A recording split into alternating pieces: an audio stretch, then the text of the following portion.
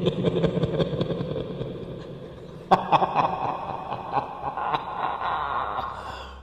have lived with ghosts ever since I can remember. The house I lived in while I was growing up is haunted by a blonde child. The only way you can see this ghost is out of the corner of your eye. You never can see him looking straight ahead. He runs up and down the hall, which ends into the kitchen. You can see the hallway and kitchen entrance from the living room, and for years, I would see him run by. But I always thought it was my little brothers, who were the same height and blonde. Until one night, my parents were gone, and my 4 brothers and I were sitting in the living room with the lights off watching TV, and I saw him run from the kitchen and down the hall. I sat there for a minute wondering what my little brothers were into. Then I realized everyone that was in the house was in the living room with me. I always knew the house was haunted, but I never thought I had ever seen the spirit until that night. Then I realized I'd been seeing it for years. I told my brothers about it, and we all decided to call the spirit Sam, because we didn't know if it was a girl or boy, and Sam seemed appropriate. It seemed to be attached to just me, because I was the only one who could see it. And my room was the region of its source somehow. My room was always the coldest room in the house, no matter what time of year. I grew up in Oklahoma, and the summers out there aren't very nice, but my room was always cold. Cold to where I would need a comforter and blankets every night. Some nights Sam, I hope that is who it was, would shake my bed and wake me up in a fright, leaving me there wondering if the bed was really still moving. Or was it just my heart pounding? I was too scared to move or open my eyes to see. Some nights he would turn my radio, waking me up, and wonder if my little brothers were being brats again, only to find them sound asleep in their room. There was one night that I was not quite asleep yet.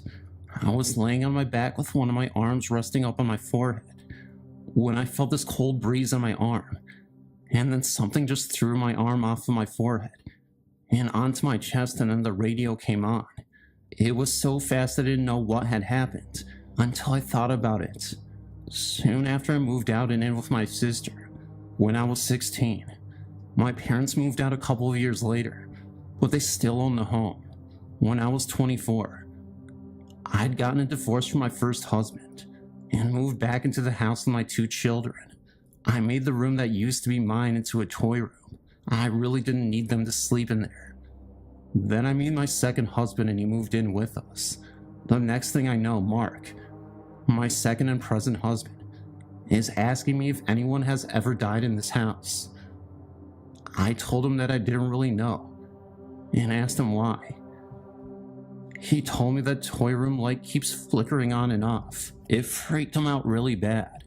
I explained to him that there was a spirit in the house, and we've always called him Sam.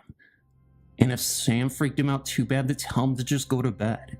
Then Mark was able to see him, only out of the corner of his eye, running up and down the hallway. It would freak him out pretty bad, and he hated when it would happen while I was at home.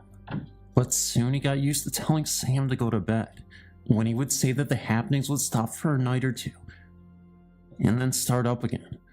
We lived there for 2 years and then moved out. It is empty right now, until my parents sell it. For some reason, every time they try to sell it, something happens, and it never sells. Well, there's the start of my little adventures. I have more because that is one of my hobbies. Ghost hunting is what my sisters and I call it.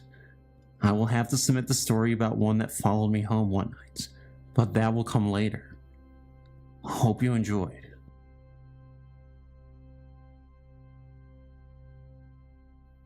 My great aunt Mary and I had 3 sons: Murphy, Peter, and Victor. Peter was the oldest, and when he was in his early 30s, he offed himself in her house. He was staying with her while going through a divorce, and he was very depressed. One day while my aunt was at work, he took all the pills in her medicine cabinet, and there was a lot. Marion had a heart condition, and drank most of the bottle of vodka. My poor aunt found out he was dead on the floor in her den when she came home that evening. Then within a few months, Murphy, who was in his late 20s, was diagnosed with some rare form of cancer. and died of it within 6 months. My grandfather died, and grandmother went to live with Mary and her sister. A few months later, my grandmother died of a stroke on Marion's living room couch. Poor Aunt Marion. You'd think all that shock and grief would have finished her off, what with her already having heart problems. All these deaths happened in the span of about a year. The next Valentine's Day rolled around, and when Marion came home from work, her housekeeper told her she couldn't get the hearts of the carpet in the den. She didn't understand what the lady was talking about, so she went into the den to have a look. There were hearts in a pattern like footsteps, leading from the doorway of the room to the place where Peter was found. In that space was a great big heart, a couple of feet wide. It was like someone had brushed the nap of the carpet in the opposite direction to draw the heart shapes into the carpet. The housekeeper told my aunt she had vacuumed over it numerous times and done everything she could think of to get rid of them, but they wouldn't go away. Marion got down on her hands and knees and tried to brush the hearts away with her hands, but they just wouldn't go. They finally called the University of Maryland, who promptly came out and investigated. They confirmed it as an actual psychokinetic phenomenon. As far as I know, the hearts are still there today. Marion thought it was a message from Peter, a Valentine to say he loved her, and that he was sorry that he hurt himself, and for doing it in her house. My mother thinks it was her grandmother, because she was so sweet, and that's just the sort of thing she would do. Send a Valentine to her sister. Other relatives thought it might be Murphy for some reason, but I think it was Peter, because the footsteps led to the big heart that was in the place where they found him. The whole thing clearly says Peter to me. Spooky, huh? Definitely. But also kind of neat, because to me, it's more proof that there's life after death. I'll never forget the summer I spent working on the Queen Mary.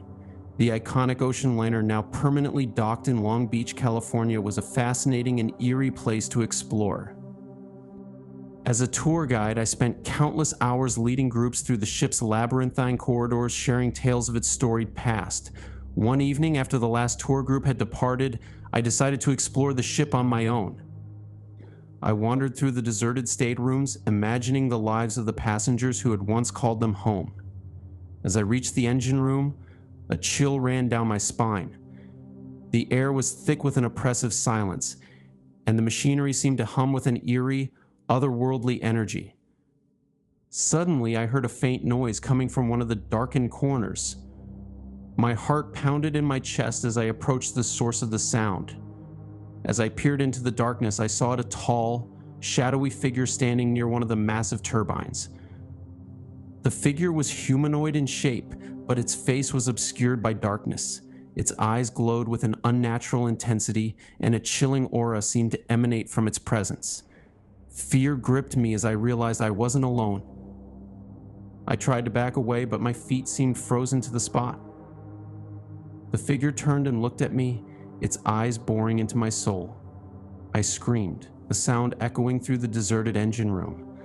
The figure seemed to vanish into the darkness, leaving me alone with my terror. I rushed back to the main deck, my heart pounding in my chest. I told my colleagues about the encounter, but they dismissed it as a trick of the light or a figment of my imagination.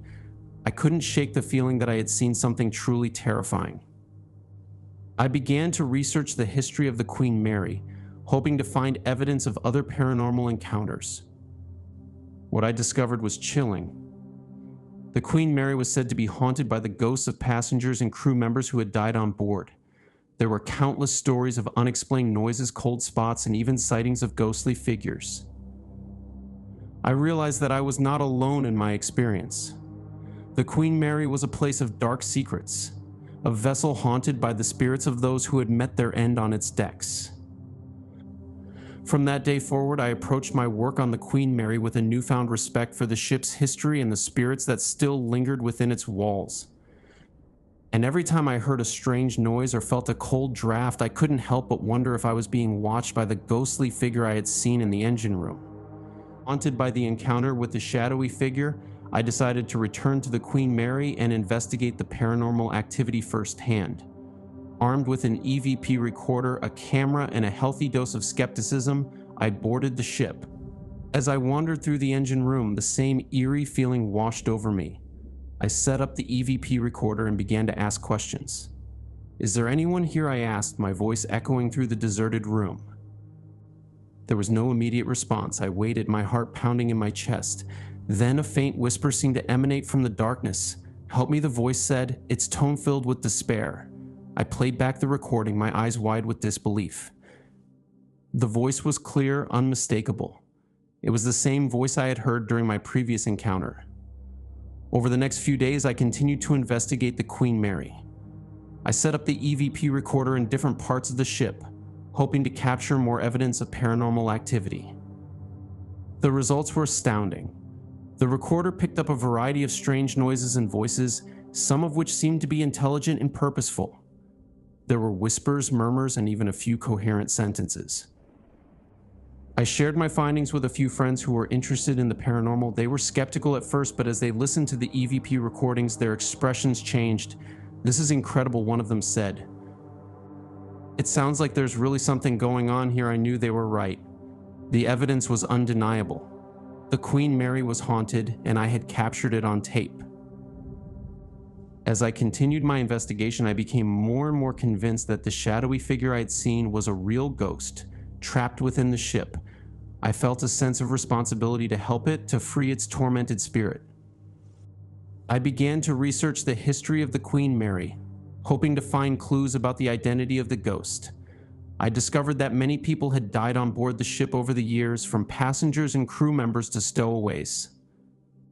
Perhaps one of these souls was still lingering on the ship, unable to find peace. With the help of a local historian, I was able to narrow down the possible identities of the ghost. I discovered that a young woman named Emily had died on board the Queen Mary during a particularly stormy voyage. Her body had never been recovered, and it was said that her spirit still haunted the ship. Armed with this information, I returned to the Queen Mary. I went to the spot where I had first seen the shadowy figure. As I stood there, I felt a sense of peace wash over me. I knew that Emily's spirit was still trapped within the ship, and that I had to do something to help her. I closed my eyes and spoke aloud. "Emily, if you're here, please let me know. I want to help you." There was a moment of silence, then a faint whisper filled the air. "Help me," the voice said, just as it had before. I knew what I had to do. I turned and walked away from the Queen Mary, my heart heavy with sorrow. As I left the ship, I looked back one last time. A single tear rolled down my cheek as I realized that I would never forget the haunting encounter with Emily's ghost.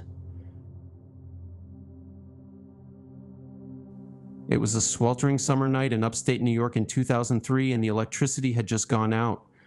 I was alone in my small apartment, the sudden darkness casting an eerie silence over the room. As I sat there, my mind raced with thoughts of what to do next. Suddenly, I heard a faint noise coming from the hallway. Curiosity piqued, I got up to investigate. As I approached the hallway, the darkness seemed to intensify, swallowing me whole. Then I saw it. Standing at the end of the hallway was a figure, its form shrouded in darkness. It was the silhouette of a man, but something about it was off. It was too tall, too thin, and its eyes glowed with an unnatural light. My heart pounded in my chest as I recognized the figure. It was my father, who had passed away years ago. But this wasn't the father I remembered. This figure was gaunt and skeletal, its eyes filled with a chilling intensity. I froze, my mind racing. Was it just a trick of the darkness, a hallucination brought on by the sudden power outage? Or was it something more sinister? As I watched the figure, it began to move towards me. Its steps were slow and deliberate, each one a chilling reminder of the darkness that surrounded me. I backed away, my heart pounding in my chest. I tried to scream, but no sound came out. The figure was almost upon me when the lights flickered back on. The figure vanished, leaving me alone in the suddenly illuminated hallway. I collapsed to the floor, my breath coming in ragged gasps. I knew what I had seen was real. It wasn't a hallucination or a trick of the light. It was the ghost of my father returned from the beyond. The experience had left a deep mark on me. I had faced my fears, confronted the darkness, and emerged changed. And I knew that I would never forget the night of the blackout when I had seen the face of my dead father, his eyes glowing with an unnatural light.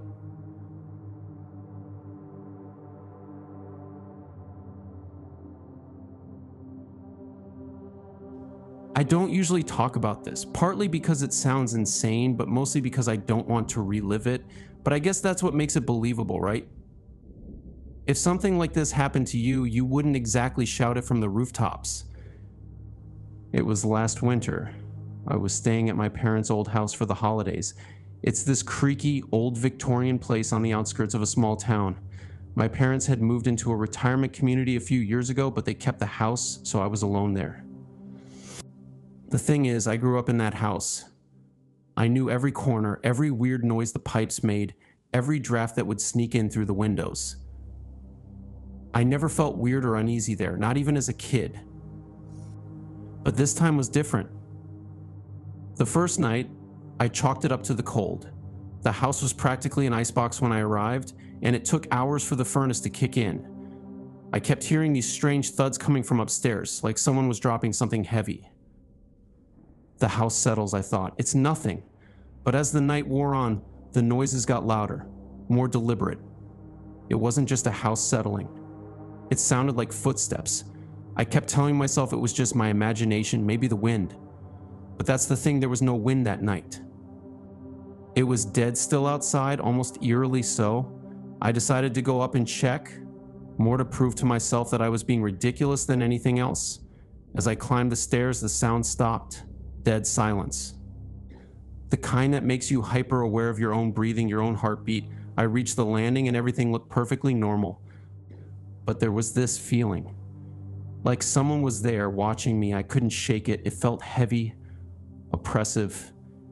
I did a quick sweep of the rooms, trying to be as thorough as I could without letting on that I was freaking out. But nothing. No signs of anyone, nothing out of place. I went back downstairs, made a cup of tea, and tried to brush it off. I didn't sleep much that night. The next morning I found it. I was in the kitchen, making coffee, when I noticed something on the table. At first, I thought it was just a shadow or a smudge, but when I got closer, my heart sank. It was a handprint. But not just any handprint, it was small, like a child's. The thing is, it wasn't in dust or dirt. It was in ash, like someone had dipped their hand in cold, dead ashes and pressed it onto the table. I didn't have a logical explanation for it.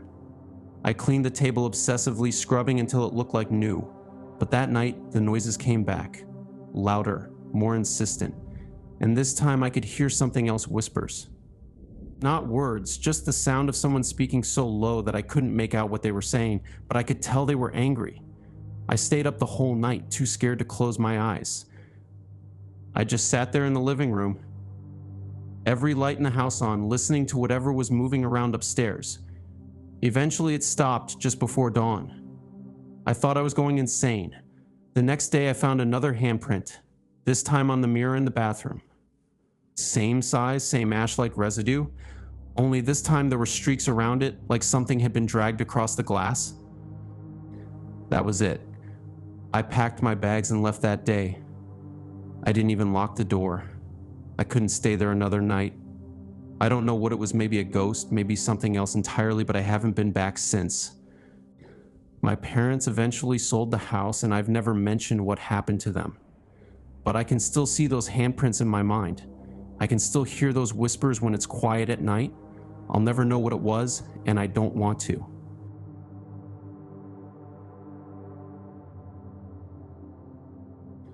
I don't usually talk about this, mainly because I don't want people to think I'm crazy, but also because even thinking about it makes my skin crawl. But there are some things you can't just forget, no matter how hard you try. It was about 3 years ago during the dead of winter. My friend Mark had just moved into an old house on the edge of town, the kind of place that had a history. You know, the type: high ceilings, creaky floors, and a basement that you just knew had seen some things. Mark was always into that kind of stuff though. He loved the idea of living somewhere with a past, so he snapped it up for a good price. I remember the first time I visited him there. The house was cold, much colder than it should have been, and there was this smell. Not like rot or mildew, just this faint, almost metallic scent that seemed to hang in the air. Mark didn't seem to notice, so I figured it was just me being weird. The first sign that something was off happened not long after he moved in. He started having these strange nightmares, violent, disturbing dreams that left him drenched in sweat. He'd wake up screaming in the middle of the night, convinced that something was in the room with him. He brushed it off as stress from the move at first, but the dreams kept getting worse, and then things started happening when he was awake. Mark was always a pretty laid-back guy, but he started getting angry. Like really angry over the smallest things. He'd snap at me and our other friends for no reason, and his temper would flare out of nowhere. I remember one time we were just hanging out in his living room, and he suddenly threw his glass against the wall, shattering it. When I asked him what was wrong, he just stared at me, like he didn't even recognize me for a second. Then he snapped out of it, apologized, and tried to laugh it off, but it wasn't the kind of laugh you want to hear. It was cold, almost mocking. We all started noticing the changes in him. His voice would sometimes take on this low, guttural tone that didn't sound like him at all. He began to withdraw from everyone, spending hours in the basement, which he'd kept locked up tight. Whenever I asked him about it, he'd get defensive, saying he just needed space. One night, he called me in a panic. His voice was shaky, almost like he was out of breath. He said something was wrong, really wrong, and begged me to come over. When I got there, I found him sitting on the floor in his living room, surrounded by dozens of candles. He was pale and his eyes were almost black. He kept saying something about the thing in the basement, how it wouldn't leave him alone, how it was trying to take over. He told me he'd been hearing voices, not in his head, but out loud. They would whisper to him, telling him to do things, terrible things. He tried to fight it, but he said it was getting harder, like something was inside him, pushing him to the edge. He told me he felt it trying to take control, and he was terrified of what would happen if it did. That was when I heard it, this low, almost growling noise coming from the basement. Mark's face went completely white, and he whispered, "It's here." I didn't know what to do, but I wasn't about to go down there. Instead, I tried to get Mark to leave the house with me, but he wouldn't budge. He said it wouldn't let him leave. And then, right in front of me, his entire demeanor changed. His face twisted into this horrible sneer, and he started laughing, but it wasn't his laugh. It was deeper, crueler. He stood up, and when he spoke, it wasn't his voice that came out. It was something else, something wrong. He said things that no friend would ever say, things he couldn't possibly know about me, personal stuff that cut deep. I backed away, but he just kept coming, eyes locked on mine, that horrible laugh echoing in my ears. I don't know how I managed to get out of there, but I did. I ran out the door and didn't stop until I was back in my car. I tried calling Mark after that, but he never picked up. A couple of days later, I found out he was in the hospital. They said he'd had some kind of breakdown, but when I went to see him, he was different. He wouldn't talk to me, wouldn't even look at me. It was like the Mark I knew was gone, replaced by someone else. I was on a solo trip through Europe, and I'd ended up in this charming little town in the heart of France. The hotel was an old stone building with a creaky elevator that looked like it belonged in a museum. I'd heard the stories, of course, the old world charm, the creaky floors, the possibility of the supernatural. But I'm not the type to believe in ghosts. I'm more of a practical person. It was late, and I was tired after a long day of exploring. I got on the elevator to head up to my room, and as the doors closed, I noticed a woman standing in the corner. She was dressed in old-fashioned clothes with a white apron and a stern look on her face. At first, I thought she was a guest, maybe someone who was really into historical reenactments or something. As the elevator started to move, I tried to make small talk. "Lovely evening, isn't it?" I said, hoping to break the ice. She didn't respond, just stood there, staring straight ahead. I started to feel a little uneasy. Maybe she was one of those people who didn't like to talk to strangers. The elevator stopped at my floor, and I stepped out, turning to say goodbye. But when I looked back, she was gone. I thought maybe she'd stepped out just before the doors closed, but then it hit me. There was no other floor between the ground floor and mine. I went back to my room, feeling a chill run down my spine. I tried to explain it away. Maybe I was tired, maybe I'd seen a reflection or something. But the image of that woman, standing there in the elevator, wouldn't leave my mind. The next morning, I decided to ask the front desk about the woman. Maybe she was a new employee or something? The receptionist looked at me like I was crazy. "There's no one working the elevator," she said. "Actually, there's a story about an old woman who used to work here back in the 1800s. They say she still haunts the building." My blood ran cold. It was the same woman I'd seen in the elevator. I spent the rest of my stay in that hotel terrified. Every time I got on the elevator, I expected to see her again. And every night, I had the same dream, the elevator doors closing, and there she was, standing in the corner, watching me. I know it sounds crazy, but I swear it's true. I swear to you, this is no joke. This is a true story that happened to me and my friends. We're still talking about it to this day. One night, a few weeks after the incident, I was alone in my bedroom trying to sleep. I heard a faint scratching sound coming from the attic. My heart raced as I remembered what had happened at Willow Creek Manor. I decided to investigate, armed with a baseball bat. As I crept up the stairs, the scratching grew louder and more insistent. I reached the attic door and hesitated, my hand trembling on the knob. With a deep breath, I pushed the door open. The attic was dark and dusty, the only light filtering through a small window high above. I peered into the gloom, my eyes straining to adjust to the darkness. And there it was, standing in the far corner of the attic, bathed in a sickly, ethereal glow. It was the cloaked figure, its form more distinct than ever before. Its eyes, two glowing orbs of pure darkness, seemed to pierce through the gloom. A chill ran down my spine as I realized the full extent of my predicament.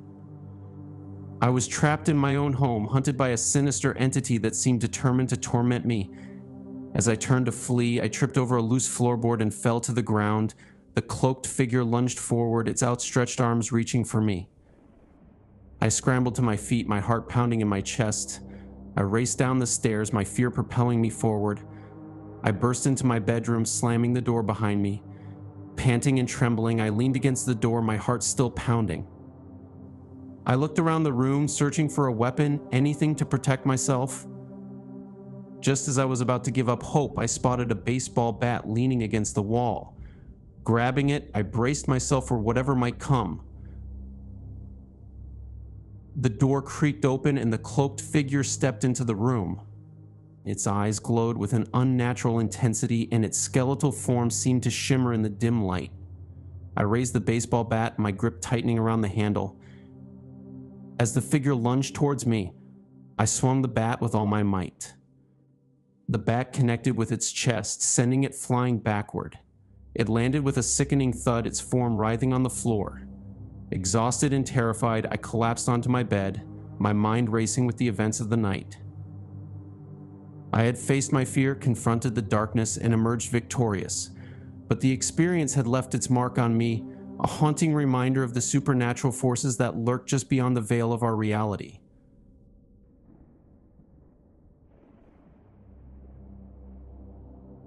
It was a crisp autumn day in Northern Ireland, and my friends and I decided to take a hike through the ancient forests that dotted the countryside. As we ventured deeper into the woods, the sunlight began to fade, casting long, eerie shadows across the forest floor. Suddenly, a chill ran down my spine, and I felt a sense of unease wash over me. I looked up, and there it was, a tall, shadowy figure standing at the edge of the forest. My heart pounded in my chest as I tried to make out its features. It was humanoid in shape, but its face was obscured by darkness. Its eyes glowed with an unnatural intensity, and a chilling aura seemed to emanate from its presence. Before we could react, the figure vanished into the trees, leaving us standing there frozen in fear. Our eyes widened in shock as we realized we had just seen the ghost of the late Robin Williams, the famous comedian and actor who had tragically passed away just a few weeks earlier. As we continued our hike, the feeling of unease lingered. We tried to convince ourselves it was just a trick of the light or a figment of our imagination. but the encounter was too vivid, too real to dismiss. The following day, I checked the news and confirmed that Robin Williams had indeed passed away. The eerie encounter in the forest had left me shaken to the core, and I knew I would never forget it. My friends and I are avid campers, so we decided to take it upon ourselves to venture on a hike through Mountain Rainier, located near Seattle, Washington. The trail was steep and challenging, but the promise of breathtaking views at the summit kept us going. As we ascended higher, the trees grew denser and the sunlight began to fade, casting long, eerie shadows across the forest floor. We had been hiking for hours when we realized we were lost. Our map was no longer helpful, and the trail markers had become scarce. Panic began to set in as the sun dipped below the horizon, plunging the forest into darkness. We tried to retrace our steps, but the dense foliage and the fading light made it impossible to navigate. Fear gnawed at us as the temperature dropped and the wind howled through the trees. Just as we were about to give up hope, a faint voice echoed through the woods. It was a man's voice, deep and resonant, calling out our names. We followed the sound, our hearts pounding in our chests. As we emerged from the dense undergrowth, we saw a figure standing at the edge of a cliff. It was a man, his face obscured by the darkness. A chill ran down my spine as I recognized the voice. It was the same voice that had called out to us from the woods. "Follow me," the voice telepathically said, its tone commanding yet reassuring. At least that's how I felt it was communicating. We hesitated, our fear warring with our desire to escape the forest, but something about the voice compelled us to follow. As we walked, the man's voice guided us through the woods, leading us towards the light. We followed his instructions blindly, trusting that he knew the way. After what felt like an eternity, we emerged from the forest onto a familiar trail. Relief washed over us as we realized we were safe. We thanked the man, but he was gone, vanished into the darkness. As we hiked back to our campsite, we couldn't shake the feeling that we had encountered something extraordinary. The voice that had guided us through the woods, the eerie figure that had appeared out of the darkness, it was all too much to dismiss as coincidence. We knew that we had experienced something truly supernatural, something that would forever be etched in our memories. And as we sat by the campfire that night sharing stories of our encounter, we couldn't help but feel a sense of awe and wonder at the mysteries of the world. It was Halloween night, and my friends and I decided to explore an abandoned cemetery on the outskirts of town. We were young and foolish, seeking thrills and excitement. Little did we know our curiosity would lead us into a terrifying encounter with the supernatural. We set up the Ouija board on a weathered gravestone, our hearts pounding with anticipation. As we placed our fingers on the planchette, a chill ran down my spine. The atmosphere was thick with an eerie silence, broken only by the distant hoot of an owl. We began to ask questions, our voices barely audible above the rustling leaves. At first, nothing happened. Then, slowly, the planchette began to move, spelling out words in a shaky, uneven handwriting. "Who are you?" we asked. The planchette spelled out a name, Thomas. "Thomas, are you a ghost?" we inquired. The planchette hesitated, then spelled out, "Yes." We were thrilled. We had contacted a real ghost. We continued to ask questions, our excitement growing with each response. But then something strange happened. The planchette began to move erratically, spelling out words that were dark and disturbing. It spoke of hatred, revenge, and death. One of my friends, Alex, was particularly affected by the board. He became withdrawn and sullen, his eyes filled with a dark, unsettling intensity. He started acting strangely, lashing out at his friends and family. Concerned for his well-being, we decided to seek help.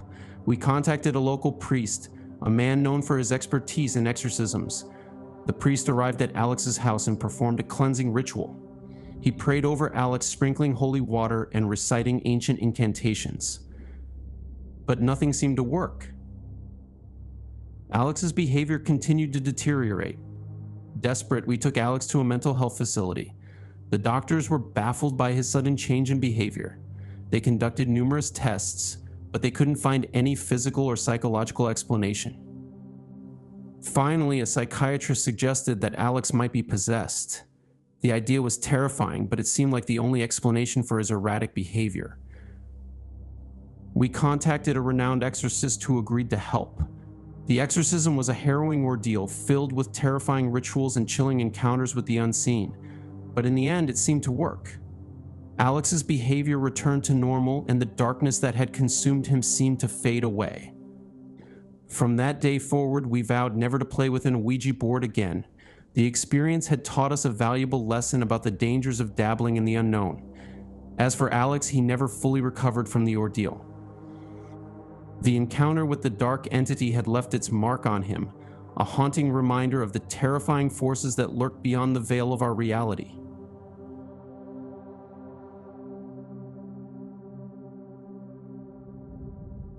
It was a stormy night in Normandy, France.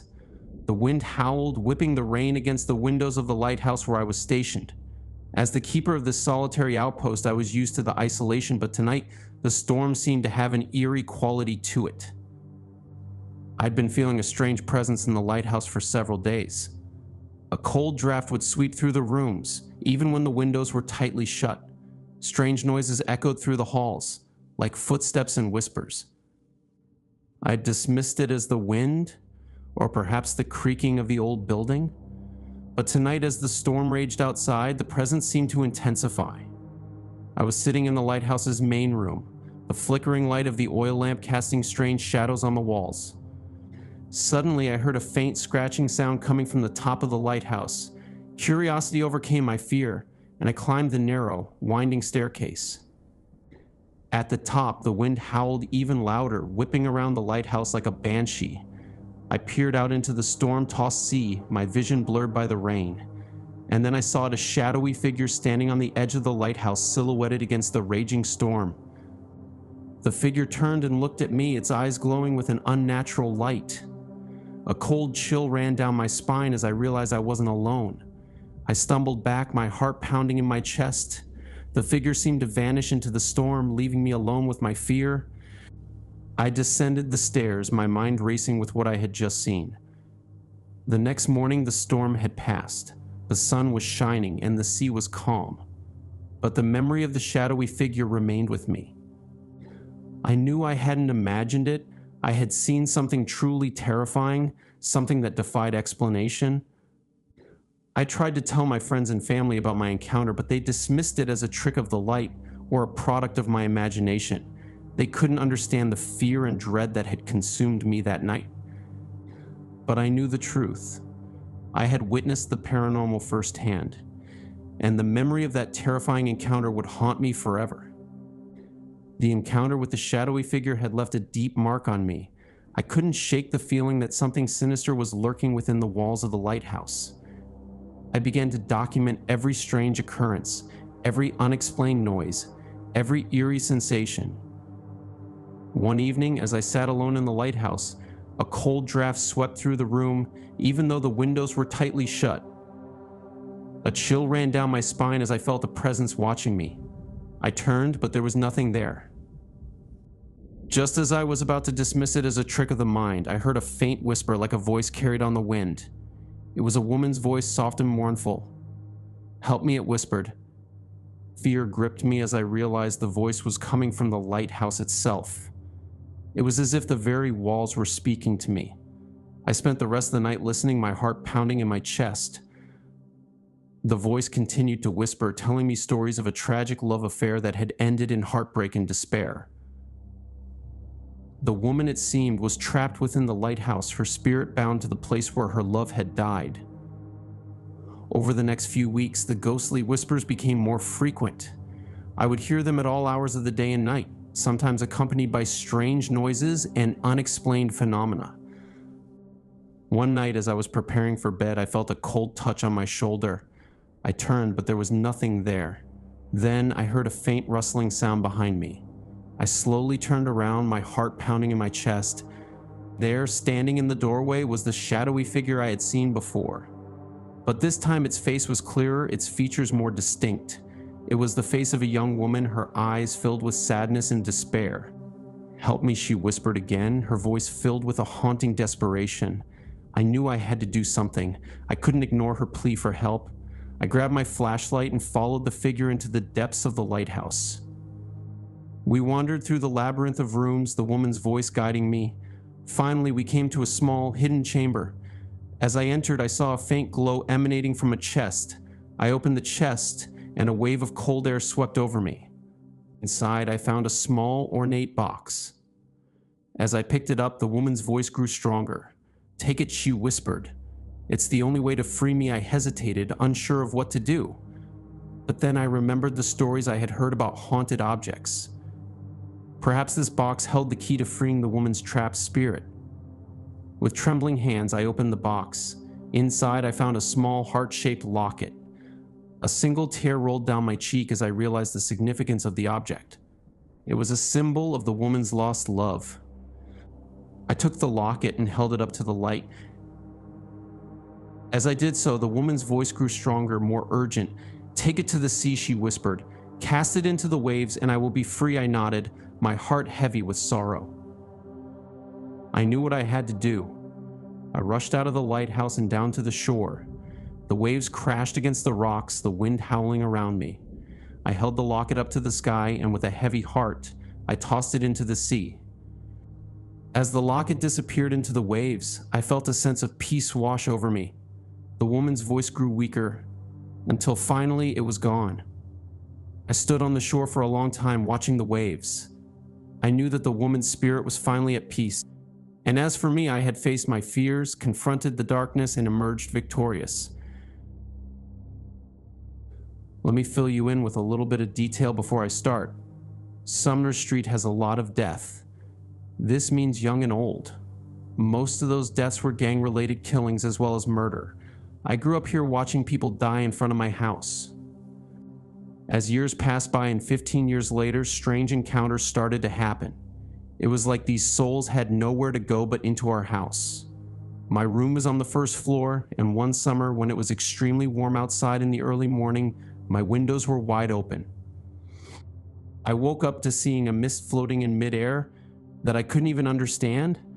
I stared at it for 5 minutes and noticed it started receding, so I tried to touch it, and a face appeared before it ultimately vanished out through the window.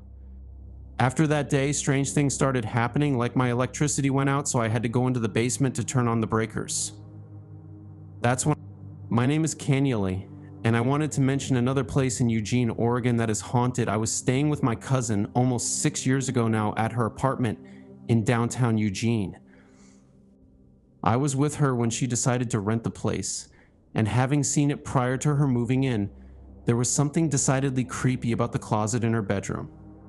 I helped her move in and met the neighbors downstairs who said they had also noticed something weird about the stairs that led to the second floor. The stairs were interior and led to my cousin's apartment. They also backed my cousin's closet. This was a converted single-family home prior to the owners deciding to rent. My cousin moved in without incident, but also has a thing about being in denial with otherworldly presences. I returned to my home a day after she moved in, but went back to see her again the next weekend. She worked the 9 to 5 shift at a health food store, so I was left by myself for the day, and being that I'm more of a night person, I never heard her leave. I was sharing her bedroom, and the closet was on her side of the bed.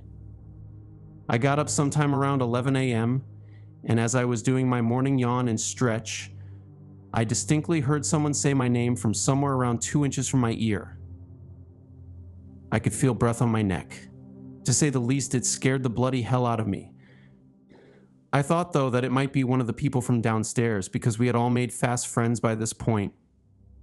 I went down and said good morning to everyone and then asked who had played the prank on me. They adamantly denied doing anything, and when this happened to me, 4 of the 5 people living down there were at work at the time. The 5th person, who was home at the time, was a woman, and the voice I heard was definitely male. I don't know what haunts this home, but I don't think it was an unfriendly spirit. I think it wasn't too happy about not being properly introduced, really, and I never heard it again. I've visited your site off and on for a couple of years, but I had not read any of the stories until today. I work at a housing complex in southeastern Louisiana. It's hood-operated low-income housing, and the site is about 35 years old. Some residents tell me it was built on part of a pasture and part of a cemetery, and in fact, there's a large unused area of grass and scrub trees called the horse pasture. I've been unable to verify the cemetery part, which they may be telling me because they know I like creepy stuff. Anyway, I started suspecting the main office here is haunted about a year ago. Over the years, it has hosted schools, dances, provided space for administration and maintenance, and this is where the residents can come to pay their rent or to report any problems. We also host things like Bible study and various arts and crafts groups. Because we have residents who come by sometimes to conduct lengthy business, we have children's books and a few toys in the lobby. Much of what goes on I have put down to the electrical system being older than me and just wonky. We started joking that the building was haunted, but it seems to be more truth than joke. Doors will open and close by themselves. There is a coffee maker that needs to be unplugged at night because it turns itself off and on. Also, occasionally we'll hear things like children laughing or people speaking in whispers. I am thinking about conducting a formal investigation of the haunting after what happened Friday. My office has a window that looks out into the lobby and out the front window. There's a small table where we always put the toys when they get scattered around. One of them is this thing. I don't know how to describe it, but it's a big plastic caterpillar covered with large buttons and knobs that light up and make different sounds when you push or turn them. Since it's right next to my window, I'm used to hearing it when the kids are playing with it. I hadn't heard anyone come in the front door, but I heard the caterpillar go off. It was quiet for a few minutes, then played some more sounds. I went to my window to see who was out there, but there was no one I could see. I blew it off until I was looking right at the toy, and it began to make noise by itself. Thinking it was just faulty, I looked for a switch and I thought I'd turned it off, until it started making noise again. It did this at random times for over an hour, including right before we locked up for the night, when a coworker and I were both watching.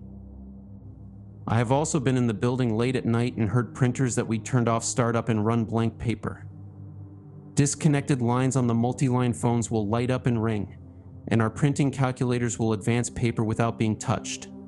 Some of this may be faulty wiring or other non-ghost occurrences, but we've come to the conclusion that the place is haunted. If you want, I will keep you posted about what I find.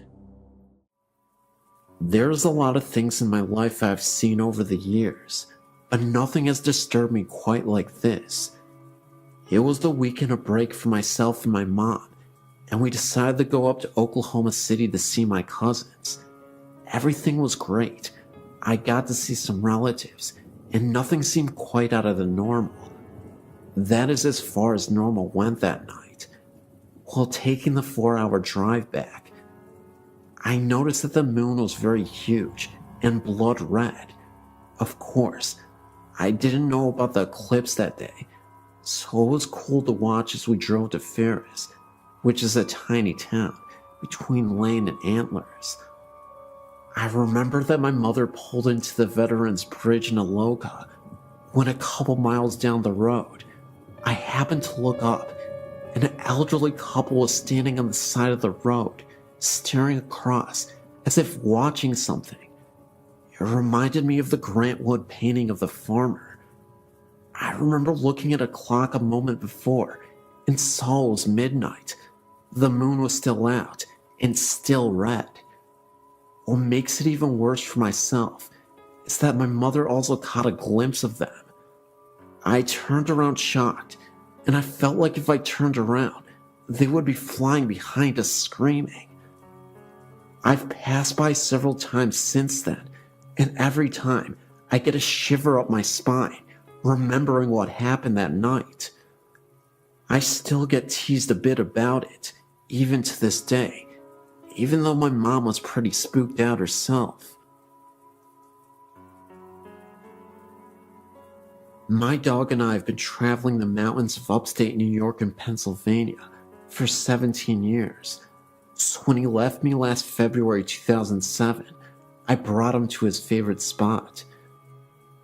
There was still snow on the ground, and tracking through the woods at this time was very difficult. I tried to break ground with the pick that I carried, but the ground would not permit me. I found a nice spot and laid him under some brush beneath some trees. I told Dylan I would be back. 3 weeks passed before I was able to get back to him. When I was driving up the dirt road, all I could think about was how I was going to find him. Being where I'd laid him down, I thought I'd find him in pieces. Was getting sick to my stomach. He was my boy, and this had to be done. When I reached him, it was just like I had laid him down. Thought this was weird. He wasn't even stiff. It was like he was waiting for me to come back. It was nice being with him, even though he had passed. The rest of the afternoon off and on, I dug his grave, going very deep so the wild animals couldn't dig him up. I took off my coat and wrapped it around him and laid him in the grave. Dusk was setting in, and all of a sudden, I heard children moving all around me, laughing and giggling. I knew this wasn't natural for children to be where we were, for the closest house was at least 10 miles away. I still dismissed this in my mind, as the circle we were using around me kept getting smaller. I would stop every now and then and listen, but I would hear no breaking branches, which should have been happening. Thank God I already had a cross I made, for night was now upon me. When I was tracking up the mountain towards my car, these spirits were in a horseshoe behind me. Every now and then, I would turn around to keep them behind me. This still didn't stop the giggling. Never heard this type of laughter before. When I made the clearing where my car was, the noise finally stopped. I popped the trunk open to put the pick and the shovel in. Then I leaned over the hood of my car. There stood 5 solid white entities at the edge of the woods. They were not children. For the past 11 months, I've been visiting his graves to make sure his resting place is kept up and comfortable. Once, I saw a dark figure that drifted across the opening. Another time, this figure was floating 7 yards from me. I even heard bullfrogs croaking. I'm an educated man. I'm not crazy. Can't talk to anyone about this without people thinking I'm weird or mentally disturbed. Either way, this was a tale that I thought you'd enjoy. It's 100% real. I swear my life on it. I know I may only have my word, but it's the best I can do. I've worked at St. Francis Hospital in Peoria, Illinois for over 20 years. I've seen some of the nun ghosts on the 7th floor, where the laboratory was when I worked there. The morgue was also on that floor. I was working 3rd shift one night. At times, we took the back elevator, the service elevator, to the floors to draw labs when needed. As I was walking down the hall to the elevator, I saw a nun getting onto the elevator. I yelled out to her, "Please hold the elevator, sister." The door started closing. Thinking she did not hear me, I hit the down button as it closed. The door opened, but there was no one on the elevator. There was nowhere else she could have gone, for it was a dead-end hallway. To take the stairs, she would have had to walk past me. This was a strange night, and it took place many years ago. Another moment, it was fairly late, and I was again on my way to the elevator. This time, I made it inside alone, and as the elevator was closing, I saw a man in a white lab coat standing all the way at the end of the hallway. At the time, the hallway was pretty dark, but there was just enough light that you could see down it. I knew for a fact that there was absolutely no one else on the floor at the time. The image of the man in the lab coat, and also the nun, will always be engraved in my mind. This hospital has always had a reputation for having had ghostly visitations from previous employees who used to work there. Some of my coworkers have experienced this as well. When I was describing what I had seen to a current coworker, she was a bit startled from the revelation. That's because one night, she had taken the elevator to the morgue, and when she got down to it, she could have sworn that she saw a figure or dark shadow in a praying position, kneeled over. She said the figure was an outline of a person. No distinct features, almost cloud-like, but could definitely tell it was made to be some sort of person. My theory is that the nun appeared once again to help with the newly deceased transition to the other side. I'd also like to think that the man in the lab coat was a former employee of this hospital. Either way, there's quite a bit of haunted history here, and I'm not sure how to deal with it at times. Since I'm fairly used to creepy happenings, it no longer frightens me like it used to, but there's always a bit of excitement in telling these tales to those who haven't heard them before. I believe there is a portal to the other side that humans have access to, and eventually we'll transport ourselves to this world. As for now, we're just getting a glimpse of the afterlife.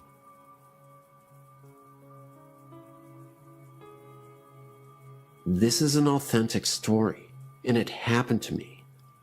I've already posted this on allaboutghosts.com, but I've not heard anything about this place other than my story.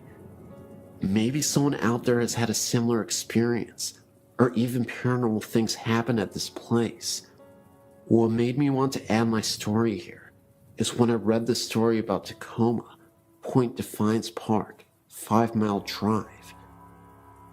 This story grabbed me and was almost disturbing to me because it is so closely related to mine about a little girl. However, this was no ordinary looking girl. She was looking real, of course, except she had no eyes and was smiling, and then all of a sudden she disappeared. I was searching here to see if there was anything from my spot at Eagle Falls.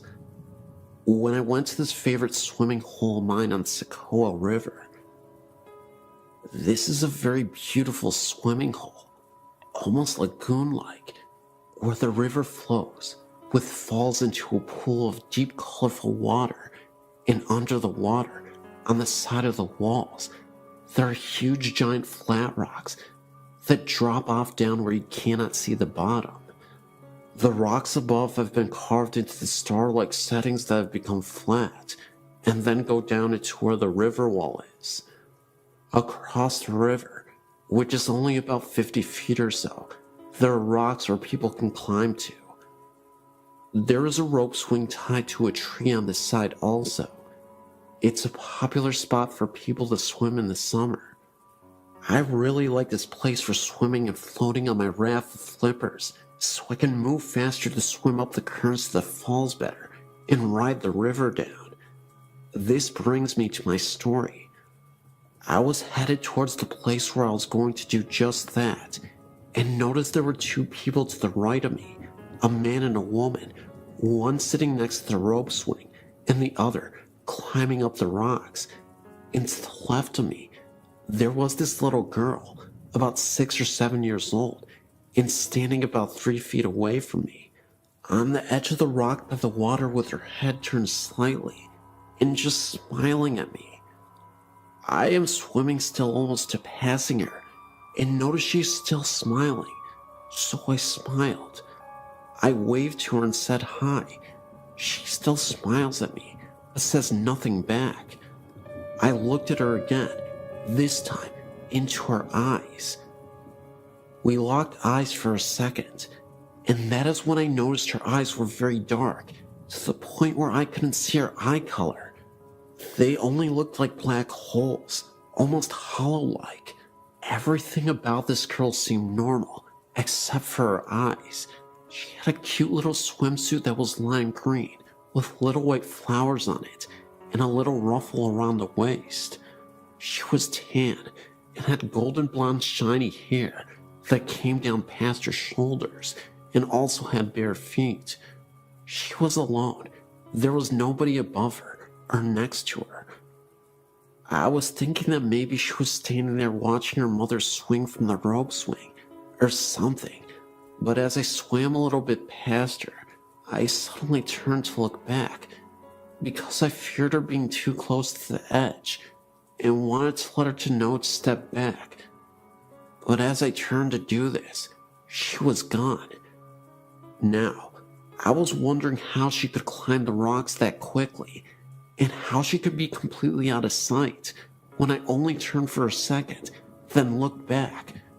Surely I would have noticed her walking away, at least if she did climb the rocks, or even if she had fallen in, I would have heard the sound of water splashing. I was only a few feet away from where she was standing, and I quickly went to the area where I saw her, and nothing.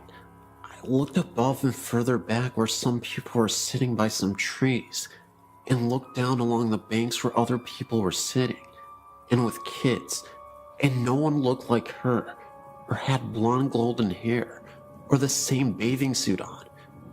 At this point of feeling very confused, I felt a cold chill come over me, and my hairs and my arms were standing up. I felt a sadness and chilling feeling, and had a vision of the same girl falling into the water and drowning.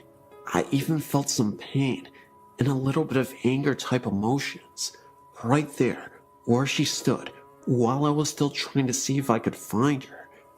I thought, where are her parents? Why is she all alone? So I swam back up to my spot by the river and told a friend I was with what happened, and I pointed to the rock she was on. He said it sounded and even looked like I saw a ghost from the way I was acting. I asked him if he would go back with me to look for her, and he said no way, that is way too creepy. I don't want to go over there with you. I'm thinking about how this situation is so crazy, and the fact that it's daylight even. I'm going back to see if I can see her, I said. Determined to find her, I swam back to the spot where it happened and looked all over the area where people were sitting, and still, no little girl in a green bathing suit. I started looking in the water to see if I could see anything from down there. Nothing. And the girl across the river that I thought was her mother was not. She was with the guy on the rock still. Then again, I get the chill, and I'm feeling sad, and start becoming afraid of the spot, and even swam away from it again, thinking this doesn't make any sense, then wondering if I'm the only one who saw her. Did the people across the river even see her? This is a wide visible area where you can see everyone around you. Am I losing it? Then I remember those eyes she had were actually hollow. The smile she made, and just kept smiling at me. How she didn't even move from the time I swam towards her, stopped, made eye contact, and said hi, then kept swimming, only a few feet further, then turned around to say she was close to the edge, or, where is your mother? Somebody should be with you. I truly believe what I saw was an entity of some sort, and perhaps this little girl might have fell into the river and drowned, right where she was standing.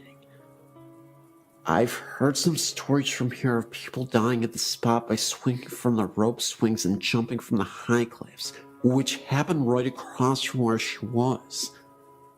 I also believe I wouldn't be so disturbed by this if it all seemed normal, but it didn't, and for some reason, she didn't seem to fit in. I wrote to ease my mind, and maybe to just get it out somehow. If anything at all, I will probably never know why she picked me to see her, but I will never forget what she looked like, or how she stared at me and smiled for so long. Maybe she was looking out for some people swimming in the river. Who knows? Well, this is the end of my story.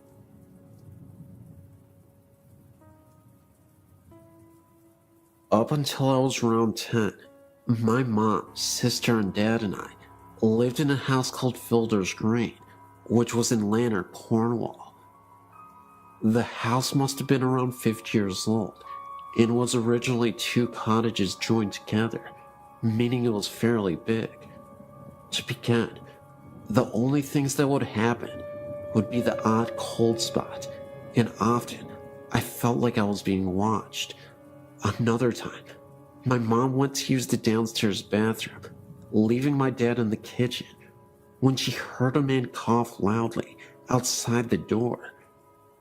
Thinking it was my dad using the study, she shouted something, only to hear no reply. She left the bathroom. There was no one outside or even in the study. When she went back to the kitchen, my dad was at the same place. She asked him if he had followed her to the bathroom, which incidentally wasn't near the kitchen, and he said he hadn't moved. There was no one else at the house at the time, apart from me and my sister, and we were in bed. Another thing that happened was when my mom, my dad, and my dad's friend were sat in the kitchen late one night, when they suddenly heard an almighty crash from my bedroom upstairs. My mom said it sounded like a full-grown adult being thrown to the floor. Thinking maybe my wardrobe had toppled over or I'd fallen out of bed, they ran upstairs and found me fast asleep with nothing out of place. Later on, they even got someone to check the chimney in my room to see if a stone had fallen down it, but they found nothing. To this day, we don't know what the crash was, or indeed who made it. The most unexplained incident, however, was the sound of a singing lady. My mom and dad were asleep in bed, and they were woken by a tuneless humming outside their bedroom door. There was no way it would have been me or my sister, as we were only young, and it was quite clearly the sound of a woman. The sound came along the corridor from my room and gradually disappeared downstairs. Another time, my mom, sister, and I were inside my mom and dad's bedroom, helping my mom fold up some laundry. My dad was outside mowing the lawn, and we could see him from the room. After we had finished, we went to open the bedroom door, which was shut. We couldn't get out. The door had no lock on it and wasn't jammed. There was no draft in the room, as it was an airless summer's day. It felt like someone was standing outside, holding onto the handle to prevent us from leaving. My mom, who was obviously stronger than me and my sister, tried the door too, but there was no lock. In the end, we had to shout outside to my dad to come and let us out. He opened the door easily, and there was no sign of it ever being stuck. We left that house when my parents separated, and I found out from someone that knew the current inhabitants that they too were experiencing strange things, such as their child's toys being turned and turned off during that night.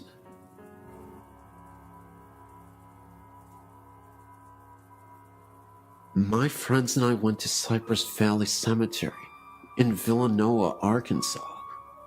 We come to your site and have tried out some of the places and have gotten good responses. We parked our car out front and went into the gates around 3 in the morning. There were 4 of us. There were 2 guys, and then my best friends and I, who are girls. The guys went in first, and we followed them soon after. Immediately entering, we all had a very strange feeling come over us. My best friend and I decided to go back to the car and let the guys walk around and explore some more. We were alone in the car for nearly 20 minutes with the windows rolled down because we were smoking when we started hearing screams from the distance. They sounded like they were coming from a woman. We saw no one else there. Then a few minutes later, my best friend saw the outline of two men walking on one end of the cemetery. She assumed it was our guys, so she called their cells, which when they answered, the lights from the phone showed us that they were on the complete opposite end. There is no way that they could have made it over there that quick. When we finally decided to leave, they got in the car and we sat for a minute. We had the windows rolled down, but it was about 68 degrees outside, so it wasn't cold at all. We all felt as if the air conditioning was blasting on us, but there was no source of air. It was very strange.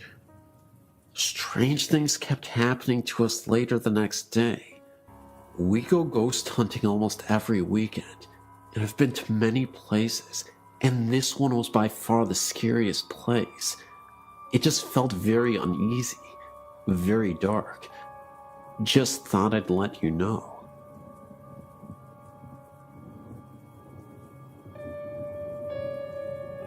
Here's one of my stories of paranormal activity. From being very young, my brother and I had always experienced things we knew were not normal. But of course, our grandparents, whom we had lived with since we can remember, brushed it off as childish imagination.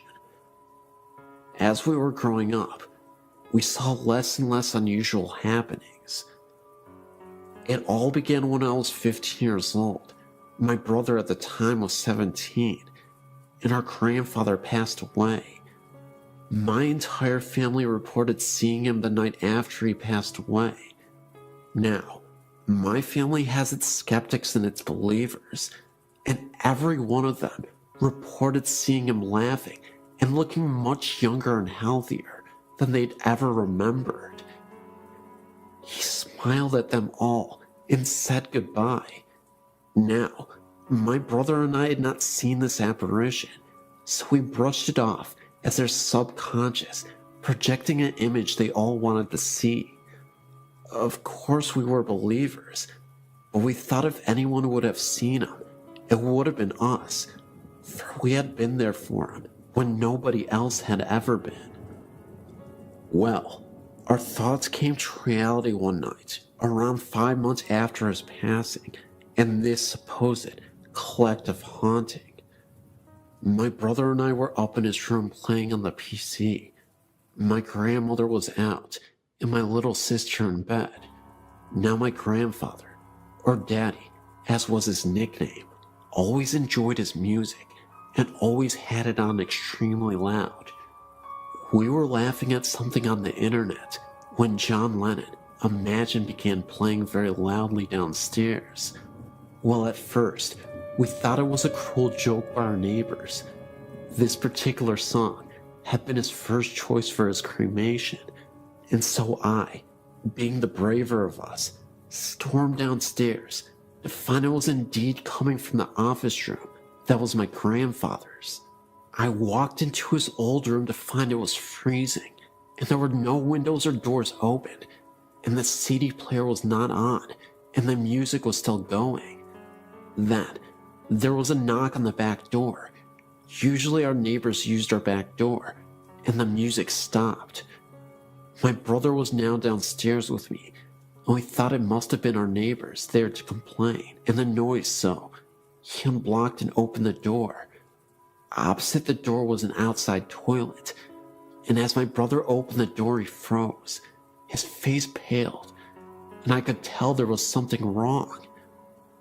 I looked outside to see nothing, but incredibly shaken by the music, I slammed and locked the door, turned every light on in the house, bar my sister's, as she was seemingly sound asleep, and sat downstairs, waiting for my grandmother. To this day, my brother will not tell me what he saw outside, but I doubt it was the friendly spirit of my grandfather coming to say goodbye.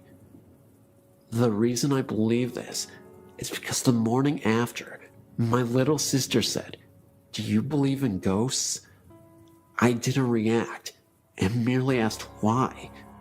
She then replied that the night before Daddy had been in her room when she was crying about his passing. telling her to shush, that everything was okay and he was happy. Also, my neighbors, who were really quick to complain, never mentioned any loud music coming from our house.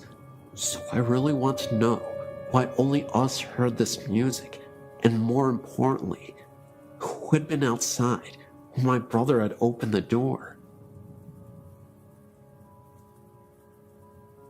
There is a two-story house right in the center of town that I lived in 1958 or 1959. It is known as the Old Van Delzum House. Both my cousin and I experienced odd things in that house. There were many times that we would hear footsteps, such as a man wearing boots walking from the upstairs front bedroom towards the back bedroom to the left of the stairs. My cousin also said that she saw an old apparition in the backyard. I went to see the psychic Carol Pete this week and showed her a picture of the house. She said she felt it was a soldier from the Civil War era. Also, she said that many horrible things happened on the property. No one ever died in the house, so it is connected with the land it sits on. We stayed there only about 2 or 3 months and moved to another location in the same town. I also found out that I am a psychic medium, have had many unexplained things happen through the years. This soldier is not threatening. He does not know he is dead. Wish the house was mine so I could try to help him. All this has been burned in my memory for nearly 50 years. Hi, my name is David. I'm a French student, and I wanted to share some eerie things that happened to me and to some of my friends with you readers. My grandfather died last year. He was a total atheist and believed that supernatural was just some bullcrap, and that people who got interested in it were pitiful fools. What's more, he was a convinced internationalist communist and often led some speeches against God and the church. I was the contrary of my grandfather, a conservative Christian loving God and fatherland, so the situation often led to arguments between my grandfather and me, as we were obviously on a different wavelength, but it didn't matter. He was my grandfather, I was his grandson. He loved me, and I loved him as well, and we would often laugh together. Well, as a Christian believer, I believe and still believe in hell, and I feared that my grandfather would go there after his death because of his resolute anti-God feelings. So I said a lot of rosaries so that God would put him on the right way. One day, as I went back from the university, I got a phone call from my mother. She told me that my grandfather had been sent to the hospital in order to cure a little pain on a knee. But when the doctors started to inspect his general state of health, they found out that my grandfather had a generalized cancer, and that is why he felt so tired. I got so upset hearing that I rushed to the church and put a candle to the Holy Virgin so that she would get the forgiveness to my godless, communist grandfather. I went to visit my grandfather in the hospital, where he was sadly ending his life, and I could notice no changes in his mind and moral, and his Calvary in the hospital bed lasted for months. Here's the moment when my story becomes interesting. In my prayers, I would always ask the Holy Virgin to save him and let me know by a sign that she had taken him to the right place, near the God and far from hell. It was an ordinary night. I was reading in my bed with my bedlight and listening to the outside noises as usual, and I closed my eyes to sleep afterwards. Oh God, I can never forget what I lived this night. It was about 5 a.m. because it happened just a moment before I woke up. I had a very powerful dream, and it looked so real that it is still sculpted in my memory. I dreamt about a giant curtain of red velvet with a portrait of my grandfather hanging on it. I looked at this picture and my eyes looked leftwards and saw that the curtains were open like on a theater. Behind these velvet curtains, I could see the sky filled with orange clouds, lit like on a wonderful sunset, or dawn, I don't know. And suddenly, I saw a boy kneeling in the darkness in front of the scene, and I recognized myself. I can't figure out why, but I know that the boy in this dream kneeling was me in person. A short moment after, a young woman went out from behind the curtain, from the lit side. She had a blue dress and a blue veil. Both were blue, one dark, the other clear. She looked like Raphael's Holy Virgin in the painting. I remember her peaceful face that made me feel peaceful and tranquil. The lady sat in front of the kneeling boy, me, and started talking to him. I would see the lady's lips moving, but no sounds coming from her mouth. But I distinctly remember her beautiful eyebrows. After talking, she showed me something behind her. It was a ladder, a beautiful multicolored ladder that went in the orange clouds. The ladder went through a hole in the clouds, and this hole had incredibly powerful light coming right from it, and it throwed rays of light. It was noisy like a storm, though not frightening at all, not at the contrary. My dream stopped with this vision of delight. I'd forgotten the dream on the following morning and went downstairs for the coffee. My mother was standing in the kitchen, and her eyes were painful. As I held my cup, she told me that my sister called from the hospital and that my grandfather passed away. I was waiting for this event with pain, but I got psychologically ready. Anyway, tears began to go out from my eyes, and I began to cry and go in the garden to think. And as I was walking through the trees in my garden, I suddenly remembered that strange dream of the night, and I was thinking that it was the sign I was waiting for, and that I beseeched the Blessed Virgin to send me. I was so grateful. I went to the church and told the Holy Virgin thank you, but I wasn't expecting such an intervention, but another prayer of mine had been made.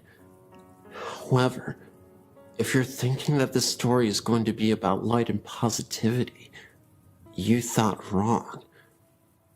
Because one day, a few days before the funeral, I was visited by a spirit with horns. That's right. I was lying in my bed asleep when the door slightly opened a little bit, and I was greeted by this creature, this horned figure. It was definitely a black mass, but it was just standing there as I was trying to regain consciousness in the middle of the night. It stared at me with its red glowing eyes. That's all I remember, the dark outline of this dark mass and the horns protruding out of its head. It was there for about 40 seconds, and I'll never forget the sight, and it just slowly disappeared. I have no idea what connection this is to my grandfather, or even if it means something, but it definitely rattled me to my core. I started to get a lot less sleep, and on days that I would get sleep, I would have these terrible nightmares of the same horned figure. In one of those dreams, the horned figure would be seen off into the distance, with again those glowing red eyes, and there would be candles scattered about, with the only source of light coming from the candles. They were all lined up row by row, and in a line that eventually led to this horned figure. I remember waking up instantly after that dream and crying profusely. I yelled out to my grandfather. I said, "Please save me from these nightmares. I'm sick of these nightmares." Fast forward a few days after the funeral. And the most spectacular thing happened, though it was a little unsettling, not even going to lie. And I feel like this was truly confirmation that God was answering my prayers. We have this massive full-body mirror that rests in the living room. This is where I saw my grandfather in the mirror, standing right behind me. It happened so fast, and it disappeared so quickly, that I had to regain my composure and not freak myself out too much, because I knew deep down inside that my grandfather was here to tell me it was okay, and that I shouldn't fear evil. Was it a possibility that I was so distraught over losing my grandfather that I thought I was losing my mind in the process, and I was just imagining everything that I was seeing? I don't know. I can see why people would think that after this story, but what I do know is that I contacted my grandfather and maybe some unruly spirits, maybe deep below the surface, that we can't always reach. And it's truly terrifying, but also comforting to know that my grandfather has my back, even in the afterlife. One early morning, I'd been sitting in my family room, reading the newspaper. It was a very quiet morning, and I was all alone. The sun was coming through a bedroom window off the family room and shining down the hallway. It was one of those extremely bright sunrises, the kind where you can see dust particles floating through the air. I glanced up as I was turning the newspaper page. I then saw in the sun rays the outline of what looked like a man. It had a light black to gray color. It had no details, just the outline of its body. It was about 3 feet off the floor and had no legs from around the knees down. I could see the arms. It had no hands either. I just remember telling myself, wow, it's a ghost, and I took it all in. I told myself not to turn my head or blink. The ghost appeared to be looking into the bedroom. It turned its head slightly to the right. At that point, I had to blink. My eyes were drying out. When I did that, it was gone. I then got up and put my hands through the spot where it was. I guess I wanted to see if it would be cooler or something, but it was the same temp. I just stood there in amazement of how cool that was. I also needed to add, it was no one's shadow, and it's hard to describe, but it was not a shadow. I could see the dust particles going through the figure, and the figure was in the middle of the hallway. It was three-dimensional. It actually looked like a hologram. I really love those rare ghost encounters.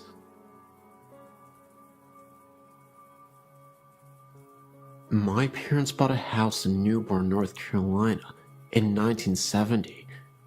It was a brand new home in a new neighborhood. I lived in this house with my parents and younger sister until I went to college in 1994. The house was a 3-bedroom, 2 full bath ranch with a carport.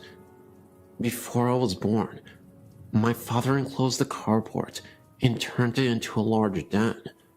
The original steps, carport door frame, and window frame remained and led up into our kitchen. It was an interesting layout because you could look through the open window frame from the kitchen and see into the sunken den, or vice versa. The bedrooms were on a long hallway at the back of the house. The hallway could be reached by 2 doorways, the kitchen and living room, actually one big circle. The first bedroom in the hall faced the street. The bathroom was next, another bedroom, and then my parents' bedroom at the end of the hall. The room next to my parents' room was mine until my little sister was born. I was 5 years old. I was moved down to the first bedroom. This room gave me the creeps. The closet door would slide open a bit on its own. which my parents said was probably a draft from the heat or air conditioning. However, after someone broke into my bedroom window while I slept and stole a few things from my room, I never stayed in there again, usually sneaking into my little sister's room and sleeping with her or sleeping on my parents' bedroom floor. I constantly slept with the bathroom light on and a bright night light or lamp. I would wake up in the middle of the night and hear odd noises that made me feel paralyzed and cold all over. One would think these irrational fears would subside with age, but they seemed to intensify over the years. One recurrent incident that still bugs me occurred in the kitchen, den area. Whenever I would be sitting on the couch watching TV, I would see the silhouette of a person walk by the window frame from the old carport. I would assume it was my mom or dad because the shape was tall. What would scare me to death was the fact that no one would appear at the door leading to the steps after I would see the shape walk by. Many times I would call out to my parents, thinking it was one of them, but no one would answer, and then I would walk up the steps and look into the kitchen. There was never anyone there.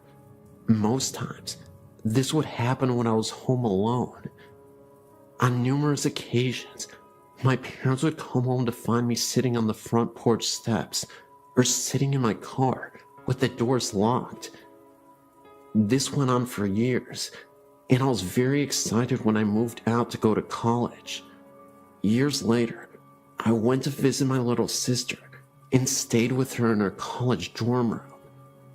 We were telling ghost stories with some of her friends when I told her my accounts of the shadow. I was in mid-sentence when my sister finished my thought and described the incident in perfect detail. I had never told my sister about this because she was much younger and I didn't want to scare her. Needless to say, we were both shocked and had goosebumps. We compared stories, and it seems we had very similar experiences in that house. My parents eventually built a new house about 10 miles away and sold that house. I wonder to this day if the new owners have ever experienced any of the oddities that my sister and I did.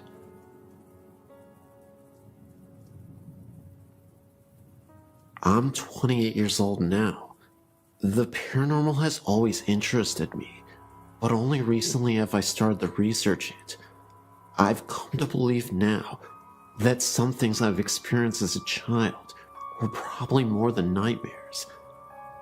I believe my encounters were that of the paranormal, edited with a touch of child's imagination.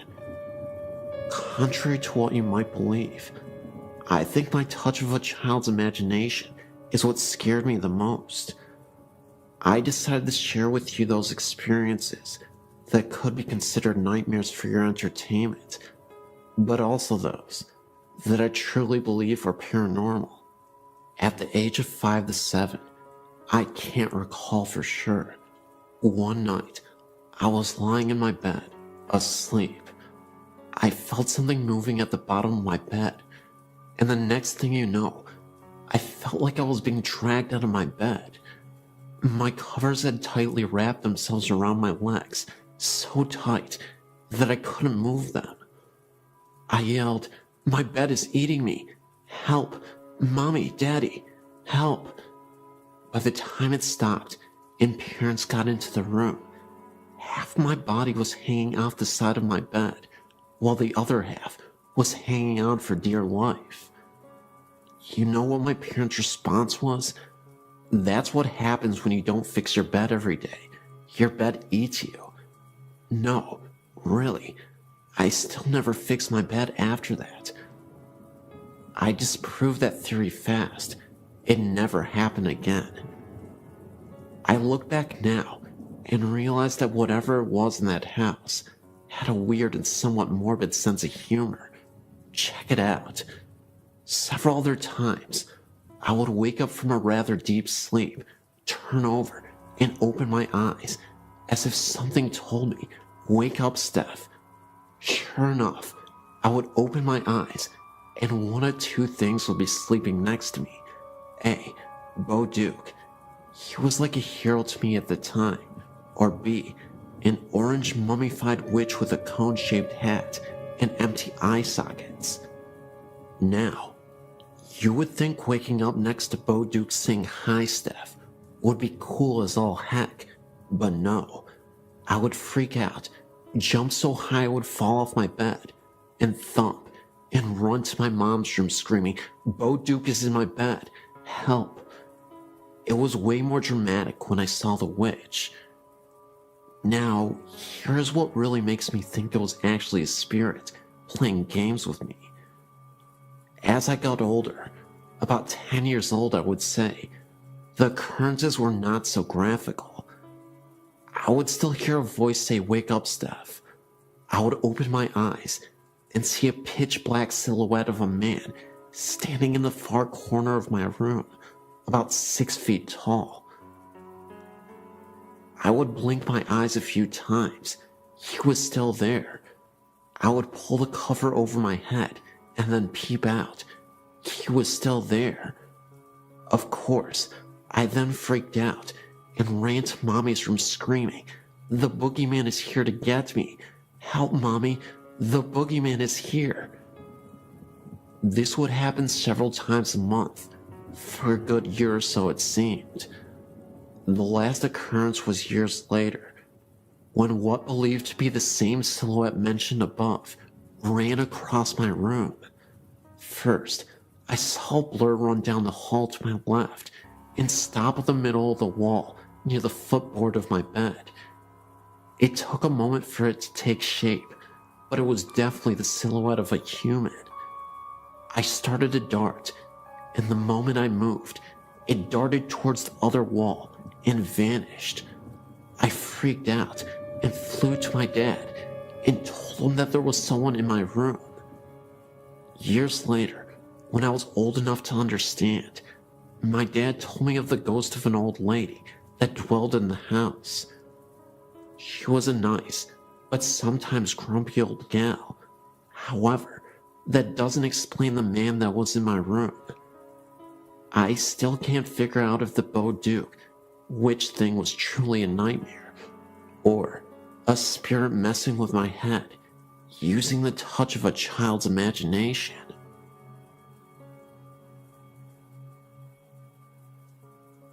I've been to Gibbs Bridge twice, and we have seen something every time. The first time the signs kept changing. There would be a lot of writing on the signs, or none, every time we came around.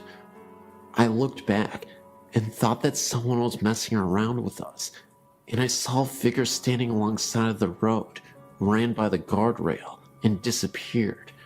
Then, I kept seeing something black out of the corner of my eye. My cousin was with me, and she started to scream, and me and her both heard moaning over her screaming. Then, it was me and my sister and her friend. The signs again kept changing, but only a few, not at all like last time. We took pictures and got orbs. Then, we saw a figure again by the sign and disappeared.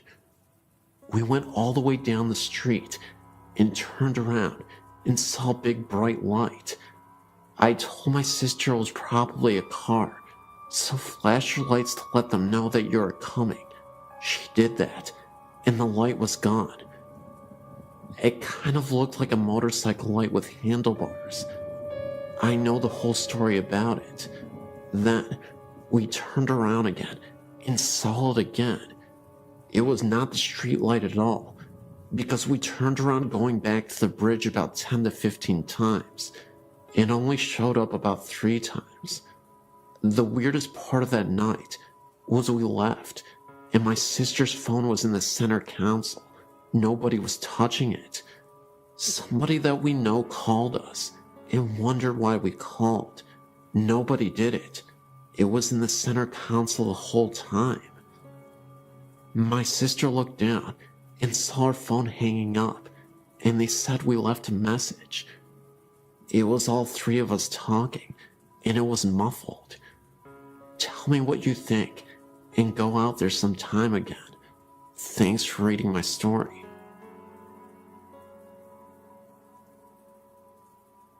Back in the early 90s, a wealthy family who lived in Corona owned two homes. One large home they owned was on the south side of Corona, overlooking the 15 freeway.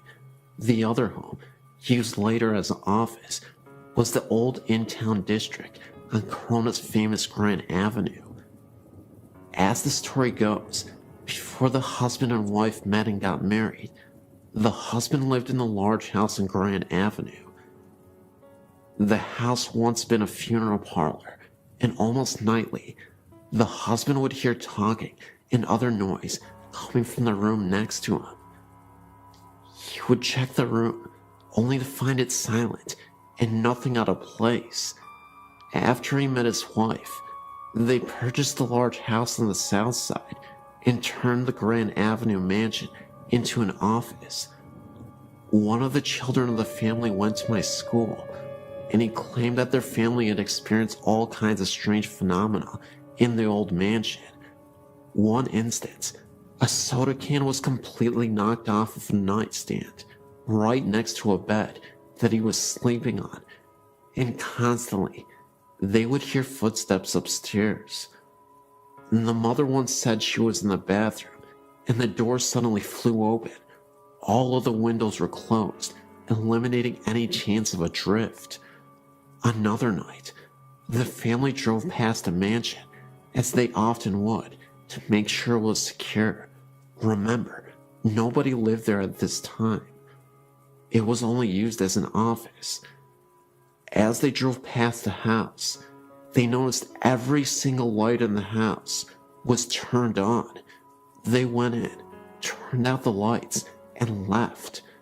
They checked with everyone who had a key to the house, and everyone assured them they had not turned on the lights. It is claimed that the atmospheric pressure in the backyard is different from the rest of the area. These stories were all interesting to me, but I still had some skepticism until one year, the family was going to go on vacation to visit relatives in Texas, and they asked my mother and me if we would watch the mansion for them while they were gone. Keep in mind, neither my mother nor I knew anything about the house, including the strange phenomena. So Monday morning, we got to the house and settled in. My mother, a school teacher at the time, was grading some homework assignments, and I, only about 5 at the time, was fast asleep on the couch.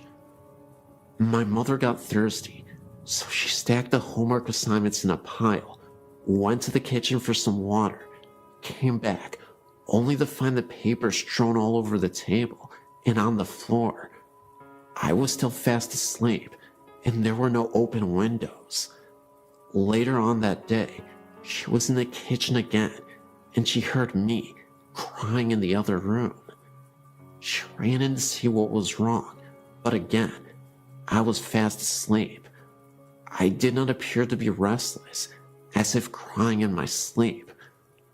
Later on that week, we both occasionally would hear footsteps walking around upstairs. It is a very old house, as you can see from the attached photo, so naturally, the floors are very creaky. These were definitely solid footsteps. We constantly went upstairs after hearing the steps, only to find the place empty. After the family returned from their vacation, my mother had mentioned to them the phenomena we experienced. They laughed and explained to us that it happens all of the time. They described the entity as a friendly ghost who likes to play pranks on people, hence the bathroom door flying open. The family eventually moved to Texas and sold the mansion to somebody else. I never returned to ask the new owners if they have experienced anything. Perhaps somebody around this area might want to. My name is Prenta. I lived in Hamtramck, a suburb of Detroit, Michigan, in a two-story flat on Grayling Street. The apartment itself has a long and bloodied history of violence and death.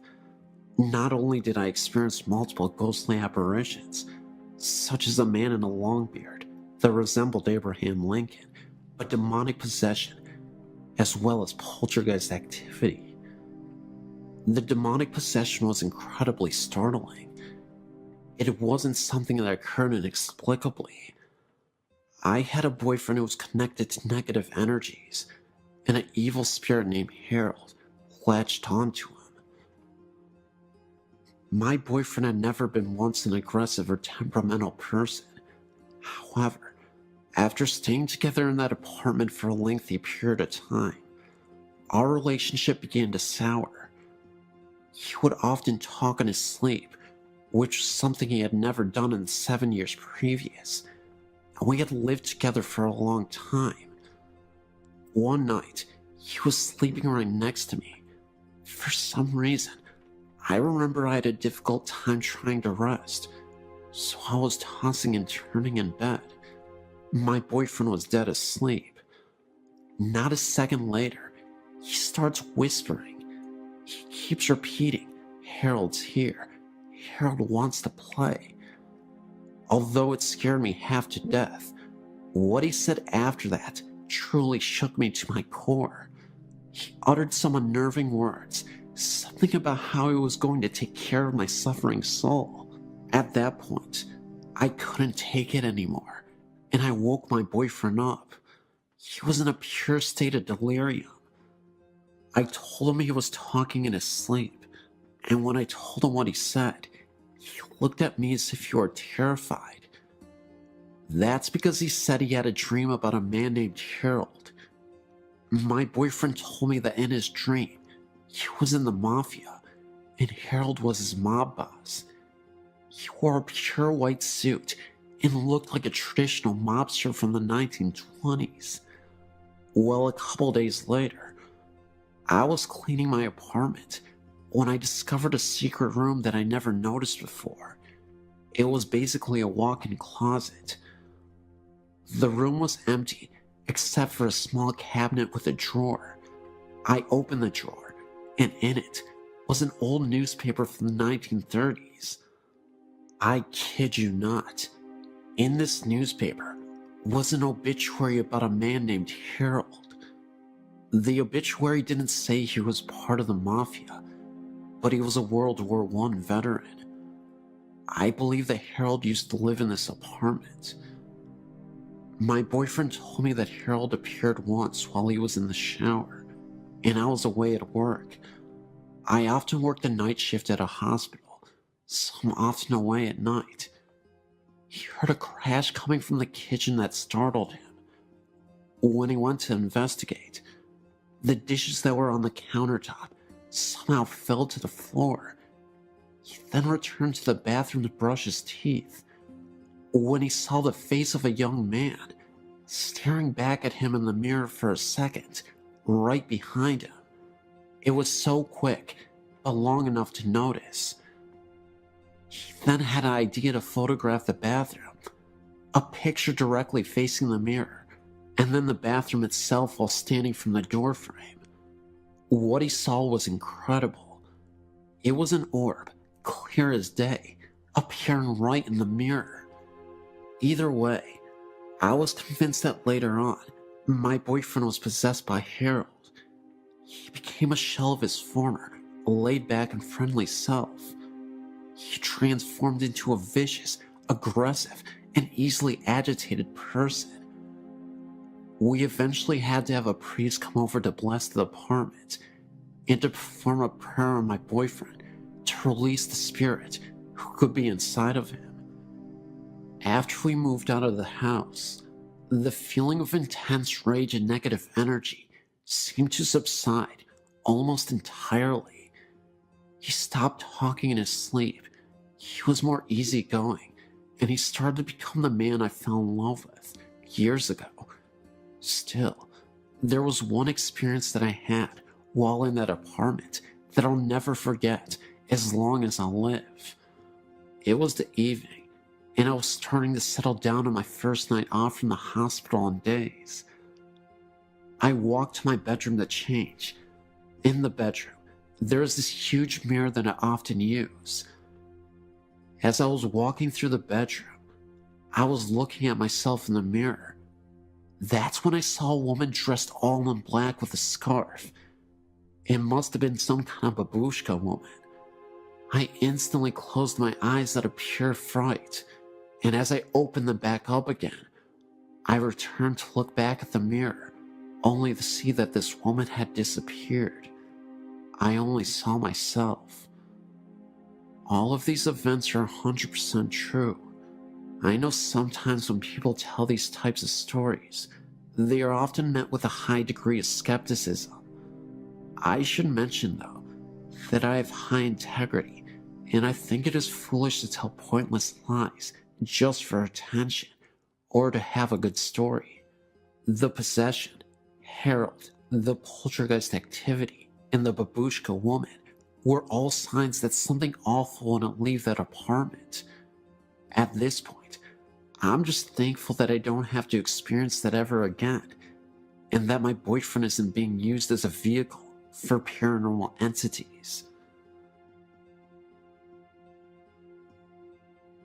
I would say this is a story of a haunted house, but it isn't. Until about 10 years ago, it was just a haunted house in my book. I met my husband over 30 years ago. He told me about a house that he used to live in that had some very strange things happening in it. It was local, but he never wanted to go anywhere near it. He said that it was very old and had been built by a young person who had some of the wood and granite that made the fireplace sent from Ireland. Anyway, the story is that when he married his wife, she came with her mother, a real shrew. She harped at him and distressed his wife to the point where he went mad and killed them both, then ran screaming that the demons of the house had made him do it. My husband's family moved into the house in the early 60s. During the years they lived there, they heard doors closing and footsteps on the stairs, as well as the smell of coffee and frying bacon in the middle of the night. His mother was quite a gardener, but could never get flowers to grow in the yard. He said the whole family was quite uncomfortable in the home and eventually moved. We had been together for a few years when we heard that the property had been sold for a mini storage lot. We were talking about it with my sister and some friends when my husband told the story. The friends asked to see the house. I'd never seen it to this point, and I'll admit, was more than a little bit curious. We finally talked him into going, and away we went. When we turned onto the street, we got a really creepy feeling, but when we pulled up to the house, I was absolutely terrified. There was not a living blade of grass or anything else on that lot. We live in Washington State, and this was March. The house was dark and very ominous. I refused to get out of the car. So did my sister. The guys, 3 of them including my husband, took a flashlight and headed around to the back of the house to see what they could see. After a few minutes, we saw a flash of light on the 2nd floor. A few minutes later, we saw the front door open, but nobody came out. After a few minutes more, they returned to the car. We commented on the fact that we had seen the light, and they told us that they had never turned it on. Then we asked them why they didn't come out the front door. They told us it was locked, and that they tried it before going around back. I was always skeptical about the stories connected with the house, but after they tore the house down, the mini storage was plagued by problems and eventually went out of business. The property sits abandoned and barren. Still nothing lives there, and it's still as creepy as it was years ago.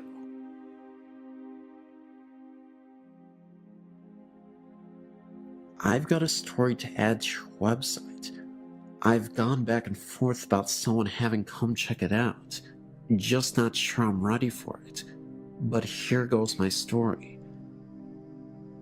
My husband and I moved into a new house built on a minor Civil War battlefield. We know there was another house in the vicinity.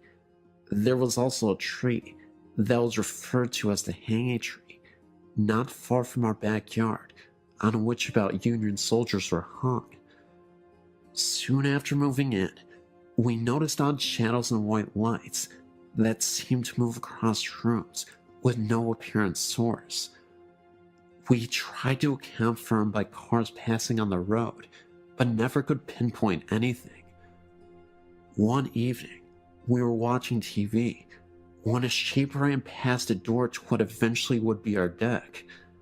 The door was a good 4 feet off the ground, but the person running past ran level with the door itself. My husband and I ran for the door, flung it open, and my husband jumped down and ran in the same direction. At that time, we were the only house on that end of the street, and being a very small town, it's very quiet at night, and sounds carry for quite a distance.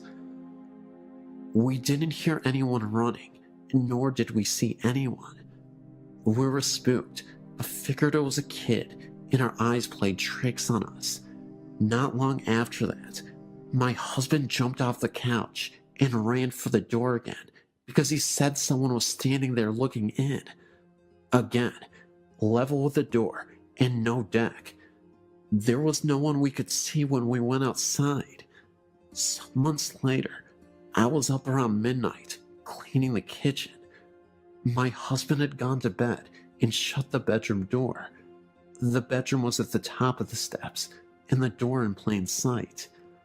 I was watching TV across the great room when I saw out of the corner of my eye a man leaning around the corner of the hallway wall and smiling at me. As I turned my head, I was ready to yell at my husband for sneaking up on me when I realized the man's hair was long and blondish, and my husband's is dark brown and short. I also realized the man was wearing a white t-shirt with full sleeves, nothing my husband owned. I couldn't see anything from the waist down. While I stood there staring, he simply vanished. I immediately ran to the hall and noticed that the bedroom door was still shut, and if anyone had gone out the front door, I would have heard it. There was nothing, no sign of anyone. When my husband got up for work, I told him what happened. He said it was my imagination. I didn't think so, but we left it at that.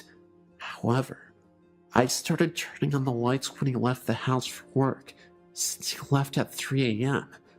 A few weeks later, though, my husband was in the front room at the computer. To the left is a table with an antique mirror hanging over it. My husband saw movement in the mirror, in turn thinking it was one of our cats on the table. Instead, he saw a man's shoulder and arm, wearing a white shirt, walk past in the mirror. My husband simply got up and walked outside until I got home. During this time, my son, who knows no fear, would never stay downstairs at night by himself. He said he was creeped out, like someone was watching him from outside the door. My daughter, a typical teenager at the time who kept to her room, would often come downstairs to hug me and sit close to me. When I'd ask her if something was wrong, she told me that sometimes she felt someone was sitting on her bed, and that she saw things move out of the corner of her eye. The strange thing is that my husband and I never told the kids what we saw until they were 18 and 19. There was a time when activity seemed to stop after my husband, getting the idea from my friends, stood in the center of the house and asked whoever was there to not show themselves to him. He was left alone after that. However, recently, we've been experiencing marital problems, and my husband moved into another bedroom. I'm now hearing footsteps in my room, and I'm constantly woken up by what feels like someone sitting on my bed. I'll roll over, but there won't be anyone there.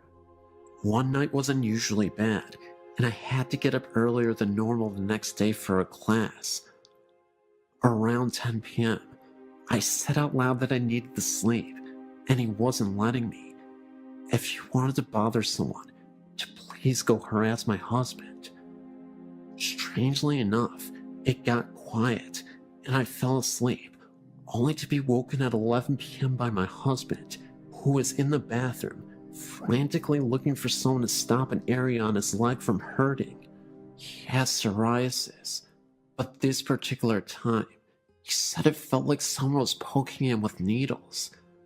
The area was deep red and gave off heat. A very odd coincidence to say the least. We've also had things go missing: a tablecloth, a 15th century style costume, and various little things that turn up in different areas. We have yet to track down the tablecloth or the costume. I did tell the ghost not to hurt my husband.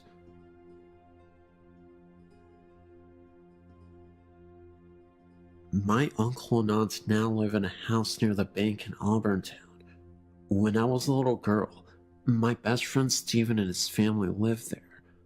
They bought the house and were told that the previous owner, an elderly lady, still haunted the house. They put little faith in the story and never let it bother them.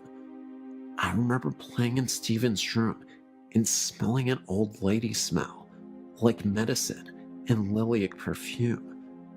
We never felt threatened by a presence at all. The smell would usually fade away just as quickly as we smelled it. However, one night, after the family had gone to bed, Stephen's mother was awakened by the sound of toys making noise in Stephen's room. Stephen had one problem. He was highly susceptible to nosebleeds.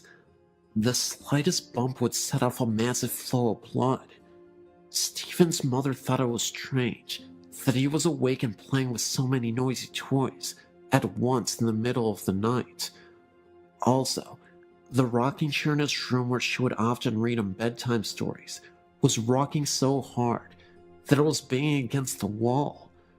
She ran down the hall to his room, and when she opened the door, the toys went silent. The rocking chair slowed down. She looked at Stephen in his bed and saw that his nose was bleeding very badly, and it was going down his throat. He might have drowned in his own blood if the very sweet lady's ghost had not raised such a racket that night.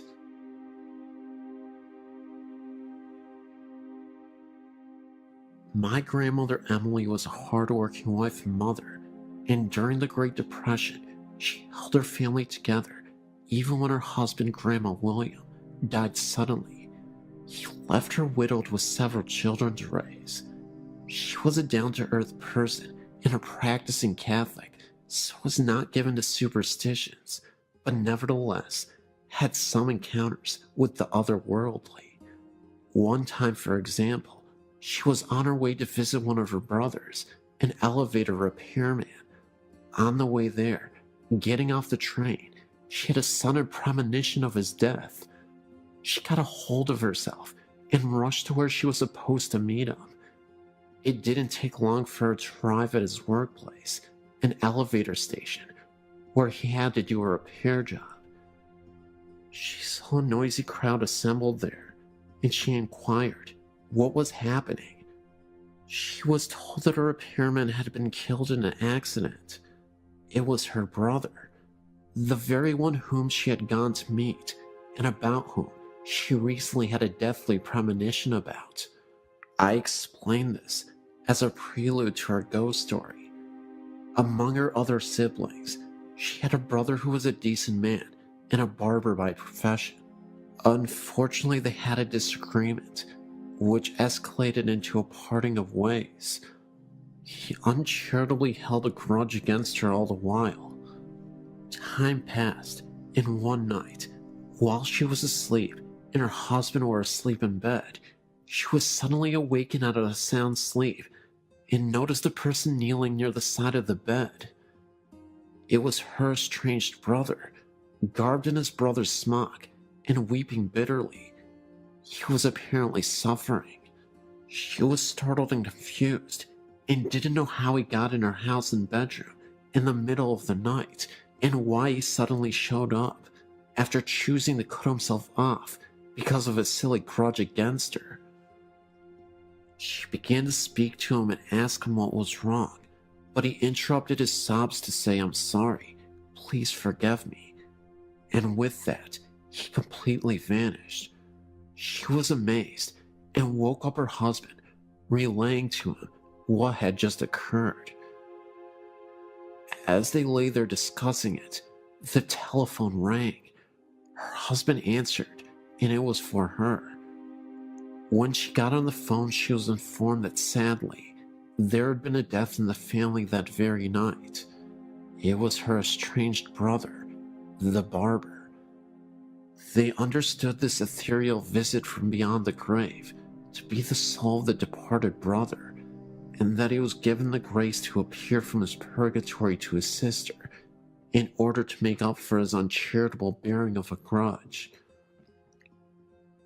A requiem mass was offered for him, and they prayed for his soul. He never appeared again.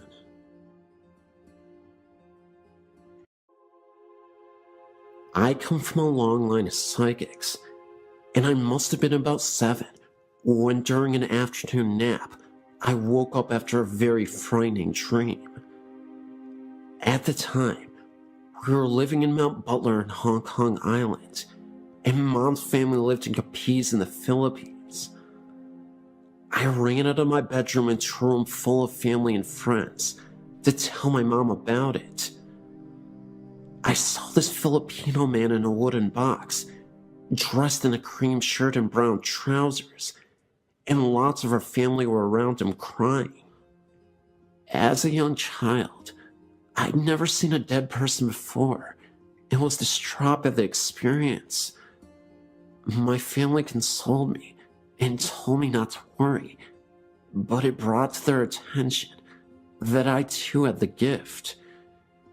It was only a few years later that I was told that the person I saw was my uncle, who had been shot by the local militia in my mom's village in the Philippines, and it surmises that the clothes I saw him in were the clothes he was buried in. So it turns out that I had a psychic snapshot of the actual Filipino funeral rites, whereby the body is kept in the family house for a period of weeks so grieving people can pay their respects to him.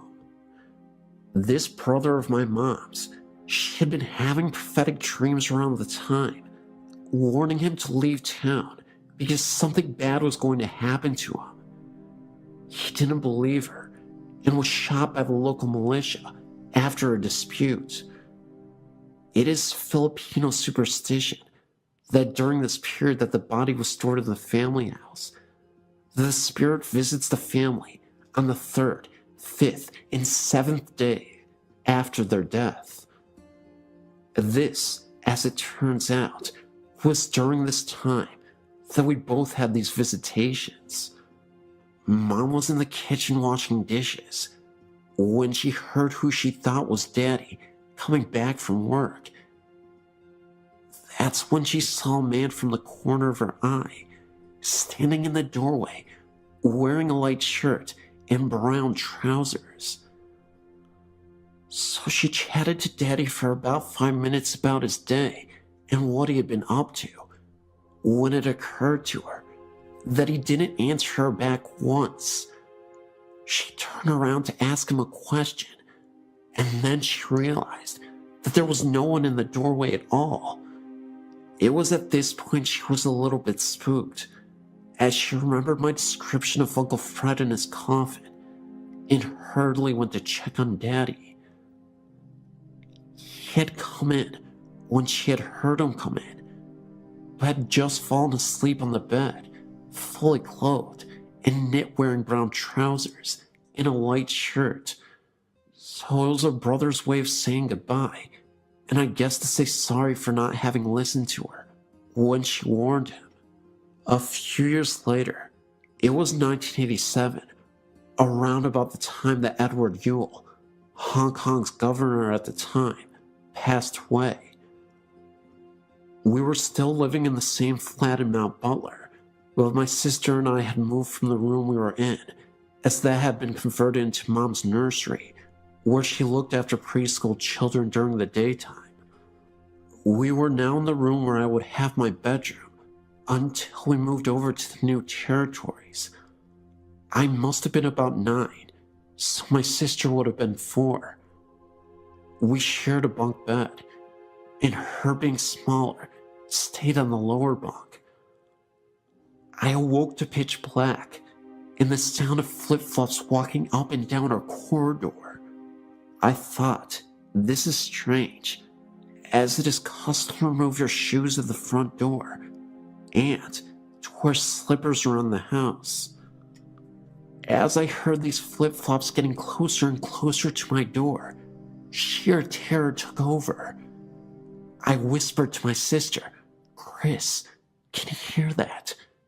No one answered back, so I was trapped on the top bunk with nowhere to go, with this noise coming closer and closer. I hid my head under my blanket, like most kids do, wishing it to go away. I said this time, more incessantly, "Chris, can you hear that?" And something hissed back at me, "Yes." That did not sound like my sister at all. At this point, I was terrified. I tried to gather all my strength to get out of the bed, but I was too scared. After what felt like a millennia, I eventually gathered enough courage to jump off the top of my bed, ensuring by no means that I touched the lower bunk, and charged into my parents' room across the corridor from our room. I was so embarrassed being so old and being scared, I didn't actually get into their bed, but spent the rest of the night curled up in a ball at the foot of their bed. It turns out that my sister wasn't in our room at all that night. My question was, what was that in the corridor and in the bunk bed with me? The strange pink light. Around this time of the strange occurrences with the flip-flops, we were still living in flats in Mount Butler. My daddy, a complete atheist, had an experience of his own. Daddy does not believe in the supernatural, and if God actually spoke to him, he still wouldn't believe it. He was lying in bed one night when he woke up for no reason to this pink sphere to appear on the wall opposite their bed. It seemed to come out of the wall and sit there and go back into the wall again. He was puzzled by this and went to investigate. He checked out where the possible light source could be coming from. The curtains. No, we were on 3rd floor, so it couldn't have been vehicle lights. He went into the bathroom. All lights were off, and couldn't have come from there either. He got back into bed and tried to wake Mom up to show her. She was having none of it and kept her head under the sheets. Well, the sphere appeared again and came out of the wall, suspended somehow, then sunk back in and disappeared. He never did figure out what that was or where it came from. Running ghost. When he was working in the Royal Hong Kong Police, he had another experience. At this point, he was the superintendent and managed a section of the traffic police. They were doing their rounds when a speed camera on the road flashed for no reason. They went to investigate, and it flashed again, with no cars in the near vicinity. They thought nothing more of it until the pictures were developed, and on one of the photos, there is a distinct picture of a person, blurred, apparently running very fast, so fast it set off a speed camera. The ghost dog. When we were living in Mount Butler, I had one other experience that reaffirmed my belief in the supernatural, and two other people I was with experienced it also. I must have been about 14 when my sister and my best friend at the time decided to go for a walk in the countryside. So where we lived was surrounded by Hong Kong countryside, which was perfect for me as I was a tomboy and spent as much of my time as possible out and about, exploring and climbing trees. Just before I started university in the UK, I was visiting some friends in Cardiff. I was feeling very odd that night, and as we were heading out into town, a premonition hit me. I turned around to my friend and said, "Something very big is going to happen tonight." He just looked at me like I was stark raving mad, so I dropped it. So when we went out and had a lark and came back, thinking nothing more of it, imagine our surprise when we woke up in the morning and splashed all over the news was coverage on Diana's death.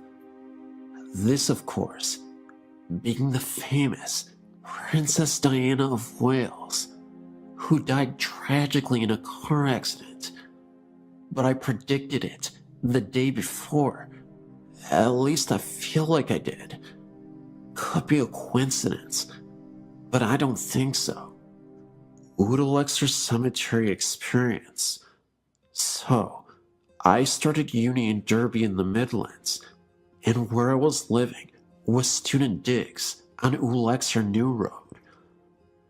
I was heavily into my goth influence back then.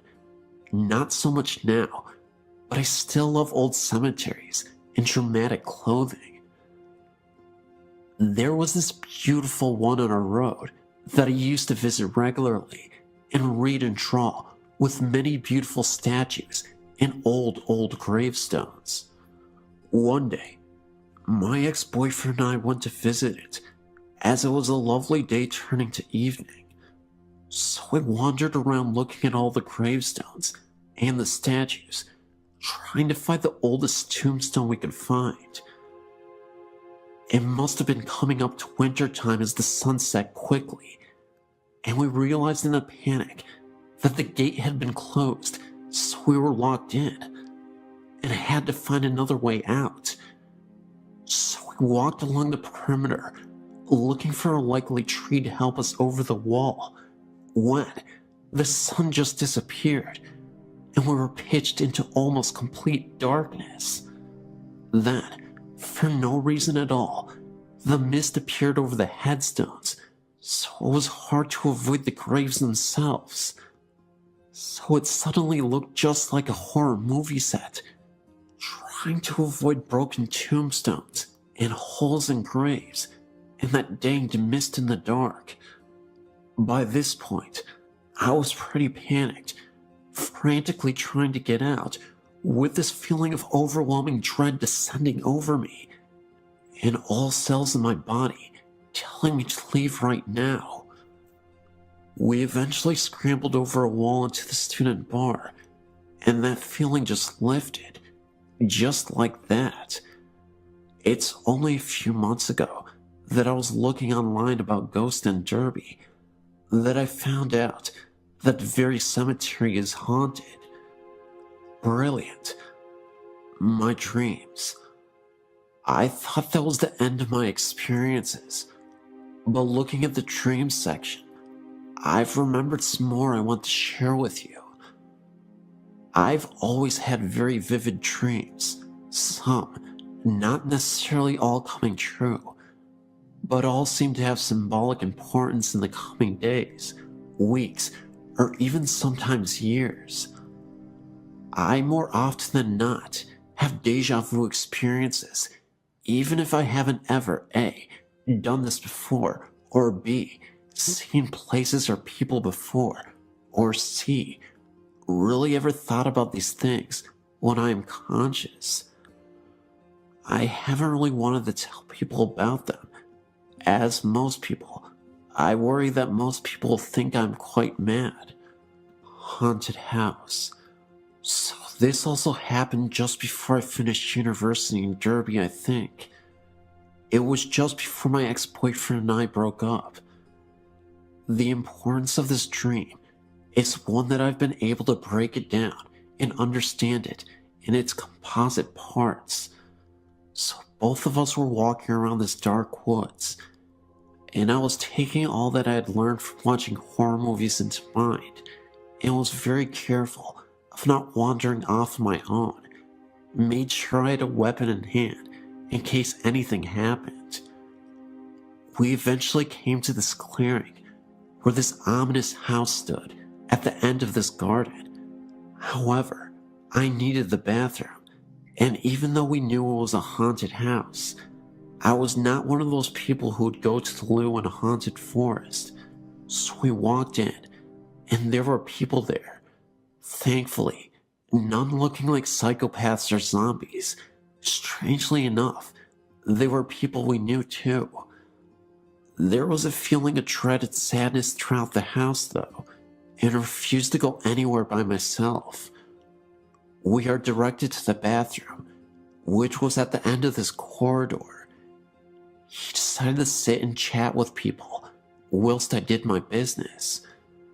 So, I started walking, but the corridor was like the one from the poltergeist. It just kept getting further and further away, until I had to break into a run, desperately needing to go, and leave this house as soon as possible. I eventually made it, and threw the door open, and did what I needed to do. Then I woke up, and realized that I still needed to go, so I ran for the loo. Luckily, I had the foresight to write this dream down once I had gotten back to bed, and knew that we were doomed. The haunted house was a reflection of our relationship, being hounded by our mutual bad doings, and that the end was near. It was just a matter of time, and so it was. Finally, before I finish another of my epic storytelling sessions, I have one more prophetic experience to share with you, but not one from my dreams. It has to do with my pet dog, Sophie. Her name was Sophie. She was lovely, with her white and black patch over her eye and black patch in her back. She was only 6 months older than me, and had been with her family for 16 years. She was the loveliest, sweetest dog in the world, apart from having a penchant for biting socks, eating tissues and rubber bands, and attacking the Hoover. She was suffering from basically her insides giving in. She had serious kidney problems, and she couldn't walk very well because of arthritis in her back legs. And because she couldn't help herself anymore, she was kept outside.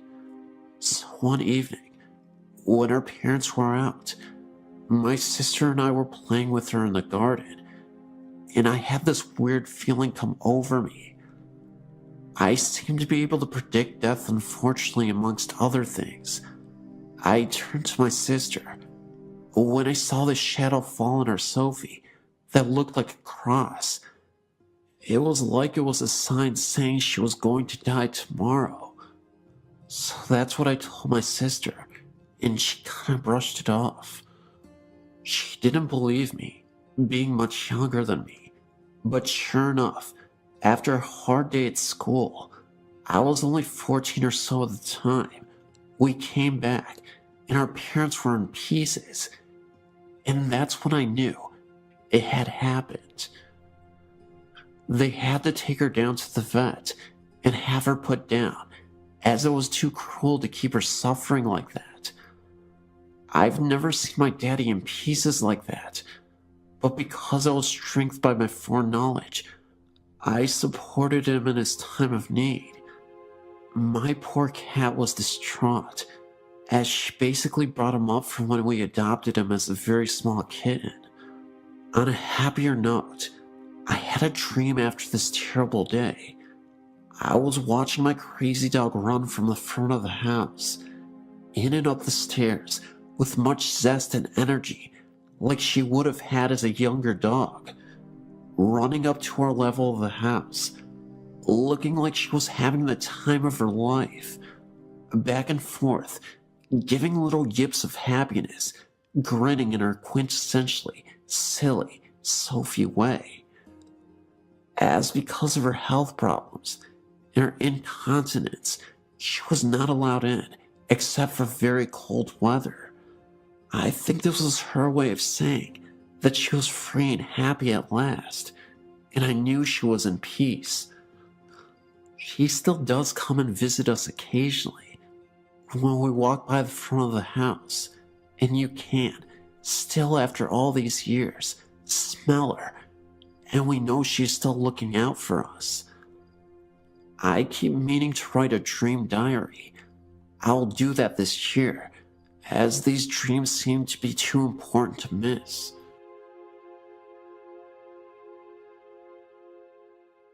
My husband and myself and my brother were all watching our mother's house while she was out of town on vacation. We had been there for a few days, and all happened to be on this particular evening and night. Well, we had finished dinner, and we were all just hanging out in the living room watching TV.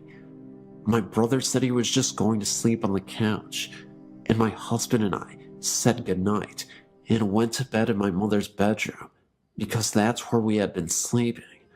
We kissed goodnight like usual, and turned off the bedside lamp. I myself just can't close my eyes and go right off to sleep, so I was just laying there, looking off into the darkness and trying to wind down. Suddenly, I noticed a very dark black mass right by the bedroom door. I blinked my eyes a few times, trying to make them adjust to the dark better, but realized they already had, because I could make out the mass that was so much darker than the dark. I began to feel afraid when I saw it moving. I laid there and watched it approach the bed over our bodies. It looked larger than it had by the door.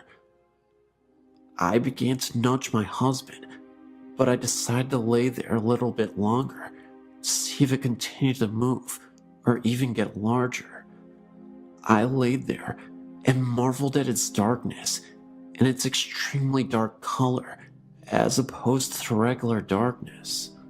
It was pitch black and just floated there above us.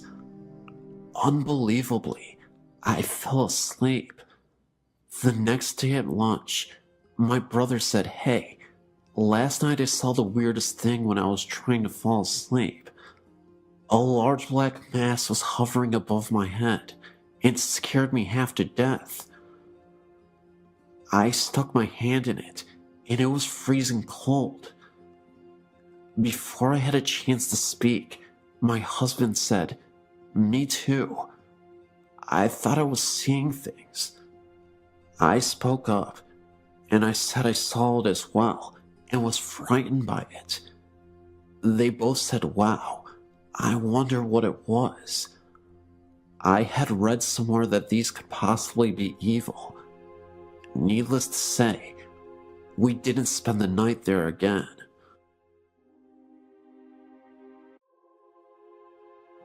I'm a nurse and run our family's assisted living, and recently we had some strange things happen in our care home.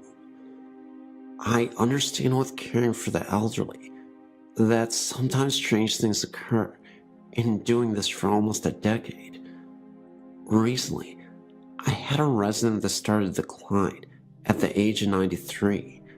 One night, after helping her get into bed, She asked me if Bernie, her husband, who died 10 years before, knew where she was.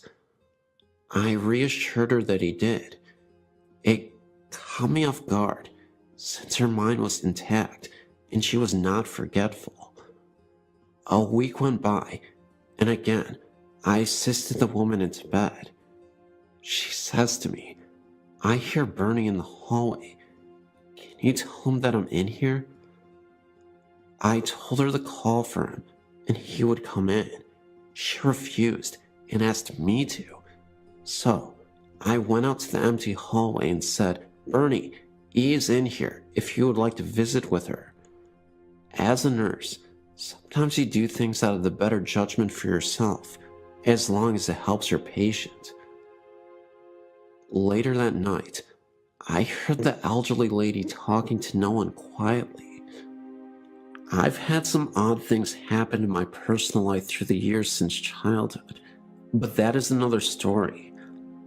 I was once told by an elder Japanese woman not to talk to the dead or invite them into my home. Another week goes by, and my resident took a drastic turn for the worst by refusing to eat or drinking fluids. After a week's stay in the hospital, she returned on comfort cares in hospice. The end was near, and we knew it. However, while she was in the hospital, I received a frantic call from one of her nursing assistants asking if I would please come back to work because she was really scared. When I got to work, all the lights in the house were on, and she was sitting on the couch with her back up against the wall. When I asked what was wrong, she told me wide-eyed and pale that she had seen a mist down at the end of the hallway and was hearing weird popping noises coming from the residence room that was in the hospital. After checking the entire house and silently saying the Lord's Prayer, the house felt calm. E spent her last days being pampered and showed care and compassion from staff and family. Many of the staff came in on our days off to sit with her, including myself. The last couple days of her life, she was sedated for pain and hallucinations. When no one was in her room and she didn't know we were checking in on her, she was reaching up towards the ceiling and mumbling. The day before she died, we had XM music playing on our TV. A couple of the nursing assistants were performing for their evening cares when the TV changed to CNN for 30 seconds and turned back to the music by itself. The TV remote was on top of the TV. Since our favorite lady passed away, things have stopped for the most part.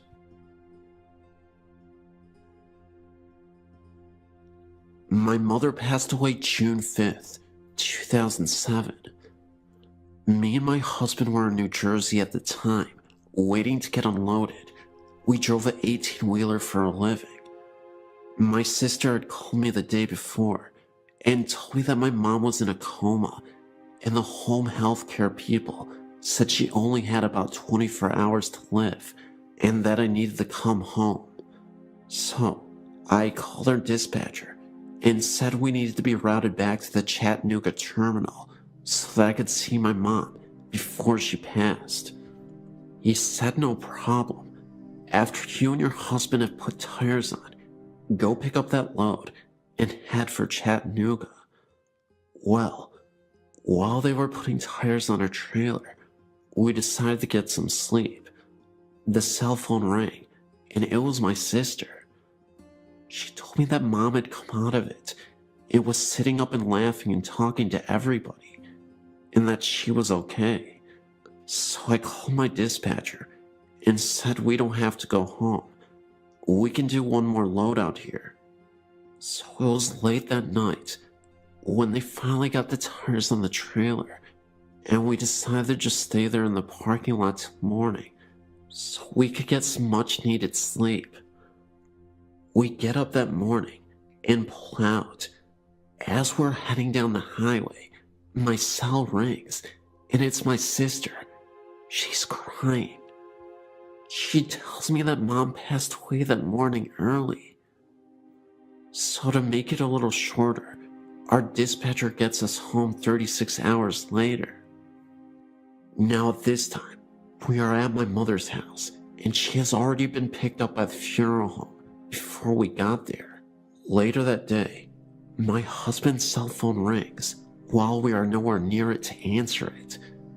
So when we do pick it up to see if our dispatcher is called, it shows we have one voicemail and no number.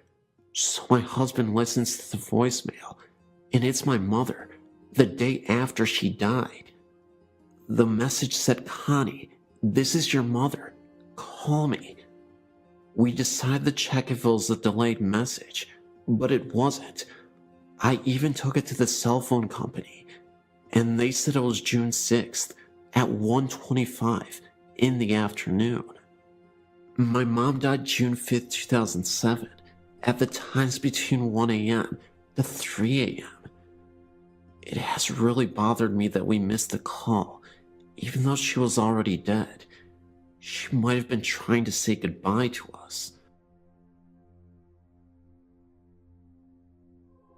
A few nights ago, a friend and I took a drive up Angeles Crest Highway. It was a clear night and it wasn't too cold. As we entered the parking lot, we noticed there were no other cars there. As I made a U-turn in the lot to face the small building, there, we saw a man walking. What got my attention was the fact that my headlights shined bright on the building, yet we only saw the person from the waist down. The rest of his body was a shadow. The man was walking around as if he were looking for something. It appeared he had a flashlight in his hand, the way he was moving, but there was no light coming from it. The closer we got to him, the smaller the image got. When I shined my brights on him, it looked like he went down a small hallway. Even then, we could not see his upper body. We went back the next day to see if we could find anything. One thing we did notice was the hall we saw the figure walk through was now a wall. Not a wall that was just put up, but one that looked like it was part of the structure since it was built. 3 separate spirits are said to walk the halls of the soon-to-be abandoned Middle Tennessee Medical Hospital in Murfreesboro, Tennessee, as a new, more modern hospital is being built right across the city. In the older section of the 3rd floor, one room is said to be haunted by the ghost of a mental patient who jumped out of a window in the 1960s in the psychiatric ward. 30 years later, in that section, administrative offices were constructed, and employees reported hearing running down the hall of someone with bare feet, and a light outside the room where the man was said to have jumped turns on and off periodically on some nights. The switch that turns that light on can be found only inside the room, which was not even in use at the time. When the lights were checked by maintenance, they seemed fine.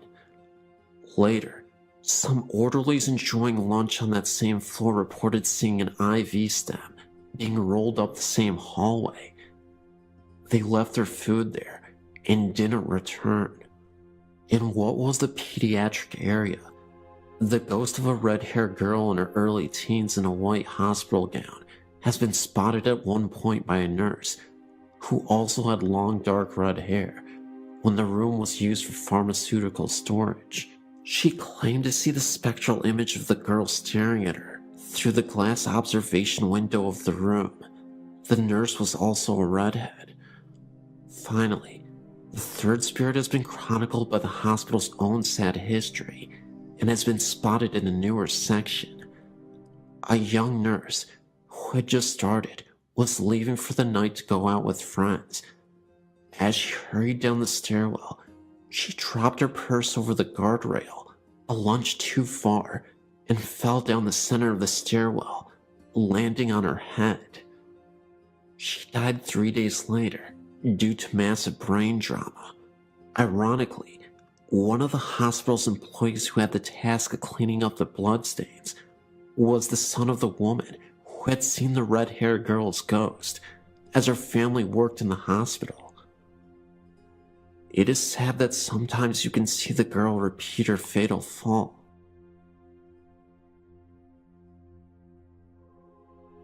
I have many stories to share with you, but I'm going to start at the beginning. I grew up in Lawrence Harbor, New Jersey. From the time I was a very young child, I knew that something was not right in our house. Our house was the last house on a dead-end street that faced the marsh. In the winter, you could see Highway 35. The surrounding woods were equally as disturbing. I was the only girl in our neighborhood. All my friends were guys. They were like brothers to me. I was a tough kid, and I did not scare easily.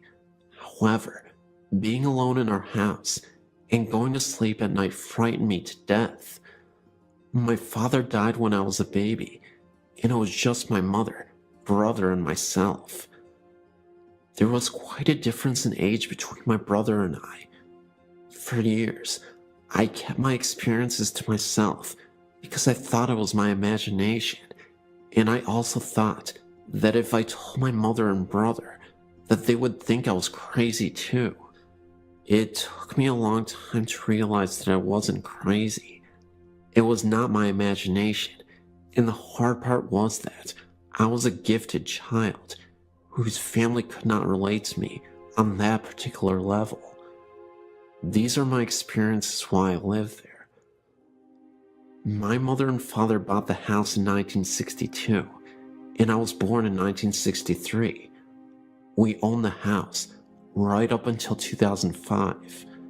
To this day, the events are burned into my memory. From the time I was about 5 years old, there hardly was a time that the house was at peace. I would lay awake in bed at night and watch orbs dance across the walls and ceiling. Then, I could feel someone sit on the corner of my bed. It was not a faint feeling either. In retrospect, as an adult, you could actually see the corner of the bed being pressed down.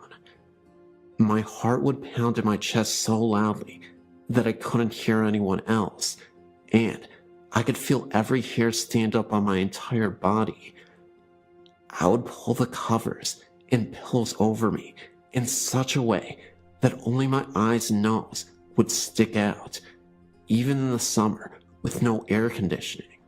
Shadows were commonplace everywhere in the house. You could smell flowers in the middle of the winter as well. Then, just as I would start to fall asleep, I would be jolted awake because something pulled the covers of me so violently that they were on the floor at the foot of the bed. That would send me screaming out of my room to my mother. There wasn't a time that you didn't feel as though you were being watched, or that you didn't feel that something was following you from room to room. If you came home and put your car keys down, turn your back for 2 seconds, they were gone, and then after searching the entire house, they would suddenly reappear where you originally put them in the first place, and you were the only one home the entire time. When I was in high school, I would come home and shower because I played sports. I always locked the bathroom door. Every time I would pull the curtain back when I was finished, the door would be wide open. Once again, no one was home, and our interior doors had no keys. Until now, I've been very vague with you about my experiences, but now I will tell you in detail my most frightening experience. I was engaged to Mitch. We were just both out of high school. My mom was out, and so was my brother. Mitch and I decided to go to my house and watch TV and eat some pizza. From the time we entered the house, I could feel that something was really wrong, really out of sync. The air seemed electrically charged. It was as though us being there had interrupted some unseen gathering. I ignored it, even though I was goose flesh from head to toe. Even with all the lights on, my mother's house always seemed dark. Mitch was sitting in the room watching television, and I went into the kitchen to heat some frozen pizza. We were having a conversation as I did so. My back was to the living room as we were talking, and I was placing the pizza on the baking sheet. I heard what I thought was Mitch leave the living room and walk into the kitchen. I became aware that he was standing directly behind me as I was still talking. I turned around to ask him something, but to my shock, it was not Mitch standing there. I felt all the blood drain from my face. My knees went to jello, and I gasped and screamed at the same time. Standing face to face with me was a huge black solid apparition. I could make out a head and shoulders, but the rest became more see-through as it went towards the knees and feet area. It felt like slow motion. I think that when I turned around and screamed, I scared it as much as it scared me. As I stood there screaming, the black figure literally whooshed through the kitchen wall. Mitch ran into the kitchen. I was shaking and white as a ghost. It took me a while to collect myself. I shut the oven off, and we left and went to the local pizza place, where I told them what happened. We didn't spend much time at my mother's house after that. This is just one story out of countless stories that I would be glad to share with you. I'm now 46 years old. My entire life has been one foot in this world and the other in the spirit world. Years ago, I'd contacted Sylvia Brown, who told me that my mother's house had many spirits in it, but two stood out. There's the ghost of a baby and its mother. She also said that I was a medium and a psychic, and she was right. This is what I now do. I'm no longer afraid. It gives me pleasure to be able to connect with grieving spirits, with their departed loved ones. I consider this wonderful gift that I will not trade for anything. Thank you for listening.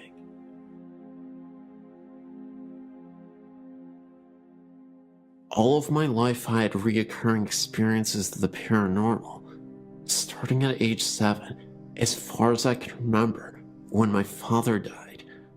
I used to believe the experiences were dreams or imagination until recently. I was telling my fiancé of my experiences, voices, mists, noises, marks in my body, being touched, shirt tugged on, hair pulled, etc. His suggestion was that maybe I am a sensitive. So, I started thinking about this possibility and decided to explore it further. My fiancé and I previously tried going to paranormal meetings, which would go on ghost hunts. There was one in particular that appealed to me, and we signed up. The building the group was going to was in Newcastle, Pennsylvania, at an old building that was previously the Elka Club, built in 1914. This information was given to us by the leader of the hunt. When we arrived, we went into a room to get the speech about which rooms to be careful of. They would be marked by the yellow tape. Nothing else was told to us about the history of this building. But as I stood there, a name entered my mind, and it kept repeating itself. Sarah, Sarah, Sarah, over and over again. Well, as the group entered the basement, we divided into small groups of 2 or 3. My fiancé and I were in a small room, in the back, and I felt nothing, so we decided to head out into the main part of the basement. And just as we stepped out of the room, a man that was on tour with us, who has been there before, said, "Sarah, if you are here with us, give us a sign." I was flabbergasted.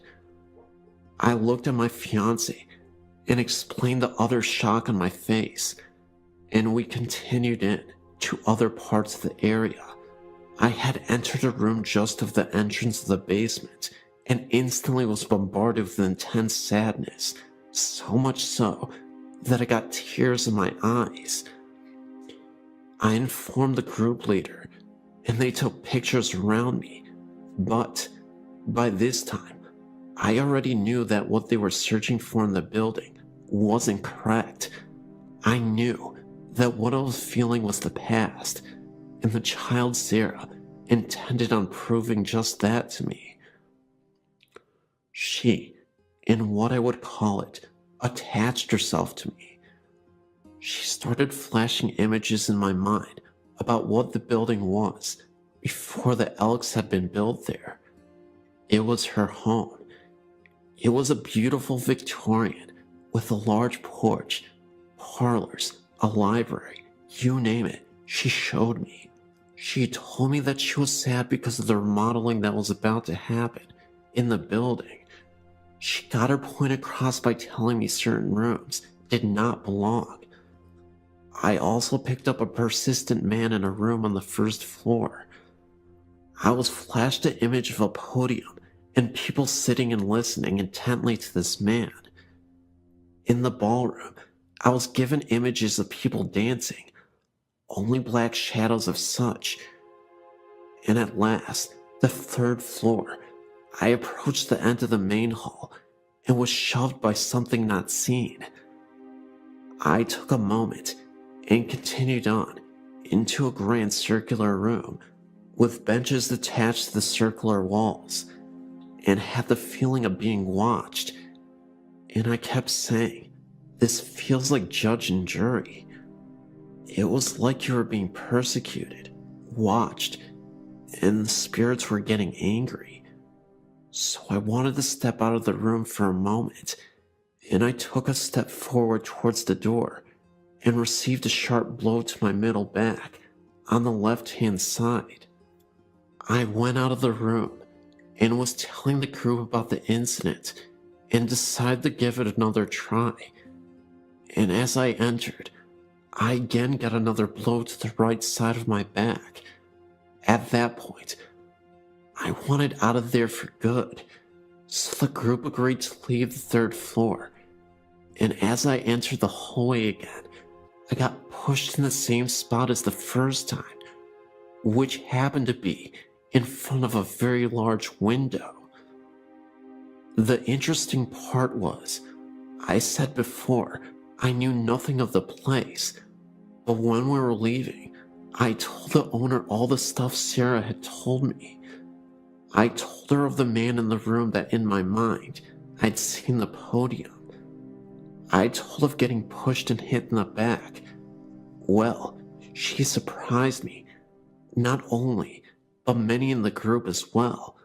Come to find out that this is where Sarah's home was. The rooms I was seeing were the rooms in her home. The man at the podium would have been the black preacher that occupied that room after the Elk Club closed down. That night, I came home exhausted. I fell asleep and dreamt of Sarah. In the dream, she told me her last name, so I searched for her on the internet. I then found something more shocking. Not only did I find her, the year she was born, but I also found the names of her parents. Well, I'd spoken with someone that has been to the club and knows things about it, but they never knew her parents' names, which happened to be the same names I came across. And as far as the room on the third floor, the owner informed me that this room was the judging room for the Elk members, and where they would hold their remembrances to the dead brothers. The interesting thing was, the women were not allowed in this room, and there was also an EVP that picked up stating, "You are being judged." So needless to say, I'm no longer doubting my ability, and am more open to my experiences, which have been many since that night. Growing up in rural Michigan, I had several what the heck was that experiences. Most were minor, a moving shadow or an uneasy feeling, but one stands out. I was 8 to 10 years old in the mid-80s, and my family had just returned from a vacation. When we got out of the car, my dad headed to the mailbox, my mom to her garden, and I lugged my suitcase inside the house. All of the windows were shut, and I pulled the garage door closed behind me. Walking through the house, I passed the bay window, from which I could see my dad still on the road, and my mom picking some vegetables. The house was silent, except for my footsteps on the carpet. I walked into my room and put my suitcase down in the corner. I heard a male voice laughing behind me, maybe in the doorway 8 feet away. It was a hearty laugh, loud and clear. I spun around, and there wasn't anyone in the doorway. I ran back to the garage, through the door, and outside. My father was just grabbing his suitcase from the car, and my mother was pulling weeds. I wasn't scared when I heard the voice, but not having a tangible body to put it with did unnerve me a bit. Following the event, I was able to forget and had no issues in the rest of the house. It was only after I got older and interested in the paranormal did I realize that I must have had a run-in with something. About 2 years ago, I bought a 126-year-old, 8,000 square foot mansion in Missouri, just outside of Kansas City where I grew up. My mother had owned and lived in the house for the previous 15 years, slowly maintaining it. She had done a great job maintaining its mid-1800s character, slowly bringing the woodwork back to life, adding insulation, and replacing all of the plumbing and wiring. I mention this because I've heard that a disturbance in the environment can cause spectral activity to begin. I'd seen the house only once, as I live over 2,000 miles away, but I fell in love with it immediately. The first night I stayed over, I woke in the middle of the night to huge blobs, about a dozen, from golf ball to basketball size, floating around the room I was sleeping in. This is the one and only time I've ever experienced anything like that. I closed my eyes, said a prayer, and fell back to sleep in time. I said nothing to my mother the next day until she asked me, "Well, did you see the blobs?" One of the workers stayed down there the other night and said he wouldn't stay in the house after dark because of the blobs floating around him. She had not seen them, and still hasn't. However, the previous owner told my mother a few years later that he loved what she had done to the front room, but he could never stay in there while the house was his because of the blobs. During the summer of 2007, I went back to see my family. I stayed downstairs again and had several things happen. It is important to note that I've never felt in danger, only uncomfortable. My mom and her boyfriend went upstairs to go to bed. I stayed downstairs in the first floor master suite. For the next 45 minutes, the heavy footsteps above my head were attributed to the two of them settling in for the night. Finally, I decided I would go up and find out what was going on. The entire upstairs was dark and still. They were both lying in bed. I returned to my bedroom to hear the continued walking above me. So, I went out on the living room to sleep on the couch. The walking continued above me, although there is only one attic above that living room. I could also hear a distant, quiet talk between a man and a woman, but I couldn't make out what they were saying, and it seemed to always be somewhere else from where I was. The next morning, I decided maybe I would have a chat with myself out loud, and if anyone else heard it, then maybe it would be for the better.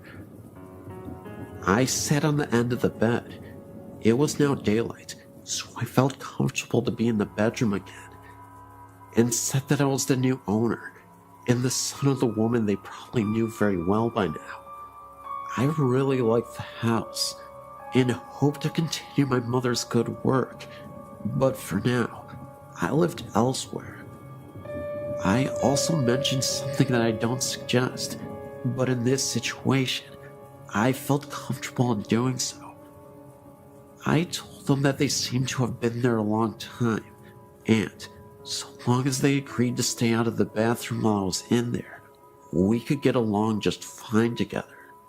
The following night was as quiet as it could be. I think their interest in me was satisfied. This past summer, 2008, was my third visit back. Absolutely nothing happened. I was ready, and nothing. Hey, that's fine with me. But one side note, my mother sat down to look at an album she had kept for all these years she had been doing the refurbishing. She was showing me the huge change in the house, from walls being ripped out and then rebuilt, and so on. In well over half of the pictures, there were huge light anomalies. There were smears, blobs, and strange twists of the image. I mentioned this to my mother, who looked right at me and said, "You know, I haven't taken a decent picture since I've lived in this house. I've owned one crappy camera after another. All the pictures look like this.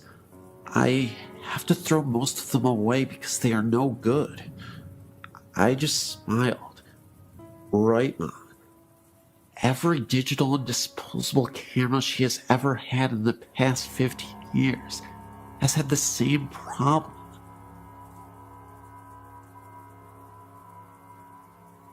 I grew up with a mom who is wicked, and she is very psychic. She has told me accurately if a lover and I will break up, when, if I'll meet someone new, and accurate descriptions of people I'll meet. My mother told my roommate that the child she was having would be a girl, and she was correct. My mom, to my amazement, is the real deal. On Halloween, our house is the most popular because the altar my mother sets up outside is very real. It's very fun, and I grew up with an easygoing view of the paranormal. I do tend to be very logical, and I believe in a paranormal experience if it does not seem like someone is BSing me. I keep my mind open. My mother does have headaches if she is around haunted houses. She has migraines that will make her sick for days after being in one. She's had this happen to her several times in her life, including once when I was a kid. A few years ago, when I was 23, I started having heart palpitations and tachycardia. At one point, my heart rate went up to 181. I spent night after night in the emergency room, and I was recommended to a cardiologist. I went through that for several months before finally someone realized it was a sedative that I took that helped me sleep. The doctors took me off the sleep medication, and I soon found out that I had become dependent on sleep aids. At the same time, I had to get on a Greyhound bus for a 2-day trip to move back with my parents because of the health problems. If you've ever traveled on a Greyhound, you know it's really hard to sleep on it. I was sleep deprived. I was told that I was sleeping, but I didn't realize it. I wasn't sleeping through the night. I was exhausted. I was depressed, and I developed a phobia of the sound of a beating heart medication commercials, etc. In short, my mental health was suffering. I had to make the choice to go into a psychiatric ward because it took a month to get an appointment with a psychiatrist. I didn't want to wait that long. The ward was in a regular city hospital. All the patients were quiet and were there to heal. Nobody was dangerous. There were patients with bipolar and other types of mental illness, and nobody was dangerous. There are different levels of hospitals. This was a ward for anybody going through emotional difficulties. I started to sleep the first 2 days I was there. I was not dangerous, but they did have to give me something to sleep. I was having dreams in which in my bathroom, patients had bathrooms in their rooms. I could hear a woman crying and throwing up all night. It was horrible and nightmarish. I could never see her because in the dream, I was laying in bed. How can I describe this? Even though I was asleep and dreaming, it felt like I was aware of everything going on. It never sounded quiet. It sounded like patients were throwing fits, and that someone would go by my room and rap on the wall with a walker, and that poor woman threw up and cried. She sounded miserable. The ward was actually always quiet. Nobody threw fits at night. My mom had taught me how to interpret dreams. I figured mine showed my anxieties. I'd been through hell. I wanted to sleep, and I never gave one thought to the idea that the place was haunted or had residual hauntings. I had greater concerns at the time. However, my mom came to pick me up, and she refused to enter the ward.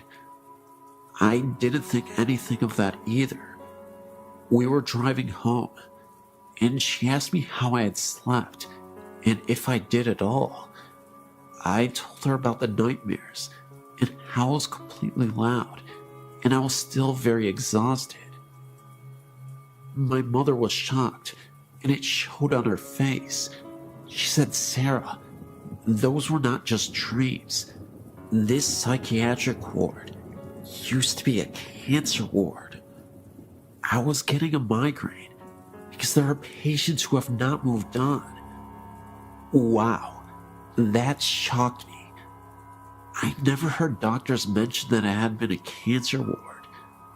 The idea was never put into my head. Like I said, I wanted to sleep again and to feel happy. I was concerned for my health. I believe my mom. She's usually incredibly accurate about these kinds of things. I honestly have gotten tired of finding out if me and a potential lover are not going to work out. She's that accurate. However, I could not tell you if that ward was the former cancer ward. I simply don't know because none of the doctors ever mentioned it. I was sleep deprived and going through hell at the time. My emotional state could have been reflected in my dreams. However, if I've learned anything about the paranormal, is that it can be a very small world. The hospital in question is in Iowa.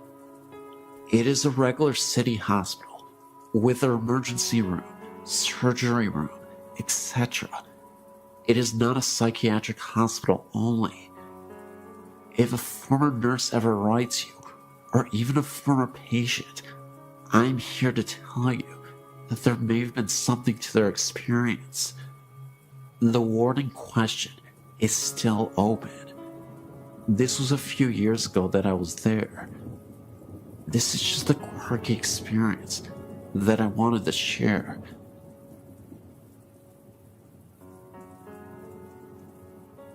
My story has been going on for a couple of years now. When I was 9, we moved into our house. It's a nice little place, backed by a large ditch. Behind the ditch is a large forest that I used to play in. The house itself is unremarkable. It's 3 bedrooms. The master bedroom is the first room you come to when you open the front door, straight in. To the right, there's a door to the garage, and to the left is the room we use as our living room. To the right of that is the dining room, with the entry into the kitchen. From the left of the living room is the hallway, with the bedrooms and the bathroom. From the time when I first moved in, I've never liked the bedroom at the end of the hall. It has a window that looks out into the front yard. The room I shared with my sister has a window that looks out into the backyard. I'm not sure what it is about the room, but it's a creepy feeling. I was around 11 when my older sister moved out. By that time, it had been a while since I'd gotten any creepy feelings in the second bedroom. I was pleased with the idea of having my own room. I moved my bed in there, got everything set up, and prepared for the grown-up life that I wanted. The first couple days were okay. I had strange nightmares about something coming in from the ditch, something I couldn't explain. Finally, after about a month after I'd been sleeping in the room, I woke up suddenly from one of those dreams. I laid there for a while, not really sure of what woke me up. Then, I realized that the music box my grandma had given me a year ago, it was on.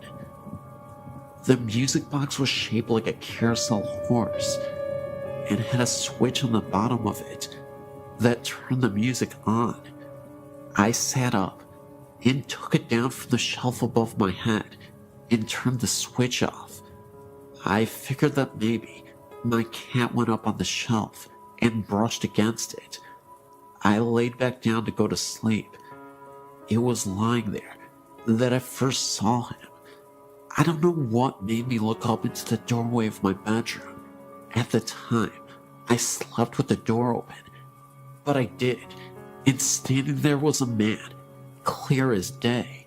For a moment, I was sure that someone must have broken into the house. With the light coming off the nightlight near the door, I saw that his mouth was moving quickly, and no sound was coming out. It was almost like he was screaming at me. He took a step forward and vanished. I slept in the living room that night. I finally got the nerve to sleep in my room again, after about a week of sleeping on the sofa. And that night, I had the same creepy nightmares, and woke up to find a child's shape sitting on the end of my bed, staring at me. It vanished when I turned the light on. I ended up spending the next year sleeping on the floor in my sister's room, because my mom wouldn't let me move my stuff in with her. I also couldn't change my room without getting the feeling of being watched. I would glance at the mirror, it's the type that sits on the dresser, and see a face staring at me, one that wasn't my own. My older sister finally moved back home, and I ended up back in the other bedroom with my sister. I thought that would make it go away, but I would sometimes see the man standing in the doorway late at night. He'd stand there staring at me, mouth moving, forming words I didn't understand. 3 years ago, some major changes happened. My oldest sister broke up with her husband, lost her house, and had to move in with my mom and dad, along with her 2 kids. My oldest sister had her boyfriend living in the house with her. The living arrangements were this: my 2 oldest sisters slept in one room, along with my youngest nephew, belonging to the first sister I talked about. My oldest sister's kids slept in the second bedroom with me, and my sister and her boyfriend had the living room. It was weird at first, but we all got used to it. The weird things had calmed down since I'd moved to the other bedroom, but it picked up again when my sister moved in. I was trying to get some sleep. It was around 1 in the morning, and I saw the child's shape again, but this time it was sitting at the end of my niece's bed. I sat up, but before I could say anything, my niece woke up screaming. She said it was a nightmare, and I had a feeling it was probably the same one I had when I was younger. They moved out last year, and things calmed down for the most part, until my oldest sister moved away. I now had a bedroom all to myself. I was trying once again to get some sleep. I've always had trouble sleeping in this house, and I looked at my doorway, and the man was standing there, but this time I could hear him whispering. It was gibberish. I turned over and pulled the pillow over my head, but the room got so cold, I ended up turning my TV on and closing my bedroom door. Another time, I was messing around with a couple of the other teenagers in the area. We were crossing the ditch and going over to the woods behind the houses. The way we cross is there's an area with 2 large pipes that stick out in the water. Surrounding the pipes are these rocky things that you can slide down, but also grip with your hands. They're kind of smooth and hard to hold when wet. We were coming back. The others had crossed just fine. I was the last one over. The first thing that happened that was really odd was my hand slipped and I started sliding down. I felt as if someone had grabbed my arm and stopped me before I reached the water. I was about to step down into the water to get across when I heard someone yell my name and say very loudly in my ear to stop. I looked down and there was a snake in the water, right where I was about to put my foot. My friend came back across and got rid of the snake. I got home okay. When I went to take a shower later that night, I looked at my arm, and I had a hard handprint bruise on my arm. I don't know if it was one of the ghosts from the house, but something stopped me from falling and from getting bitten by the snake. So, I guess even if the ghosts scare me, they're looking out for me too. Bonito City, a rather grand name for the cluster of log buildings that housed a saloon, post office, schoolhouse, church, general store, a hotel called the Mayberry House, and a number of comfortable residences. Set amid lofty peaks 12-mile northwest of Rizzuto, apple orchards and livestock of the Bonito settlers flourished in the 7,000-foot meadows at the edge of the forests. Trout fishing was excellent in the Bonito River. God was in his heaven, and all was right with the world, or so it seemed, when 2 events took place that would cause the serene and pleasant community to literally disappear. The centerpiece of Bonito City was the 2-story log hotel called the Mayberry House, operated by Mr. and Mrs. John Mayberry. They had 3 children, John, Eddie, and Nellie.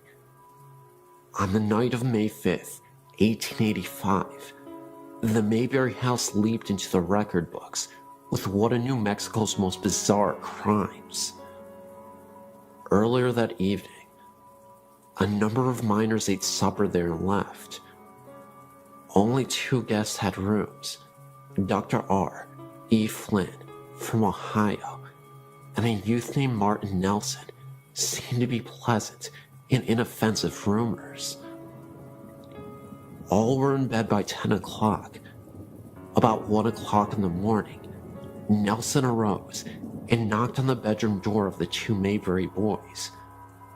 John awakened and opened the door, at which point Nelson fired 2 rifle shots, killing him instantly. He then turned on the 7-year-old boy Eddie, who was screaming in bed. Nelson killed him with a single blast. Dr. Flynn, hearing the shooting, rushed from his room and was shot through the head. John Mayberry, after hearing the screams, was making his way up the dark stairs from the first floor when a shot through the heart dropped him on the landing. Blood was everywhere. Mayberry's daughter, Nellie, appeared and was shot through the side and left for dead. She later recovered. Miss Mayberry ran upstairs where Nelson shot her in the chest, but failed to kill her. She stumbled downstairs with blood streaming all the way to her feet, leaving bloody footprints visible on the stairs, even years later. She fled to the nearest cabin for help, but Nelson followed, executed her, and threw her body into an irrigation ditch. Nelson, the saloon keeper, no relation to Martin Nelson, appeared on the scene, grappled with the youth, who was no match for the murderer.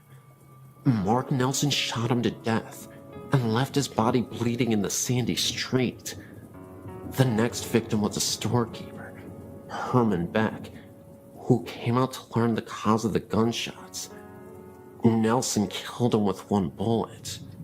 Bonito's terrified citizens locked themselves in their homes until morning, while Nelson roamed at large, finally climbing up a nearby mountain. Next morning, as Charlie Berry, Rudolph Schultz, and Don Campbell were standing in the street discussing the murders, they sighted Nelson returning down the mountain. He saw the man, brought up his rifle to fire, but was an instant too late. Berry failed him with a bullet through the heart. Nelson's last shot went harmlessly into the air as he fell. Total fatalities were 8 killed, including the murderer, and 1 wounded. It was years before the people of Bonito City recovered from the shock, and for 15 years, nobody set foot in the log hotel. Folks said it was haunted, told stories of shrieks and groans in the dead of night, of seeing lights flicker from room to room, or hearing muffled shots. Those who peeped through the dusty windows could see the bloody footprints left by Miss Mayberry's feet. The murderer was buried at Bonito, with his head pointed down. Folklore say that this custom was to prevent the buried persons from walking as a ghost. The victims were also buried in Bonito, side by side of each other, and a reasonable distance away from the murderer Martin Nelson. Gradually, Bonito City died. The final blow came when the railroad arrived in the desert below and took a business-like approach to acquiring water rights in the Bonito Valley, and later on, buying out the land in which the remaining residents of Bonito City lived. In 1930, Bonito Dam was built by the Southern Pacific Railroad. The remains of the victims were moved to Angus Cemetery. A large stone marks their resting place, and as for Bonito City, it is presently resting under 75 feet of water that is now known as Bonito Lake.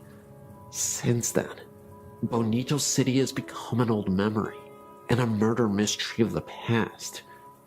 Some people have claimed that during a well-moonlit night, they can see the top of the church steeple shining below the serene resting water of the night.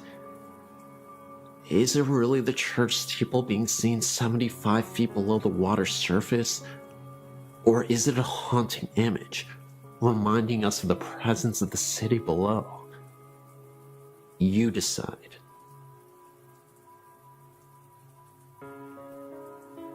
In early November 2006, I went over to visit my grandparents' house and my grandpa wasn't feeling well.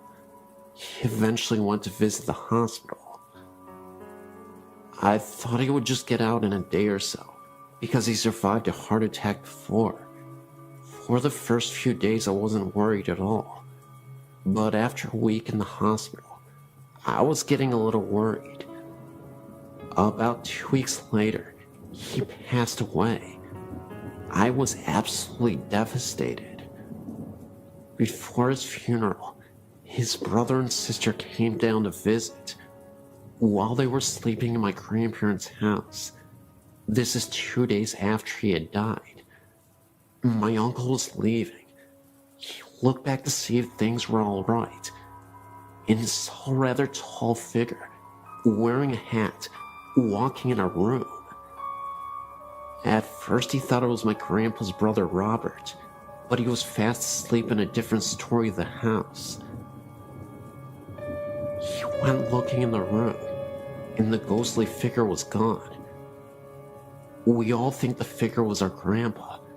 He was about 6'1", and always wore a hat. Every time my grandma went to go get food, or to pick up my little cousins, we would get a feeling someone was watching me, but in a good way. In early December, I was decorating the Christmas tree, and I saw a face peek out at the top of the stairs at me. It looked exactly like my grandpa, a few years before he died. It kind of feels like a little bit of him follows every one of us.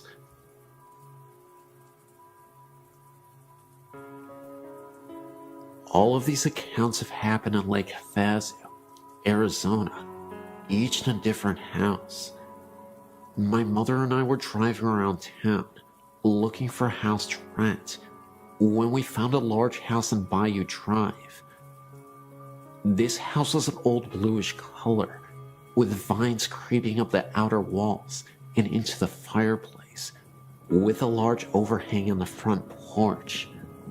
As soon as we started walking up the driveway, a very strong feeling of dread started to creep through my body. I really liked the house, so I ignored the feeling and continued into the backyard. As I entered the backyard, I remembered a dream many months before.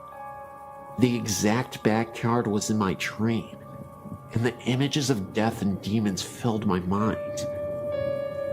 My mother had the same feeling, so we left without another word, deciding that a door had opened and a demon was dwelling inside the house.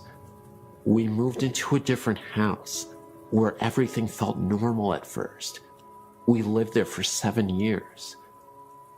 I soon felt eyes watching me in the shower, which then let gusts of freezing angry wind rushing past my face and arms. Later I learned my mother was going through the same events, only she experienced only one of the gusts of wind. When we started talking about moving out of the house, things got worse. My mom once felt a figure sit down on the bed beside her, and saw the indentation of the person on the bed. There were no dogs in the room, and the entire house was asleep. I saw blinds move with nothing in the room, and a shadowy figure walk across the kitchen. I was cleaning out a house, just about to move into it, when I repeatedly saw a figure of a little girl out of the corner of my eye. I could sometimes hear her talking softly to no one in particular. Later investigation proved that a little girl had drowned in the pool years before.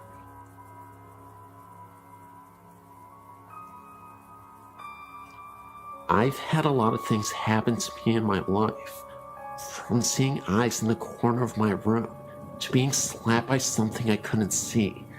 So I'm very open to anything and everything that someone would think was weird or crazy. My mom, however, is not. So for her to tell me about what happened to her, I know it's true. I'm 28 now, and this happened a few years before I was born.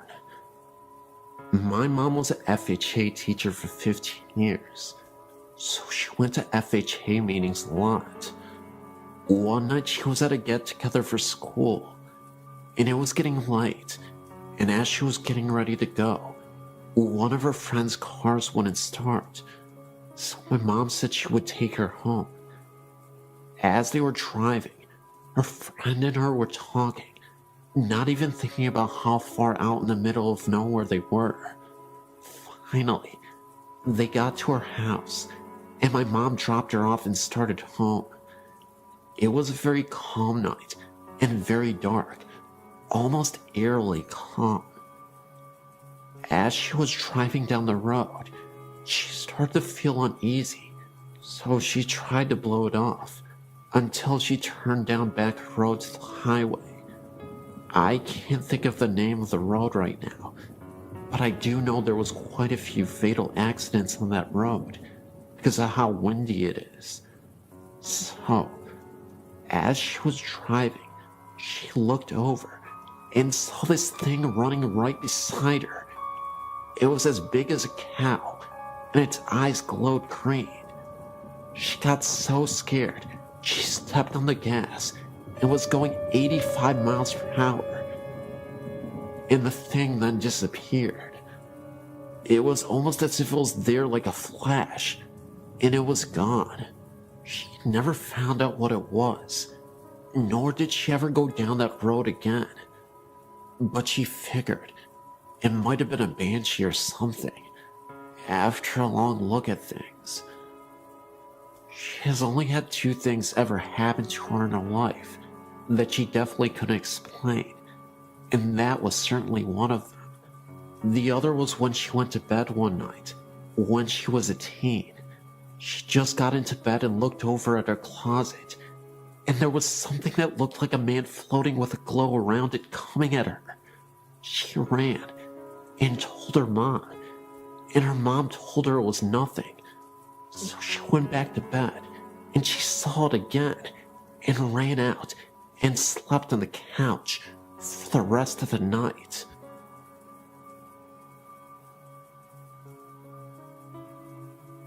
I'm a clairvoyant, and I'm used to not being alone.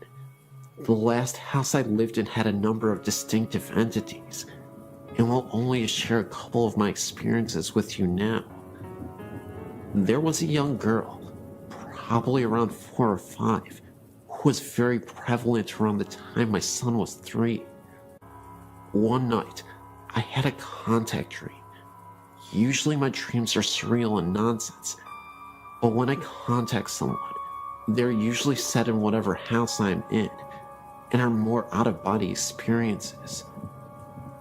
I walked to the end of my hall and looked through the dining room into the kitchen, and there was a small girl with waist-length dark brown, not black, wavy hair. She had a flowered white nightgown on, and she was pushing buttons on the microwave.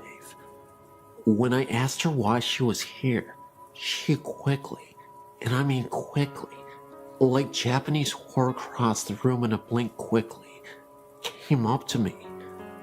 I crouched down, but I couldn't see her face, and somehow I knew she had been badly injured. Think gunshot wounds to the eyes and cheek, so I didn't want to see her face. I explained to her that she needed to move on and go into the light where her family was waiting, and then I walked back to my room with her following behind me. I woke up, then went back to sleep, and a while later my son woke me up, halfways anyway, enough to answer him and kinda remember. And he asked me to tell the girl that she was not his sister and to leave him alone. I told him to lay down in my bed and explained to her she was about 3 feet away, that I'm not her mother, and that she needed to move on, that it wasn't her house anymore. I thought that part was a dream when I woke up, until I realized my son was asleep beside me. The other very noticeable energy in my house was that of a woman who was very straight-laced and controlling. She would often sit on a window seat in my bedroom at night. My husband, who is a very skeptical man, would sit up in his sleep staring with closed eyes towards her and ask over and over, "Who is that? Who the heck is that?" Until I would tell him it's okay. Then he would lay back down. Well, this house was in Oklahoma, and every time there was a tornado weather outside, she would panic and really become agitated and very distracting to those who could sense her. So I'd have to calm her down and watch the storm. When my alarm clock didn't go off, she would bang loudly on the window in time for you to get to work. The only nice thing she would do. But when we were moving out, she really flipped, stirring up whatever else was there. So in the middle of the night, I would hear floor shakings and bangs from completely empty rooms. Tape would be peeled off boxes and placed across the room. Things would be removed from boxes overnight and put in different rooms, like books stacked in the middle of the kitchen after they were packed, and sounds of the TV coming on after it had been unplugged and wrapped in protective sheeting. All in all, it was not a very fun move, especially when I was alone the last 4 weeks of packing, and she kept opening the valve on my air mattress at 2 a.m. My new house is nice, but I keep hearing a little boy talk to me from a corner of my bedroom. Oh well, I guess.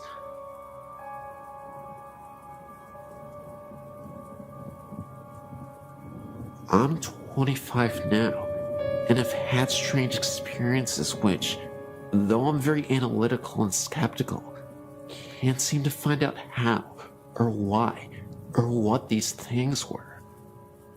I will tell each encounter as simply and as accurately as I can. I used to live in Stockton, and my house was built around 1910 to 1912. I was an only child, and my parents were very busy doing their own things. I may have had an overactive imagination, but I don't believe so, because what I saw was too clear and not vague and reinterpreted by my brain. The sliding redwood doors that separated our living room from the dining room began to shake before my eyes, as if it was locked and someone wanted in. I got up and walked around to the other side, thinking it was my cat, but I didn't see her paw, and she never shook the doors, just nudged them apart. I walked around to the other side of the doors to the kitchen. All the lights were off, and I saw no one. I felt very scared suddenly, and went to bed, closing my door. Another time I was laying in bed, and my mother was on her hands and knees sniffing the floor. A bathroom connected our rooms, and I assumed she had begun sniffing in the bathroom. I asked her what she was doing, and she replied, "Your father and I smelled rotten blood." I can't remember what happened first, but I saw a clear apparition in my living room as I tied my shoes. A man dressed in black with a top hat and coattails, had a cane with a black long beard, walked briskly through the living room, and disappeared. I had a dream that I pulled the back out of the carpets in my parents' bedroom and saw blood stains. I don't know if she was moving them.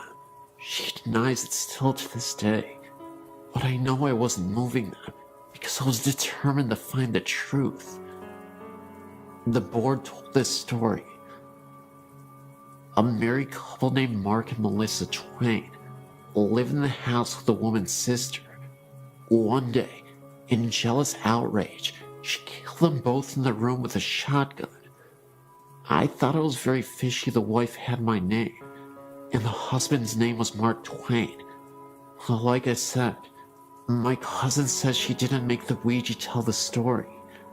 I was under the house one day, bored and playing around, when I found a small handful of large blast bullet casings. Not as large as a shotgun casing bullet, I don't think. Other things have happened. I heard a knock on my door late at night. One huge knock, but I was too scared to open it. I told my father in the morning, and he got very angry and shouted at me that I was too stupid. I don't know why that angered him. I surmised the knock was from my dog changing lying positions on the porch. Once a baby bottle just sitting on the counter just seemed to be thrown in the floor. My father said it was because I stomped into the kitchen. Perhaps. But the powerful way it fell, I doubted it. I was never able to tear my parents' carpet or find any information on the house that could point me in any direction. Though I did get all the paperwork on who owned the house, and no name Twain ever owned the house. My aunt, who claims to be a psychic, came over to the house and said that several ghosts live here. That was something I didn't hear myself. Another family member told me that. The house, which was always a bit odd, had a stained glass window on the front, not very large. It was of a cross. Later in life, I was in high school, living with a friend. I was trying to go to sleep and heard someone say my name very clearly right next to my ear. I got up and asked my friend what he wanted. He was in my grandmother's room, which they shared. I didn't call you, he said. The voice didn't sound like his voice. It had a lisp, as was very girlish sounding. We went to the house in the Delta, abandoned and run down, as well as vandalized. I walked ahead of everyone, always ready to take on whatever. As I walked past a bush, these birds just exploded from it. Before, I heard no bird song, and they surprised. The house was elevated with a basement that had openings for water to flow through. Everything was pretty much ruined. A door opened nowhere, as the staircase had been brought down. It felt like a cemetery, not in a morbid sense, just so quiet and hollow. We went to the basement, where trash was everywhere. On the door, which had been removed then, placed back up, was a crude black painting of a devil or satyr. Being mischievous, I took a wooden bed frame topper. It was painted brown with a carved flower on each side, and it was painted red as well. After I took it home, that's when I heard the voice.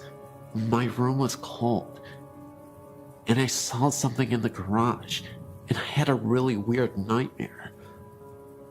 The kitchen was being renovated, so we had to wash and get dishes in the garage. I went out to get a cup and felt very nervous in there. As I was walking to leave, I heard a loud boom in the wall to my right. I looked, not too long, but long enough, and this will be a very hard to explain situation and sound crazy, but this energy waved and glistened in the shape of something human, turned its head and looked at me. I ran out, scared for my life. I'd never been so scared. I took the bed knob back, and nothing happened like that again. The site has long since been destroyed. I'm not sure what any of this means, but I do know one thing for sure. I experienced it.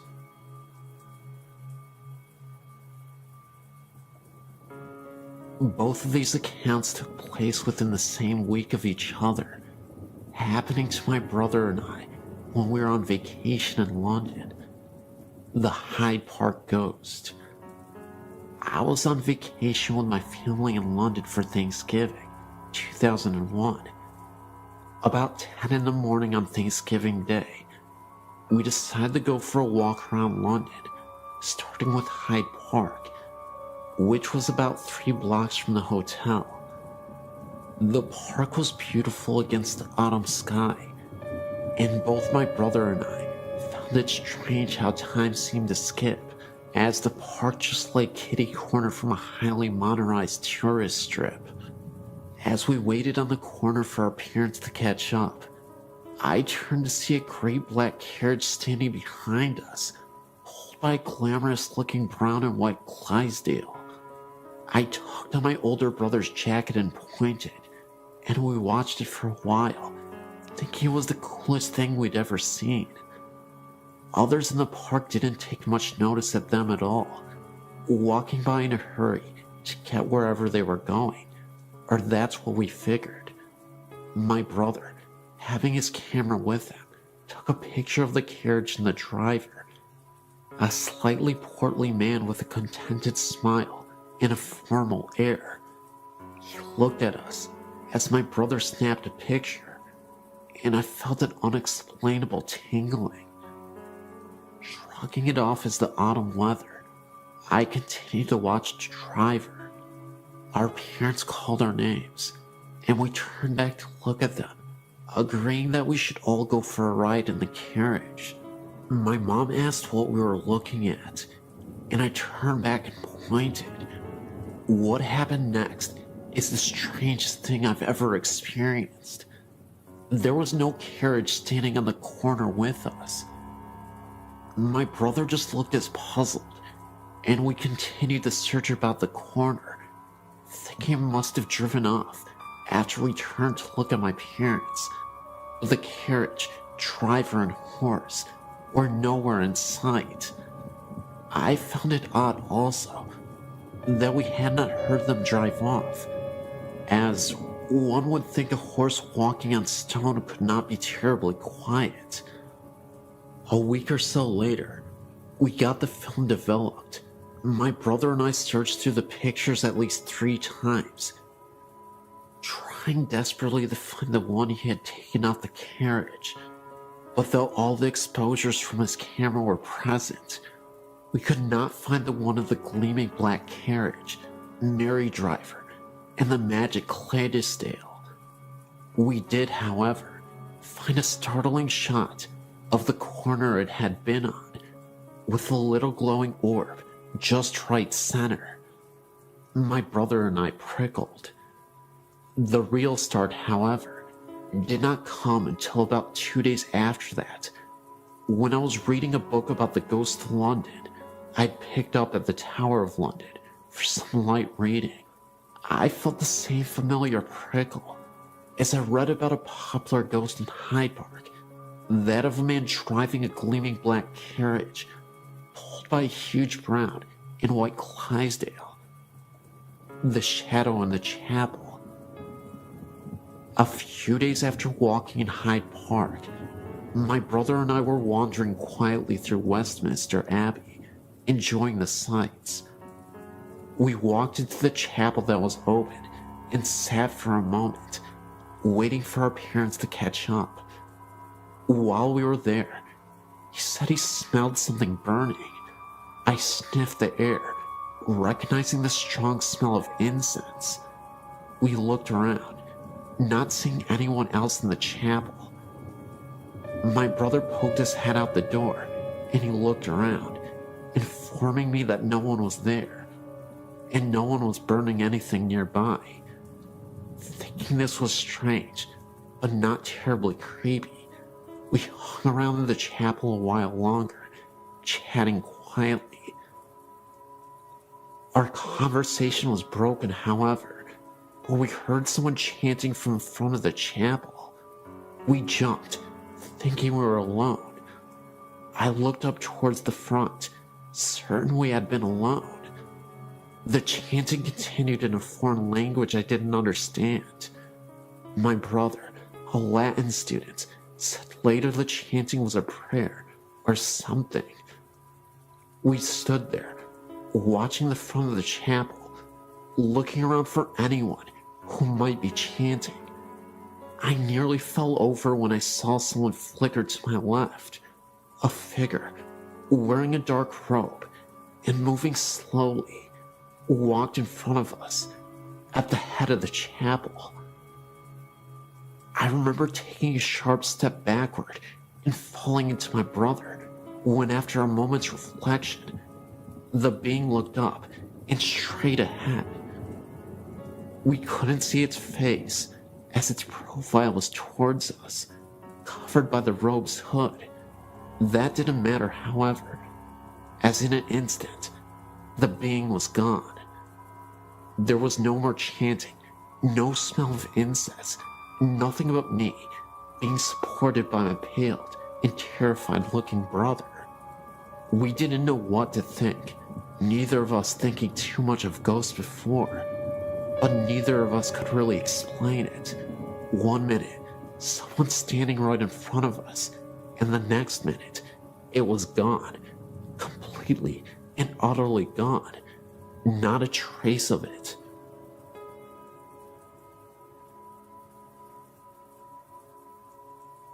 First story. I was 11 when this happened. I was spending the night at my best friend's house. It was a pretty Victorian house. It still had the original barn. It was in the back. But anyway, one night we were staying up well past our bedtime, down in the living room, watching TV and talking. Well, our room, which we were supposed to be in, was directly over the living room. Well, we were sitting there, and all of a sudden, we heard what sounded like something being dragged the length of our bedroom. It was something heavy. We were so scared, so we stopped talking and muted the TV to listen. It sounded almost like a dead body. All you could hear was thump, thump, slide, thump. It was freaky.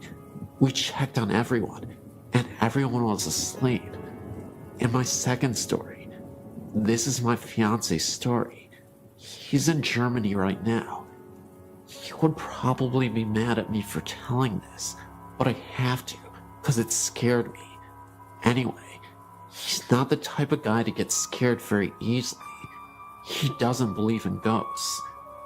We live in a town called Tacoma. It's south of Seattle. Anyway, a port town of Tacoma is Lakewood. In this town is an old insane asylum that was torn down about, guessing, 30 years ago, and then rebuilt across the street. Go figure. It's called Western State. My fiance and a couple of his friends went to the hospital for the fun of it. The ruins are still there. They were down in the basement, which also happens to be the boiler room. They were walking down there and came around a corner and saw a bunch of bugs and such. They figured a bum was staying down there. As they turned to leave, Dave is a pretty small guy, so he got pushed to the back. As he was about to leave himself out of the window, he felt someone tap him on his shoulder and heard someone whisper something to him. He figured it was the bum, so he turned around, but there was nothing there. He freaked out because it was a split second that he'd heard something and felt the tap. So he started screaming for his friends to come and get him. His friends had to pull him out of the window because he was freaking out the whole time. A third story. I was sleeping one time in my bedroom, and it was like 3 o'clock in the morning, and I suddenly woke up because I had the feeling that someone was in the room with me. I had my own room at the time, and it was pitch black in my room. But I looked in the corner where my door was, and I could just barely make out the outline of a man. He was just standing there and watching me. I couldn't breathe or think. I just stayed there for about 2 minutes, trying to figure out what to do. I finally got the balls to reach over and yank on the lamp. When I did, nothing was there. Fourth story. Me and my sister were at my grandma's visiting, and recently, my uncle had passed away in the house. He had gone missing for about 2 weeks. My grandma didn't think anything of it, because he did that sometimes. She went in his room looking for something, and there he was, lying on his bed, half decomposed. She said it took forever to get the smell out. On my grandma's TV was a plastic face with a flake flower in it. The TV was off, and my grandma was at work, so me and my 2 sisters was sitting around and talking. I believe we were talking about my uncle, when all of a sudden, the vase went flying off the TV. When I say flew, I mean flew. It flew like 5 feet. We all stopped and decided to go to bed. Fifth story. I was spending the night at my best friend's house. I was like 15 or something. My godmother had just told us to go to bed. We were just getting ready for bed when I hear my godmother yelling at me to get my butt in bed. I came out of my best friend's room and said we were. She then proceeded to tell me that she had seen me in the reflection in the window walk by from the stairs to the kitchen, but the room we were in was right next to where she was. Freaky. The 6th and final story. I was babysitting my nephew one night. I was sitting on, listening to music and relaxing, when I heard my sister laugh. Thinking that was weird, because I hadn't heard them come home, I got up to check. There was no one there. I know my sister's laugh. About 30 minutes later, I heard my sister cough. Again, I got up to check. Nothing. I don't know much about this house. I've only been here about 8 months. It's my brother-in-law's house. This house is kinda weird though. When all sounds have died down, you can hear clicking, and sometimes even what kinda sounds like walking sounds. I sleep with my door open, so I'd hear if my sister had opened her door. But they're like soft walking sounds. Odd. Anyway, I have tons more stories. I'm a very strong believer in ghosts, so if you want to hear more stories, just email me and let me know. I was reading your site around Halloween and noticed Green Man, and instantly knew what the reference was. I had heard this story dozens of times by my dad who visited Raymond. Then, I realized the legend was not correct. The legend states that late at night, you could witness a ghost wandering around the tunnels and bridges around town. There have been numerous reports over the years of a man with a green face walking after hours. He is known as the Green Man. This is because when people have seen this figure, the apparition has a terrifying green face as he floats by the local tunnels and bridges of the area. The real version is extremely depressing, but the real version in the least. The horrible accident occurred in Evans City. Raymond, unsure of the last name, and his older brother were flying a kite near some electrical wires next to a tree. The kite got stuck, and Raymond followed his brother up the tree to retrieve it. When Raymond's brother grabbed the kite, both brothers got electrocuted. Raymond's brother was killed, and Raymond was severely burned. He was extremely disfigured, and it was extremely hard for him to walk because of the accident. The residents of Evans City collected nearly $30,000 for the boy for his care. His older sister and her boyfriend ran off with the money, leaving Raymond without the money he needed to get well. From then on, the townspeople took him under their wing and took care of him the best they could, but without the funds to do it. My dad's grandmother, who lived in Suiki, told my dad and his brothers and sisters the story of the Green Man when they went to visit her. Raymond, now an adult, walks down the road to and from the tunnel every night. The sun would hurt his eyes, since it only had a thin sheath of skin to cover them, so he did not go out in the daylight. He could barely walk, but did so every night regardless. People from all over came to bring him money, gum, and cigarettes, even while he was on his nightly walks to the tunnel and back home. The Green Man came from the color his skin looked when the headlights would hit him. He had been charred so badly, he was gray, so the headlights actually made him look a greenish-gray color. Unfortunately, my dad couldn't confirm this because he is colorblind. Raymond had a hole for a mouth, no nose except for a hole, and holes for ears. My great-grandpa and my Uncle Carl, then a teen, got out and handed Raymond a pack of Lucky Strikes and a pack of gum. Raymond talked to them for a bit, though you could barely understand what Raymond was saying.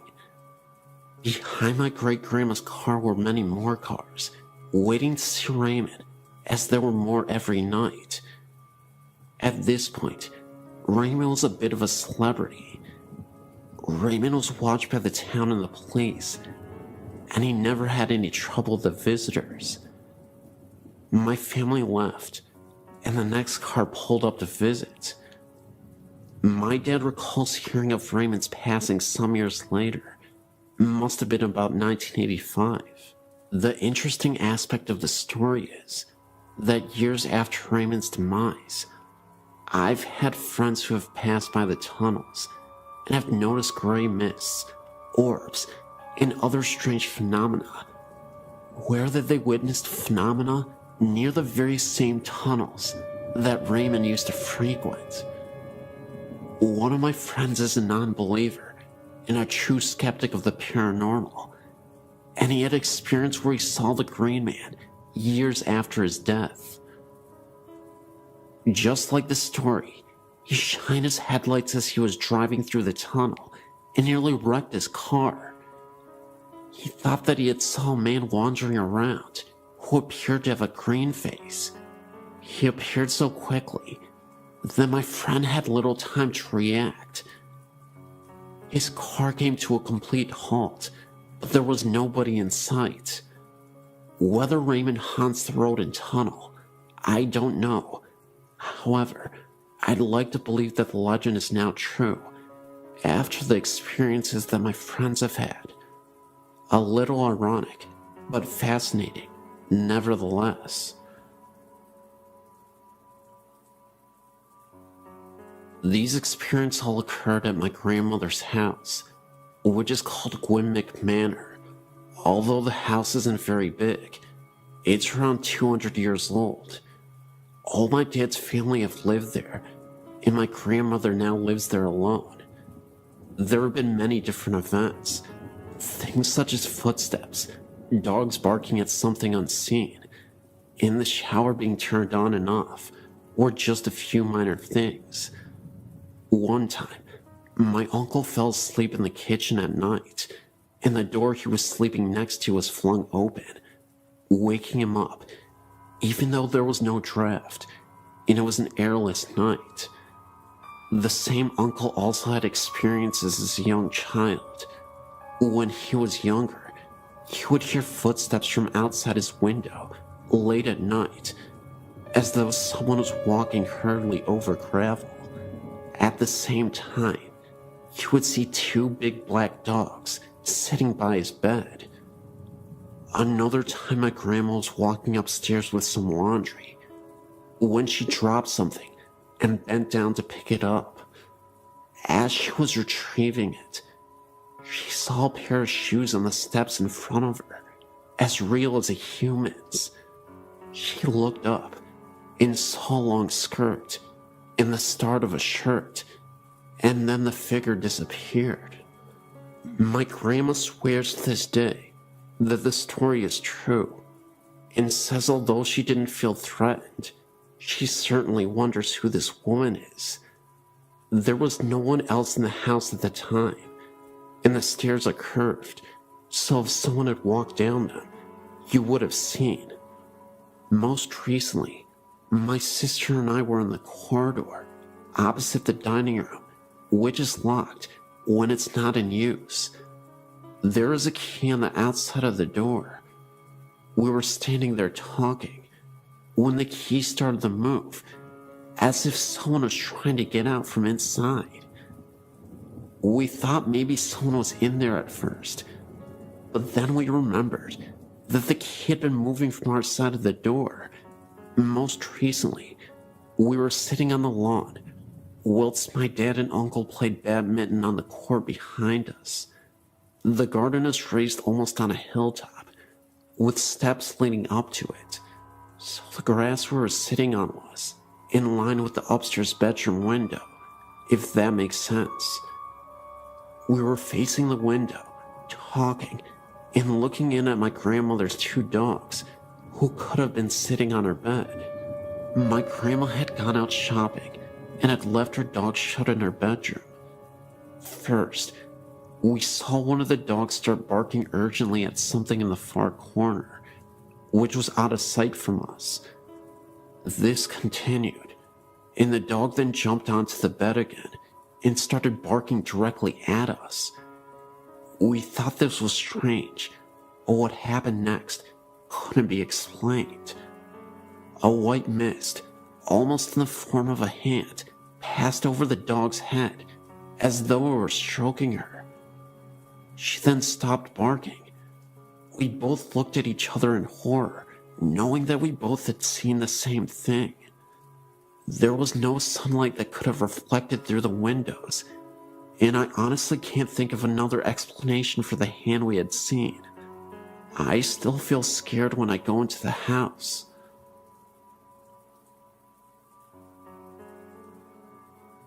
January 1999. I'd been working for an American company in Evesham in the UK. The company was based in a small industrial estate called Briar Close End East.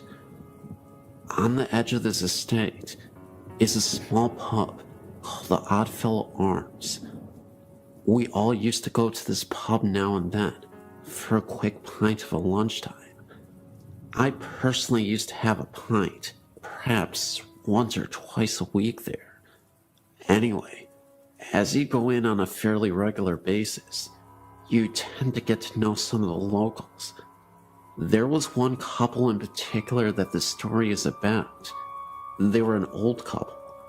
He was an ex-counselor and had to use a frame to walk with. He was always with his wife. She used to drive him everywhere. Obviously, he couldn't get anywhere without her assistance. It was just after the Christmas break, first week back at work in January. I decided to go for a sandwich and a drink at the pub. Funny thing was, I noticed that this chap was on his own, sat in the corner. He tipped his glass to me as usual, to acknowledge me. I thought no more about it. Later that day, I spoke to my warehouse manager. He frequented the pub on a more frequent basis and knew all the regulars by name. So, I mentioned to him how odd it was that the old guy was on his own. Astonished, he replied, "That's impossible. The old guy had died over Christmas." I have never forgotten this, and some people, including my wife, have told me I must be mistaken, but I know what I saw, and I know when I saw him. For all those people who know the Oddfellows Arms Evesham, perhaps some of you may remember this chap and his wife that frequented the pub, or maybe someone else had seen him too. I'm recently going to a neighboring school by this house, and have visited it frequently. I never get a safe feeling while in there, and recently, we found a mutilated animal, not like it was feasted on, but just torn apart, and left in front of the house, maybe for some sort of omen, or a warning. The body was ripped to shreds, and its skin on the hands were ripped off, just showing its appendages. Later, we found the skull of the animal adjacent to it, and we noticed the jaw was removed, but the skull itself was in a very clean fashion. No blood or guts or any kind of fluids, not even dirt marks. The skull almost looked like it had been washed. That not being the strangest thing, I have a friend of mine who is a female who is as well as extremely interested in the paranormal, and she has recently gone to the house, and the first encounter dealt with her and her best friend going into the house and just walking around. The problem was that they did not even get to enter into the house. Right before stepping on the yard, the house is surrounded by large bushes. They heard a sound coming from one. Other times that I've been with her, we swore we heard footsteps beside us in the bushes, as if being watched. Her best friend saw a shadow and became very frightened and began to flee. My friend was not as scared and refused, and her being the determined person that she is, continued to go forth. The sound was continuing this whole time. Her friend left sprinting, and so just to be a good friend, she decided to go catch up. She was not running so fast, and in her light jog, she turned around and noticed a woman with bright blonde hair, this being the only thing sticking out, chasing after them, and even got off the yard and continued in the pursuit. When seeing this, my friend began to run even faster and eventually ran to the church where they parked their car. She called me while this was happening, I guess to help us believe, and also she knew I was very interested, and I could hear the fear in her voice. When she returned, she told us the story, and one of the girls who was a local asked about what she had saw, and when she said the thing chasing them had long blonde hair, the local freaked and admitted that the woman who was murdered did in fact have long blonde hair. This scared and excited all of us because my friend who was chased had no idea how the woman looked or anything of that sort. Not being enough for us, we decided to go back with another group of kids who swear they know much about demons. We weren't allowed to go on because the demon group refused to get on because they swore they could just feel the evil. Well, they went back, and we ended up going another day with other friends. We just heard small sounds and footsteps. Other friends' stories deal with the chair in the living room that has two missing legs would be dragged across the living room. But one day, my friend, being the brave girl that she is, went into the house by herself one night, and she was walking around and really did not notice anything. She made a comment expressing how upset she was that nothing was happening, and a few minutes later, she heard a high-pitched shriek, and right then she was pushed, what she guessed to be about 4 feet, and pinned to the wall. She stumbled out of the house, and when she got home, her best friend noticed the scratches on her forehead. She still has them right now. This incident is very recent. That same night, her friend later called me saying that she had fallen asleep and was not responding, and that she was breathing normally, but her body was extremely cold. We haven't gone back yet, but we noticed that activity is much higher when fewer numbers are around. I look forward to giving you updates. Also, I'm from McAllen, Texas, and there's a building in that area that is rumored to be haunted. There's this building and it is extremely haunted on the 3rd floor. I'll go ahead and check that out as well, and I'll give you an update as soon as possible.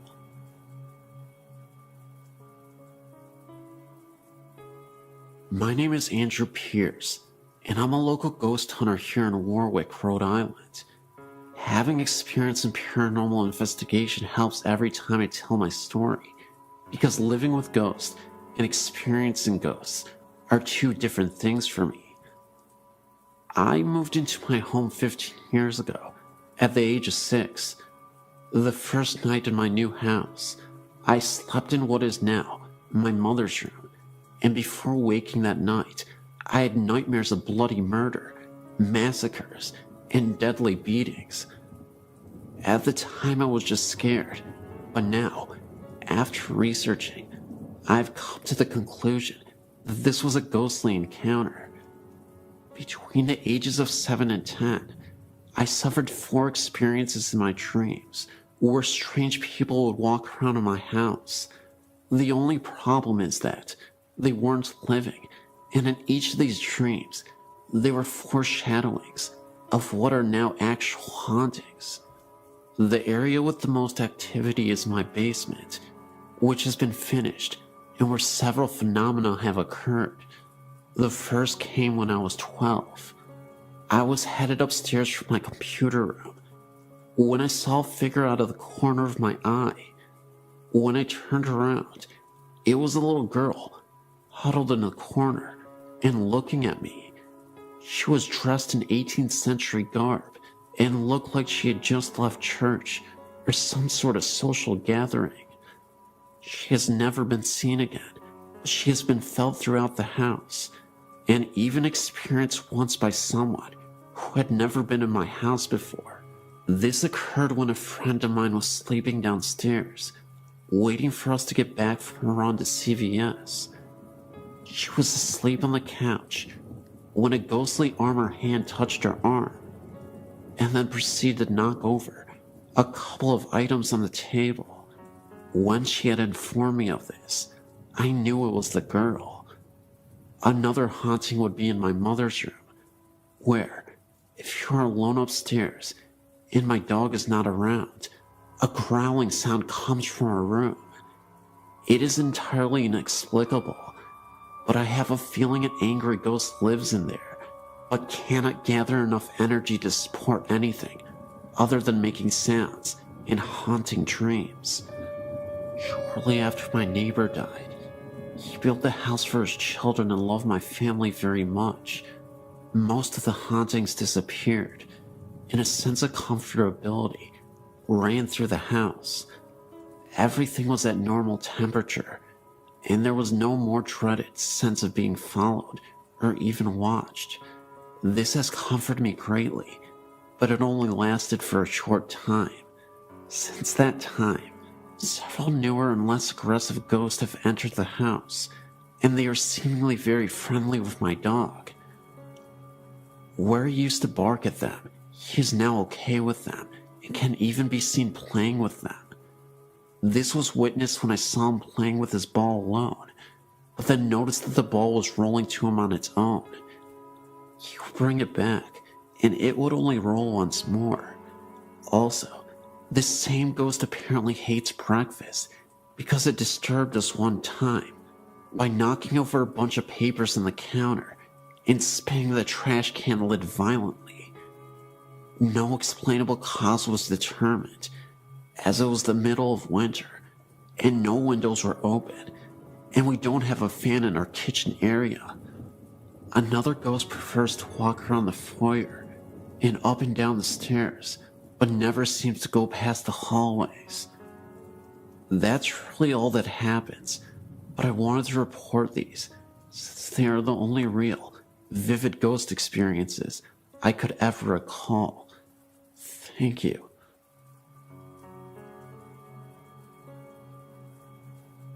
We bought a house in Yucca Valley in 1988, built during World War II, from what we were told, 2 bomb shelters. House added on to the years to come. Interesting old place, but nothing special. other than the fact we thought we could turn it into our dream house. 2-story, white picket fence, etc. A couple weeks after moving in, my husband and I were in the kitchen, talking, when I thought I saw something.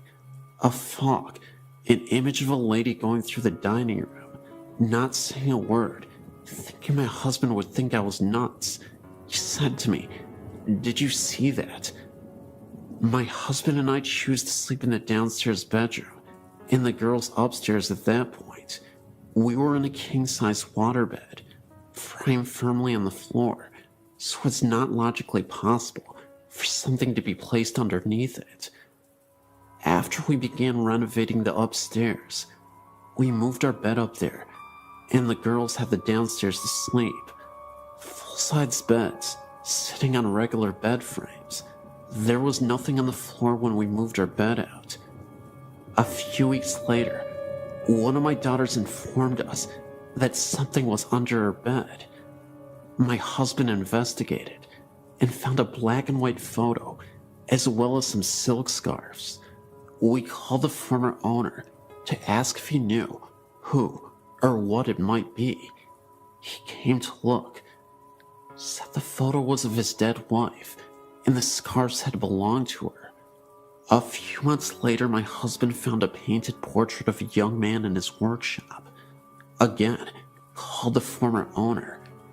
He said it was of his dead son. A year or so later, one of my daughters saw the same image, the fog, image of a lady. He or she never caused us any harm, except for the fact that money we hid in one place or another had disappeared. After living there a while, we met the neighbors. They informed us former owner's wife had died from cancer in the bedroom photo, and scarves were found. His son, portrait found, had offed himself at the Yucca Valley Inn. Ashes had been spread on the property, according to them, the neighbors, but these facts were not disclosed to us at the time that we bought the house. After living there some 19 to 20 years, we decided to move, not because of spirits, just now that the kids have grown up and moved out on their own and wanted to downsize.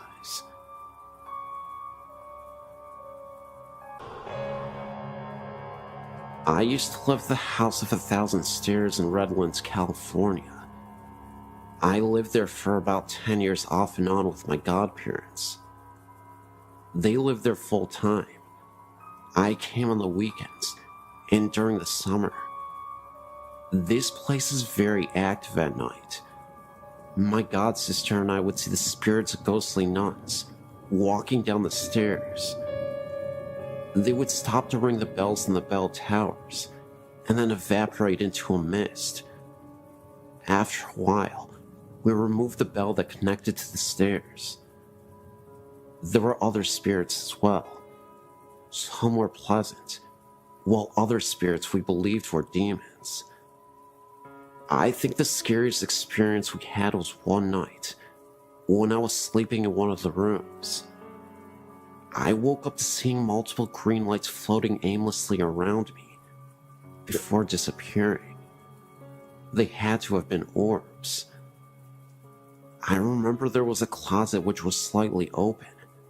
When I looked at the closet, I noticed the head of a figure peeking out with red eyes. If you've seen the famous Amityville horror picture, that's how it looked to me, except with red eyes, of course. There are tunnels that run under the property, and rooms as well, all made out of dirt. Some of the rooms' doors have been covered over with dirt and rocks, so that you cannot get in. If you stay down there at night, you will see nuns going in and out of these rooms that have been covered over. I'm not sure what the nuns did in this house, but there are many restless spirits here.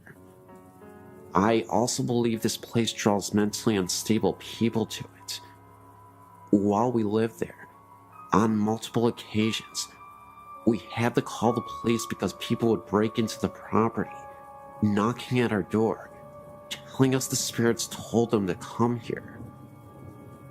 There are so many stories I could tell you, but it's a very unusual place after a while. My godsister and I would sleep in the game room next to our parents' room because we were too scared to stay in our room. That's about all I'm willing to share for now, but I hope you enjoyed these stories.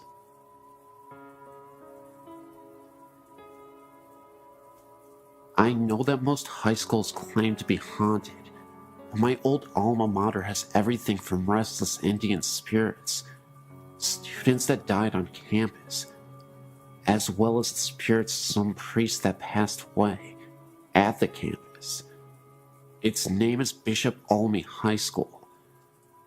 It's located immediately next to the San Fernando Mission Cemetery, and is directly across the street from Eden Memorial Park, a cemetery for Jewish believers. To make this easier, I will list the different stories I've heard and my own limited encounters. 1. Our school's built on what used to be an old orange grove. It was also used as a burial ground for Native Americans who built the mission.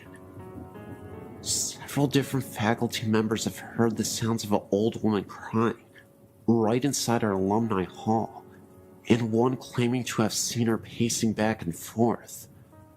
I myself went there late with 3 friends one night in an attempt to see if we could prove anything for ourselves. We heard the same crying noises and saw a brief glimpse of a black silhouette through the all-glassed walls of the building. Other faculty members have claimed to see an Indian chief in full ceremonial garb near the school's chapel and the hallways behind it. 3. Members of the water polo, swimming team, and marching band have heard a young boy crying from the old archives located underneath the buildings on the west side of campus. The water polo and swimming teams used to use the old showers that were built for the priests when the school was a seminary, and the band used to store its equipment in spare rooms down there. One story of an eyewitness who saw the spirit is one of the creepiest our school has. A few of the girls on the swim team went down to the showers after practice and found all the shower heads on and a little boy standing in the middle of the room. The boy didn't respond to any attempts at conversation. The girls left to get a coach to try and get the boy to talk. When they got back, all of the shower heads were off, and the boy was nowhere to be found. This part of the school is directly next to the graveyard. Only a chain-link fence separates the two properties. Our pool is technically rented space from the graveyard. In the new school archives, located on the second floor of the building over the old archives, there have been reported sightings of a priest in his uniform, reading or filing books.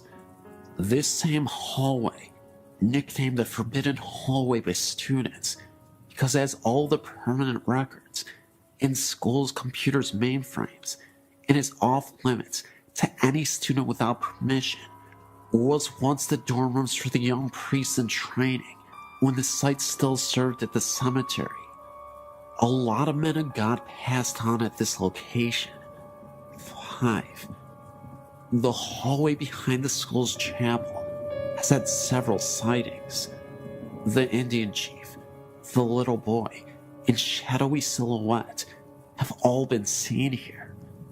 The boys' bathroom is a hotspot for strange happenings late at night. I would be there late for extracurriculars or what have you, and one night when I was there, the door to this bathroom closed and opened twice. No one else was there to do this, trying to test the spirit. I said, "Is someone here?" And the stall door I was in flung open. It didn't feel like a bad spirit, but it was definitely wanting to make itself known.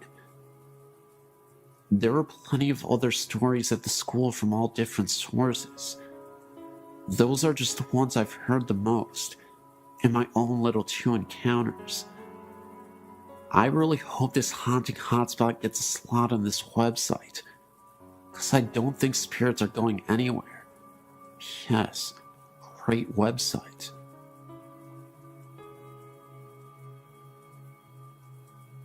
When I was a little girl, about 4 or 5 years old, I remember this clearly as if it happened yesterday.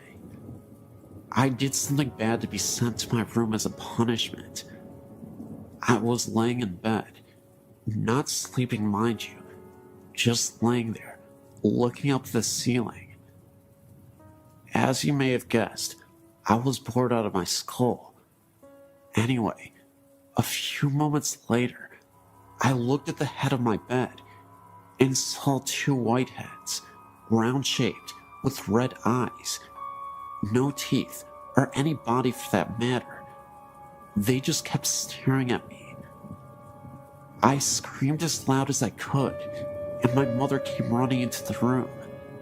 As soon as she did, the image or ghostly figure, or whatever it was, had vanished. This house that this happened in was known to be haunted. I'm not sure by what. I asked my mother years afterwards if she had any odd experience in that house. After I told her what happened, she said yeah. When she was down in the basement doing laundry, she heard someone call her name. No one was in the house at the time. I'm not sure where I was, or my brother were at the time, but I know we didn't call her. We call her Mommy, not by her first name, as this thing did. She answered it. Now, as I recall, if something unknown calls out your name and you answer it, isn't that an invite? This house is located in Vermont on West Road in Burlington.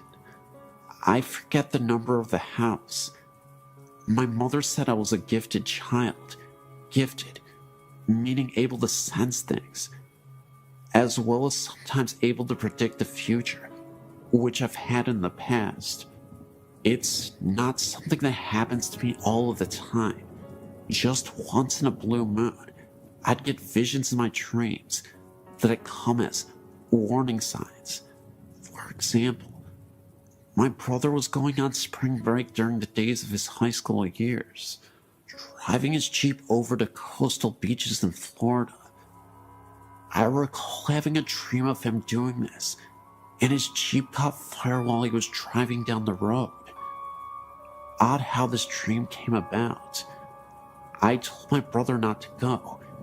He thought I was crazy, of course, and he didn't believe in that sort of thing, nor does my husband. Anyway, my brother called me up one day and said that his Jeep caught fire. He had a flat tire and parked on the side of the road. He wasn't going to spring break. He was just heading over to a friend's house when this happened. Come to find out, some punk started the fire to his Jeep.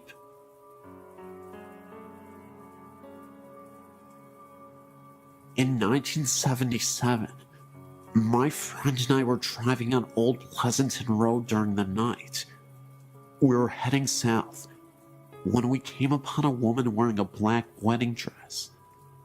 All she was doing was standing there, not moving an inch.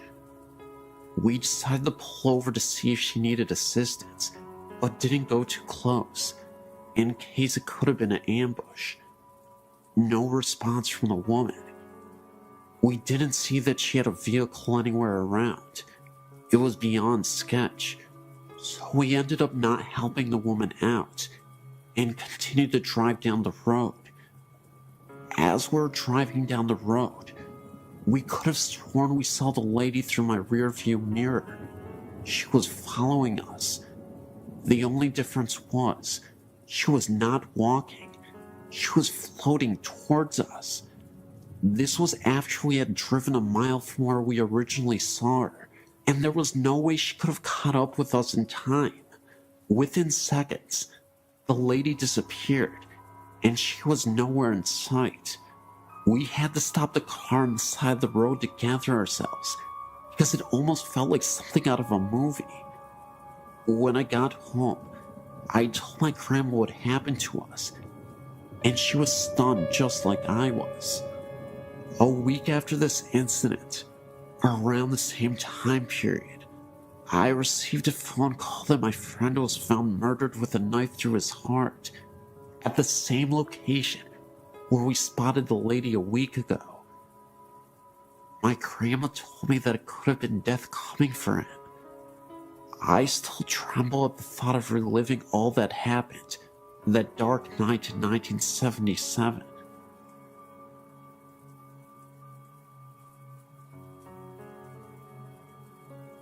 Great Aunt Amy. She lived in a small 2-room shack in the middle of a very remote wooded area in northern Michigan, next to her brother and his wife. I remember her writing to me in the mid-60s and telling me they had a road name and a sign now. My younger sister and I loved going there to visit. We would walk in the woods and explore an old cabin and trailer in the woods north of them. They lived very primitively, an outhouse with magazines for toilet paper, and slaughtered their own pigs and cows. There was a great green apple tree down the road, and we always stopped to get our pickings before heading home. One time, we heard a weird noise, and my mother told us to hurry up and get in the car. We had to get going. It was a bear calling for her cub, and we were downwind. Mom feared we may have been between the mother bear and her cub. Whenever we went to visit, we went to see the uncle and his wife first, then Great Aunt Amy. Although we would see her peering over the tiered kitchen curtain when we arrived, Great Aunt Amy was very short and stout, and you could just see the top of her head from the eyes up, over the lower curtain, and I'm sure she was on her tiptoes at that. But she was always so surprised to see us, and just happened to have cookies or rolls just out of the oven. The day of her funeral, the late 1970s, my sister Kathy and I got out of the back seat of the car on opposite sides. I looked at Great Aunt Amy's cabin and then looked over the top of the car at my sister. I knew she saw her too.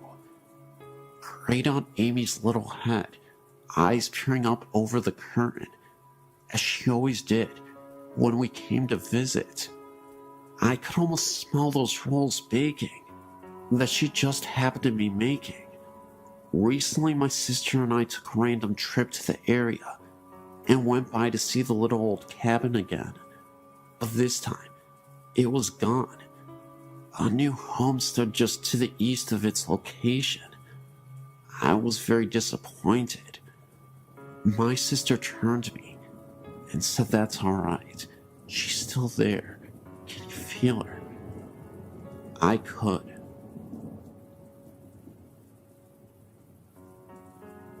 My father remarried 3 years ago, and when we moved into his wife's house, I began experiencing paranormal things. I've experienced things ever since I was a child. My mom and siblings were always sensitive to the paranormal. My siblings were pretty used to it, but I'd never seen anything significant until we moved into our new home. It started slowly. I couldn't sleep well at night and had been hearing bangs. I dismissed it all at first as being in new surroundings, but it continued. My sister moved in, and we began sharing stories about things we had heard in the house.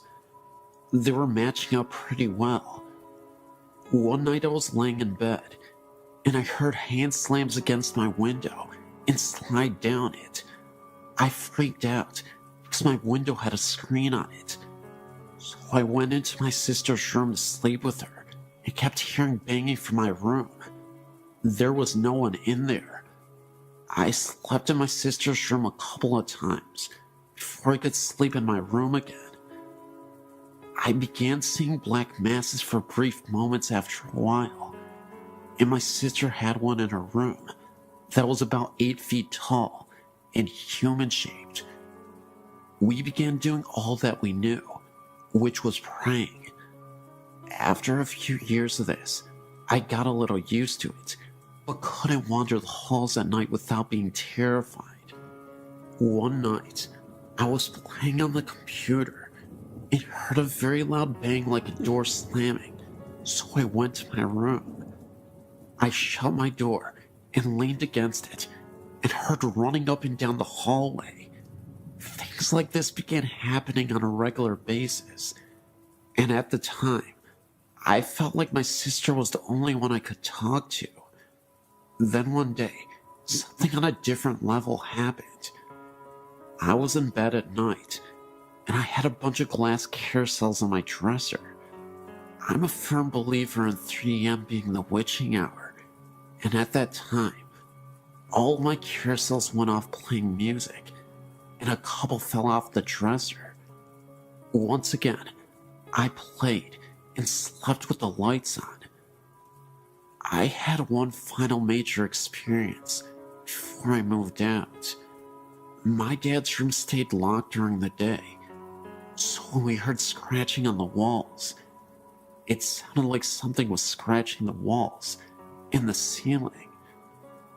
I ran to the bedroom door and it stopped, but could see a shadow moving around under the door. The scratching then continued, so I went outside. I moved and don't experience things like that anymore, but sometimes hear noises in my apartment.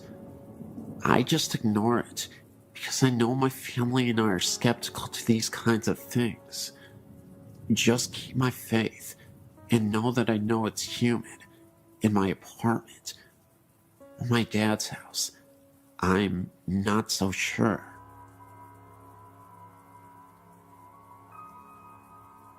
This happened to my mother's uncle in the 50s. Her aunt and uncle were coming back to San Antonio, Texas, on Highway 87 when their car broke down during the night. Uncle Steve went walking during the midnight hour to get help before he told my aunt to lock all the doors. She did just that. About 3 a.m., 3 men in a car stopped to help her. They told her that they would help her, but she told them that her husband had gone to get help, and he might be coming back. So, the men told her that they will leave, and they were going to leave her some food in a brown paper bag, which they left on the hood of her car. Hours after she thought about the food in the bag, but she was too scared to get out of the car. Soon, a highway trooper arrived. She told them that her car broke, and her husband had gone and never returned. The trooper asked her if she had seen a few gentlemen in a '57 Chevy. She told him about the 3 men that stopped, and before he left, he asked her about the bag on the hood of the car. She told him that the men left her some food in case she would get hungry. The officer grabbed the bag and peeked in it, and out of the bag, her husband's head came out. She has not been the same ever since then. I live in a small town in Kansas. I've lived in several houses in this town, and in just about each house have had strange experiences. The first I can recall was in a small farmhouse in the country. My sister and I shared a room and had bunk beds. The head of the bed was the opposite of how most people would set a room up. The head of the bed was by the window, and the foot of the bed was flush to the wall. I was in the bottom bunk, and my sister in the top bunk. I recall waking up one night and looking out the window to the shed that was across from me. In the top window, the second floor, I noticed a black human figure, no discernible facial features. It had a pale yellow light glowing around it. Just purely out of fear and not wanting to experience this alone, I asked my sister, who was supposedly asleep on the top bunk, if she was seeing what I was seeing, not expecting to hear her to really answer me. And she said yes. We still joke about our psychic connection. When I was in high school and living in a small town as I do, my friends and I would drive around the countryside, mostly because we heard that there was some scary haunted place outside of town, and we always liked to investigate. But one night, I was sitting in the front seat of my friend's car and noticed that there was a small boy running in the road ahead of us. It was rather late at night, at least sometime after midnight, a very strange hour for young boys to be running out in the country. I noticed that he had on a red and green striped shirt and brown pants. What was really creepy though was the way he just kept looking back at us, almost begging to be hit. I could only see this boy at the middle point of the curve in the road. Just as we were rounding the last corner, he would disappear. It would only last several seconds. I questioned whether or not I was losing my mind, or if I really saw it, because no one else did. Another story I have was when I bought the house I live in now, still the same town. I'd fallen asleep on the floor in my living room. My dog was sleeping next to me. I'm not even sure what exactly woke me up, but when I looked towards my bedroom, I could see a small girl in a white nightgown. She had blonde hair, and next to her was a white cat. I could see through them. They had a mist around them. And again, just as it registered what I was seeing, they vanished. A few months later, I was in my room, standing on the edge of my bed, which is right next to the bedroom door. I was reaching for the light fixture to change the light bulb, with my arms extended. I noticed a man, dark short hair, and in his 30s. He had dark-rimmed glasses, and he walked past me through the living room, into my room.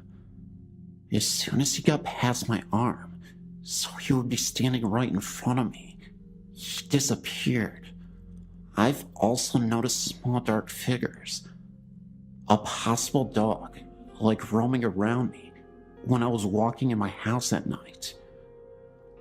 I always try to jump over them, thinking that it was my dog, but she was in another room when this happened. In 1978, my parents purchased a relatively new house in Niceville, Florida. The land the house had been built on had previously been a swamp that was drained to make way for the housing subdivision. Nothing bad had ever happened in the house, yet, after living in the house for a short time, we all began to notice odd things. It started the night I broke up with my fiance. My parents had got out for the evening, and I was in my bedroom crying. Suddenly, I realized I was not alone. I looked up, and I saw a woman dressed in the turn-of-the-century clothing. She had a look of extreme empathy on her face. I did a double take. Never take your eyes off of them, I've learned. And my visitor was gone. My brother brought her engagement ring into my room so that I could take it to work the next day and have it sized. When I woke up from my nap, I got the ring off the dresser and noticed that it wasn't quite right. I got on my loupe and discovered that the ring had been squashed. I took the ring to my parents and showed it to them. Dad examined the ring. As a scientist, he was a little more observant than I was. He pointed out that the ring appeared to have been squashed from the right, beside the head that held the diamond, as if it had been sitting on the rear shank of the ring, and an incredible force put on it that literally broke the head from the shank without leaving a single scratch or gouge mark. That kind of spooked me, since I'd been sleeping with the ring on the nightstand next to my head, and it had been fine prior to being placed by my bed. However, events would soon unfold that made us all realize that the house was indeed haunted by the lady, but she was a friendly ghost, provided you were nice to her family. After having moved to the house, my mom was in a terrible car accident, which almost killed her. She was in the hospital for over 6 weeks, and even after she got out, she was in and out of the hospital repeatedly. By this time, I was married and out of the house, but my middle sister's kids would stay over while my sister worked nights.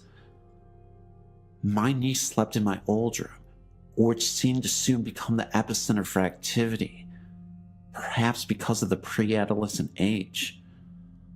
It started with her being awakened by the feeling that someone was sitting on the bed. She turned on the light and saw depression in the bed, as if someone were sitting there. As she watched, the depression slowly lifted out, as if the person sitting there had stood up. She was too frightened to sleep in the room after that, so her brother slept there for her. He was awakened every night by the sound of a dresser drawer being pulled out and rattled. At first he thought it was Granny, but then he turned the light on and there was no one there.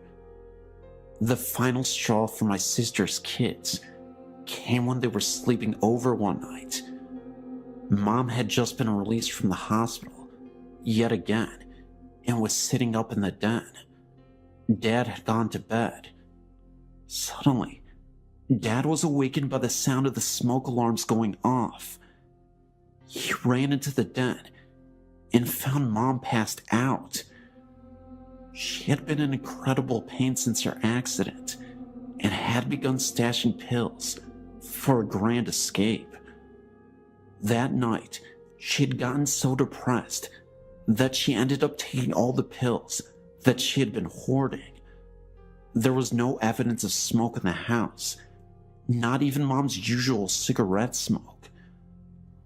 By this time, the smoke alarms had stopped blaring their alarms, but Dad stood there, surveying the scene and thinking about how much pain Mom was in and how horrible her life had been since the accident, and even going as far as to whether it was even right for him to decide that Mom was not entitled to escape the horror her life had become. Then the smoke alarms went off again. Dad figured somebody was trying to tell him something, and he called 911. The next day after we had all been to the hospital to make sure that Mom was going to be okay, we all gathered at my parents' house. I asked Dad why he had called the paramedics.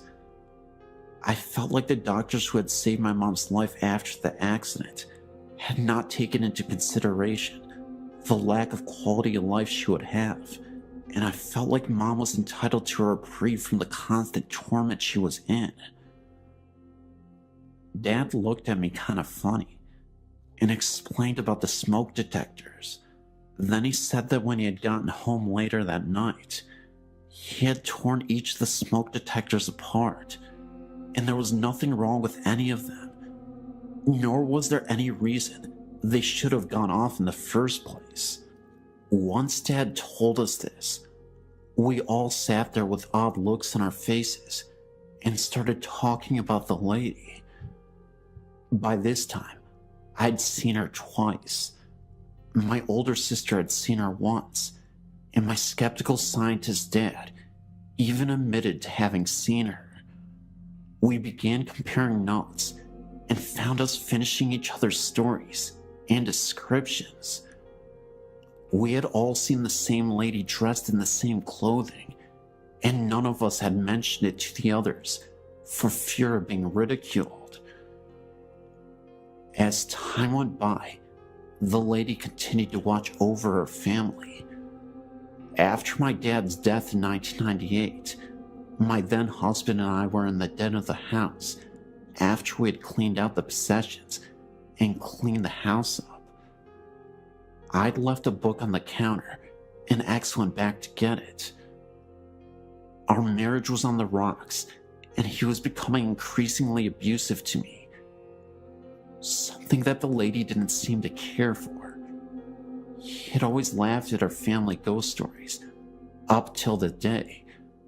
But when he went back in the house to get my book, he came out of the house shaking and white. He had felt a cold hand brush across his face. Then, when he didn't leave fast enough, he felt the same cold hand pushing him in the back, propelling him to the door. The lady was trying to tell him that she did not appreciate the way she was treating one of her kids, nor was he welcome in her home. After that, the lady began dropping by my house. I always knew she was around because the stove timer would go off for no reason and the dresser drawers would rattle. After I left the abusive hubby and moved to the Midwest, the lady would come by and visit me there from time to time, always setting off the timer on the stove, rattling drawers, playing tricks with the blinds, anything she could do to let me know she was keeping an eye out for me.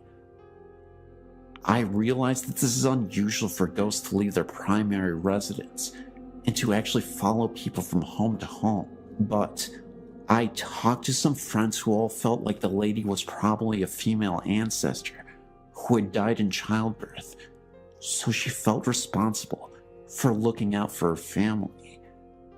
After going through the family archives, we found a photo of my great-grandmother. She had died of appendicitis when she was pregnant. The baby also died. The woman in the photo looked like the lady. My sister is now living in the house. When she first moved in, she put some pots in the cabinet, then went to the bathroom for a minute. When she came back out, the pots were sitting on the floor. Earrings and rings that had been lost for years, some in different houses that we lived in, suddenly appeared on the cabinet or in my sister's jewelry box. Unseen hands frequently pull back the curtains to look outside, and my sister's dog loves to romp and play with the unseen visitor. I could go on and on about all the poltergeist activity, some that seemed to be coming from the lady, others that seemed to be coming from my deceased dad. From fax machines that go off when they aren't plugged in, my deceased dad's voice calling me to wake me up when the gas fireplace developed a leak, even luggage being set on its end. Weird stuff just follows my sister and I around. Just 2 nights ago, while laying in bed, I was awakened by the bed shaking. I sat up and looked around and found my husband sound asleep and the door securely closed against kitty visitors. I laid back down and snuggled up to my hubby, thinking that he just had a chronic jerk that shook the bed when it suddenly hit again. The whole bed kind of went womp, as if a 20-pound weight had been dropped on it. This time, I knew that there were no cats in the room, and since I had been snuggled up to my hubby, I knew he had not jerked in his sleep. It's nice having your own guardian spirit to watch over you, but it can really interfere with your sleeping. I know that some people think that we're all nuts, or engaging in what shrinks call magical thinking, but every time I start to question my own sanity, I get another visit. It should be interesting when we move to my dad's hometown this spring. I imagine the visits will become a regular thing.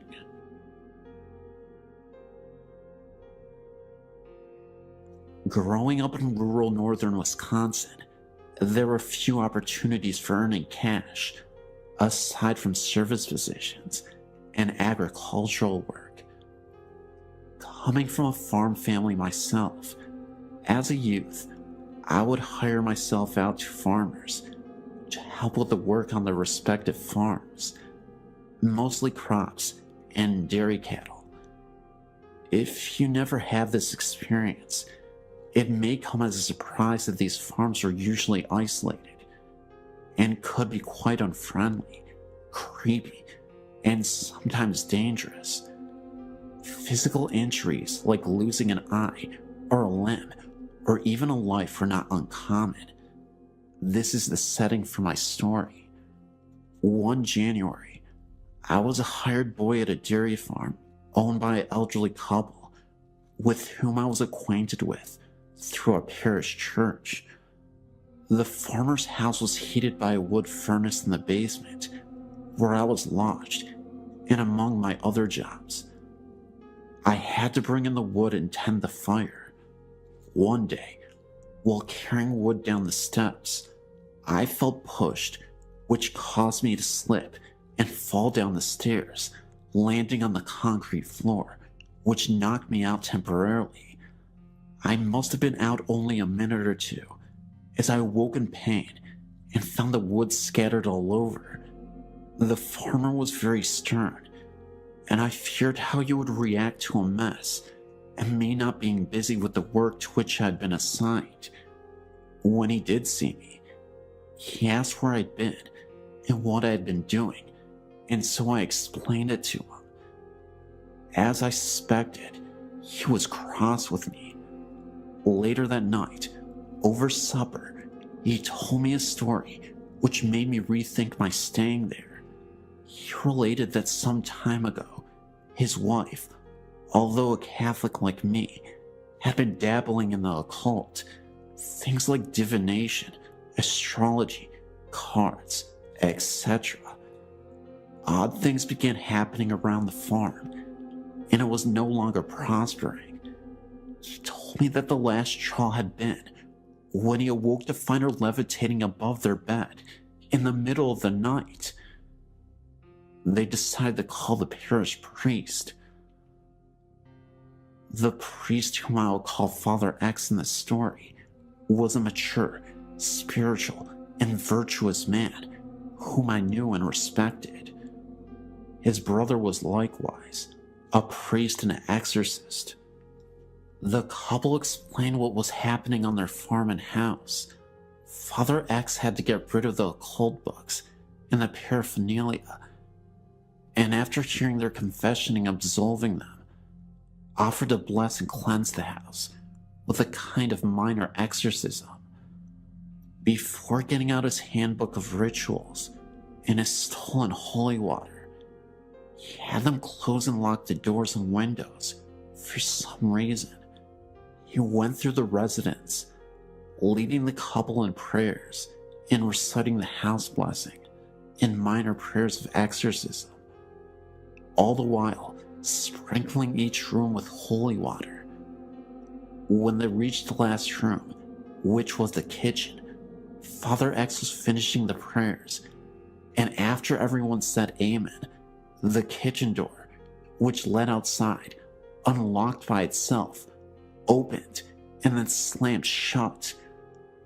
Father X then explained that this is why he had locked the doors previously, to make sure that by the door opening and closing by invisible force, he could tell by that sign that the spirit had really left. The farmer went on to explain that he liked the instruction that Father X had left him with, namely, that the devil is like a dog on a leash. The demons are all restrained by the power of God, he said, chained, as it were, and they cannot really hurt you directly unless you come within their reach. Occult practices, blasphemies, and even grave sins can put people in places within the perimeter of the influence of evil spirits, and so if you want to avoid being harmed by them, don't come near them any more than you would approach a vicious dog that has been chained. I asked the farmer if the basement where I was lodging was also blessed. The farmer thought for a moment and said he did not recall that it was. The door to the basement was right outside of the kitchen door. After the experience with my fall that day, and the story that the farmer told me about what had transpired, I determined that I would not stay there another week. I left and didn't return. I didn't explain why, except to say that I wanted to be closer to the parish church and I wanted to go to daily mass. I did not have my own transportation at that time, except my bicycle. The farmer was unhappy that I left, as I was hardworking and well behaved, but for me, there were plenty of other farms where I could work that did not have such problems.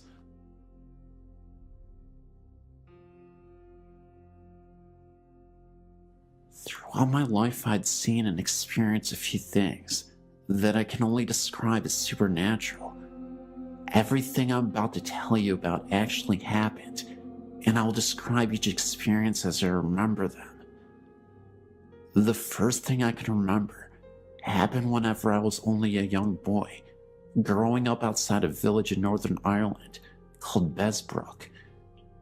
It was during the winter because we had a heavy snowfall the previous night, and I was outside playing with my two brothers. After a while, I went inside to warm up because my hands were frozen. My mother told me to take off my boots so that I wouldn't tramp snow all over the house. I sat down at the table with a bowl of soup in front of me, and it was then that I noticed something out of the corner of my eye in the hall leading from the kitchen to the living room. I turned to see what it was, and what I saw absolutely terrified me. I saw the figure of a woman walking down the hall towards the kitchen. I just got up and ran out the door without putting on my boots and jacket into the snow, and refused to come back inside, even though my mother insisted that there was no woman in the house. Over the next number of years, nothing happened except what sounded like somebody walking around the house, even when the rest of the household was in bed or away. Everyone heard the noises, but chose to ignore them. Then one Saturday morning while I was still in bed, I was shook and awake and told to get up and come down to breakfast. Whenever I opened my eyes, there was no one in the room, so I assumed that they had already gone downstairs. While I was getting dressed, a voice was calling from downstairs for me to hurry up. When I did get down to the kitchen, there was no one around. Everyone else was still in bed. A few days after, my youngest brother claims to have saw a young boy standing in my parents' bedroom who just stood there looking at him. Shortly after this, someone unknown attacked my brother in his bed, leaving him with a black eye. The next few years were quiet, except for the noises. Nothing else that I know of has happened in that house, except for the noises. But I did tell you that I lived outside a village. The best way to get to the village is through a wooded area, and this place is a very strange place. I could distinctly remembering a moment when I had to walk through these woods to get to the village, and all of a sudden, in the middle of the night, I saw a circle of people in white robes just standing in a circle and holding hands. I was so scared about what was happening that I ran the other direction and no longer wanted to run through those woods ever again. I actually had a friend of mine who was walking through the woods, and he swears to this day that he saw a woman just flying from the distance from one side to the other. Looked like a witch, but she was floating, had really dark black hair, and it just looked like she faded out. These are the only things I've seen in my life, and with that last story, my friend has seen, but I've heard other stories by people I know. The shop at the bottom of the road is said to be haunted by the ghosts of the 7 British people killed there in the 80s, whenever the original patrol station was blown up. I mentioned earlier, I'm from Northern Ireland. There is a high viaduct in the area, which is used as a railway line. 18 people died constructing it, 1 for each arch, and numerous others have offed themselves off of it. The stories are that at times, you can see these people, and they all look sad. There's also the blood on one wall in a friend's house, and no matter how many times it is painted over, the blood still comes through. All this is true, and has happened within a square mile of where I live.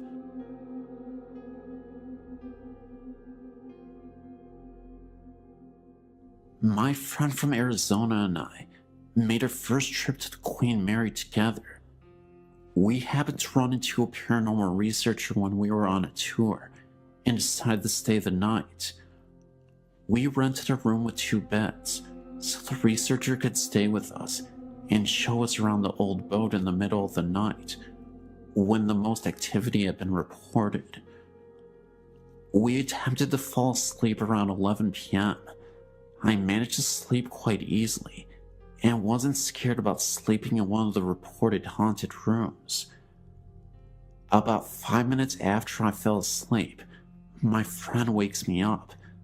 The first thing I remember was hearing a staticky voice and thought it was a radio. It wasn't until she asked me if I heard the voice. That was when I realized there was no radio anywhere in my room. My instant reaction was to turn on the light and look around the room. I reached up and tried turning on the light, and nothing happened. We were really freaking out now. The light had just been on.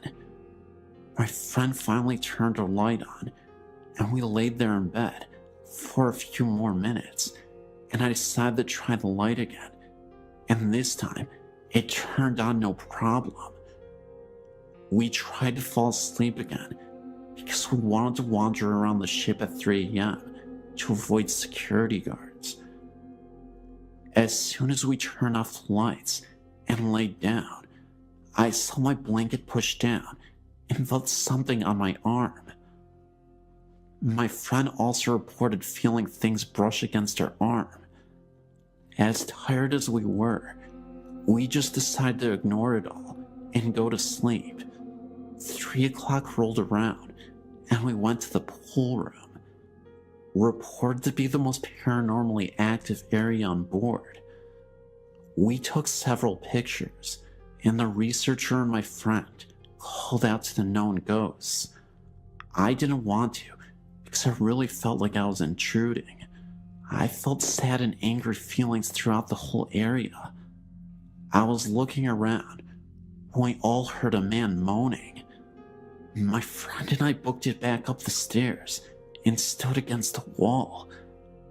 After a few minutes, we joined the researcher again, and he continued to call out to a little girl named Jackie.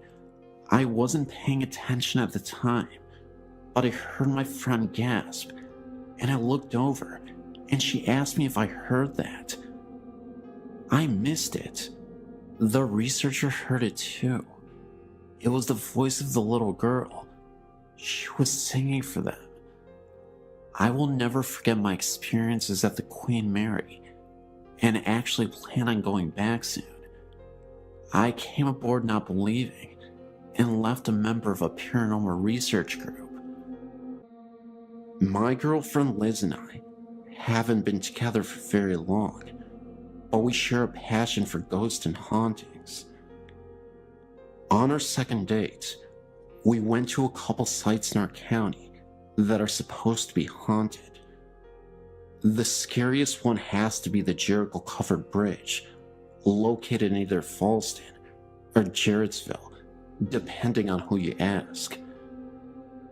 As Liz and I drove up to the bridge, a heavy fog rolled in, almost like the ones you see in the old movies, set in places like London. This was weird, because Liz and I have been driving around the county for the last 2 hours, and we had only encountered fog in this one place. Maryland was a neutral state during the Civil War, but racism ran deep here. The Jericho-covered bridge is a grim reminder of that. It is a well-known local legend that runaway slaves were hung from the rafters of the bridge, and sometimes left there for days. As we drove over the bridge, we both felt a chill and a sense of terror in the air, like the bridge had been, in fact, the scene of unspeakable horror. Neither one of us really wanted to leave the safety of the vehicle to take the pictures we were so willing to take just a few minutes prior.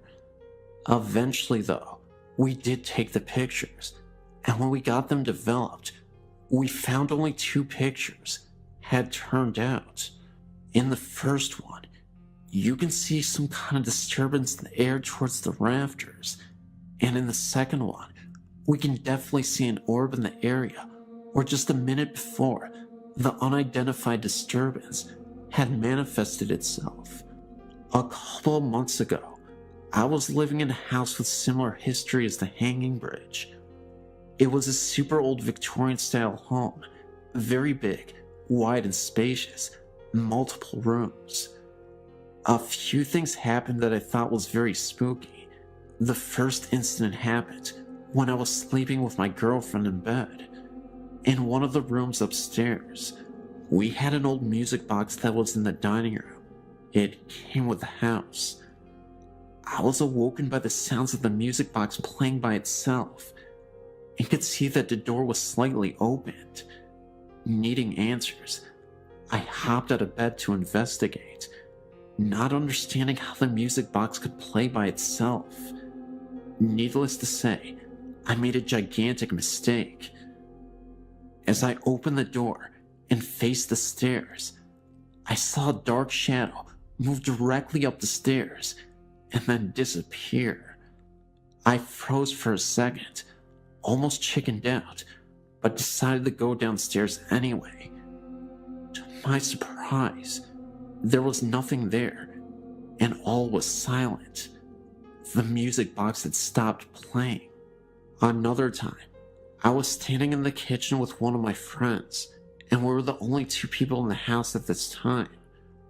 We decided to use a spirit box and play with the Ouija board to conduct a session.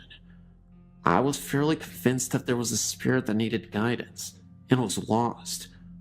We asked the spirit box multiple questions, but at first, no response was given to us. After nearly an hour, being frustrated, we nearly gave up. That was until we asked the spirit to give us a sign that they were still there. My back started to hurt, like some kind of pressure was being applied to it. I said to the ghost, "Is that you on my back?" Now get this. The spirit box sounded like it said death on the bridge. This immediately startled us, knowing that down the road was the Hanging Bridge. We tried asking it follow-up questions after that. The spirit didn't say anything, and just like that, the pressure on my back disappeared. I was starting to think that the ghost was trying to tell us that they were one of the ghosts that tragically passed on the bridge. The last incident happened in the kitchen. The kitchen door was slightly opened, and all of a sudden, I heard what sounded like a girl's whisper in my ear. As I looked towards the door, I saw a lady, I think, walk past the door. At first I thought it was my friend Laura, who always used to wear jeans.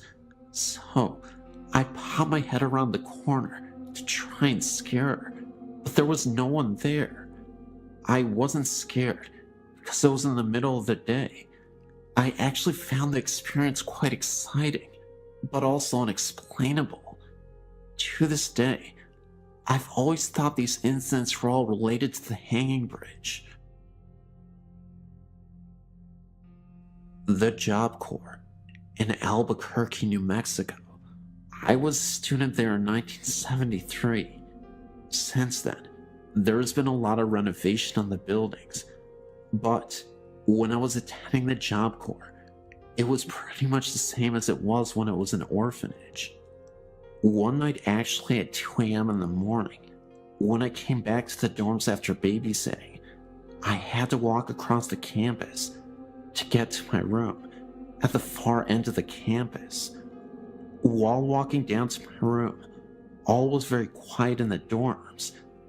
Out of nowhere, I hear what sounded like children laughter in the distance. It was very faint, but I could definitely hear something. Yet, through the faintness of the sound, you could still hear shouts of glee and anger, as little children would do on a playground, if that makes sense. This happened behind the little chapel that was there, but the sounds came right there from behind the old chapel, and while I looked and squinted, I didn't see anybody there. I thought to myself at the time, why would parents allow their children to play so late outside? It was cold, and it was dark. Meanwhile, my hair was standing on end, and I tested the wind to see if the noise was carried from another place. Noises can carry long distances. There was no wind at all. At the time, I didn't know that the Job Corps used to be an orphanage until the next morning, when I was talking to my friend about hearing those children. This service worker told me that she used to work there as a service worker for the orphanage. She told me the voices I heard were probably the little children that died of broken hearts while she had worked there. Her face went pale as she told me that the children she thought were treated cruelly.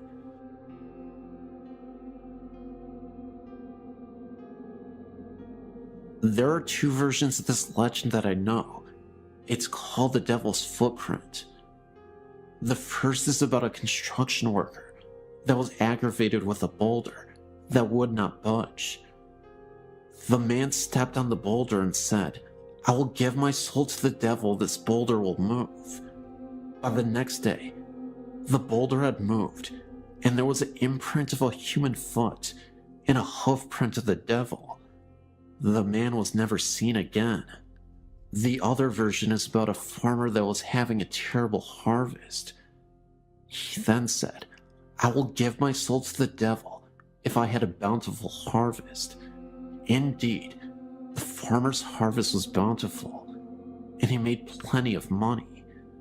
The farmer was quite pleased with himself, until the day the devil came to collect. The farmer refused to give the devil what he wanted, and a chase ensued. They ran all around the farmer's land, and the chase ended when they reached a cliff. I believe the footprints happened when they had their final fight at that cliff edge. I've heard many stories about the devil's footprint being haunted. My fiance told me about an occurrence that happened when he was there with his brothers when he was about 13. He said that his brother was contacted by a ghost, according to him, and his brother swears to this very day he was standing in front of the church doors, and being a rebellious young man that he was, he attempted to kick the doors open. At the moment his foot hit the door, it swung open and knocked him off the steps. Now, you may be thinking that there was probably someone on the other side of the door playing a prank, but keep this in mind, the doors open inward, not outward. I also know someone that was there very late at night, and she swears that she saw hooded men walking the edge of the woods. I myself had an experience of sorts. One night, a friend and I decided to go find the place. We drove and drove, and we couldn't find it. When my friend was so sure she had driven too far, she turned back. We figured we better wait until daylight to look for it. So we turned on the road that we thought would take us home. And what did we see? The old cemetery and that unmistakable white church. Of course, we freaked out. My friend swerved and barely escaped going off the road. By this time, we were both feeling a little unsettling feeling in our chests. Now, whether this was due to some unwelcome presence or fear, I'm not certain. I'm assuming the latter. However, needless to say, we didn't stop there that night.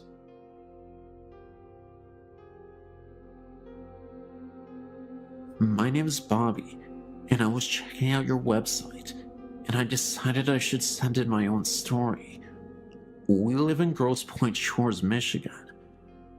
This event happened on Monday, August 15th, 2005. One day, my brother named Vince was on the computer at about 4 o'clock when he heard a scream. He ran upstairs to find me and my older brother named Sam. Vince asked what was wrong, and we asked him what he was talking about, and he said he heard a woman scream, and we said nobody screamed. We were also the only ones in the house. We got scared, but eventually thought that Vince was probably hearing things and forgot about it. But a week later, me and Sam saw this website and decided to check if something was haunting our house. We checked everywhere, but found nothing. But just as we were about to give up, Sam said to me that we never checked the attic. This was the first time that anyone was up there in the attic in a very long time. We got to the attic door and opened up the hatch, and a ladder came unfolded from the top of the door. We started climbing up the ladder and got to the attic, and it was all dark. I felt the wall right behind me and found a light switch. I flipped the switch and a dim light turned on. There was this old rocking chair rocking back and forth, the one that my grandmother used to have before she died. We totally forgot that we had gotten it and threw it up in the attic. Either way, we were freaked out. After about 2 seconds, we heard a scream so loud that it knocked me backward against Sam. We climbed as fast as we could down the ladder and shut the attic door. We were so scared that we didn't tell anyone except Vince about what happened. We checked the time, and it was exactly 4:06. We now know that Vince heard the scream from the attic a week earlier. All we know about the people that lived here before us is that they were the Andersons, and that they were an old couple that lived here and raised their kids here. I don't think it was my grandma's spirit, because she was always a gentle soul and wouldn't scare us like that. Anyway, after all the kids moved out and Miss Anderson died, a short while after that, he sold his house to us about 4 years ago. I believe Miss Anderson was the one who screamed. I guess she was mad that we stole her house from her.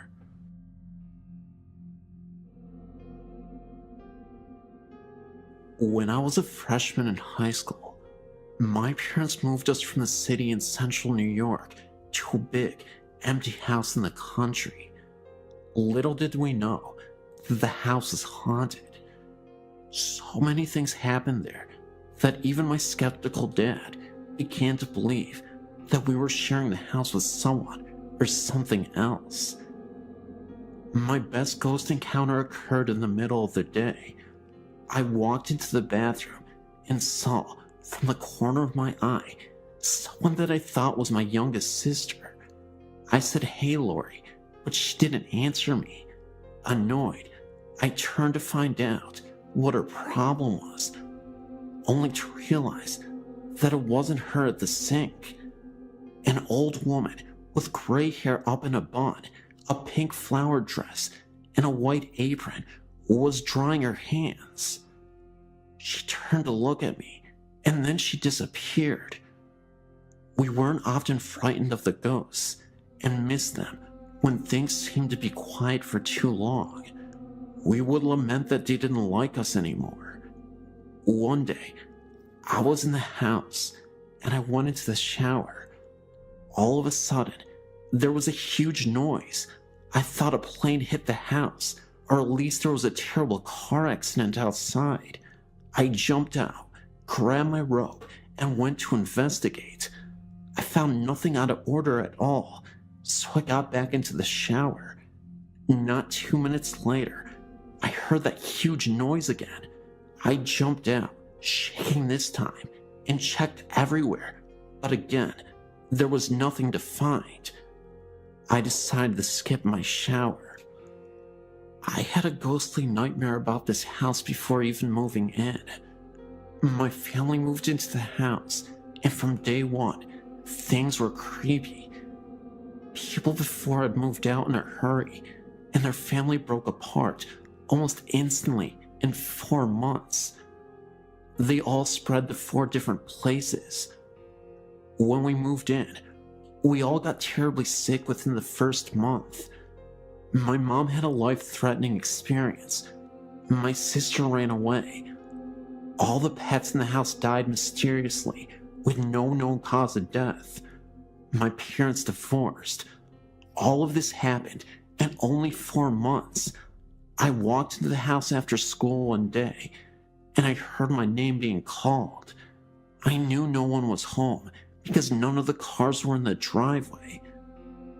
The voice calling my name sounded exactly like my mother, and I looked all around for her, even though I knew that she was presently in the hospital. Within the next few days, and a few more creepy paranormal events, all 4 of us left in just as much of a hurry as the one before us, leaving most of our personal belongings. We all split, each of us in a different car, to different places away from each other and away from the house. I will never go back to see it, nor would I wish the haunting of the house on anyone else.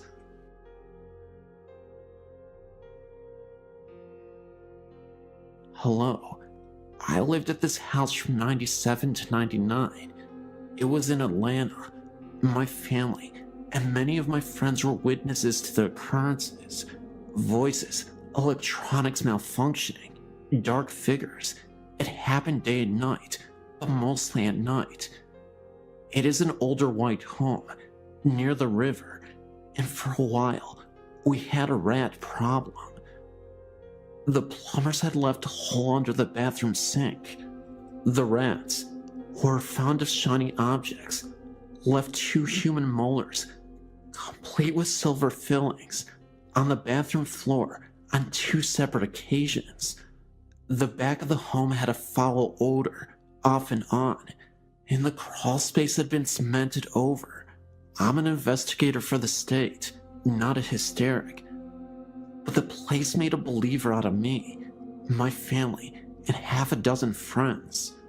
My then 4-year-old son complained of the man in the mirror with a string around his neck. Voices were male and female, also a small child. I've often felt the crawl space needed to be examined, just never could figure out a way to ask the officials to do such.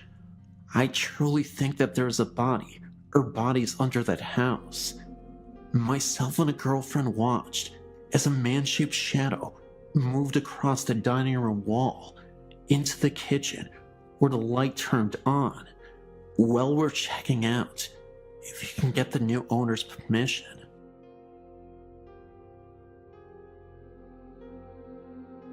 So when I was about 17, my family had just moved back to Canada from living in the USA.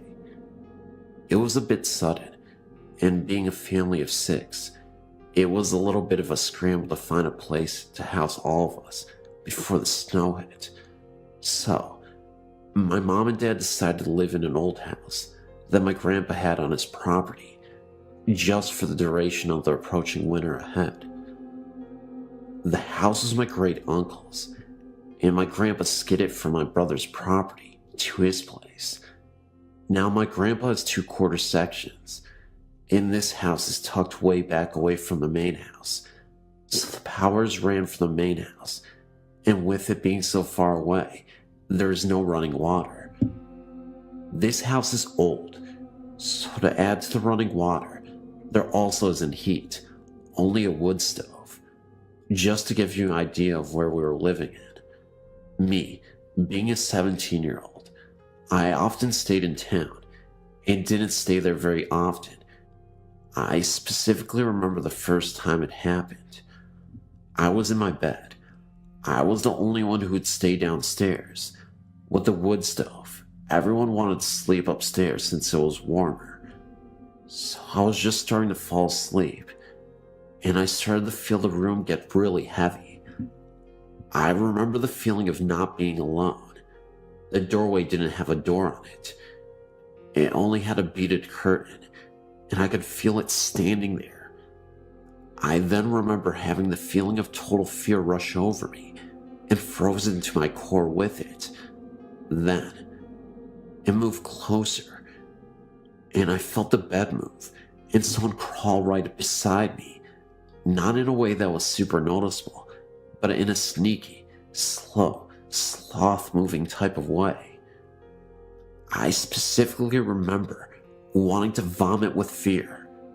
Then, I felt it, the feeling of an unshaven face rub against mine. I scrambled out of bed, holding my blanket, and ran up the stairs to my parents' room. I was so out of my mind with fear that I couldn't even scream. I slept on the floor with my dad's side of the bed. The next morning, Mom was wondering why her 17-year-old daughter was curled up at the foot of her bed, and I told her what happened. Later that morning, we walked over to my grandpa's house to have breakfast and go chat. My mom brought up my wild story. My grandpa and grandma silently listened, as my mom was laughing at the last bit of the story. My grandparents got really serious and turned to each other. Apparently, this has been an issue in the old house, and they didn't want to tell us, hoping we didn't acknowledge it, then it wouldn't bother us. I can honestly say it didn't feel angry or upset. It just wanted to cuddle. I didn't stay there much after that. I moved in with a cousin in town. Ghost stories are the most popular types of stories to talk about in the curious world that we live in. Some of us are skeptics, while others truly believe that the supernatural world is real. I truly believe that entities are real, and this is a true story involving my cousin. He didn't see a ghost, but he felt their presence, and is now fully convinced that we are visited by spirits, even though this event happened years ago, and at the time, he was truly skeptical. My cousin is a doctor, and he lives in the USA. A few years ago, he went out of the United States to Vietnam on business. He ended up visiting Hanoi, Vietnam, which is Vietnam's capital city, and stayed in a hotel with his wife at the time. Immediately after entering the hotel, they were both surprised to see a woman sprinting out of her hotel room and screaming bloody murder.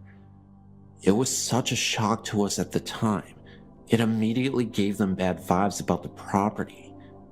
Nobody knew what happened to her, and for a while, she refused to speak to any of the staff about why she felt so horrified or what happened. She looked sickly and pale, as if she had just seen something grisly. She was breathing heavily and hyperventilating. My cousin, out of curiosity, came up to the front desk and asked what happened. The staff said they weren't sure exactly what had happened, but my cousin mentioned that he was a doctor, and if they needed assistance, he would be happy to help. After a few minutes had passed, she collected herself. My cousin approached her and had a little chat. She swears that she wasn't just having a wild episode of hallucinations, and insisted what she witnessed was real. It was early morning, and the sun was barely starting to shine through the windows. The room was still dim, and the light was off. The woman had just woken up from her sleep. Again, still dark, but light enough to see the room. The hotel room she was staying in was massive, and she was in the kitchen making tea. From the kitchen, you can see into the living room. That's when she saw a man standing right next to the bed. It was the ghost of former president Nguyen Dim Dam. He was president of South Vietnam in the early 1960s, who passed away in a very terrible way. She also said that the night before, she saw a former Vietnam soldier staring at her from the window during the evening.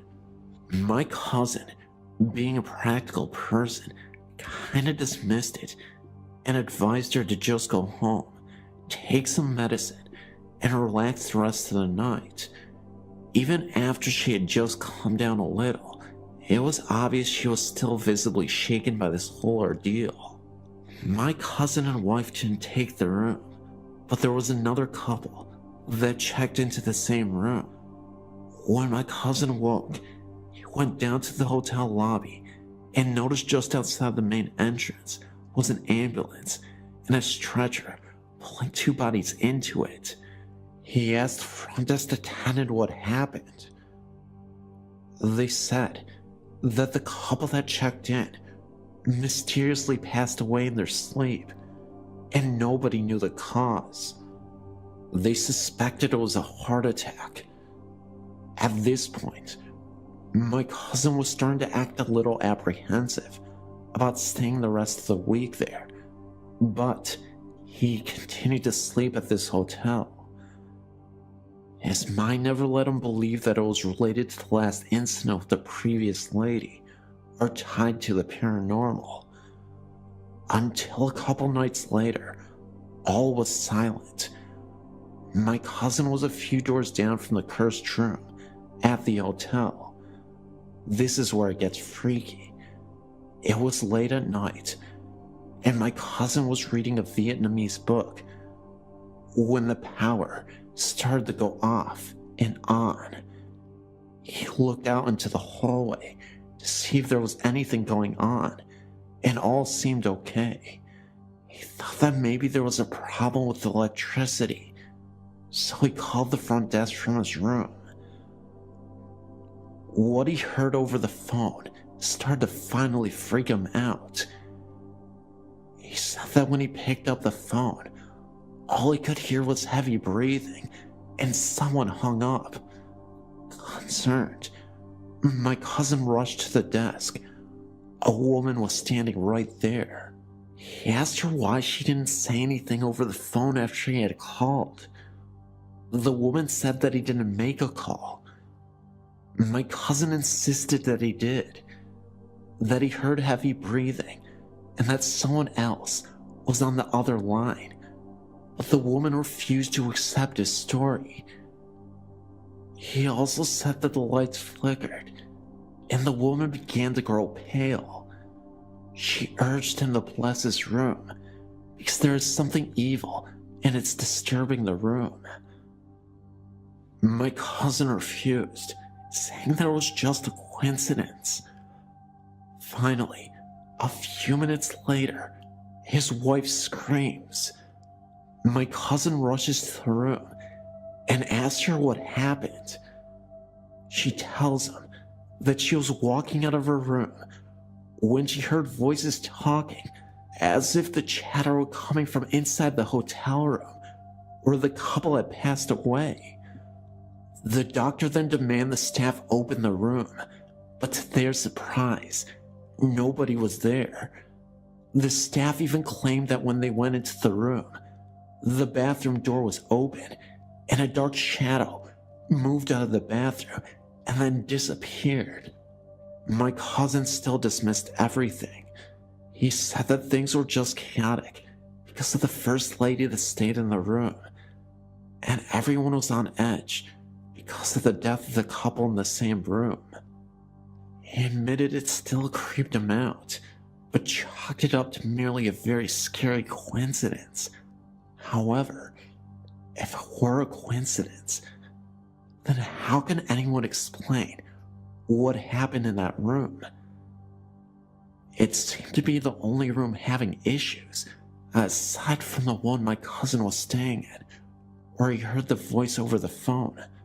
Either way, this was a pretty insane experience, and I don't know how I would have reacted if I was the one who was there instead of my cousin.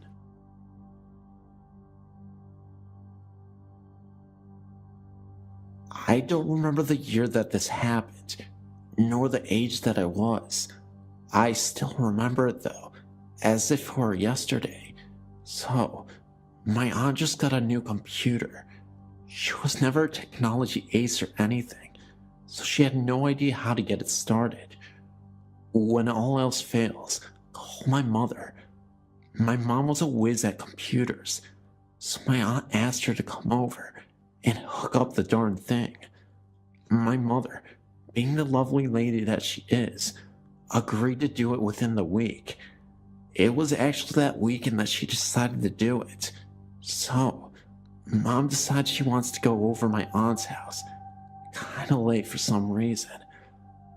I was very young and couldn't stay by myself, so she took me along, since calling a babysitter at the last minute would be very rude. We finally got there. I look up at the house, admiring its large size. I did think it looked pretty scary though. We struggled getting inside because my mom couldn't see the keys. As soon as we did get inside, I was frightened. All of the lights were off and nobody was there, or so I thought. My mom wanted to get started with her work since it was maybe 9 o'clock already. She told me to stay upstairs and watch TV while she was in the basement, hooking up the computer. After a while of whining and staying upstairs all alone in the large house, I totally agreed. My mother stayed with me for about 5 minutes, showing me how to work the TV. I begged and pleaded for her not to go, but it was her duty as a sister to fix the computer. She finally went downstairs, and I was left alone in the huge living room. I decided to turn on the cartoons, thinking it would cheer me up a little. I finally started to calm down and even laughed at the silliness of the cartoons. Then, all of a sudden, I heard the loud noises in the kitchen. Apparently, my mom didn't hear it, and to me, she was God, so anything she said went. After she said nothing, I proceeded to ignore the noise. But then it happened again. I ignored it. It happened again. I ignored it again. It happened once more. By that time, I was so annoyed at the noise because it was disturbing my cartoons. I was so mad, I forgot my rule about my mom, and I jumped up from the couch, turned around, and almost yelled, "Shut up!" when I saw this mist in the kitchen. It seemed like it was in the shape of an elderly woman with a long white dress and long white hair. I was so shocked, I couldn't scream. So I ran as fast as my little legs could carry me, downstairs into the basement, and into my precious mother's arms. I didn't tell her what happened, as I was still in shock, awe, and amazement at the creature that had stood before me. I only explained about the noises. She said she was hearing little noises, not loud noises, around where she was. I stayed down there with her because she said I could, especially when she saw my little white face. As I was sitting on the couch, playing with numerous toys that were scattered about, I heard a soft bark. Then I heard a whimper, and then another soft bark. I knew it was coming from the room that held the water tank and such. I thought about the dog, Oreo. It must have been him. But then I remembered he died about a couple months before. My aunt and uncle at the time owned no animals, not even a bird, and it was way too late for someone to let their dog out. Besides, I don't think I would have hurt a dog, as I don't believe anyone in the community even owned one. What frightened me the most was that poor little Oreo, a dog that had been banished to live outside for no reason and was never fed, died on the ground right above where I had heard the noise. I told my mom about this. She said that she heard nothing. I told her to hurry up with the computer, which she did because she was hearing things too. We both ran up the steps and out the door. After we looked, we ran to the car and got in. I was scared because the car was not starting up. Then all of a sudden, it did. I was so happy to be out of there. My cousin had heard noises such as the one I had heard in the kitchen, except they were outside of the room. Also, my other cousin claims that he heard a noise in the oven, like something was in it. He opened the oven, and nothing was there, but he swears to this day he did hear something. Now, I mentioned in the title of this story that this was a traveling ghost. I say this because most, if not all, of that family's houses have had some sort of scariness to them. My cousin's current residence is just as haunted. Doors will open and close by themselves. One time, we were watching a movie. It was over, and I wanted to turn the lights on. When I turned them on, I heard a strange buzzing sound in the laundry room. It sounded like when the dryer is done drying clothes, only it was a steady, non-pausing sound. I walked over to the doors and started to put my ear up to make sure the sound was coming from that room. As I did so, all of the lights went off and the DVD player suddenly turned on, much louder than we had it on. But the thing was, the DVD player had been turned off the whole time. When everything came on, I jumped 5 feet into the air onto my poor cousin, where I proceeded to scratch her neck, holding on for dear life. I don't remember ever watching a movie down there ever again. Later, we asked his mom if she was doing laundry. She asked why, and we told her about the sound. She said she didn't even think about doing a load of laundry. To this day, I'm still scared to stay over my cousin's house.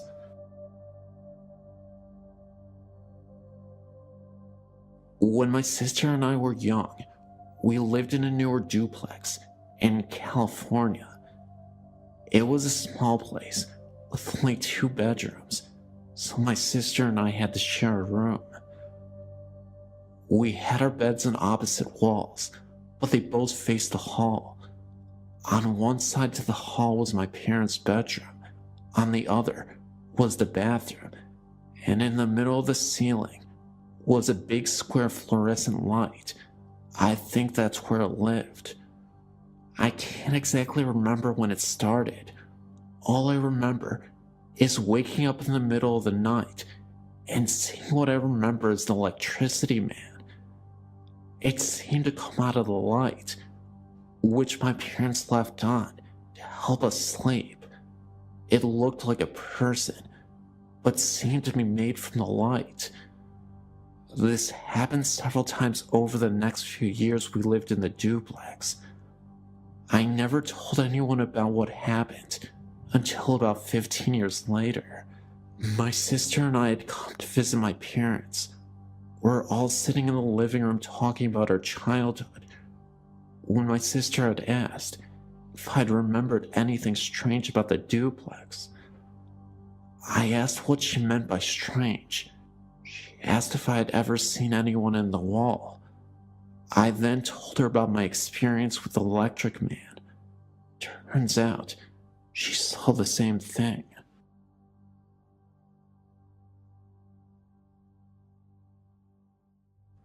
This is an old story, pushed out of my mind for years and years. It was 1964-65. I was 4 or 5 years old. Our family, because of my mother's recurrent mental illness, bounced around from apartment to apartment, from shelter to shelter, with or without one or both of our parents in tow. There were 4 of us. I do not recall if any of my siblings were with me when this happened. It might have been at a foster parent's house. I just don't know. I remember sitting on the side of a small cot in the waning light of a Chicago winter. There was an odd, really dark shadow on the wall to the left of me. It was the size of a small man, and I stared in disbelief, because it had a hat on and was in profile. The outline of the lips, the nose, the forehead was perfect. I was a pro at discerning what was real and what was not real even at that age, because of my mother's problem. And I tell you, I knew that what I was seeing was real, that I was not asleep, and that no shadow could have occurred that so accidentally duplicated the perfection of the human figure that I saw before my eyes. We stared at each other for a very long time, the figure never moving. I never told a soul, as I didn't want to be thrown in the loony bin too. This is the first of many encounters of the years. My mother had the gift. My sister really has it, much more than I. In 1977, I was 8 years old and lived with my parents and my younger brother in a big house in the northwest suburbs of Chicago. There, I had an experience that I remember like it was yesterday. One night, I was awoke feeling cold. I sat up in my bed to reach for an extra blanket that was folded at the foot of my bed. When I did so, I saw a ghost standing several feet from the foot of my bed. The figure I saw looked like that blue dot you see in your vision after looking into a flash from a camera, but it had the distinct shape of a person. After looking at this form for some time, I jumped from my bed and ran down the hall into the bathroom, turning on the lights and shutting the door. Eventually, I got the courage to look down the hall and turned on all the lights. The blue man had disappeared, and I eventually went back to sleep with all the lights on. I told my mom, and only my mom, as I did not think anyone would believe me.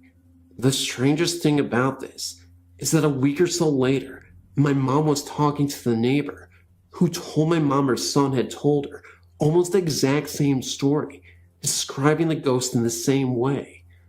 I never discussed my sighting with the neighbor kid or anyone other than my own mother for years. My mother still lives in the same house, and has had several strange experiences since then, but no more sightings of the blue man.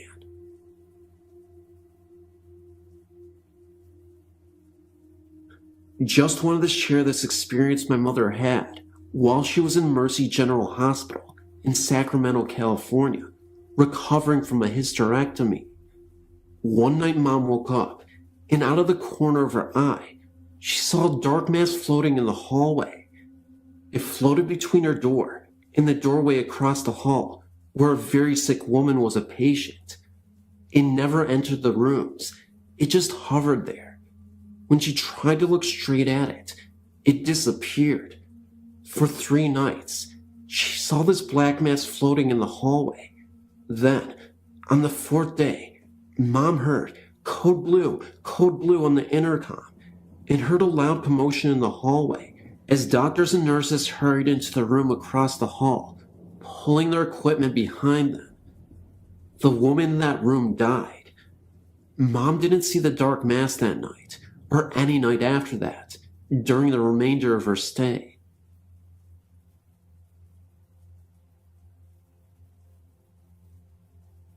My name is Minsu, and I would like to share my supernatural experiences with you because no one is willing to believe or accept my encounters. It all started about 3 days ago, at about 2 in the morning. I woke up to hear some very loud and disturbing footsteps. This probably wouldn't have scared me so much, except that the footsteps came from the first roof of my house. I didn't know what to do, so I just lied there scared. But 10 seconds later, whatever made the footsteps on the roof was breathing loudly at my window. At this point, I jumped out of my bed and ran into my mother's room. I looked out her window and saw absolutely nothing. The next day I told my mother what I had heard, and of course, she just snickered and thought nothing of it. Next night, I was determined to stay up and see what was going on. At 3:30 in the morning this time, I was startled by a loud thump in front of my window and quickly shot out of bed to see what it was. Again, I see nothing. At this point, I was scared and puzzled as to what this was. I climbed back into bed and continued to listen. The thumping went on, but as it did, I began to hear something different, something in the background of all the noise. It was laughter, not normal funny laughter. It was hysterical, mad in a way. The thumping continued, and the laughter faded, and I began to slowly doze off. When I awoke this time, I immediately told my sister what I heard. Unfortunately, she was the only one who believed me. Although this thumping and laughter was very frightening, it may have had some connections to the encounter I experienced just a few weeks ago. I was in my sister's room, looking for a book I had lost. Under the bed, I was sure. When all of a sudden, I saw a woman dressed in blue standing over me. I let out a scream and ran downstairs to tell my mom. We went back upstairs to check things out. Nothing was there, but this time, my mom was considerably worried. She thought it maybe have been a burglar and frantically checked under the bed and in the closet, but found nothing. These two experiences may be connected, but for now, they will remain a mystery.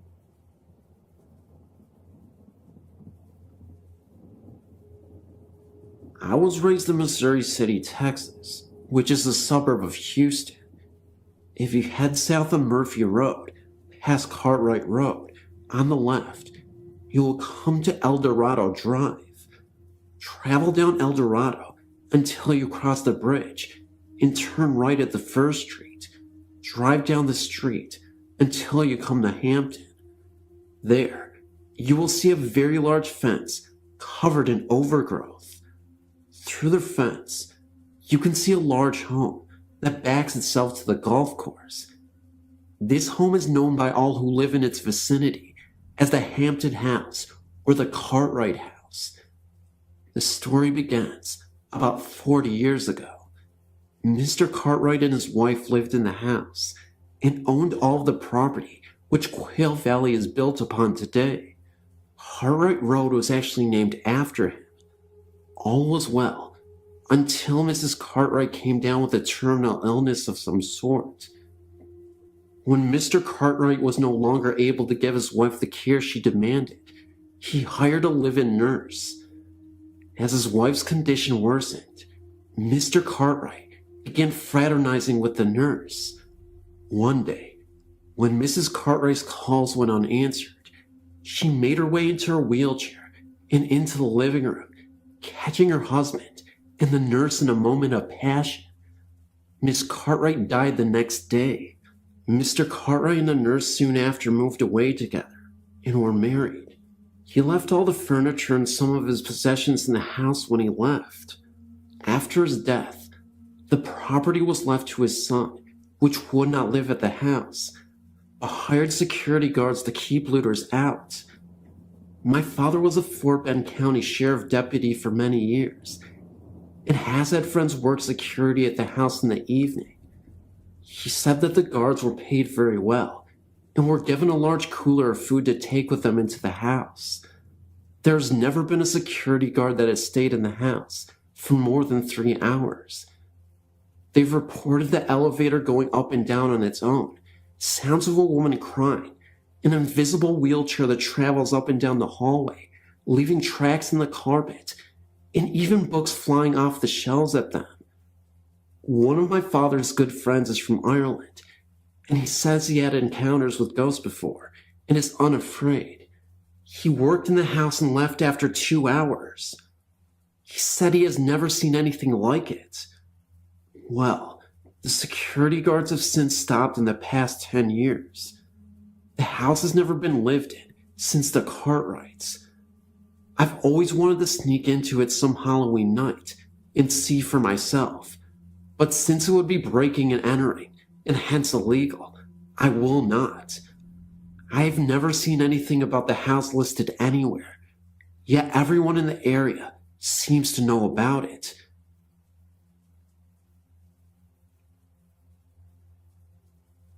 I have several stories that I could tell, and I'll probably post another as time goes on, but this is the most recent.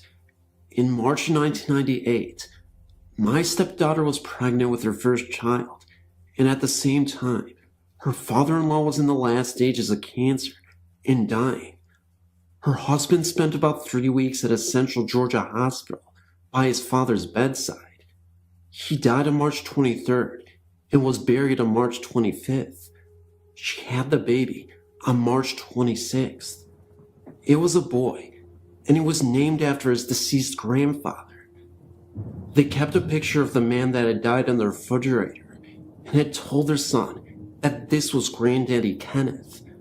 When the child was about 2.5 and talking, there were several times when they heard him talking to someone when no one was in the room with him.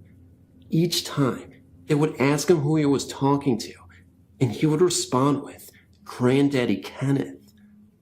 When they asked him who that was, he would say, that man on the refrigerator. When they asked him what they had talked about, his answers were always about things that the child would have no way of knowing, had someone not told him of them, and his parents never had. It has been a couple of months now since he's had conversations with his grandfather that they know of.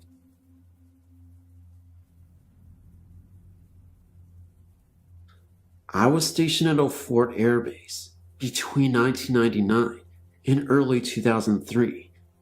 During my time, I'd heard many stories and had been witness to something I can't explain. Most of the incidents I heard concerning the old Fort Cook section of the base, including the base lodging office where I worked at, in Quarters 13, which was on General's Row and was used as distinguished visitors' quarters. I encountered something I can't explain at the lodging office one night. Me and the sergeant I was working with that night heard someone typing and moving around in the back offices, which were locked about 6 hours earlier. We both went in there, and there was no one there. Both doors were still locked. Neither of us could explain it, and both of us had heard it. Another night, we heard the same thing and heard a radio turn on. We both ran back there, and once again, nothing. We even looked at the clock that had turned on by itself, thinking maybe the alarm was timed to go off at that time. But the alarm was turned off, and it was not even set up when we pressed the button. And it still flashed at 12 a.m., and it was about 2:30 in the morning, which didn't make sense. Quarters 13, which was our responsibility, since it was the DV suite, was even more troublesome. The people who stayed there were usually colonels, and above, transiting through the base, very high-ranking people. People you normally wouldn't expect to hear anything about weird noises. One stands out quite a bit in my mind. A colonel kept calling the front desk, complaining of people walking around in the attic and making a lot of noise. I went over there to check it out, which is about a 5-minute walk from the lodging office. The colonel was waiting on the porch, and we both went up to the attic to check it out. The door was locked, and after unlocking it, we both went inside. No one was in there, just some boxes. I got a weird feeling while we were up there that someone was watching me, but there was no one in there. I explained to the colonel that maybe it was a rat or something in a box or something that made those noises. He shrugged and went back to bed, and I'm sure he was as unconvinced as I was. I went back to the lodging office, and talking to my coworker, she told me about the building and the stories about it. Apparently, whatever was in there had manifested itself to the housekeeping staff, as several of them refused to go in the attic. They would never say why, but they refused to go up there. And one of the rooms is also supposedly haunted. I heard this in the early part of 2000, and in late 2002, a 1-star colonel died of a heart attack in that same room. I don't know whether to believe what I heard or not, but I heard from several people that were in the room that he had died with his eyes open and a horrified look on his face. I've remained skeptical of hearing this. I figure even if this was true, it may have just been from the shock and realization he was dying. But then again, who knows? Other buildings on the base that I've heard that were haunted were the base gym and the old Martin Bomber building on the base, where B-29s were built during the Second World Conflict. I worked at the gym for about 2 years while at OFET, and I saw something odd one day with my supervisor when we were doing our final checks of the building. The gym is an old aircraft hangar and is nearly 1/4 mile long. We rode around in a golf cart for our checks. This is a 1/4 mile track inside the gym, and all the state flags hang from the ceiling around the track. While we were doing our checks, the flags began moving in front of us, like someone had been running by and jumped and hit it. Except the flags hang nearly 40 feet up in the air, and there was no wind inside. Neither one of us could explain this, but I do know that someone had died of a heart attack while jogging a couple of years earlier. Could it have been him out for a run? I'm curious if you have heard any other stories about a Foot Air Base. I'm working on some research on the base, and I'm wondering if anyone else has experienced something here.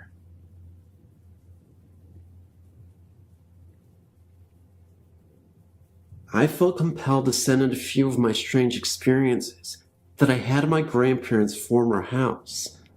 One evening, I was talking on the phone to a friend in the master bedroom. It was nearly 2 in the morning, and the room was pitch black, as I was going to get some sleep directly. As I chatted to my friend, suddenly, I saw what is best described as a black cloud about the shape, size, and position of where a person's head should be. It bobbed as if someone were walking by the foot of the bed for about 3 seconds, and then it was gone. I was doing some homework at the kitchen table one evening when out of the corner of my eye, I again saw a black flash that looked to be the size of a small dog run across the hallway floor. When I commented on this, my grandfather, who was living in the room at the time, claimed to experience the same thing all the time. My grandparents' house is set up so that you walk in the front door and all the rooms are connected by a hallway that at one end leads to the kitchen and the dining room, living room, master bedroom, staircase to the second floor, bathroom, and back to the door. It was summertime, and my mother and I were arguing. I was standing at the foot of the stairs and looking at her in the living room. I was making a fuss, saying that I wanted to sleep upstairs, which I had only recently conquered my fear of, and she was telling me that it was too hot up there to do so. Mid-sentence, I glanced up the staircase, and what I saw horrified me. Staring back down at me from the top of the steps was this hazy, cloud-like figure of a human. I believe it was a male. It was only the second time I was ever truly afraid. I was cleaning my room on the second floor one day, and it was very hot, being that it was summer and heat rises, so I opened one of the old weighted windows. It was not an easy task due to old paint, which had practically glued itself shut, and it only budged after I pried it with a screwdriver. I tried to pull it down to see if I needed to prop it, and it wouldn't move, so I carried on with my cleaning. I nearly jumped out of my skin when I heard the window shut with a loud bang behind me. Again, I opened the window, only this time I propped it open with a paint stirrer. After about 2 minutes, the window again banged shut behind me, this time so hard that the glass broke. The paint stirrer was at least 8 feet across the room. I said, "You win," and ran downstairs. I was a staff assistant in my sophomore year at St. Michael's. What this meant was basically, I watched the doors coming into one of the dorms to make sure that the only people coming in were the residents. I sat at a desk from 11 p.m. to 4 a.m. a couple of nights a week. One night, I was making the rounds from floor to floor to make sure all was relatively quiet. I got to the top floor of the building, and that is, of course, when the proverbial strange things started to happen. I began walking down the hall, and I heard the wind howling through the recycling room on the floor. It had been a quiet night weather-wise, so this was a little odd. I passed it off as some random New England weather patterns and continued to walk on. When I stepped in front of the first resident's door, it started to rattle like someone was going to come out. I stopped and waited, but the door just kept rattling, so I moved on. Then, the next door on the other side of the hall started to rattle as I passed in front of it, and then another door started to rattle also. Now there were 3 doors all rattling away, and it only started when I walked in front of them. I hadn't done this earlier in the evening, and I was wide awake, so it wasn't my imagination. What really startled me was all of a sudden, in the midst of all this door action, I had a feeling that someone was right behind me. I turned around me, and from the distance, I could have sworn I saw the fading image of a priest in all black slowly fade, but the doors kept on shaking, and the wind was screaming. So I ran the rest of the way down the hall and back downstairs to my desk. A check of the outside revealed that the weather was perfectly calm. I believe this is the oldest dorm on campus, so who knows what otherworldly beings reside there. The other thing that happened to me while I was there was sort of a strange religious experience, and I'm probably one of the last people something like this would happen to. I was driving home from my then boyfriend's, now husband's house, and heading back to my dorm at St. Mike's. I was at a stoplight, alone in the car, when I heard this deep, low, and gravelly male voice tell me that the second coming was going to happen soon. The voice filled me with dread and danger. It sounded like a lot like a voice that had been altered to sound lower, like when documentaries try to disguise voices of the people they interview. The light turned green, and I drove off. I then looked into the mirror without thinking, and I could have sworn I saw the same priest from the hall, sitting in the back seat of the car. I stopped the car immediately, looked back, and nobody was there. I felt like I was going crazy because I knew I saw someone in the back seat of my car. About 2 minutes later, I started to think about what just happened and got very scared. I talked to one of the priests at school the next day, and he felt this was a normal experience within the realm of St. Michael's. Partially because it was getting near Christmas time, and partially because he felt the campus was a center for both good and evil, the good being the chapel on campus, and the bad being the portal that was never shot in the boys' dormitory. He confirmed the story about the pentagram and my location discretion without me bringing it up. I've heard this godly voice once or twice since the original incident, but not to the degree that I heard that night. I once heard of an experience my boyfriend had in that same chapel. He told me that on one occasion he was alone. He walked into the chapel, and under the huge statue, he saw two figures in cloaks praying silently under the statue. He's a complete skeptic when it comes to hauntings, and he insisted that there was nobody there at the time.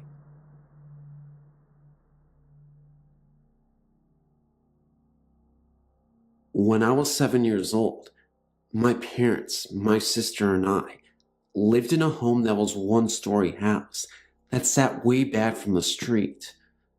My aunt used to babysit us when my parents were away at work.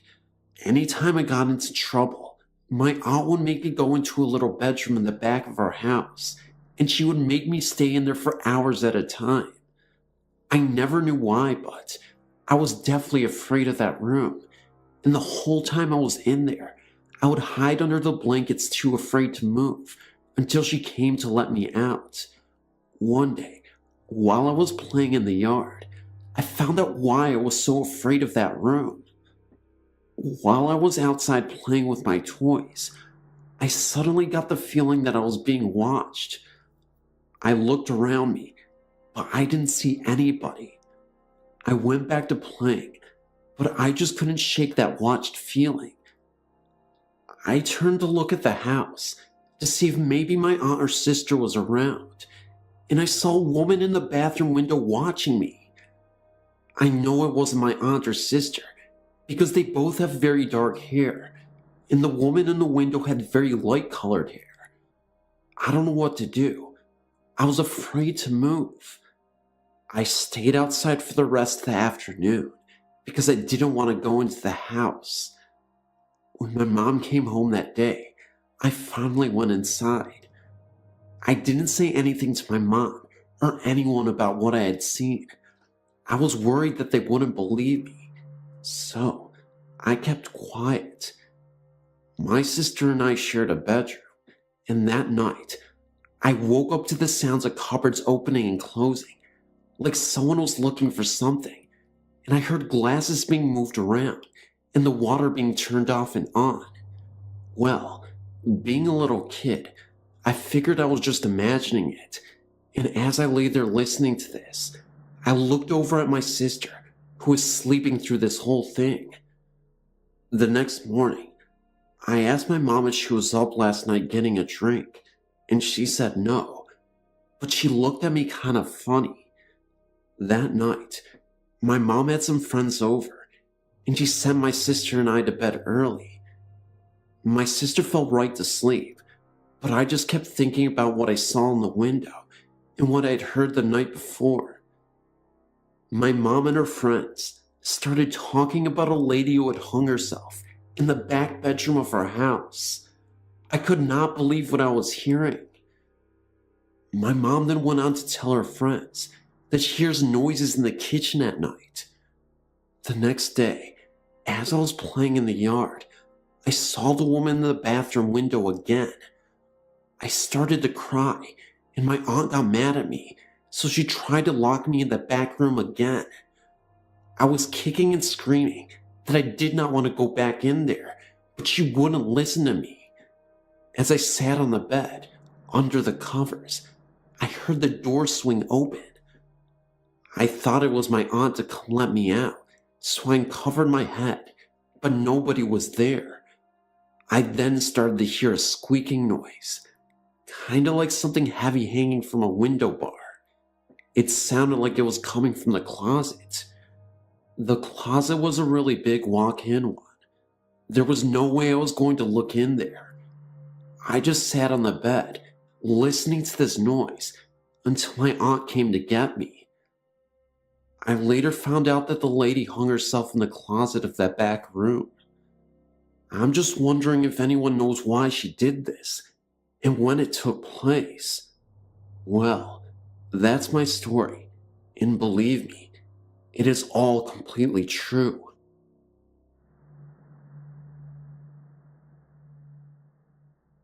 I'm an identical twin, and often because of this, most people ask us if we share experiences. You know, they say, like on television. My answer is always the same. Sometimes. It's true that twins, on occasion, may share certain emotions, even though they may be miles apart. This is what my brother and I have known for years. But everything changed when my brother and his wife and 2 children moved into my late grandfather's home in Norristown, Pennsylvania. The history of the house is nothing spectacular. The only event of any importance occurred when my grandfather, who had been diagnosed with colon cancer in 1987, decided to spend his final days at home before the cancer took him. He died in a hospital bed, which had been set up in the living room of his house later that year, and from that point forward, various members have lived in the house without any strange occurrences or bump in the night, until my brother Peter and his family moved in. The first week in their new home, my brother was excited as ever about living in such a large home compared to the meager apartment he and his family had been sharing for the past 2 years. Given the history of the house, i.e., my grandfather dying there, didn't bother him one bit, since he was the last person who believed in such tales. Then, about 2 months after moving in, he decided to clean out the basement to make room for his music equipment. He is a part-time musician, and a new washer and dryer my father had bought them as a Christmas present. While digging through the accumulated junk of a half a century, he happened upon a small Bible. Inside the front cover was an inscription denoting the Bible as a gift to my grandfather from my great-grandmother in 1906. He took it upstairs and laid it out on one of the coffee tables so that other family members visiting could see it when they visited.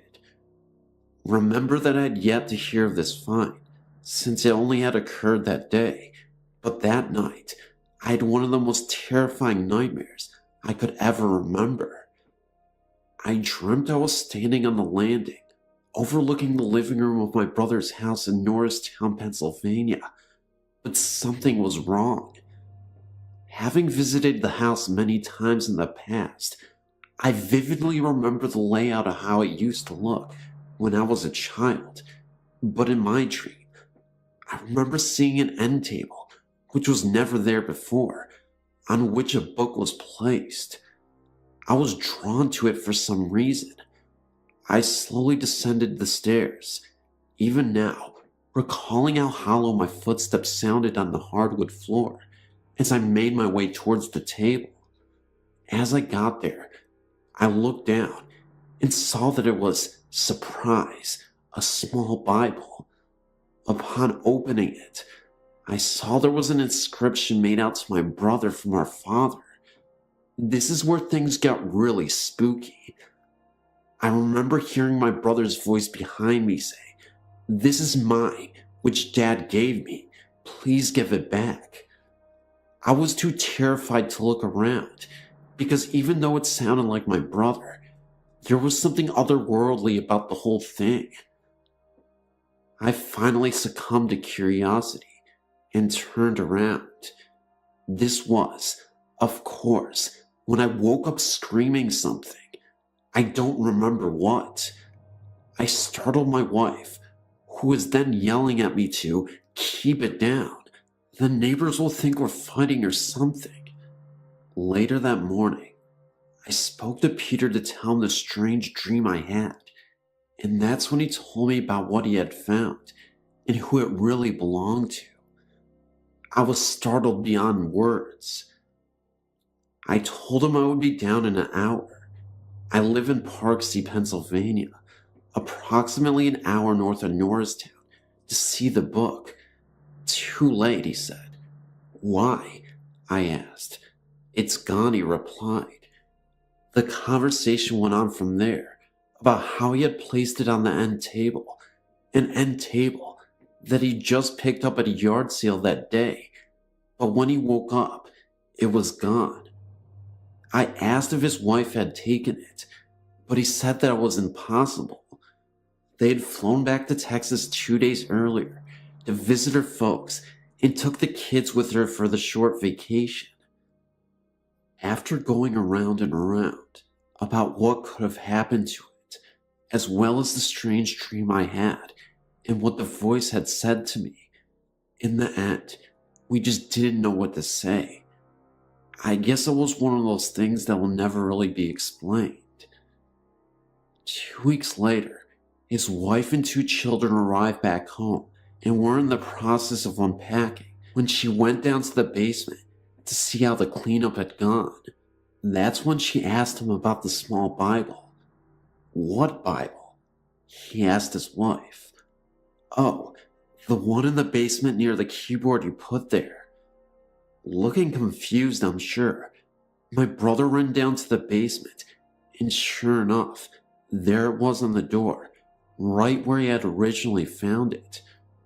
Picking it up, he read the inside cover again, only this time, there was no inscription at all. Did he imagine the writing to begin with? Did my weird dream that night have anything to do with it disappearing again? I don't know. Neither does Peter, but there's definitely activity in that basement, because what I saw next in the basement a few days later almost explains some things, although it was incredibly scary. I had another bizarre dream. I ended up going back to the basement to retrieve the Bible, only this time there was a red humanoid-looking creature sitting on a chair reading a book.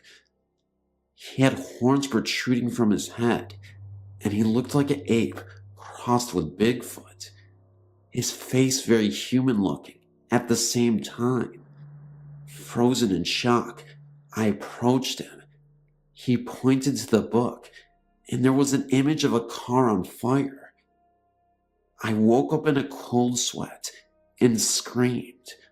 A few days later, I got a call from a guy who sounded like my grandfather. I kid you not, it sounded identical to him. All this man said to me on the phone was, "Check on your father, something's wrong with him." I later found out that my dad had been in a car wreck. The car caught on fire. He managed to escape alive. The most shocking thing, my twin brother had the exact same dream on the same night. Same exact creature. I guess they say twins are inseparable.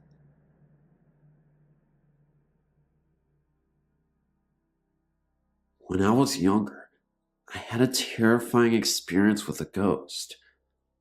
I was fast asleep, and then I suddenly woke up. Something told me to wake up, and I just did. I looked at the clock, and it said somewhere around 3:28 a.m. I turned my head slightly to the left, and I saw this girl. I would say that she was in her early teens. She looked very blurry, but she had a blue hue, and yet clear at the same time. She was moving in slow motion. It seemed like she was underwater, or something. She had a long nightgown, and it was blowing very slowly. She was holding a short candlestick, and her hair was long reddish brown color. She looked at me, And then I looked back at her. I was surprisingly calm. I got up to tell my mom what I had seen. The next morning, I woke up and I asked my mom if she saw the lady, and she said, "What lady?" Could this have all been a dream? I'm not entirely sure. I've been deeply confused about this ever since.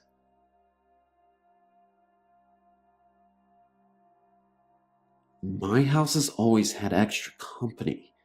It's been 13 years since we moved in here, and for a while, there were some really odd things happening. I was 10 years old when we moved in, and fell in love with the huge, empty attic upstairs. I would bring my toys and little sister up there to play with. She was around 8 at the time, so we had a lot of fun together. We brought our dollhouse up there and would spend hours making up stories and having fun. I would go up there and read by myself a lot because it was quieter than the rest of the house. Nothing out of the ordinary ever happened while my sister and I played up there, and I felt very comfortable.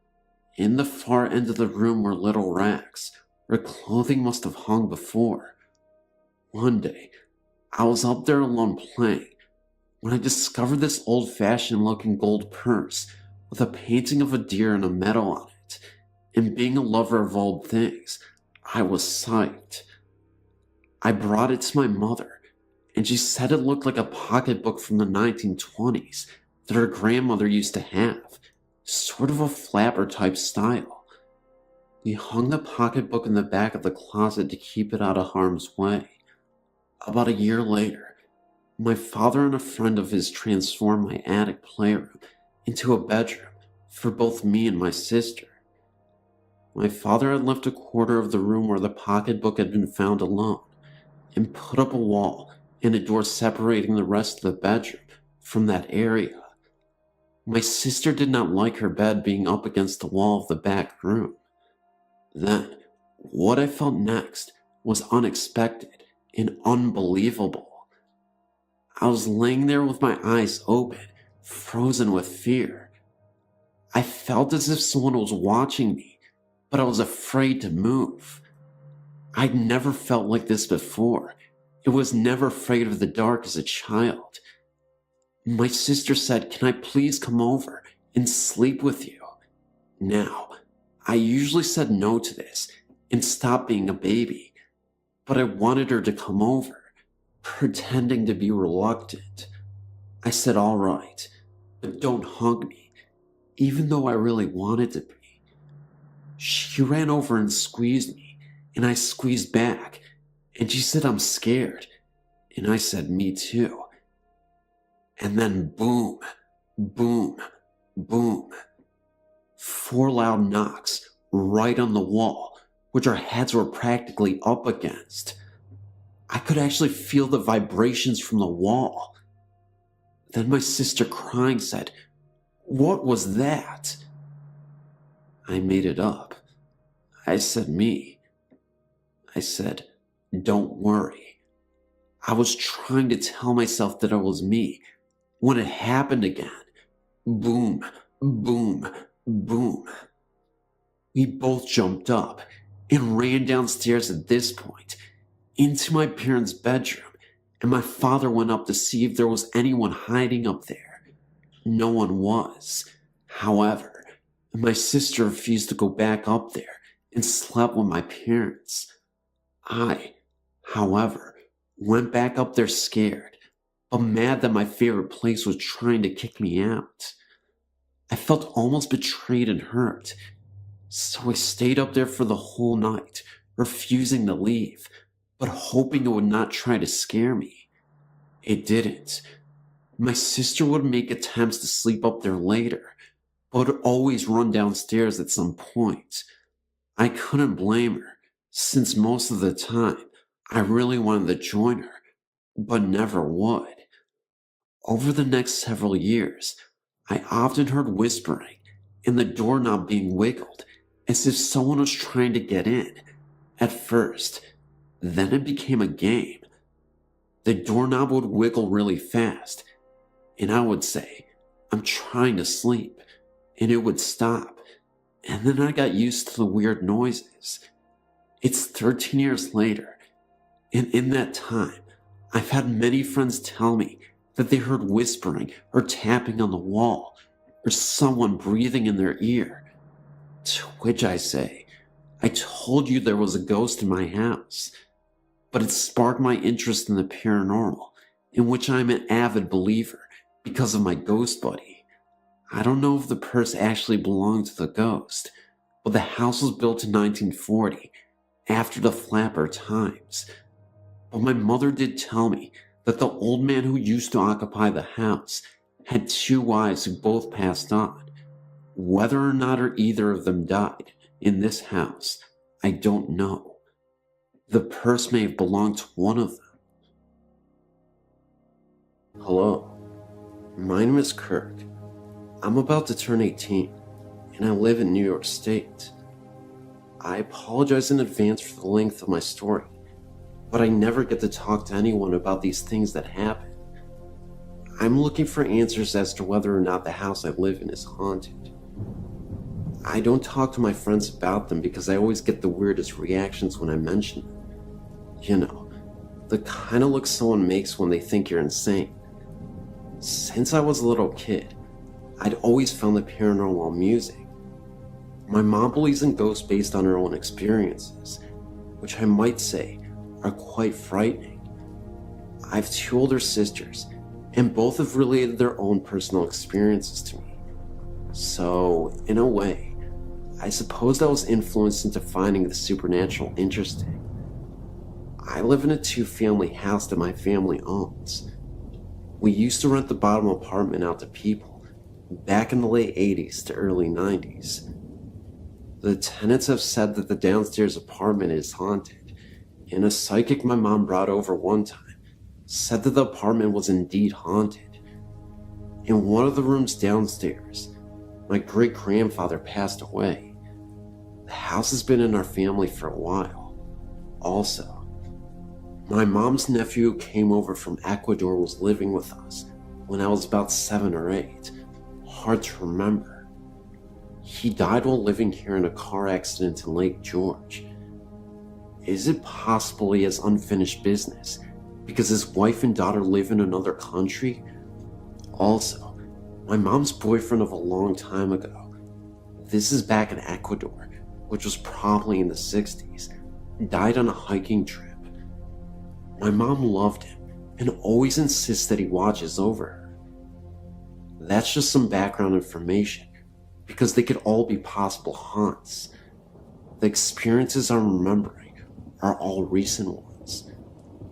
We moved from our old house in the early 90s and moved to Salem, Massachusetts. After 3 years, we moved back to our house in New York, and after that time, it's the only experiences I remember. My older sisters slept in our redone attic when they were teenagers. I was envious because they were on a whole different floor of the house. I used to think the attic was cool.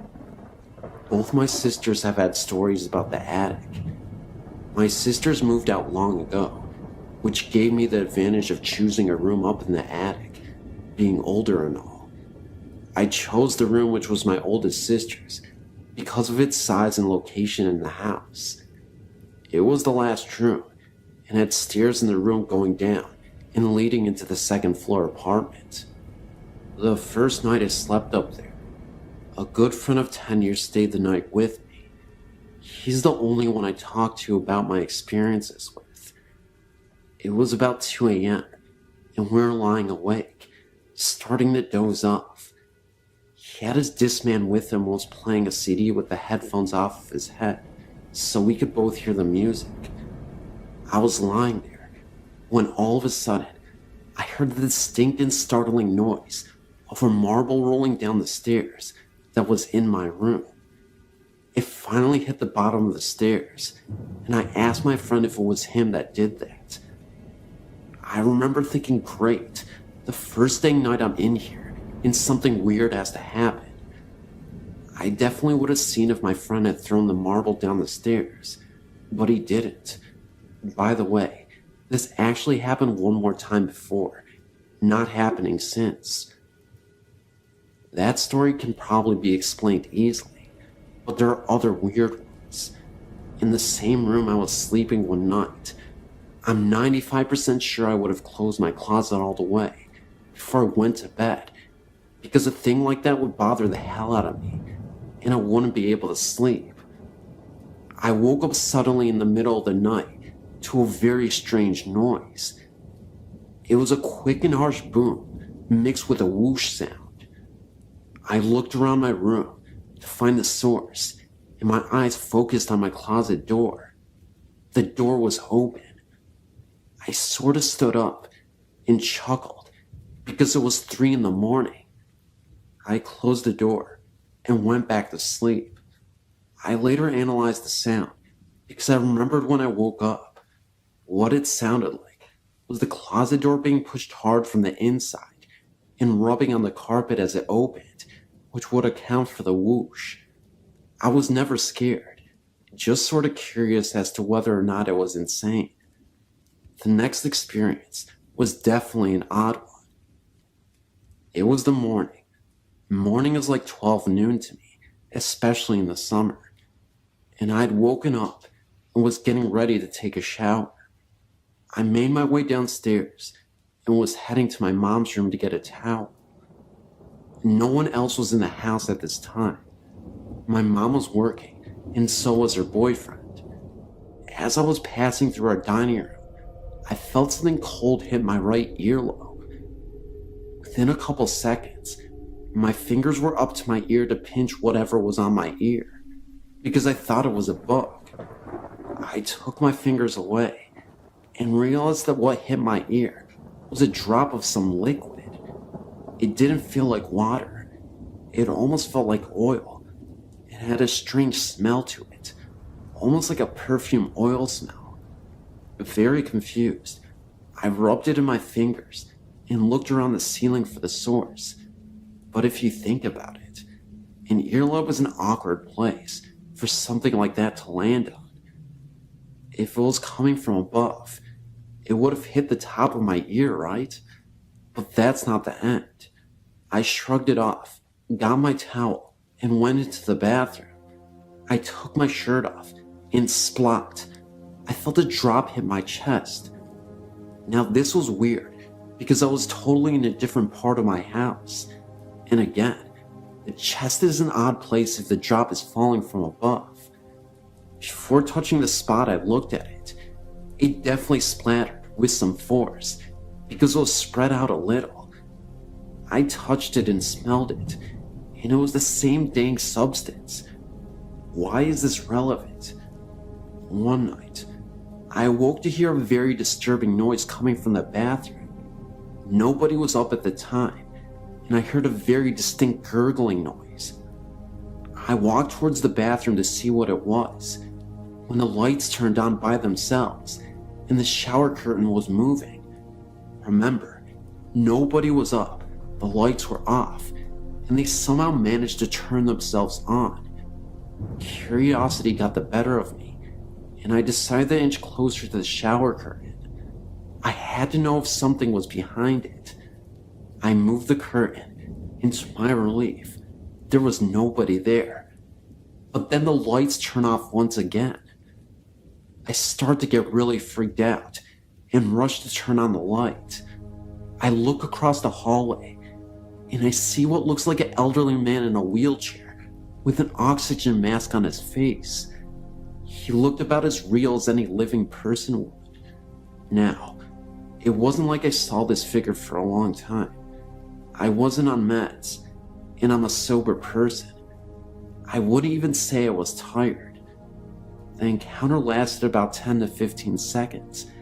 It was fast, but it was long enough that I could see this man.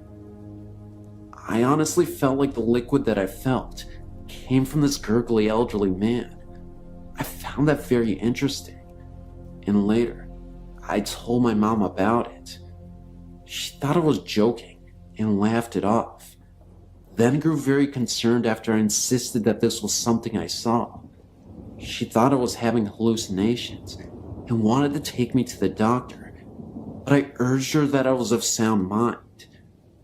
Although she did later tell me that something similar happened to her, where she could have sworn she felt the presence of an elderly man, but she never saw anything. Lastly, there was an unexplained experience that happened in my room. One of my cats was sleeping on my bed, and I was sitting in this love seat I have, watching TV. My lights were off, so I couldn't see anything clearly other than the TV. Something startled me when I heard something hit my wall, as if being thrown, like a hammer hitting a wall. I then started to notice that my cat uncharacteristically started hissing at the window and moaning. She's usually a very quiet cat, but something really seemed to bother her, and she wouldn't keep quiet. She kept meowing for what seemed like 5 minutes. I didn't see anything in the window, and the cat for the next week persisted to meow in terror before she just gave up. She never did that ever again, and it was quite bizarre. It really started to scare me. On a separate day, I've heard cabinets opening and shutting. These things terrify me because I still have no explanation for them. Is my house haunted by a timid spirit who wants to know that it's there? Any comments or advice would be appreciated. Hope you found my story interesting.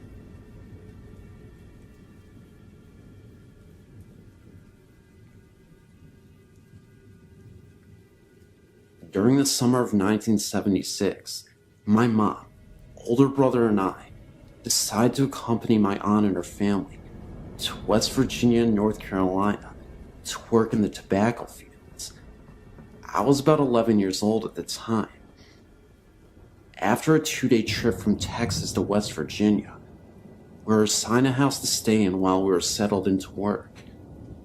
There were several of us, 10 in all, and we were tired from the trip, so everyone just basically picked a spot in a place and readied ourselves for bed for that first night.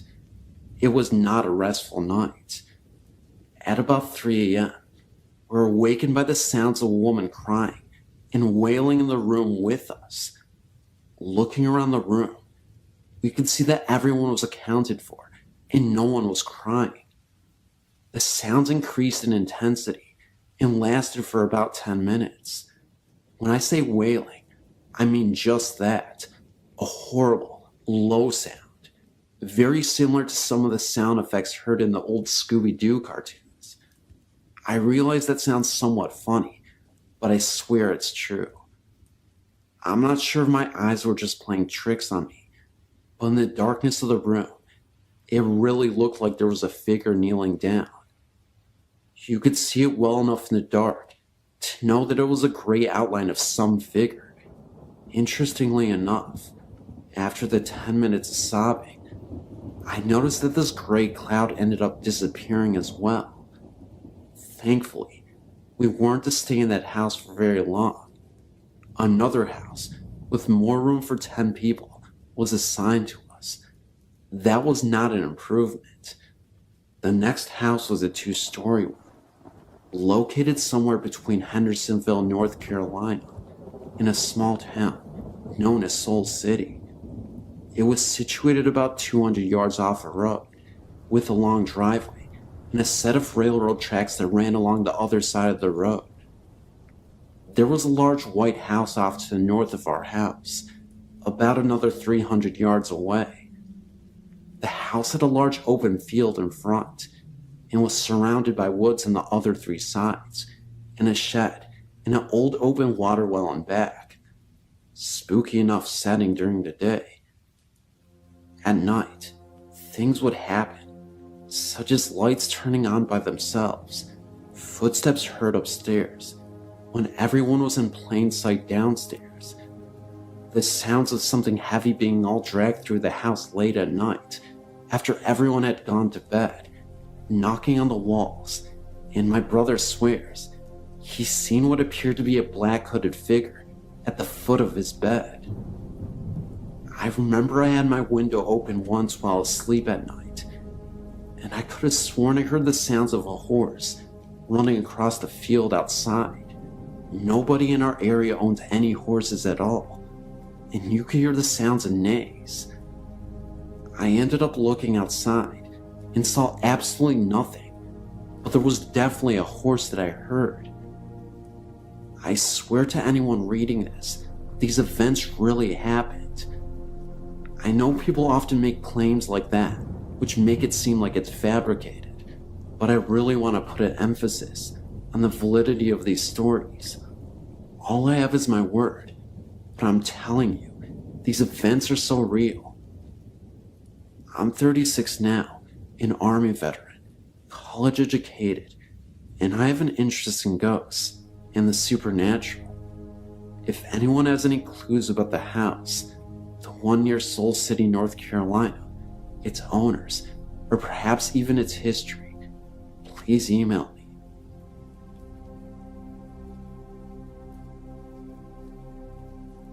When I was in 8th grade, my mother, younger brother, and I moved into a rental home on Grace Drive in Wilson, North Carolina. I'd always been interested in ghosts, but never had any experience. This house would change that fact. As soon as we moved into the home, I had a very uneasy feeling, only in my room. I always felt like someone was watching me from my closet. Also, feeling uneasy, I could not sleep with my door closed and forbid my mother to close her door while we were sleeping. I also started sleeping with my pillow on top of my head in order to feel safe and secure in this room. On several occasions, I felt someone pushing the pillow down hard on my head as I was trying to go to sleep. It was not sleep paralysis because I had just laid down. At first I thought it was my brother playing with me, to the point where I yelled out his name for him to stop because the pushing hurt. However, when the pushing stopped, no one was in the room and I was all alone. One evening around dusk, my mother and I were sitting on the front steps that were located between the bedroom and the home in the living room, where my brother was alone watching TV. My bedroom was located on the front of the house with only one window. I had a lamp sitting on my bedstand in front of the window and beside the bed.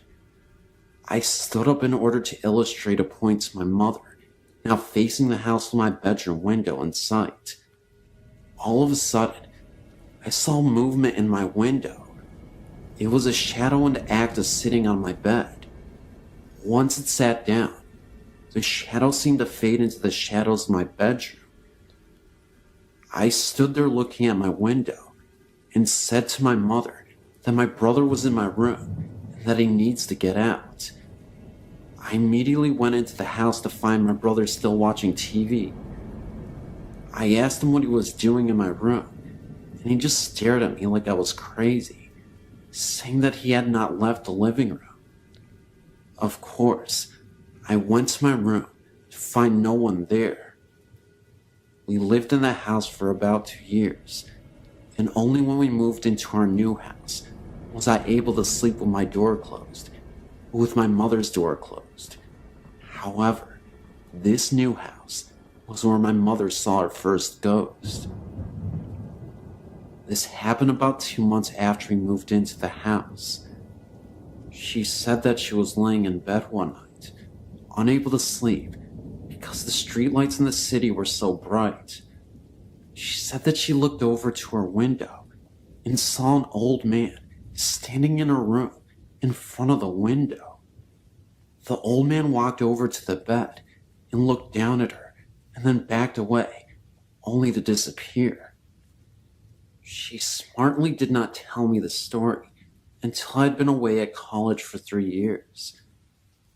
We are assuming that the old man was Mr. Barnes, who we think may have died in the house and was just checking in on the new occupants. That was the first and last incident that occurred in that home.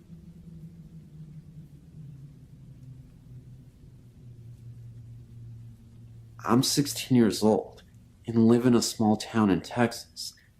It's about 28 miles south of San Antonio. When I was in 3rd grade, my family decided to move down here from Corpus. We began living with my grandfather and soon decided to buy property of our own. My mom and dad bought the property located right next to my grandfather's, which just happened to be the entrance to a coal mine that was very active about the 1900s. We built our house right next to the entrance to the coal mine. Our back door opened right on top of the entrance. By the time the house was built, I was about 13 and finally had my own room. One night, I was struggling to sleep and heard footsteps. Of course I was frightened, but somehow I went to sleep. I kept telling myself it was nothing. While I was sleeping, and this part of the story doesn't make sense at all, I had a dream that I was part of a well-known Jewish family in Europe in the Great World Conflict. I saw soldiers take my husband and I to a ditch in the middle of nowhere, where they got rid of my husband. In my dream, I understood German. Next, they got rid of me also. As I died in my dream, I woke up in real life. As I awoke, I heard more footsteps marching. They sounded like soldiers, Germans I assumed. They marched through my kitchen and some by my bedroom door, kinda like they were watching me. This is the first thing that happened to me. It didn't make sense, because I thought they would be dead miners or something. About 2 years ago, I became very depressed, as many young people do, and I tried to off myself. My mother came home from work and found me passed out and throwing up in the kitchen sink. They rushed me to the nearest hospital, where they thought I was going to pass away. I saw my mom crying next to me and became relaxed. I was in total peace. I felt completely happy. Suddenly, I felt 2 men walking around me talking. I tried to turn my head to see them, but couldn't. I heard them speaking to each other, and one sounded older than the other. They said, "Look, it's so sad she's so young." And the other one said, "Look at her mother." At this point, they quit talking and continued to walk around us staring. Then, the feeling of peace was gone, and I heard 2 other voices. I kept saying, "Who is that?" And I was scaring my mom to death. Right after that, I passed out, and when I woke up, I was in a hospital room. I didn't tell anyone exactly what it was I heard. I did tell my boyfriend of the time. I'm not sure he believed me. After that, I would hear voices at my house, people talking to me, but there was no one there. I heard them almost everywhere I went, but I didn't tell anyone. After a while, I tried talking back, but never got a response. The voices were never really clear. There were many at one time. It just sounded mumbled. I tried not to tell people about my voices because I was afraid they would not talk to me anymore. I felt I had a gift. They have stopped talking now. I haven't heard them for about a year now. I know it all sounds weird, but it's true. I also live next to a graveyard, which is weird, I know. It's where most of the dead miners are buried. I think they try to talk to me sometimes. There is also one last account I had more recently. I was trying to go to sleep one night in the house all by myself. I looked out into the living room and saw a solid black figure running around. He looked as if he were hiding. He ran behind furniture and walls and really just scared the heck out of me. It was the only time I saw him, though. It was the last of all my encounters. Hi there. I believe that I had a true experience with a haunting. I used to live in apartment 205 in Kingswood Apartment in Fresno, California. A lot of weird stuff used to happen there while my family and I lived there. I'm a homog. My religion is not Christianity, although I do not doubt that there is a God. I do believe in Jesus Christ, but I was simply not raised that way. My family on both my father and my mother's sides are shaman. Many do not believe our customs and ways to be valid, but you'd be surprised by how much sense it makes to us. I grew up around shaman all my life, listening to chants and stuff. It's awesome. Well, enough talk. Here's my story. When I was a little girl growing up in California and being in a homog family, I grew up with spirits and ghosts and hauntings all around me. I accept it, for it is real to me, although I've never experienced an actual haunting myself. Being around my family of shaman focused me to acknowledge the supernatural. But when I was 9, I did have an experiment on my own. Our apartment has always been rumored to be haunted. As a child, I never really paid too much attention to it. Weird things happen at night. Things go bump in the night. Dishes rattle and doors slam. I woke up every night from a nightmare I couldn't remember and crawled into bed with my parents. My sisters complain about seeing dark shadows moving across your walls. In our culture, hauntings happen because it is caused by some or something that is associated with the family or someone in the family. In our case, it was my mother. I remember one time, my mother was cleaning the tub, and I was standing out in the hallway watching her. All of a sudden, the door slammed, and the lights went out. I heard the lock on the door click in place, and my mother screamed. I stood frozen in my spot, unable to comprehend what I just saw. I banged against the door, and then it opened. The lights were back on, and my mom was still in the tub. Naturally, she accused me of doing it. To this day, I still don't know what had happened. There was a time that something happened to me, not long afterwards, that scared me so bad I forgot about it until a couple of years ago. I remember it being around noon, and I was off on summer vacation. I just finished the 3rd grade. I was laying on my mother's bed reading a book, given me by a former teacher.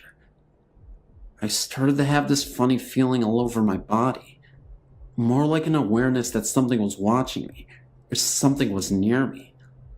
All of a sudden, the bed started to shake. I felt something, hands maybe, holding me down on the bed, and I was unable to move or even say anything, not even a scream. The bed literally shook for a few seconds. It was over in a matter of minutes, but it scared me terribly. I jumped off the bed and ran into the living room. To this day, I've never told my family or hardly anyone. Those that I've told thought I was joking. Was I? Yet the memory is so vivid, and I remember that feeling of helplessness and fright. It was weird. I sort of forced myself to forget about it until a couple years later, when my class was asked to write about an actual haunting that we know about. I don't know, but things are weird. My shaman grandfathers, both maternal and paternal, came to our house to bless our room. They performed their ritual in our room, on my mother's bed.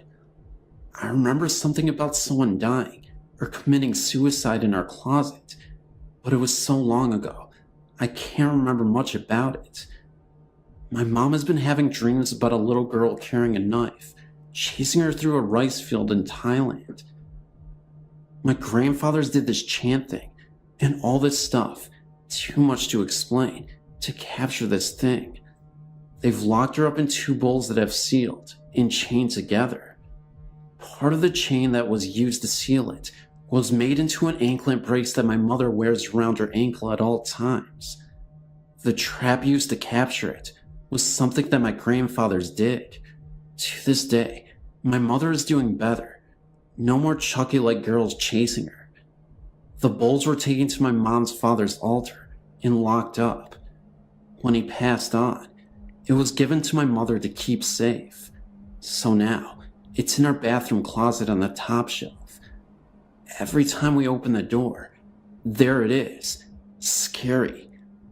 I get the creepiest feelings when I look at it. So, you wonder, what exactly is going on? And what happened? I couldn't tell you, but something did happen, and I've never been able to forget it. Could it be some evil spirit or poltergeist? Who knows? Maybe one day I'll find out eventually.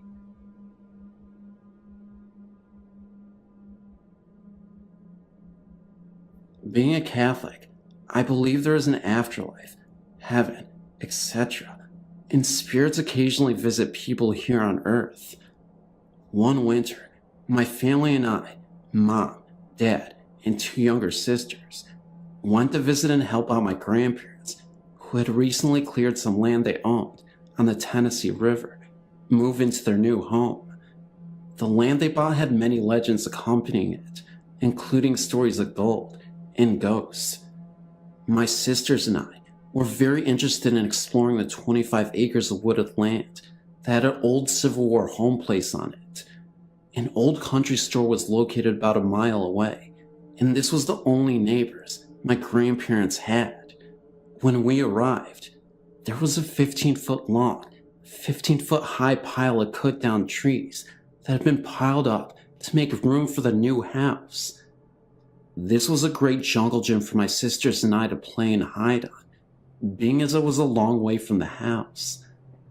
One day, my mom took my youngest sister on a walk around the woods, while my other sister and I stayed on the wood pile looking into the woods.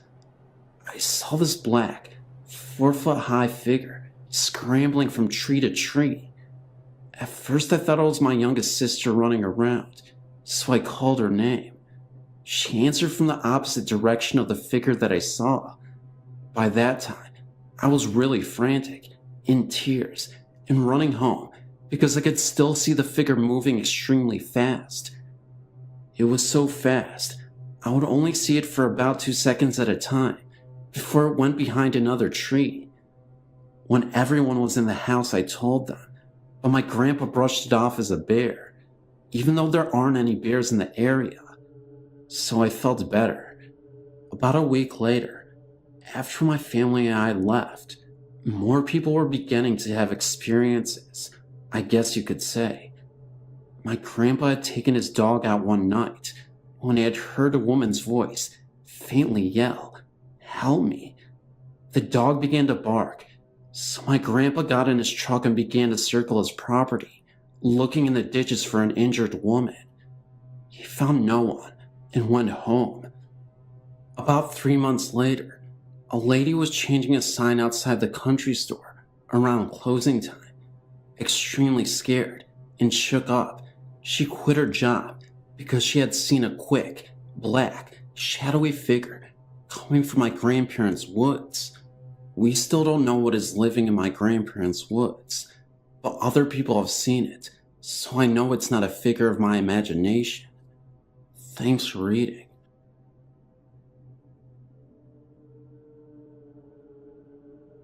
One night, about 13 years ago, my brother and I were Christmas caroling with friends around our block.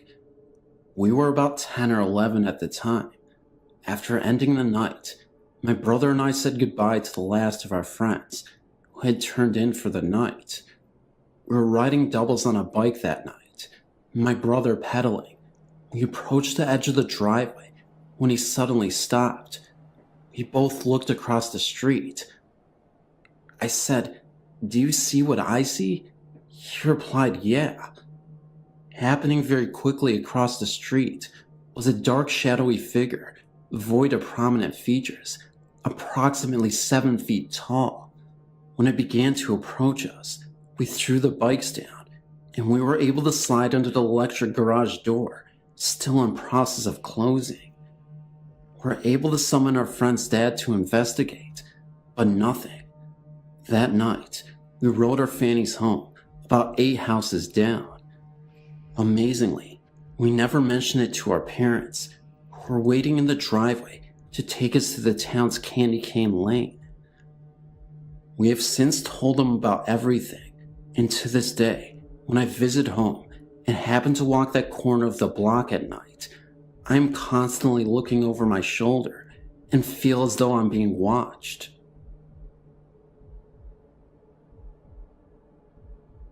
Akenesi East Pine Log Road now houses Riley's Whitby Bowl Restaurant.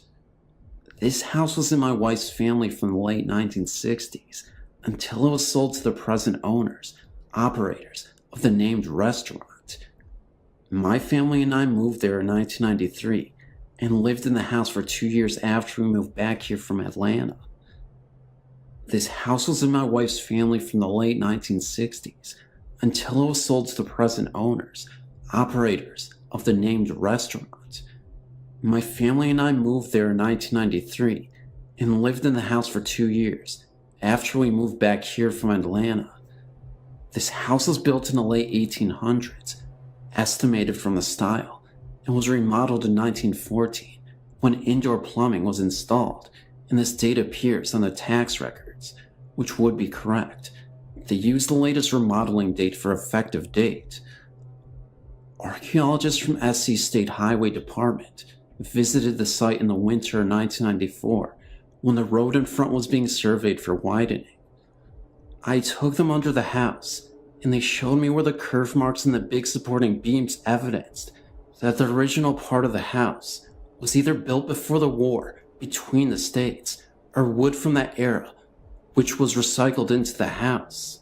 In any event, the home is an old, large, rambling affair of an old southern home that, like I said, is now a restaurant. It's unusual in that it is the Second Empire style with a mansard roof and a large wraparound porch with Doric columns. On to the story. We frequently heard footsteps when no one was there and had strange feelings that we were not alone. I could be in the front room, which I used as an office, and hear someone come down the stairs and stand at the large open pocket doors. When I turned from my computer, no one would be there. I got used to it. One day, I was relaxing in the upstairs bathroom in the old 6-long iron bathtub. It was in the middle of the day. I had some time to relax. My wife was away. The kids were in school. I had no pressing work, so I took a midday soaking bath. I was lying quietly in the hot sudsy water with water up to my neck, stretched out with a washcloth across my face. I heard someone coming down the hall. I slid the washcloth away, opened my eyes, and listened carefully, because I knew I was alone. The footsteps came slowly down the hall, towards the bathroom door, which was at the end of the hall. The footfall stopped at the door, and the old porcelain doorknob moved slightly, like someone had it in their grip, then started to turn slowly in its big square lock housing. It was right near me, because the head of the tub was by the door. I watched over my left shoulder, and then spoke. "Mary Ann?" The turning stopped. I jumped up in a torrent of steamy water and snatched the door open, and there was no one there. No one down the hall. No sounds of anyone running or jumping down the stairs. Just the sounds of dripping bathwater. I grabbed a towel and ran down the hall, down the big hallway stairs, and jumped to the landing. The front door was closed and locked.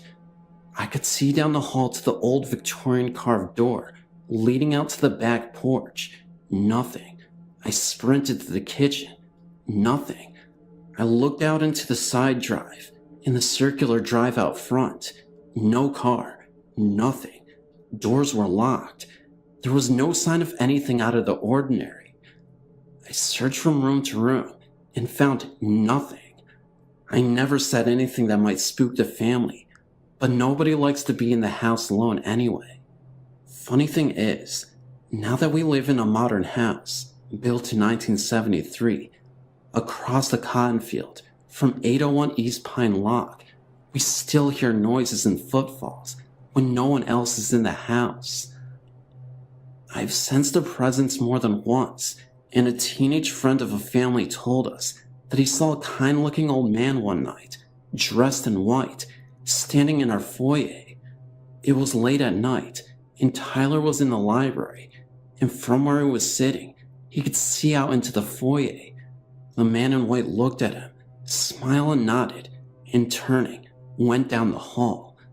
He said it was really interesting, but not too scary. My grandparents died when I was 4, and we moved into their house. They were the only people who ever lived in it. I ended up getting their room. When I was in 5th grade, I started experiencing things in my room. My TV would go on and off whenever I would think that I need to turn it on or off. I had to sleep with the hall light on. One night, I thought I saw my mom in my room standing by my closet. When I turned my light on, she wasn't there. Then I thought I saw my dad standing in the same spot, but that time I kept looking at him as I went into the hallway to see if he was still sleeping on the couch, and he was. I was looking at him in the living room, in my room, and when I turned my light on, he wasn't there, but still on the couch. It always felt like someone was watching me. Then, my last experience of seeing something was in the same spot, but just ahead looking at me. He looked like he was from the 1700s. When I tried to tell my mom, she wouldn't believe me. I'd wake up at night not being able to breathe, and my sister would run in. Then my mom started to believe me when she'd hear heavy breathing in her room when it was just her in there. I'd be walking, and it would feel like someone was trying to trip me. So I told my mom's mom, and she gave me a cross to hang in my room. When I put it up, I didn't see anything after that, but it always felt like I wasn't alone in my room. Now, years later, I found out that the guy staring at me from the 1700s looked just like a picture in our living room. He was an old relative. When I still go by the house, it still feels like something evil there, but at our new house, it feels like a household. Now that I'm 21, I think that it was my parents' dad still in the room that I had. That's the only reason.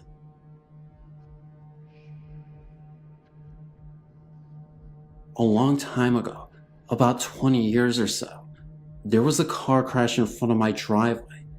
At the time, I did not live there. At that matter, nobody did. In the car, there were 6 young boys, ranging from 6 to 20. They crashed because there were a couple of drunk drivers who hit them head on. All the young men died in the car. About 10 years later, me and my family moved in a double wide on the lot in front of where the men died. About 1 year later, there was an awful car crash at the exact same spot of where the young men died.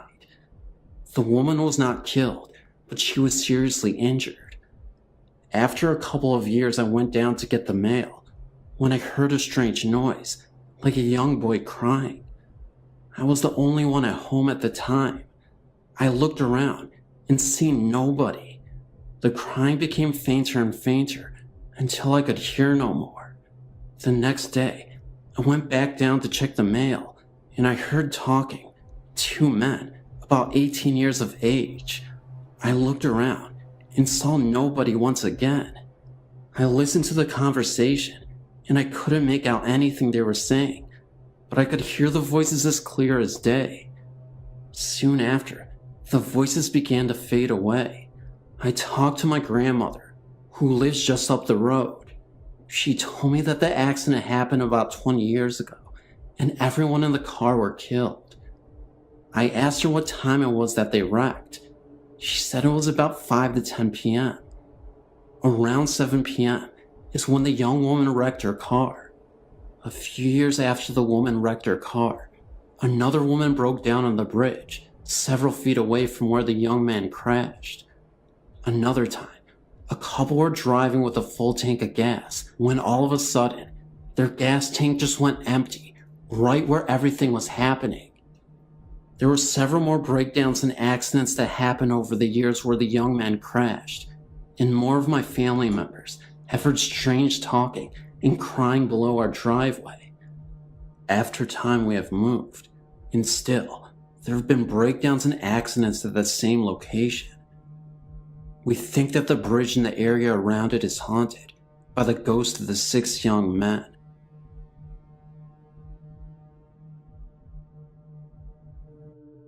I want to post something that happened to my mother, Marie, my uncle, her brother David, and my aunt, her sister Gail.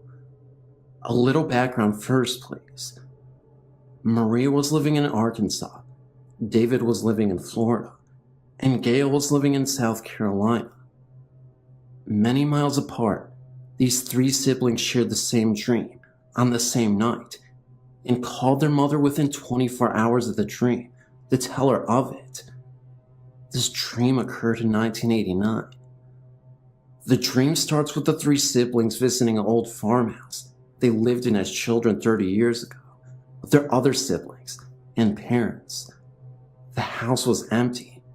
Marie, David, and Gail all got out of the car and walked completely around the house, recalling climbing an old oak tree that held a tire swing, recalling the farm area and what used to stand there, etc. When the 3 returned to the front of the house, there on their steps sat their dear old dad. Dad passed away in April of 1974. Shocked to see their father on the steps, they called out to him. Dad stood at the 3 with a malevolent grin. He motioned for his kids to follow him into the house. They followed through the living room, past the kitchen, down the hall, until they reached their parents' old room. He turned and looked each one in the eye and put his fingers to his lips as if to say shh. He then motioned with his hands for them to follow. He opened the bedroom door and they followed him inside. He walked to the closet and walked through the closet door. Now in each person's dream, they were the ones about to open the door. As each reached for the doorknob and slowly started turning the knob, their mother appeared from nowhere, screaming at them to not open that door. They instantly woke up from the dream. I was a teenager at the time this occurred, and I did not see the big deal about following their dad into the closet until we visited my grandmother. My grandmother was telling my mother of how David and Gail both called her after Marie did, saying they had the same exact dream as she had. My mother looked scared, and my grandmother told her they all needed to get into church because Satan himself was using their father's image to lure them into something evil. I asked dear old Granny how she got that from a dream and Grandpa going into a closet. She told me because her husband, their father, my granddad, was scared of closets. I thought she meant he was claustrophobic. She assured me he was terrified of closets. The whole time they were man and wife, she would have to get his clothing out of the closets and lay them out for him. She would have to put things into closets. He refused to open them or go into them. My grandmother believes that Satan used Granddad's image to lure the 3 siblings down a path of evil. I know this isn't much, but I love to hear the story.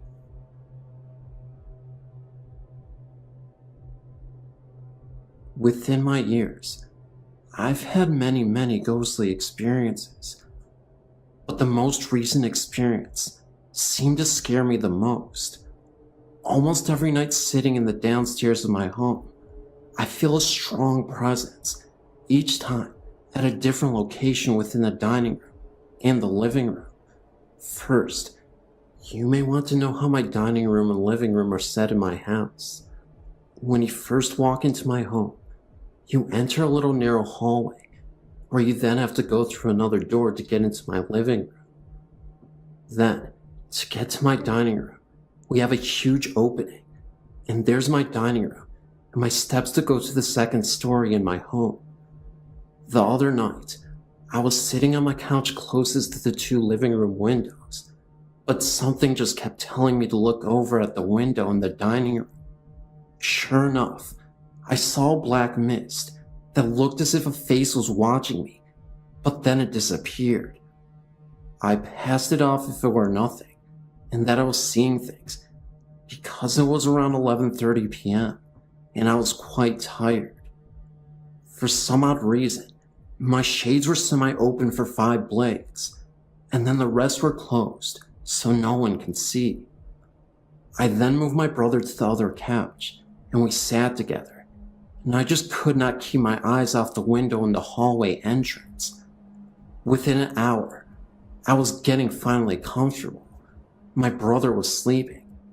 My mother and stepfather were sleeping, and my older brother was home upstairs, with his car parked outside. I gazed at the window, and the black mist was back, but this time, it was more clear and bigger.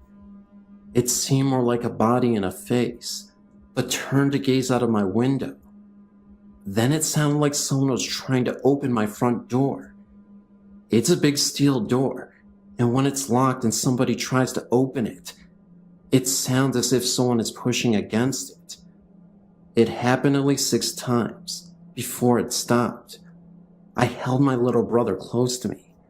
Within the next 15 minutes, it sounded like someone was walking in the hallway and jiggling keys. Well, that was enough for me. I woke my brother up and sent him into my room because I had my air conditioner on in my room.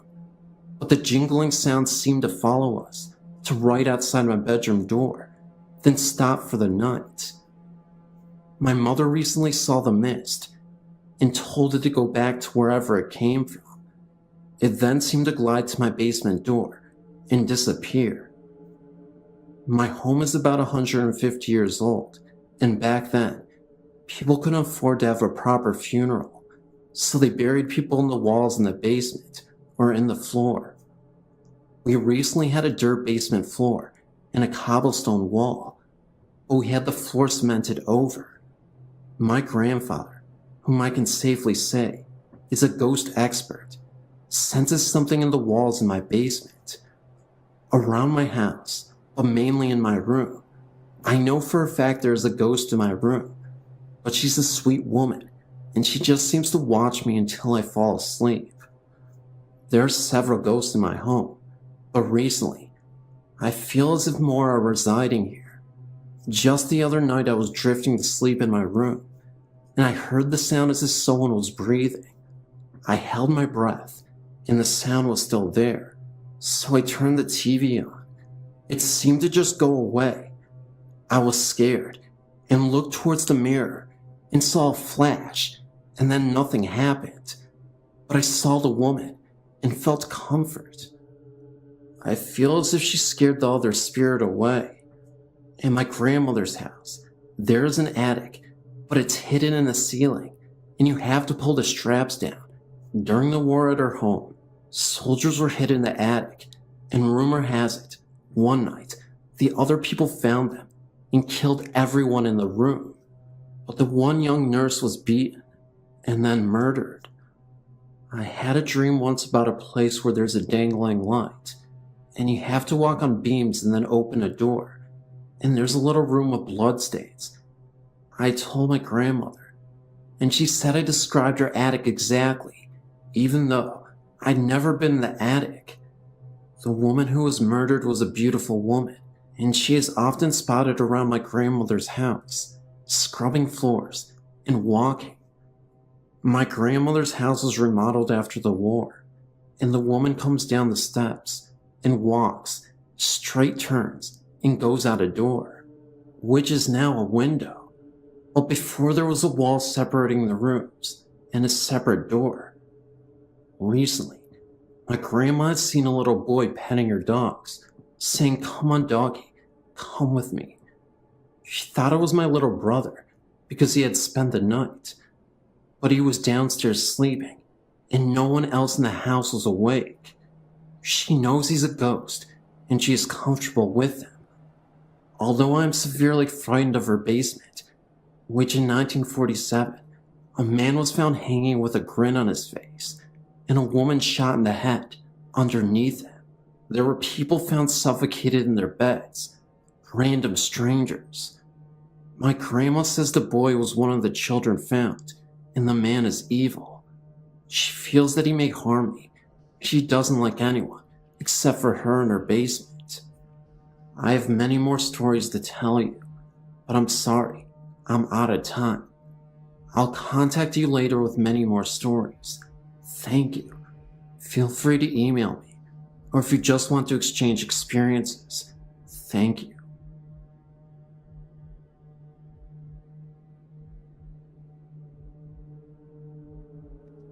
Although this is a true tale, it's not one of your spine-tinglers, just something odd that cannot be explained.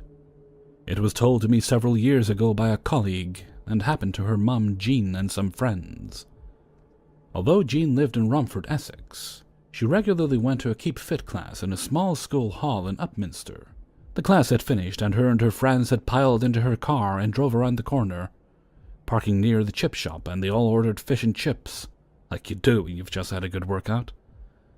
They were all sitting in the car quietly eating, when one person noticed something odd and nudged the person next to them. Eventually, they were all mesmerized, mouths agape, chips forgotten as their attention was focused on the activities in the churchyard over the road. Quite clearly, they could see a silent nighttime funeral procession of a coffin being carried on the shoulders by 6 pallbearers, all decked out in long black-tailed coats. They silently watched the procession walk from one side of the church and disappear around the other side. St. Mary's Lane, for anyone who lives nearby. Of course, they all asked the other, "Did you see what I saw?" Knowing full well they did. The next day, Jean decided to visit the church as she just had to know what happened. Maybe someone was buried late last night. However, she got to the church and found the vicar. She worded the question carefully so as not to look like a complete idiot, and was obviously stunned when the vicar told her that no funeral took place last night. She said that from the look on his face it was fairly obvious that he knew why she was asking. But being a vicar, he simply smiled and walked away. Spooky. I've been past the churchyard as my grandparents used to live just down the road, and it is quite a creepy-looking place.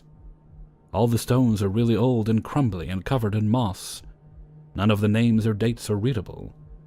It's one of those graveyards where you can look at it for a little while, and then you kind of shudder and have to look away. I used to think it was my childish imagination, but even these days the place still gives me the creeps, even in the middle of summer.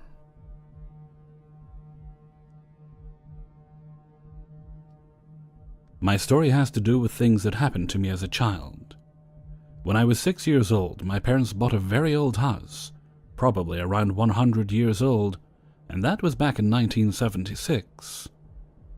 It was a very large house, and some of the original wallpaper was still in it. I have always been kind of in tune with the supernatural, and I also have a psychic sense. I'm not saying I am psychic, but I just know things and I can't explain it. Well, anyway, I know that my sister was very afraid of this house. She is 3 years younger than me. She would either sleep with my parents or with me, and she would never cross the long hall that ran through the center of the house by herself. I know that one day I was sitting in the living room and I got this really weird feeling, like I wasn't the only one in the room. I felt like someone was staring at me. Now keep in mind that my mother and sister had gone to the store, so I was in the house alone. At this time, I was about 9 years old. I was sitting on the floor and I just happened to look up. If you are familiar with old houses, you know that some have these glass windows at the top of each door that I guess people used for ventilation before air conditioning was invented. Well, the upstairs of this house had been added years after the original one-story had been built, and the steps that led upstairs went even with the glass window above the door in the room I was in. There was also a small triangle of wood that was missing from the step, and that is where my eyes shifted to. There was something looking at me through that space. I was so scared that I grabbed my dog and ran to the front porch, just hoping my mother would drive up. I don't know what it was, but there was something there.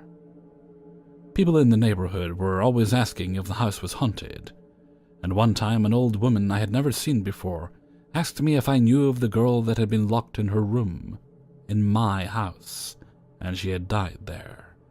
There is also another story that happened in this same house. My uncle was living with us. He was 70 years old, and I was about 10 at the time. One night I heard him calling my father. He was shouting, and that is what woke me up.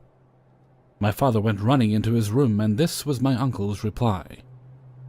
"I know you're not going to believe this, and I know I shouldn't be seeing this, but I do. There's a black woman standing in front of the fireplace holding a little girl's hand, and she's wearing a red coat and hat." Then my father said that my uncle's eyes followed something around the room, and then my uncle began to scream again, "No, go away! Don't come near me!" Then they disappeared. My father said that he had never been so scared in his life, because his uncle was being rational about it. Like he knew he shouldn't be seeing something like that, but he did. I knew there was something in that house. Although we moved out when I was 14, I still drive by it to look, and I still get a creepy feeling about it, just from driving by. I feel it in my bones. What do you think? I would really appreciate your opinion. Thank you so much.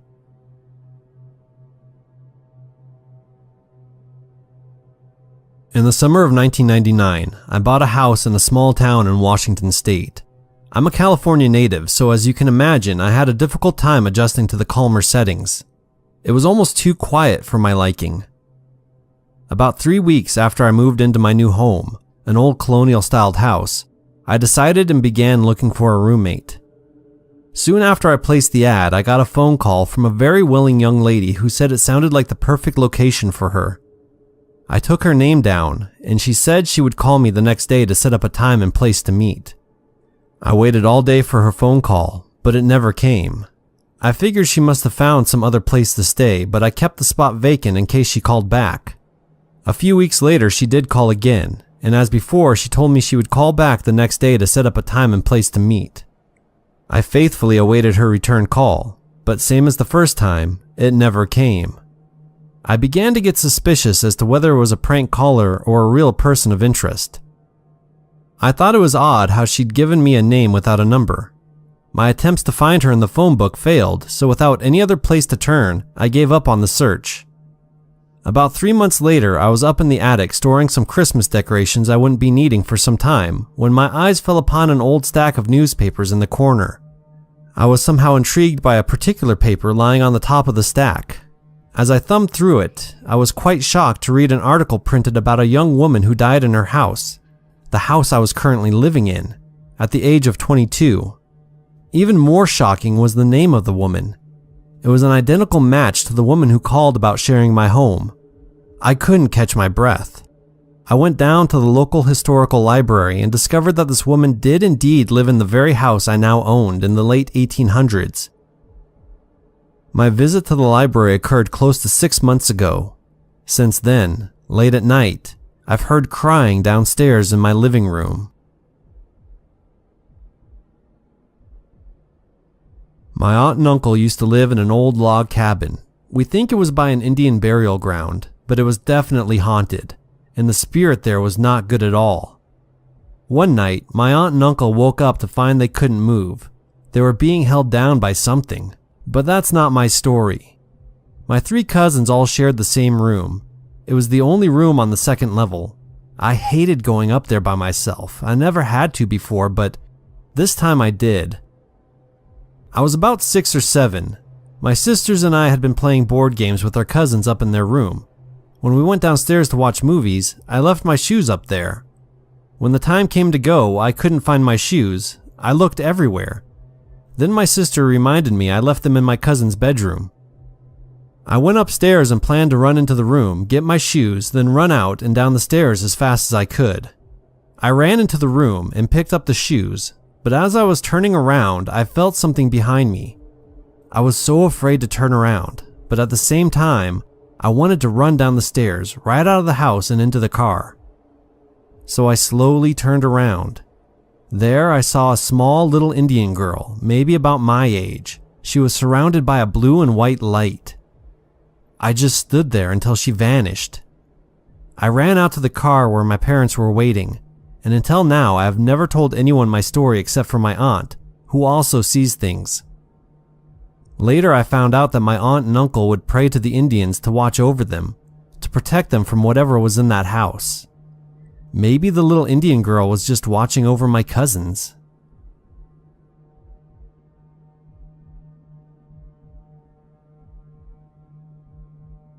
My wife and I had moved to the naval station at Mare Island of Vallejo, California. I was attached to the personnel support office. About 4 months after reporting, I was sent to the Combat Systems Tech School's command to process new students. I hadn't heard about the school's past until my encounter. One day in the fall of 1993, I was typing up a report about 0730 before the other 3 civilians and 1 other sailor got there. The typewriter was next to the door to my office, so I didn't miss anyone coming or going. There also was just that one main entryway into the office cluster. No other exits except for a fire door with the alarm connected. Anyway, someone walked by my door and I thought it was my shipmate, so I asked how he was doing. I got no reply, so I thought he hadn't heard me and I decided to go bug him after I finished my report. I went to his office and found it locked. Then I noticed the light on down the hall. The light was moving ever so slowly and getting closer to me. It was then that I realized that it was actually a translucent figure of a sailor. It terrified me so much that I ended up passing out from a panic attack. One of the civilian computer programmers walked into the hallway at work, noticed I passed out and shook me awake. I told her I saw something in this hallway and she said that I probably was just overworking myself from stress. I also told her that I thought Brian had walked by. She looked at me and said that nobody had moved from their computers since she got there at about 15 minutes to 0700. She did tell me something fascinating though. She said that at times she could have sworn she heard a whistling and a crying sound coming from the hallway. It sounded a lot like a little girl. It was then that I learned that the school was a fleet hospital for the San Francisco Bay Area built back approximately 100 years ago. The night watch detail would find locked doors open and hear footsteps at night. There were stories told about people hearing sounds of a little ghost girl playing ball near the main staircase. I never had the chance to witness her, and the base is now closed, but it was very interesting. As for the sailor, I have absolutely no clue as to what the story behind this guy was. To spare myself the anxiety, I just revert to thinking it was only my imagination, although it felt as real as anything I could ever see. One other experience was shared by my wife, myself, and my mother-in-law at Hickam Air Force Base in Hawaii in 1995. My wife had been flown to Tripler Army Hospital due to complications with her first child. My mother-in-law arrived a day before I got there from my ship. Anyway, we were put up in the guest house at Hickam for a couple of nights before being moved temporarily to an officer's quarter in the corner of the base. It was a well-furnished room and had a pleasant air about it. That was until the night arrived. My wife was awoken that first night where she heard multiple whispers. She then went to get herself a cup of milk in the kitchen of the house when she saw the presence of 2 figures crouched down as if they were praying. They both wore brown robes like they were monks. This whole ordeal must have lasted 30 seconds and they faded away quickly. In the morning, we both got up and discussed what we had felt that night. That's when she told me about what she witnessed. The crazy thing was, while she was experiencing that, I told her that I could have sworn I saw the face of an elderly man just staring back at me in the mirror when I used the bathroom. He had scars on his face and was balding. I'll never forget the sight of it. It was an extremely uncomfortable feeling. This is a story that will always live with me for the rest of my life. My mother and father used to always take lengthy trips over the weekends to visit my grandparents in Ohio when we had lived in Michigan.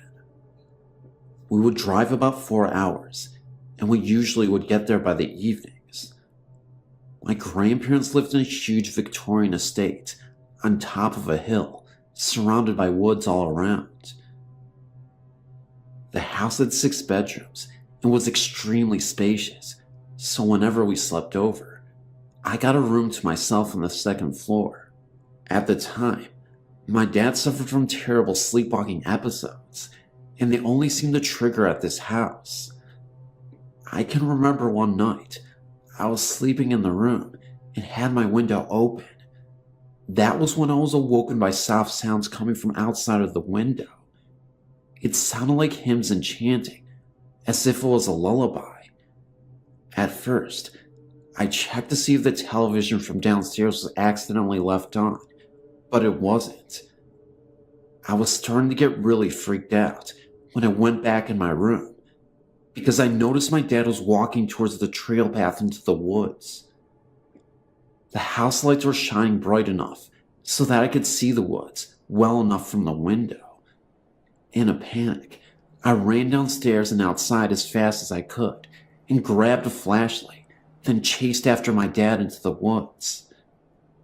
He had managed to walk so far into the path of the woods that we got to be a mile away, and the further I went into the woods, the darker it got. We just kept getting further and further away from the house, and it was really starting to get cold and scary.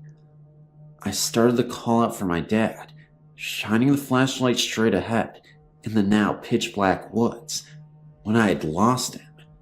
For a split moment, I felt someone whisper my name in my ear, and the rustling sounds of leaves behind me, as if someone was walking right behind me. For some reason, I thought maybe my dad was behind me instead, so I turned and pointed my flashlight, and there was nothing there. I kept going and continued to look for my dad. That was when I once again heard a voice, but this time in a low and guttural voice. I could have sworn I heard the voice say, "Let's play." At this point, I actually thought my dad was playing a practical joke, so then I yelled out to my dad and told him this isn't funny and to show himself. Even though the voice sounded nothing like him, I just kind of assumed, maybe to ease my mind in my panic state. Literally a split second later, I see a cloudy mist and what looked like an orb hovering from the distance of the woods and slowing going in my direction from afar. It then disappeared. I heard my dad's far off distant scream, and I started running faster into the woods to try to locate him. When I finally found him, he had fallen into this well that none of the family had any idea had existed. I quickly helped my dad out of the well, and he had asked me what happened. I brought him back into the house and told him that he was sleepwalking and managed to wander into the woods. The creepiest part of this whole experience was this. He said that while he was sleepwalking, he had dreamt that a woman in pioneer clothing urged him to find her missing son in the woods. She told him to run to the well and he will find him. When my dad told me this, I told him about hearing some soft singing before I rushed into the woods to get him, and that I heard voices and whispering into the woods. A couple days later, fascinated by the well that existed in the woods, we went to go see it in daylight. To my utter shock, we had made a gruesome discovery. We found what looked like human bones at the bottom of the well. We immediately called the police. They examined these bones, and we were able to confirm weeks later that they weren't animal remains, but human remains. We had the bones examined by a professional, and they believed that the bones belonged to a young boy who may have perished hundreds of years ago. My guess is in the early 1800s. I would like to state wholeheartedly that these events are in fact true, from my father's sleepwalking to the dream he had and the bones uncovered. It may sound a bit far-fetched, but I guess you'll have to take my word for it. This event happened in the 1970s, and I'm 70 years old now. This all happened when I was 17.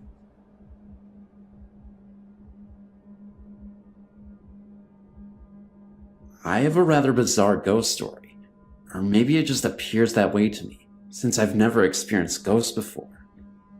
It was many years ago, when I was 14 years old, and spending a few weeks at our lake home. One night my friend and I decided to spend the night in the den, rather than our bedroom. The den has a lonely view of the lake, and has a wall of windows. It is a very large room. As we were in our sleeping bags, I noticed what looked like a man sitting in the armchair. The apparition was black. You could not distinguish any features, but you could see a bowler hat, or a similar hat, on his head. He just sat there and didn't move, his arms resting on the chair. I was paralyzed with fear. I eventually mentioned this to my friend, or maybe she mentioned it to me first. I just remember that after a long time, we started talking about our late night visitor.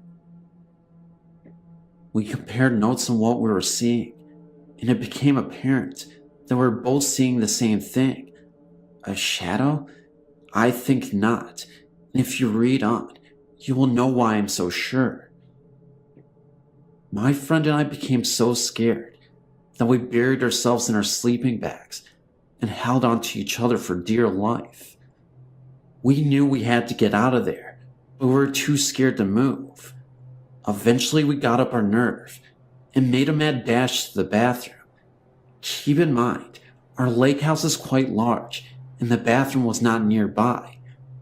We huddled in the bathroom for some time and got up our nerve to make it to our bedroom. This time, for some reason, we didn't run. As we were making our way to the bedroom, we saw another apparition on the living room sofa. This was definitely no shadow. There were no windows in this room, therefore no light except the bathroom light. This apparition was easier to see.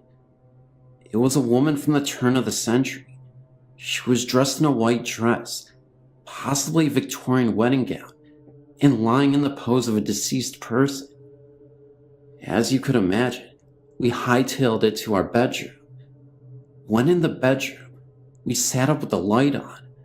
I'm not sure how much time passed, but eventually, we heard what appeared to be a marching band playing. We looked at the clock and saw that it was after 3 a.m., and therefore highly unlikely that a marching band would be performing in this rather sleepy-like community.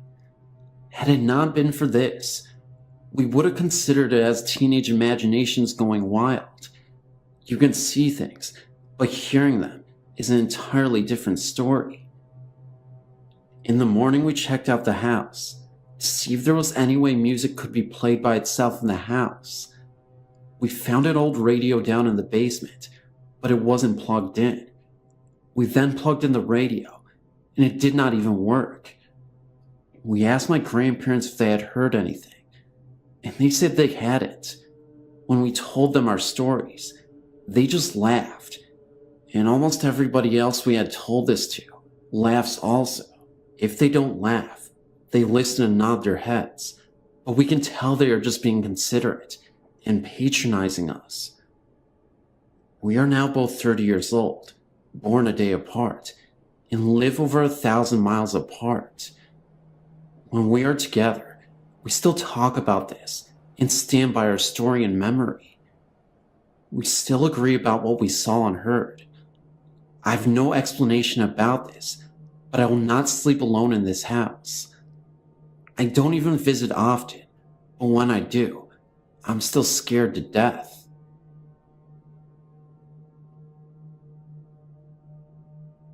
Seabrook, Toddville Road.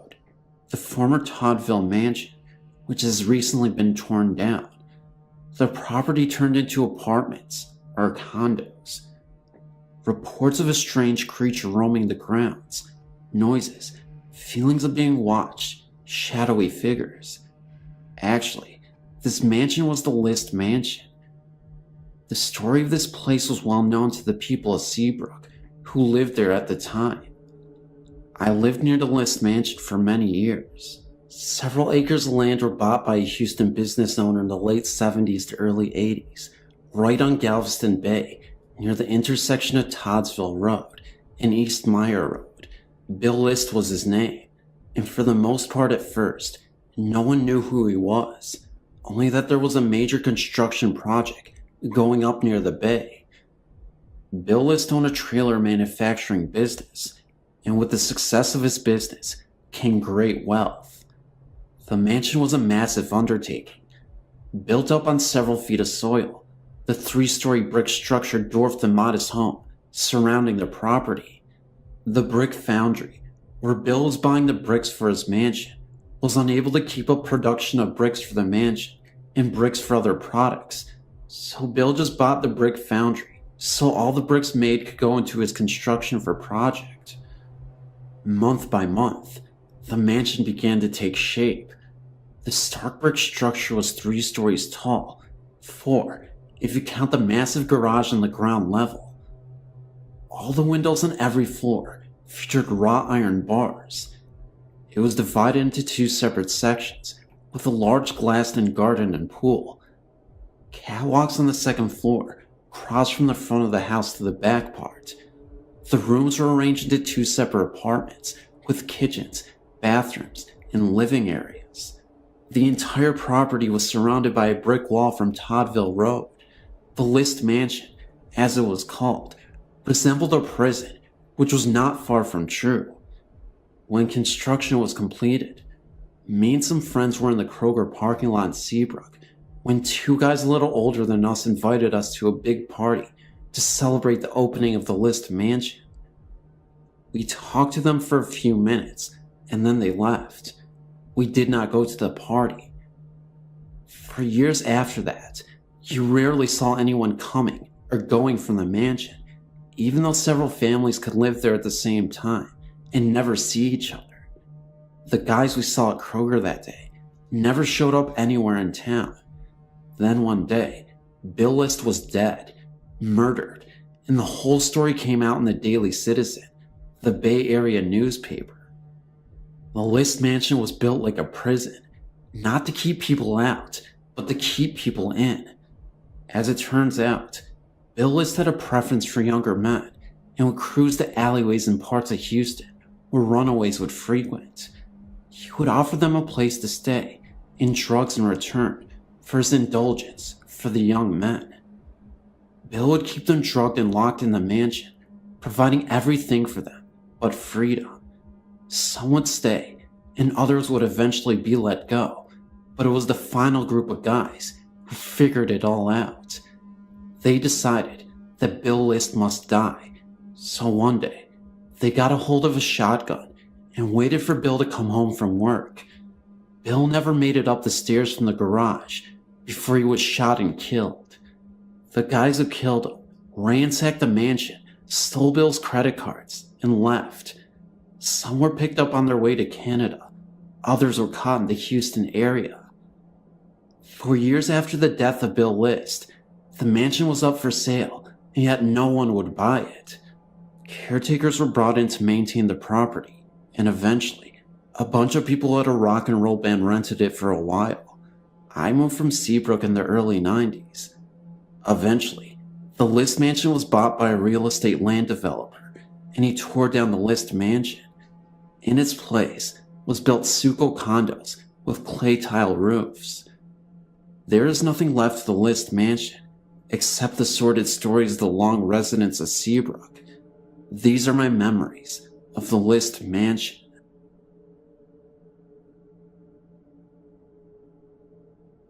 I grew up in a small town, and for about a year, we lived in a haunted house when I was just 2 years old. In other words, I don't remember specific things, just feelings. It all started when my mother and father moved from South Carolina to Kentucky. They rented an old house with a huge basement. This was told to me by my mother. I don't remember much about the house, so this is all secondhand information. They had lived there only about a month when my mother and older sister started to notice things. They told me that I was the focus of the spirit, as it would do things to me or around me. Here's a few of the things that happened to me when I was little. One time, my mother and sister was sitting in the living room watching TV. I had a little wooden rocking chair that I loved to sit in. My father was at work working a night shift in the coal mines. Mom said, all of a sudden, things got very cold and my little rocking chair started rocking very fast and the rocking tossed me out onto the floor. Then, The chair fell backwards against the wall, with no one in it by the way, and my mother and sister both heard a very dull laughing. My mother said that the thing in the house would push me, and a few times when she was watching me play on the front porch, would pick me up and drop me down hard on the ground. My mother says that she was terrified to leave me alone. Then another time, my big sister and her best friend were playing with me in the front yard, and my mother said she heard them screaming for her. When she went out in the yard, my sister and her friend was holding on to me and crying. I was trying to go down the little hill into a little field below our house, begging to go play with it. My sister to this day swears that she and her friend saw a big black figure hiding behind a tree and motioning for me to come to it. And what was scary was that I was going. My sister's friend refused to come visit her at her house after that episode. My mother told me that I told her its name. I won't repeat it here, for it makes me have anxiety attacks, and that I lived in a deep dark hole in the ground, down in the field below our house. My mother went looking for a hole in the ground, and she found an old well that had been boarded up, and the weeds grown over it pretty bad, so it was very difficult to see. She didn't tell me if she experienced anything there or not, but she wouldn't talk about it with me. She kept begging my father to move. My mother said it would laugh at her, and she was constantly scared. Finally, one night when my dad was home, something happened that made my dad rethink and take my mother seriously. My parents were in bed, and it was pretty late. My father looked up and noticed the shadow of someone staring at him in the darkness. My dad at first thought it was my sister, so he raised up and asked her what was wrong. The thing laughed, and my mother screamed that it wasn't my sister because the shadow was too big to be my sister. When she screamed, my dad jumped up to turn on the lights, and it laughed again and disappeared. From then on, my dad took what my mother said seriously. After a while, my dad was able to buy a piece of land, and we moved, and according to my mother, not a minute too soon. To this day, my mother refuses to talk about it. I didn't find out about this until years later, when I was watching TV about 15 years old or so. I saw a commercial for cat food with the same name of the thing that had haunted us for years before. I had no idea about this because my mother didn't tell me about it until afterwards. As soon as I heard the commercial and some of the cat food, I had an anxiety attack. When I told my mother what happened, she turned very pale and told me some of the story. Some history of the house after we moved out. There was a man and his daughter who moved into the house. He was a single father, so he had his mother move into the house with him to help him take care of his daughter while he worked. Within 2 years of them living there, the man went crazy and one night killed himself with a gun.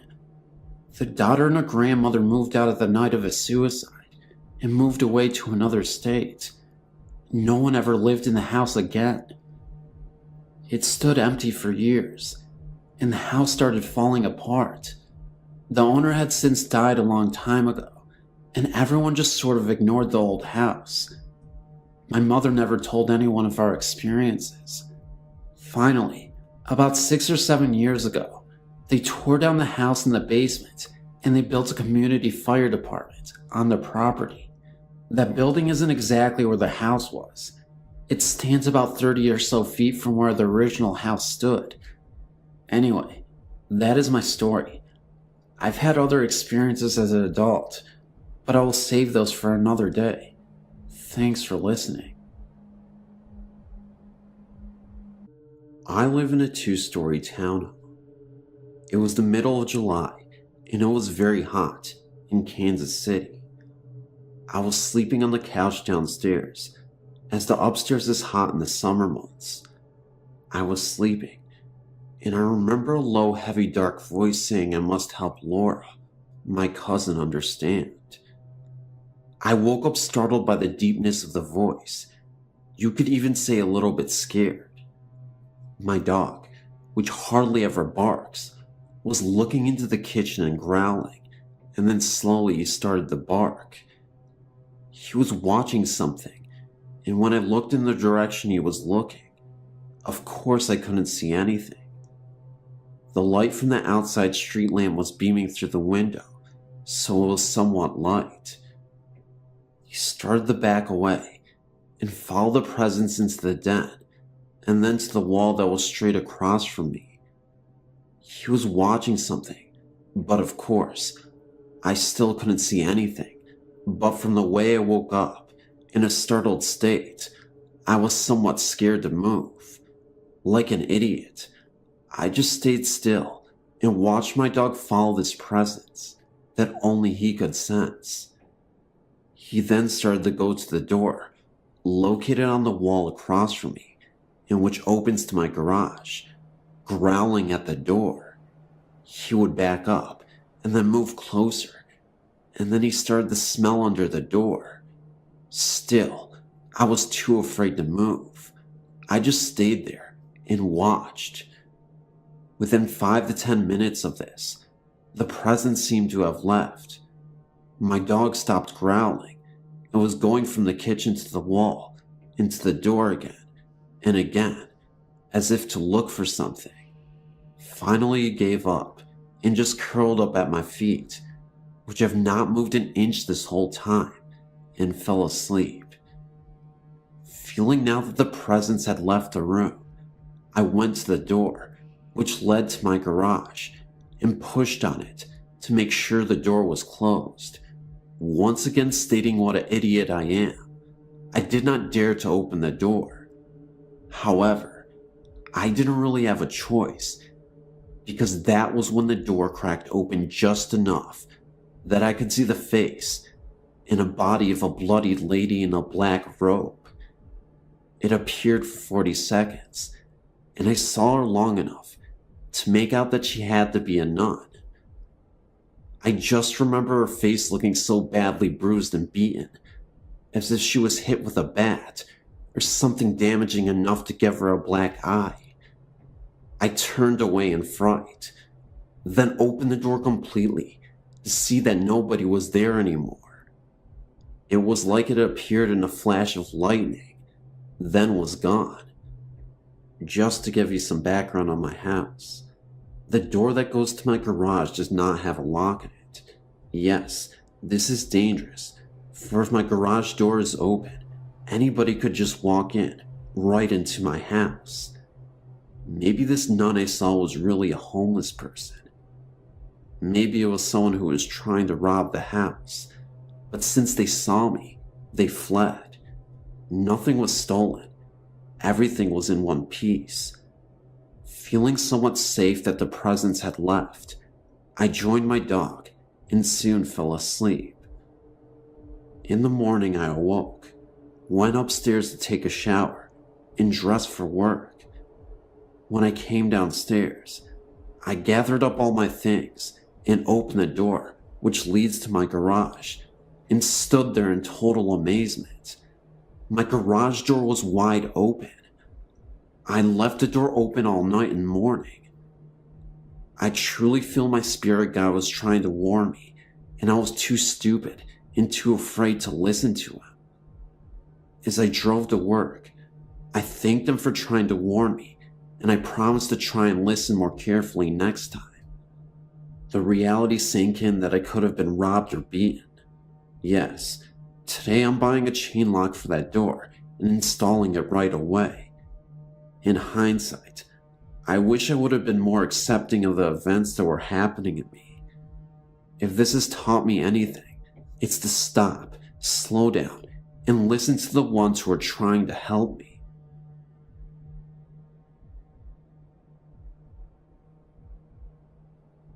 As a youngster, I was playing with my toys in the lounge, and suddenly, I had this great feeling of fright around me. So I went running into my mother, who was washing the dishes. She told me not to be frightened, as there was nothing to be frightened of. So she assured me and took me back into the lounge to carry on playing. But as she walked back to carry on washing, she saw a figure standing still in the hallway. It looked as though it appeared to be a monk in a brown habit, with his face covered by his hood. All you could see was his feet, which had sandals on. My mother walked towards it, and it disappeared into my mother's bedroom. But my mother always said how I must have sensed the presence of this ghost. Another time in the same house, it was nighttime, and I couldn't sleep, so I was just looking into space when 3 squares appeared on the wall. I thought that it must have been some kind of light shining in from the window, knowing full well that no light normally shines through, as we had blinds and curtains up at the window. I kept on staring at the squares on the wall. They didn't move or anything, but I felt really frightened like in the other story. I must have fell asleep, thinking about the lights on the wall. In the morning, when I awoke, the first thing I did was get out of my bed and go straight to the wall, hoping in the back of my mind that there wouldn't be any kind of marks on the wall where the square was. But I was wrong. Where the squares were, there were deep lined marks, like holes that were pressed into the wall around where the shapes were. They looked almost like claw marks and definitely weren't there before. There is no logical explanation for this story, not that I can explain anyway. It was not possible for any light to come through the curtains, and there were no other kind of lights or anything on in the room or in the house. I've tried to come up with some sort of explanation, and I don't have one, and that happened about 23 years ago.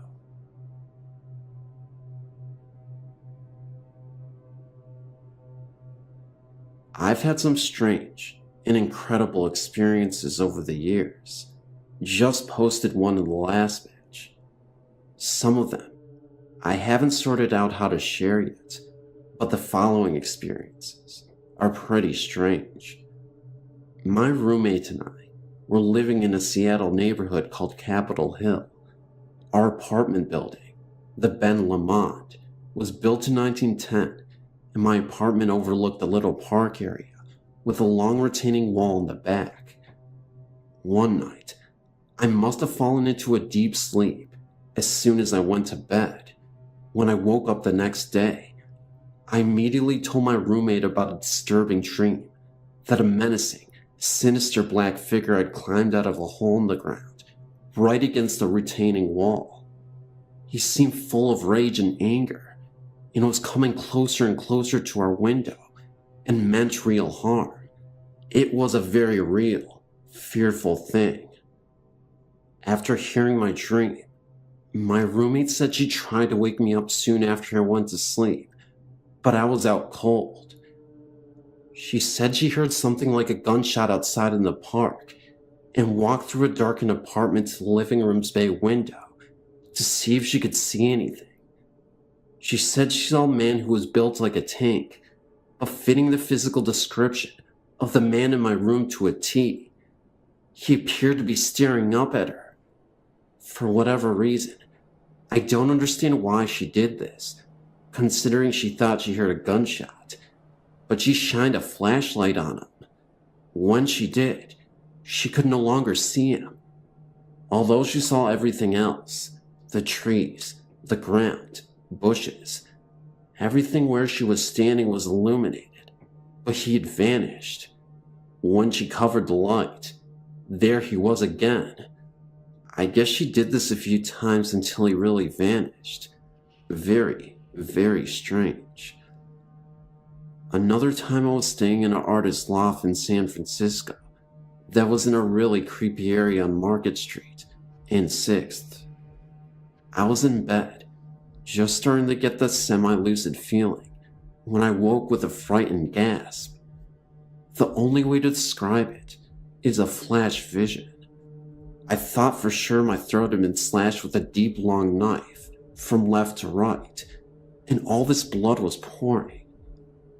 I remember sitting up gasping, knowing it was fatal. Then on the news the next day, chills went up my spine when the anchor person said that someone's throat had been slashed at a hotel on 6th Street, right around the corner from where I was staying. Somehow, I must have picked up on the victim's fear, anxiety, and shock. Not really a ghost story, but still weird. Another time, a friend and I had an interconnecting dream. I dreamt one part, and she dreamt the other. They matched perfectly, and since we both dreamt this right before we were waking up, we assumed we had these dreams at the same time.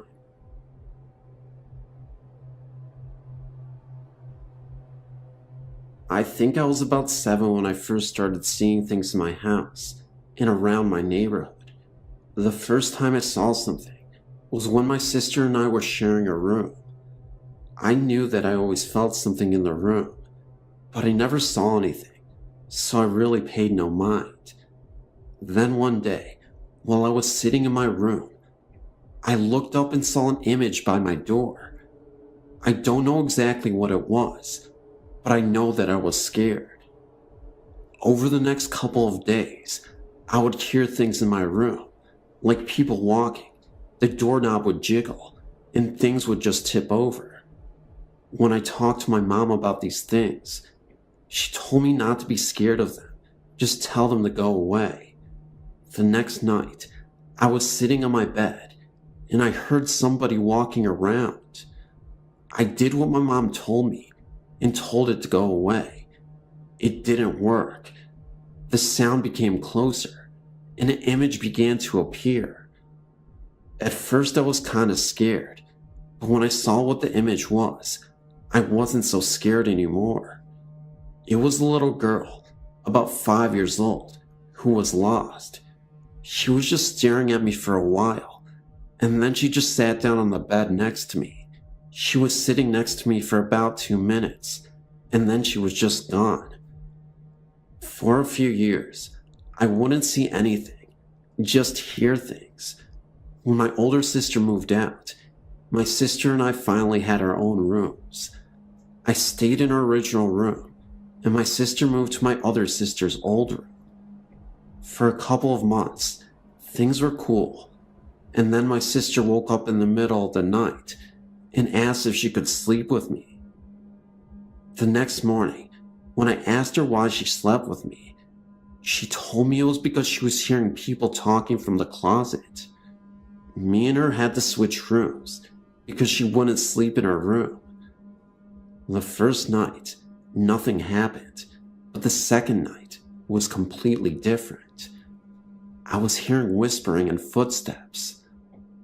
At first, I thought I was scaring myself, but when I heard someone ask why my sister and I switched rooms, I knew I wasn't imagining it. At first, everyone thought I was making it up, but when I told my grandma about it, she looked at me as if she were surprised. She told me that I wasn't the only one in the family to be able to hear and see things. It was something that actually ran in my family. After that, things started happening more. People would talk to me. I would feel them touch my arm, face, or even feet when I was sleeping. And sometimes I could feel someone sitting at the end of my bed. I think when I really got scared was when I decided to sleep with my light on so nothing would bother me. But when someone said turn the light off, that was it.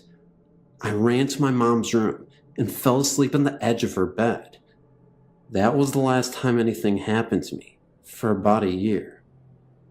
I thought it was just something I went through, but when I turned 14, it got bad. Not only was I seeing things at home, but I was seeing them outside occasionally. I learned not to say anything, because when I would, people would just laugh at me.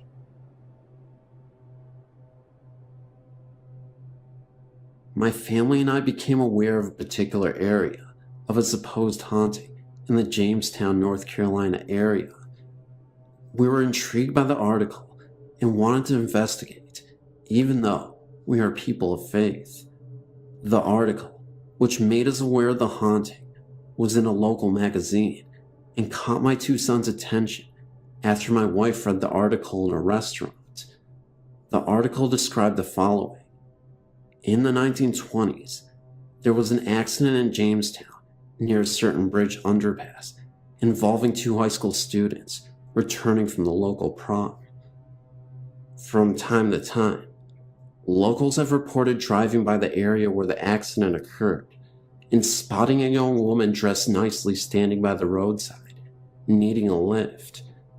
The stories tell of a young woman named Linda entering the car and describing where she needed to be dropped. Upon nearing the destination, she vanishes.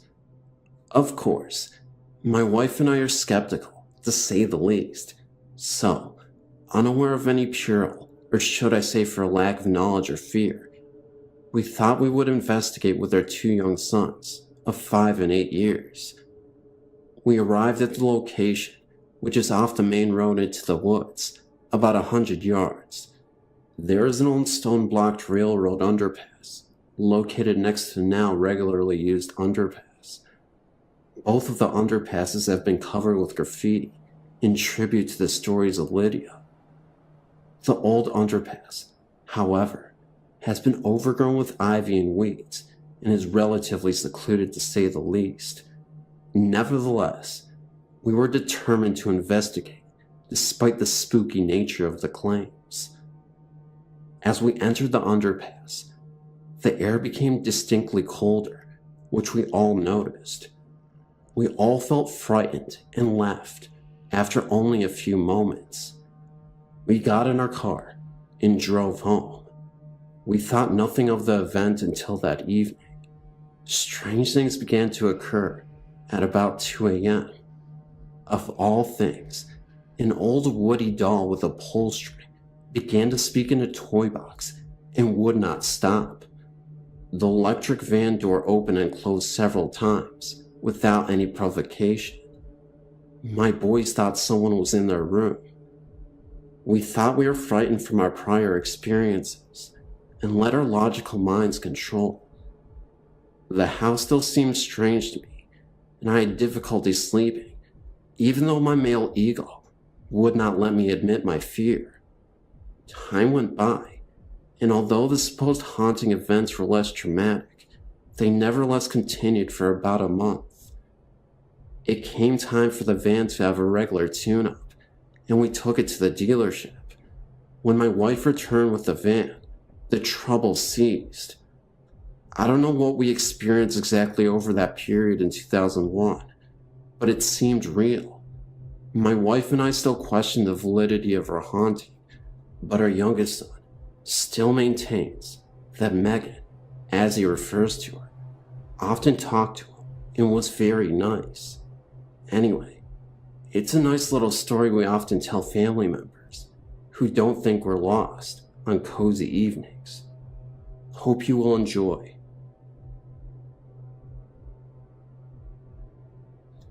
I used to work at this daycare center that only stayed in business for 2 years. The building that we worked in had many owners and many businesses, but never stayed in business for longer than 2 years. Usually, bankruptcy would follow. Anyway, I had worked there for about a year and had always been scared of the back of the building. There was a long dark corridor that always gave me the chills, and I always felt like I was being watched. I had the early morning shift, so I had to be there at 6:30 and get ready for the kids to arrive. One morning, I had an infant who was only 4 months old and was asleep at the time of the incident. We were in our room, and I was writing out papers for the rest of the day when I saw a toy out of the corner of my eye being thrown across the room. I didn't think anything of it and played it off as my imagination until a week later when another coworker told me what happened to her. She was in the sleep room changing a child's diaper when she looked right and saw a little girl standing there staring at her. She looked back at the child she was changing, and back, and the little girl had vanished. There were no children besides the one she was changing in the room with her. It freaked her out, and when she told me, it freaked me out, because then I realized that the toy that I saw thrown across the room wasn't my imagination. Neither one of us had another experience, but those two were enough for us. The first time I had a supernatural experience, I was asleep in my room at my parents' house.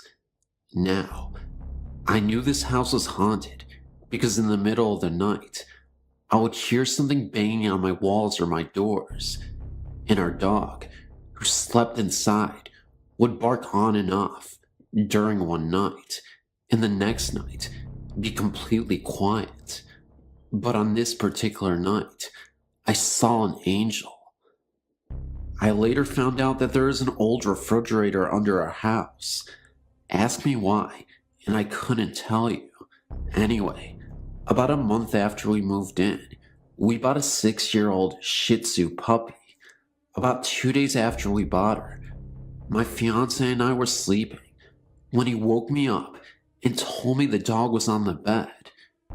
This, of course, was impossible, since she was only 6 weeks old, had short legs, and our bed was tall, with nothing around it for her to jump on. He told me that he felt something tugging at the covers around his neck and growling, and when he rolled over it, ran and jumped off the bed. I just passed it off as him dreaming. But about a week later, while he was at work, he works night shift, I was asleep, and I woke up because it felt like something was running from one end of the bed to the other, and back and forth. When I rolled over, it stopped. That kind of freaked me out. Then about 3 months later, I woke up and saw a hand coming out of our closet door with what seemed to be a letter or a piece of paper in its fingers. The hand was small and white. When I gasped, it disappeared. Then, about a week after that, the bed would periodically shake while I was asleep. I later asked my fiance if he ever felt the bed shake, and he told me he did. And when he described how it felt, I knew we were both feeling the same thing.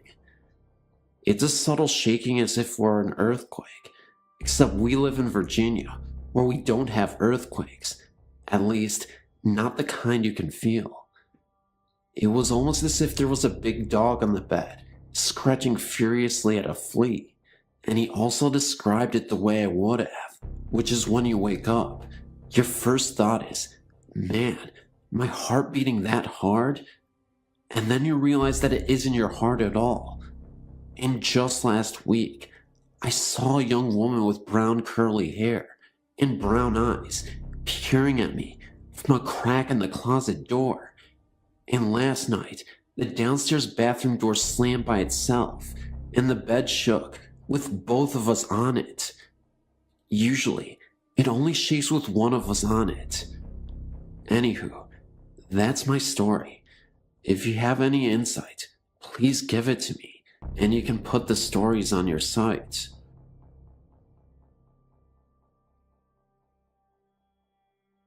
I've had the special gift of seeing those who passed on to the afterlife, often seeing those who have long departed Earth.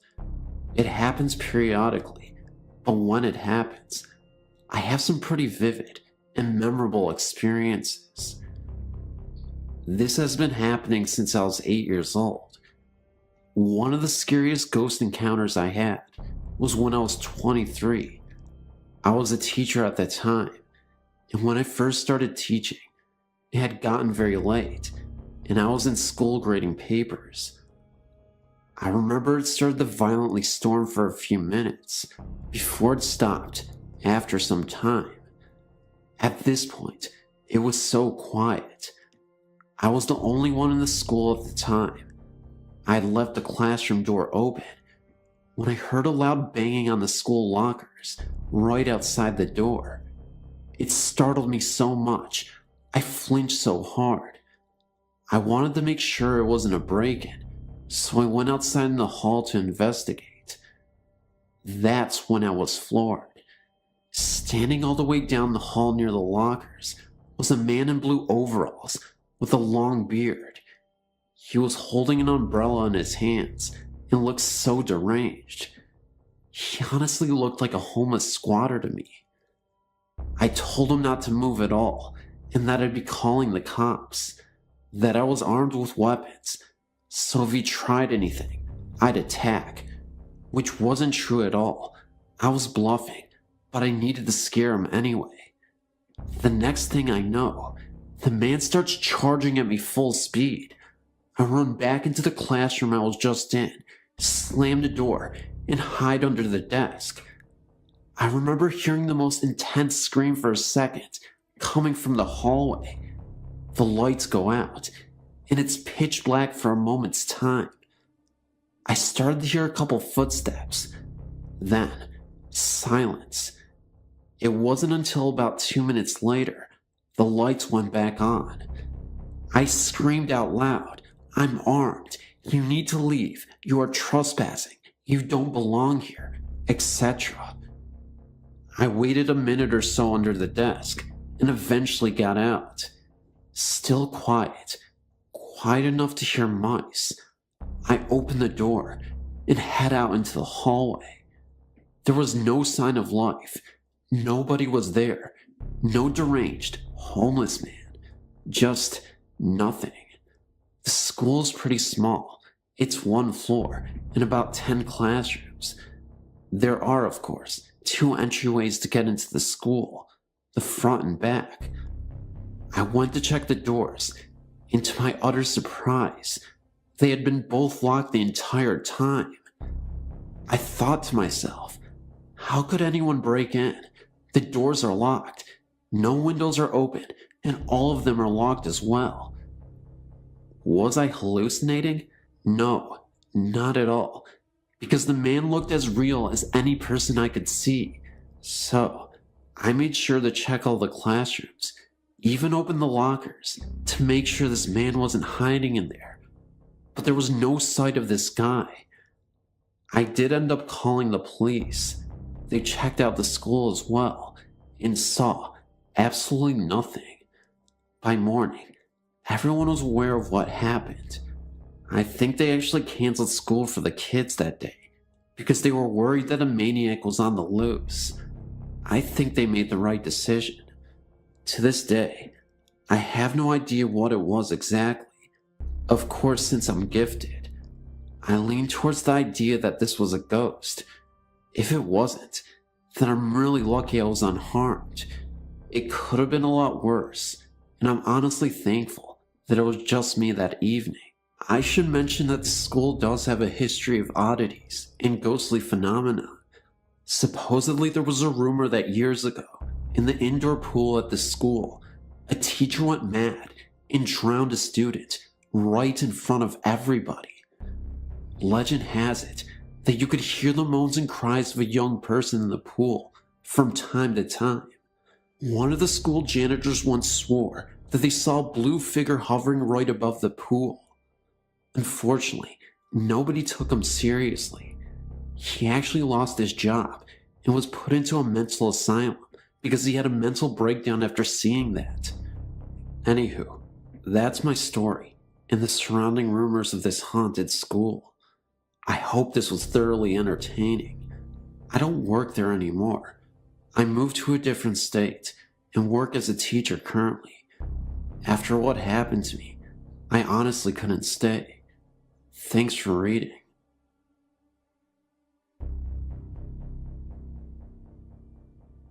I'm from Dublin, Ireland, and when I was a boy, I forget how old I was, maybe about 14 or 15. I was staying with my parents with my old aunt at my family's ancestral home. There's a very old church just up the road from the house. It's so close that you can take a shortcut across just one field, and you're there. It used to be part of an old Franciscan monastery. Anyway, I was in that church on my own one summer's afternoon.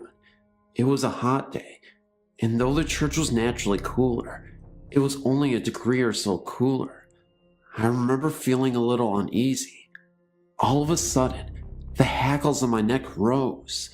I thought my little sister had followed me in, but then the temperature literally nosedived from somewhere in the high 90s to the mid 40s in a matter of seconds.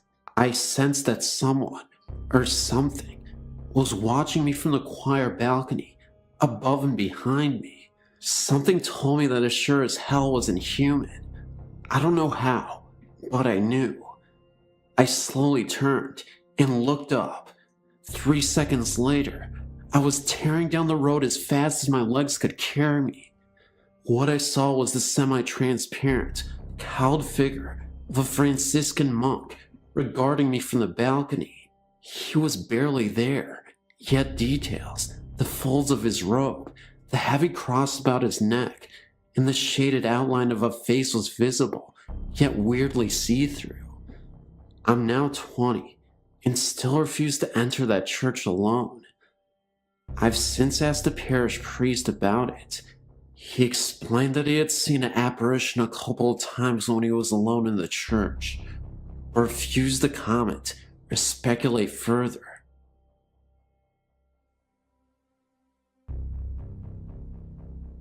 I still feel funny talking about this because the only people that seem to believe me are the children around here. You described some of the things that have happened in your number 2 list of types of ghosts, so maybe I'm not crazy. We moved to this 120-year-old farmhouse about 4 years ago. When we first moved here, my youngest son was 3. He would ride his tricycle back and forth from the living room to the kitchen, which at the end was the basement door. He would ride his tricycle back and forth from the living room to the kitchen, which at the end was the basement door. I was doing the dishes when he turned to me and asked me to stop laughing at him. I told him I didn't say anything, so he proceeded to go to the living room and back again.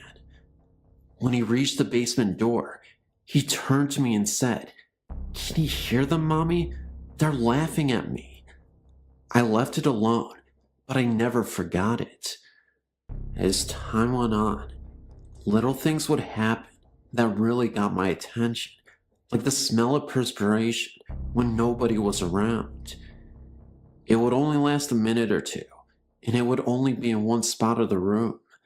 I would go to other parts of the room, but could smell nothing until I went back to the original spot, and it would still be there. I would also smell it as if it were just passing by, in front of me, and then be gone. This continued for the next year, and then one day, I laid down with my son for a nap. It was about 1 in the afternoon. I would wait until he fell asleep, and then I would get up, but before I could move, our bed started shaking for no reason. It only lasted a couple minutes. After that, things happened a lot. My 8-year-old started to get smacked in the leg when he was asleep. He would always come downstairs afraid after it would happen. I started getting nudged on my leg at night, like someone was trying to wake me up. I am a very light sleeper, so I'd wake up immediately and look all around my bed in my room, but nobody was there. One night, when I was sleeping, I felt something lay across my legs. I tried to move, but it was so heavy, so I started to kick real hard and crazy, and it went away. Again, nothing was there. My son was 5 when he asked me if I could see the man's work boots standing in my dining room. He would see black things floating by and asked if I saw them. He would describe them like shadows, but the clincher was, when we were all sleeping at 4 in the morning, and my dresser started shaking so hard, I thought I was going to fall over. I spoke to my pastor's wife about it, and she said they say a prayer every night that asks the Lord to protect them from any harm or evil.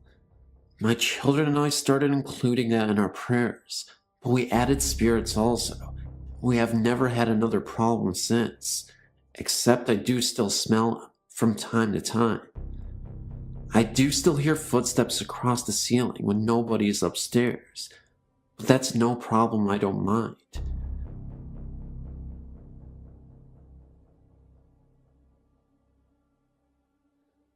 My mother, brother, sister, and I moved into an old house in Cambridge, New York in 1995. They had the intentions of refinishing parts of the house to make it more modern. To give you an idea of the house, it was built in 1884, had 4 floors, which consisted of a basement, first floor, second floor, and a full attic. Above the attic there was a window's peak, and access was through the attic by a flight of stairs.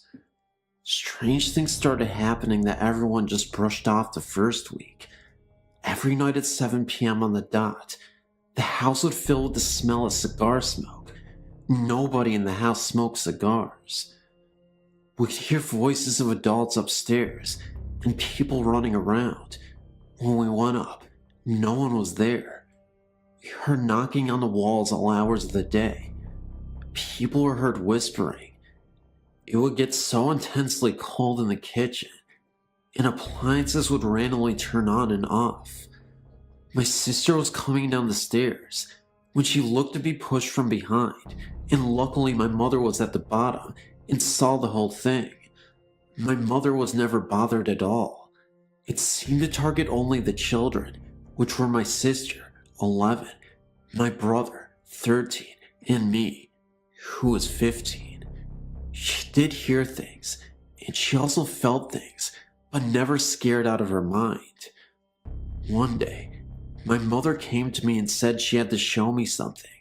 She took me to the basement door and said, "Watch." She opened the door and turned a light switch off. Then she shut the door, waited for a few seconds, then opened the door, and the light was back on, and the switch was up. We then proceeded to do this over and over again, and the same thing occurred, so we duct taped the switch off. We left that night to visit family friends, and when we returned, every light in the house was on, even the basement, where it looked like someone tore the duct tape from the wall. We left the light on. From then on, everyone in the house had seen shadows and felt presences, but my brother was the one who saw and felt the most. One day, he was home alone and said he saw 3 men in the backyard digging by the garden. He watched them for a few moments when one of them looked up at him and all 3 of them disappeared. He said the men looked as real as he did. He woke up one morning with 3 scratch marks down the front of his chest, and he said he didn't feel it, nor did he wake up during the night. My closet doors in my bedroom one night rattled uncontrollably while I was trying to sleep. This creeped me out so bad, I refused to sleep or even go into the room.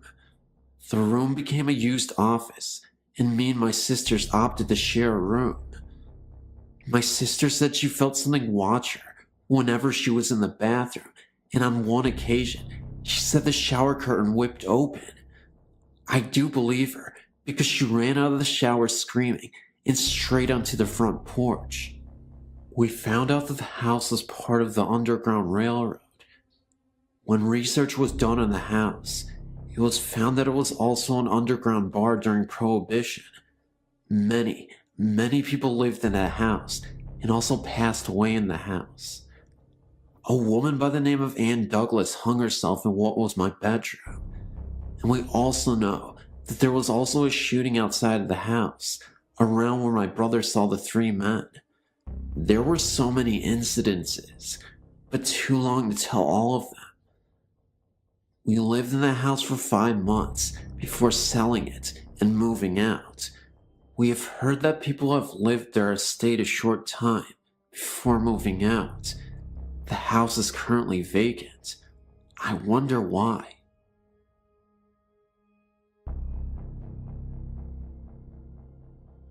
I had many paranormal experiences when I was young. As I grew older, I dismissed them as fantasy of the young mind, As I grew older, they became less, but two, as an adult, stand out in my mind. One happened when I was in Germany, and the other didn't happen to me. The first time was when I was in Mittenfing, Germany. I was about 23 years old. I was new to the country, military, and looking for a place to rent. We, my ex, an atheist, and I, found one. Our apartment was on the second floor. The landlord lived on the first, and there was an attic. The first night we stayed there, I had a dream about a person named Caleb. I could not see his face. All I could see was a shadow behind curtains. He was asking my ex to come with him, and I kept saying no.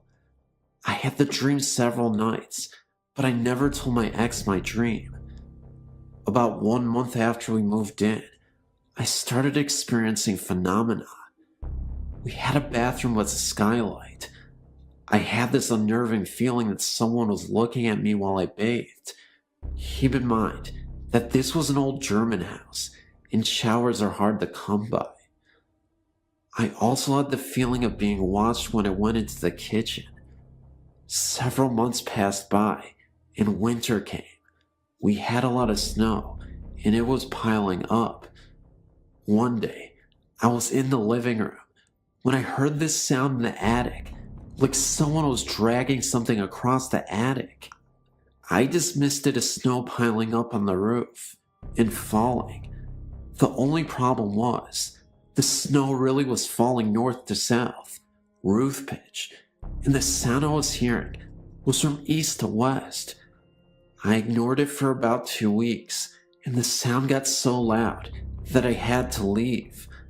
My ex found me sitting on the landing one day and asked me what the problem was. I told him what I was hearing, and he laughed and told me it was the snow falling off the roof. I told myself, giggling, "You're losing it." Several days went by, and I kept hearing the sound. I did ignore it, but one day, I tried to lay down on the couch when I heard this sign next to me. I left the apartment again, but one night, we had a party, and my ex told people that I was hearing things. They laughed, and I was embarrassed, but I told them open the attic door, which was between the bathroom and kitchen, and see what was up there. They did, and everyone stopped laughing. I didn't really want to see what was up there, but then again, I did. My ex told me there was nothing up there but old rags. He tried to persuade me from looking, but I wanted to see for myself, so I climbed up the stairs and looked in the attic. What I saw took my breath away. There was an old black German baby buggy sitting up there. It was full of cobwebs, and someone pushed it, and I knew what that dragging sound was. It made a distinct sound that could be heard by everyone. I actually felt sick to my stomach. We stayed there for about another month, and nothing happened. Then one night, we laid down to go to sleep when I heard this knocking on the wall above us. 3 knocks. I asked my ex if we had heard that, and this is what he said. I'm going to tell you I didn't, but I did. Well, it was about 2 weeks after that when my ex told me we were moving. I didn't know it, but he was looking for another place. No explanations. We were just moving. As we were moving, I asked him why, and all he said was, "Let's leave this place." I asked him why, and he got really mad and told me we were just moving. Well, we moved, and about 6 months later I asked him why we moved, and he told me that he looked up to the kitchen window, and there was a man looking down at us. I know there was nobody left in there, because I was the last person to leave. He also told me he was experiencing the same things I was, but wouldn't tell me, because he was afraid to scare me. Keep in mind, my ex was an atheist. I felt chills go down my body. The next one didn't happen to me. It happened to my husband. Keep in mind that he is a Gulf War vet with over 20 years active duty military. Brooke Army Medical Hospital in San Antonio, Texas. Where it stands now is not where it used to be. You actually have to go on post to see the real hospital. It was abandoned many years ago. It is barricaded off, but I would like to hear more about this building. My husband went for training last year. He's a reservist now. He stayed in a hotel across from the abandoned building. After a few days he was there, he called me and told me he couldn't sleep in this haunted hotel. He stated he woke up several times to find his stuff from his closet strewn across the floor. He also said his closet was extremely cold. He also told me that there were roaches as big as tanks. I laughed most of it off until I went there. He told me that several soldiers complained about things happening to them, but no one believes them. Well, I didn't believe him until he drove me by the old hospital, and it looked like an abandoned building, barbed wire, and chains with locks. After a few passes by the hospital, he told me I needed to see the hotel. He got me into the hotel pretending I was a soldier. I felt more like a prostitute, the way the CQ looked at me. I will tell you, this place looks as if you stepped into the 30s. I swear they haven't changed the wallpaper since then. He kept telling me that when he looked out his window, the hospital would have lights on and the windows would be open. Keep in mind, this is an abandoned building. He took me to the room he stayed in, and yes, the whole room was cold. I could see the hospital from the window and no lights. When we left, I looked up at the hospital and I saw a room with lights on and a window open. I got the creeps. As we were leaving, he drove closer to it, and there was no way anyone could have gotten in there. Firstly, I guess I'm what you call a sensitive. I regularly see things, hear things, and feel things that others don't. I'm usually the first one to point out when something doesn't feel right, and I've been like this all my life. During my first year at university, I stayed at Hillhead Halls, and I had the strangest experiences. For about the first month of being there, it was fine. One day, I was walking by the kitchen, and I felt a huge blast of cold and loud whispering, which really frightened me. Seeing strange things doesn't usually bother me, because it happens quite regularly, but this really bothered me, because it felt so bad. I asked my flatmate if she had heard anything, but she said that she hadn't. Just after the Christmas holiday, I came back to the worst time of my life. Firstly, there was a man walking around my flat. He was very tall, wearing all black, including a black hat or hood, and you could not see his face. I saw him outdoors and inside the flat. He frequently had a black dog with him, which often walked by my bedroom door. My flatmate got really scared of being alone in her room, as she felt there was someone watching her from her door. It was about a week after seeing this man that electrical appliances in my room started to go wrong. My electrical alarm clock, for example, would just start to beep much louder than anything it ever done before, and did not stop when I pulled the plug out. It has no battery backup. My printer would just print out random rubbish, even if it was not switched on, and light bulbs would blow if you looked at them for a long time. The electrical stuff would only happen in my room. Objects would disappear from my room, reappearing elsewhere in the flat. An example of this is that we lost a bread knife out in the kitchen. Bearing in mind that I don't eat bread much, especially not in my bedroom, we found it on top of my wardrobe at the back, a about 3 or 4 months after it got lost. At night was the worst. Me and my flatmate would drag our mattress through to my room and sleep there because we're too frightened to sleep in separate rooms.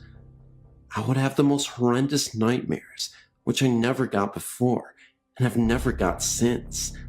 At night there would be constant bangings, tappings, and scrapings, which sounded like they were coming from the space between the walls.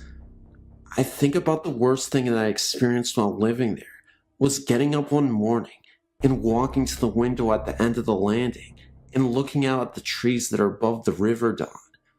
On the larger branches, there were hanged people, as in dead, with a rope around their neck, swinging in the wind. They weren't dressed in modern clothing. I wanted to run away and stop seeing it, but maybe I was too frightened because my feet wouldn't move and I found it really difficult to breathe. After this, my flatmate found staying in our room, which overlooked the river dawn, unbearable, and moved into the room next to mine. As soon as that room was locked, everything was fine, until it came to the end of the year, and she moved out. She moved out about a fortnight earlier than me, but I was spending most of my time in the flat above mine. After her moving out, I came downstairs from upstairs to find her door open and light shining through onto the landing carpet. Very bravely, I went to shut the door and switch the lights off, but just as I got there, the door slammed in my face and locked, and I heard the light switch off.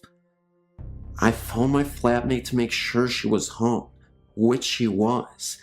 I then phoned the people from upstairs and asked them to come down, and when they got to my flat, the room wasn't locked again, but was totally empty and freezing cold. It was the summer, but you could see her breath was white. The next day when I got out of the shower, I found that the bathroom door was wide open, despite the fact that I'd locked the door, and there was no way that the lock could open itself. Also, the bathroom door was very creaky, and I hadn't heard a creak.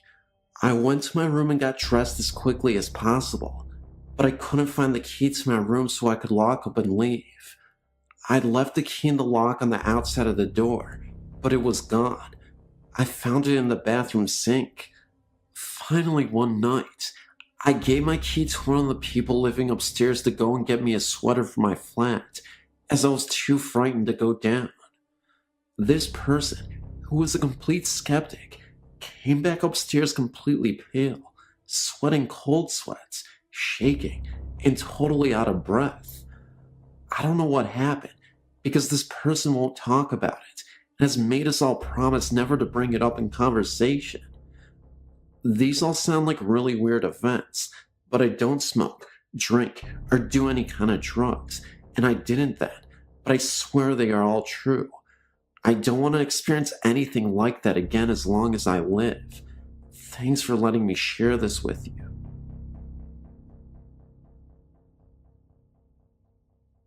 My friend and I went to Alabama during our senior year in high school to visit my grandparents. Now, my grandparents lived in the middle of nowhere. Little town. You blink, you miss it. Anyway, there wasn't much to do, so one day we went exploring. Down about a half mile from my grandparents' house, at the end of the road, was a huge pasture. It hadn't been inhabited or cared for years. There was a large gate with a no trespassing sign. This made us curious to see what was hiding back there, in the middle of nowhere. We crawled under the gate and started walking. There was a gravel path and nothing else but trees, grass, and insects. We kept going for about a mile until we were in a fully wooded area. This is where the strangeness happened. First off, we stumbled across an old graveyard with only about 3 graves in it. Looked like a family. The tombstones were dated back to the early 1800s. I took photos that I can send at a later date if you'd like.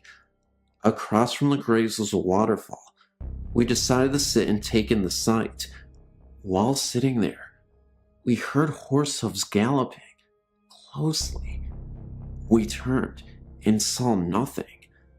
A little while later, we heard what sounded like something being swung through the air near our heads.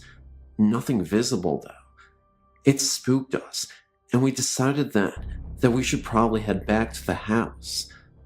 On the way back, we heard the horse hooves again, and this time we ran, got back to my grandparents' house, and replayed our story to my grandfather. This is where it gets spooky. He said that a while back, he stumbled across the waterfall too, and decided to sit and fish at the bank. He heard the horse too, and heard the swinging, which he described as a hatchet or something similar. Only he said that he turned and he saw a man on a white horse, carrying a machete, and appeared to be clearing the fields, but it wasn't really there, like he and the horse were transparent. He said that's when he took off running too. The only thing I can think of is that at one time, someone lived on that land, which is why they were buried there. I can tell you one thing, it spooked me then, but now I just realize that people just stayed there where their home was. I haven't had any opportunities to get back to that area, but if I do, I may go visit them.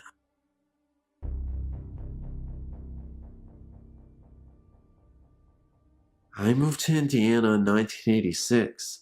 I befriended a woman who sold real estate and said she knew of this huge house that was for rent in a small town called Lamb, Indiana.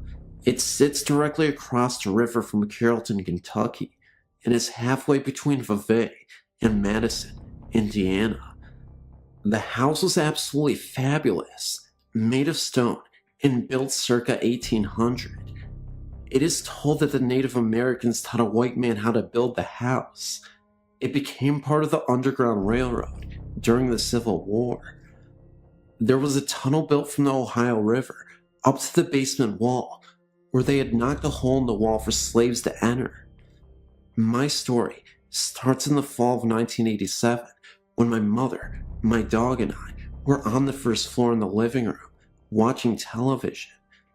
My little dog ran upstairs and was running around in circles. I could hear little toenails on the wooden planks. I felt a cold chill, like a burst of cold air, and became puzzled by it. There were no doors or windows open in the house. It was cold out, and we had built a fire in the wood stove. I went up to check on my little dog to see what she was doing, and there it was. My room had a door that led out to nothing. I assumed there was a balcony at one time, but at this time, there was no evidence of one, so the door stayed shut and locked. When I had gone upstairs, I noticed the air was more frigid, and it seemed windy. I went to my room and the door was standing open, and it looked as though a small child had breathed on the window of the door and wrote Amy's room on the window. I think the most interesting experience in this house also happened to be the most terrifying. One night, I'd been sleeping in bed with the door open when I was awakened by what I thought was my dad. I remember the door squeaked open slowly, and I heard a whisper. I couldn't hear it too clearly. All I knew was that it was some sort of talking. That's when I started to open my eyes slowly and saw what appeared to be a nun with an axe on her head, kneeling down and praying in front of my bed. I screamed. My parents rushed into the room, and I told them I saw something. My dad did his best to reassure me that everything was okay, and after I explained what had happened to me, I feel like he was just as creeped out as I was, even though he tried not to show it. Well, that even frightened my dad, to the point at which he told me he couldn't sleep the rest of the night. I ended up falling asleep, and my dad stayed up. He told me he went to the bathroom and turned on the light, when all of a sudden it went out. Needing to use the bathroom, he grabbed one of the flashlights we had. When he shined the flashlights towards the mirror to wash his hands, he looked at the mirror for a second, only to notice the old man's face right behind him. He only saw this for a few seconds, but he couldn't forget the man's face. He had 3 large gashes on the side of his face, like he had been mauled by a tiger. Claw marks. He was a balding man, with gray hair only on the side of his face, and he looked about 70s. Of course, when the bathroom light came on, there was nothing there anymore. The basement had some creepy occurrences as well. You would hear a very young voice, often singing softly, not super loud. In fact, very faint, but a voice was there. When you'd get downstairs and into the basement, you wouldn't hear it anymore, but it was always something you heard whenever you were in other parts of the house. About a year or so later, we had some family staying with us for the weekend, and my cousin set up a large tape recorder in the basement to see if there were any noises.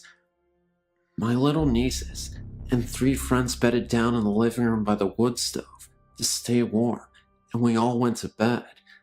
The next morning, one of the little girls thanked my dad for stocking the fire that night because it was getting kind of chilly. My dad hadn't been downstairs all night. My cousin went down to the basement to get the tape recorder, reel to reel by the way, brought it back upstairs, and played it back to us. You could vividly hear a little girl say, "Mommy." My family lived in that house for almost 15 years.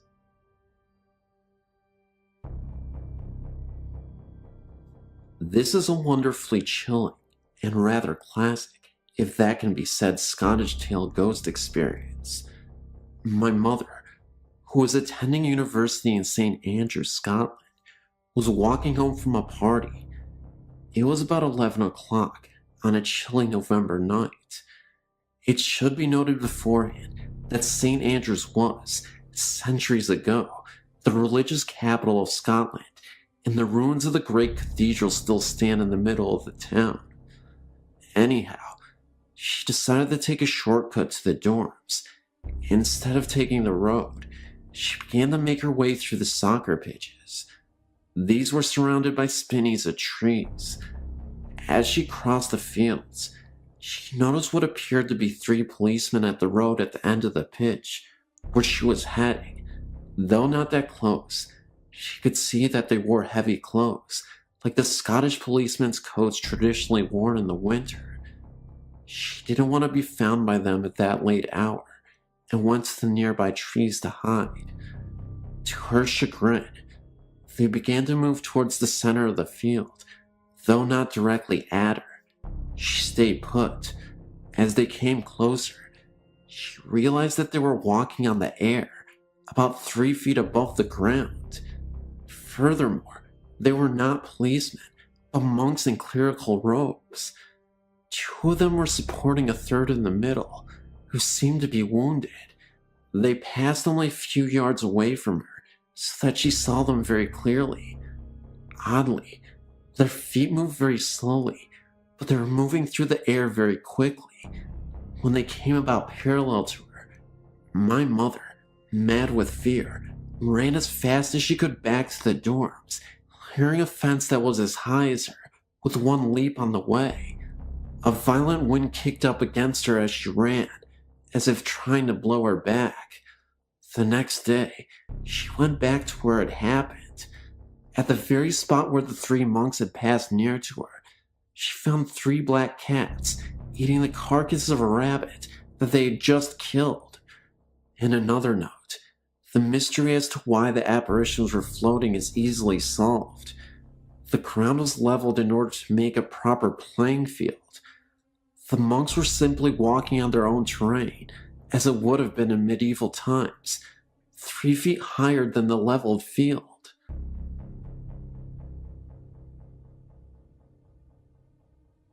My family has had many paranormal experiences. When my mother was a child, they purchased a house near Martins Ferry, Ohio, that had some strange occurrences there.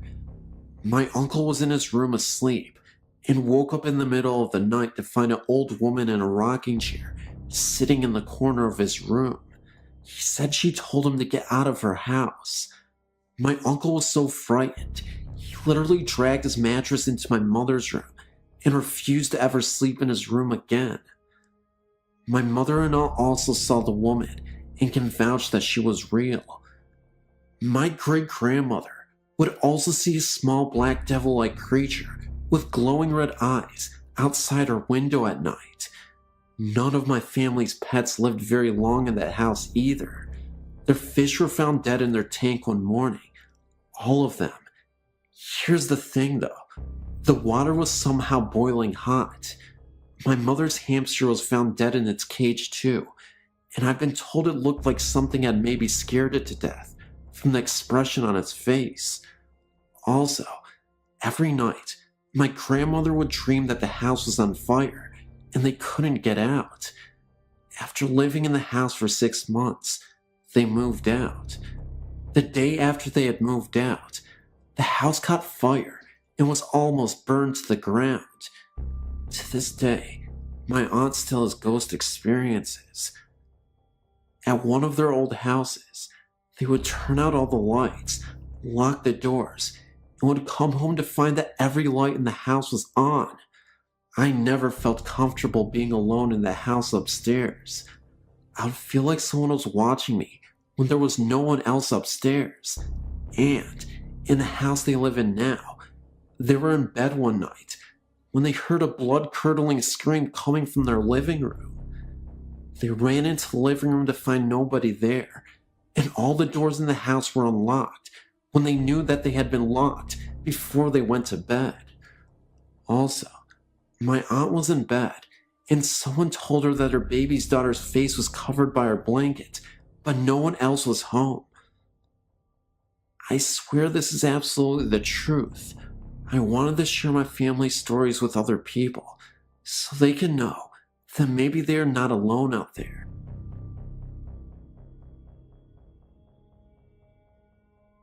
Hello, my name is Naomi, and I've had several paranormal stories to share. Ever since I was young, I've always been terrified of the paranormal, and I have had terrifying, vivid dreams. As a child, I would frequently awake to see a dark, shadowy figure standing by the doorframe of my bedroom. I would feel a presence behind me when I would walk upstairs at night. At a slightly older age, I dismissed the possibility of ghosts because I figured it was impossible, but later I had a change of heart when I went to this haunted yard. I'd heard many stories about a small yard where strange things had occurred. One night, I thought it might be interesting to go take a look at it and see what all the fuss was about. The yard is almost impossible to find, totally surrounded by trees. If you are able to find it, go there in winter.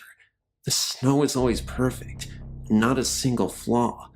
If it's a windy night, there will be no wind within the yard. The freaky part about it is that there is an old building which used to be an insane asylum, now abandoned. It's boarded up, but one night we opened it up, and we heard a faint barking of dogs from within, but there were no dogs anywhere nearby. Next to it, there is a small trailer. No one lives in the trailer, but light and the TV are always on. There is an old swing on the yard. If you watch it for long enough, it will begin to swing slightly. The strangest part is that there are 2 old Native American tombstones. Every time you go back, they've been redug and moved to another location on the yard. I'm not sure if any of this is ghost related, but it certainly is freaky. An incident happened to me this evening as well. I was walking with some of my friends along the railroad tracks in my town. On the street next to the tracks, 100 years ago, there was a man who went insane, killed his family, and was hanged in the courtyard. Anyway, tonight, as we were walking, we all of a sudden simultaneously stopped and looked at each other terrified. We all felt a strange presence brushing against our backs. Later, we were sharing stories about screams people frequently hear coming back from the park. We decided to sit out on the deck of my friend's house, who lives right by the park. We were just sitting around, talking, when we hear the scream of a little girl, as if she was being murdered, coming from across the park. We randomly ran inside. Once inside, we began to share ghost stories. One of my friends believes this house is haunted. He always feels things in his room when he is sleeping. With one particular experience, back in winter, he would wake up in the morning with claw marks in his shirts and slight scratches on his back. This happened about 6 times. Another time, he woke up and all of his blankets were totally flipped upside down, but looked as though they had been untouched. He talked to his grandmother about it because she is able to communicate with the dead, and she visited their house and told the spirits to leave. Since then, there have been no strange occurrences.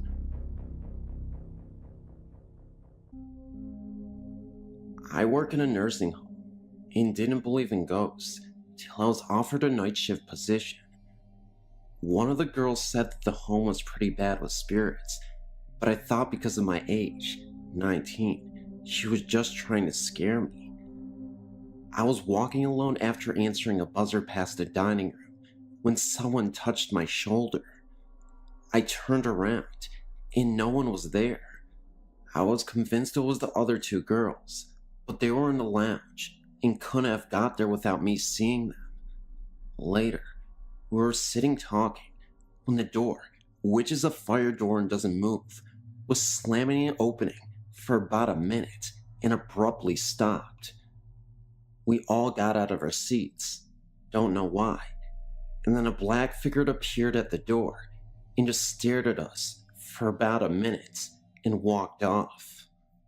The eldest girl went after it, so we followed, and no one was there. We sat down to calm ourselves because we were pretty freaked out by that, when the emergency buzzers started going off simultaneously from one room to 30, but there are patients who can't reach them, and others on medication, so we went and turned them off and checked our residents. We went to one lady who was dying of cancer, and I turned off the buzzer when my coworker said she was gone.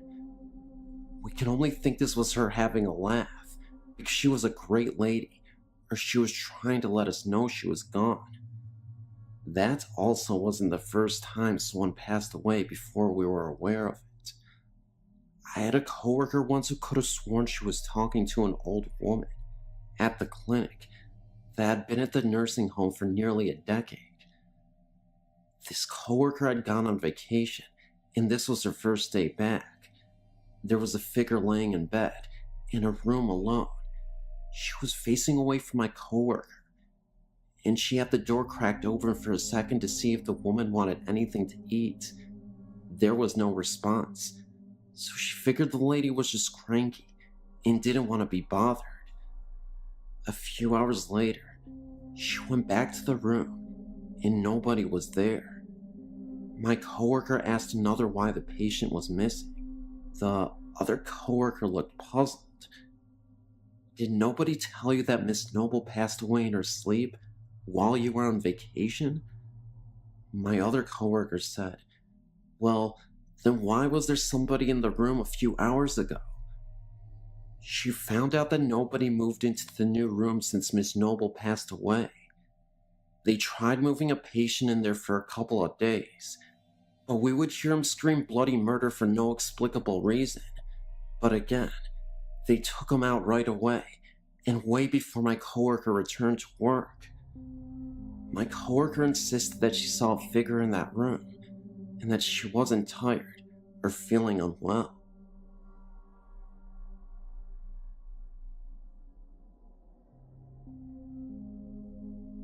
This might end up kind of being long, since I'm going to try to cover a lot of what I experienced in my life. I will start with the first thing that I remember. I was about 4 or 5 years old. I was sitting in my bedroom getting some coloring books. It was summer, and the window was open. I heard this noise, and at first, I couldn't tell where it was coming from. I looked towards the window, and the sound faded, It sounded sort of like a lawnmower. Well, I went back to what I was doing, and the noise just got louder. I realized the noise wasn't coming from my window, but from the other side of my room, where the closet was. I looked over and saw this black orb hovering over the molding of the closet. It was moving in this swaying motion, and the noise I was hearing came from the black orb. I screamed and curled up into a ball. I continued to scream until my mom reached my bedroom. She looked terrified and kept asking me what was wrong. Well, my little brain could only assume it was a black bee, which she didn't find amusing. She said she thought someone was trying to kill me because of how I was screaming. From that point on, I read everything I could get my hands on about ghosts. Nothing happened for many years after the first incident. My father was in the military, and we moved from Atlanta to Minot, North Dakota, my sophomore year of high school. I'm not going to get into everything that happened down there, since it was a daily occurrence down there, no matter where in town I was. In brief, let's just say the blacker than black negative things. Everywhere. Luckily, the people that I normally hang out with saw them too, so I didn't feel like I was going crazy. They ranged in height from being 1 foot to over 7 feet. There was one we nicknamed Split Toes. Keep in mind, there were more than one of them. I lived in Minot for just under 1 year, and I'll never step foot there again. On top of the shadows, there were many other things that happened, ranging from smells to noises to the absolute feel of being chased, the fear. My sister even saw them. Though it traumatized her so badly, she shut down and now says she didn't. Now I know this sounds crazy, but I know there are other people out there that have experienced these things. I know that what happened down there was not an overactive imagination. We all from time to time will wake up with cuts we couldn't explain, or have them appear out of nowhere, sometimes singular, sometimes looking like a tiny clawed hand had hit us, and rarely bite marks. We were told by a friend's mother to wear sage and little leather bags for protection. I still wear one, even though I'm back in Alaska. After Minot, things slowed down a lot. I had a few more experiences with the shadows. After a while, I had enough, though. I yelled at them and told them if they agreed to leave me alone, I would pretend they didn't exist, and it has been pretty much quiet ever since. The last time I had an experience like that was out in Cooper Landing, Alaska, just a few years ago. I left Minot almost 8 years ago. My friend invited me and a few other people to her parents' cabin for the night. We drove out there from Anchorage at around 8 p.m. in the winter. I don't know if you're familiar with Alaska seasons and such, but in the winter, it's hardly ever light out. Maybe a couple hours a day during the time period we went out there. So anyways, we drive out to Cooper Landing in the dark on really icy roads. We finally get out there, and at first sight, this place made me nervous.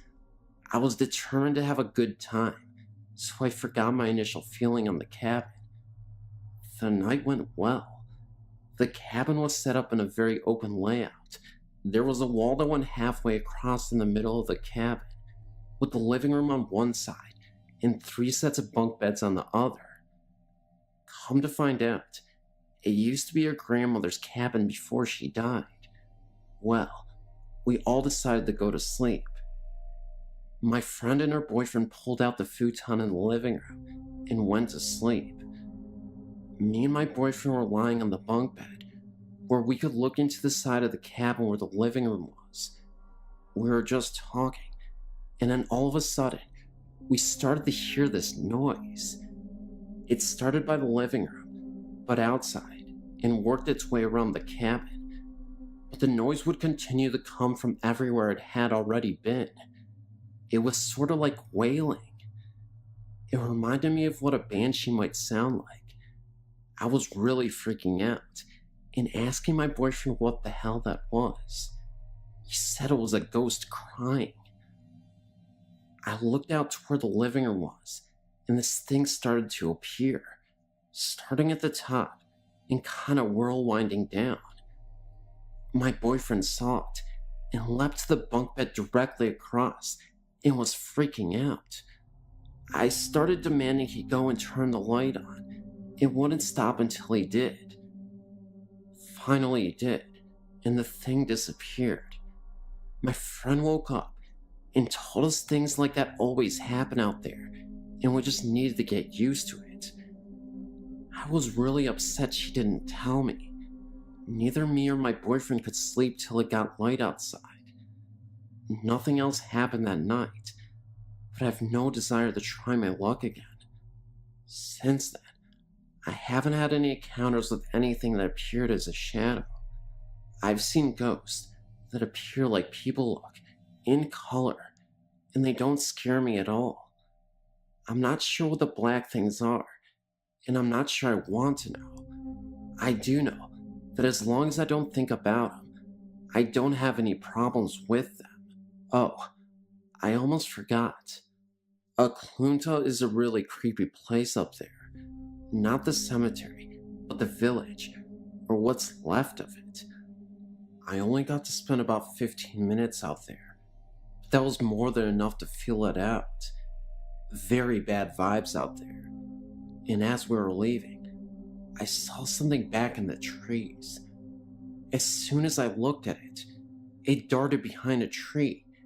It was dark out, so I didn't know what it was, but it didn't look like a person.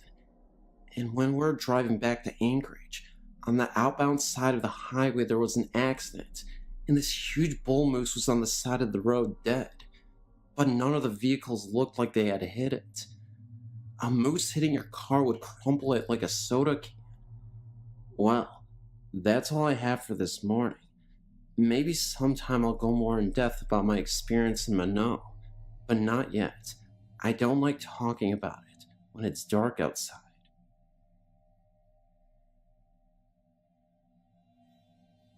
It all started when I was about 5. There was a thunderstorm, and I hate storms, so I went to my parents' room across the hall. After the storm was over, I decided to go back to my room. When I got to the doorway, I saw 2 figures sitting in 2 of my chairs. I had a little table and tea set in the middle of my room, and they were just sitting there. One of them was facing me, and it looked like a pitch black shadow. The other had its back to me. I wasn't sure if it was real, so I blinked my eyes very tight multiple times. The one whose back was facing me slowly turned around to look at me.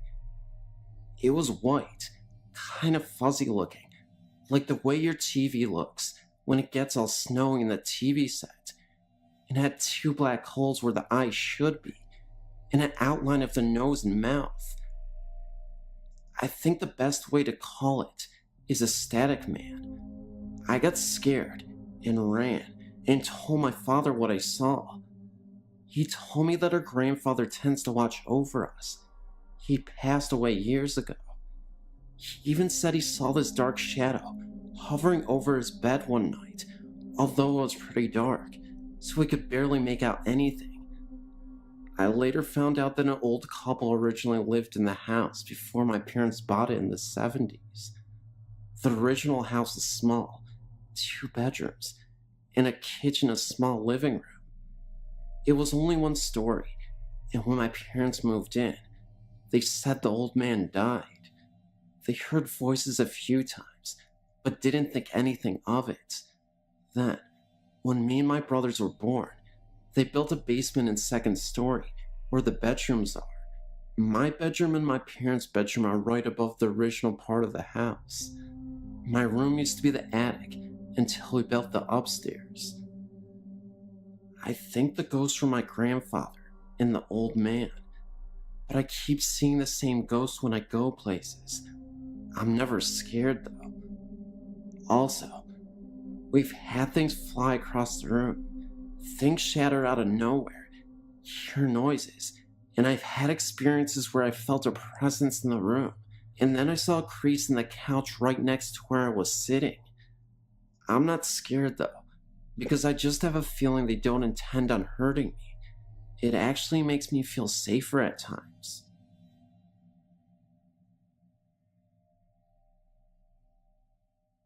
Hi, I've enjoyed your website and wish to share one of my experiences. This is all true, and if you have any comments about ghosts or questions, please feel free to email me, as I'd like to know what it might have been. When I was 12 or so, I had a strange experience. I was playing with my friend in the woods near the Quibbin Aqueduct. This is in Wayland, Massachusetts. We had to take our neighbor's police dog on our adventure, looking for the Indian artifacts. On a hill that was gravelly, I found what I believed to be an arrowhead. After showing it to my friend, I stuffed it into my pants pocket and moved to a new spot with the dog. He began to wind towards some bushes about 20 feet away. I looked in the direction the dog was looking and saw nothing. Figuring it was a rabbit or squirrel, I let the dog off his leash.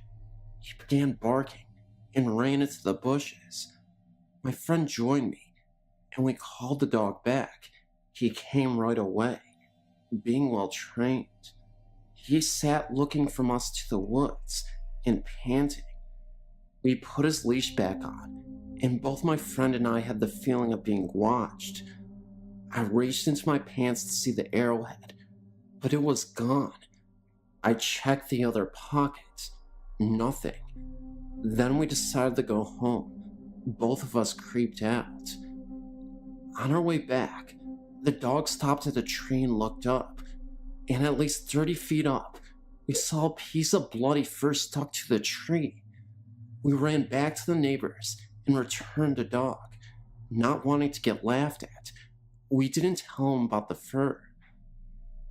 My friend got her bike and went halfway to me to my house. When I got in the door, the phone rang. It was my friend. She asked if I was okay. I was fine. I told her.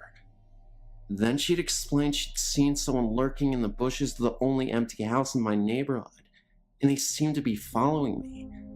I dismissed it and ate dinner. That night, a storm came. The thunder and lightning woke me up. During a flash of light, I saw a tall, thin figure at the foot of my bed. I think it was a man. He wore all black, a long, odd jacket, and had very long arms. They reached his knees.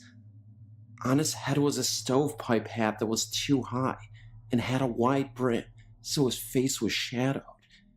As I looked at him, too terrified to scream, he raised his arms and pointed at me with the long finger. Another flash of light, and he was gone. In the morning at school before homeroom, I asked my friend to describe the person she had seen the day before in the bushes. She said he was thin and had a weird hat like Lincoln wore. Of course, I was freaked out.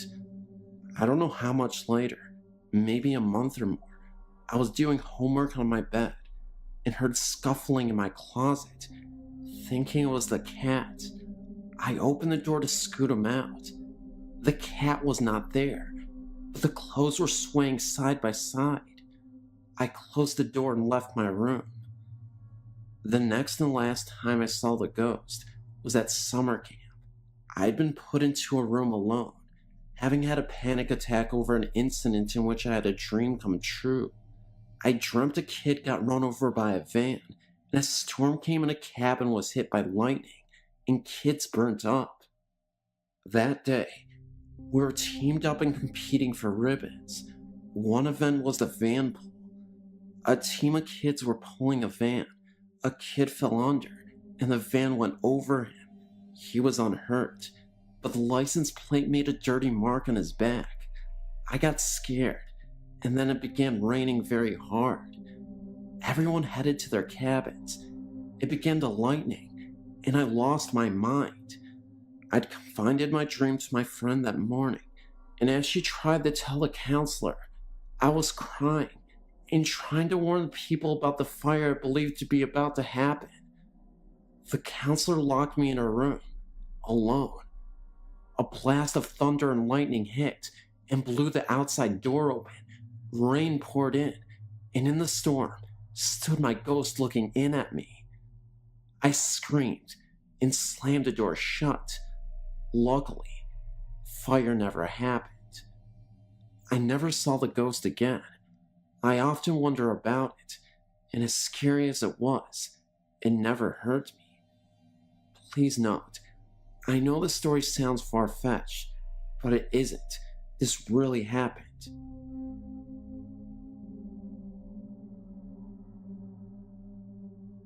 Hi, Sam here. I've apparently spoke to a ghost when I was 2 years old.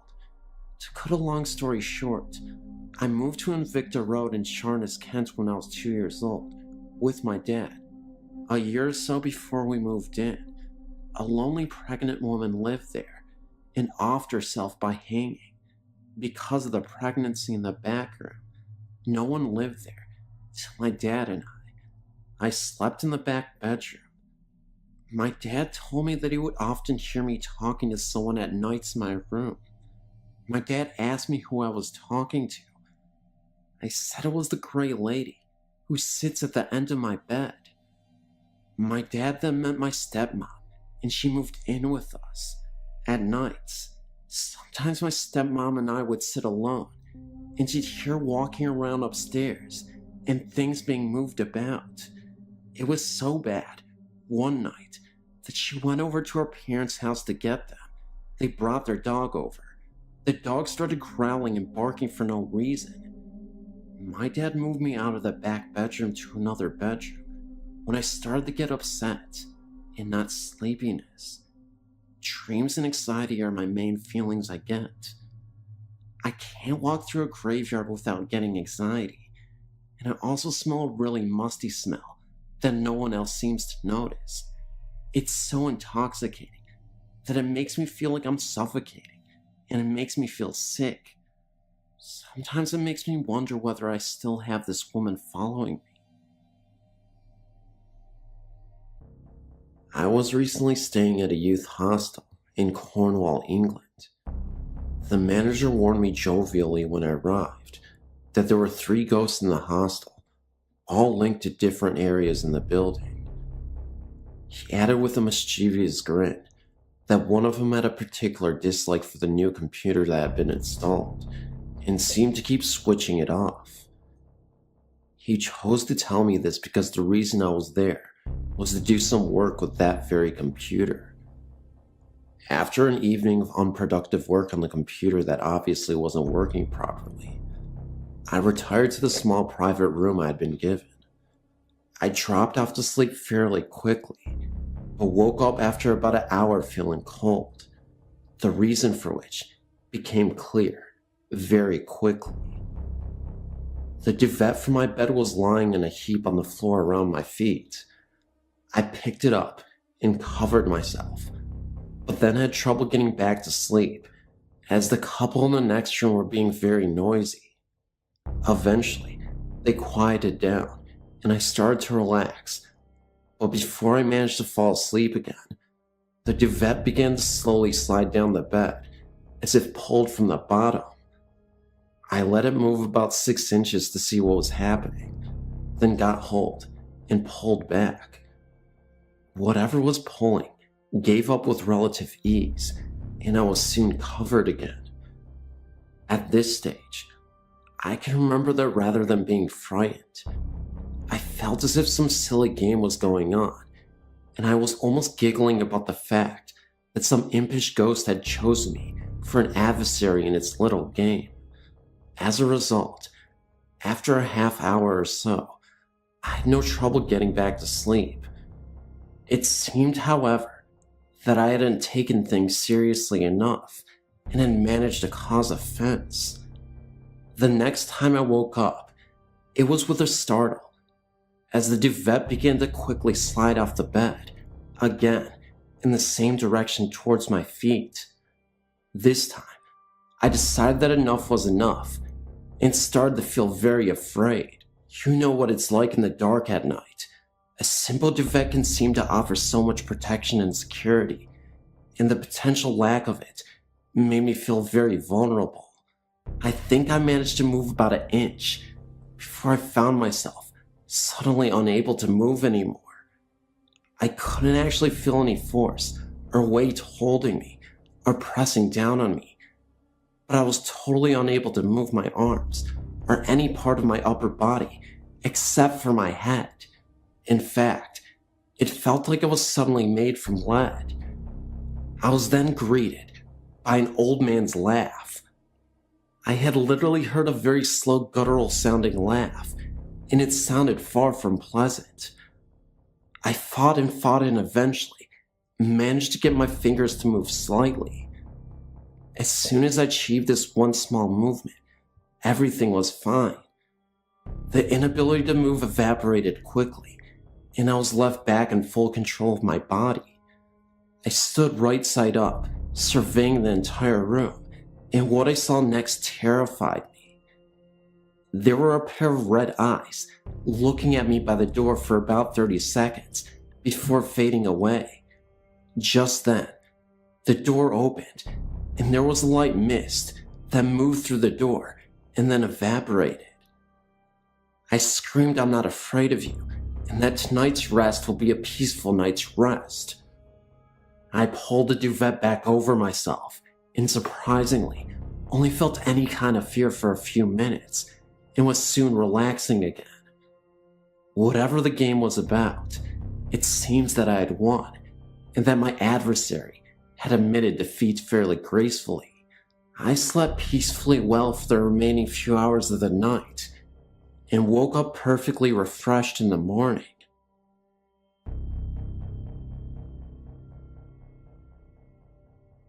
Since I was a little girl, my sisters and I have had frightening experiences with spirits. When I was 6, my family and I moved to a fairly new house, only 8 years old at the time, in West Texas. As far back as I can remember, we had strange things going on in that house.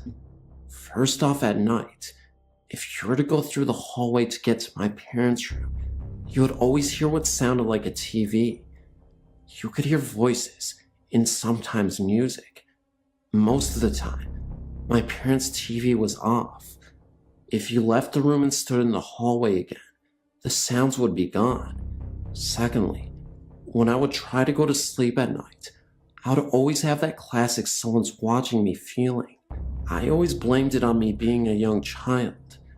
The house was a very scary place to be at night. Wherever you went, someone was watching you.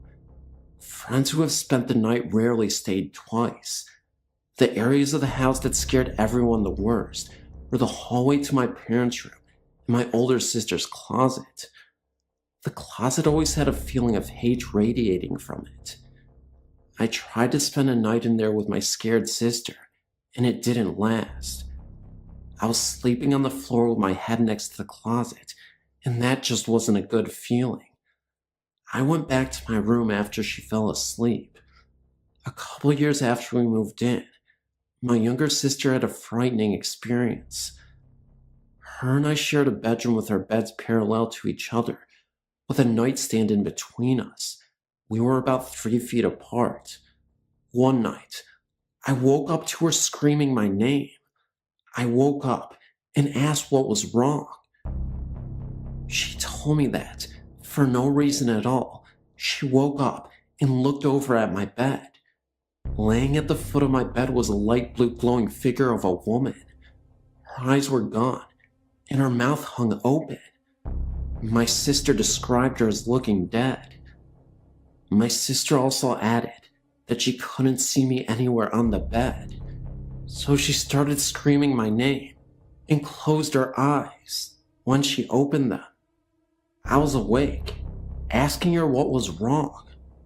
She told me, and I looked down at the foot of my bed, and my huge stuffed animal that I had there every night was sparking like it had really bad static electricity. I took it off my bed and threw it in my bathroom sink and ran water over it. Being young, I thought it would help. Years later, my family and I moved to southern Louisiana and moved into a gated subdivision. One night, my two sisters were mad at me and left the house to go on a walk. I followed them without them knowing. I followed them up to the front gate of the subdivision and talked to them for a minute. They quickly left in a huff, being that they were still angry with me. For what? I don't remember now. I stayed by the gate for a couple of minutes afterwards, and then decided to run to the end of the main street and hide behind some bushes that faced the gate. I waited for my sisters to walk by, and when they did, unaware where I was hiding, stopped remotely in front of the bushes. I heard a younger sister say, "What is Jenny, me, doing, sitting on top of that stop sign? The stop sign is located next to the gate." After that, they walked on. I was a bit confused and was about to chase after them, but then, through the leaves, I saw a shadow of someone running past the bushes I was behind. I could also hear the sound of footsteps. I stood up quickly to see who was there. No one was in sight. After this, I ran to my sisters and told them what I had seen. They then told me that they saw me, or what looked like me, sitting on top of the stop sign. They said I had a very angry, disfiguring grin. After we traded stories, we ran home quickly. Later, my younger sister told me that the ghost she saw in my bed and the ghost she saw on the sign both looked exactly like me.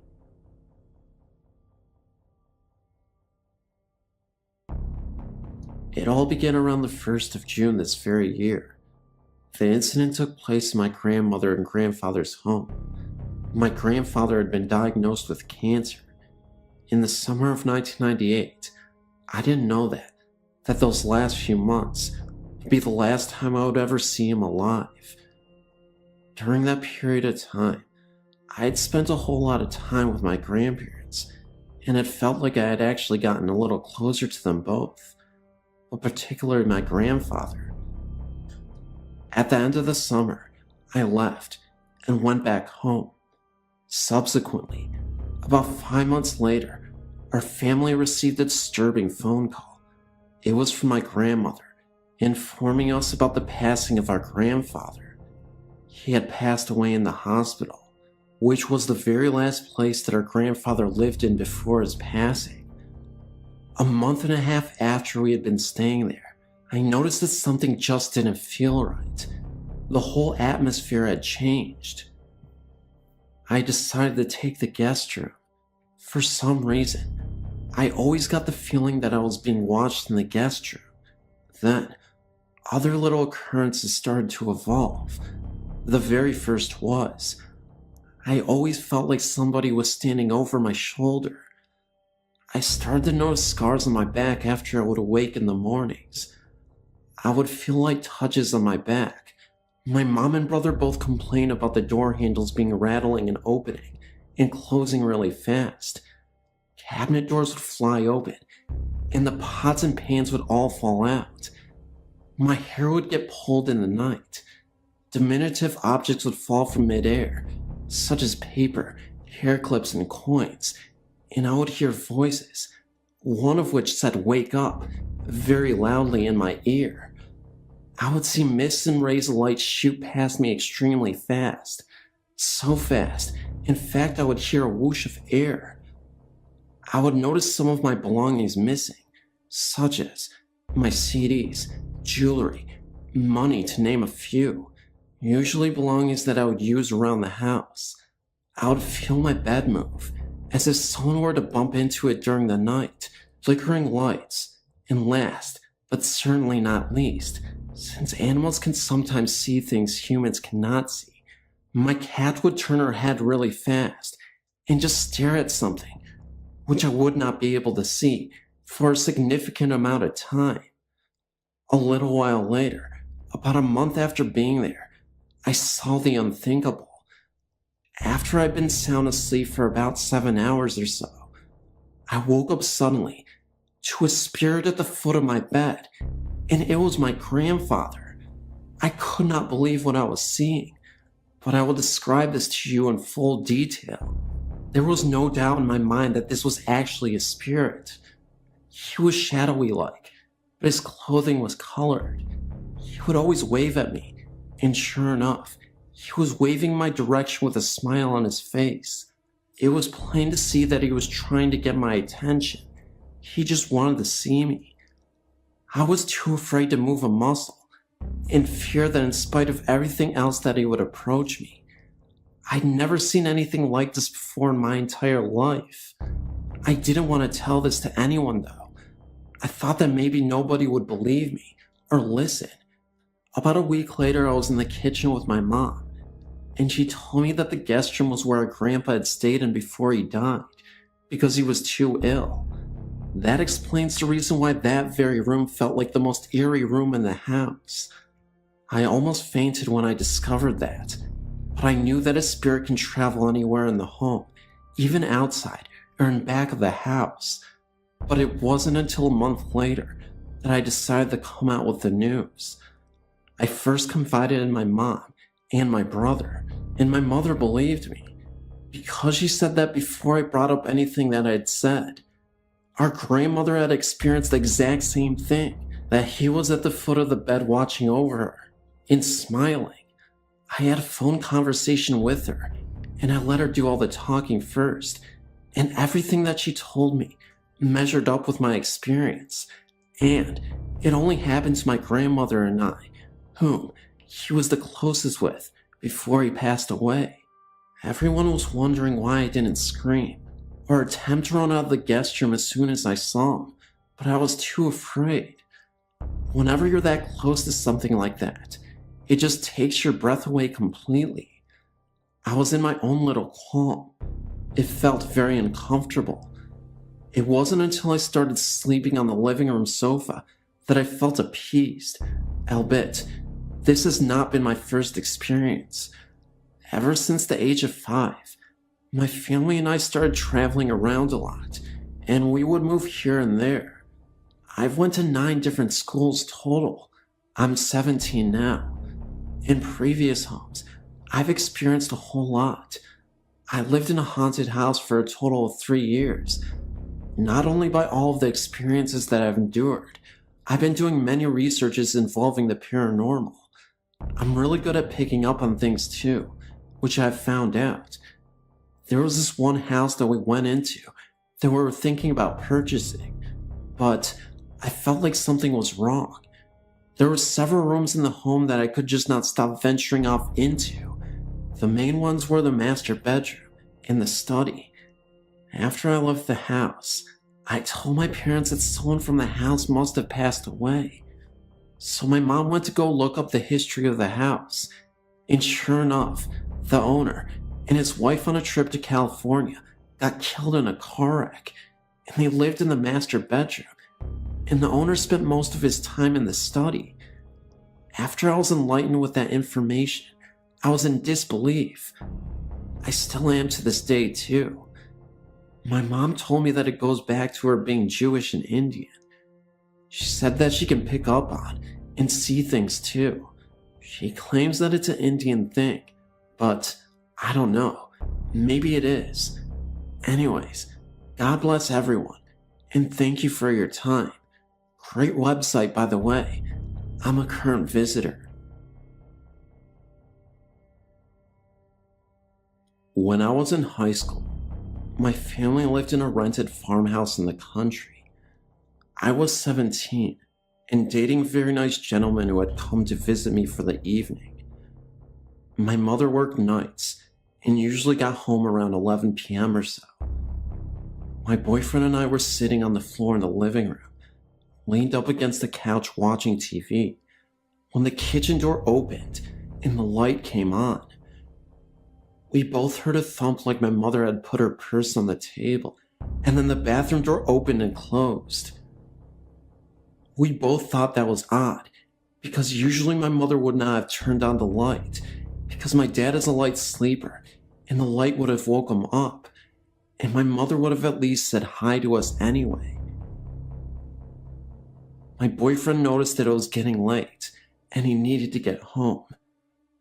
We had expected snow, and he didn't want to be caught in a storm. I got his coat, and we walked to the door together, and stood on the back porch watching the snowfall.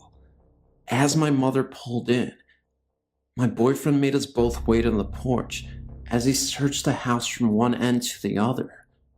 No one was in there other than my sister, upstairs asleep, and my dad, who was sound asleep in the back bedroom. Many other things happened there. One night, me and my boyfriend decided to play the Ouija board to summon the spirit that was residing in the house. I remember it was a blizzard that day, and my entire family except for me were in another state visiting my extended family. We were asking questions about the spirit. At first we asked its name. Nothing happened. Then we asked if we were bothering him. Still nothing. After nearly 20 minutes of continuously trying to get in touch with someone, my boyfriend angrily grabbed the planchette and Ouija board and threw it out of the window. He said he had enough of this make-believe and that he was really starting to get tested. I told him he shouldn't have done that he could really upset whatever was living in the house. My boyfriend mockingly says, "Sure, why doesn't this stupid spirit just possess me if it even exists? Make some real noise." My boyfriend gets frustrated and ends up sleeping on the couch because he was tired of playing games. Later that night, around 3 a.m., I was awakened in the middle of the night to hear my telephone landline ringing. The only problem was, there was no landline telephone here. We all had our cell phones, and they were on silent. Seconds later, I hear loud pounding on the door to my bedroom, and it's slightly opened. I yell out to my boyfriend, but there was no answer. I hear the phone ringing again, but I couldn't locate the sound. Then, everything fell silent. Not a second later, I hear a gargling noise coming from the living room, mixed with prayer. It was coming from my boyfriend's mouth. He was violently whispering in his sleep. What really got me, though, is I went to see my boyfriend on the couch. There was this very dark cloud floating above him for a few seconds. It disappeared, and then I heard my boyfriend choking, so I ran towards him. He was literally pale in the face, almost as if he stopped breathing. That's when I realized he did seem to stop breathing. I frantically shaked him, yelling at him to wake up. I started getting scared, and I cried. This time, my phone went off, and someone was on the other line. All I heard was what sounded like a low voice saying "call," and the phone call disconnected. This was on my cell phone. I then call the paramedics. They arrive. Paramedics were in my house, checking my boyfriend's pulse. That's when he wakes up, delirious, but confused. He asks me what's going on. After talking with the paramedics and my boyfriend, they were convinced that he had a panic attack in his sleep, and they ended up leaving. But he told me something very scary. He said that while he was asleep, he had this odd dream that someone was trying to get him to go to the afterlife with them. There was this hooded figure who said nothing to him. He was just motioning towards the sky, and then all of a sudden, he was in a cemetery and saw himself in a coffin dead. I told him, "This all makes sense because you threaten the spirits." This is 100% true, and all I have is my word. But believe me, these events happened. I can't explain the mysterious phone call. I'm sure that my boyfriend challenged the spirit to make some noise, because it certainly made some noise. This is an incident that happened to me in the Pacific Northwest, Seattle, Washington state area, long ago.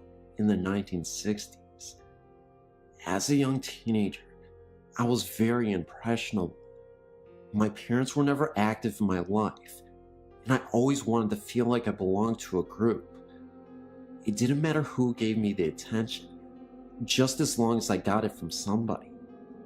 Feeling neglected, I ended up running away from home at the age of 19 so I could join a satanic cult. The cult was pretty serious. We would often meet up at this secluded building in the middle of the woods that was abandoned at night to gather around in circles, drawing pentagrams and praying to evil. We did a lot of drugs and even sacrificed animals as part of our ritual.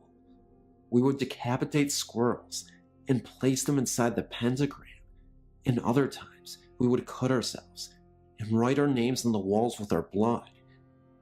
It was definitely not a good environment for me, to say the least, but at the time, I was thinking of how much of a bond we all had together, the 5 of us.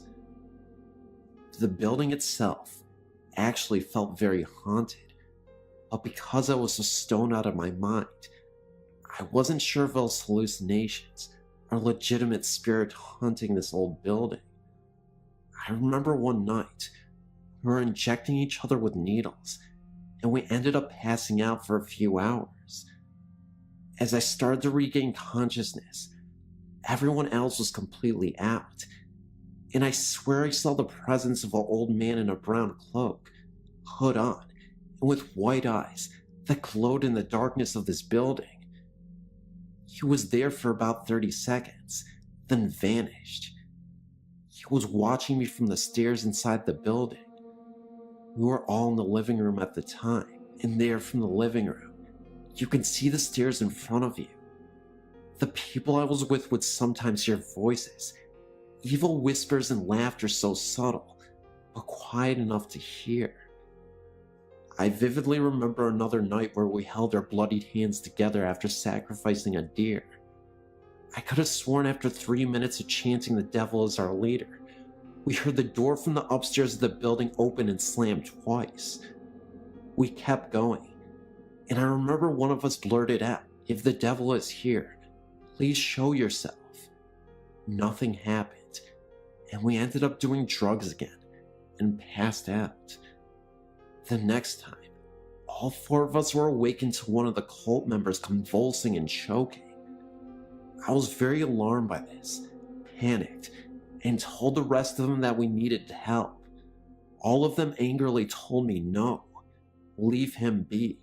I yelled at them to help him, that he needed medical help and he would die. And 2 of the cult members proceeded to tackle me and pin me down to the ground to prevent me from doing so.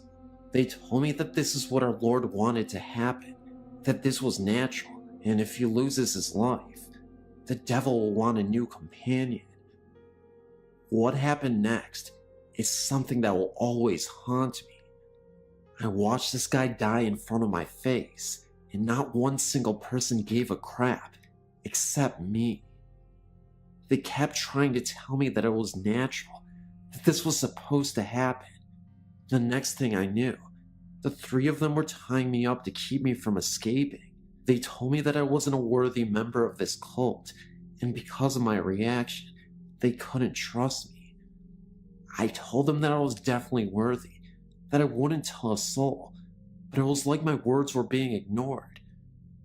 One of the members turns to the other and tells them, "We'll keep him here for the entire night and figure out what to do with him in the morning." So, they ended up tying me up and leaving me alone for the rest of the night at this old abandoned building that looked like an asylum. They had left for the night. They ended up drugging me and I passed out until I ended up awakening. As I awoke, I was still reeling from the shock of everything that happened. I actually gagged a couple of times. They didn't even move the body. I was tied up in the hallway, and I was forced to look across at the body that was still there. The man's eyes were bulging open, wide, and lifeless. Now here's where the paranormal part kicks in. After a few minutes of being awake, I look across to where the body was, and I could see a group of hooded figures in a circle around the body, cloaked apparitions. I blinked a few times, and they were gone.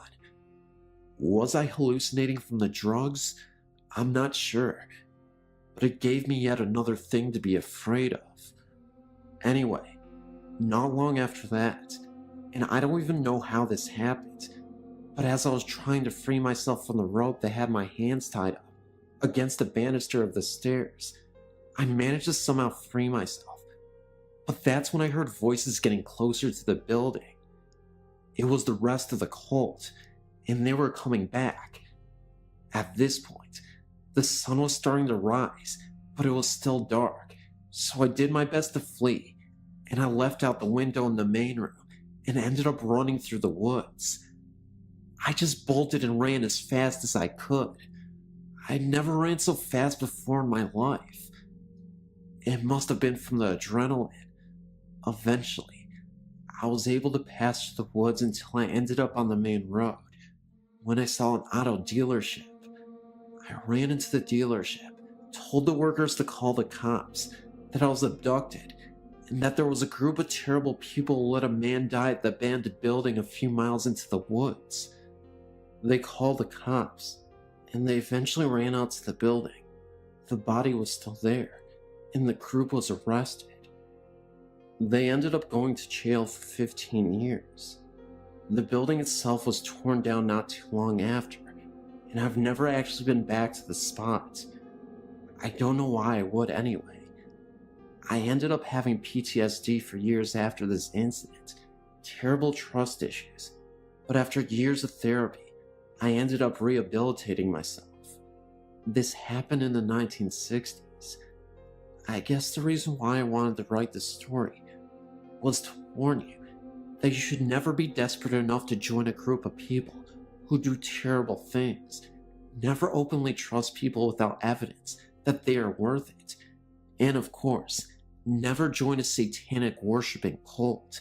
I made my mistake and almost paid for it with my life.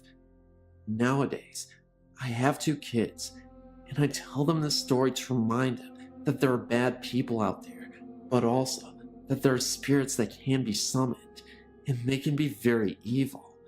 Stay away from all of that. It's not a good lifestyle.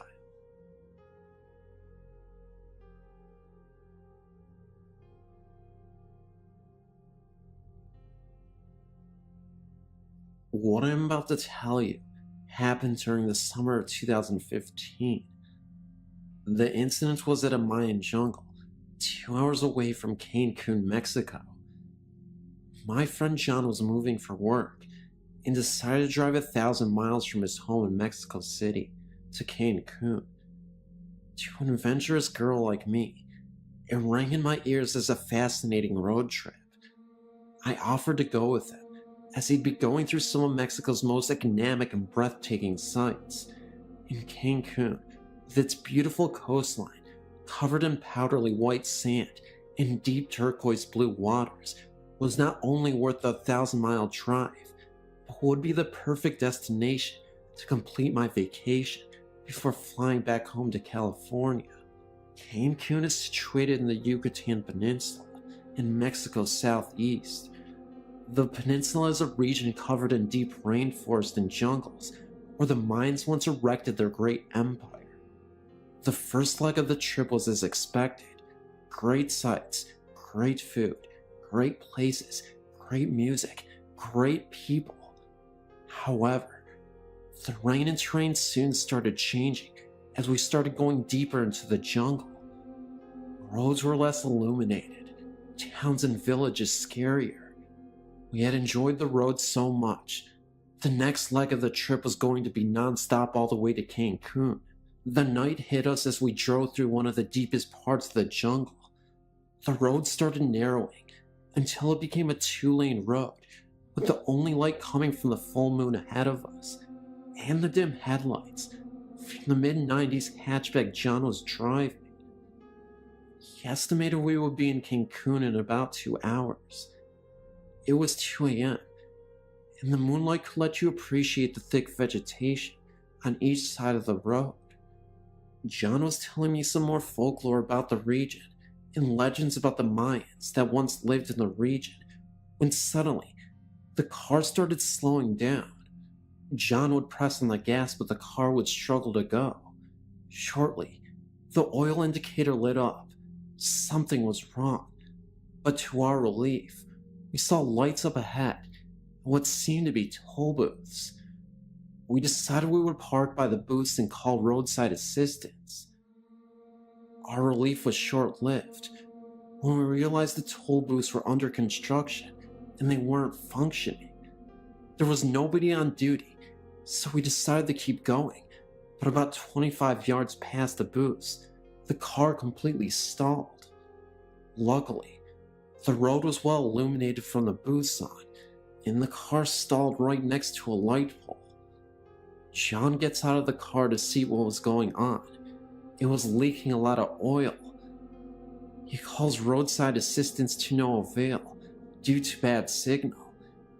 He decides to try to fix the car. He goes to the trunk, gets some tools and a bottle of oil, and gets to work. After many attempts, the car wouldn't start, so John decides to call roadside assistance and finally gets through. Unfortunately, they tell him it would take 3 hours to reach us. I told John we are less than 2 hours from Cancun. Isn't there anything they can do? He put his tools away and gets back in the car and tells me there's nothing we can do but wait, to get some sleep and wait for roadside assistance. He then reclines a seat and goes to sleep. I get out of the car instead and start looking at the road, the vegetation, admire nature. A few minutes went by. Something caught the corner of my eye.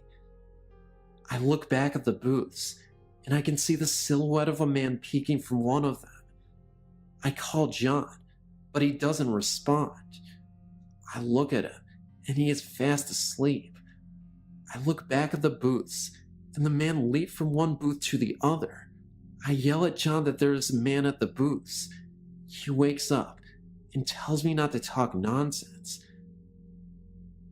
At this point, the man leaped from the last booth and stood in the middle of the road, dressed in a khaki long-sleeve shirt and khaki pants. Pretty normal, but there was something weird about him. His stance was abnormal, arms wide open, lowered with hands open, and that, when I felt a cold shiver down my spine, when I noticed his arms and fingers were too long for his body. I insist on John, and he decides to get out of the car and sees the man standing back there. He looks at me, then at the man again, and yells at him, "Hey." The man shook his shoulders, put his arms forward like a sleepwalker would, and started walking towards us slowly. John and I looked at each other in disbelief and asked me what's up with this dude. We turned back to the man, and he was now about 10 yards away. I could really see him now. He was of heavy build, about 6 feet tall, short black hair, light brown skin, but I couldn't see his face. It was like an empty space. As he drew closer, we saw in horror that he had no face, just flat plain skin with no nose, no eyes, no forehead, nothing. At about 5 yards, he stopped with his arms still forward like a zombie. He had long arms and bony hands with long fingers. The area was well illuminated that we could see him clearly, that there was no mask, and we were no doubt in front of something paranormal or otherworldly. The faceless man tilted his head side to side, and that's when panic set in. I rushed into the car and told John to get in and let's go. He was in shock and took all my screaming to get him back. He rushes close to the hood of the car, and I can see the faceless man walking towards us again. John was getting back in the car when I noticed the oil lamp on the car's hood and yelled at him to put it on. He pops the hood of the car and puts it on. The faceless man had taken 2 long steps and was now 5 feet from when John was rushing back in the car. He turned the engine to no avail. I could see the torso of the faceless man through the driver's side rear window. I was totally panicking. Then the car finally started, and we took off as fast as the car could. We look ahead at the road, and we hear what sounded like a hit on the rear bumper. I screamed at John that he is probably hanging off the bumper. John, short of breath, tells me he doesn't think so, as he would feel the weight in the car, and that I might have to get back to the back seat to check. I was about to, when I looked back and see the faceless man standing back there in the middle of the road, fading with the distance as we speed away. In a couple very long hours of shock and silence, we reached Cancun's city limits. We stopped at the gas station to collect ourselves. He had no face. John would repeat this over and over for a while. When we were calm and rested enough to keep going, John turns the car engine and the car does not turn on. We look at each other with horror, but then remembered we were safe away from the scene, and we smiled, slightly in relief. I want to express that we did not see Slender Man. That's an internet creepypasta. The body of the man was like a normal heavy-built guy, just long arms with bony hands. He even had hair. This experience changed my view about risks and scary parts of being an adventurer, but I will continue to have adventures in the deserts, forests, and jungles of the world. I just hope I don't ever run into the faceless man again.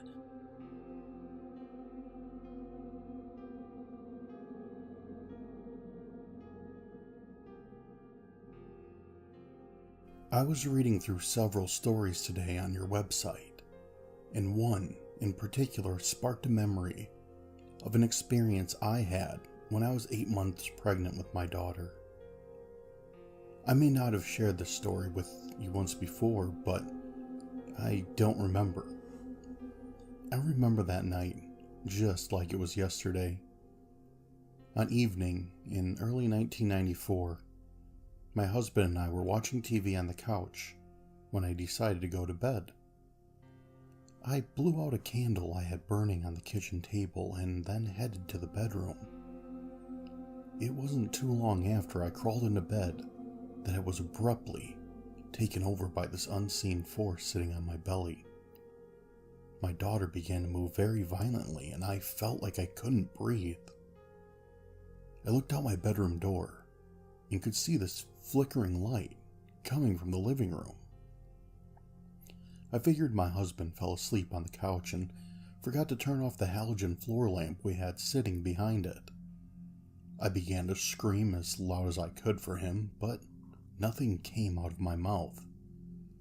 The harder I tried to scream for help, the harder the unseen force seemed to push down on me. I began to pray. I prayed like crazy, asking Jesus to protect me and my unborn child. I kept looking out the bedroom door, seeing that flickering light, and hoping to see my husband come running in, but he never came. The whole incident lasted for what seemed like forever. But when it was over, just like that. There was no more pain. I could breathe, and my daughter was at peace. That's not the end of the story, though. I got up from the bed and headed to the living room to tell my husband what had happened. No sooner than I left the bedroom, of course, I found him sleeping soundly on the couch. But the halogen light behind it wasn't on. The flickering light I kept seeing throughout the ordeal was the candle on the kitchen table. As I explained in the beginning, I blew this candle out before I went to bed. And I know I did, because I have always been very cautious about burning candles. The candle had somehow rekindled itself and burned all the way down to the wick. Apparently, the glass votive had gotten so hot that it broke and sent flames from the wick onto the table and placemats. The entire top of the table was on fire, placemats and all. I started screaming at my husband to wake up. He jumped off the couch to find me trying to smother the flames out with a kitchen towel. The apartment started to quickly fill up with black smoke. He grabbed the fire extinguisher and put the fire out. After it was all said and done, we talked about what had just happened, trying to make some sense of it all. I was certain the unseen force was trying to kill me and my baby. I thought it was holding me down so that when the fire spread through the apartment, I would die from smoke inhalation, or worse, burn to death. My husband thought that whatever it was trying to warn me, that it was trying to wake me up so that I would discover the fire. But I swear I was not asleep. At some point I thought maybe it was all just a bad dream. But then it dawned on me. If it was just a dream, how was I able to see the flickering lights coming from the living room, which turned to be flames? What I do know is, had I not gotten up when I did, it wouldn't have been long before the whole apartment would have been filled with smoke and fire, and we all would have perished. Guardian angel or evil spirit? I guess I will never know.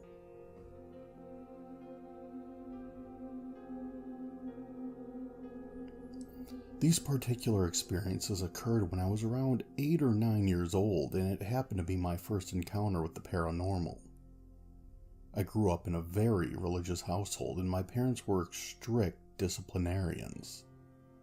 Unfortunately, I was subjected to a lot of physical abuse at the hand of my stepmother. My biological mother died when I was only 3 months old, and my father remarried a little while after. She was an absolute witch to me.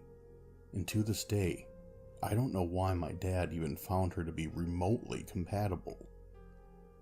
She would call me a filthy animal because I wasn't praying enough at times. The first experience I had with the paranormal was also toward the end of my dad's relationship with this woman. I can remember a moment I was crying because my dad had been working construction all night and didn't come home until late night. I'll never forget how she spat in my face, told me that real ladies don't cry about daddy working late nights. I told her specifically that I really wanted daddy, and she told me if I didn't calm down, she was going to throw me into the pantry closet and lock the door, which was this huge empty space that could fit 2 adult-sized humans in. Naturally, as an 8-year-old kid, I revolted. She kept her word and threw me in there for an hour. This is where something creepily paranormal happened. After about 20 minutes in, I could hear a faint whispering of a female lady in my ear. I couldn't make it out, but I'll never forget what it sounded like. It was very soothing, and I felt very comforted. I then felt a breath on the back of my neck, and 2 cold hands touched my shoulder. The pantry closet got a lot cooler all of a sudden, and in my mind, all I was thinking about was the sound I heard from this voice. I ended up curling up on the floor of the pantry and started drifting off to sleep. As my eyes began to feel heavy, I squinted with limited visibility. I turned my head to the opposite side of the dark pantry, when I saw a pair of glowing green eyes in the mouth of someone. The crazy thing was, whatever this thing was, it had razor-sharp teeth, as if they were fangs.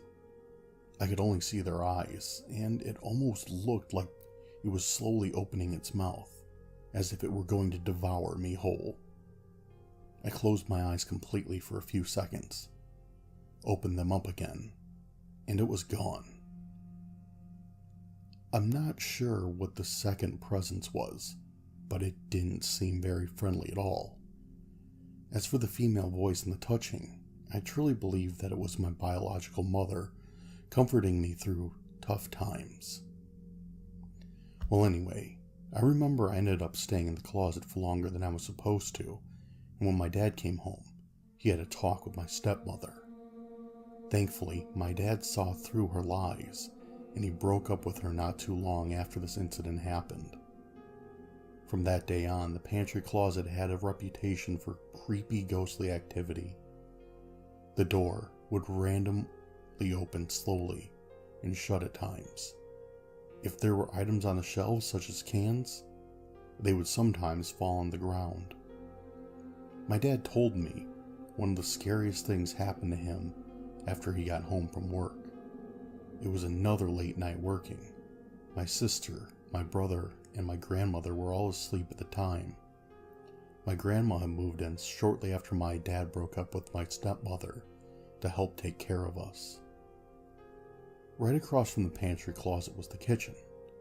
My dad comes home and he ends up going into the kitchen to decompress for a moment after a hard day's work. Right then, the pantry closet opened slowly, and that's when he saw something. He swears to this day that thing he saw looked 100% real, and he was not hallucinating. Standing in the pantry was a faceless man in a red tuxedo with horns on his head. My dad froze with fear, blinked his eyes twice, and the figure was gone. Later that night, he actually fell asleep and had a dream that he went to hell and saw his ex, former stepmother. The creepy thing is, the faceless man that he saw in the pantry was holding hands with my stepmom. My stepmom had cuts all over her face. I remember he woke up screaming and never saw the figure ever again in the pantry or had a dream about my stepmother either. Another experience. My stepmother, sister, brother, grandma, and I all slept in one room, different beds of course. It was a normal night, and I just fell asleep as usual, hours later. I woke up for no reason and saw a person sitting in my grandmother's bed. I thought it was just my grandma praying since she would always pray, but then I started to realize that my grandma was sleeping, and this person looked a bit younger. I just stared at whatever that thing was and noticed it was looking right back at me. This wasn't my mom because it looked like an entirely different woman. I've seen pictures of my mom and she was a ginger and had beautiful thick long hair. This figure I saw was bald-headed and looked very distraught. After she looked at me, she looked back at her hands and covered them with her face.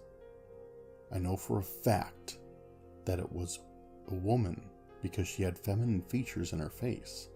You could see it clearly in the body of a woman. Not only was she bald-headed, but her face was burned and disfigured. All I did was stare at her. Then, after all that, she suddenly got up, turned away from me, and disappeared. Eventually, I fell asleep again. I woke up the next morning and asked everybody if they were in the room last night.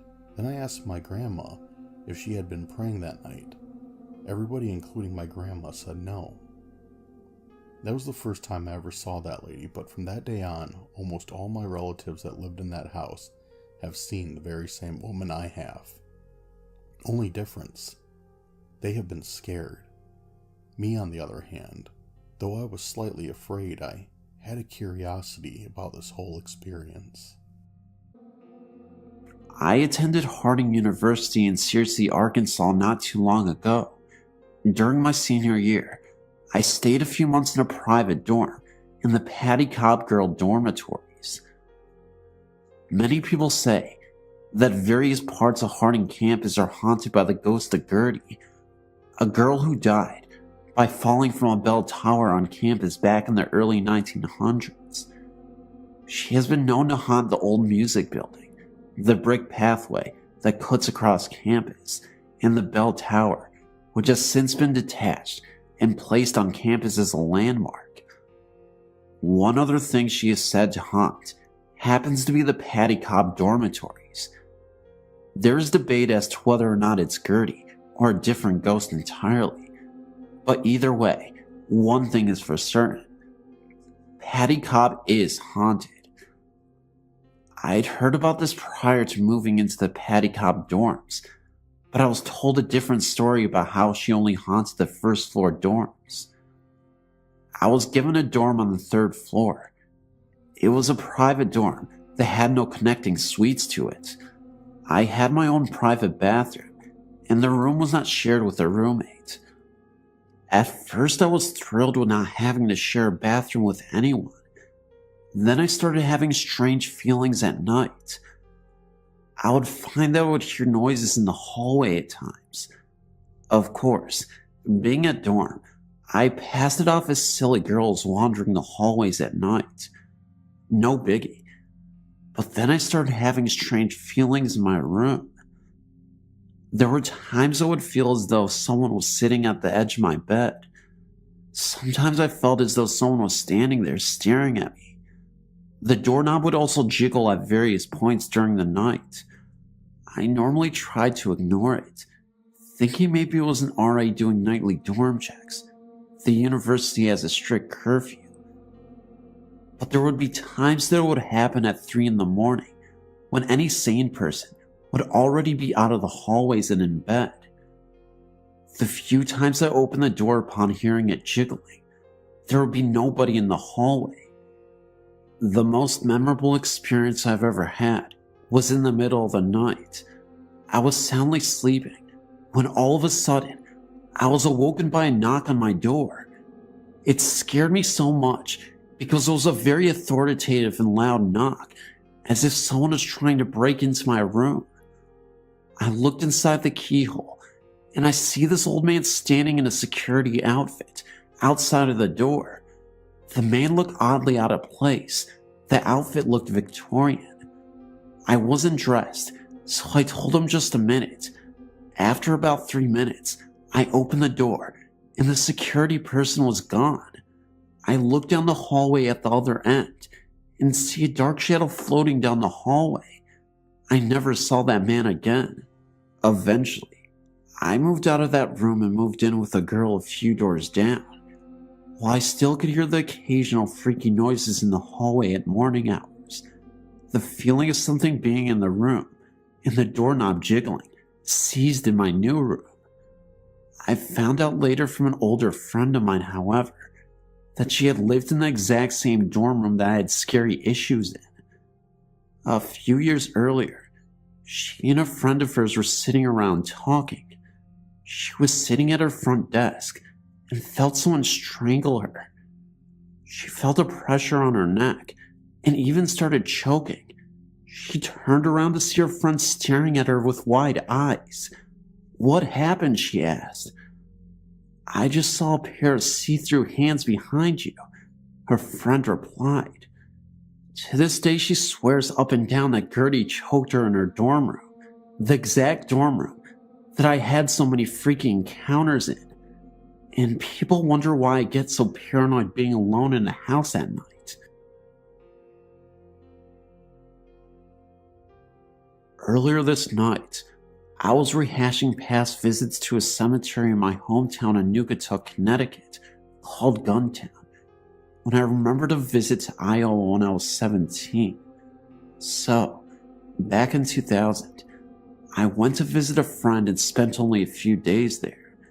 My friend, having been to 13 Stairs, I just recently found out its real name, Pleasant Ridge, many times told me about it, and we decided to make a trip of it. There were 4 of us in total, 3 teens and an adult. My friend told me the stories about bodies being buried in the steps, about the graves being mostly young children, about possible Satanist activities, and the like, before we arrived, so I was prepared. We left a little after 11:30 p.m., arrived there shortly after midnight without any problems finding it. I think there was a gate, but it was open. We parked a few feet from the steps with the car facing them. The moon was out, but it was still fairly dark, so we brought flashlights. We went to check it out only to look around some and take some photographs. It was around winter, so it was cold and windy. We were the only ones there. No other cars in sight, at least. We made our way up the stairs and into the cemetery. It was eerie. I kept getting those deep chills up and down my spine that kind of make your body jerk, and a definite feeling of being watched. I know my friends complained of the same and wanted to leave minutes after arriving. One claimed to have heard their name being called and being touched, like someone was tugging on their clothing, and seeing shadows move around the tombstones. I didn't experience any of that myself, but I was weirded out all the same. We walked around a bit, not too far from the stairs themselves, and took some photos of the graves. After about 30 minutes, and it being well after midnight, the others were ready to leave. This is where the freaky thing happened. To our knowledge, we were the only ones there. There weren't any other cars visible, nor people. After having a somewhat disappointing time, in my opinion, we made our way down the steps and towards the car. We had the flashlight on by then and lighting our way, when my friend saw something black on the ground. He rushed back to the car and turned the headlights on, and right at the bottom of the steps in the parking lot was a huge pentacle traced out in what looked like black paint. Look, I'm not crazy, and I know it wasn't there before we climbed the steps. The car was parked so the headlights would light up the bottom of the steps so we could see them. There was nothing on the ground beforehand. By then, my friends were screaming and crying and pulling me into the car. I snapped a photo or two, and then we sped off. I do recall the car stalling once before we left. I waited until I got back home to develop the film, only to find that there was nothing at all on the roll. It was a roll of 24, all of which were of the cemetery, and the roll was completely blank. That irked me. The pinnacle thing was crazy. We weren't drunk or high or anything stupid like that, and I know the four of us couldn't have imagined it, and it definitely was not there when we first arrived. I'm not saying ghosts did it either. For all I know, there could have been some kids there already and decided to mess with us. I heard it gets vandalized a lot. It's just what we experienced that night, and my friends who are from that area were horrified for a few days about what happened and mentioned some rubbish about going to hell. It's a little hard to believe, and I wouldn't have either if I wasn't there, but I thought it was interesting and felt like sharing. I'd love to go back one day. I'm not sure if this is a haunting or anything. More of a strange happening at a haunted place. Anyway, thanks for listening. I wonder if anyone else ever experienced that. I thought it was strange. I have a sister Janet who's dealt with paranormal experiences over her life. She sent this site to me via email. I in return thought that I would share my feelings and some of my encounters with you. Some of the stories I read from your site were very convincing, while others sounded a bit like a hoax. Although my experiences would sound like the latter to many people, I swear that I believe that all I've seen to be true, although inexplainable. As many of your stories, my experiences also started in childhood. Mine, I believe, may be a result of troubled years, reflecting child abuse and fears of daily trials. Perhaps my apparitions were given a portal because of the fears. I remember as far back as my early adolescence, living in a house that sent a chill in me and fear to go to the upstairs alone. Now, my very human predator used to always stalk me in the long narrow hallway around the wall from the stairway, which accounts for some of the fear. However, this person was not always present in my home. The feeling was always there. I remember at night I slept in an antique frame bed handed down through the family. I would lay very still, and that bed would shake like it had a vibrator attached. I heard sounds and footsteps. Once when I was a teenager, I was alone in the house. I wanted to wear a jacket that was stored in the third floor attic closet. I went up to the enclosed stairway to the top, thinking of nothing but retrieving my jacket. When I stepped onto the floor, an old wind-up antique Victoria record player started playing a very creepy song called Fernando's Hideaway. I've hated that song since I was a baby, and my brothers would play it to frighten me and make me cry. I ran out of my house frightened by the song and about 10 blocks to my best friend's house. When I got there, her mother, known as the Gypsy Lady, was having a seance in her kitchen. The table these people were standing around rose off the floor just about an inch. I bolted from there too. To this point, most of my experiences were sound and physical experiences. I had not seen any apparitions. During my second marriage in my late 20s, my husband and I bought an old log cabin, which was hand-built with logs and stone from land it stood on many years earlier. It was beside the Chilisee Creek on old Indian grounds. This is where I began to see apparitions, both frightening experiences and enlightening experiences. Many things occurred. An unseen force put a large dent in a metal cabinet in the laundry room right before my eyes. My little 3-year-old stepdaughter would not stay in her bed. She would crawl under the bed to sleep or hide in a closet. One night, I found her under clothes in a laundry basket in the laundry, just outside of her bedroom. The area of the house seemed to be the most affected. It was here that one afternoon while putting clothes into her washer that I felt a cold hand on my shoulder. I was alone in the house at the time. When I looked behind me, I saw a black hooded robed figure. I do not remember a face, nor do I remember this figure being much taller than me, at 5'4" height. I do remember getting very scared. I looked away, and then it was gone. A small bathroom was also off this room. I recall once while taking a morning shower, hearing animal growling and scratching at the bathroom door. These sounds disappeared when I began reciting the 23rd Psalm.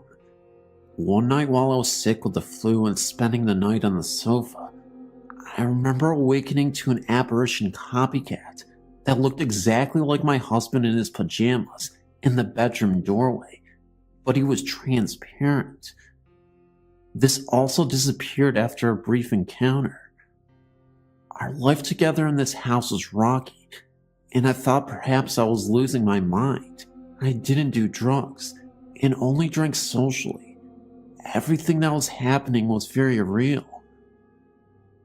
One final memory I believe I have, which was as a result of my depression which I was falling into. I'd come to a point that I did not want to leave the house. I also knew in my heart that my husband was having an affair. One night after contemplating ending my life, I sought God through deep prayer and called the 700 Club to ask for the prayer line to pray for me.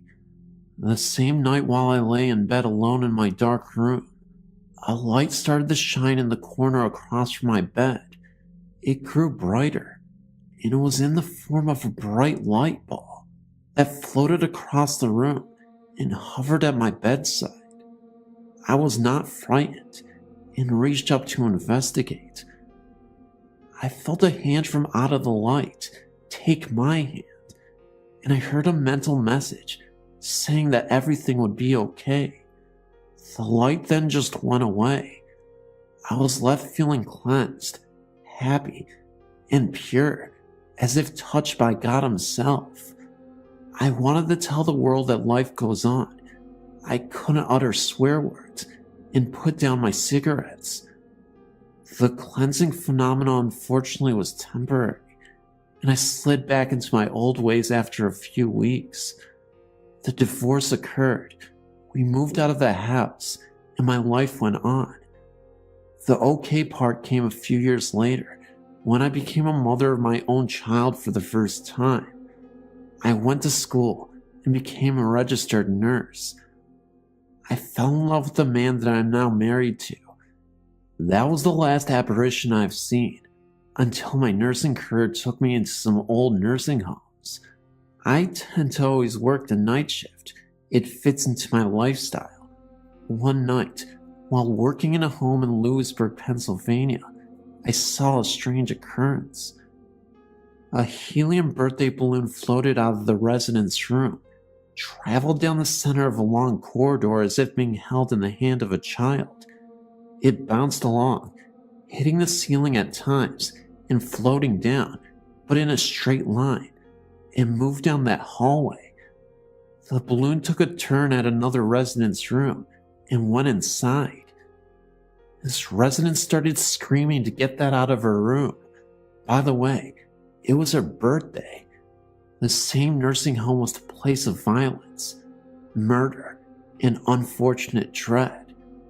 I have other stories, but this is enough for now.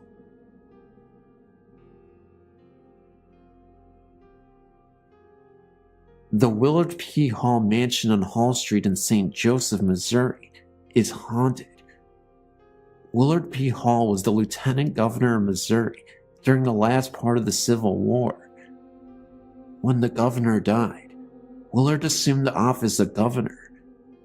With the Civil War raging, he moved the state house from Jefferson City to St. Joseph. I don't know why he did that, because St. Joseph was pretty well known to favor the South. After the mansion was used as a residence, it became a rectory for priests who served the St. Peter's and Paul Catholic Church parish next door. As parishes were closed in the Diocese of Kansas City, St. Joseph, one priest took over the St. Peter and Paul Church and the Immaculate Conception Church, a church immediately west, about 3/4 mile away.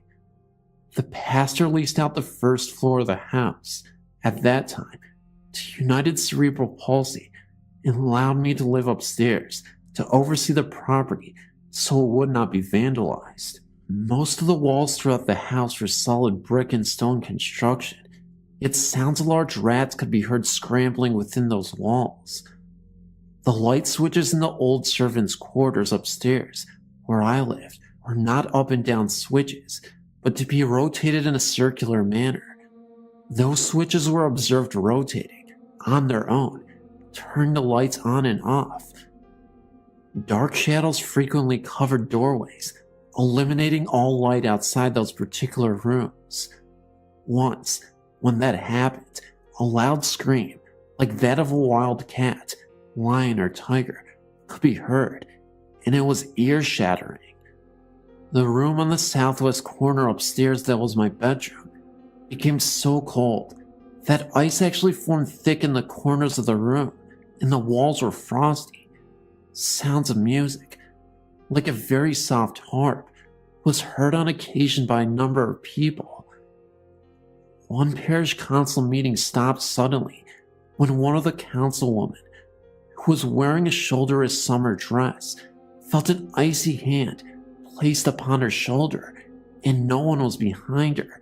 And finally, many times, when it was very late at night or very early morning, one could hear footsteps throughout the house, followed by a conversation that always turned into an argument, and then was followed by the soft crying of a woman. The basement of the mansion appears to have been used by either slaves or prisoners, and there's a rumor that there's a cave entrance hidden somewhere in the basement that leads down to the Missouri River, a distance of about 1.5 miles. I never found it. When I called the pastor once in the middle of the night and asked him to come over and experience some of the things going on, the icy room, a darkened doorway, and the sound of a screaming large cat, he told me no way. Do you think I'm nuts? I'll come over first thing in the morning. He never showed up, and I moved. The place is still standing, but I haven't been back.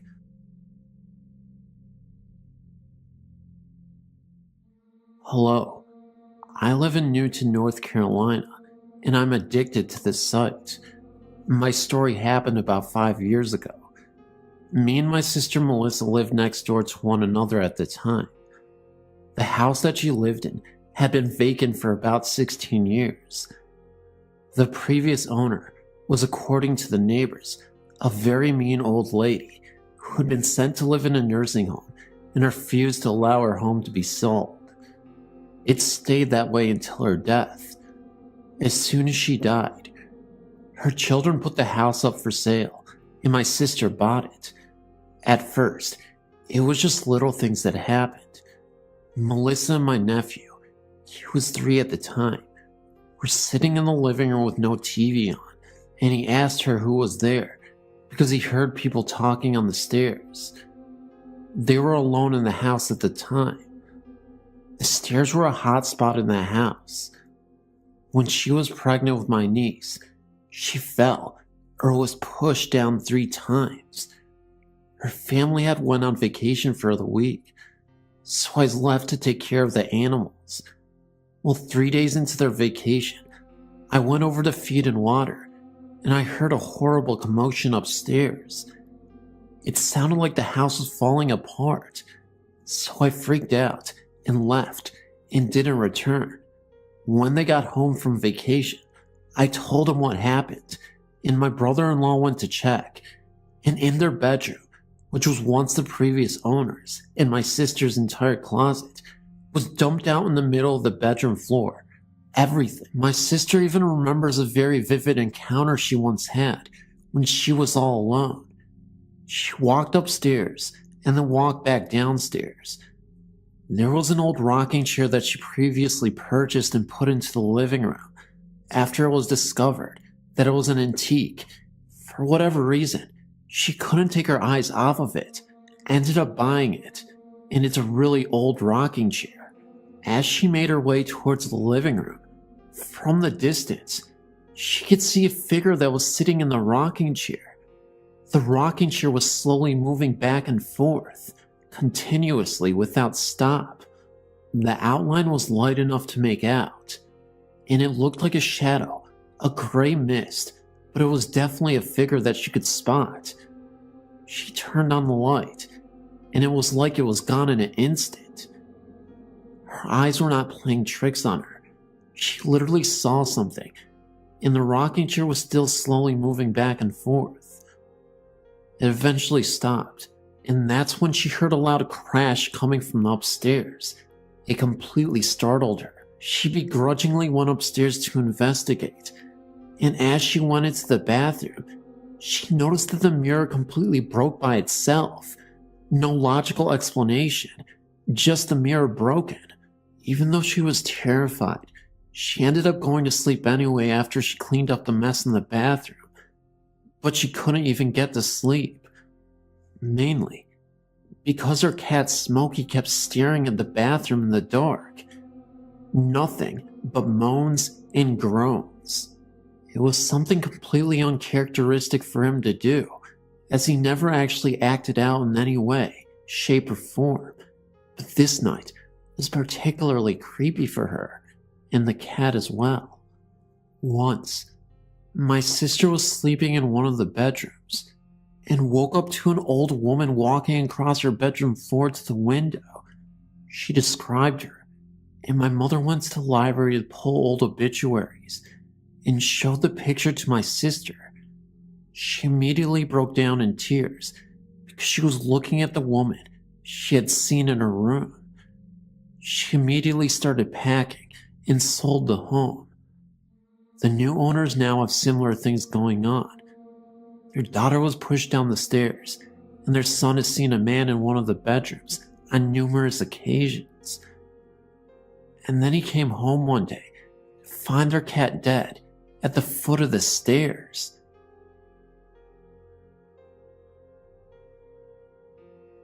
My mom had about 3 years of on and off visitations. She would wake up around 11 at night with a start to see different shapes of grayish white fog, which every time she would think it was smoke and her house was on fire. Sometimes the fog was in a blue arc by her dresser. Sometimes the whole room was filled up with this misty fog. Other times, it was 3 big ovals by her TV. And even sometimes, she had a big oval on all 3 sides of her bed. The one that really scared her was when she woke up to see the fog by the foot of her bed. Then it flew over her with such a force and went through a wall above her headboard. Mom even walked through the misty fog one night because, again, she thought her house was on fire and she jumped up to get her robe.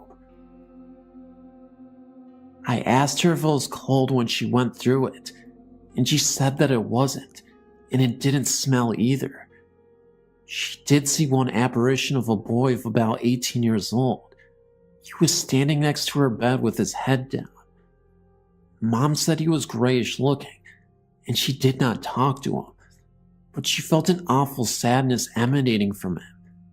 Shortly after that, we had somebody come and clear the house. The woman who cleared the house said that since Mom volunteered at a hospital, she was bringing all sorts of spirits and ghosts back home with her. They sort of attached themselves to her. After that, Mom said the house felt very empty. It's been 2 years since her house has been cleared, and so far, so good. I think we also brought stuff in, because when we were kids, we used to play with the Ouija board in the 1960s. Now I know just how dangerous it is to use one of them, unless you really know what you're doing. But in the 1960s, you really didn't hear anything about the dangers of Ouija boards. It was just plain fun. When the person who cleared Mom's home found a ghost of a man under the stairs in the workroom, it kinda explained why my dad and my sister always felt like they were being poked in their backs by an unseen finger. And us kids always had to go into the laundry room to get pop out of a fridge for supper. We would get the pop and run upstairs as fast as we could. All 3 of us kids did the same thing. We couldn't wait to get out of that room. I really think that spirit hung around since we dug him up in the 60s with the Ouija board. He's gone now though, and hopefully at peace.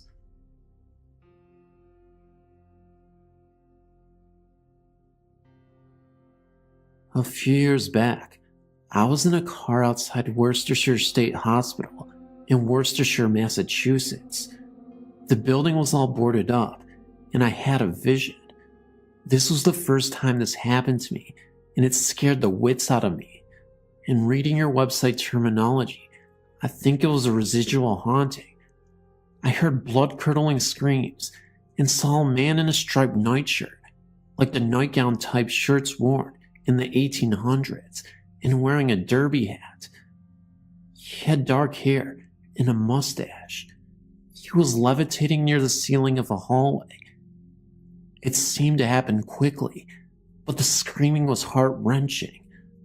After we left, I was quite shaken.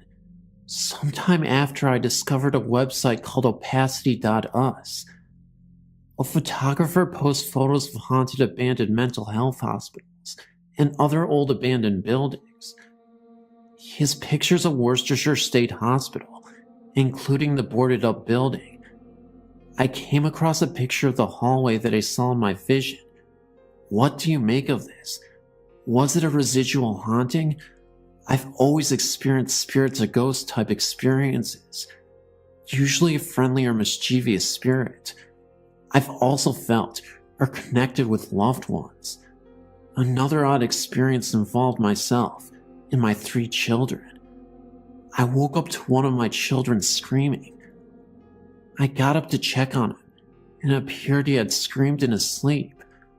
I went back to bed, and when I did, I saw this creature that looked like one of the gremlins from the movie of the same name. It ran through the living room where my bed was and through the front door. A few years later, I mentioned this to a friend.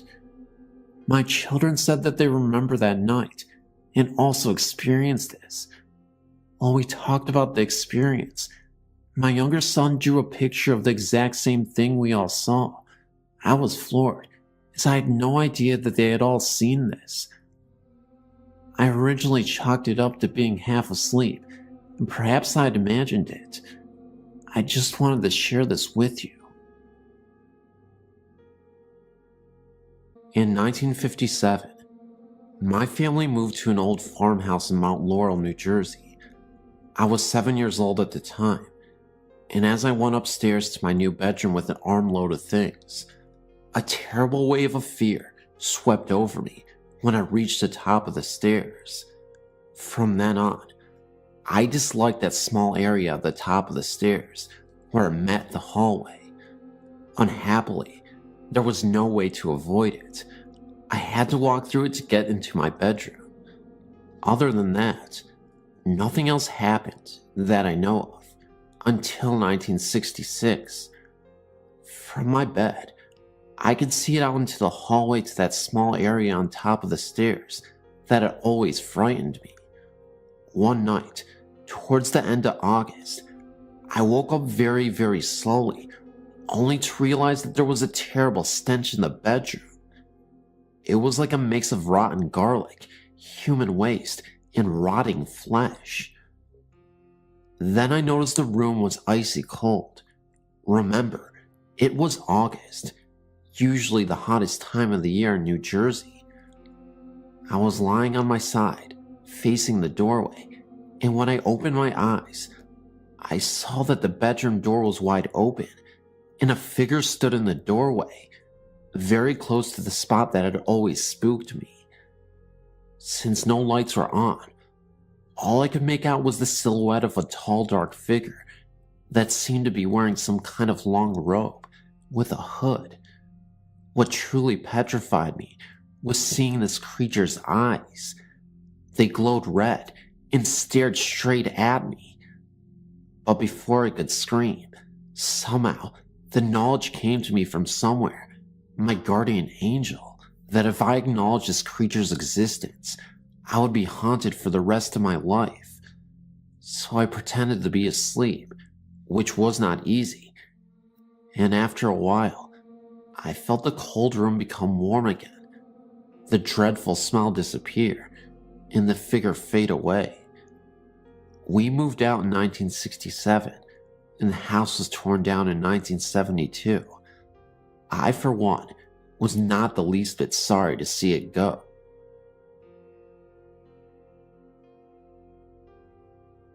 As a child living in our old cotton mill house, raised by my grandmother, great aunt, and her daughter, my cousin, I had many frightening paranormal experiences. I will elaborate on some of them as time goes on, but this story is a recap of many of the things I've experienced living in that house as a young child. I heard the classic footsteps, sounds of papers being crumbled, sounds of books falling when nothing was out of place. Everybody in the family, including myself, heard our names called. Once, I woke up and heard a soft, echoey female voice say deep magic. By way of explanation, deep magic was a facial moisturizer. I once woke up to see a tiny pinpoint of light in my room, which expanded until the entire room was bright as day, and then faded quickly back to darkness. Once I crawled under my grandmother's bed while everybody was outside, something I was not allowed to do, and heard a gruff voice beside my ear say one word, gray. I had then, and still have no idea what that could have meant, but I got the heck out of there from under that bed, and never went back under there again. I had an encounter, a long conversation in the house with a strange unknown elderly woman who called herself Granny Grunt. I saw a little black imp, the shadow of a skeleton, and a handless arm which came up from between the bars of my iron bedspread, and saw blood drip from the ceiling. When I was about 4, I saw a shadowy figure that at the time I thought was the Easter Bunny walk through the living room and disappear into the wall. I now suspect there might have been some sort of gateway in my cousin's room, because much of the activity seems to come from or disappear in that direction. One night, I'd gone to bed early and had a dream that a being, who looked what UFOologists nowadays call an alien gray, was trying to force a full-sized apple down my throat. I awoke, gasping for breath, crying and choking, with that feeling still lingering in my throat of something big being forced down it. My grandmother had an old rocking chair with a woven cane bottom, which creaked loudly whenever you would sit down in it or get up. When my great aunt broke her hip and later died of cancer, for 2 nights in a row, I heard something sit down in that chair, squirm around a little bit, and then get up. I once heard the sound of the chair rocking in the night. Additionally, while my great aunt was in the hospital dying of cancer, I was awakened 3 nights in a row by something banging on the front door. Of course, nobody was there, but my great aunt died 3 days later. Later on, when I was in my 20s, still living in that house, I awoke to see a short woman with her hair in a bun and a white apron over an old-fashioned dress standing by my bed, who quickly vanished. I had many experiences of being in that half-awake and unable to move state, while hearing voices talking and people moving around in the house. Once, while I was in that state, I felt and heard something leap quickly into the bed beside me and lie there, growling menacingly.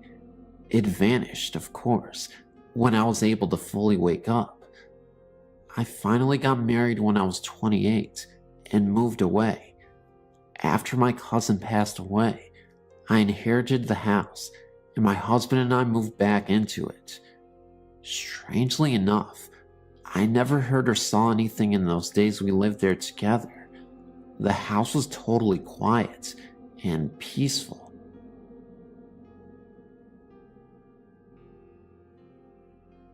My wife and I lived in Ringgold, Georgia, and have lived there for 25 years in the log home that we built ourselves, with a lot of help from friends and family. This was about 1983. About 3 or 4 years after we moved into our log home, some strange things began to happen. We would be watching TV when all of a sudden the TV would go off, and when we found the problem, it was unplugged from the back of the TV. You have to turn the plug on the power cord to unplug the TV, and it was lying on the floor behind the TV. After this happened, we started to hear Indian music and some very low volume chanting in the bedroom when my wife and I would be sleeping. I would see the outline of a body on the wall, like a shadow moving, and it looked as if it was a stereotypical Native American. There was a moment where I went into the bathroom. In the mirror, I saw the presence of some dark face behind me. At times it would get very chilly in the house, even when it was warm outside, but only in one bedroom. We have a big wall clock hanging on the great room wall, and has 3 chimes hanging down from it for the doorbells. When you push the doorbell button, the chime plays a short tune. At times, for no reason at all, the chimes would start to move and ring like someone had pushed the doorbell button, but there would be no one there. Our commodes would flush, and there would not be anyone out there to flush them. We have found human bones in Indian pottery, arrowheads, and lead bullets. We do know that a Civil War battle was fought on our land, and we checked with a university in Alabama. They told us that this was an area that had a Cherokee Indian village back in the 1700s to 1800s. We reburied the bones in the pottery shards, and the strange happenings have not been as frequent as they were. We still live here and intend to stay, and the strange happenings have not been a threat or harmed anyone in any way.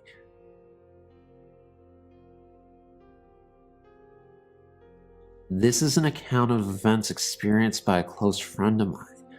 I've changed the names to protect the identities of the people involved. These events took place in Manchester, England. I met Charlotte some 2.5 years ago when we both signed up for a course of ice skating lessons. We got on well from the start and stayed in touch afterwards. Charlotte's father had started to suffer from dementia and her mother was taking care of him at home. Unfortunately, her mother suffered a stroke in November 2008 and was unable to return home. Therefore, it fell on Charlotte to look after her father.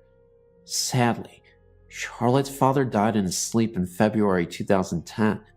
This was a big shock as, although 89 years of age, he was very sprightly and in good health. As you can imagine, Charlotte was devastated. One of Charlotte's sisters came up from down south to stay with her in the days afterwards, and while they were arranging the funeral, they both slept in their father's bed. A couple of days after he died, Charlotte had a very vivid dream. In it, she saw her father as a young man in rolled up shirt sleeves and a tank top. He was running down a hill and hot on his heels was a dog, like they were having a race. She said her father looked very happy and full of life. She has never experienced anything like this before and felt it was her father's way of showing her where he was now. I asked her if she recognized the dog. She said her father used to talk about a dog he had when he was young, but she had never seen a picture of it. It was obviously a very profound experience because it eased her grief, in that she'd felt he had gone to a better place. It is now March 2010. I saw Charlotte over the weekend, and she told me what else had been happening. Charlotte, her sister, and her brother-in-law had been in their father's house clearing it out and decorating. Charlotte was in one of the bedrooms and came across an organ her father bought her when she was 16. She plays the piano. Anyway, she sat down and started playing it. The moment she did this, the phone started ringing. Bear in mind, the phone was disconnected some weeks ago. Her sister answered it, but there was no one there. While the three of them were upstairs in separate areas, Charlotte's brother-in-law asked who was making a drink. Her sister replied that they were all busy and that he should make his own drink. Her brother-in-law said that was not what he meant and asked who was boiling the kettle. When Charlotte's sister went downstairs, the kettle had just boiled and switched itself off. No one had put it onto a boil. A day or so later, Charlotte began playing the organ, and once again, as soon as she did, the phone rang, just like before, still disconnected of course. Charlotte said that one night they were sat around talking about their father, and the lights in the room started flickering. This has never happened before. As soon as they stopped talking, the flickering stopped. I told Charlotte that experiences like this are fairly common, and it's her father letting her know that he is still around. The last time I saw her, she was in pieces. After these experiences, although still very upset, she seems very much calmer and accepting. It is wonderful when things like this happen. If only it could be that way for everyone.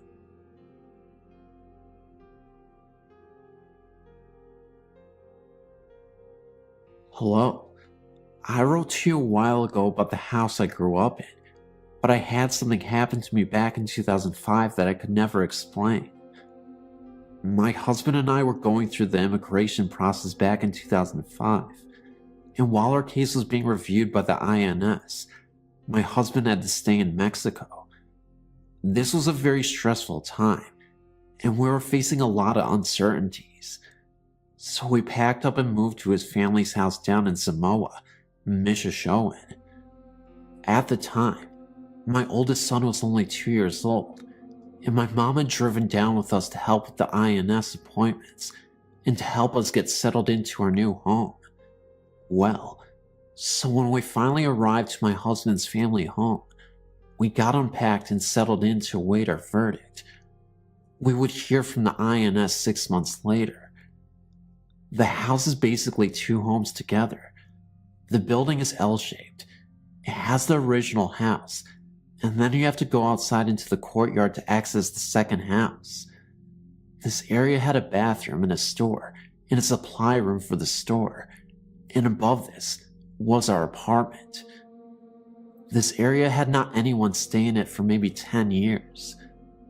This area was like a duplex attached by a door through the living rooms, so we took the left side and closed up the right side. Now, the side we took had an unusual feature. It had a huge bedroom that was divided by a wall and had an open doorway, so it was 2 bedrooms in one. We slept in one bedroom, and my mom slept on the other side. Now, this is a huge home, especially by Mexico standards, but we only shared it with 2 other people, my brother and sister-in-law, because the other family members moved about 10 years before. Nothing about this home seemed scary or creepy, but I did learn that between the 2 houses, 2 of my husband's toddler sisters were buried. I didn't know this until months later, so a few days after we arrived, we were cleaning and unpacking.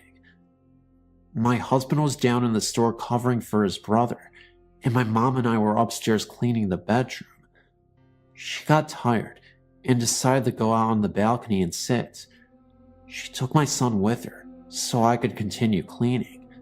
Well, I decided to sit down on the bed, and I was faced towards the window looking out.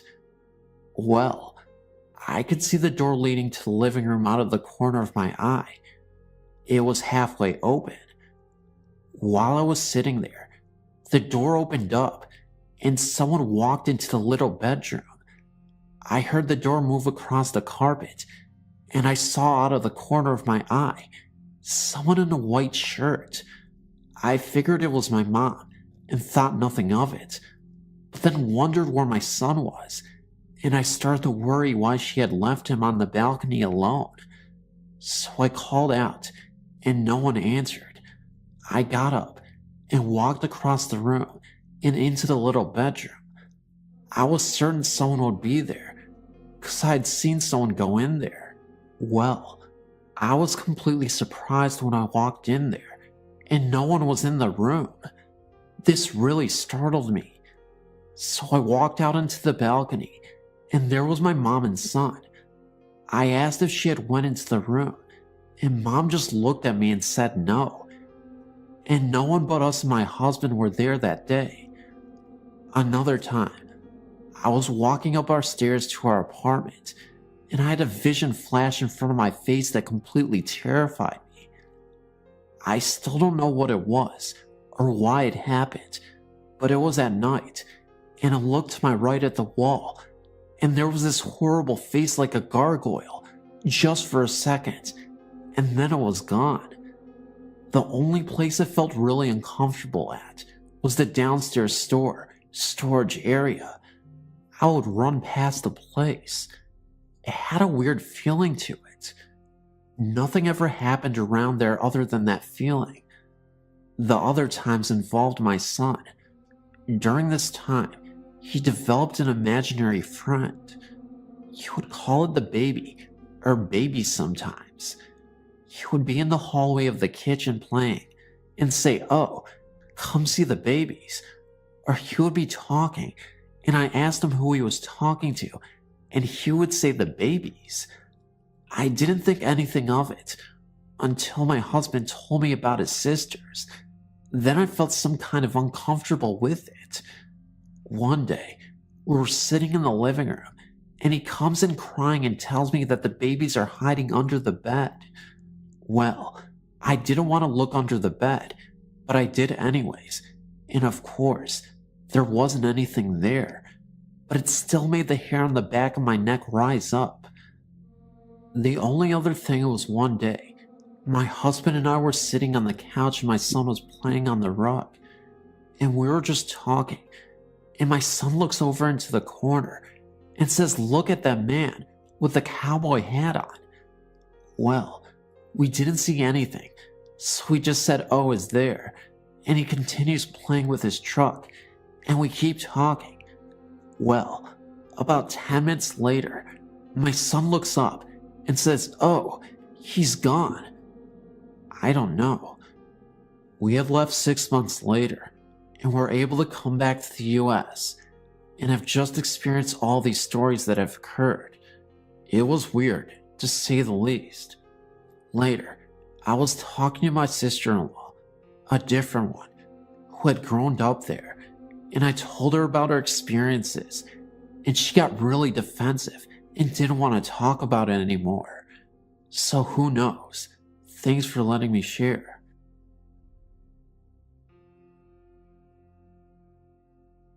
I had recently moved from our old apartment. We were visited there by an unknown presence. A couple of years ago, I'd won some haunted dolls I had bidded on. One was a doll owned by a murdered teenager. The obituary article about her murder was included with the doll. This is the one that I think may have brought on much of the phenomena. My sister heard knocking on my bedroom door from the inside.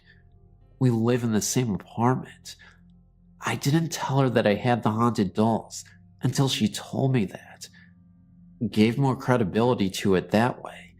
I tried to debunk it by saying that I may have knocked on the door while I slept, but she said no. She heard me up, getting ready for work, getting my clothes on out of the drawers. I didn't hear it from the inside though. It happened one more time the next morning, but she asked the spirit to leave, and then it stopped. But other things started to happen. Our music box mysteriously came to life with a full wind. Even though it was wound all the way down, it wasn't played for over a year. Then again 2 hours later, again at full music without being wound. Kept playing for several minutes. Also, our kitchen faucet moved from the right to the left overnight. It is hard to move it by hand. If that weren't enough, we had to unplug out of the power strip, and neither her or I unplugged it. It isn't easy to unplug. It was kept plugged in for the pump for the inflatable bed, which had a leak in it and had to be pumped up every couple of hours, so we never unplugged it. Our visitor made sure to make itself known. I remember one night I had so much trouble sleeping. I'm an insomniac, so I often wake up many times during the night. I went to fetch myself a snack, so I got up. The living room leads to the kitchen, so I have to walk through there to get to the kitchen. As I'm walking through the living room, I hear a monstrous laughter erupt, a deep voice saying "ha." It creeped me out for a second. Then I brushed it off and proceeded to the kitchen. I'm now sitting down at the kitchen table and can see the living room from where I'm sitting. The only light I had on was the kitchen, but it was dim enough that I was able to see a dark shadow move from one end of the room to the other. It wasn't my sister, because she was knocked out from rest, so I'm going back to my bedroom. As I'm heading past the living room, there was a window, and the curtains were moving by themselves. There was no wind or open windows, and no AC unit on. Nothing that could have made the window curtains do this. A second after this, I feel a pain on my arm, and female laughter, once again this time. I check to see if my sister is up, but she is still asleep. I dismiss it, and say it's just me and my imagination, so finally get tired enough to sleep when I'm laying down and staring at the ceiling. That's when I see it. A face that looks like a witch, much like the witch from The Wizard of Oz. It appears only for a few seconds, but it really made me paranoid. For some reason, I was able to sleep. How I did so, I can't even say, but I did. When I awoke in the morning, I looked back at my arm, and there was a red imprint of a hand there, as if someone tried to twist my arm. I know it sounds crazy, but I wasn't too afraid, even after all that. I investigate places now and then for people, and I'm very much used to activity. My meter readings some nights were very high in some areas that are usually in the green area on the meter. Many times, I would ask for a sign that it was there, and then it would spike into the red zone. I sort of missed that activity after moving out, but perhaps someday it will return in the new place I moved into.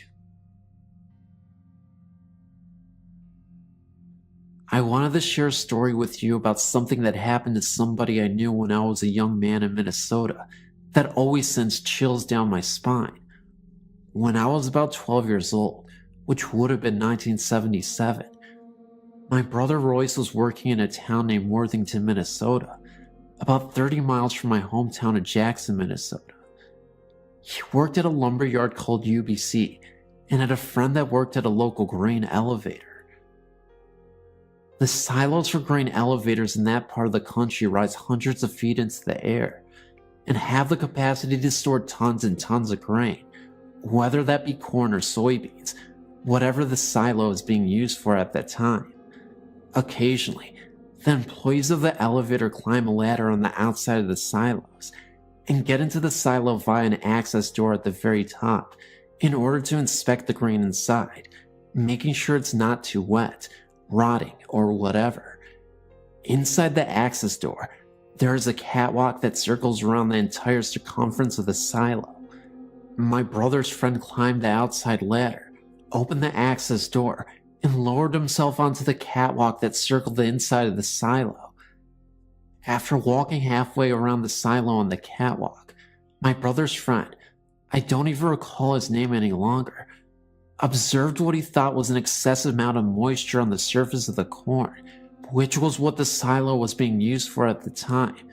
So, being an industrious young man, he jumped over the catwalk rail and walked out onto the surface of the corn to roughly the middle of the silo to take a closer look. After inspecting the corn, he decided to just continue his journey across the surface of the corn to get back to the catwalk on the other side of the silo. As the catwalk was a few feet higher than the level of the corn, he had to grab onto the catwalk rail and bounce to get his foot up to the catwalk platform and swing his leg over the rail. As he swung his foot over the rail, he heard a noise behind him. Balancing with one leg over the catwalk rail and one leg on the catwalk platform on the outside of the rail, he turned around to see what the noise was. Much to his horror, the corn that he had just walked across was falling straight down, hundreds of feet to the bottom of the silo, which was cement floor. It landed with a crash a few seconds later.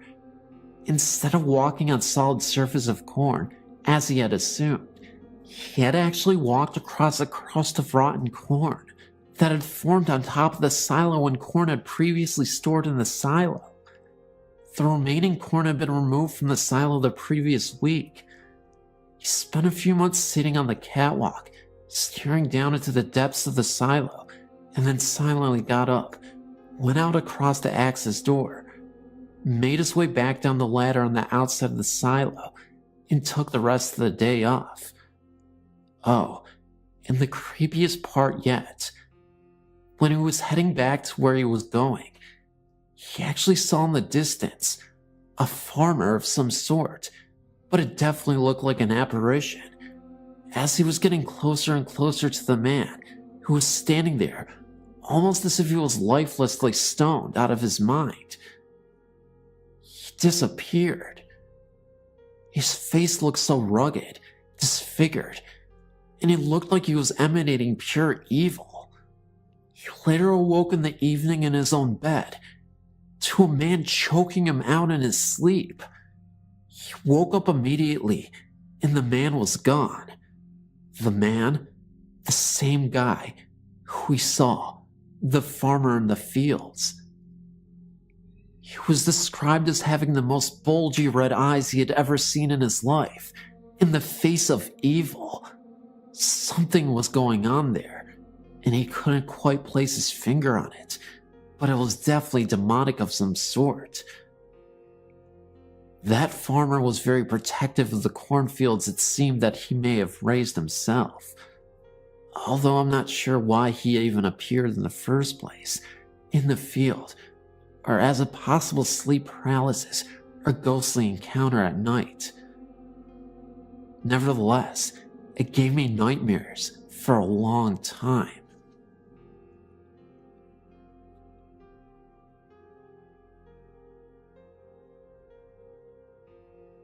I've known about this Ghost Stories website for a long time, probably since the late 90s. I don't visit the site too often, probably 3 or 4 times a year, but when I visit it, I enjoy it.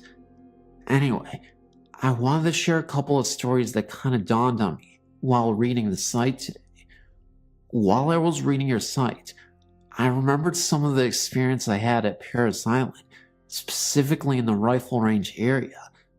Well, when I searched on the internet for Paris Island haunting, I came across this story. This same event in regards to fire which happened to a friend of mine. He was so spooked that he woke me up early for fire watch duty because he couldn't take it. He saw a figure in the mirror in the bathroom. The difference between his story and the story from the link is that he saw the figure in the mirror, but to him, it looked as if he was in the bathroom. The bathrooms were in the large area we call the squad bay. The drill instructor's office was typically there. My friend had me go in the bathroom, but I didn't see anything. I took over his shift and worked mine. I recall hearing sounds like someone was moving in the bathroom. I checked a few times, but I didn't see anything. If I'm being honest, I was hoping that I would, which is why I didn't mind taking a double shift. My second story is an interesting one, because it was an experience we all witnessed. Again, this was in the same barracks where we stayed for the rifle range. We had all entered the barracks after lunch, and we were all standing in front of our foot lockers as our drill instructor, Sergeant Minix, was yelling at us over something. He was standing right at the door that we always used to enter and exit the barracks. We're on the second floor of the 3-floor unit. Well, while he was yelling, there were 3 distinct knocks on the door. It was the 3 knocks that all recruits had to do in order to approach the drill instructor at his office, or when a recruit has to enter another squad bay. By knocks, they were not traditional knocks on the door, but more like hand slaps against the door. As soon as the 3rd knock was heard, he flung the door open. Now, if someone was standing there, they would have had a door to the face. There was no one there, and there was absolutely no possibility that someone could have jumped out of the way or hid. They would have had to run up or down the stairs, or jump over the railing and taken a very high and nasty fall, and would have been obvious just hearing footsteps. Looked up and down the stairs and said, "Must have been a ghost." It was the time of day where all platoons would have returned to their barracks, so it wasn't some recruit falling behind or a drill instructor late. That just doesn't happen. Paris Island is very orderly in everything. Of all the ghost stories I've heard, I've never read or heard one where a room full of people experienced the same thing. I read many of the stories on your site and decided to tell one of my own. This is the scariest and most unexplainable thing that has ever happened to me. First, I'll give a little background information. I grew up on a farm in rural South Georgia and spent a great deal of my free time fishing, hunting, and exploring, and always doing this by myself, since there weren't a lot of other kids around and I only had a younger sister. I never really experienced any fear of anything, other than being late for dinner, all the years I was growing up, and I can't recall any paranormal experiences other than the one I'm about to share with you. I had a best friend from school that I started hanging out with after we became old enough to drive and got our trucks, which are required for country boys. For the next 2 years, we did most of our hunting and fishing and troublemaking together. After we graduated from high school, we even went to the same local college and continued to hang out. My granddaddy owned a farm in the same county that we lived in, and I would go deer hunting on his land sometimes, but I had never taken my friend there with me. Behind my grandparents' house were several barns, then several large fields, then a large pond with a swampy area, then a large pasture that stretched from one side of their property to the other, property line to property line. This wooded area was immediately behind the pasture and also encompassed the entire backside of the property. The woods were also enclosed on the back and on each side with a 4-foot tall fence, since cows were allowed into the pasture and wooded area at times. You will soon see why all this detail is important. On the 3 sides of the wooded area were large open fields belonging to the neighbors, with each field belonging to a different neighbor. Take note that there are no more trees or woods close by.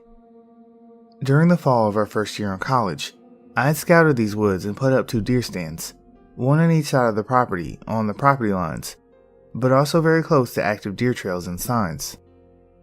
These stands were no more than 100 yards apart, and about 150 yards into the woods from the pasture. I decided one weekend to treat my friend to a little hunting paradise, although I had yet to see anything other than squirrels all season long. We went to the woods about 4 p.m., with it being dark by 6. I took him to his stand and then proceeded across the woods to mine. Just after the sun went down, I heard my friend whistle loudly, obviously trying to get my attention. I whistled back. He whistled again as though he didn't hear me. Again, I whistled back, even louder this time. There was no response. About 5 minutes passed, and then I heard him whistle again. But he was closer to me than he should have been, but still through the woods somewhere. I found this very strange, since we were supposed to sit in our stands until after dark, and then meet up in the pasture to walk back out to the house. He whistled again and was even closer, and I could tell that he was almost running, and he started calling out my name. He sounded panicked and was coming straight toward me, although there is no way he could know where the deer stand was, since he had never been there before, and I didn't respond to him until he called my name. I climbed down from the tree stand as he approached, and when I got on the ground, he ran up and said, "We gotta get out of here. Something big is after me." Instead of joining him in the rush, I stood there looking and listening. Sure enough, in a few seconds, it sounded like a bulldozer was coming through the woods, but without the engine. I could hear trees breaking and large bushes being shaken and trampled, and it was coming right at me, with the sound becoming deafening, as though it were right on top of us. I started running down the fence headed for the pasture, and realized that my friend had run ahead of me and stopped. When he saw me running, he took off running again. We ran as fast as we could through the woods, with the sound of massive destruction right on our heels. As we broke out into the pasture and got about 50 feet from the edge of the woods, the sound stopped. We continued to run until we were halfway across the pasture and turned to look at each other as we ran, both realizing that either we were no longer being chased or there was just nothing to be torn and crushed in the pasture. We both stopped and turned around, dropping to the ground and shouldering our rifles, aiming to kill whatever was behind us.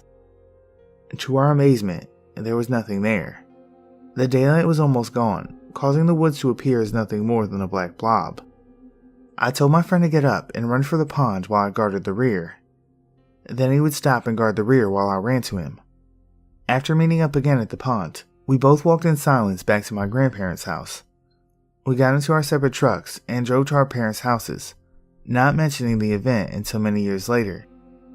We still remain close friends then and even today, but we still don't know what happened in the woods that night. I did return to those woods a week later by myself, but in the middle of the day, I walked over the entire wooded area and never even saw one broken branch or bush. I walked in the fields around the wooded area and saw no large or unusual footprints. My friend never returned to those woods with me, even though I returned many times day and night, and never again experienced any strange occurrences or sounds. I know there was nothing physical in the woods that night, but whatever it was, I obviously didn't want my friend there, and he got the point loud and clear. My family and I took a trip to Tennessee in the summer of '08. We went all over the place, such as Jackson and Nashville. On our second to last day before we left to go home, my family decided to go to Franklin because we had picked up a brochure of haunted places in Tennessee, and so he went to humor me because I was interested in hauntings at the time. This city, not known to most people, is actually the site of the bloodiest battle of the Civil War, even worse than Gettysburg. There are 2 houses that were the main sites. One of them was the Carnton Plantation, which is the setting to my story. The plantation was creepy enough when we drove up to it, without even knowing the history. When I got out of the car, I looked up at the house and noted how beautiful it was. Then my attention was averted to the balcony on the second floor. There, standing on it, was a man. He was clearly dressed in a Civil War uniform, though I quite can't remember which color, and I could clearly see that he had a beard covering his jawline. He stood there with his arms behind him, as if he was gazing out, overlooking troops. Of course, at the time, not knowing any of the history, I thought it was just a tour guide taking a break out on the balcony. I even hoped he was going to be my family's guide. Later, once we were on the tour, I noticed that none of the employees were dressed like 19th century citizens. Of course, then we got the history of the place, and I understood why this place was considered haunted. When the battle itself was both going on, and when it was over, injured soldiers were treated inside of the house. So many, in fact, that there are stains of blood inside of the house that will not come out of the floor. Many soldiers obviously died inside of the house. When we continued our tour upstairs, we entered a room with a door to the balcony. This is where I learned that no one was allowed out on the balcony. This confused me since I'd seen that man out there. When the guide took the group into the room across the hall and began talking, I couldn't pay attention. The closet in the other room kept grabbing my attention because it had a piece of black cloth in it. Finally, I tried to keep myself focused, and it was going well until a gentleman in the group got bored and decided to go out into the hall.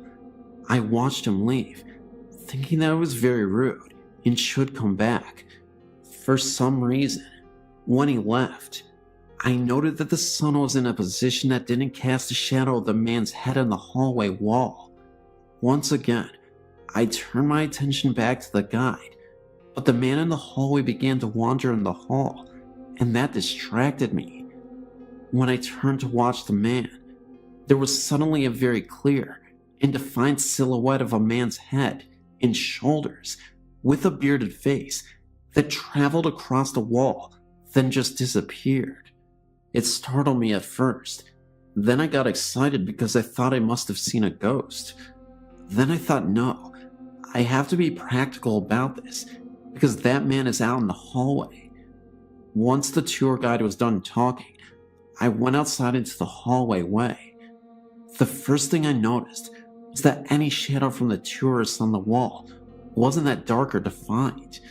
Then I noticed that the way the sun was facing caused the shadows to be cast on a completely different wall.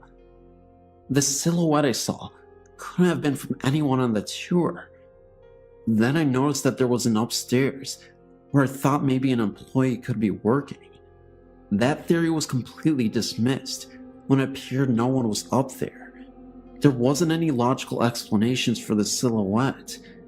It wasn't until my family returned home a few days later that I decided to research what I had seen. After discovering that there was a frequent spirit there that was called the General, I made the connection. The details from past eyewitness accounts were identical to mine. He stands out on the porch, has a Civil War uniform on, and has a beard on his face. I was, and still am convinced, that I saw the General on that day.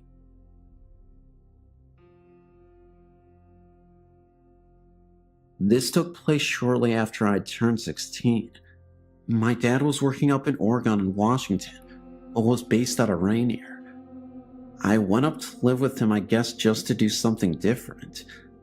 I was used to being around the city type of atmosphere, and it wasn't too long before I grew bored. Not that the Oregon country girls in that area didn't stir my blood.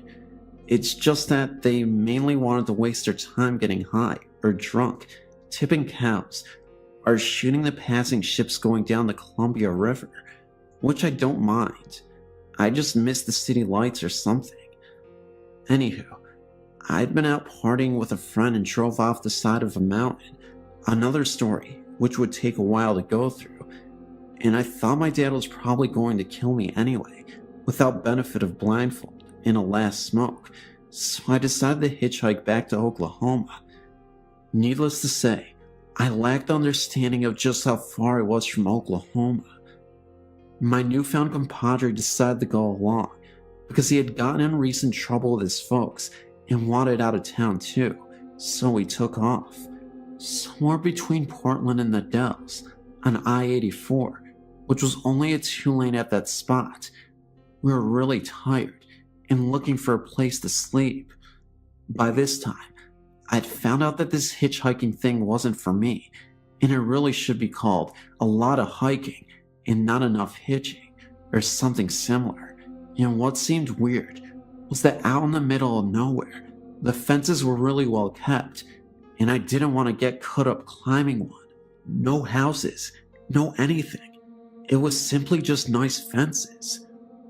Anyway, we found a rather peevish looking fence about 3/4 of a mile before a bend in the road.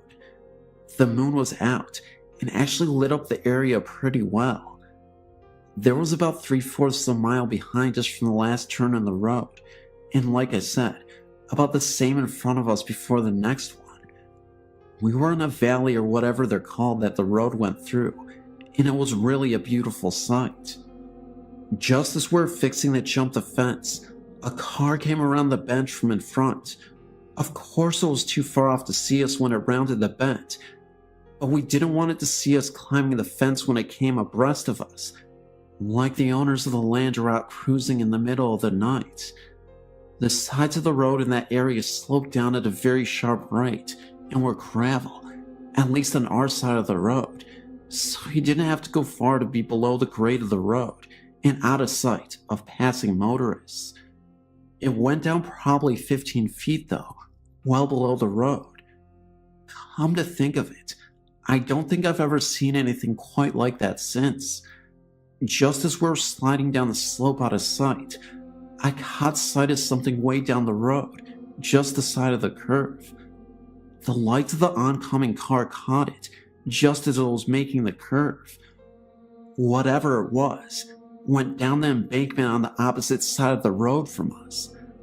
I asked my friend if he saw it, and he said yes, he saw something. After the car passed, we peeked over the top of the road, and right when we started to climb back onto the roadway, because we decided we didn't want to sleep in that area anyway, we saw what appeared to be 2 guys pushing a motorbike climb up where we saw it go off before. This was still about 3/4 of a mile at least off, down the hill near the curve. We slid back down the slope, out of sight. I really don't know why. Then we kinda just looked at each other. A motorbike? We both looked at the incline behind us. If you pushed a motorbike off the side of the road down this embankment, you'd have a heck of a time stopping it before it went all the way down, and the river was on their side, and even a harder time getting back up. I couldn't imagine trying to get it back up to the road, assuming it didn't go into the river. We both peeked over the top, breathing really quiet and shallow, watching for another couple of minutes, when all of a sudden, it stood up. It wasn't 2 guys pushing a motorbike. It was something that had been on all fours and stood up, and it was huge. At least twice as tall as us, and by the way, we weren't midgets. I almost crapped myself. I started looking around, and the fence, by this time, was looking mighty small. Thinking really fast in that fight or flight mode, and the flight was definitely the way I was leaning towards, I realized that, thank God it had been his turn to carry the backpack, which would slow him down, and had the only food we had in it, and on top of that, I thought I could outrun him. Maybe it wouldn't want both of us. I looked at him, saw the panic in his eyes, and knew he was thinking along the same lines. I knew I couldn't run. I also knew that I had to sense us when it got directly across from us. I pulled out my little pocket knife. I knew that we're going to die, and all I could think of was, Lord, please let it be quick. I peeked over the top again, and it was almost even with us. I might have whimpered, silently of course, but I also noticed that the wind was blowing in my face from his direction. There might be hope. We ducked back down, and we could hear it almost stop right across from us for a moment or two, then start on up the road again. It was almost the curve up the hill from us from the direction we had originally came from, when another car came around the bend downhill. I thought about jumping out in front of it and yelling for help, but if it didn't stop, then whatever that was would know that we were there. We waited, and it disappeared below the other side of the road, like before when the other car came. This time, it didn't come back up. I don't know how long we waited, but we finally climbed back up and continued down the hill and around the curve. We didn't say a word or breath, anything about a whisper, till we cleared that bend in the road and was a mile or two away. When we called the Dallas, we called our parents to come and get us. We'd had enough of the open road in Oregon. I don't know what that was, but I still think about it sometimes. I've had a few other things happen to me in my life, but that really scared me.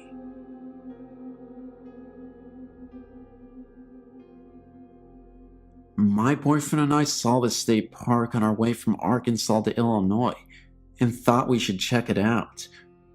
We'd never heard of this place or even seen it before.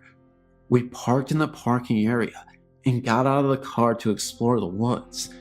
Naturally, I had to use the restroom, so I went to the bathroom, and once I got to the toilet, I had a terrible feeling of being watched, and I truly felt like someone was in the bathroom with me, but obviously, I was the only one.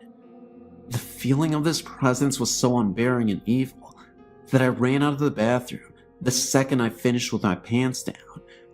Once I got out of the bathroom, my boyfriend and I started down the path. Within 30 seconds of walking, and still within 30 feet of the bathroom, my boyfriend and I heard a loud footstep, crunching the leaves. In fact, it was multiple footsteps. My boyfriend thought it was a bear or something, because of the heftiness of the steps, so he was searching and searching for a bear, or anything, but he couldn't find a thing. I didn't mention the bathroom to him, but after not too long, I insisted we continue. I know there is something terribly evil in that bathroom. For a while, nothing else odd occurred, and we continued on the path which goes down to level ground, with a large lake on one side. But soon after we got to this level ground area, the sun started settling, and that's when things got uneasy again. We both started to hear something large walking in the leaves again.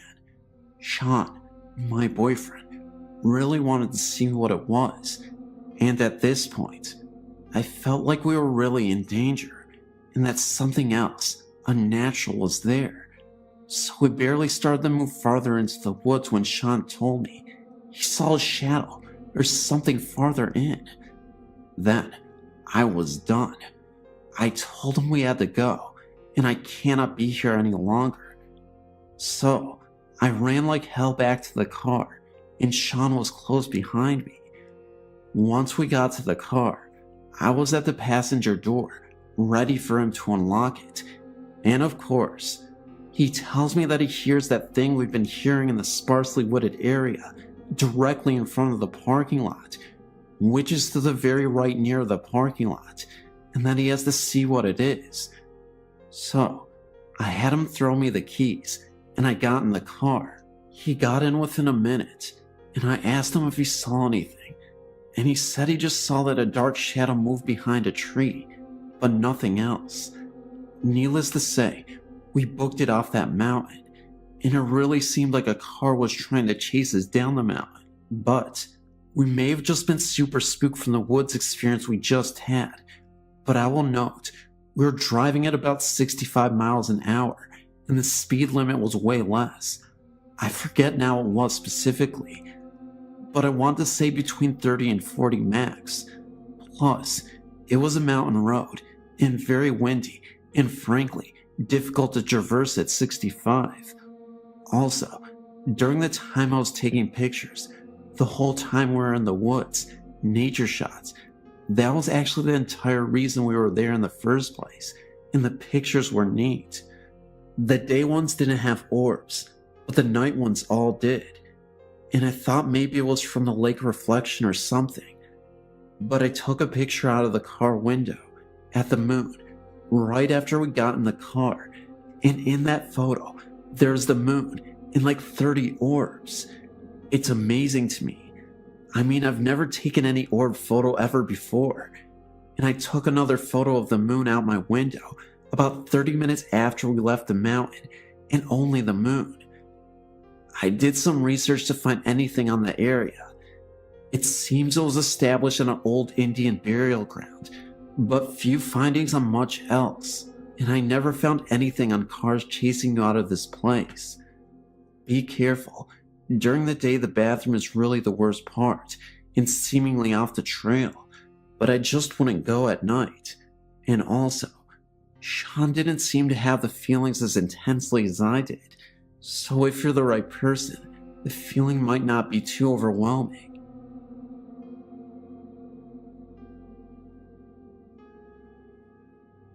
I was thinking about my dog last night, as he was put away a few years ago, and the immediate remembrance of a very weird experience me and my dog had in my home in Tallahassee.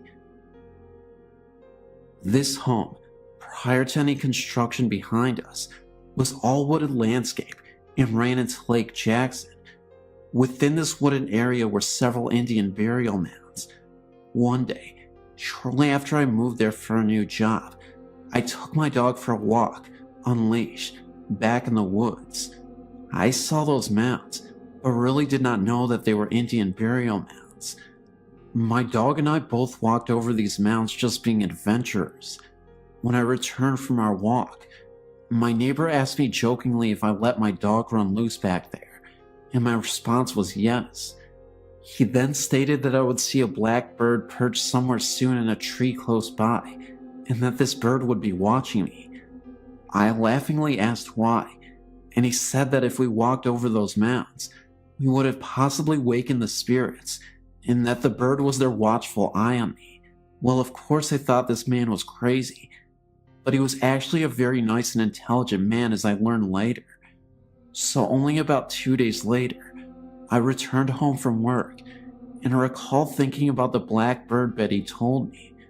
So I peeked around the left side of the home to look into the wooded area, and lo and behold, there was a blackbird perched on a tree, staring at me.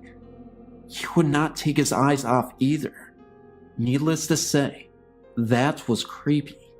So that very night, I was in my office, and my dog was usually laying in the living room by the fireplace.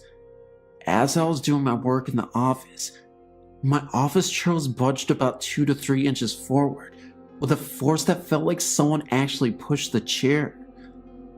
I instinctively reached by, looking over my right side, expecting to see my dog. No dog, nothing. So I quickly went into the living room, only to see my dog laying down facing the hallway entrance, which is where my office resided, as well as 2 other bedrooms. And he had his head between his paws, staring and growling at something in the hallway. Talk about getting freaked out. So I grabbed my dog by his collar and tried to lead him down into the hallway, and he resisted every attempt. He was scared, obviously, and he definitely saw or sensed something. I did not see anything at all. As I walked into each room through that hallway, I did not see or sense anything. Then I walked into the bathroom in the master bedroom to find that my candle, which was lit, went out. So that night, I kept all lights on. The following day I came home and looked again for that weird bird. He was not there. So I took my dog outside to do his thing, but then noticed he was limping. Then he fell to his side with pain in the backyard. As I made the observation, I noticed that in his groin area, he had a large tumor-like bulge coming from this area. I immediately took him to the veterinarian, and I recall she had no explanation for it, but prescribed medication to reduce the swelling. Within 2 weeks or so, the swelling went away. Looking back at that, I really feel that the spirit, or whatever it was, made that happen, as my dog was still young and very healthy. After that week of weird occurrences, I never had anything further happen. I never told my neighbor what had happened, as I did not want to look silly or have rumors flying around. But for sure, I can tell you that I know in my own gut that what that neighbor told me came to life. Dogs can definitely sense or see these spirits, as we cannot apparently. Between the bird, the bump on my chair, my dog growling and acting scared, and the bulge in his groin area, all made sense that something was in that house. Never walked in those woods again. I no longer reside there either.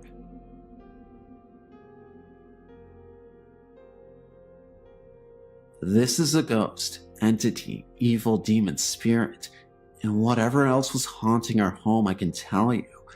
I will never forget what happened as long as I breathe air.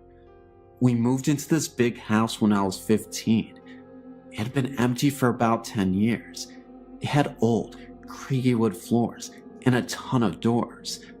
Everywhere you turned in the house, there was a door. Don't ask, I still can't figure it out. It was a doctor's house. In the very back of the house is where he saw his patients. Yes, some died in the house in his office. Both my grandparents also died there. The very first thought we had activity, about 3 a.m. in the morning, there was someone banging on our front door. My grandfather would get up, and no one would be there. This happened all the time. We'd drop our car keys in the glass bowl right when we walked in, and they would be in a different part of the house. Things were always showing up all over the house. It likes to play tricks all the time. So many things happened, I can hardly recall them. All but this one I will never forget in my life. I would love to forget it, but it just won't go away. I was 20 years old and just had a baby. I had my daughter in a bassinet beside my bed. I fell asleep watching Michael Jordan play basketball in the Olympics. My bed had a tall headboard that sat up against my bedroom window. I also had floor-to-ceiling curtains, very heavy curtains. The windows were shut. The curtains were shut too. I was sleeping on my back as I fell asleep to the TV. The TV was still on, and the baby was fast asleep. All of a sudden, I felt a strong man's hand covering my whole face. He was trying to suffocate me. I was in panic mode. His grip on my face and nose was so tight that I couldn't breathe or scream. I was looking up at the ceiling thinking I'm gonna die, right there, right now. It seemed like an eternity, and I was losing my breath. Then, the phone beside my bed rang. It stopped. I jumped so far out of the bed across the room and looked back thinking I was fighting off an intruder, and no one was there. I looked out the window. Nothing. I looked in the mirror, and I had a bright red handprint on my face. It was evil. It was an evil something. I was praying out loud for whatever it was to get the hell out of my house and leave me alone. I've never been that terrified in my life. Never. I looked out the window, and it was pitch black. I got the feeling like something was out there laughing at me, or mocking me. The baby never woke up. It was her father on the phone. I told him what happened, but he thought it was a dream. I know from the start it was as real as I'm sitting here telling you today. Not long after that, my grandmother and grandfather died in the house on 2 separate occasions. I was left in this huge house all alone with my 2 children. They were 1 and just months old. The house was always freezing, no matter how high the heat was on. I would hear talking that I could never make out. Footsteps up and down the hallway, pinching, grabbing. The lights never worked. I changed the bulbs all the time. When I did the laundry where the old doctor's office used to be, I could feel a breath on my neck. I could see shadows of people out of the corner of my eye. It was a living nightmare. The energy was so thick and heavy, even on the brightest day. I was scared to death to be there alone and go home after work alone.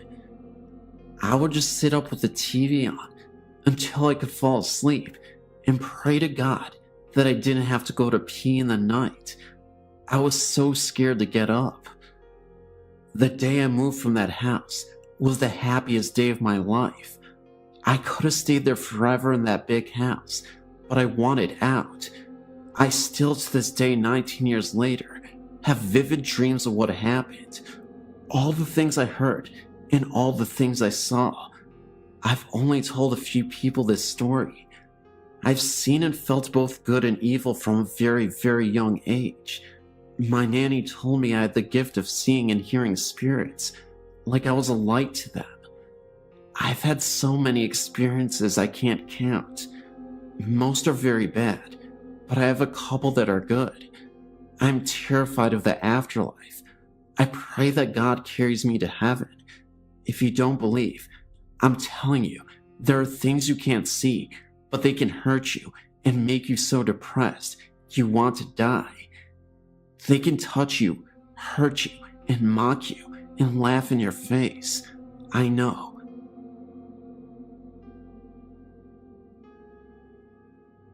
Here's my story. It will be interesting to see what everyone else thinks of all this. I was at a friend's house listening to music tonight, Saturday, April 12th.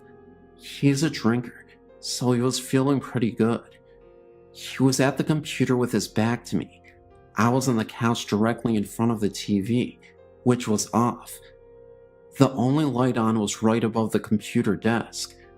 To my right was the entryway, which was dark, pitch black actually, but I could see the reflection of the room in the TV.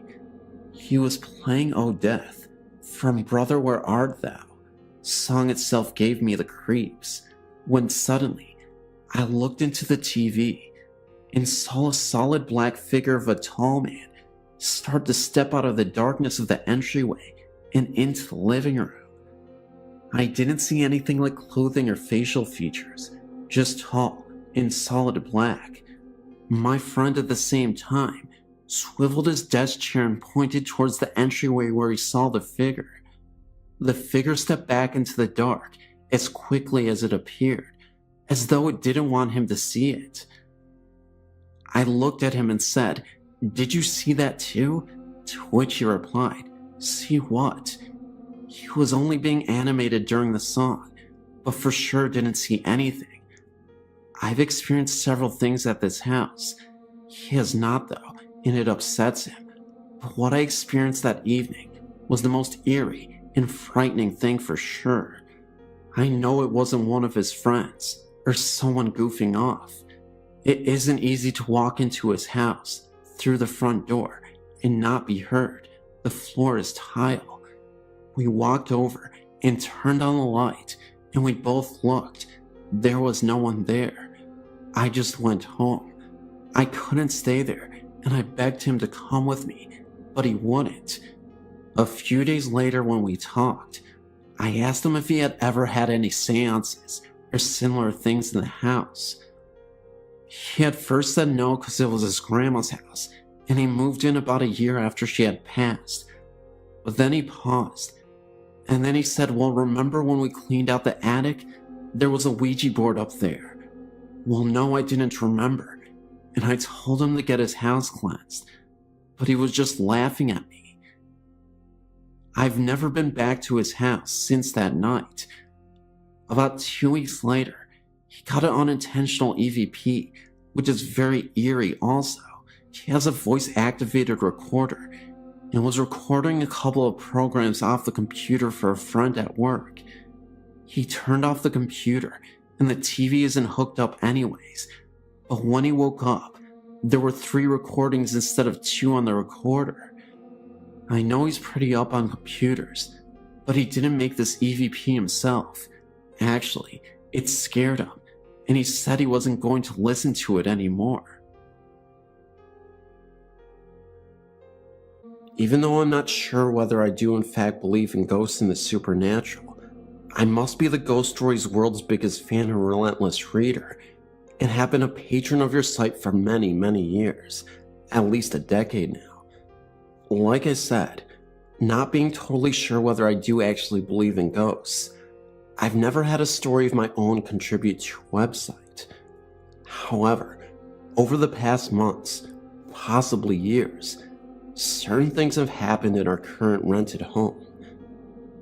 Occurrences in this house that made me think twice, maybe even 3 times about what I actually do and don't believe in.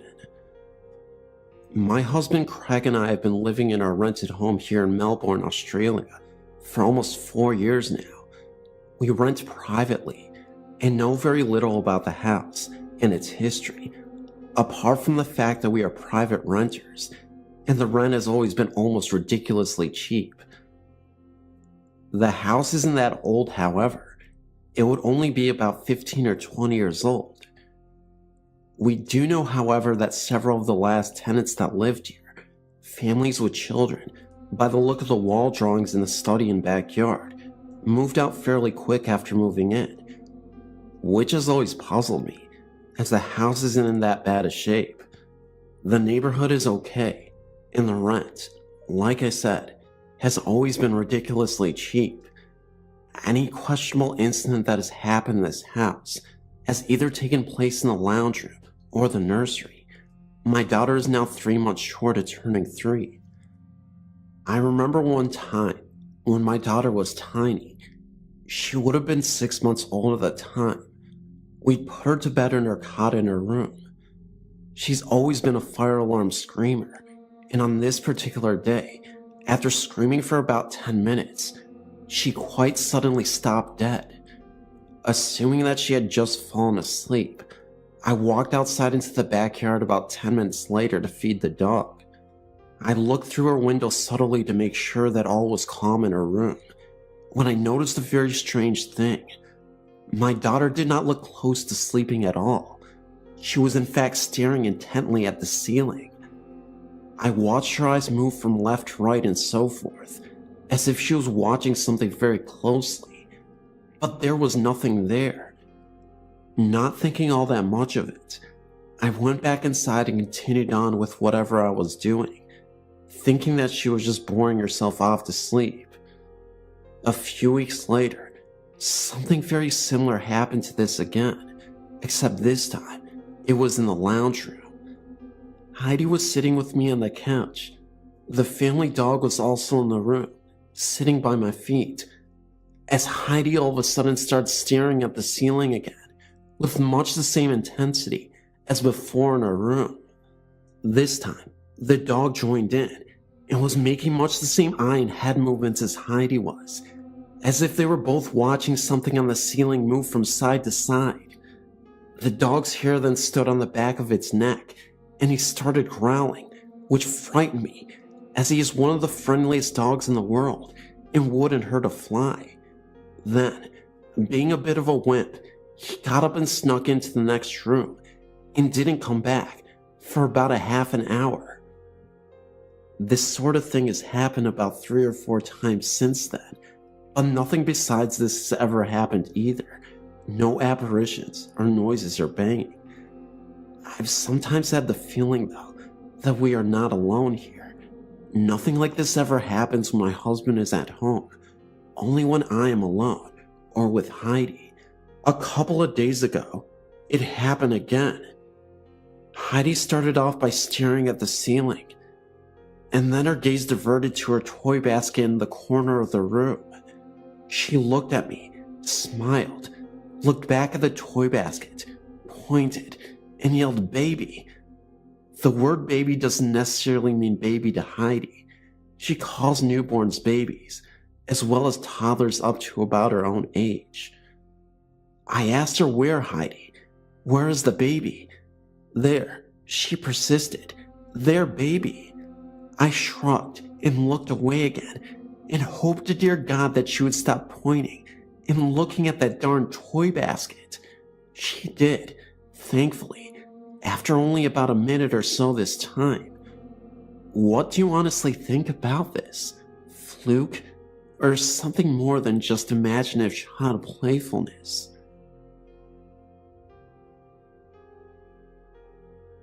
This website has mentioned dark, powerful energies such as imps, and I noticed the creator of this website has seen what could be called imps. Imps are described as devil spirits, who are demons, and small in stature. I've had many experiences throughout my life like the one the web creator had growing up. I don't like talking about them so much, and do my best to keep it dormant, but I did read their story, and I've had an experience with a small black figure that sounds like one of the imps described in that story. Me, my daughter, and my wife all used to sleep in the same bed till our little girl was 1.5 years old. Around the time my daughter was that age, I remember staying up till close to 1 or 2 a.m. watching a long movie. When I was finished, I went to the room and turned on the bathroom light to brush my teeth. Our room was well lit from the bathroom. Since around the age of 3, I've had dealings with spirits as well. So, when I was about halfway through my brushing, I pretty much knew from that feeling I had that something was happening. I looked in the room where my daughter and wife were sleeping, and cuddled from behind my daughter in a fetal position was a small black figure. It looked human, but it moved, behaved, and felt like it was something else. It looked towards me, got on all fours, and scurried across the bed lightning fast. I kinda jumped back, but it disappeared when it hit the floor. The strange thing was, after I got into bed, my daughter, eyes closed, still asleep, did the exact same thing the figure did before I went to bed. Only my daughter stopped with her still sleeping face right in mine, then laid back down and was normal again. Some other things started happening after that, but I don't know if they're related. I hope my story helps you figure out what these things are.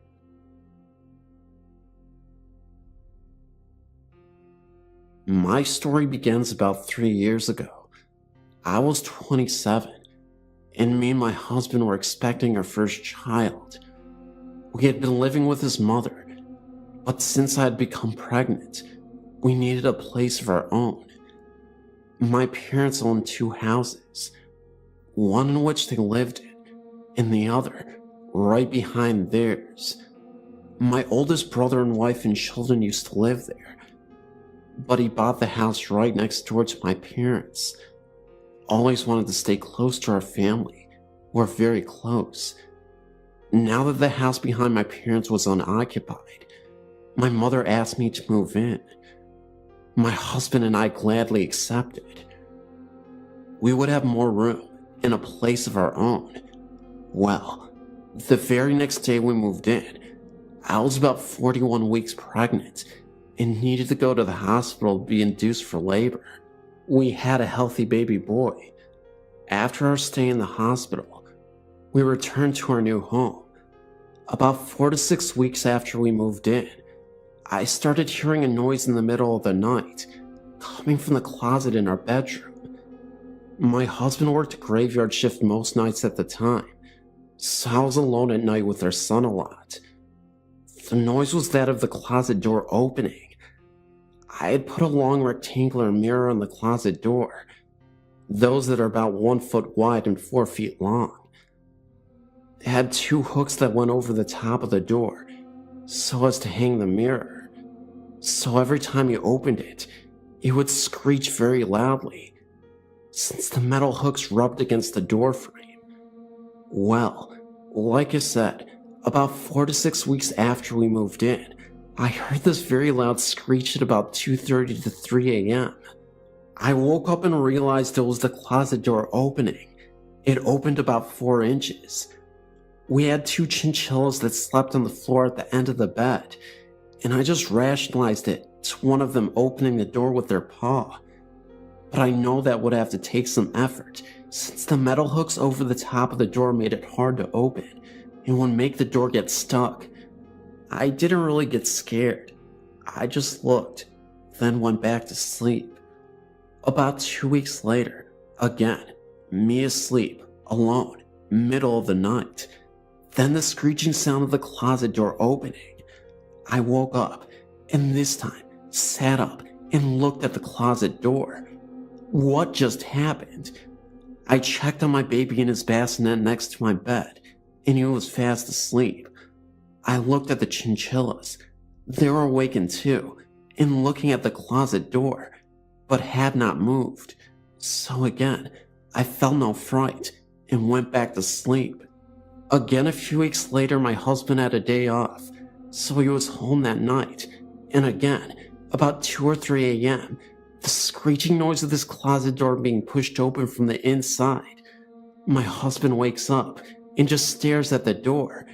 Now he saw firsthand what I had told him about. The last time this happened was some weeks after that. Again, I was alone at night. I heard the screeching sound of the door opening, only it sounded like it opened a little bit wider than just 4 inches this time. I sat up and looked at the door. The chihuahuas were staring at the closet door as well. This time, they stood up. Then the closet door started opening a little bit further still. That set the chihuahuas off. One was barking at the closet door like there was no tomorrow, and the other ran under the bed crying and howling. Their reaction is what scared me the most. My heart was racing. I put my head under the covers. The closet door didn't open further, but it took me forever to get back to sleep. After that night, I was scared of the closet. I told my husband, and he put a lock on the door. I closed it and locked it every night. I didn't open it again. Only one thing happened after that. About a year later, the closet door became increasingly harder to close. It would get stuck, and I would really have to push to close it completely. One Sunday night, about 7:30 p.m. this time, I again was home alone. My husband was working, and my son was with my parents in the house in front of ours. I was watching some TV, and I didn't like to leave the closet door open anymore. So I walked over to the closet door to try and close it completely. I was really pushing, and I started banging on the door with my fist to try and close it. It was almost closed. Then, while I was banging with my fist, right on the other side of the door there was a loud bang, as if someone hit it with their fist. It was right on the spot I was hitting it. I could feel the vibration against me. I stepped away from the closet door. I tried to stay calm. I'll try to sit down and watch some TV, I told myself. I sat down, but could not keep my eyes off the closet door. After about 30 seconds, I decided I couldn't stay in the house any longer. I left my parents' house in front of mine and left the TV on. Why did that scare me so much? I was fine when the closet door would open in the middle of the night. Was it because I was so sleep deprived from having an infant son that it was so easy for me to go back to sleep? The fact that I heard the banging on either side of the closet unnerved me so much. Thinking back, I remembered when I was 14 and my brother first moved in the very same house with my then 4-month pregnant sister-in-law and her 4-month-old daughter from a previous marriage. I remember shortly after they moved in, her telling me she thought the house was haunted. I asked why, and she told me that at night, she would see the closet doorknob rattle and turn. Oh, it's just her imagination, I told her. Even at 14, I would rationalize everything. I guess it wasn't her imagination after all. I later asked my niece, now 21, if she ever saw anything. She told me she did, which I later write about. This is something completely different to my experience, and I think it had something to do with her, and not the house. She also used to tell me that the closet door used to open in front of my brother until he confronted it. Then it stopped. Thank you for taking the time to read my story.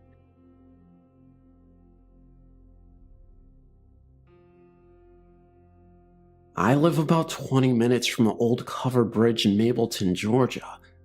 This is one of the places I've been to in the surrounding area and where I had the most happen. In 2004, we went on a last-minute hunt to the bridge. I know you're supposed to be better prepared, but I kept most of my things in the car at all times, just in case. We of course had heard the local legends and wanted to see for ourselves, so we headed down after about midnight. Even then, the traffic on the road was just heavy enough that we were unable to try the chocolate thing with the car, so we parked up the road a ways away at the Comet Trail parking lot. We walked down and took our flashlights with us. On either side of the bridge are orange streetlights, so the bridge is lit up all the way through. One in the group brought her cousin, and I didn't realize at first that he had been drinking, or he would have stayed behind. He got up in one of the bridge's windows and peed into the creek below. After yelling at him to stop, I realized I could no longer see the lights on either side of the bridge. Our flashlights also stopped working, all of them. After the temperature dropped and it became dark the way it did, I told the others it was time to leave. We then saw the streetlights turn on for a second, and then in the distance, at the other end of the bridge, two kids dressed in formal attire, standing and hand-holding. Had to be about 30 seconds, but we saw it. We froze, then started back to the car. As we walked out of the bridge, we heard what sounded like little kids laughing, and they actually touched and poked at our backs as we hurried as fast as we could back up the hill. One of our group reported hearing a voice in his ear telling him to run. I have to say it was unsettling, and though I haven't been back to the bridge yet, it hasn't stopped me from going to other places. I've heard voices and gotten pics, and even had things happen at other sites. This one was one of the best ones, because I don't get physically touched by them often. I also believe nothing would have happened if he had not upset the spirits the way he did. I'm very much more careful about who I bring with now.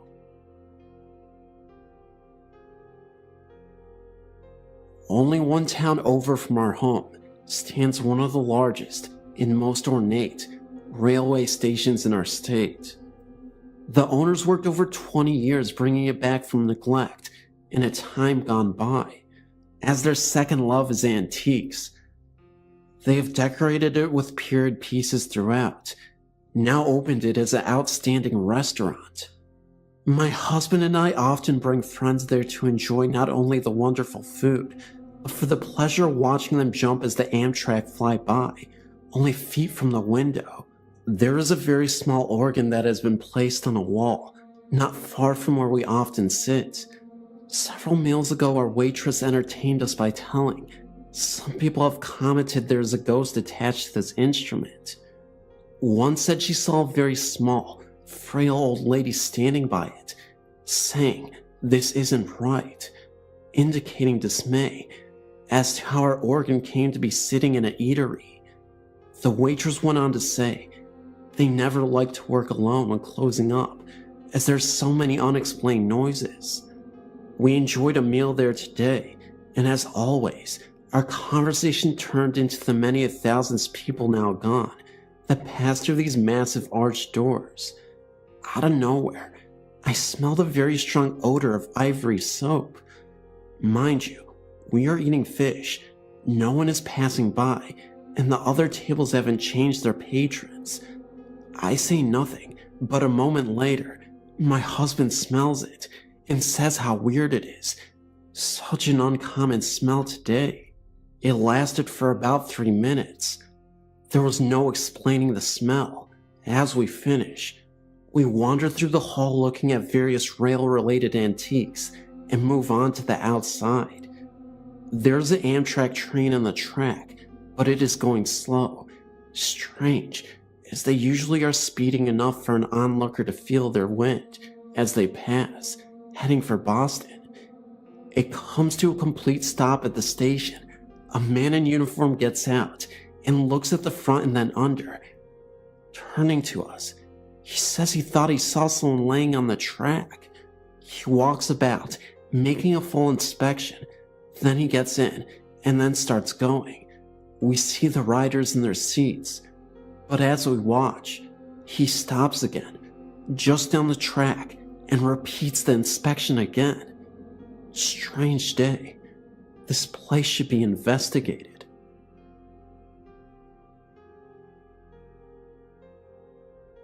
This is my second entry and story.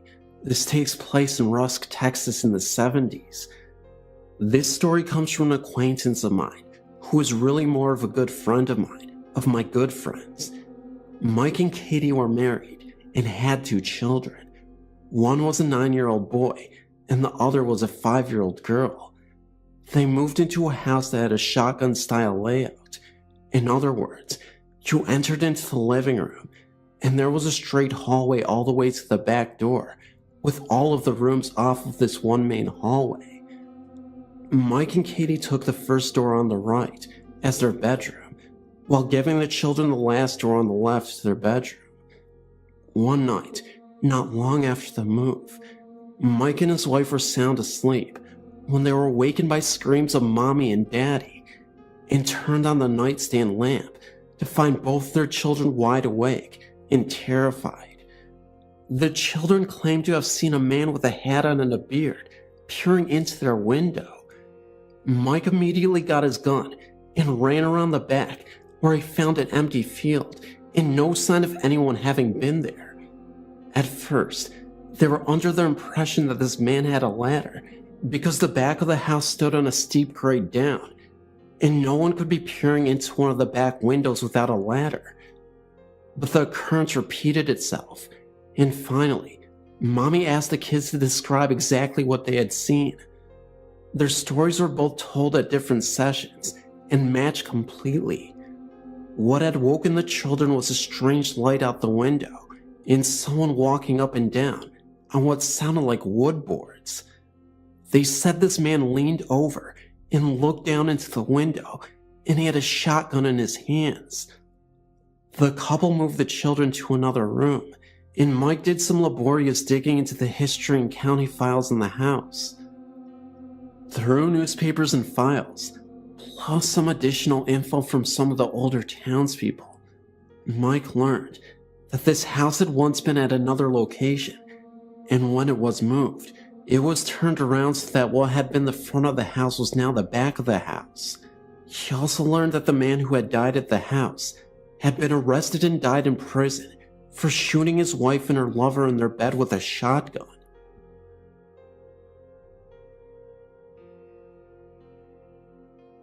I've sent in one other story about my mother's house in Illinois, but I have 2 more stories to share. I was raised by my grandparents. Their house has its share of odd occurrences. Knocking sounds from within the walls, an apparition of my great-grandmother, and eerie feelings down the long hallway to the bedrooms. One night, I was around 9 in 1989. I was lying in bed, trying to fall asleep. My bed was facing the doorway, and I could see into my grandparents' bedroom across the hall. The hall is only about 4 feet wide. The only light visible came from a small night light in the outlet at the center of the hall. As I was tossing and turning, trying to fall asleep, I looked out into the hallway and saw a young woman with curly hair, her body glowing faintly. She carried a candle in her cupped hands.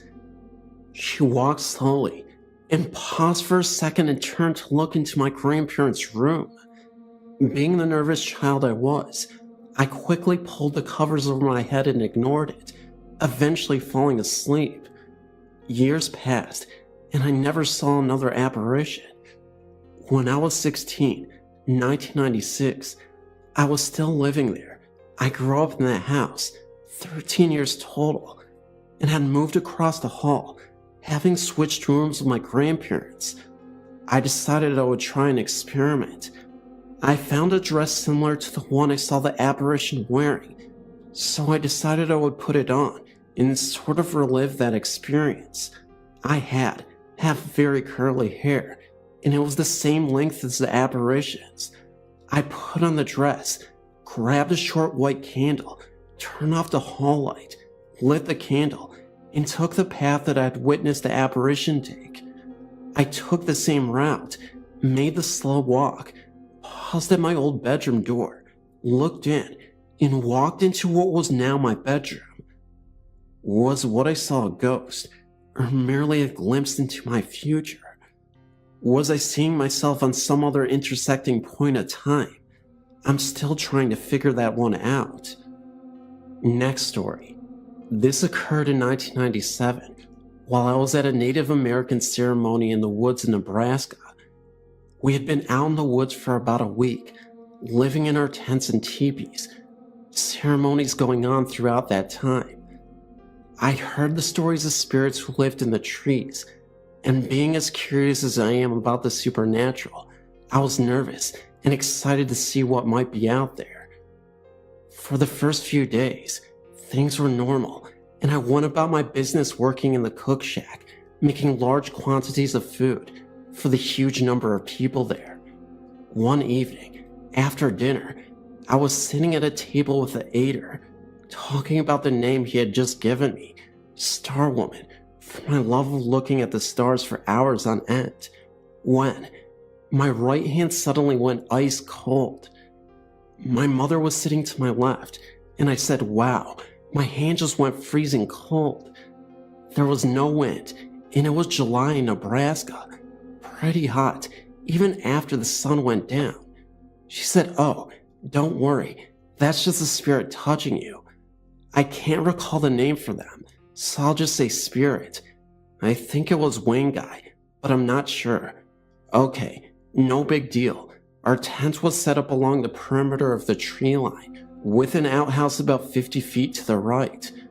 On several occasions, while walking to the outhouse, I noticed black human forms in the trees. When I'd shine my flashlight on them, they were gone. I attributed this to my imagination. A few days later, a friend who had brought along for the trip was sitting in my tent with me, talking about the day. I was on the left side, leaning back on my arms, with my lantern flashlight next to my left hand, about 12 inches away. It was the kind where you could pull up the body of the flashlight to reveal a lantern. We were talking, and we noticed the light shifting in the tent. There were no other lights, aside from a bonfire on the side of the camp at about 300 feet. I looked at my flashlight, and it was standing on its edge. All we could do was sit and watch it. It stood on its edge for about 2 minutes. Then we decided to leave the tent for a while, because we were a bit freaked out. The flashlight had a rounded head, not a square one. My hand did cause the tent floor to dent in slightly, but my flashlight was nowhere near my hand or the dent I made in the floor. The light was literally standing on one rounded edge. When I mentioned it to my mom the next day, she quipped, "They were playing with you. They must like you." I wasn't really scared, just a bit nervous, considering we were out in the wilderness with no lights. I was intrigued more than anything, considering the nature of the ceremony we were attending. I'm certain the spirits were focused by our activity. I hope to return to that spot in the future.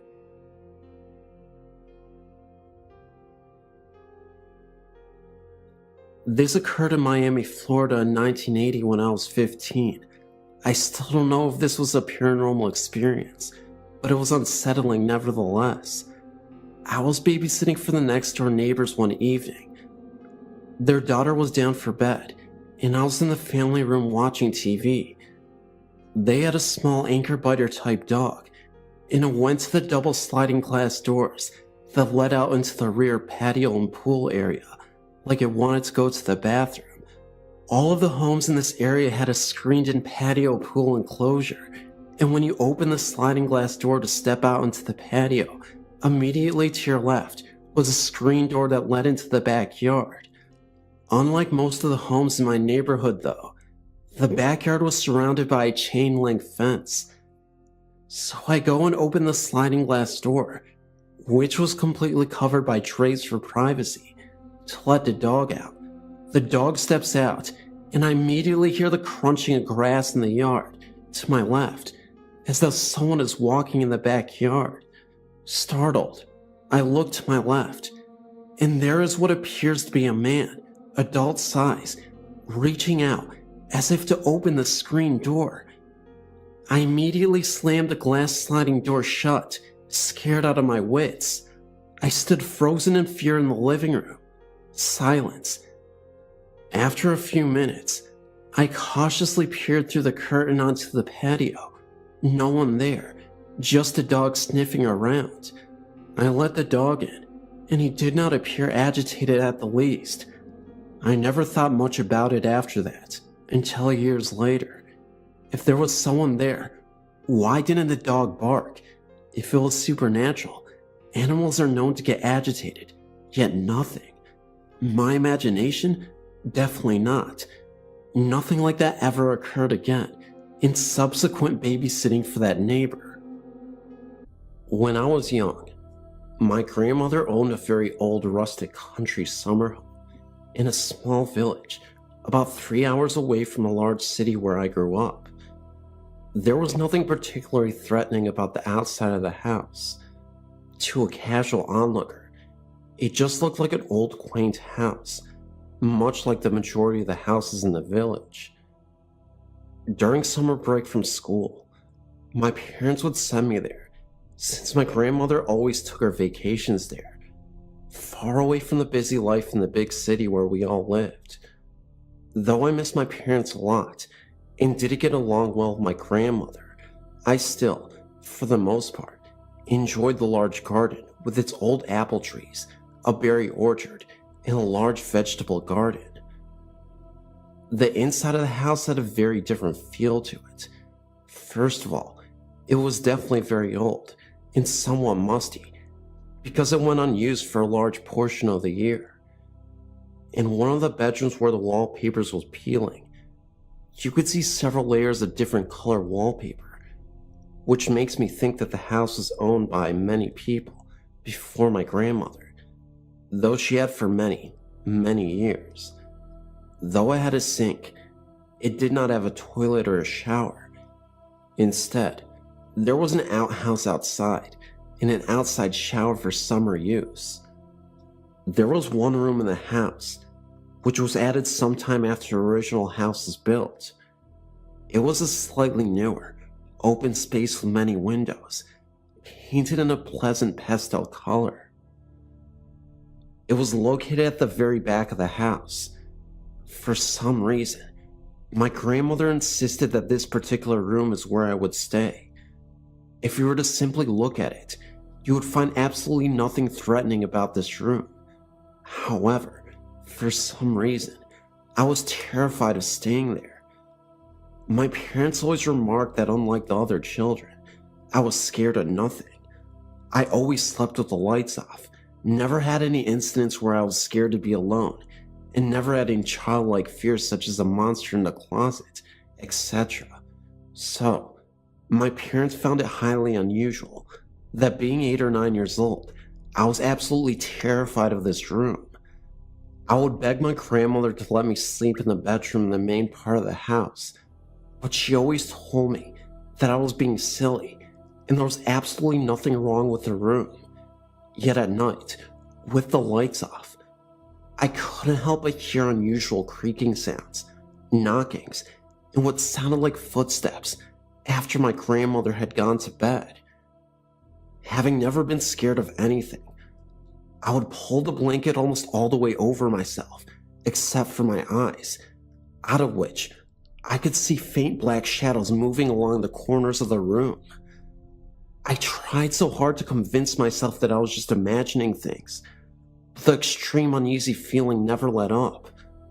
I felt like something in the room could physically hurt me if it chose to. I told my parents and kept asking my grandmother about the room, but my questions were sidestepped, and I was always told that I'm just imagining things. And maybe it's because the room is sort of isolated from the rest of the house, and that makes me nervous. And of course, I got the usual explanation of it's just the house settling, etc. Since the house had no hot water, they couldn't blame the water heater. Things would go on like this every summer I was there. On a few occasions when I was allowed to sleep in the bedroom in the main part of the house, I felt much more at ease and was able to fall asleep much easier. In the other room, the uneasy feeling would keep me awake for hours, which was highly unusual for me since I never had trouble sleeping anywhere else.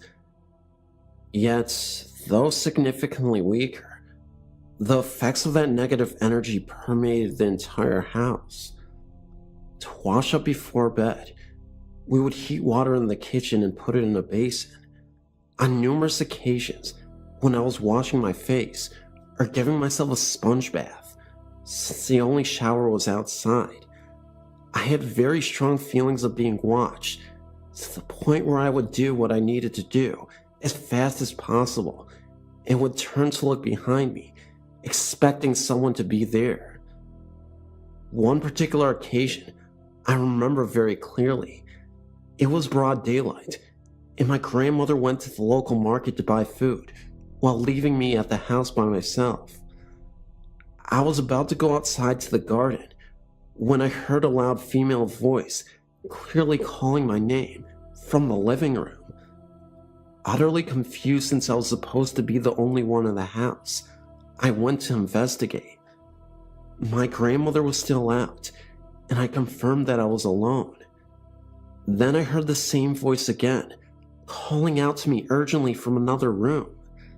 I was really freaked out and almost ran out of the house, but made myself go and see if anyone was there. I saw no one. When my grandmother got back from the market, I told her what happened, and she told me many people imagine someone calling their name when they are home by themselves. Even then, I thought it was an odd explanation, since I never had an occurrence like that before. And actually, I haven't had an occurrence like that in the nearly 20 years since then. Sadly, since I was still a child, I never found out the history of the house before my grandmother finally sold it after she was too old to maintain it. I don't envy whoever owns it now, though.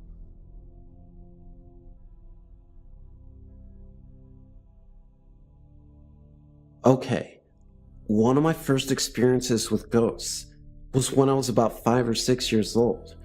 I was in Texas at my grandmother's house with my brother and cousin. We were sleeping in the living room, and I heard kids playing in the background. Then I heard a man call my name. I thought everyone else was up, and my grandma was waking me up. I stood up and opened my eyes, and there was no one there. It was also silent. I thought it was a dream, but then I heard kids again, and a man's voice started to call my name again. I now knew that this wasn't a dream. I ran to my grandparents' room and told them there was a man calling my name and that there were kids playing. My grandma said I was having a nightmare and to go back to sleep. I got into bed with them and went to sleep. About an hour later, my cousin came into the room, saying that a man wouldn't stop calling his name. My grandma thought it was maybe a coincidence and told us to go to sleep. Nothing ever happened to my brother. A few weeks later, we got a call from them, telling us that they were moving. My grandpa had gotten up about 1 a.m. to let the dog outside. And when he turned around, all of the dog's squeaky toys started squeaking, and there was a woman standing right in front of him, and it wasn't my grandma. They found a house and started moving as quickly as possible. We came down to help them.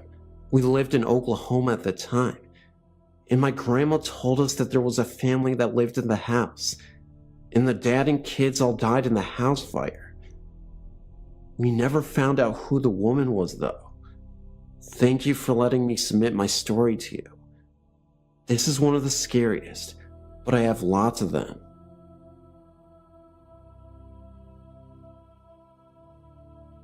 For as long as I can remember, I've been able to feel and see spirits that no one else could. It took me many years to discover what this ability was, and that I wasn't alone. I don't remember my very first ghostly experience very well, but my mother does. She told me the story many times.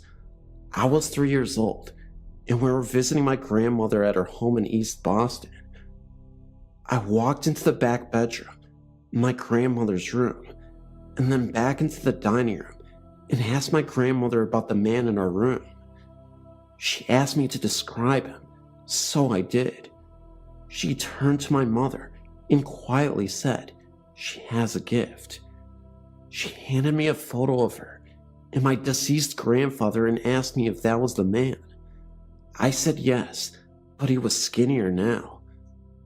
My grandfather died of a brain aneurysm, a complication from a bout of meningitis in 1952, 34 years before my birth year. 1 year later, I was 4. We moved into a new home. Directly behind the house was the cemetery. We lived in that house for the next 14 years.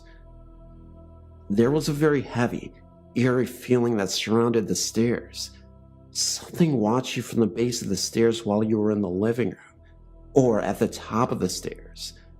Every so often, there was footsteps and the sounds of someone falling down them. When he went to investigate, nothing was there. The basement was the worst place. It felt like something like a voice grip was squeezing your chest. I could never go down there. I was apparently the only one that felt it. My sister told me after she moved into her room down there that she never quite felt alone, and she'd get this odd headache, then smell something really awful. My dad made sure everything was perfectly safe before she moved everything down. There was no explainable reason for her experiences. I've had experiences outside the house as well, in cemeteries, in other people's homes. Recently, I began to investigate haunted places in New England with my friends. Since moving into my current residence in 2005, though, I haven't had any experiences at my home.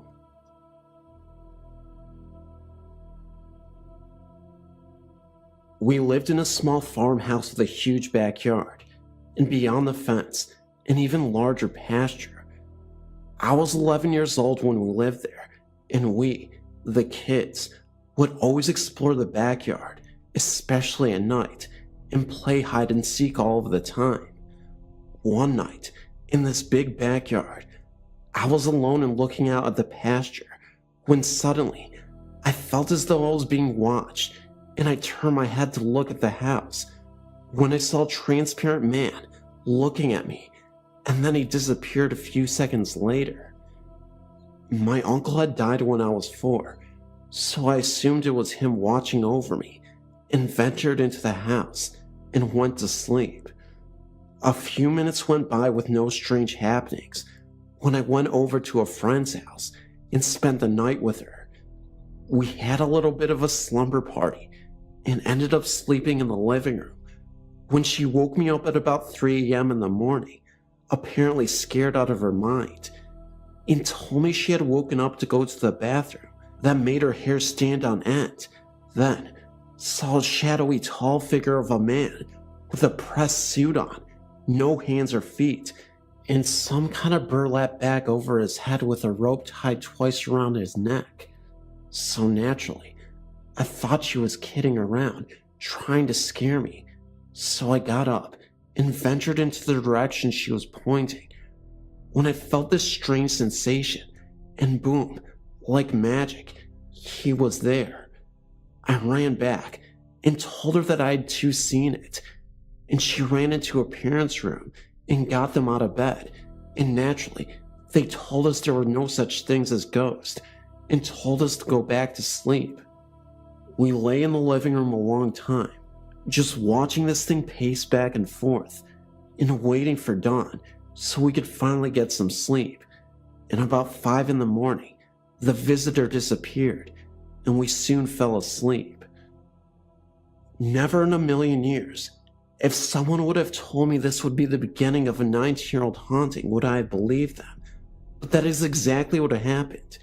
Not just to me, but to my friend also. It seemed that this ghost visited us every night at the same time for almost 2 years at first, just pacing the halls, then turning things off and on, changing TV channels and radio stations, swinging things in the walls, just little annoying things that at our age would scare the crap out of you. One of the scariest nights I can remember was one night at my house. We were sitting on the bed eating ice cream when we both got that spooky feeling and fell silent, and we smelled something burning for a second, and then we heard the most guttural scary movie growl I've ever heard in my life. We threw our bowls and ran into the living room, where I felt the need to spoil the beans to my parents. Of course, they told me we were crazy and that our imaginations were great. A few months later, I was still insisting to them that something evil was in the home, and they kept telling me the same thing and began asking me if I needed help like counseling or something, but I kept fighting with them about it. By this point, even my brothers thought I was insane. A few months later, my parents decided to move because I stuck to my story, and they were hoping that if they got me away from my friend, that my imagination wouldn't work overtime. We moved about 65 miles from that town to another farmhouse that was even older than the last one. The same thing was happening, only instead of pacing back and forth, the figure began to float to my bedside, lean its head to the side, and make noises like it wanted something from me. This was a nightly ordeal for a few months, and then it began to start touching me. I could never see its hands, but I could feel the icy cold prickle sensation that came with it, working its way up my bed, to my legs, up my body, and even surrounding my head. Most nights, I was too afraid to move and afraid to cry out, so I laid in my bed, silently weeping. This went on for quite some time too. Then it began to lay in the bed beside me and touch me off and on all night, as though it was testing me to see if I was scared. And trust me, I was terrified. But when 5 a.m. rolled around, proof he would vanish. After a few months of this, in a ton of lost sleep, I finally got the nerve up to throw a pillow at him and yell at him. You know, things like, "What do you want from me?" And he began to put his head to the side, even more, and grunt, as if he was replying, "What?" Remember, the figure always had a pressed-on pinstripe suit and some kind of burlap bag over his head, with a rope that showed to be strung around his neck at least 2 times. So, I never saw a face or even heard him speak, anything other than the grunts it was doing that night. But shortly after my temper tantrum, it left. Finally, a few nights of peaceful sleep, until I was awakened by heavy footsteps in the foyer, going through the kitchen, which was not like him at all, and then the burnt smell again, and I was so afraid that I would hear the growl again, that I remember thinking, my parents would surely find me dead in the morning from a heart attack. To make a long story shorter, here's a list of things that happened. After that night, I never saw the burlap ghost again, but strange things and sounds and figures would keep me up all night. It was like an open portal in my bedroom. I would wake up scratched up, heavy breathing in my ears, pressure on my chest, racing black silvery balls across the ceiling, red eyes racing through my room and disappearing, laughter, waking with my arms bruised as if someone had grabbed me, something cold that I always assumed to be a hand, because I felt something like a huge ring hit the bottom of my foot, grabbed me by the ankle, and almost slung me out of bed. A Bible was slung across the room and landed on my bed, as I had taken to the habit of filling my room with religious items. In one night, so much activity in my room that my younger brother was awakened and came in only to turn white and started screaming. And to this day, he will not tell me what he saw. So on to the future. I turned 18, still struggling with this haunting, or whatever you call it, and joined the military, and it still followed me. Even being stationed in Iceland, it was still up to no good, and my best friend, who was also my roommate, would say things like something is not right, and it was doing all of its little tricks again, like turning things on and off.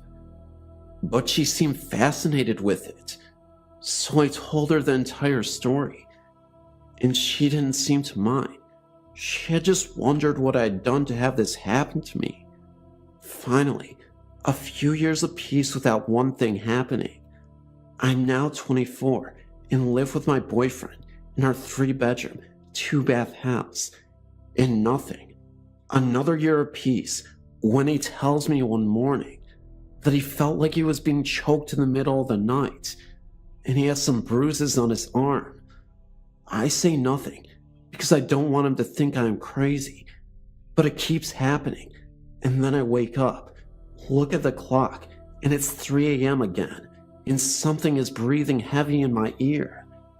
I got up and went into our guest bedroom, and nothing, so I fall asleep for what seems like a few hours. But when I wake up, it is only 40 past 3, so I attempt to get up, and I can't move. Something is strangling me and hitting me all over. I struggle to get up, but I can't move. I can't even scream. This went on for about 15 to 20 minutes and proved the struggle is over. This time, the attack is so severe that I consider calling a team of specialists out to see what it is, but I never did. Shortly after that, my boyfriend and I split up, and I moved to Oklahoma to be with my family, and nothing has happened since. Once in a while, I get a strange sensation, but I don't think about it twice and just keep doing what I'm doing. It has now been about 2 years since anything out of the ordinary happened. There are many more things that happened during this trying period of my life, but for me to write it on here would take a year at least. For those of you who read this and think I'm crazy, I can only say that maybe someday my little brother will tell me what he saw.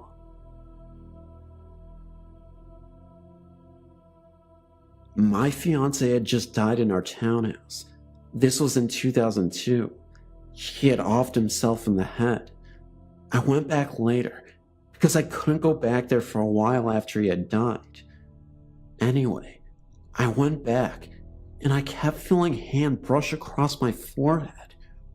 One night, I was in bed and was about to fall asleep when something grabbed my foot and was pulling it downward.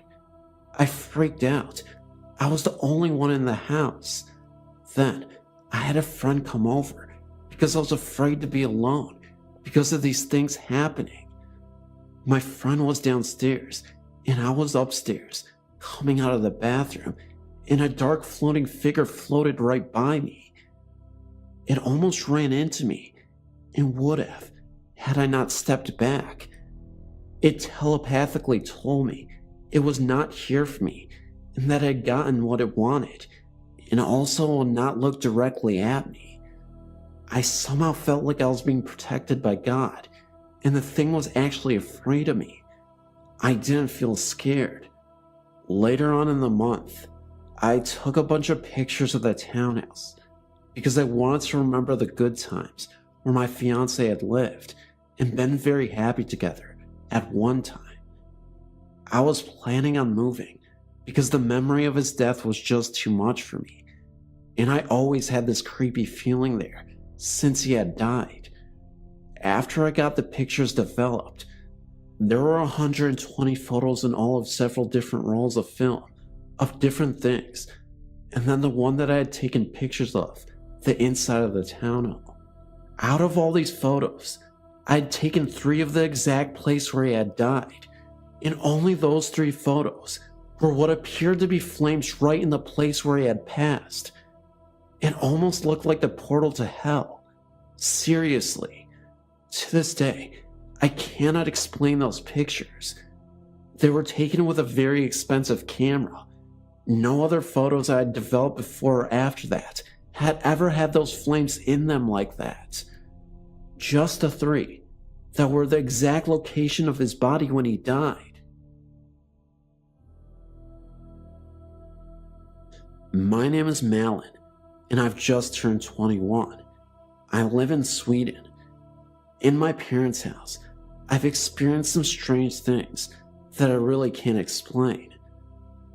My sister and I have always felt that there is a presence other than us. My parents don't believe in that kind of thing, and have always told us that it's just our imagination. One of the first things I remember is that my father had gotten this stuffed animal that looked like E.T. He got it from his students as a present. I must have been about 4 years old and had recently seen the movie with my sister, and for some reason, I thought that E.T. was the most scary thing I've ever seen, so I didn't like this doll at all. In our basement, there are a lot of different rooms. In one of them, we had a huge box filled with stuffed animals. Every time I went down there, I took the E.T. doll and put it in the bottom of the box, under all the other stuffed animals. But the next time I went down there, the E.T. doll was lying on top of the others again. This happened repeatedly, every time I went down there.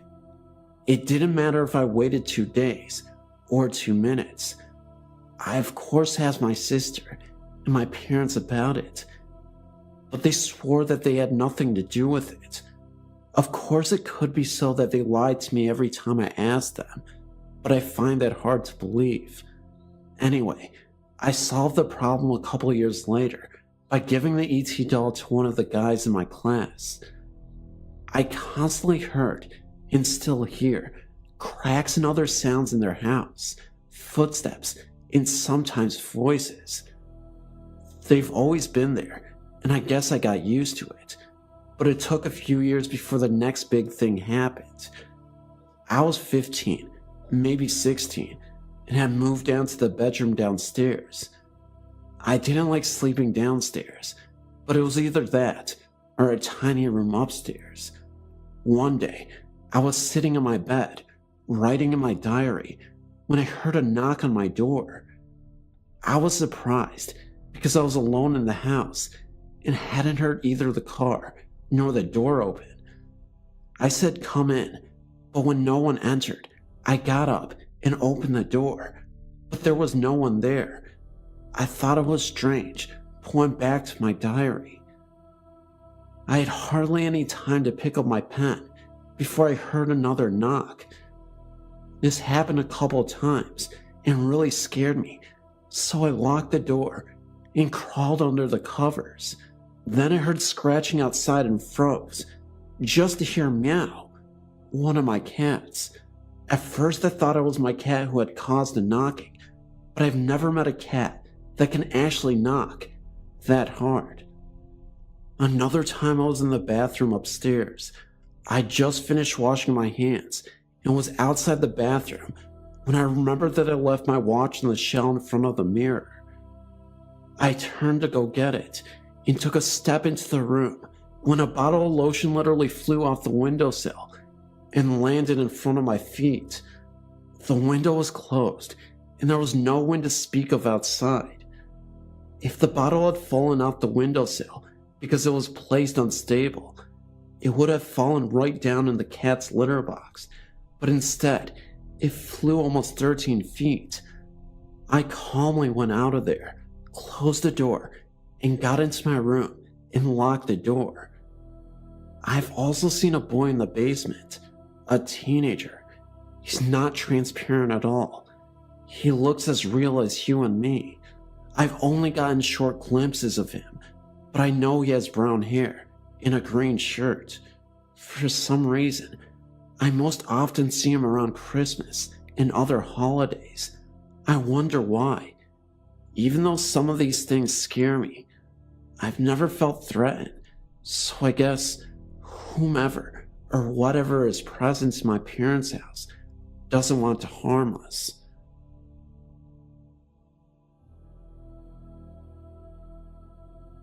I'm one to be afraid of the dark, but there are feelings I get.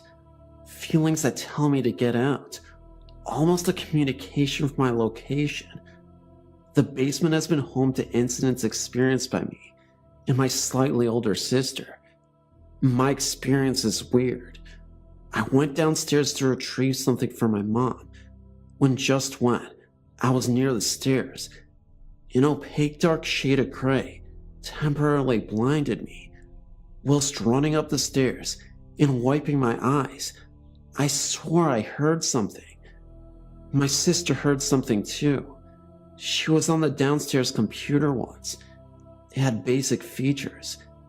She swore she heard something whisper something close to her name. My sister sprinted upstairs as well. Finally, my parents' room. I come in on rare occasions, like when the light and TV is on, or when my mom or dad are watching a good movie. My room is on the other end of the hall. I need to pass my parents' room. When I pass their room, I see strange things at the end of the bed. I see dark, almost impish figures. Once, I could have sworn I've seen red eyes. Now, for the sound, it is very creepy, yet inconclusive. I have no idea what the sound actually is.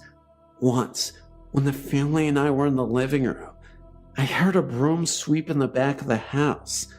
Weird part, there was no broom in the back of the house.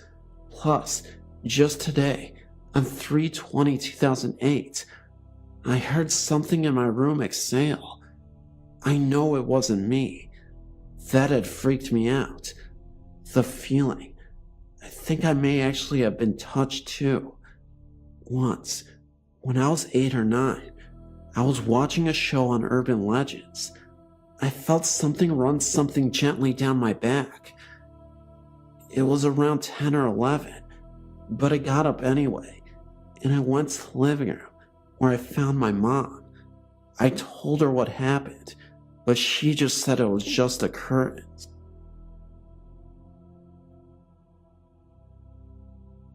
I lived in a home in North Salt Lake City that my children and myself had many experiences over the years that we never could explain other than it's supernatural. My husband, myself, and 2 children lived in this house for over 12 years. There's a family that now lives in the house, and I do not want them to cause any problems by giving them out the address of the house. I will say that the house is located on 5th North. My children attended Jackson Elementary School when they were young and graduated from West High School. My daughter was sleeping and thought she heard her name being called, and when she opened her eyes, there was a man with a beard sitting in a rocking chair, holding a hat in his lap. My daughter's bed was hung from the ceiling with chains, and her bed was 4 feet from the floor. My daughter said the man turned his head towards her and grinned at her. She also said that her rocking chair was even with her bed and was 4 feet off the floor. She told me she pulled the covers over her head, and when she peeked out over the covers, he was gone. My son told me of a man with a beard and a top hat sat on the end of the bed. My son heard his name called, and when he even looked in the direction of the speaker, the man sitting on his bed, the man grinned at him. My son pulled the covers over his head, and when he looked out, the man was gone. I was alone in the house for a few days, and on 2 different nights, I was awoken to the sound of music, violin, and tinky sounding piano. The lights were on in the kitchen and the front room. As I entered the kitchen from my bedroom, the music stopped and the lights dimmed. And as I entered the front room, the lights dimmed, and I found myself standing in the middle of the front room in the dark. I heard footsteps in the stairwell, and when I got to the bottom of the stairs, the lights were on upstairs. I started walking up the stairs, and with each step, the light got dimmer, and about at the 5th step, it was now dark upstairs. I could write about many other things that happened at this house. We never felt anything evil with our experiences, and it was always our own fear that scared us.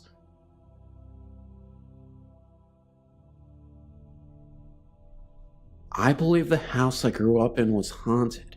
My family all makes jokes about how it was just all my imagination. There were several different occurrences throughout my childhood, nothing on a regular basis, but frequent enough for me to believe that something paranormal was going on there. I lived in this house from birth until 18 years old. I am now much older, and I still believe what I saw and felt was real and inexplainable. As a child, I always woke up in the night to get a drink of water or a snack even sometimes. I wasn't overweight, but it was a running joke in my house that I always had to get up to get something to eat at night. On several of these occasions, I would walk out of my bedroom down the short hall and into the living room where we had one of those old TVs that when you turned them off, the colors would dance for a short while and then go out. My parents were early to bed, early to rise, so I know the TV couldn't just shut off. But I would go out, and there would be a human face made from those colors that actually would just swim around when it was shut off. I watched the TV during the day, and it shut off, and always watched to see what the colors did, but they never made the face during the day, only at night, after the TV had been off for hours. The second occurrence that freaked me out completely was on one night. I was standing at the refrigerator, which was on the same wall as the doorway that led down to a small landing, which is where the back door was, and the stairs to the basement were. I always felt watched downstairs, and couldn't stand going down there at night, even with all the lights on. I could do it fine during the day, but at night, it freaked me out. Anyway, the night I'm speaking of, I turned my head to the doorway. The only illumination was the light from the refrigerator, and there was a fully formed person peering around the corner from the side that would have been coming up the stairs. The horrible thing about it was that at first, I thought it was my stepdad, but then I got a look at his face a little closer, and it was his face, but almost evil looking. I swear it had red eyes, but that could have been a misinterpretation of what I saw. I ran back down to see where all the bedrooms were, and I peeked in my parents' room, and he was still in bed. I've never found an explanation of why it could have been his likeness, but I know it was definitely scary. About 2 years ago, my boyfriend Luke and I were at our friend's house. He lived about a half an hour away from us in a small beachside suburb called Two Rocks. To get there from our house, you have to travel down a road called Wanero Road. It's a very long winding road and has no streetlights. Lining the side of the road are white gum trees. These stretch on for a few kilometers. A lot of people have crashed their cars on this road. Most end up as fatal crashes. There are quite a few crosses, especially in the white gum area. Anyway, it was about 1 in the morning when we decided to head back home, as we were both really tired after a long day. We turned, as usual, onto Wanero Road, and were chatting to each other about what to do the next day, when we reached a high-end death toll area. Luke always slowed down near here because there's so many windy, sharp turns that you have to be careful. As we were driving, I looked out of the window, and to my absolute astonishment, there was an old man walking down the road with a bag in his hand. I pointed this out to Luke, but he just thought it was some weirdo who had one too many to drink. About a minute later, Luke slammed on his brakes and we skidded around, doing a 180-degree turn. We had both just seen the same man, carrying the bag, run out into the road waving his arms. We sat dead silent watching where he had come from, but nothing was there, just the trees and the butte. Not far away from where we had stopped, there was a white cross where an old man had flipped his four-wheel drive and died instantly. On another occasion near the same spot, I saw a young girl, about 17, wearing blue jeans and standing next to a white gum tree. Luke didn't see her, but I can remember that she looked sad, almost lost. There have been a lot of claims from a lot of different people about the white gums on one narrow road, mainly about figures darting out trying to make their vehicles come off the road, or of an old man walking along carrying a bag. We don't travel down that road anymore. They've built up a new road that's more convenient for us. A few other things have happened to me in the past 18 months. I just bought a new kitten not too long ago, and she is always very alert when she's in my bedroom. Usually, she will cuddle up and purr, or go to sleep, but in my bedroom, she can't settle down. A few weeks after we got her, Luke was working a night shift, and I was home alone in bed, because I'm not fond of being on my own in a dark house. I decided that my kitten would stay with me in my room until Luke got home. At about 11 p.m., I just finished watching a movie on the TV and grabbed the kitten and headed to bed to read a book. I was a few pages in when Lottie, my kitten, started trying to hide underneath my arm. At first I thought she was just getting comfortable, but that's when I noticed she was hiding. She then started to walk up onto me, looking up at the ceiling. Her pupils were huge, and her ears were back, and her tail was wagging angrily. I tried to settle her, but she started to follow something along the roof with her eyes. I looked up, but couldn't see anything, so went back to reading, although I was very uneasy. Lottie kept following this invisible thing for about a half an hour. Then she eventually went to sleep under my blanket. From then on, when I'm alone in my room, I always feel uneasy, like I'm being watched.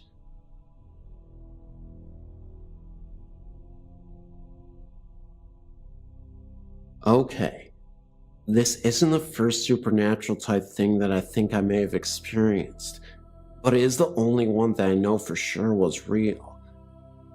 My best friend moved here to Kentucky when I was in kindergarten from Chicago, and moved next door to me when I was about 10. After that, me and her were always together, and always spending the night with each other. Loved her parents to death. That particular night, she had spent the night with me, and it happened to be our other best friend's b-day the next day. Well, maybe about 2 o'clock that day, we went over to her house to ask her dad if we could walk down there, as it was just down the road. Her mom was at work, by the way. I waited outside when the door slammed open and she was screaming, "There's something wrong with my dad." I went in and he just looked like he was sleeping. He had his arms crossed and everything. I'm glad he went peacefully. He was pale, and I touched his arm to wake him up, and he was cold. At that point, I knew he was gone. We ran to my paps, and he came over and called an ambulance. The rest is all just heartache and pain. like that comes with any death. I felt like it was important to tell you all that, because it really is relevant to the rest of the story, or at least, in my opinion, it has some correlation. Okay, now on to the creepiest moments. I was spending the night with that same friend, and I asked where the mouthwash was, and this was probably about 3 or so months later. She said her dad had some in his dresser, so I went into his room. I stood there as she looked, and suddenly, we heard this rhythmic knocking all down the side of her house. It was really fast and complicated. We freaked out and ran to her room. I think he didn't want her going through his stuff. Well, that's all that happened for a very long time. The last experience, her dog is chained up in their fenced-in yard, and it was in heat, and my male dog got in her yard and no one was home, so I rushed over there.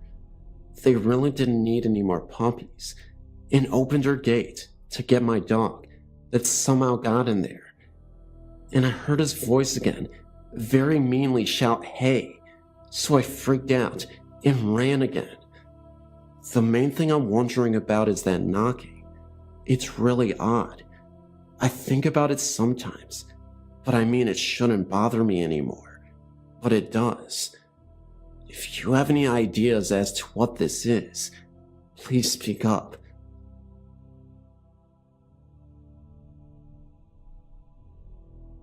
I live in a small residential neighborhood in western Kentucky. My family has resided in our home for 37 years. We're the first home to ever be built on this property, as the same with several other homes in the area. Since day one upon moving into the house, we have been plagued with numerous experiences that, quite frankly, can't be explained.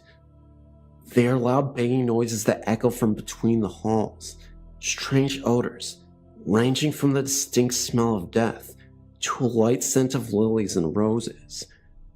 Strange shapes of a blackish-gray smoke clinging to the baseboards. Voices that echo through the entire house, ranging from the intensity of a deafening shriek to the softest of whispers. Shadow people walk the house day and night. Strange bluish-green bars of light extend from room to room. Balls of light that chase each other around the ceiling. Full-body apparitions, plain as you and I. Things disappearing, sometimes returning in different parts of the home, sometimes never reappearing. Cold breaths in your ear, an unmistakable touch that chills you to the bone. Several homes in our neighborhood have also stated similar events. Several of the people that have admitted strange occurrences in their homes have been very religious, God-fearing people, with no reason to lie about their situations. Something is happening here. Upon researching our area, it was discovered that back in the early 1700s, this area was an old Indian burial ground. In the mid-1800s, it was decided to put in a real cemetery. The old graves were destroyed, and the remains were disposed of. A new cemetery was started in its place. However, in the 1960s, it was decided to move the cemetery once again due to flooding issues, and a new subdivision was to be put in its place. Being a contractor for our city, my father was offered a reasonable deal on one of the first homes to be put on the land, an offer too good to turn down. Our house was finished on June 14th, 1972. We moved in on June 21st, 1972. It wasn't until recently that my father told us children that he worked for the crew who removed the graveyard. Some of the graves are so damaged by water erosion that they could not be moved, so they were left, and the homes were built on top of them. Even as recently as 10 years ago, less than 5 miles from my home, a family was putting in a swimming pool, While excavating the backyard, several Indian bones were unearthed. The family sold a home and moved.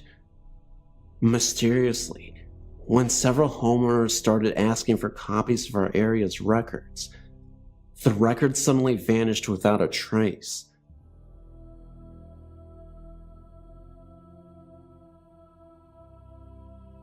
Here are 2 instances in which I experienced ghostly activity. They're not very long stories, but I think they're very interesting. So here goes. I really don't know if you keep up with your website, but if you do, back in 2004, a couple of buddies and I went to Thompson Creek Trail. We started down the trail. My friend and I were at the front of the group. We had flashlights, and we were flashing them at all the really dark areas of the trail. We had passed an old-looking house to our right at the beginning of the trail. Shortly after, there was a curve in the trail, and in the bend of the curve, there was a tree. It was really dark at the trunk of the tree, so I was kind of scared, and I shined my light on it. The image that had projected from my flashlight was of a very tall man and was standing very close to the tree, and a shadow was cast onto the tree trunk. It is a fact that no one was in front of me. My friend had also seen the huge shadow of a man. I've been to a lot of places on your website, and this was the only one where I'd actually seen something, and it scared the living crap out of me. On to my next paranormal experience. For me, I've always believed in the paranormal, though I've never had any experiences of my own until very recently, including the one I just told you about.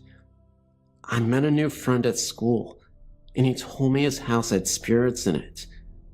He and his family had all something happen to them, i.e., seeing figures, hearing voices, unusual odors, and poltergeists. They even hired a priest to bless the house, and also a psychic. I never thought I would have something happen to me, but me and my mates were watching a movie in his room, and suddenly out of the corner of my eye, I swore to God that I saw a shadowy figure in his mirror, and when I turned my head, it kind of stepped out of view. I thought this was weird, because usually I can tell if my eyes are playing tricks on me, but this time it just seemed different. Another experience I had was when I was on the computer alone, and my friend was downstairs. While I was on the computer, I thought I was hearing many voices, like the background noises you hear in a restaurant. I could hear very faintly. Now, because of these experiences, I don't like being alone in this house. What I want to do next is to actually try to do ghost hunting in this house. So there you have it, my 2 experiences. I hope you thought they were interesting, because they scared and terrified me.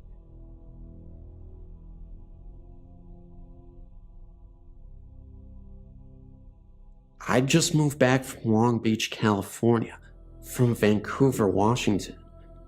A longtime friend named Alan offered me one of his bedrooms, in which I could stay until I got back on my feet. That night, I felt something sitting on my chest. I remember being too afraid to open my eyes. Whatever it was, it did not move. Then, I opened them and witnessed a flow of whitish-looking vapor protruding out of my chest. It went up above the bed towards the ceiling in shape of stretched-out rings. It looked similar to smoke from a cigarette. It just hovered over the bed in circles and then began to stretch and exit towards the kitchen, which was next door. I did not dare tell Alan about this experience because he is such a skeptic. I can predict his very words. "Ernie, I don't have any idea what you're talking about. You must have dreamed it. He says there's no such thing as spirits or even a god." The very next morning I told Jim, one of the tenants, what I experienced. I just had to get it out of my system. Will someone please hear me out? He had told me that a man named Ron had been staying in that very room, and that, when he discovered that he had some type of incurable hepatitis, he hung himself from the refrigerator door in the kitchen. That really didn't make any sense to me, but he explained that Ron had somehow did this by tying his belt around his neck and then somehow sliding on the floor. According to Jim, Ron received a letter from UCLA about a month later, stating that he was to come to UCLA immediately because they now had a treatment for his type of hepatitis. If he'd only waited one more month, Jim told me that he believed Ron had tried to inherit my body when I was sleeping, as in, tried to possess me. This incident, however, never happened again. I do recall one time waking up at 1 a.m. in that house and hearing a repetitious sound coming from the garage. I looked out the window because the garage had a window, but it was dark. The next day Al was in the garage and I asked him what he was doing in the garage at 1 a.m. He said, "I wasn't in here. Why do you ask?" I told him what I had heard, a repetitious sound from the night before. Then, something made me focus on a small machine that sat on a shelf. I asked Al what it was. He told me that his previous tenant named Ron used to do laboratory work, and that the machine was for polishing rocks. There was still rocks in it. It had a handle that turned. When I turned it, I heard the same sound that I had heard in the morning. I told Al, but he said he must have been mistaken. No one was in the garage last night. It was locked at night, and only I have a key. I said no more.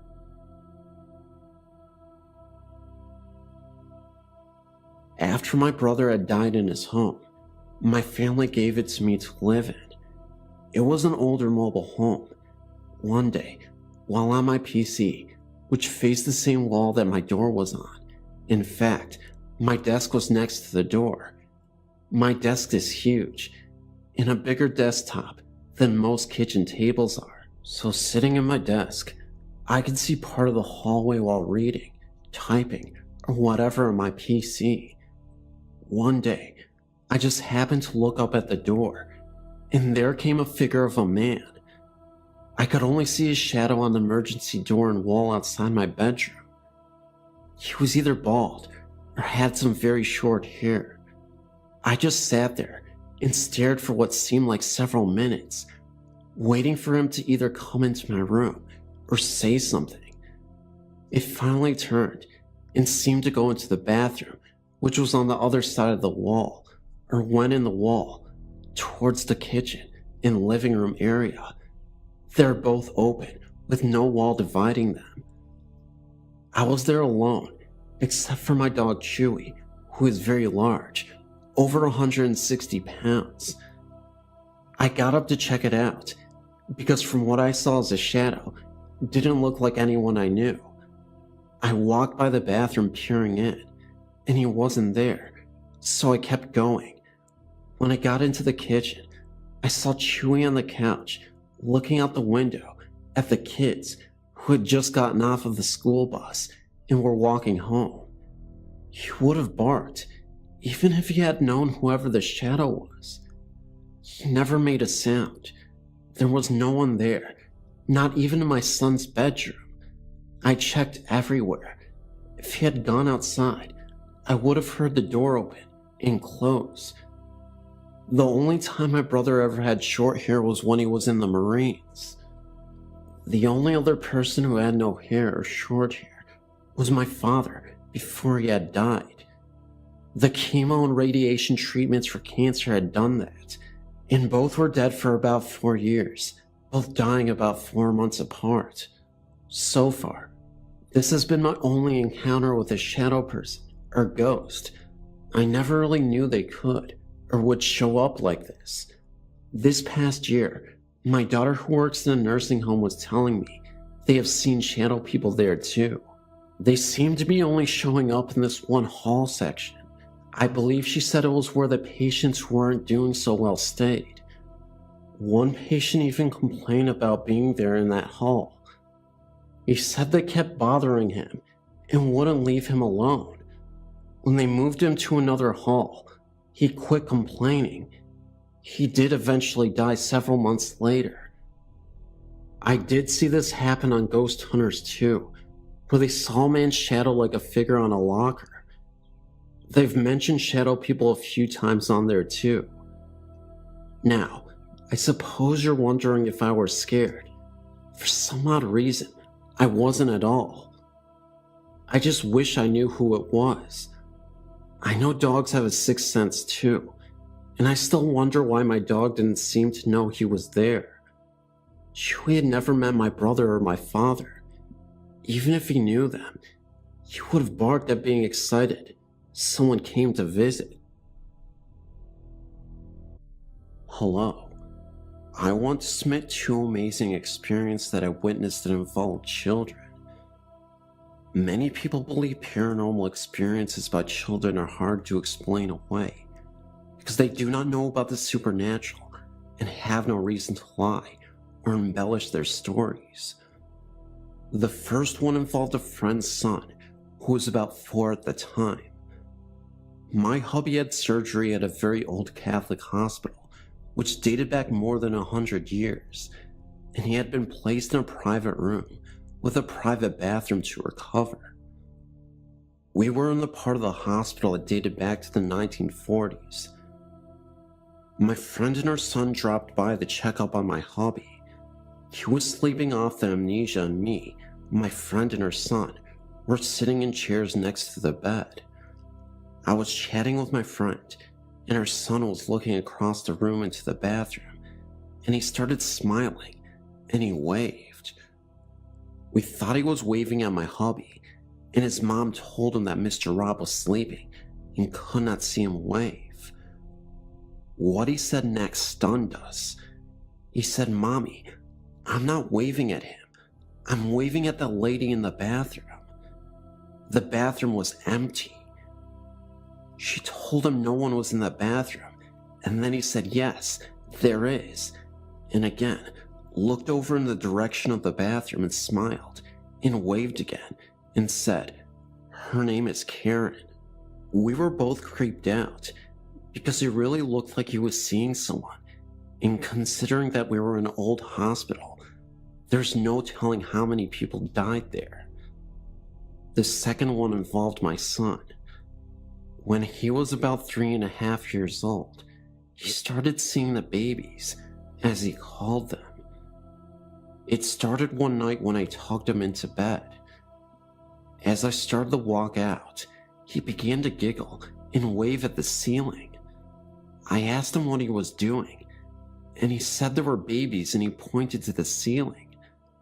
I asked what they were doing, and he said they waved and smiled at him and made funny faces or played peekaboo with him at night.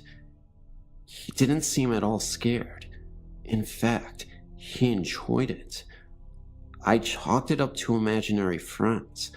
However, over the course of time it became more real for him and for me. Many nights, he woke me up because he was laughing so loudly and even talking to the babies. He told me once that he never got scared at night because when he felt scared, the babies came to help him go to sleep. In fact, he never cried at night and never came to my room at night asking to sleep with me. Those of you with children this age know this is amazing. He would sometimes insist that I lie down and watch the babies, and he would make me wave and say hello to them. I would indulge him and do it, but again, I really thought they were imaginary. These visits continued for about a year, and finally one night, I wanted to push for more information, so I laid down with him and brought up the subject of the babies, and I asked him how many were there. His answer made me both very happy and sad. He said, "There are 4, and they said they know you, Mommy." The reason this was so shocking was that what my son did not know, of course, was that I'd suffered 4 miscarriages before we adopted him. I was happy that the babies had come to let us know they were okay and happy, and that they liked their adopted little brother so much, and took care of him by comforting him when he was scared at night. Sad, too, because I could not see what they looked like, but I believe one day I will meet them. My son continued to see the babies for about another 6 months, and then one day, he told me as he was getting into bed that the babies were finished. I asked what he meant, and he explained they were finished because he was a big boy, and he could go to sleep by himself now. He has never even spoken of them again.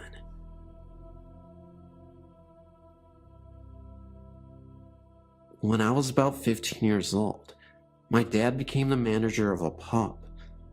I won't say the exact pub, as he does not run it anymore. The pub is located near Sheffield in England, and is on a county road. The pub is converted from a farmhouse and barn.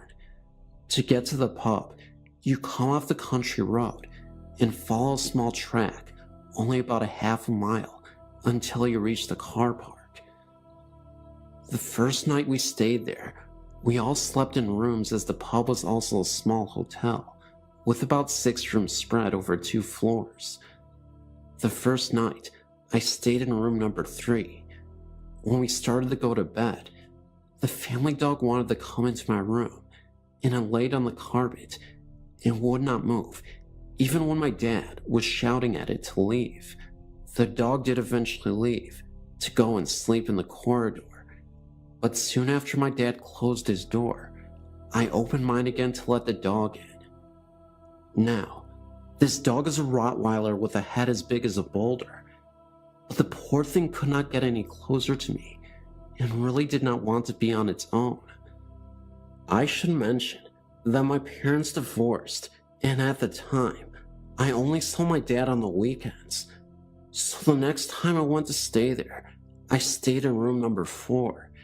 Just to set the scene, if you come out of room number 4, to the right is an emergency exit with a push bar to open the door, which leads to the fire escape stairs, and to the left leads to a staircase, which leads to my dad's room, and a spare room that was not being used at the time for little more than storage. Eventually around 3 a.m.-ish, I turned the TV off, but kept the lights on. My dad started leaving the dog in the pub area downstairs and blocked the door leading up to the bedrooms. I think he didn't want the dogs in the bedrooms, as he wanted to start letting guests stay in the rooms. I was not comfortable at all in the room. I did not want to turn the lights out, and I tried to keep watching TV. Eventually, around 3 a.m.-ish, I turned the TV off, but kept the lights on. My dad had started leaving the dog in the pub area downstairs and blocked the door leading up to the bedrooms. I think he didn't want the dog in the bedrooms, as he wanted to start letting guests stay in the rooms. Anyway, the dog was going crazy, barking non-stop. I was far too scared to go down and see what was up. I then started hearing the emergency exit bar on the door outside my room rattle, as if someone was trying to open it, but they were not pushing hard enough to open it. Then, I heard footsteps really loudly running down the stairs from my dad's room, and I saw shadows pass under the door of my room. I felt relieved. I thought my dad had come down to go and see what the dog was barking at. The next day, I asked my dad what the dog was barking at last night when he went down, and what he said sent shivers down my spine. He said he had no idea. He had never heard the dog and never went downstairs at all during the night. After some research, I found out that a woman many years ago had slipped down those stairs and fell down them, breaking her neck, and she died instantly. There was one instance when my dad's partner, her son, and I came home, and the pub was in darkness. This actually frequently happened as well. The lights would go out all by themselves, and my dad, who previously was an electrical engineer and more than capable of rewiring a house on his own, could not figure out why. Anyway, we come home. I can't remember why the pub was closed, but it was. We just had a quick scan around to check no one had broken in. Don't forget, the pub is in complete darkness. There's no lights. And right at the back of the small restaurant area, we could see a man sat at one of the tables, just staring at us. He was just solid black. Other things started to get lighter. The flowers on the table, for example, and the chairs, but this figure remained solid. We panicked and ran upstairs and stayed in one of the rooms till the lights came back on. It was not a burglar. The next morning, we checked everything, and everything was still in its place, and all the doors locked. The kitchen area of the pub was a big room, which was the old barn, and that was the worst room of the house. You could constantly feel like someone was watching you and walking past you. Whoever was watching felt angry, as if they were annoyed because you were there. No one wanted to be in this room alone. My dad had a few waitresses and bar staff leave because they felt very uncomfortable working in there. Again, after a bit of research, we found out that the farmer who lived in the farm hung himself in the barn, which is now the kitchen. And to be honest, I don't think he left. Objects would constantly go missing. Spoons would turn up again bent out of shape. And get this, the whole kitchen was cold. Even when we had cookers on, we still had to wear jumpers in there. My stepbrother and a family friend were staying in room number 7, the storage room I mentioned earlier. During the night, one of them, Neil, thought that the other, Jim, had gotten up and was leaning over him as if to check he was okay. And to make it a bit more confusing, Jim had thought that Neil had gotten up during the night and leaned over him. They both said that they were half asleep, but through their haze, could see a figure standing above them looking down. A few other things happened, such as a football came rolling down the length of the pub to where me and my stepbrother were sitting. It literally then stepped on the spot, about a foot away from us. No one else was in the house.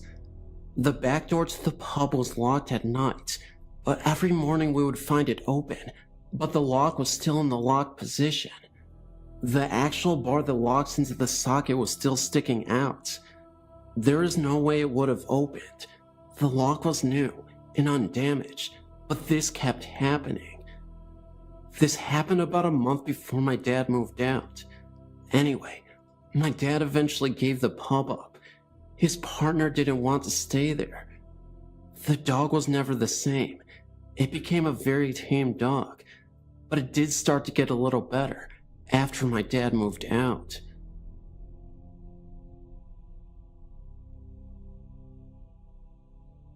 Okay, so I've always fancied myself as to be a little in tune with the paranormal. I had an experience this weekend which sort of confirmed this, as my daughter was with me and experienced the same thing at the same time, so I know I was not imagining this. A little history first. My grandfather's sister passed away at the age of 93. She still lived in the house that was purchased by their father, my great-grandfather, in 1903. It is on the historical registry in our town, a very old beautiful home which has been in the family since then. She was born and raised in this house, married and lived in this house until the time of her death about a week ago. Her father was killed in a train accident, and her mother also lived in the home until she died. After the memorial service, my daughter and I went over to the house to get the food ready for family, which was coming over after the funeral.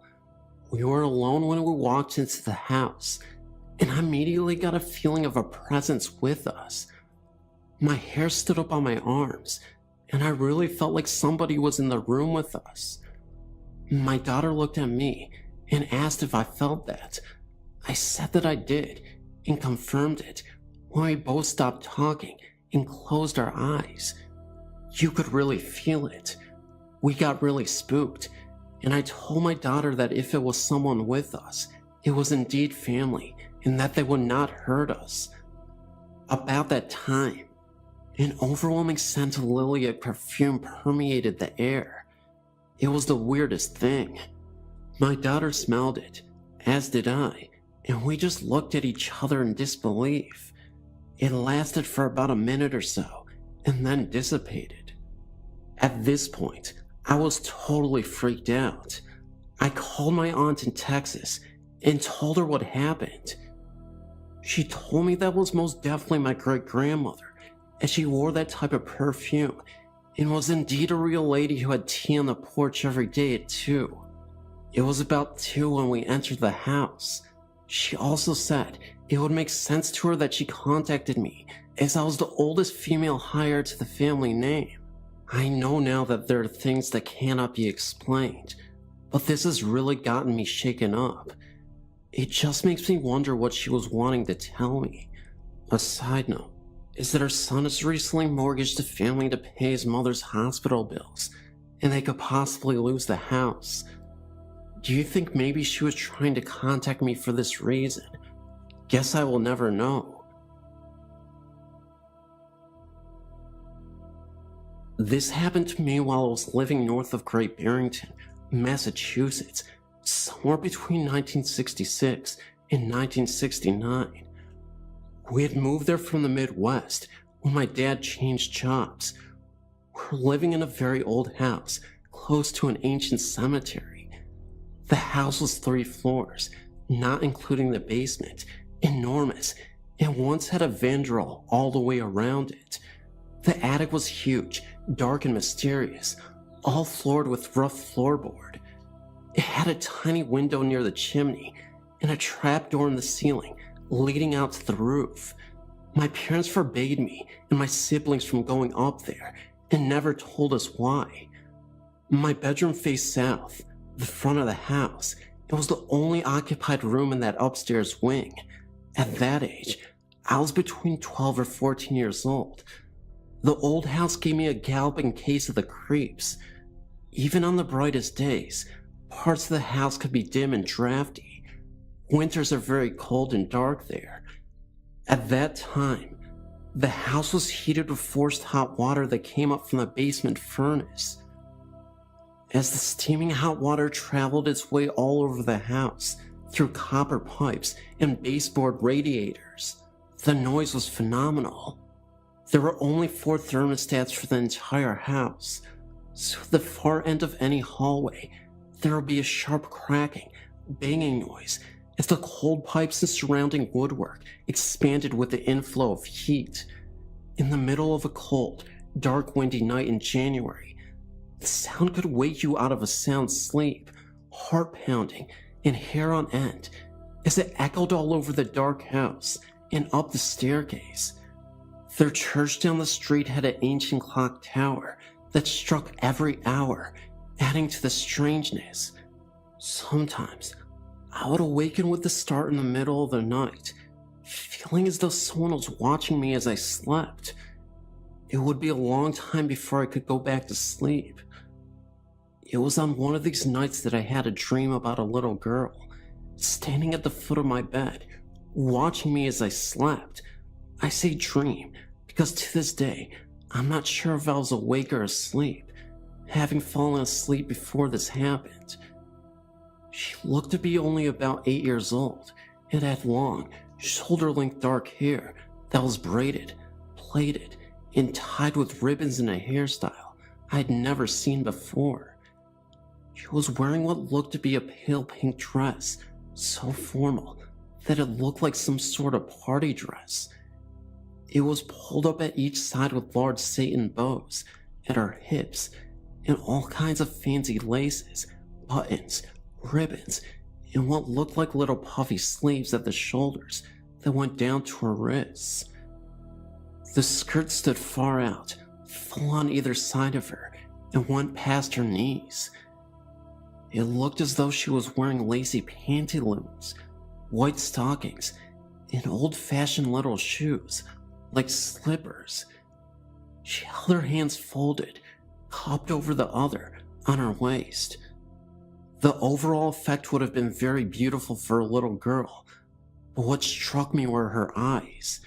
They were large, dark, and looked like she had circles under them. She was so thin, and her face didn't look at all healthy. I could see her cheekbones. She was not smiling. She was very serious and sad. She just stood there, watching me. I was too afraid to say anything. Then she slowly bowed and made a slow, graceful curtsy.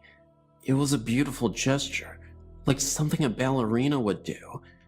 She slowly stood erect again, slowly walked to the closed door, turned its knob, and went silently out into the hallway outside my bedroom, closing the door behind her. That's all I can remember. Long after this, I was outside the house, almost directly below my bedroom window, where that massive veranda had once been. There were low-growing coniferous bushes of some kind. I was exploring around when I tripped and turned my ankle.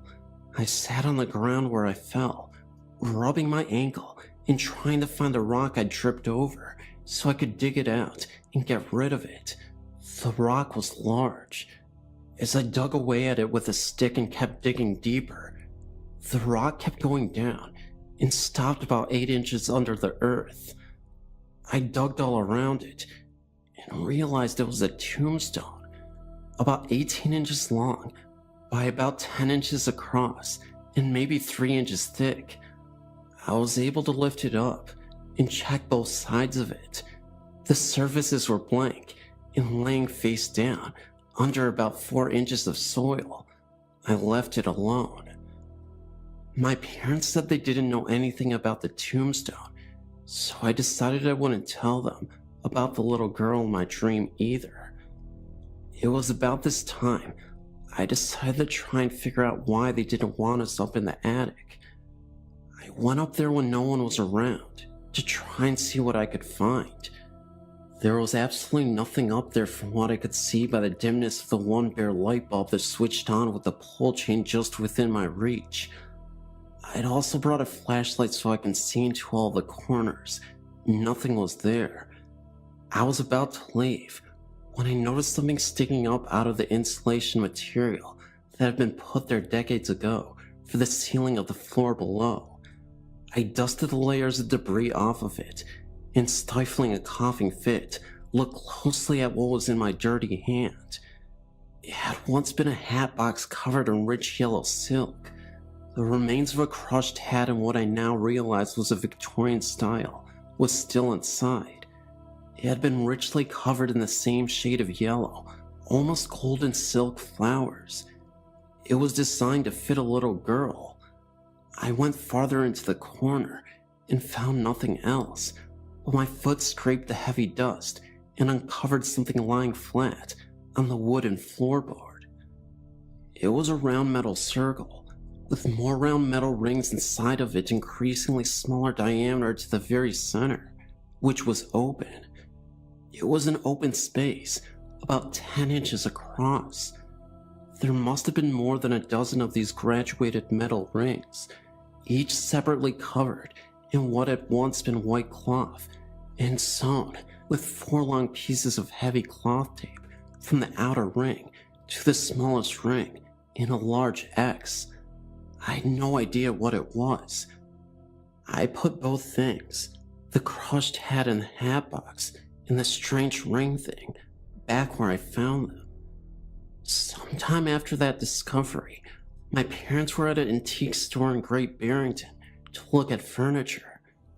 While they were occupied, I went to a lady who worked there and described to her what I had found in the attic beside the hat.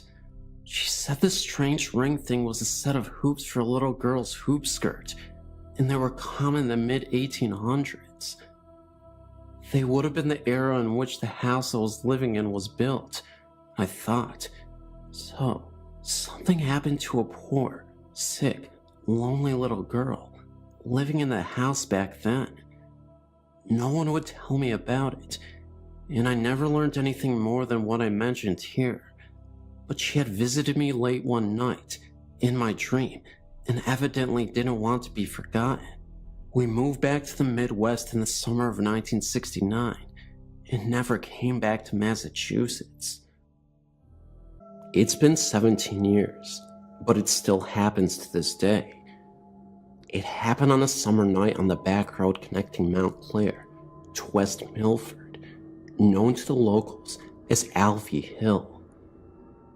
The area had very few houses at the time, and one house stood out, a brand new gorgeous home right at the crest of the dirt road. The man who lived there built it for his wife, and they had a daughter who was, I believe, around 8 years old at the time. I remember traveling the road, more of a cow path really, and watching the home being constructed. Once it was finished, it always looked so pristine and happy. But one night, I was coming through this patch, black stretch of land, and saw the mother and daughter in the middle of the road, both in what looked like nightgowns in a mud puddle. I could see them standing there as I approached, and the moon seemed to shine on them alone. When I got to them, they disappeared in front of me. I wasn't alone in the car, so I asked did anyone else just see that, and everyone just sat there, too scared to answer. By the light of day, early, I was crossing back across the hill and saw 6, maybe 7 police cruisers and an ambulance, crime scene tape everywhere, and one covered figure in the grass by the house, and several officers crouched by the road, beside where the mud puddle was the night before. Apparently the man had long suffered from depression and killed his wife and daughter before running to the house and killing himself. The officers said that they speculated he had committed the act the night prior to them being discovered. Still, on summer nights, you can see the girl and her mom looking down into the middle of the puddle in their nightgowns.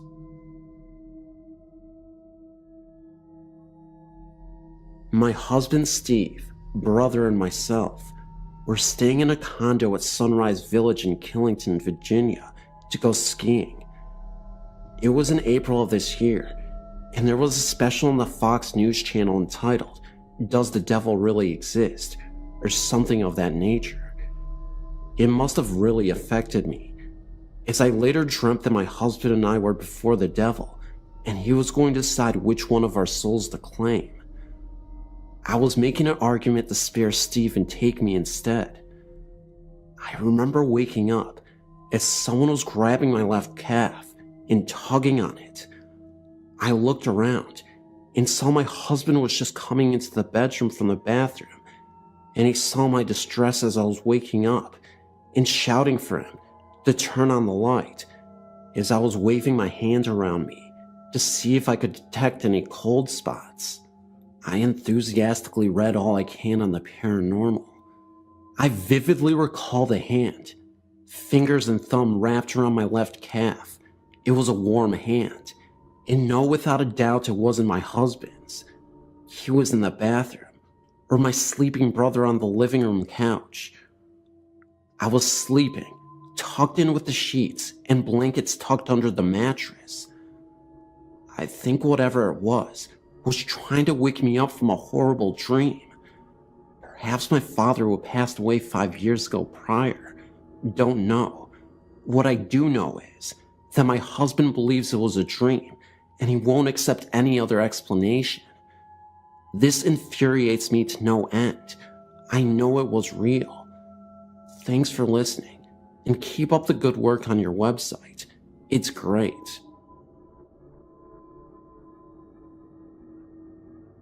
I've got another experience I thought you might find interesting.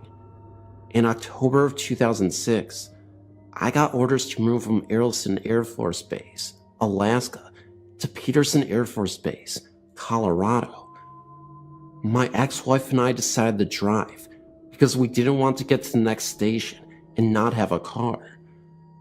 We spent the weekend with her relatives in Wasilla, then made the drive to Haines Junction and stayed the night. We really didn't sleep well that night. The room was rather uncomfortable. So we left at like 500 and began the trip to Canada.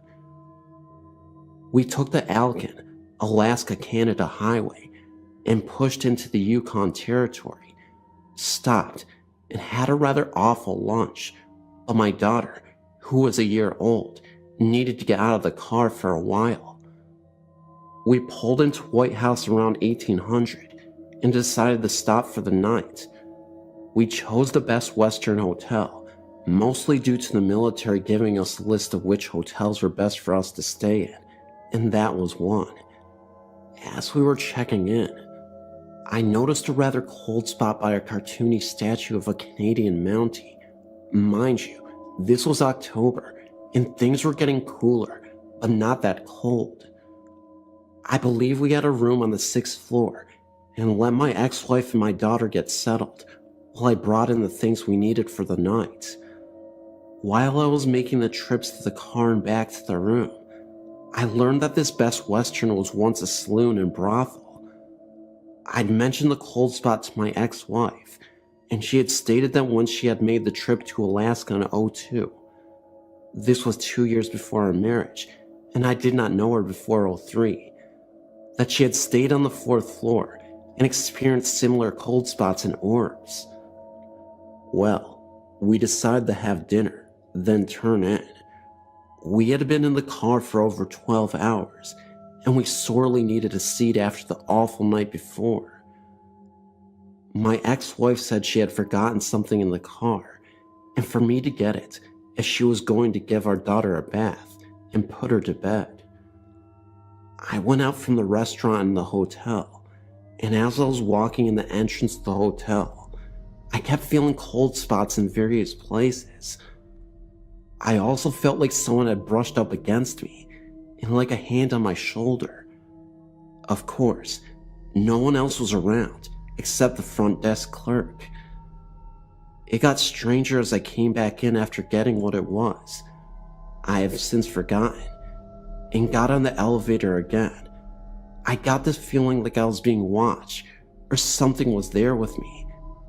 Now, I was the only one in the elevator, but for some reason, it stopped on the 4th floor, and when the doors opened, an odor of tobacco filled the area.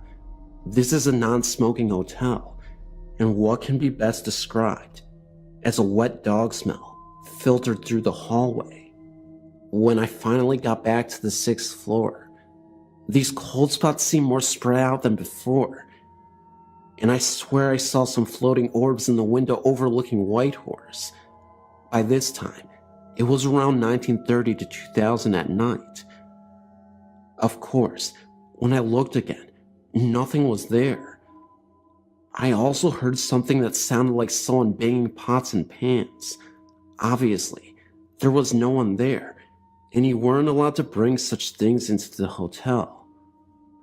I got back to her room and told my ex-wife about it, and she said she had a similar experience in '02, without the pots and pans banging noise.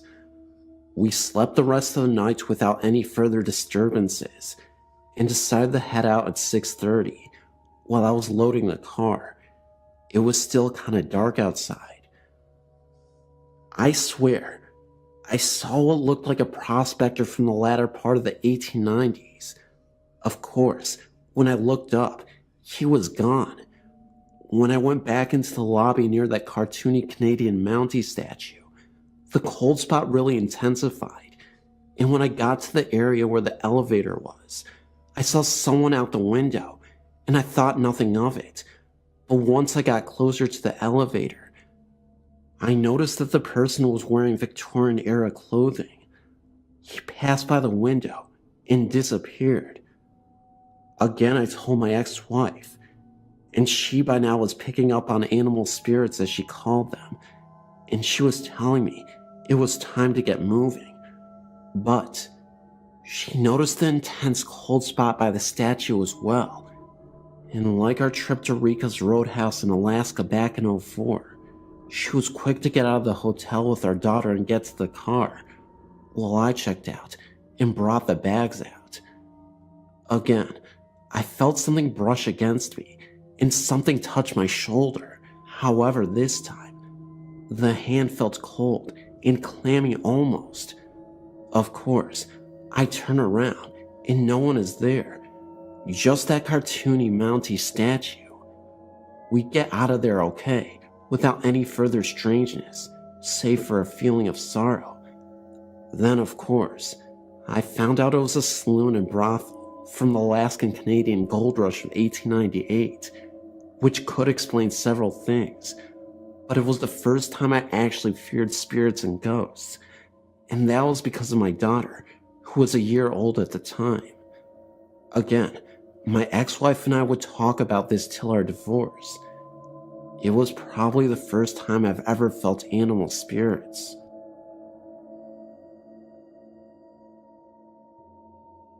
This is a personal experience that happened to me 2 years ago in Charleston, South Carolina. I'm in the Navy and had just got off the swing shift on base, leaving at approximately 11:45 p.m. from the base. The base I was at is on an old plantation's land, but I never thought anything of it. The part where I worked at was on the water of the nearby river, and the road back passed along the river for about a half mile before turning inland. Fog had a tendency to build up on the river in the fall and winter months, and the fog had rolled across the road on this particular night. As I was driving along the road coming back from work, I saw a man running on the side of the road. This was nothing special on a military base.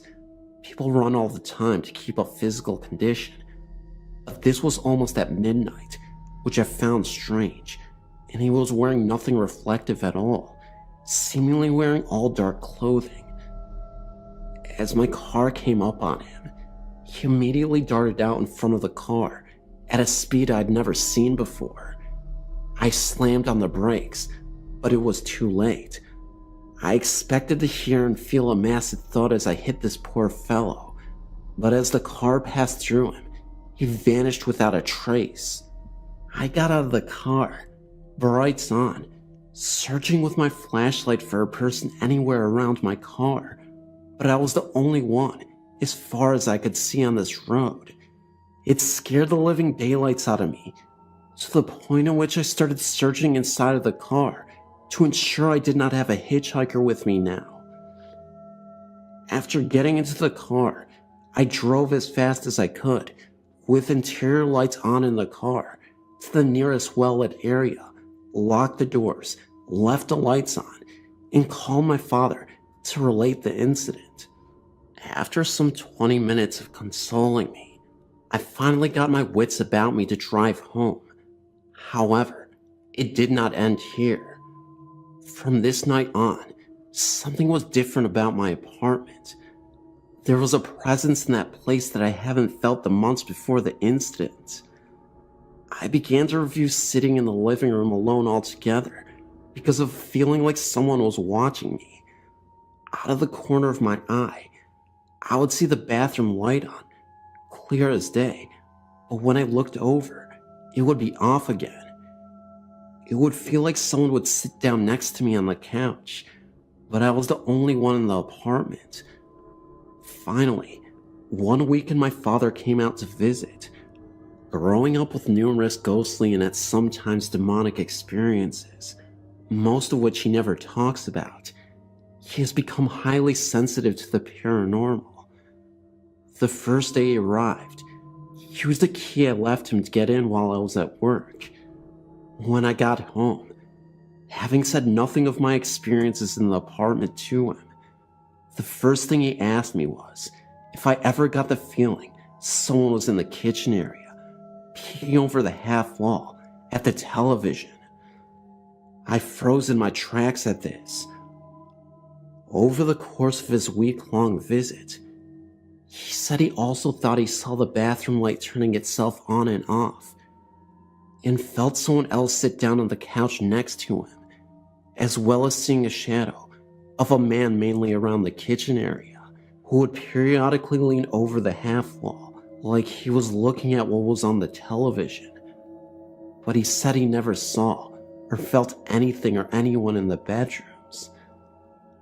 I now had a reason for my seemingly unfounded paranoia of being in the living room alone. I continued living with this feeling from the night of the incident, driving home through the following few months until I received orders to leave Charleston, and have not felt the presence of the running man since then.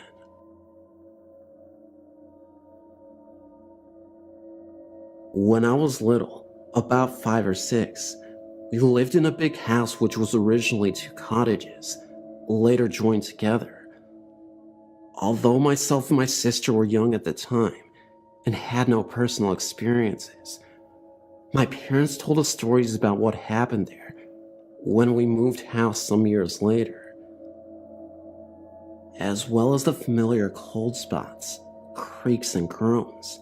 Some other stuff went on too. One day, my mom was in the downstairs bathroom when she heard a man's cough coming from outside the door. Thinking it was my dad going into the study room, which was opposite the bathroom, she thought nothing of it. When she came out of the bathroom, however, the study was empty and no one was outside. She went back to the kitchen and found my dad where she'd left him, sitting at the table. She asked him if he had come out the bathroom and coughed. He hadn't moved the whole time.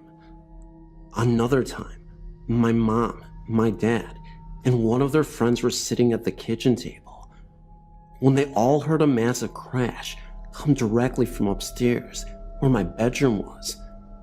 My mom described it as the sound of a wardrobe falling over or a full-grown male adult being thrown to the floor. They rushed upstairs to find me fast asleep and nothing out of place in my room. We even had the fireplace in my room checked in case a stone had fallen down the chimney. Nothing was found and there was no explanation. Everyone in the house was accounted for. One night my parents were in bed when they heard the sound of a woman gently humming and singing. The sound came from the end of the corridor and continued downstairs, then eventually stopped. Again, this could not be explained.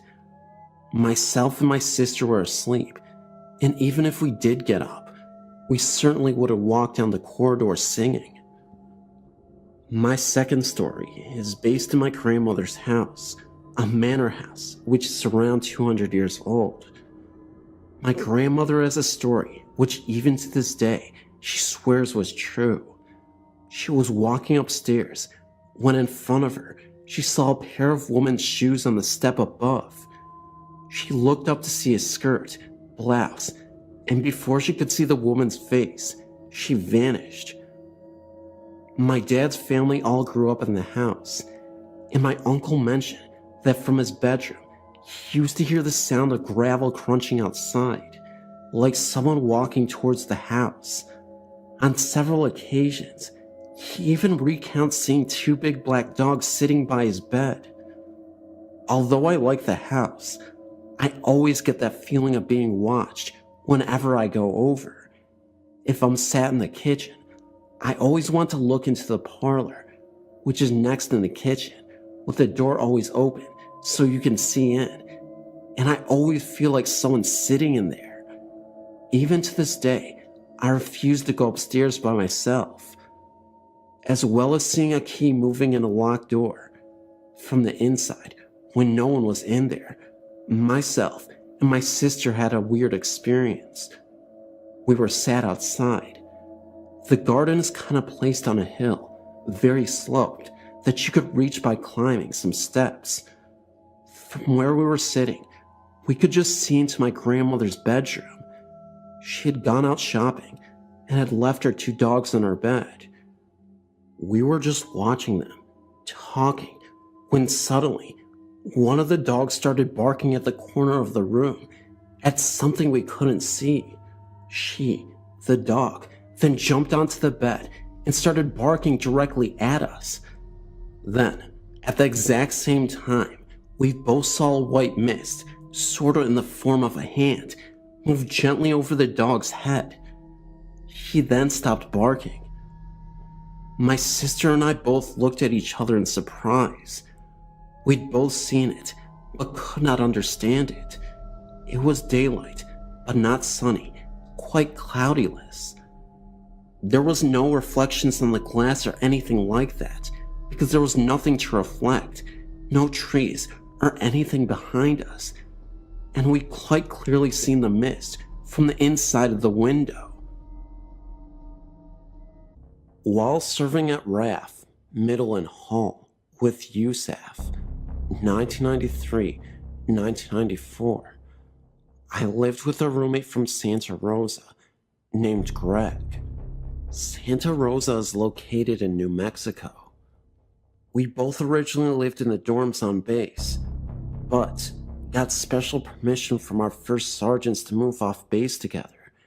This was due to the fact that we did not drink alcohol, and drunken parties were a constant among our roommates, and in the dorms, in general, 24 hours daily as airmen worked 3 shifts.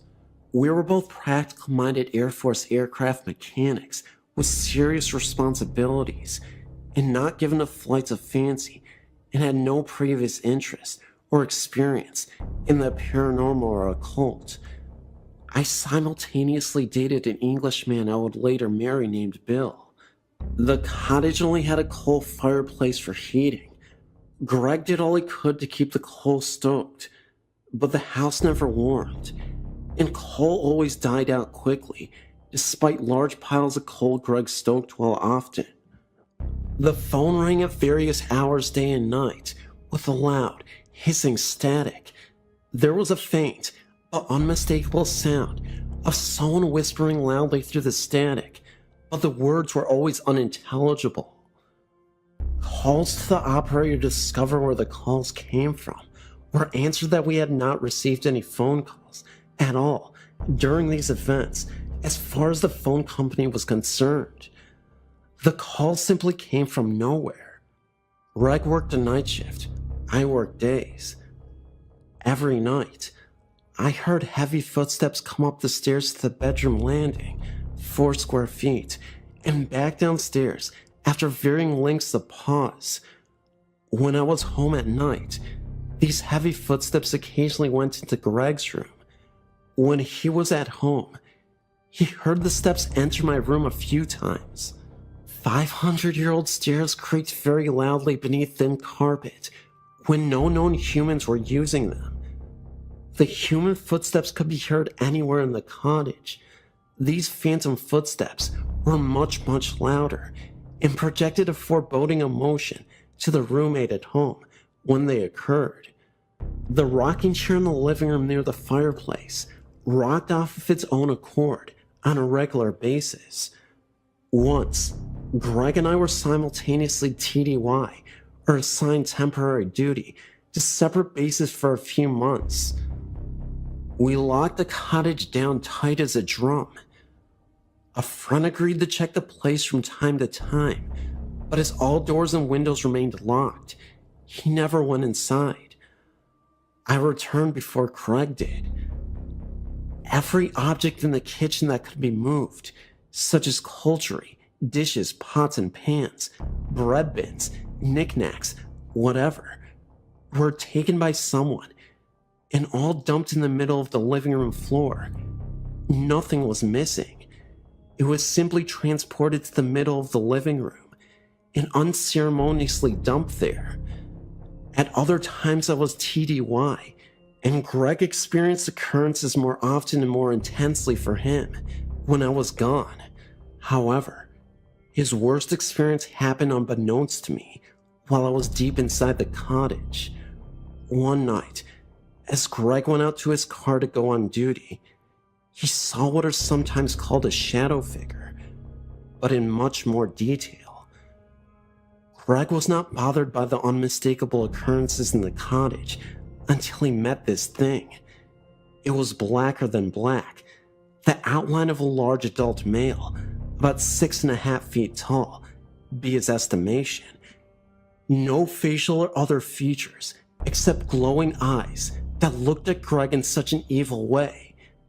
Greg said he was scared to death. He claimed without hearing a sound that this thing was unmistakably evil and had ill intentions, to say the least. Greg got in his car, a true British yellow Mini, and sped away as soon as he could. There is a broken down shed directly behind the house in the backyard. Both Greg and I looked into it from time to time, but refused to enter until one day we agreed to go in together. We both experienced an unexplainable strong sense of being watched from up close, though no one else was on the property.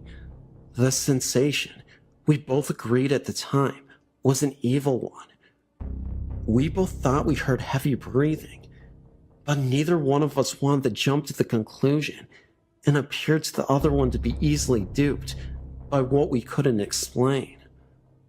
There's a storage area on the side of the house that cannot be accessed from inside the house, only by the door outside the storage area, attached to the side of the cottage. Greg and I both hardly dared to look inside after our first time inspecting the property. There were no electrical lights in the room. There was junk and building materials scattered around, as if someone dumped everything from the ceiling, and materials changed positions from time to time. Occasionally, the taps, faucets in the bathrooms upstairs turned on and off on its own accord, yet both hot and cold tap levers were always in the off position. Every unexplained occurrence was of an extremely strongly sensed nature. It always got our attention, except for the static phone calls and the chair rocking itself. Most activity took place when there was only one roommate in the cottage. Neither Greg nor I had ever experienced anything paranormal before. At least, he had not anything to this degree. Of the photos taken inside and outside the cottage, there is nothing remarkable. No orbs, light streaks, vortices, apparitions, etc. The Englishman I was dating and later married was a complete skeptic, but strongly disliked being in this cottage. He would only state something is wrong with this house, something is strange about it. For his degree of skepticism, that was quite a statement in itself. When a man with a young teenage girl moved into the other side of this duplex cottage, Greg and I decided to warn her, without giving anything specific away about the occurrences, so we weren't planting suggestions in her mind, knowing teenagers are very impressionable. We simply welcomed her, made chit-chat, then told her when she was alone if she was ever uncomfortable or frightened, telling us she was in her bedroom alone when she audibly heard a voice call out for her.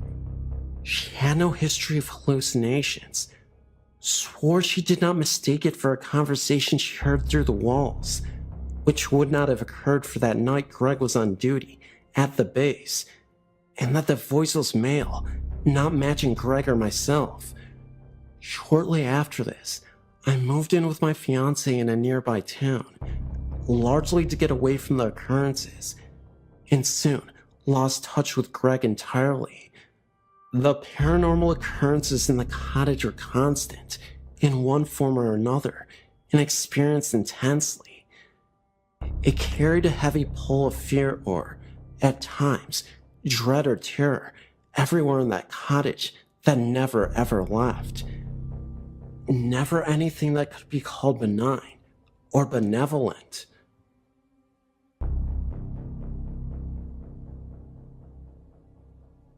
In the summer of 1996, I bought a large home in a nice, older neighborhood.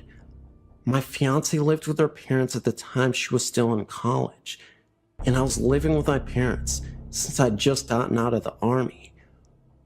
We were really looking forward to getting married and having our own private place. The first night in the house felt very strange to me. but I chalked it up to being a newlywed in a new home. As time went by, the strange feelings did not abate as they thought it would. I felt more and more apprehensive, especially when I was in the house alone.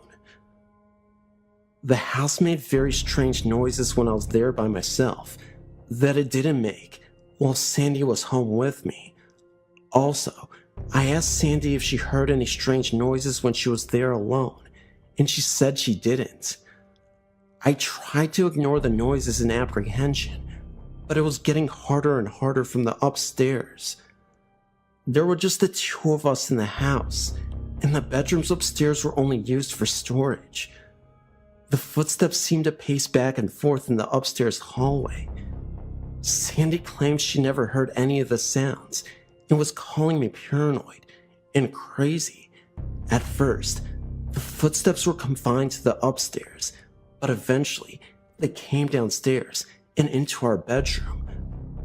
Whatever was making the footstep noise would come up to my side of our bed and stand there for several minutes before walking straight out of her room. I heard other strange noises in the house, like the sound of an animal growling and scratching noises in the walls. Someone or something knocked on our front door one morning at 3 a.m. so loud that I thought the door was going to come off the hinges. Of course, Sandy never heard anything and accused me of trying to scare her. I began to see small, black humanoid figures darting in and out of the corner of my vision. They would shoot behind furniture or duck into some rooms when I tried to lay my eyes directly on them. I saw them during the night and day and began to see them more often and often. I would often get this odd feeling that someone was behind me, and if I quickly turned around, I could see one or more of those things run away. One day, when I turned around to try and see the little black things, I saw a large, black thing at the other end of the hallway. It was about 6 feet tall, and though I could not make out any features, I could tell that it was a human shape under a cloak, and it did not run away. It just stood there for several seconds to let me get a good look at it, and then it slowly disappeared. I saw that apparition several more times over the next few months, always standing some distance away and just looking at me. I was really getting scared, and it came to the point that I did not want to go home at night. The experiences were taking a huge toll on our marriage. Sandy would blame me for scaring her with reports of things that were not happening in her mind, just to cause trouble in our marriage. She would not begin to convince that I was truly scared and that something was really happening, even if she did not experience it. We stayed married for a total of 30 months before she moved out of the house and filed for divorce. But here's where the story gets even stranger.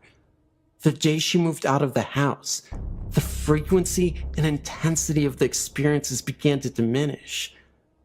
That night, the footsteps did not come downstairs like they always had in the past. I saw the large black apparition only one time after she moved out, and that time it was translucent, as opposed to being completely opaque as it had been before. It also did not stick around as before. Once I saw it, it vanished. 4 months after she was gone, all the activity ceased. The house was quiet and still, and I no longer felt that apprehension I wrote about earlier. I've since remarried, and we live in the same house with our children. I thought that the experiences might return once I brought my new wife into the home, but they didn't. If they had, I would have sold the place. It had to be something associated with Sandy. Maybe she was into the occult or something. I spent plenty of nights with her in our parents' home when they were away, before we were married, and never experienced anything like what happened in the house. Perhaps it was the combination of her and the house that was the problem, but I hope not. If it were, then that means the same thing could happen again, and I don't want my family subjected to that.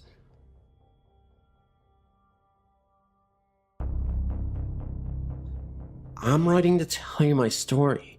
I was reading Dave's story, and it's so close to the experience that I had that it actually gave me chills. My first paranormal experience happened to me when I was 4 years old.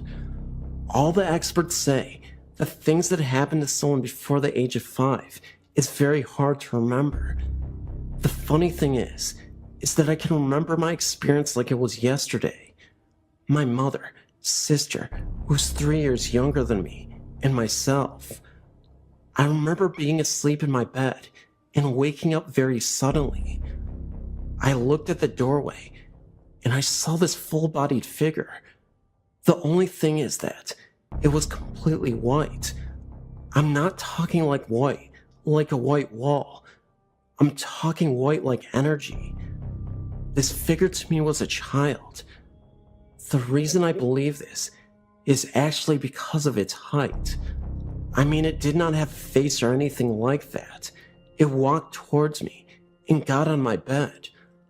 I remember pulling the blanket up over my head because I was so scared, but I actually felt it on the bed. At that point, I ran screaming and crying into my mom's room. Her boyfriend got up and walked me back to bed to show me there was nothing to be scared of. When we got there, it was gone. Now let's fast forward to the age of 17. By this time in my life, my mom had gotten married, not the same guy from when I was 4, and they had bought a house. It was a tri-level with a full finished basement and a sub-basement. From day one, something felt very odd in the house, almost like a very heavy, unwelcome feeling. The sub-basement was probably the strangest. When you would walk in there, you could see spray paint all over the walls. I know that's not strange, but when you stood in the center of the room, you could see that the spray paint was actually covering up what looked like writing on the walls, and it was also on the floor, so that was kind of creepy. We had 2 dogs that both refused to go into my room and constantly would either stare at the wall and bark, or would stand at the stairs and bark up to the 2nd floor or down the stairs to the basement. The longer I lived in the house, the more I began to feel almost alone. It was like I was becoming isolated mentally from everything. In my room, it would constantly feel as though I was being watched. I would hear loud bangs and things sounding like they were hitting the floor, but nothing would be around. All the motion sensor lights around the outside of the house would turn on all at once for no reason. I mean, I actually began to think I was going crazy. Finally, I broke down and told my stepdad everything that had been going on. He looked at me very seriously. I remember thinking, oh crap, he thinks I'm nuts. He began to tell me about how one night, after I'd gotten home from work, he worked 2nd shift and didn't get home till around 1 a.m. We were sitting on the computer playing a game. At the time, our computer was in the front room, and you could see right up to the stairs and onto the landing where the bedrooms were. He said he saw a man walk out of my room. The man he saw was a taller man in a pair of jeans and a flannel shirt. At first, he thought it was me because he only saw the man out of the corner of his eye. But then he asked how I was doing and looked up and realized the man wasn't me. The man turned and walked back into my room. My stepdad ran up the stairs and opened my door, and I was the only one in there, and I was asleep in a pair of boxers. After my stepdad told me this, I was convinced something was going on. One weekend, While my parents were out of town, I invited two of my friends over so we could try to catch stuff on film. Of course, we got absolutely nothing. That is, until we tried to go to sleep. We had all decided to sleep in the basement because there was more room there. We turned off the lights and started to go to sleep. My one friend, Chris, was already asleep, and myself and Dave were talking. All of a sudden, the light to the sub-basement turned on, and we could see what looked like a shadow under the door. You could actually hear what sounded like the work boots walking up the wooden stairs. We woke up Chris, and we all stood at the door.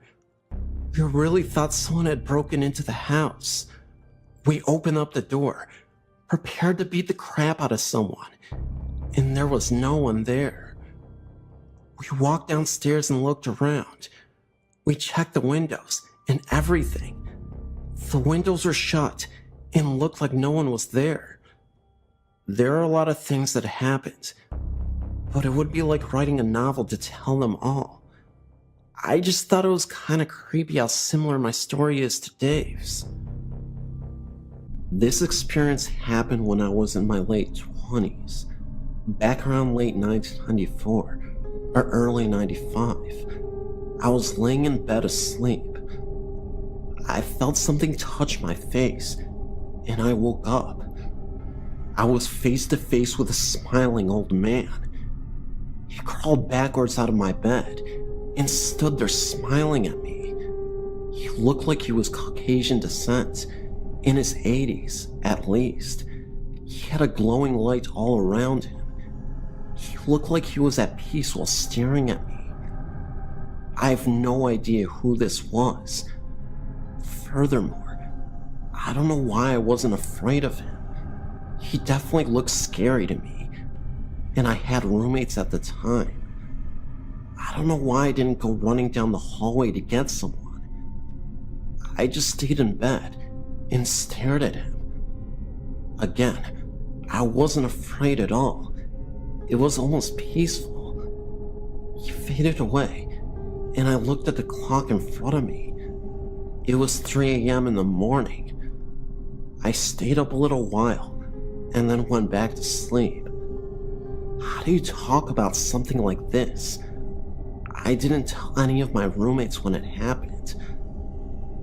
I was fearful because I thought I would be outed as a crazy person. I did call my best friend, and thankfully she seemed to believe me.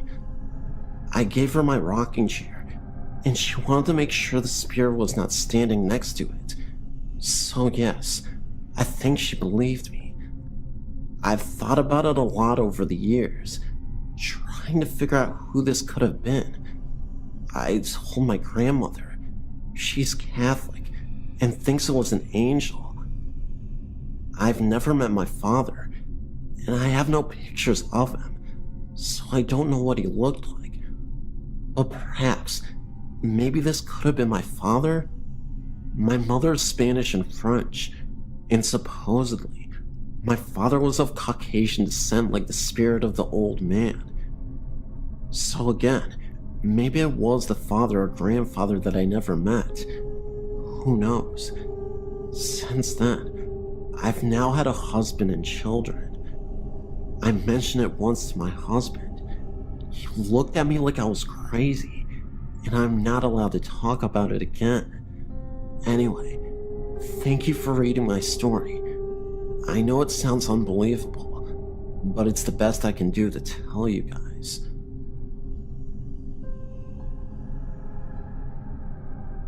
These are two experiences that happened to me about 5 years ago.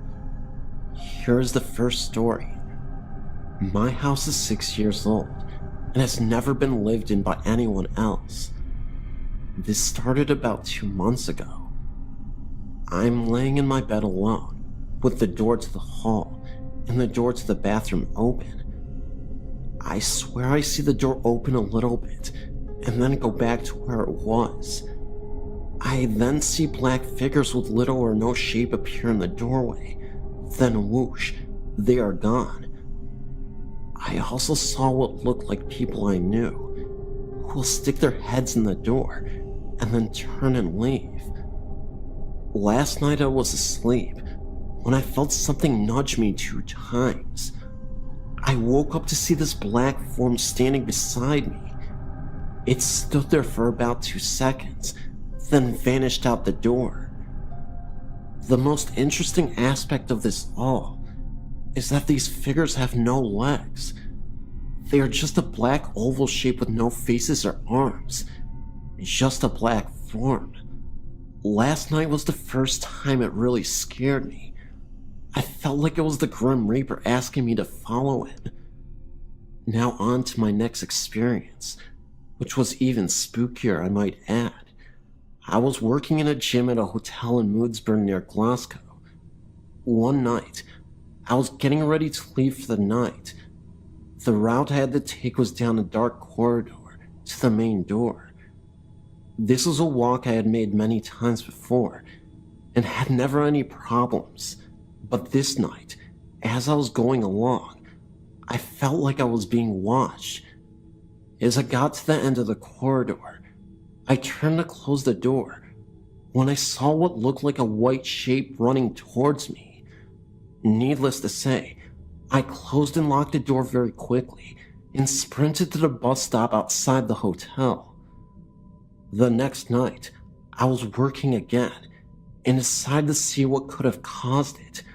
I went through every possibility I could have think of, from car headlights to interior lights, but nothing recreated what I had seen. About 2 days later, I was looking through the old accident book when I found an entry from 3 years before. A man was running on the treadmill and died of a heart attack whilst using it. What was interesting was, it was the same date and time of when I saw this incident myself, of the running man.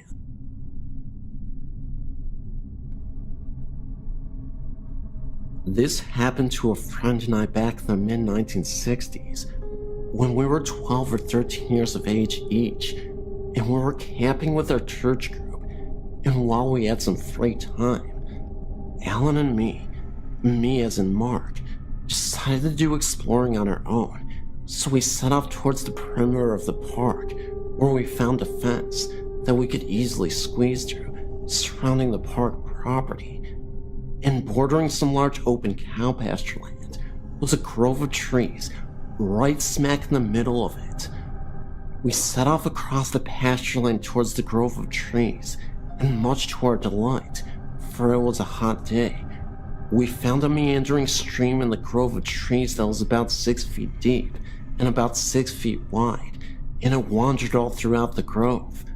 But to our dismay, Alan and I realized that we were wearing blue jean pants and a t-shirt, and had not brought along our swimsuits, since we were not planning on going swimming until later, when the springs in the park was less crowded, so we had nothing to wear to go swimming at that time.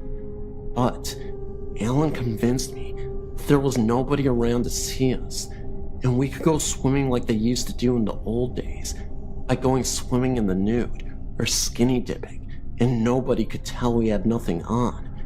Once we were in the water, and not wanting to be labeled a coward or chicken by my friend, I quickly got undressed, and we dove into the cool water. We swam around in the water for about 15 minutes, when we were startled to see a young boy, about our age, dressed in some dusty old-fashioned looking overalls, and barefoot, staring at Alan and me from the bushes. And even though he probably saw we were both skinny dipping by our clothes hanging from the bushes, neither Alan or me felt embarrassed about it. After all of us were boys, and Alan got bold, but staying in the water, Alan said hi to him. The boy came out of the bushes, but didn't get near the banks, and he just stared at Alan and me for a solid 20 seconds. All we could think to do was ask him if he wanted to go swimming with us, but at this point, I don't think we realized it was a ghost at the moment. We just always thought I was a kid that always hung around this area and just wanted to play because we were playing around. But then, it was like he had simply vanished again. Helen and I did not wear glasses, and our vision was perfect. And we were looking straight at the boy as we climbed out of the stream. And like I said, the boy just disappeared before our very eyes. Just kind of blinked out of sight. And Alan and I quickly got into our jeans and looked around for him, but he was nowhere to be found in the bushes. And if he wanted to play with us, why did he disappear? And if he had left the grove of trees, which he didn't, we would have seen him in the open pasture land. And afterwards, we talked about our experience between us, but Alan and I didn't tell anyone of this, knowing that no one would ever believe us. Alan and I both wondered if the boy might have fallen into the stream from the crumbling banks and drowned in that stream many years ago. And as the kids our age wouldn't be caught dead wearing old-fashioned looking overalls, when all the kids we knew were wearing the latest looking fashions, was it even remotely possible that perhaps Alan and me saw a ghost that day? One who was lonely and just wanted to play.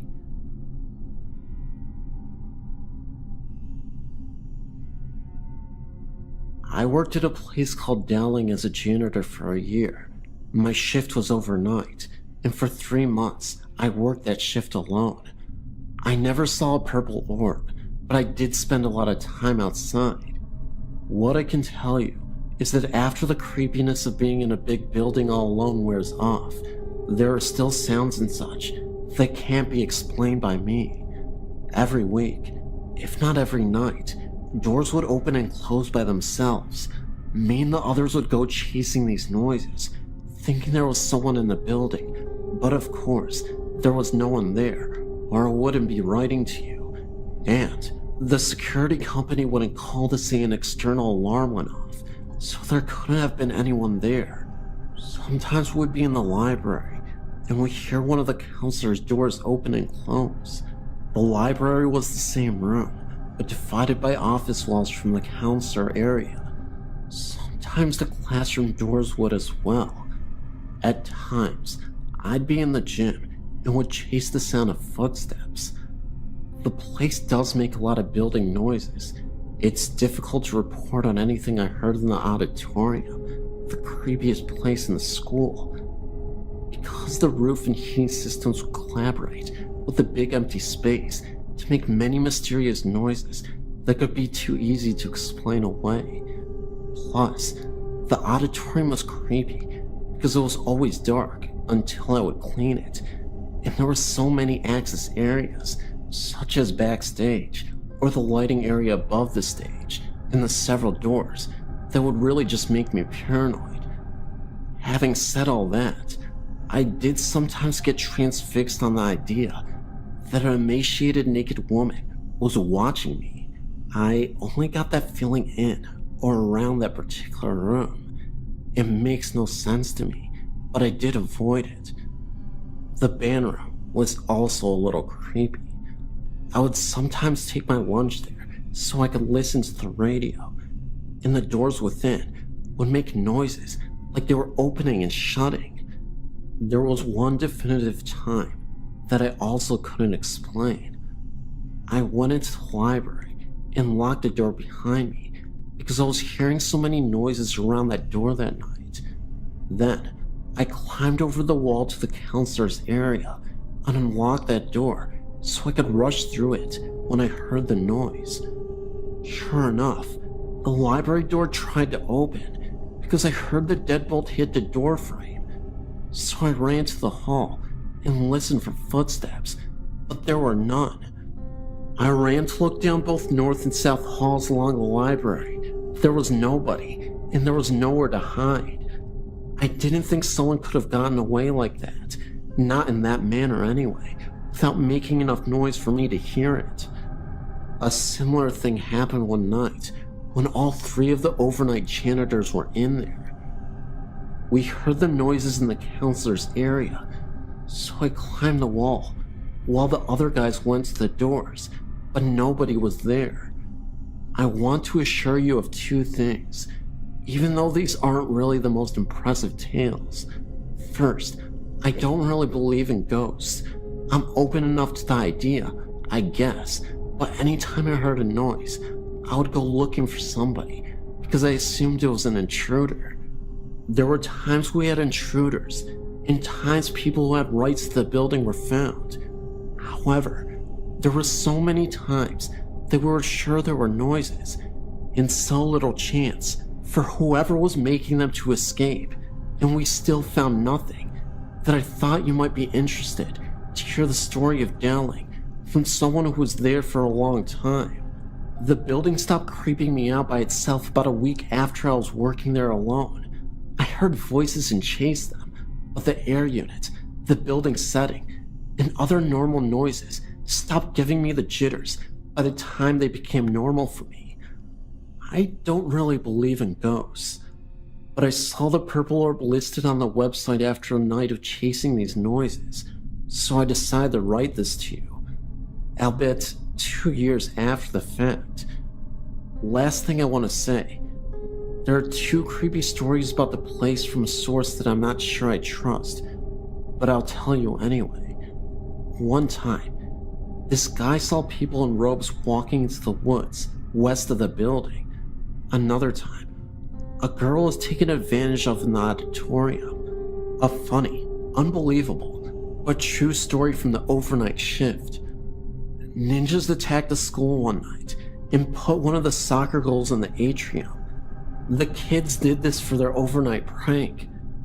They seriously climbed onto the roof of the school with 2 of the school's regulation-sized soccer goals and dumped them into the atrium. I chased off a bunch of kids when they were trying to get on the roof a 3rd time. They were all dressed like ninjas. My name is Carly, and I used to live in a 100-year-old house on the Eastern Shore in Maryland. This house was on a street with about 10 other houses, all closely related in shape and size, except my friend's. She's my best friend, and the man who had built all the houses in our street lived in hers. They have never had any bad experiences in theirs, up until now. My friend's older sister came back for Thanksgiving, and she woke up in the middle of the night and saw a form of a giant man. The man closely resembled Andre the Giant, even though she thought it was her boyfriend. When she looked next to her, he was sleeping. She really didn't think too much more about it until the next day, where the rest of the family shared that they had been hearing and seeing things too. My house was only a few years younger than hers. My parents bought it at an auction because the whole thing had to be gutted and renewed. As my dad was working on it, he was putting in new windows one day and saw a man.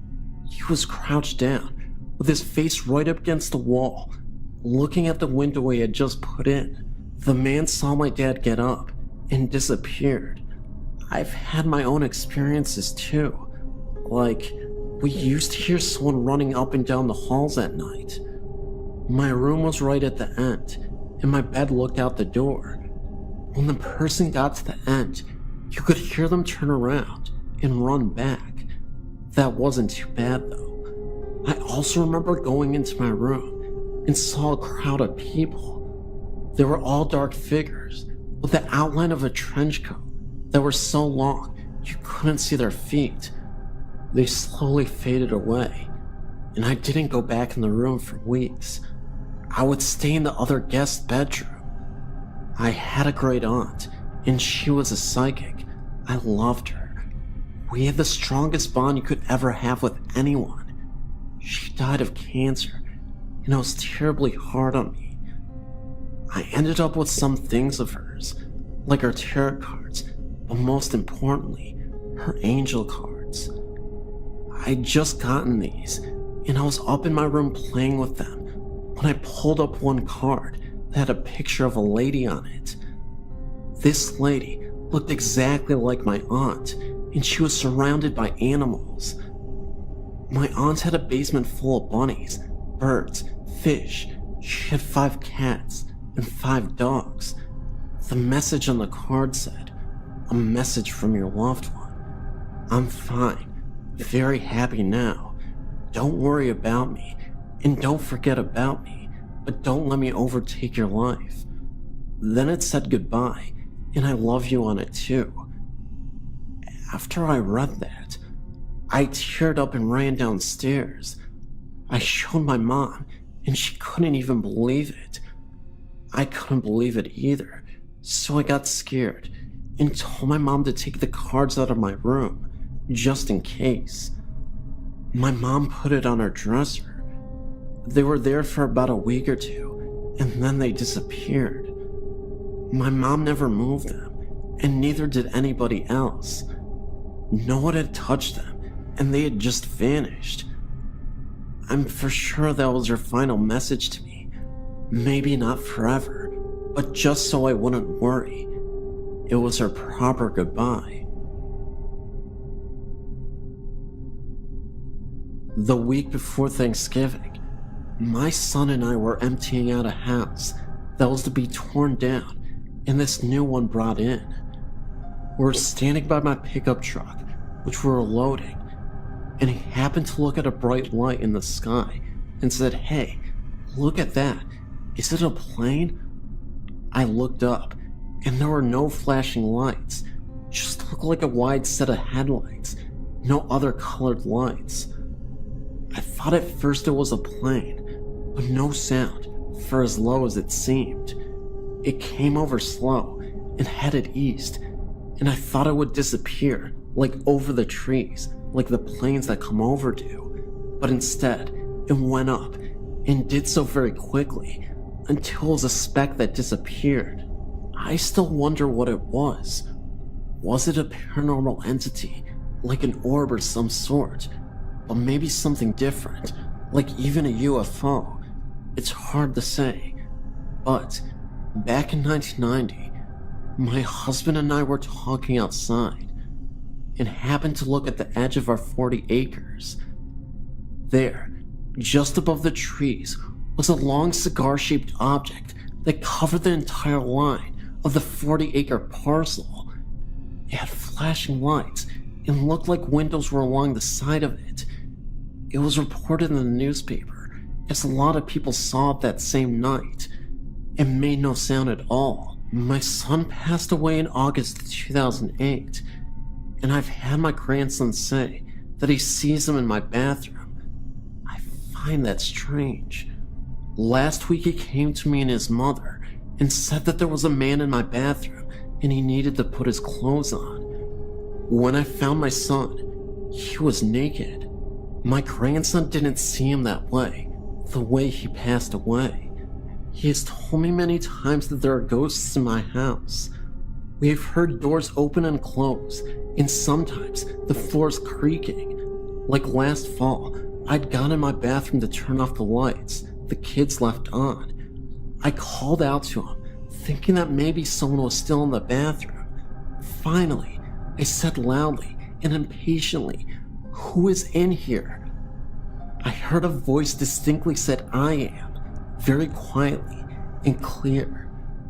I didn't recognize the voice and thought one of the kids were playing a joke on me. No one was near the bathroom, which is just off my master bedroom. It didn't scare me. There are other strange things that happen in my house. We hear little kids outside talking. Most of the time, it is indirect, and you can't make out what they say, and other times, something comes in clear. We just think the land is haunted. For a while now, my sister has lived in a house a few blocks away from my parents' house. I live with my parents. I would go over there to babysit my nephew when my sister had plans. Some nights I would sleep over there. Her house always had a creepy feeling to it, a thick feeling to the air. My sister had just had knee surgery and wasn't able to take care of her son, so I was spending the weekend over there. The first couple of nights were fine. I didn't mind at all. But the last night I stayed there, I was in the living room watching TV when I caught something out of the corner of my eye. It looked like a shadow. Before I say any more, I better tell you the layout of my sister's house. When you walk in, you go to the left and down a hallway. The open doorway to the left leads to the kitchen. The kitchen has another entry as well. The first door on the left is my sister's bedroom. The only door on the right is the bathroom, and the door at the other end of the hallway belongs to my eldest sister, when she's there, that is. On the other side of the kitchen is a set of French glass doors and let out into a game room, an add-on to the house. The doors are always kept closed and locked at night. The only people in the house that night were myself, my sister, the one on the mend, and her son. So anyway, I saw a shadow. At first I thought maybe it was my sister getting up to ask me to get her something. But the shadow simply vanished before I could get a closer look at it. I shrugged it off as me being tired. I lay down to go to sleep. I woke up a couple minutes later. It was around 5 in the morning. I didn't know what had woken me. I was sweating badly, and I felt like someone was sitting on my chest. I was propped up enough to see the French doors, which were across the room from the sofa. What I saw that night is engraved into my brain. There was an old woman outside the doors. She had her hands pressed against two of the glass panels and her face against another. Her mouth was open in a scream. I was scared beyond belief because I couldn't move, I couldn't speak, I couldn't do nothing but lay there. And then the door began rattling. The woman was shaking it. A shadow came out of the kitchen, and the woman vanished. The shadow vanished after that, and I could breathe again. I don't know what the shadow was, but it did make the woman go away. I like to think it was my guardian angel. Who knows? That's my story. Anyway, and yeah, it is true.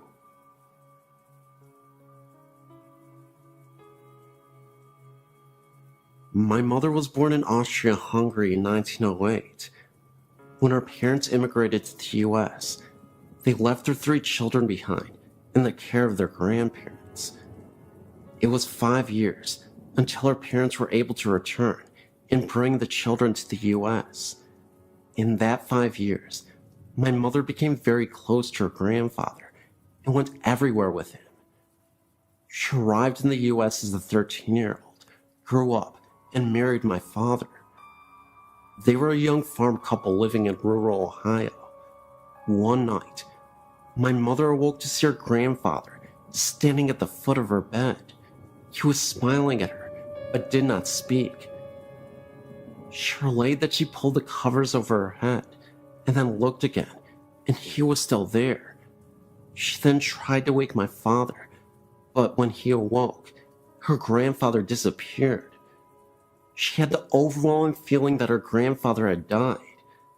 This happened in the mid-1920s, and at that time, international long distance was only a thing for wealthy folks. Her only contact with her grandparents was via mail, which would take a couple of weeks to arrive.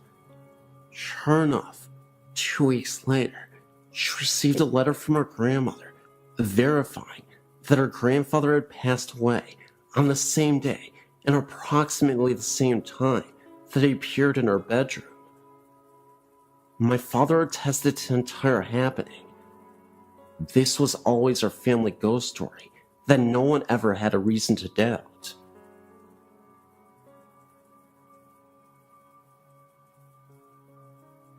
My parents live on a farm in Sugar Grove. My stepdad grew up here with his family as a child. On Christmas Eve in 1964, his dad went into town to pick up the grandma for the holiday. With him, he took a younger daughter and his younger son. On the way home, there was a terrible accident and everybody died except the daughter. Over the years, the farmhouse was used as rental property until my mom met her husband. They have lived here now for 6 years and have had many experiences with the spirits of this home.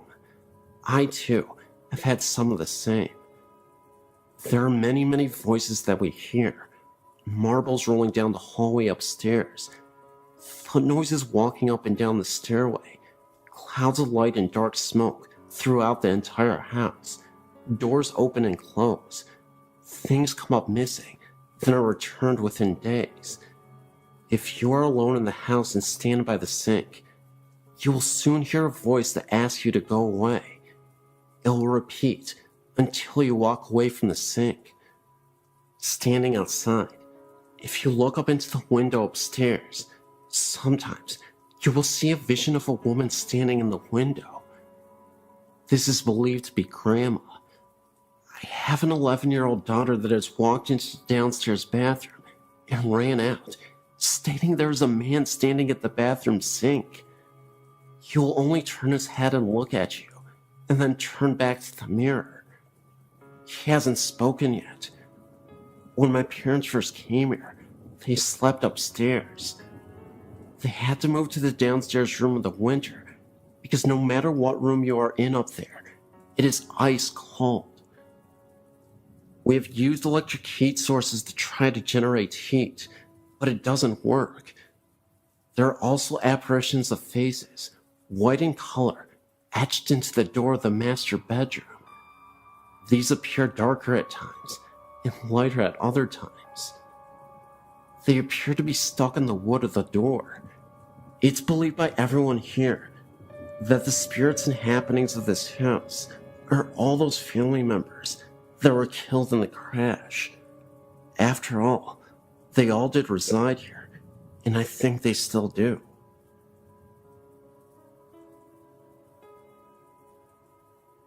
My mother passed away a little over 4 years ago. Since then, we have seen her, usually in dreams, and my father has actually seen her many times in her home. My mother had been sick with congestive heart failure that took a turn for the worst for about 2 years. My dad cared for her day and night. Finally, the last trip to the hospital was supposed to be a routine trip to remove excess fluid. On the way to the hospital, my mother made a prophetic statement to him that she would not be coming home again. When she was given the diagnosis that no further help was available to her and she would be sent home with hospice, she refused and decided to die in the hospital instead of at home because my father had to continue to live there and she did not want him to find it hard to stay at their home. 9 days of excruciating pain from a failing liver and kidneys, and unable to get her breath, she succumbed to death only after the last of our immediate family visited her on that day.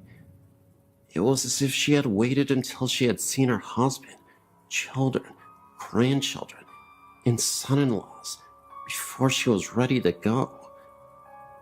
10 minutes after the last visitor, she breathed her last. Oddly enough, the grandfather clock in my parents' home stopped on the exact time of her death. My father has refused to rewind it. After 60 years of marriage, my father has been so lost. For the first year, she appeared to him frequently with a smile on her face, and one time told him, "I love you deeply, and just want to make sure you are okay." She still appears to him, just not as frequently as the first year. Recently, my sister and father had found a picture she had painted and had a frame to give me for my birthday. My dad saw my mother the morning they gave me the gift and said she was holding a shopping bag with a wooden frame sticking out from it with a huge smile on her face. He said they communicated without talking, and he knew she was happy and proud I was getting the picture. I've seen my mother in dreams, but only one stands out as a possible contact with her. In my dream, I was looking through the picture window of my parents' home and saw her sitting in her chair, with my father standing over her, talking and smiling, as if he was catching up on recent events. I went inside the house and she looked at me and smiled. I remember how peaceful she looked and so healthy. I remember saying, "Mama, how can this be? I saw you in the casket at the funeral home." She just smiled at me and said, "Well, sometimes these things just happened." I replied, "Well, I don't care how it happened. I'm glad to have you back. I've missed you." With that, I woke up. One other time, after an extremely frustrating day, I was walking in a corridor and thought I'd heard her call my name. She said, "Susie." I actually said out loud, "Mama?" She was not even there. My sister says she has dreamed of her, but never actually have seen her. My son slept in my mom's bed about 6 months after her passing, and said sometimes in the night, he felt her sit down on the side of the bed. He knew it was her, because he could smell her perfume. My nephew recalled a dream he had the first Thanksgiving holiday after her passing. He said that in his dream, he walked out of his upstairs bedroom, and she was in the hallway. He said, "Let's go get some turkey, Granny." He said she replied, "Now, Mark, you know I can't go downstairs with you this year, but you know I am here." My family feels that she is around us all the time. I know she is with my father the most, because he is terminally ill and misses her so terribly. I feel comforted knowing she is waiting for his time to cross over.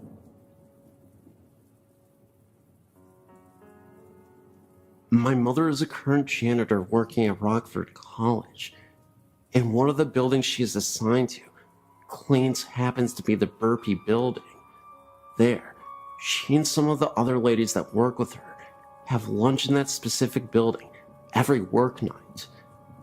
A while back, she told us that during her lunch break, she saw what was a female figure walk past the room they were in. She said she wore a blue dress and had blonde hair. The room has a mirror that faced the only door of the small area.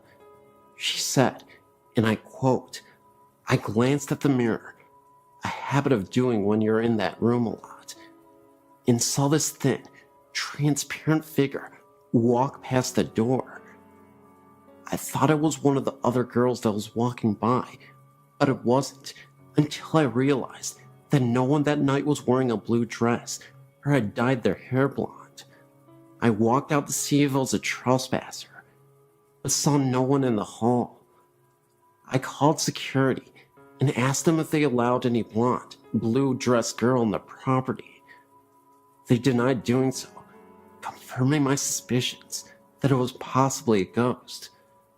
This is just one of the stories that she has told us during the last 2 years of her encounters with the Burpee ghosts."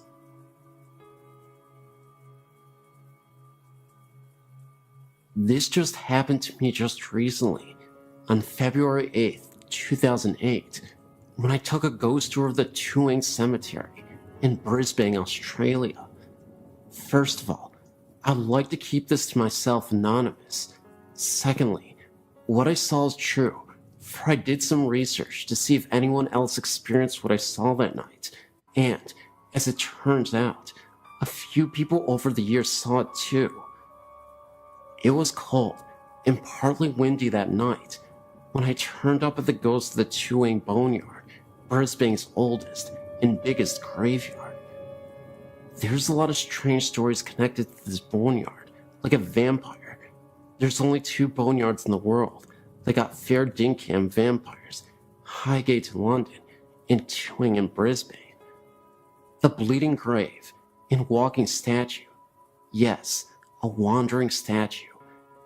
Anyway, the tour barely began as our hostess was introducing herself when I saw something standing amongst the trees. It was solid and black.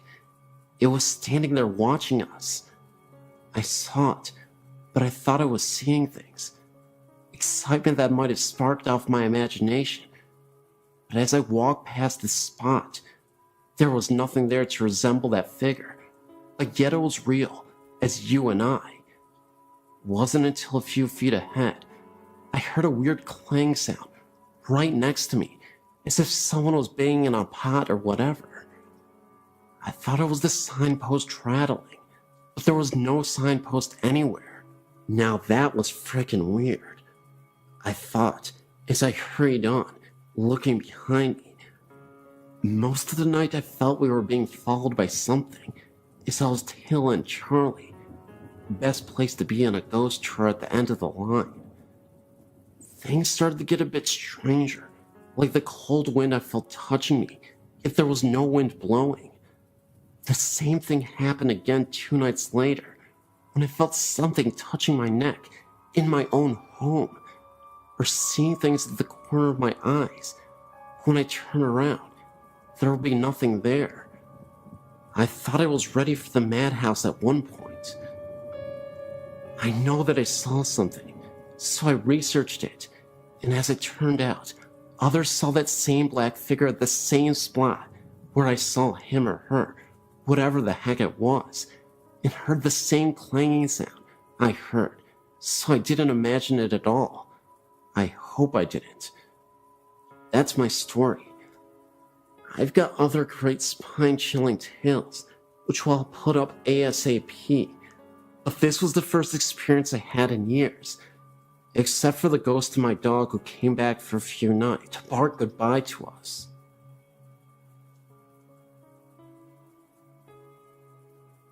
My name is Tina. I'm 33, and I have a story I would like to share with you and your readers. I've been experiencing strange things for many years now, but I've only been sharing them for just a few people who don't believe always have the need to find something wrong with the ones who do. My mom was one of those people. She would roll her eyes and say I was crazy or I had been drinking. The day she became a believer was one of the most beautiful moments we've ever shared. This is our story. My mom had surgery in her foot and was using a walker to get around. I was at her house helping her with her laundry and such, and had laid my son down in the bedroom down the hall for his nap. Mom was kicked back in the recliner and decided she would also take a nap. All my chores were done for the time. Everybody in the house was sleeping, so I went out to get into the pool. I turned on the baby monitor at the room where my son was sleeping and brought the other piece outside with me. My mom lives out in the country. No neighbors close enough for monitor to pick up any other signals from a phone or another baby monitor. It was so quiet in my mom's house, I could hear the tick-tock ticking of the clock in the room where the monitor was. All of a sudden, I heard a woman's voice so clear and loud. It sounded like she was speaking into the monitor. It sounded like peep, as in P-E-E peep. I'm not sure what that means. Maybe it was just gibberish. That's what I heard. At this point, I start to run to the door to see if my mom is still in the chair in the living room. I got to the door, snatched it open, and there was my mom, still reclined back in the chair with a really strange look on her face. I guess I had a strange look on my face too, because she said, "What? What's the matter? Who's here? Who are you talking to?" I just looked at her and couldn't say anything. She asked again who I was talking to, and I said nobody. Why? She said that she heard a woman talking. She thought she was dreaming. She opened her eyes, and the woman was still talking, so she knew she wasn't dreaming. Having to always have an explanation for things, she then assumed I was on the phone, but looked around and saw the phone and my cell phone were on the kitchen counter. That was when I came in the door, and she knew it wasn't me. I said, "Heard that too?" "Yes," she said, with a very strange look on her face. So I went down to the hall to the room where my son was still sleeping, and looked around. Nothing out of the ordinary, nothing out of place. I came back down the hall and told my mom he was fine, still sleeping, hadn't moved an inch.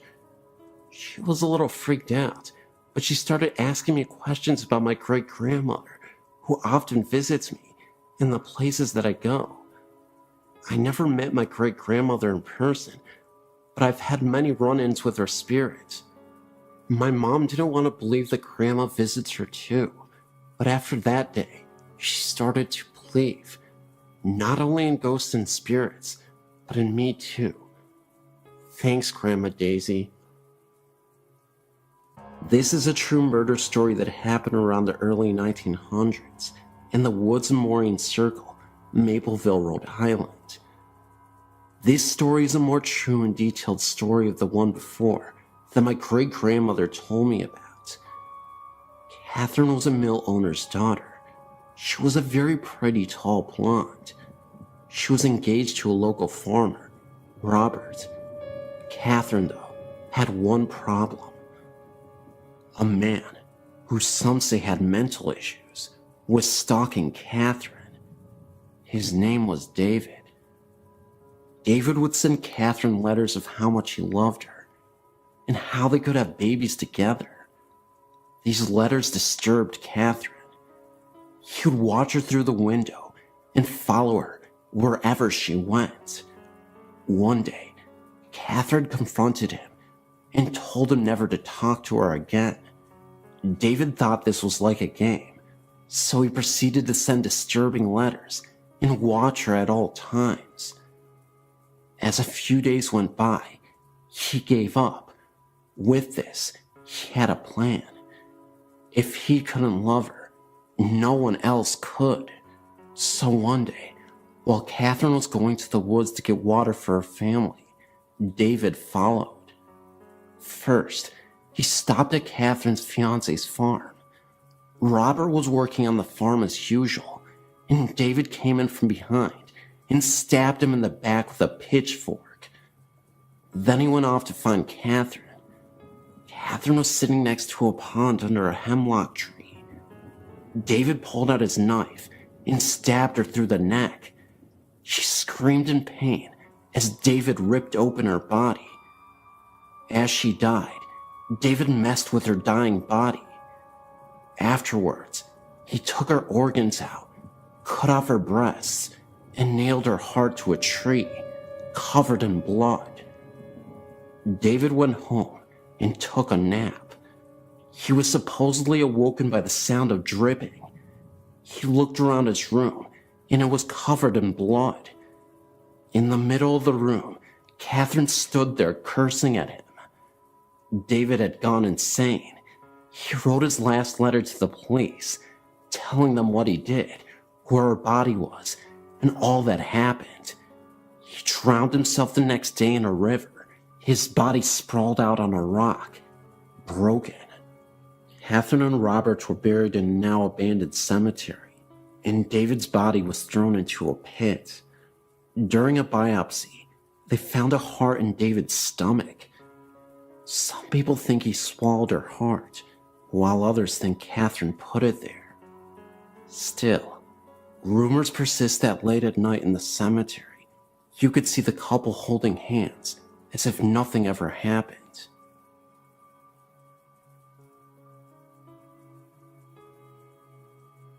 I believe I had a true experience with a shadow person. This is my story. It was maybe 11-ish at night. My boyfriend and myself were watching a movie. The lights were dim in the house. The house is more than 100 years old. From where I was seated, I could see the dining area, which was dark, and the kitchen doorway, which had a dimmed overhead light on, and the light was spilling into the dining room. I noticed a distinct shadow movement in the light from the kitchen, like someone or something walked past the light. I turned my head fully towards the doorway now, and saw a solid black elongated ovalish shape towards the top of the doorway, and it quickly slipped into the kitchen. My immediate reaction was not of fear, but sort of like, huh, okay, what the heck was that? I wasn't alarmed. I continued watching the movie thinking of explanations for what I just saw. Now let me tell you, there are 3 dogs in the home as well as the 2 of us. My boyfriend's 2 dogs were asleep on the floor by our feet, and my dog was by my side on the couch. He's small. He was acting a bit odd, nervous now. Perhaps he sensed it in me. 30 minutes later, he got down and headed towards the kitchen. He had just got his head in the door and promptly stopped. I couldn't see his head and shoulders, just his back end. I saw his neck raise like he was looking up, and then it happened. It took my breath and gave me chills. He started wagging his tail, slow at first, like he was unsure, and then the momentum slowly gained. He never got to a full-on happy to see you wag. Then he abruptly stopped and came back to my side. He would not enter the kitchen. And in case you think maybe he was looking out a window, no, the window was too high up to see anything.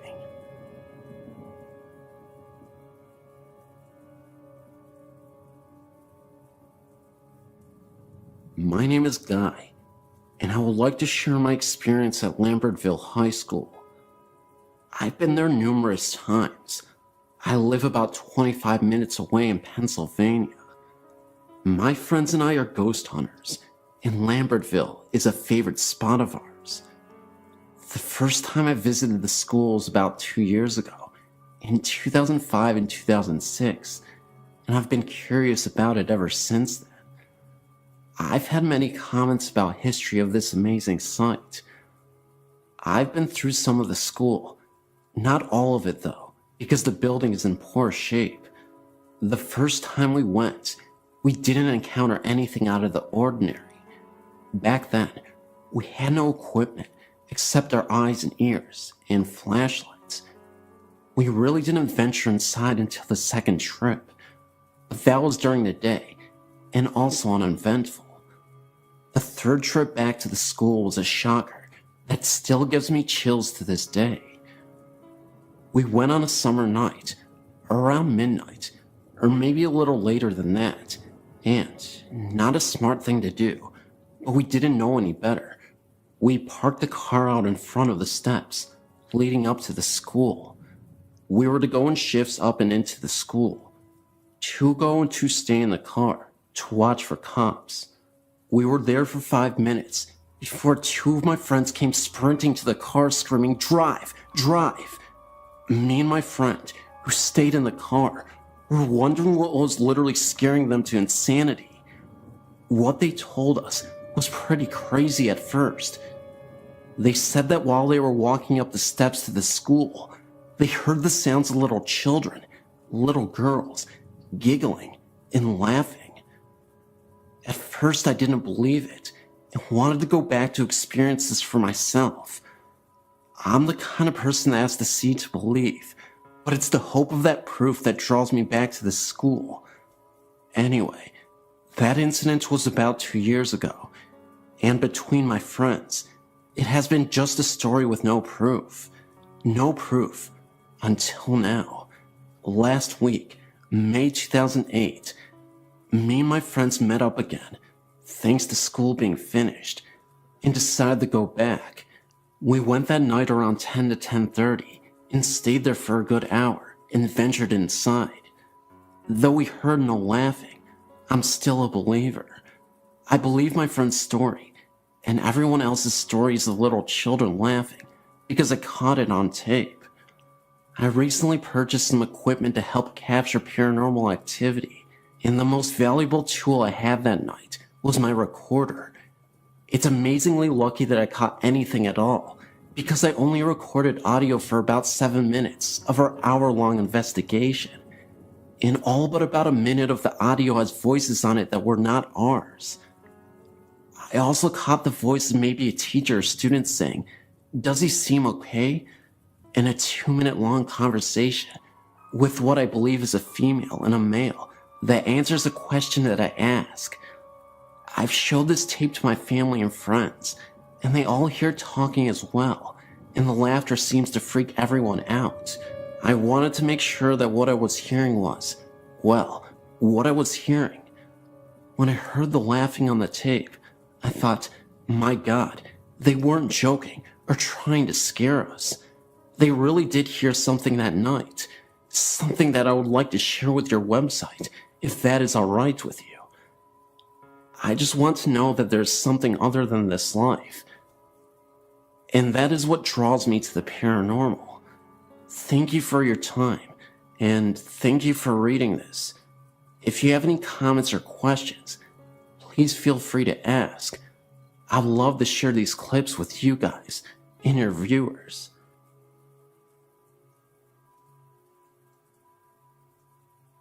This is in reference to your listing for the Hearthstone Inn, Colorado Springs, Colorado. This place has much more than a little girl. As a housekeeper there in 1999, I was able to experience almost all of the hauntings. In the south building, 3rd floor, the little girl would appear regularly, as well as the man in brown in the main bedroom, also in the southwest corner of the floor. He was harmless and would usually disappear as soon as spotted. On the 3rd floor, I've never felt alone, would often hear the little girl and running and laughing.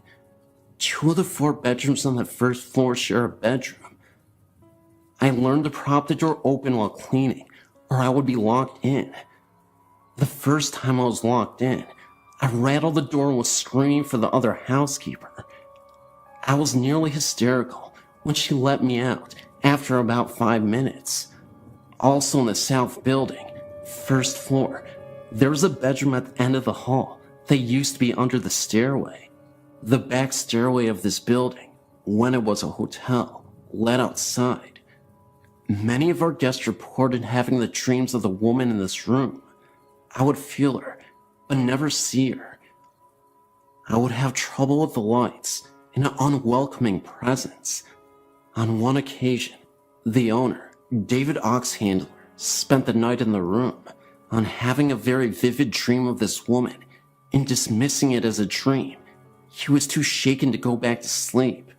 When he stepped outside to have a cigarette, he turned around, feeling he was not alone, and actually saw her, dressed as just in the dream, floating where the stairs would have been. Rumors she was the victim of a lover's quarrel and was shot on the back stairs. The last one I knew of was in the north building, 2nd floor. One room next to the stairs facing east was never pleasant to be in. The light was very temperamental, flickering and choosing when to be on or off. I would feel a presence on the floor, but really tried to ignore it until one day I was standing near the stairs with several heavy bundles of laundry to take downstairs, when I felt a pressure on the right side small of my back. Just a little shove, and I nearly went headfirst down the stairs, and not of my own volition. Last I hear, the Oxlanders were doing haunted history tours of their hotel. Shortly after, it has been sold to another local organization. Very much worth adding some info to your site, and thanks for the space.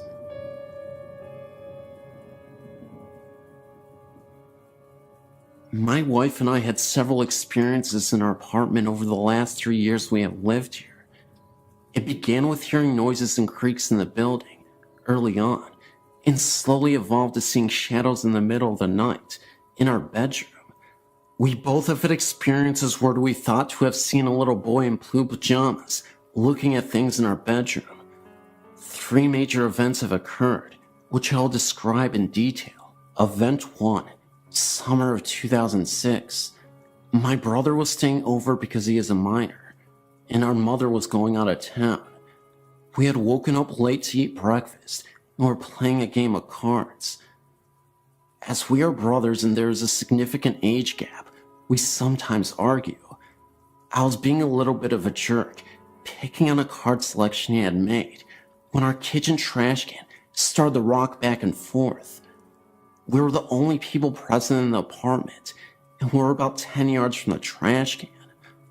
I investigated the trash can further to find that it was nearly empty and there was nothing that could have moved, so we went to the park. Event 2, winter of 2007. My wife and I were growing fascinated with the television show, Ghost Hunters. We had spent an entire day watching episodes from the second season DVD. Being cocky and joking with my wife over her growing discomfort with the mood the show was setting, I began joking about talking on the ghost of the apartment, saying such things as, "If anyone is here, come here and get me," or "You can't touch me, you're just a ghost, I don't believe in you." Later that night, at 4 a.m., I woke up quite distressed and felt that the apartment was shaking from a significant earthquake. I was sure that it was the big one and rushed to jump out of bed and pull my wife to safety in a doorway. She was in a state of shock as I lifted her out of bed and was scared of an earthquake also. When we finally got to the doorway and calmed down, I explained to her that I thought there was an earthquake but couldn't feel it anymore. She couldn't either. I began to grow very nauseous and leaned on her for support. I told her I wasn't feeling right and I blacked out. As I was blacked out, I heard sounds of people talking very quickly. At first I thought it was my wife, and I tried to tell her to slow down. I felt the sensation of running very quickly while I was hearing the rapid dialogue. I was growing angry when suddenly I awoke lying on the floor with my wife over me. She told me she thought I was having a seizure or something because all of my muscles had lightened, and I was screaming and moaning in a sense of fear. She said that I had also grown pale. All throughout that night, I felt the bed continue to shake. Event 3, soon after Event 2. I was angered by an experience I had felt earlier in Event 2, where I had awoken to what I thought to be an earthquake and experienced what I thought to be a form of being possessed. I researched how to hold a seance to converse with spirits present within the room and invited friends over to help with the conversation. I didn't describe the experience I had felt earlier so that it would not affect my friends' experiences that night. In the middle of the seance, one of my friends began to grow woozy and sway forward when he suddenly stopped it. He said that he couldn't go on and felt like someone was talking quickly to him, and he had felt the sensation of running, identical to my experience earlier. I shared with him my experience, and we decided not to continue. Also, this night, my friend's car got a flat tire while parked in my apartment and only needed to be refilled with air as there was no puncture to cause the flat, as if someone deflated it. Also, another friend was called by his girlfriend within minutes of us ending the seance because she felt something had happened and was worried. He had only told her he was going to see me and not anything about what we were doing that night. The friend with the flat also received a phone call from his aunt about an hour after, whom he speaks with rarely, because she had similar concerns as my friend's girlfriend. How's that for women's intuition? Ever since that last event, nothing else has occurred.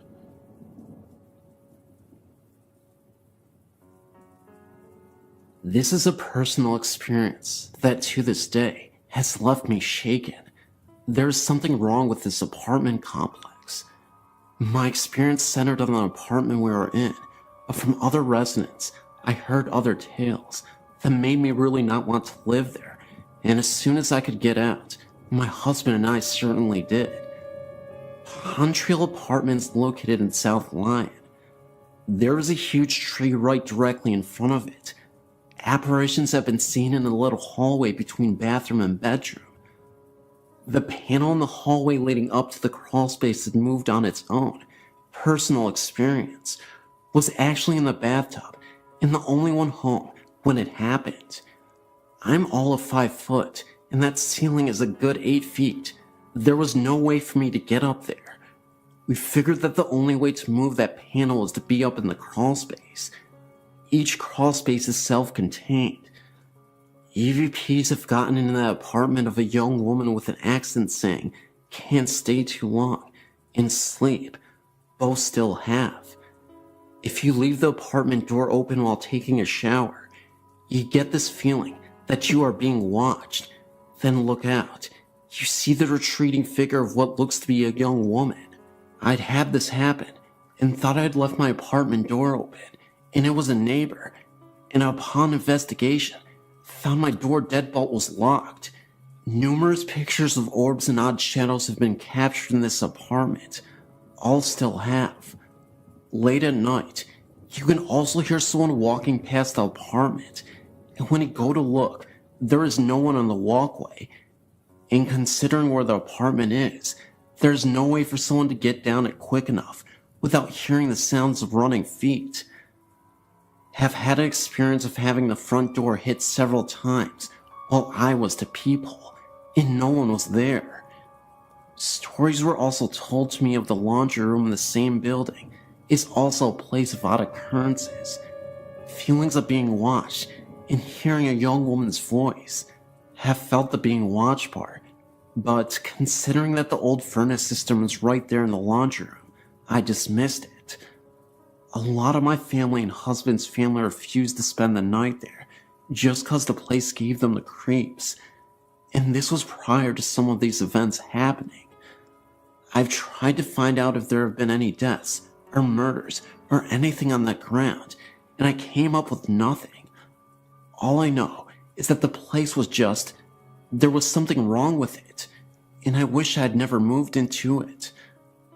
The EVPs were caught when that building had few residents. I still have them, just have others listen to them from time to time to prove I wasn't crazy with what I heard. The pictures are numerous, and some still make the hair on my arm stand up because of the experiences with them. One night, in October 2008, my friends Scott, Denny, and Steve and I decided we wanted to go ghost hunting. Scott was the only one who had experience with anything, and he had seen things and had things happen to him and other people in his past groups. We started off by going to Peace Church Cemetery and where the murderer Billy Cook is buried. We were equipped with a video camera, me, a digital camera, a digital voice recorder, a heavy-duty flashlight, Scott, and 2 smaller flashlights with the other 2 people. We walked around for a little bit as Scott instructed us to let our senses take hold of us and guide us as they please. If we got an impulse to do something, do it. We all had weird feelings, but eventually realized we weren't going to find anything here. We left, deciding to go somewhere that Scott had experienced before, the Waco Cemetery. Once we got there, we said our opening prayer and made our way out into the cemetery. Eventually, we split into 2 groups, me and Steve in one, Scott and Denny in the other. Steve told me to get a couple of specific things on video. He thought he had seen something he said was best described as a specter, with a head that shaped into a point and a cloaked black body. We walked around for a bit longer, and he told me he had seen it again. We walked towards the area he saw it, and didn't see anything. We met back up with Denny and Scott on the other side of the cemetery, and Scott started talking about the things that had happened to him here. He had been asking questions and talking in general, trying to pick up some EVP. He started talking about what he called the prankster that had slapped him in the face and possibly put scratches down his friend's back. We made our way back to the center of the cemetery where there were no graves, just a patch of grass. We stood around, and Steve told the other 2 about the specter he had seen and where he had seen it. Around that time, Scott said lights out. He took a couple of pictures, and the rest was silent. Then, we turned our lights back on for a few seconds before Scott repeated his order of lights out. This part gets a little blurry.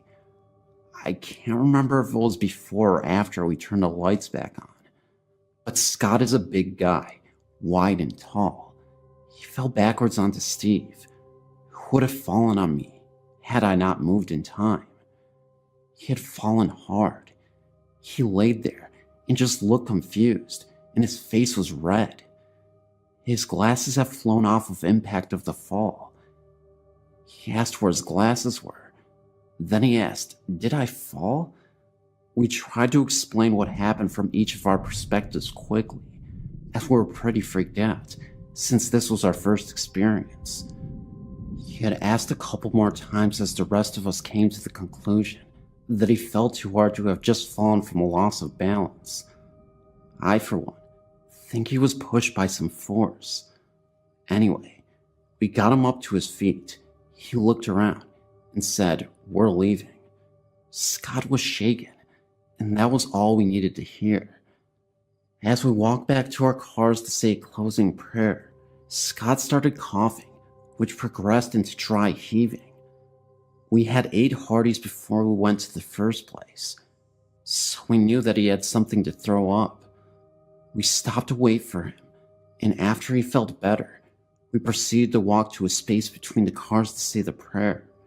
Scott began, "Our Father which art in heaven." It was interrupted by more dry heaving. Steve said, "Scott, are you okay?" He nodded and said, "Hallowed be thy," and cut off to some dry heave some more. This time, it was so bad that he lost his glasses and was down on his knees coughing up something that wasn't there. He looked up, straight at me, and gave the most evil glare I've ever seen. I immediately recoiled in fear, with tears forming in my eyes. I asked Scott, "Scott, are you there?" He got over this fit eventually as Steve said, "Hallowed by thy what? Finish the prayer, Scott. You have to finish it." Scott straightened up a little and hoarsely started to finish, "Hallowed be thy name."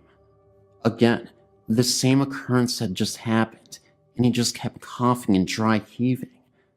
At this point, Scott has regained his composure enough to finish, and says, "For thine is the kingdom, and the power, and the glory, forever and ever. Amen." As we each followed with a thankful amen, he said, "Now let's get the heck out of here."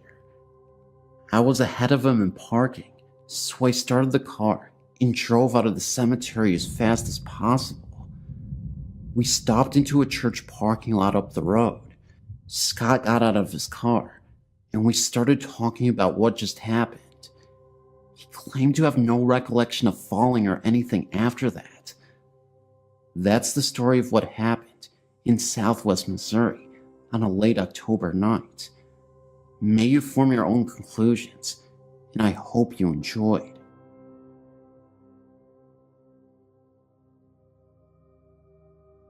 I've felt the presence of ghosts at some places I've been or lived at.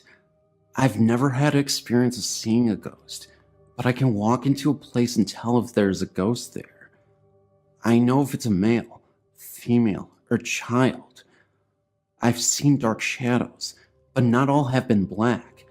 Some are gray, like the color of a rat. One night, a very good friend of mine came over and we started watching a movie and eating pizza.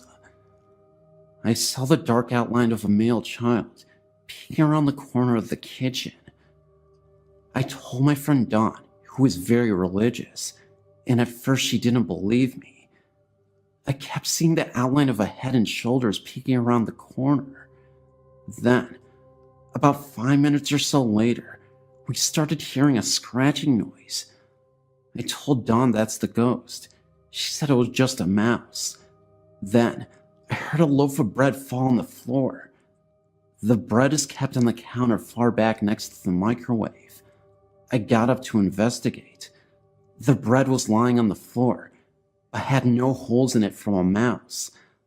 I put the bread back and went back into the living room. Dawn got up to get a glass of soda, and when she went into the kitchen, she yelled. She said the loaf of bread moved across the counter and dropped on the floor at her feet. She started praying. Every time she stopped praying, you could hear scratching noises. She kept praying, and the scratching continued. Then it got quiet. We finished the movie, and as we were talking, we noticed the lid on the pizza box, which was propped up, started to slip down. Instead of just falling down, it closed. This was very slowly. Dawn said she had enough and went home.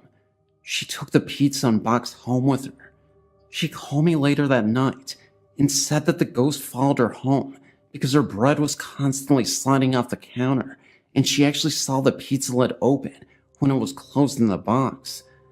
She said she threw the bread and pizza box off her balcony and prayed really hard.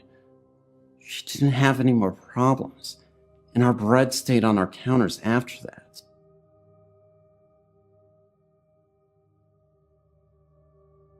I was at the age of 12 to 13 when my grandmother bought me a rocking chair out of what she said was a yard sale.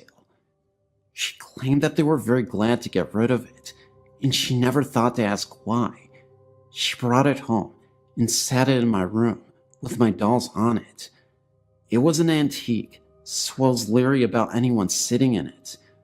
I never experienced any weird activities in it, but my brother at the age of 9 years was sitting in the living room where he could see it and claimed to have seen it rock 3 times. It scared him to the point where he just ran outside to my grandmother, crying and screaming. I was confused, and my grandmother told me to keep it closed and keep my door shut. Later, my aunt said she went into my room to get something, and she also seen it move. I was getting mad, thinking that there was something wrong with my chair, and hid it in my closet. The last person that had seen it move was my little cousin, due to us moving to another location.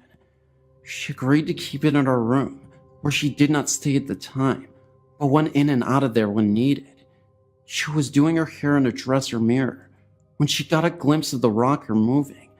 Then, to her surprise and fright, a little girl appeared. She said she was very beautiful in an older clothing. She screamed and ran from the room. It took her some time to calm down to tell what happened, and there I was, ready to get rid of it also. The one thing I did find out about the chair before giving it away was that it hated men. Due to my family's curiosity, my great uncle was determined to see it and experience it sliding away from him across the room. He was nevertheless very scared and left quickly. I'm glad I gave it away and didn't think twice, but never had it do anything in front of me.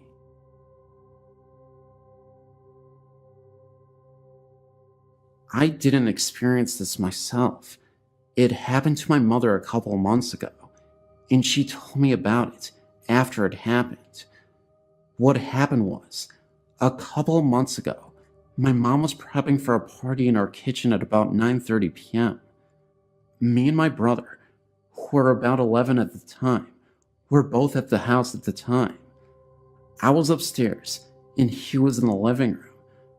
My mom told me that she was washing dishes, and that she looked up at the window in front of her, and she saw someone walk by the hallway behind her.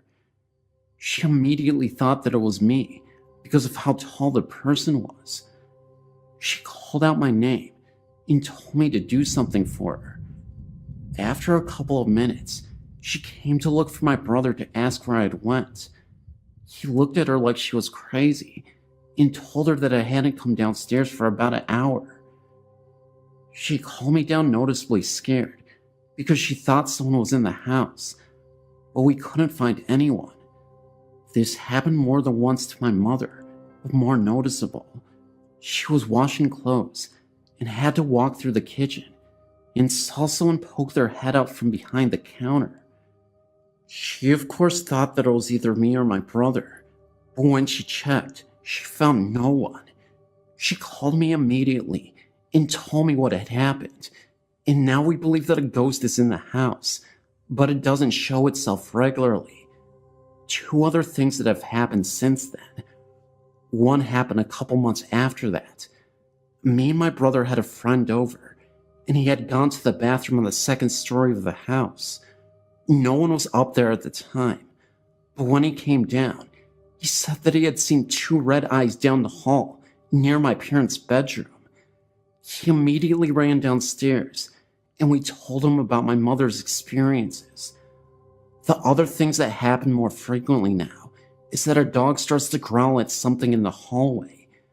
She sleeps in our parents' room, and sometimes she will get up and walk around the room, and then she will stop in the doorway and growl at something in the hallway. But when we turn on the light, there will be nothing there.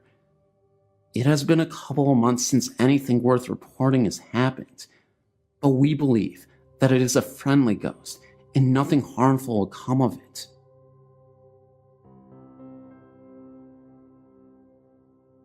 Even though I'm terrified of this kind of stuff, reading stories and watching things on TV about it is very interesting to me.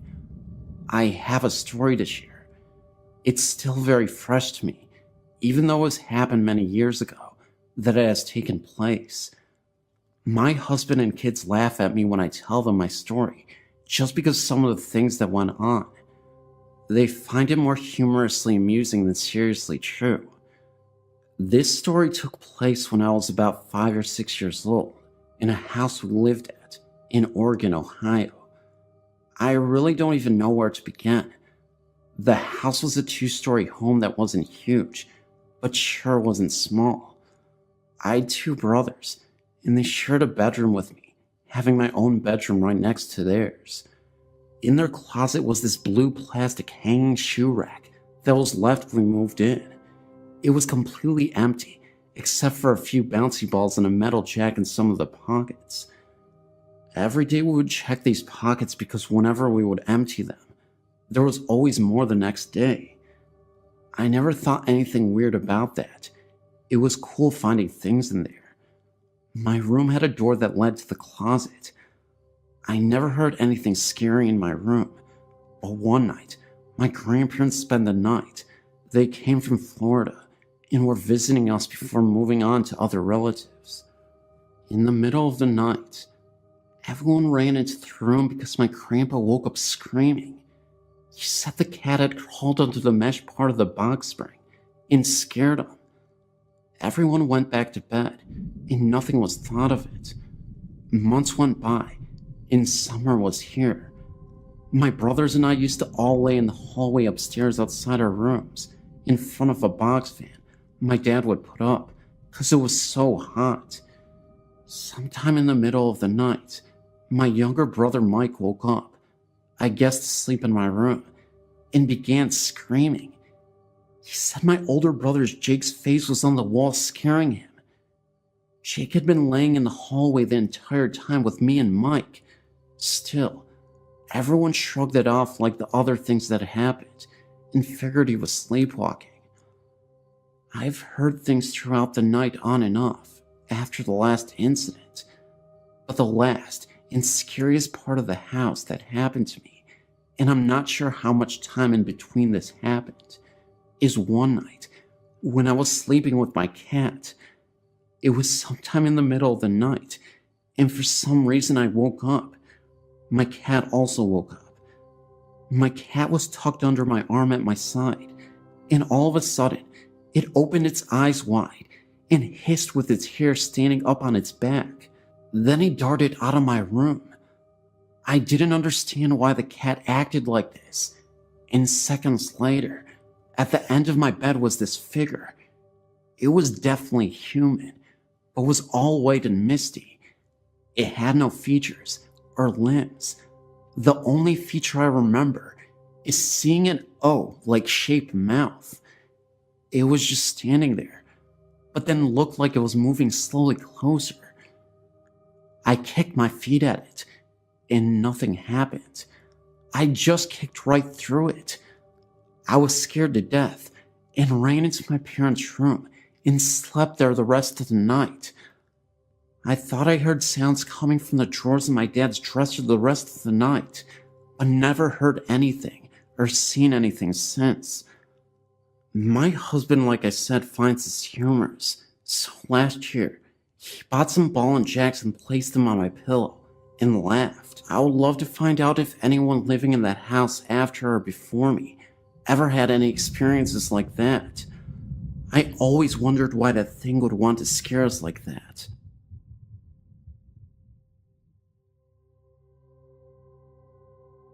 My grandfather was a member of Washington Country Golf Club in Washington County, Pennsylvania. The golf club sits on top of a hill and used to be a very old farmhouse that dates back to the 1800s. He told me stories of him along with a group of friends who spent the night at the clubhouse. Members were allowed to stay there if they wished. It was said the old farmer who lived in the house lost all of his money and the farm went under. After this all happened, the farmer then decided to end it all. My grandfather said that during the late hours of night, you can hear footsteps walking back and forth upstairs. They went upstairs, and no one was to be found. Even in the ballroom, the lights would be seen turning off and on by themselves, as doors were being opened and closed as well. I myself have been in the clubhouse, which is very old, with wooden stairs and floors. I have even seen the bar going across the staircase, where it said the farmer had done the deed. I've heard this story from other members of the club. Whether this is true for sure or not, I don't know exactly. Another story I've heard takes place in Peters Township in Washington County. I've been told by an old football coach whose family lived in the town all their life, dating back to the 1700s, I believe. He tells a story of an old haunted railroad tunnel close to Hidden Valley Road in the area. It's said that many years ago, when the railroad was a busy place, a man was hooking up two boxcars. The boxcars then rolled together, hitting the man in between the two hookups. The man was cut in half from the two boxcars, and many people say that they have walked the tunnel holding hands across the tunnel very late in the night. They said they have seen a man walking at the other end of the tunnel with an old oil lamp in his hand, swinging back and forth. They even say that a train can be heard off in the distance, but no train even came. The story has been known as Boxcar Willie. I've heard this story from many different people in the past. I've seen the tunnel myself one night with two of my friends. We held hands going across the front of the tunnel. We all then saw a very small light at the end of the tunnel.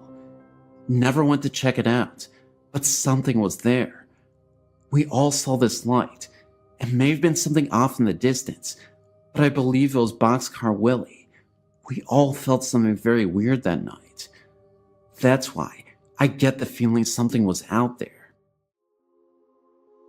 I had a friend in Arlington, Texas whose house had a ghost. Her family called it George, and they laughed about it. There was no malevolence involved. Their house was relatively new, and not particularly outstanding. It was a classic 50s ranch house. Anyway, my friend's room was always chilly. The temperature was about 65 degrees. Her family had ducked people check out the ducts to her room on several occasions. Despite the blazing North Texas summers, where the central heat turned on in the winter, her room maintained this temperature. I had heard all the stories, and didn't really know what to think. I spent the night, and that made a believer out of me. First, during dinner, things fell off of shelves in the adjacent den. Her parents laughed and yelled, "Stop it, George." Later, when I went into the kitchen for some water, the reflected view in the kitchen window started spinning. I was somewhat entranced, and then realized that the center of the spiraling image was the figure of a man. The figure was getting closer and larger. I ran into the den before I saw any more. As we went to sleep in the sleeper couch in the den, several books in the shelves opposite the couch slowly pulled out from their position on the shelf and almost fell to the floor. George is one of my fondest memories. My friend and I had other strange encounters after that, including many that didn't involve George. I think that some people are more receptive to energies and have more of these events than other people.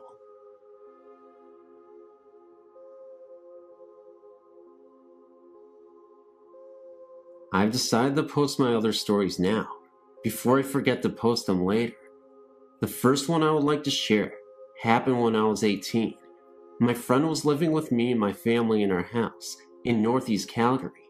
We were sitting in our room playing cards. There had been a couple strange things happening the last few weeks, like my TV turning on and off by itself, the volume going up and down on my stereo. Since both of us had always been believers, she's always had experiences of her own. We knew it was the work of a ghost. We were never really frightened, at least not until the night I'm about to tell you about. Anyway, like I said, we were playing a game with the deck of cards. You asked the question and then flipped a card. If it was a black card, the answer was no. A red card was a yes. It was called something like Ouija cards. At first it was just a game. We were laughing and joking around at the answers it gave us, until we noticed a pattern. Every time we got to the bottom of the deck and shuffled them for the next round, the first 3 cards flipped were 666. The first couple of times we just brushed it off as being coincidental, but by the 3rd, 4th, and 5th times, we were scared. We decided it was time to call it a night and picked up the cards. We made sure to check underneath ourselves and under the pillows on our bed to make sure we didn't miss any cards. We hadn't. But after gabbing for a half an hour, I was going to go downstairs to my room. Sure enough, there was a card sitting right in plain view of both of us. We looked at each other a little funny, and then she picked up the card. It was the 6 of spades. I got curious as we went to put the 6th card back with the others and flipped the 2 cards of the deck. Both of them were 6s. We put the cards in the kitchen, and on my way downstairs, I heard the TV go on. I turned to go back upstairs to tell my friend when it turned off again. I went to my room and laid down. A couple minutes later, I noticed the room had gotten brighter. I opened my eyes and saw that 6 of my candles were glowing brightly, even though no one had been in the room to light them. I blew them out and tried to go to sleep. It happened again, but this time they lit, one by one. I ran from my room, noticing it grow dark once again, and slept the rest of the night with my friend. I've never had an occurrence like that again. My most recent experience happened in January 1999. One of our dogs, CB, short for cat bait, had recently been put down. He had been a big part of the family for 15 years. One night, our other dog, Tia, came downstairs to my room. This was extremely odd, since the only time she ever came down was if I had food, or if she was with my mom. But she never came down in the dead of night. I was fast asleep when I was awoken by the sound of her barking at the end of my bed. I told her to go away and to shut up, but she persisted. I sat up and found her jumping at the end of the bed. I asked her if she wanted outside, but that's not what she wanted. She wanted me to get out of bed. Irritated, I did just that. We walked out of my room, and she started barking at the corner of the basement. I thought maybe she had found a mouse or something.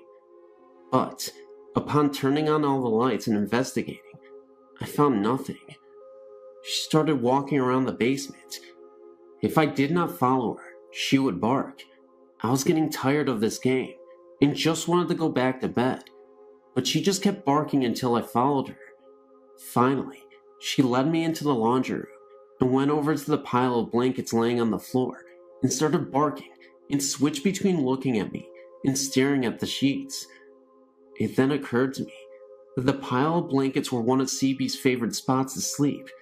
I remembered hearing somewhere that animals, especially cats and dogs, had a sensitivity to spirits and ghosts. I smiled and asked Tia, "Is that CB?" Immediately, her tail started wagging, and she went over to the blankets, laid down, gave them one lick, and then went back upstairs. I know it was my little dog who was visiting me that night. I'm just glad that Tia decided to share that visit with me. Since then, Tia has shared it with me a couple of times, although I still haven't seen CB's ghost for myself.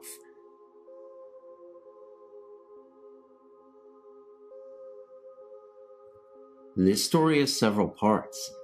It has taken me months to put this together in a way that makes sense and takes all the known facts into account. I awakened suddenly from deep dreaming sleep one night, in December or January, with the terror that someone was in my room. I've heard that in most people, there is a reflex that literally prevents them from moving when they are in a deep state of sleep, and the frozen, unable to move state, described by many upon first being awakened, is simply that reflex still working, not fully in sync with sudden consciousness. I'm in a different category. However, I'm a sleepwalker and capable of vigorous movement, even when not awake. To get on with the story, I felt an intrusion in my dream that had nothing to do with what I was dreaming about. It shocked me awake, and I sat up straight in my bed.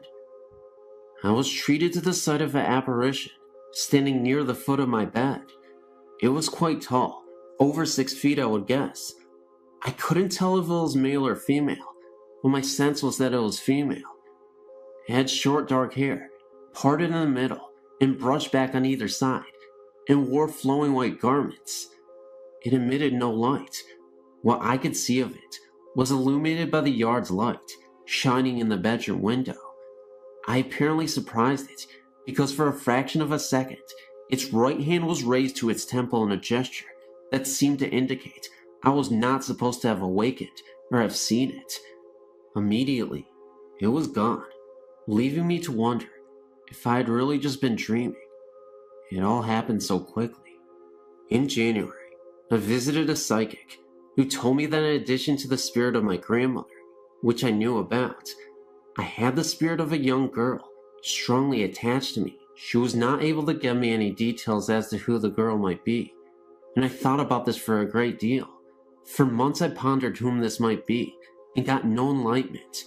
Finally one day, the face of a child I used to babysit for many years ago sort of popped into my head, and I knew who my little girl attachment was.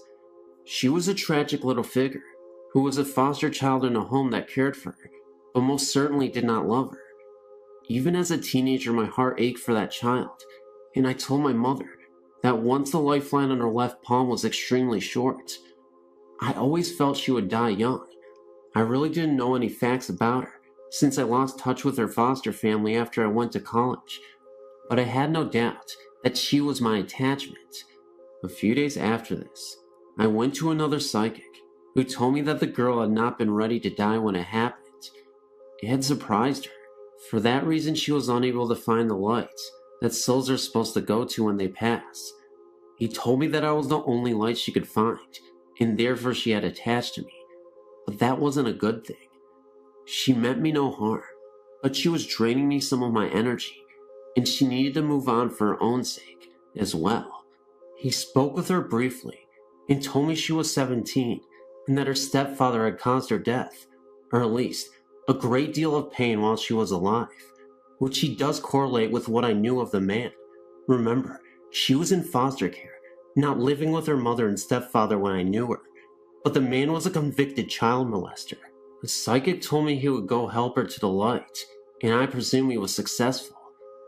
Tonight I was reading some of the articles on the site about why spirits tend to manifest at night, to get a glimpse of someone they loved, perhaps, or to try to communicate, and what the best reaction to an apparition is. And I realized that 1, probably my apparition was my young friend, who I wouldn't have recognized because I hadn't seen her for about 7 years before she passed, and 2, sitting straight up in bed was a good way to scare it off, because it disappeared in the blink of an eye. If I had realized who it was, I would have tried to make things easier for her, but for both of our sakes, I hope there is no next time.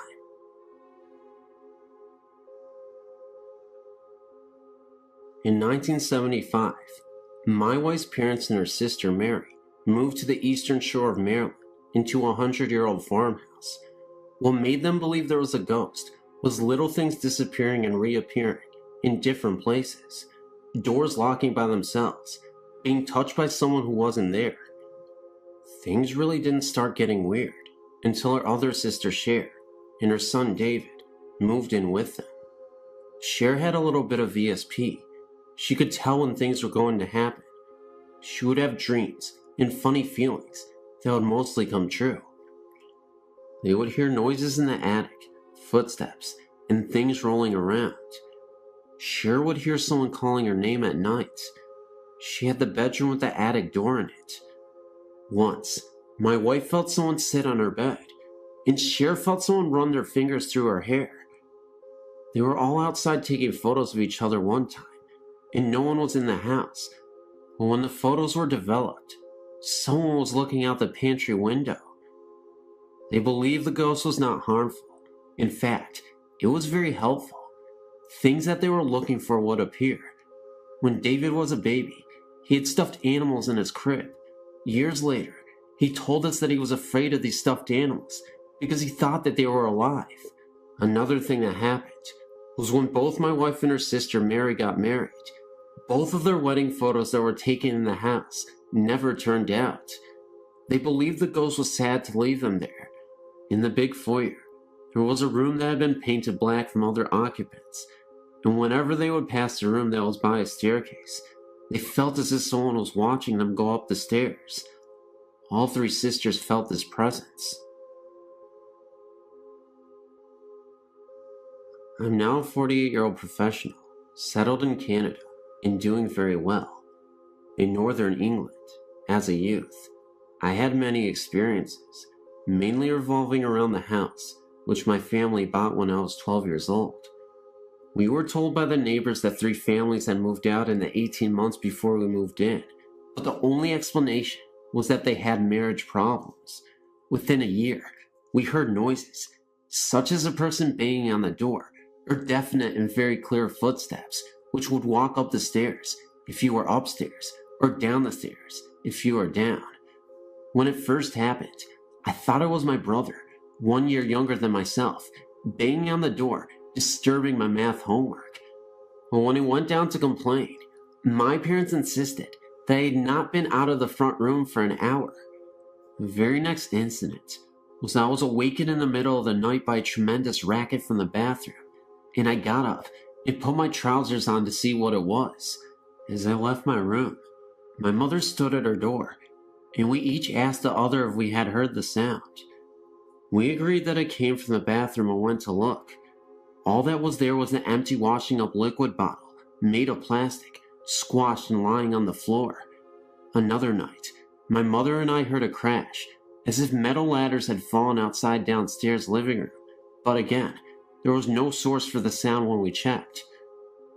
Over the years from age 12 to 18, I became familiar with these sounds and joked with school friends that we had a ghost called Jack. Some friends were in the house when the footsteps came down the stairs. I heard them, but I said nothing. No one else did. When it happened a second time, I heard it, and so did a young man named Mike, who had never heard of this story.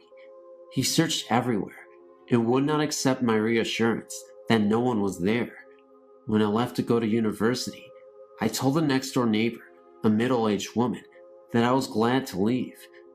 She told me that these sounds were the reason why the 3 families left in such a haste. The neighbors agreed not to tell us because they did not want to put ideas into our minds. A woman who lived there previously was found dead in the bath with her wrist slit. It was thought to be suicide. I had a vague and reoccurring mental image of a man coming down the curved stairway. A friend later suggested that, perhaps, this man was the old woman's son. Perhaps he killed her and made it look like suicide. Who knows? One piece of advice: never try a Ouija board to communicate with the dead. Leave well enough alone.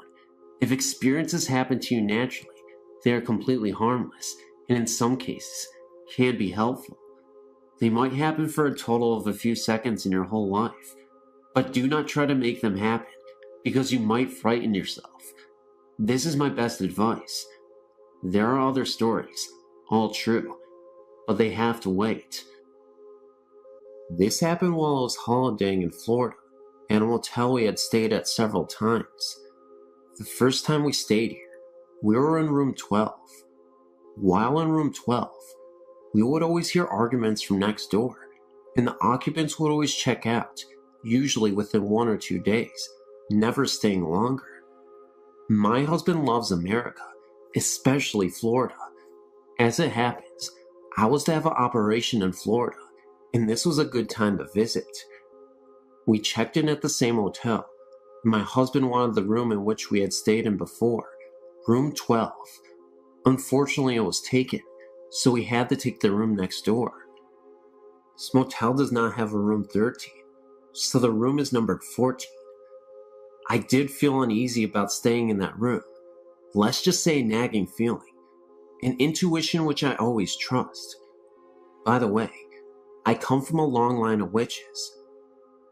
The reason why I was so uneasy about this was not because of the number, but from remembering the countless couples that came and went from that room. My husband insisted we stay there, since it was next to room 12, and the happy memories of the last holiday we had there. I gave in, and we checked in. We unpacked our things, and from day one, we had an argument the whole entire time we were there. I thought to myself, maybe it was me subconsciously dreading the operation and taking it out on him. We would be at each other like cats and dogs, to the point in which I walked out of that room a couple of times. The atmosphere would be charged and depressing, and as soon as I walked out, the sun would lift my spirits. My husband is not superstitious, nor does he believe in ghostly encounters. After having my operation, I would have to be bedridden for a week or so, and heavily under the influence of painkillers. While I lay in bed, I would chase my husband away with my bad mood, post-op blues, so I could be left alone and in peace. The time I had alone in that room would stay with me for a long time. Remember, I'd taken some painkillers for my operation. My husband had drawn the curtains so I could sleep. One afternoon, I dozed off and was awakened by the tug of the bed sheets. I thought maybe I kicked it off, so I tried to pull them up. Once I did, I fell asleep again. Again I was awakened by the feeling of sheets being tugged. I thought it was my husband and woke up shouting at him, but there was no one in the room. I felt the temperature in the room was cold. I shivered and had to force myself in great pain to get out of bed and pull the sheets up. Once in bed, I looked around the room. The strange thing was, it seemed like shadows in the corner, yet it was bright as day outside, and the curtains were drawn, and there were no trees or anything near the window to give off shadows. I stayed awake for hours, waiting for my husband to return. He walked in and got a shock, seeing me all wide-eyed, and thought he had left the air conditioner on, as it was very cool. He walked over and noticed it was off, and blamed that the damn thing was broken. For the whole week while I recuperated in that room by myself during the day, my bed sheets would come off. I would wake up in cold sweats, looking around the room. There was no one there. I felt something brushing my skin, and always felt the shadows in the corner. I put it down to painkillers. They were very mild, and my usually happy self became withdrawn and depressed. I noticed that my husband would come back smiling and was trying to cheer me up, but as we stayed longer in that room, it seemed to have an effect on us. He became mean, and sometimes he would jeer at me. I had enough by this time and wanted to leave. The last night we had stayed there, I had not taken any painkillers, as I wanted to believe I was not hallucinating or seeing things. And believe me, I've seen many things and experienced stranger. I was not sleeping well and looked over to my husband, who slept soundly. The funny thing was, he seemed to be illuminated by something. I tried to touch him, but my hand could not move. I stretched out to him. We slept in separate beds while I was recuperating. He was only an arm's length away, and yet I couldn't move. I was sweating now, with a feeling of dread. My whole body felt like lead, and I could only move my head. I tried so hard to move, yet I couldn't. I could really feel that there was someone or something that was in the room with me, but I couldn't even see them. Someone was there near my bed, but not fully visible yet. I started to say something and tried to call out to my husband. He was dead asleep and did not move. As I turned my head to the foot of my bed, my sheets were being tugged off. I really screamed, but nothing came out. I was forcing myself to say something, but nothing came. At the foot of my bed appeared a tall black outline. The figure seemed to be wearing a hooded cloak, but I had a profile view. It had its outstretched arm on my bed. I'm 6 feet tall, and my feet are slightly stuck out over the bed. I tried to move my feet to kick out, but my limbs were like dead weights. The black-garbed figure turned to me and began to walk towards me. At this moment, I was desperately repeating the Lord's Prayer. I'm not religious, but it came to mind. Over and over, and as it began to walk to me, I remember the eyes started to glow red. At this stage, I was turning my head to and from the figure to my husband, as well as stretching my arm out, trying to touch him to wake him up. I remember him sleeping soundly like a baby. As the figure approached, and I was sweating buckets, and repeatedly said the Lord's Prayer, I yelled out, "Stop," and that I worshipped only God, and that I belonged to Him. That's when the figure was no longer there. I blinked a couple of times, thinking it was a nightmare, but I noticed that my arm was still outstretched towards my husband, and he was still in the same position, sleeping soundly. I started crying and busted open a stitch. My husband woke up and said that I just had a very bad nightmare. I said I'm glad that we were leaving that very morning. We still go back to the motel, as my husband loves it, yet I insisted we do not stay in that room. Thanks for reading.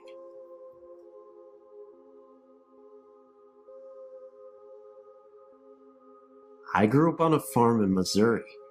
The house we lived in was built around the turn of the century. It was a big 2-story house with a wraparound porch. I shared a bedroom with my brother on the bottom floor. In the summer of 1975, something happened that had a long-term effect on me. It was a clear moonlit night, and you could easily hear crickets and bullfrogs singing in the night. I was sleeping very soundly when something woke me. I had the impression that someone was pushing down several times on the foot of the bed. I looked up and was startled to see the shadow of a short, plump figure watching me. Horrified, I immediately went for the light, but there was nothing there. The figure I'd seen had no face, but seemed to have a soft glow. It was definitely trying to get my attention. I never went to sleep the rest of the night, leaving the light on and reading. The next night, about the same time, I was awake and witnessed a small ball of light zipping around the room. This time I left the light off and watched the tiny orb for about 15 seconds when it finally zipped out of the room. I talked to certain family members later and found out that apparition that I had seen was probably my great-grandmother. She had died in the same corner that my bed was sitting. In her later years, she began to lose her mind, and instead of putting her in a nursing home, the family decided to take care of her at her home. They hired a male nurse to help her, and at night, the night I saw her, my uncle said she was probably looking for him. The incident disturbed me deeply, and it was years before I could finally sleep well at night. I'm now married and live in another old house, but this one seems to have no past to disturb me. Thank God.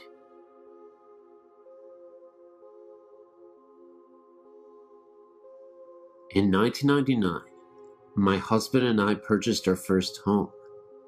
We had 2 very small children at the time, and soon found out we were expecting our third.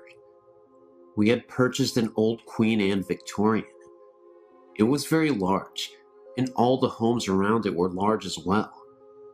We had looked at many houses before we purchased the old home. In fact, I drove past the home to go to work every day. I'd never considered buying it, but always felt drawn to it. Things seemed fine.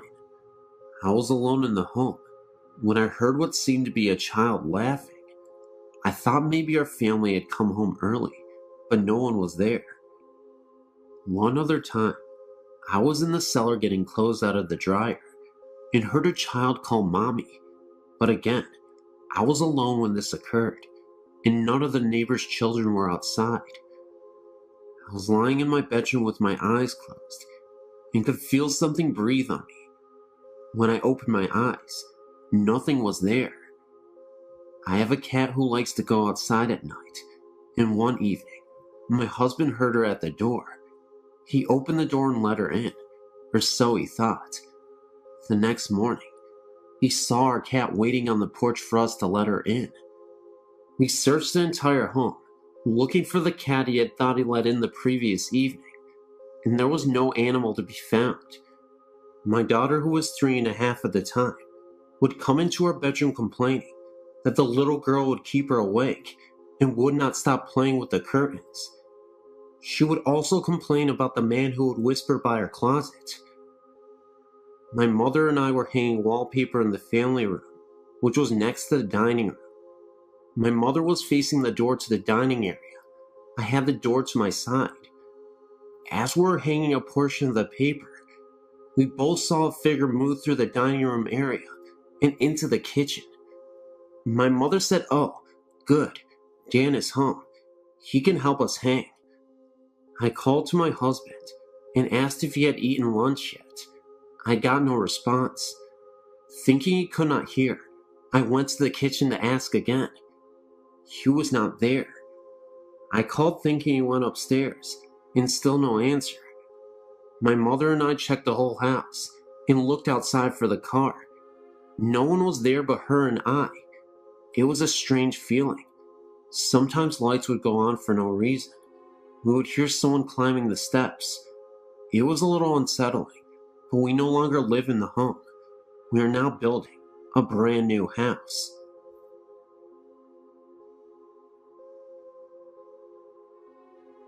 Story that follows is a true account of an 11-year experience that I will never forget. When I was 6 years old, my family moved into an old Victorian home in Pontiac, Michigan. The house still stands today. It has changed owners several times, but is in a state of disrepair. The house had been built in 1892 by a Mr. Newsbringer for himself, his wife, and children. My parents had purchased the home from Clara, the last living daughter, in hire. I remember moving in that day because even as a young child, I felt a sense of uneasiness. That feeling was soon to be validated. At first, it was more of just an uneasy feeling throughout the whole house. Soon I discovered, though, that the feeling intensified while in my room. It was a large, 4-bedroom home, and us 3 girls all had the luxury of having a bedroom all to ourselves.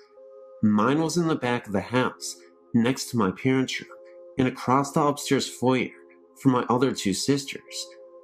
When alone in my room, I began to feel as though I was being watched. It is a universal, primitive feeling. I'll be sitting at my desk doing my homework, or just laying across my bed listening to my stereo, and I would feel it. I felt that a presence was emanating from one corner of my room, up at the ceiling. I had not seen or heard anything up until this point, but that was soon to change. As I was alone in my room again, one day after school, I heard a voice call my name. It was a male voice, and I thought it was my father. I went into the foyer to answer his call, but since he was not home from work yet, it could not have been him. I went back into my room and soon heard the voice again. I say that I heard it, but it occurred to me several years after the fact that I only heard it in my mind. sort of telepathic communication, I think. It wasn't long before this voice became an everyday intrusion into my life. It would call my name repeatedly. It would assure me that it was okay, and for me not to be afraid. It also told me to come closer to the corner from where it was coming. I remember now that I would be so drawn to it, and would just stand there transfixed, staring at the corner. I never went close to it. Call it instinct, fear, whatever, but I somehow knew better. As I was staring at the corner one day, a huge void opened up in the corner. It was the blackest black I'd ever seen. I saw nothing in the gaping hole, but it seemed to go on forever, and I would grow lightheaded and lost blocks of time staring into it. Now, I had told my younger sister all about this, but she never saw or felt anything until we actually moved out of the house. But I'll get to that later. I was afraid to tell my parents, and had been warned by the voice that this was our secret, no need for me to tell. The voice began to torment me. Even at night, as I lay in my bed sleeping, I could feel it there in the dark, beckoning. It invaded my dreams, becoming ever more insistent that I succumb to its wish, that I come into the void. It was angry at me, growling insults and obscenities, but I never would give in. Towards the end of the stay in our house, I began arguing back, telling it that I was stronger than it and would not be overpowered. Strangely enough, over all those years, I'd come to accept its presence as a normal part of life for me. No one ever saw or felt it but me. I'd even confided in my best friend Shirley, who would frequently come for sleepovers. I think she slept with one eye in the corner. The day we moved out, I experienced the most intense terror I will ever feel for the rest of my life. I was then 17.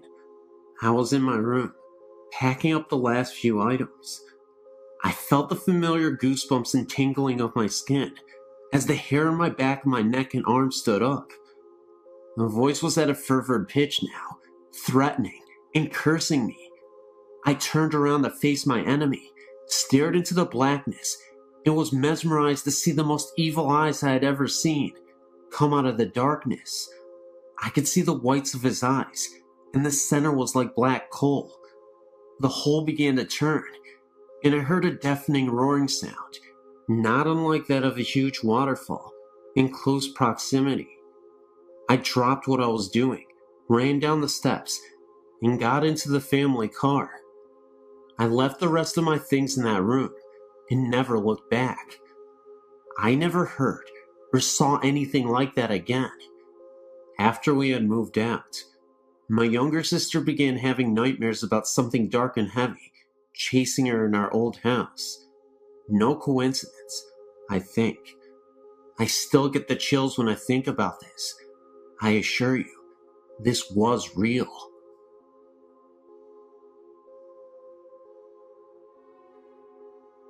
My family and I lived on a farm in Manistee County for 11 years. It is a log home built sometime in the 1860s. We had numerous experiences, such as the older man talking to my toddler in her bedroom, while knocks on the front door in the middle of a snowy night with no one there, and no footprints in the snow. Heavy footsteps could be heard downstairs when we were lying in our bed on the upstairs landing. A back door was totally jammed shut, and the only thing my husband thought he could do was cut it open. But on a windless night, it just flew open, and there was a strange odor. We had a neighbor across the street tell us that he heard the piano playing when we were gone. I heard my name called often. We had people house sit because we only heated with wood. They heard noises, saw curtains move, and wouldn't stay there again. We saw a figure in my daughter's bedroom window when we pulled away from the driveway. I had a sunburn on my back in the shape of the barn. Now there were no trees or possible shadows, and we even showed a friend, and at the time, it didn't make any sense. Then our neighbor came and said he saw the barn swaying in the wind. At closer inspection, The main supports in the barn were almost completely rotted away. Was this someone's way of telling us something was wrong? There are more stories, but these are some of the best. I'm not lying. These actually happened. And if you don't believe me, well, I guess you're on your own then. But these did happen. Thank you for reading. I moved into the neighborhood that I live in at the age of 12. I'm 20 now. Ever since I moved in here, I was told of the woods and the strange things that went on in it. Sounds of drums, voices, screams, etc. Needless to say, the woods is creepy, so creepy that I refuse to go there at night. Let me explain. The woods consist of two sections, the front and the back. It's the back part that scares the bejesus out of me. In '98, a girl was killed in the front part of the woods, where she was raped and left for dead in the cold next to the old tractor. A tractor that had been rotting there for at least 30 years.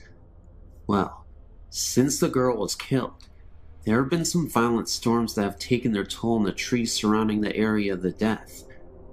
My friend and I would go to the spot every now and again, until that night. I had a girlfriend at the time that lived on the road across the woods, so to get to her house, you could take the short way, which was through the woods, past the spot where the girl was killed. I'd walk my girl home, and I was returning through the woods, when I felt a sudden cold draft. Now mind you, this is the end of summer, so there was no logical explanation to see my breath during this time of year. I then turned to look over at the tractor, and I felt an overwhelming sense of depression and sorrow that made me feel sick to my stomach. I started to walk towards the tractor, and I could have sworn I heard the crying of a girl's voice say, "Run away." At this point, I started to pick my feet up and walk a little faster, when I noticed a little girl standing from a distance behind the tractor. She didn't look to be more than 6 years old, and looked about as solid and real as anybody I'd ever seen. I froze in sheer terror, knowing that there would be no way that a 6-year-old girl would wander off into the woods unsupervised and by herself, especially knowing the history of these woods. As I got closer to the girl, she ran further away and behind some trees, where she ultimately disappeared. It was not long after that I hightailed my butt back to the house as fast as I could. The next day I told my friend about what happened, so from then on, he walked with me each time I dropped my girlfriend off, hoping to hear or see something. It never happened to me again, but months later, I was talking to a friend who still hung out in the woods, and he told me he was sitting on one of the fallen trees, and he heard a girl crying. He said it startled him, so he went to go and leave. Just as he got up, he heard a louder voice say why. He said he felt depressed, and ran the rest of the way out of the woods. The woods has had a lot of strange things happen to it, like fires that start and go out by themselves, houses adjacent to the woods that have their backyards vandalized, and the sounds of someone knocking on the back doors. Interestingly enough, I found out that there was a forgotten cemetery somewhere back in the woods that had been neglected for years. I don't know what kind of paranormal energies take place in these woods, but I don't want to discover more of it.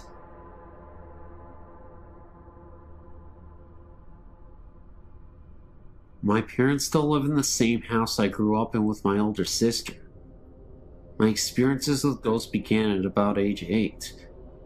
One night, I'd just gotten into bed and was waiting for my dad to come tuck me in. The lights were still on, and the whole family were upstairs. I wasn't alone or anything. I was wearing a nightgown. Suddenly, I felt 2 hands run quickly underneath my nightgown, up my legs, and over my body. I screamed bloody murder, and my parents came running in. I don't remember if they believed me, but I never slept in that room again. I traded rooms with my sister. Once she had begun sleeping in that room, she would tell us in the morning that someone would sit on the bed and say her name while they rubbed her head. But she never opened her eyes during these encounters. A few years later, I was getting my dad and I some ice cream in the kitchen. There was a new big bag of candy on the counter in front of me. Suddenly, it flew across the counter. I ran and told everyone. They believed me when they saw the candy on the other counter. Another time stayed homesick from school. I was lying in bed watching TV, and I kept hearing what sounded like marbles being dropped in the attic right above my bedroom. I was so scared, I called my mom, and she sent her friend over to stay with me. To this day, the TV in our kitchen turns on and off by itself. My aunt reported hearing music being played in her family room when everyone else was outside. Last weekend, my family gave me a bridal shower at my parents' house. When I got the pictures back, almost all of the pictures have orbs in them. I could not believe it.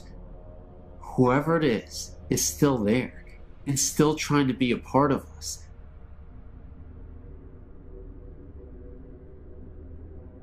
It was my first time going to the Gettysburg War site. First, we visited their museum and looked at old clothing and war supplies. Then it was time for the tour of the battle site. It started off regularly, the guide showing us all the memorials and explaining this and that. Then it was time to get out of the car and look out over a field where a charge was made. It was a nice view stretching out before us, and behind us was a slope with a grove of trees to the right. While the guide talked, I noticed sounds of what seemed like a great number of people yelling and screaming down the slope, nearer in the grove of the trees. It was quiet at first, but it got louder, then quiet again. Even the tour guide stopped for a moment to question what those sounds were, and I even asked the guide if there was a reenactment going on down there. He just looked at me confused and said no. Perplexed, I asked if he had ever heard those sounds before while giving tours, and told us that this was the first time he had heard such distinct sounds that sounded like battle cries.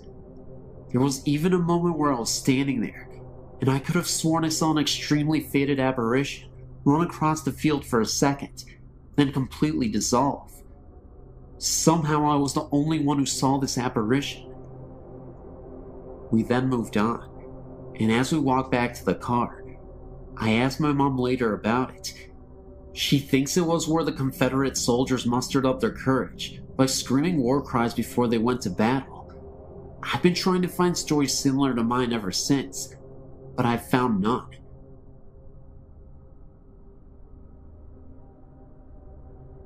My name is John, and I've been a Civil War reenactor for about 4 years now, attending living history events and reenactments throughout the mid-Atlantic states. I'd like to tell you about an experience that my reenacting group had at Antietam National Battlefield, Maryland. My company, Company G, 96 Pennsylvania Volunteers, annually has a living history event of this famed Civil War battlefield. It was here that in September of 1862, one day's casualties amounted to 23,000, more killed, wounded, or missing in one day than the casualties in America's previous wars combined. At one point during the battle, one American was injured with every second ticked by. I'd like to note that this was the ground upon which we were camping on. To continue my story, we traditionally take a walk into the battlefield to a small lane known as the Sunken Road. Here, Confederates hunkered down in a road that had been worn down by years of wagon travel, holding off wave after wave of heroic Union soldiers advancing upon them. Eventually, the Union forces swarmed over the Confederates' right flank and fired into the rebels from down the road, driving them off. This is where we annually took a midnight tour, hoping to catch a glimpse of energy left from 1862. Please note that even though the park closes around 10 p.m., the rangers often allow us reenactors to walk around. This is because if we found anyone defacing a monument or even shifting a pebble, that person will be praying for a ranger to come by and save him. So this night, about a dozen of us strolled down the sunken road and eventually came upon a monument located in about the center of the lane's length. We sat down along the banks of the road to relax and take in the atmosphere. About 20 minutes passed with silence and a few pictures taken here and there of us around the monument. Soon, 4 of us, myself included, chose to walk the remaining distance of the road to an observation tower, climb it, take a few snapshots, then head back. So we decided to walk down to the tower, ascend a few flights of stairs, and took a look around. Meanwhile, back at the monument, our captain decided that everyone had better get back to camp, so he sent 2 men to go retrieve us from the tower. No sooner had those 2 began to walk down the road, when the remaining few men heard shoes and heel plates, horseshoe-like plates we wear on our leather shoes, on the gravel and earth down the road. First 2 pair, then 4 pair, then 6, and so on. Equipment could be heard rustling around on the body: knapsacks, canteens, cartridge boxes. If anyone knows what it sounds like to have men marching on a dirty road with full gear on, it's us. The sounds continually crescendoed until one man sat up, looked down the road, and stirred the other men to listen. Just as they began to sit up and peer into the darkness down the road, the sounds faded away just as quickly as they came in. Another man jumped up, went down the road and looked over the fences and banks, only to find weeds and small shrubs. He figured that if this was some sort of ghost regiment, it may have followed those 2 men who had begun to walk down the road to the tower to fetch us. I also had another story I experienced firsthand during a sleepless night in an old gun mill. We also used to have an annual event at Jacobsburg State Park, Pennsylvania. On the land is the Henry homestead, including a mansion and a house whose basement was the gun mill. The house now is a museum to the Henrys, and the mill below it is open to see the machinery and processes of old-time gun making. The history of the homestead dates back to the Flintlocks. Our event took place very near the homestead, and since it was going to be extremely chilly that night, the caretakers were kind enough to allow us to sleep in the house that night. Little did I know about the death that occurred in the house long ago. A young girl had contracted a contagious disease, one of those terrible, yet common diseases of the old days. She had died, and since it was thought that her illness could be contracted even though she was dead, the viewing of her body was not a traditional one. Her body was placed on a large windowsill inside the house, of a window outlet that protruded onto the front porch. This way, the viewers could stay out on the front porch and peer in through the windows to see her on the windowsill. Of course, nowadays, ghost stories fill the house, so now it was time to go to bed. You could say, more like hit the hardwood floor. Of course, the lucky guy I am, I got a spot directly to the large window and the windowsill. I laid there half the night, listening to each hour tick away on the clock in the next room. Eventually, I had enough, so I moved to a spot further away from the sill. I laid there for some time, and then heard something. The noise was coming from, it sounded like the downstairs. The best description I can give is that it sounded like an older lady mourning, or crying, possibly over the recent death of her daughter. It was not the house settling or creaking, as it continued for what seemed like years. Okay, well, maybe a few minutes. My house also creaks a lot, and it sounded like nothing I had ever heard before. Scared out of my wits, I frantically tapped on the leg of my first sergeant, laying just a few feet away from me. He awoke, and I told him to listen. He heard the sound too, but not even wanting to ponder over it, he nervously said, "Wonder what that was," and quickly laid back down. The sound soon died off, no pun intended. Sleep was pretty much out of the question now, so I laid there another hour or so, until I heard something else. This one is easy to describe. Imagine being outside, and 2 other people are far away from you having a conversation. You can make out murmurs, in tones and voice, but not individual words. Almost like being underwater, and someone is talking above surface. That's what I heard. Only it seemed to be between a lady and a child, probably a young boy. Again, The sounds came from below the floor in the basement. These didn't last as long, possibly because God answered my prayers for them to stop.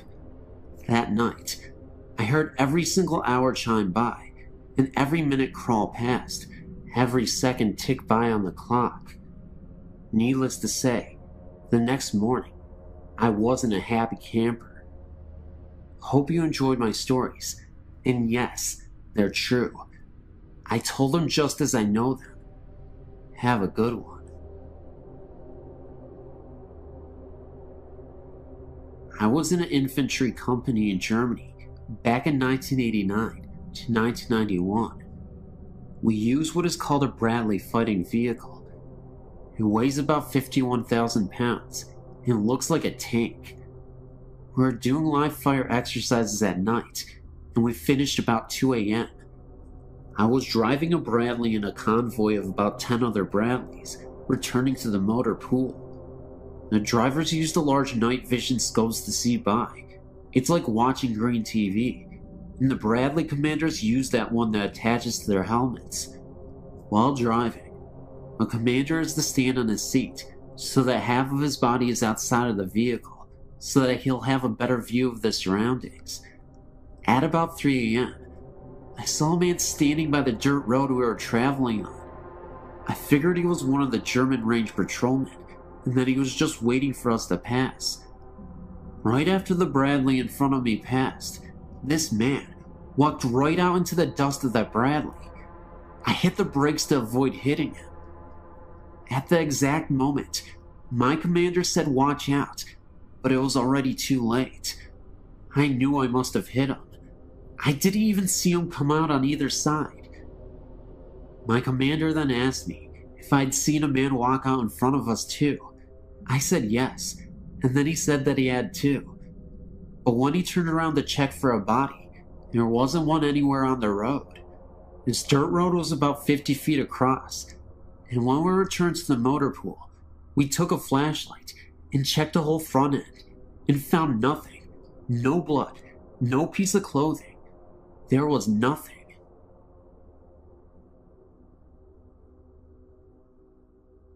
My name is Heather, and I live in Omaha, Nebraska. I've only seen a few ghosts or spirits in my life. Sometimes I do get the chills though, like someone or something is nearby. The first spirit I saw was when I was younger, about 13 years. My mother told me to go into our basement to get some candles, which wasn't unusual. We spent a lot of time in the basement, playing slot cars and electric trains, and my dad has a workshop down there for models.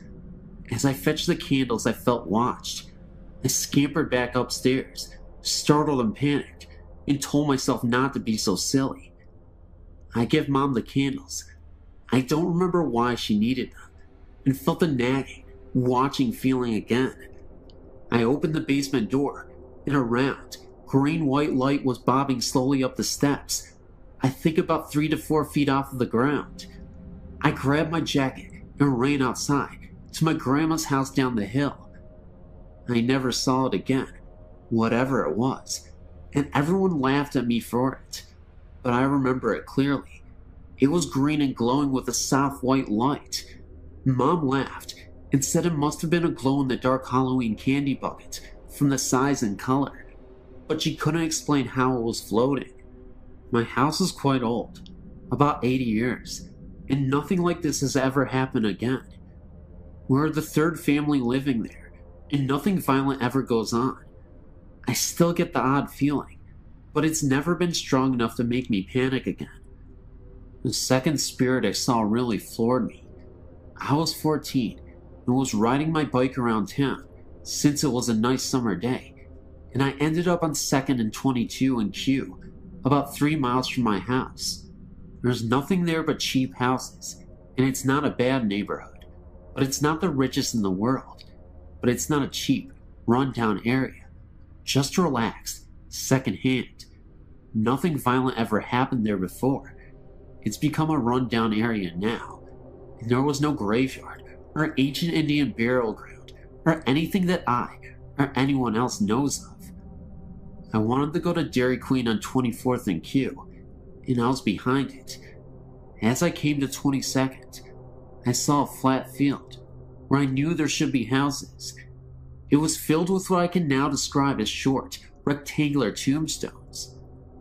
I saw a woman standing there, dressed all in browns and earth tones. I couldn't even see her face or hands.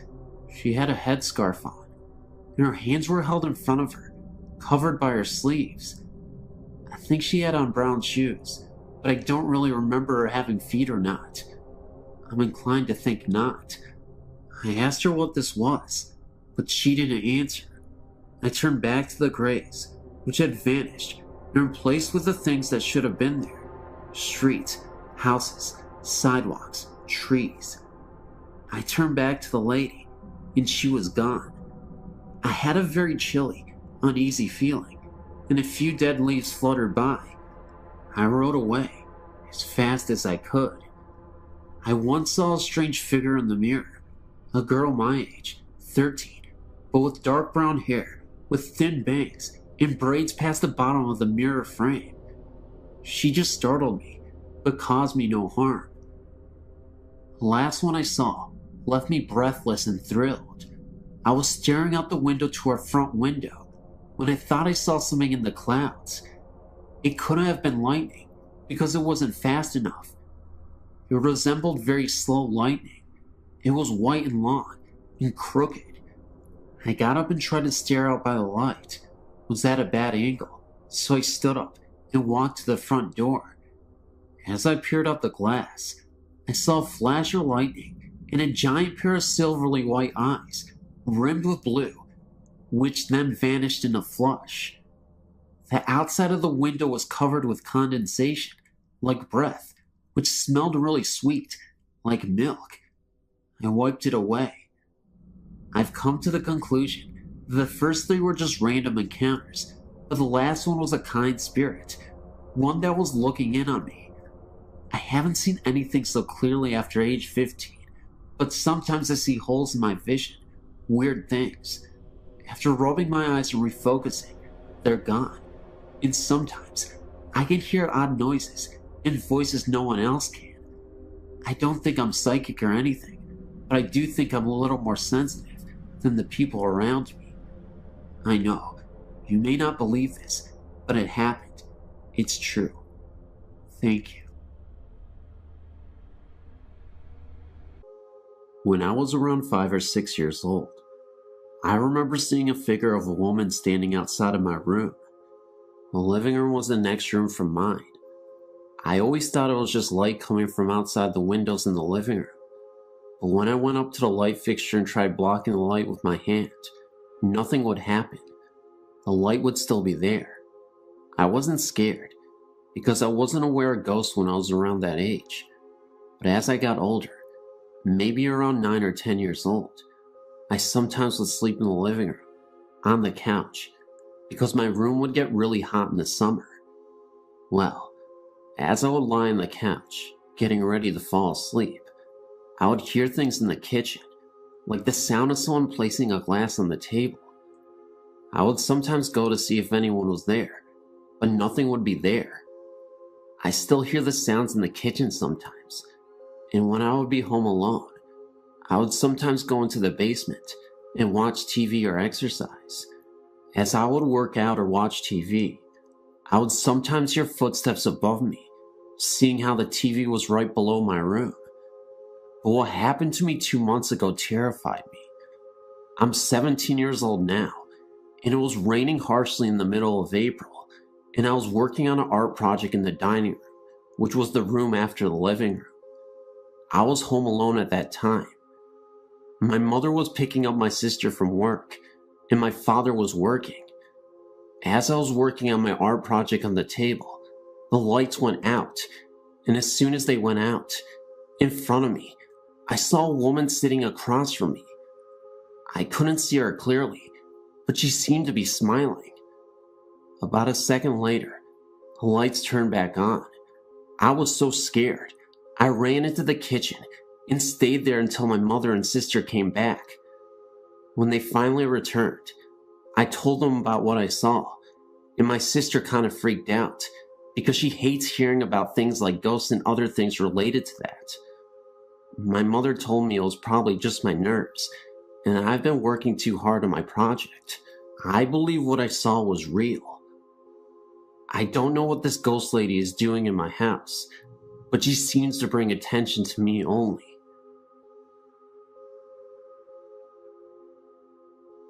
This is just one account from over 40 experiences I've recorded in my ghost journal. It was a very unusual day in Chicago, only 4 days to the new year, and in the middle of winter. It was 63 degrees, yet the skies were dark, but there were tons of fluffy clouds. My friend Christine and I decided to enjoy this rare day and go walking around the park. We watched as the clouds seemed to spread across the sky and realized the storm was near. Somehow, the conversation switched to cemeteries. She told me of an old German cemetery that was near the park that she had gone to.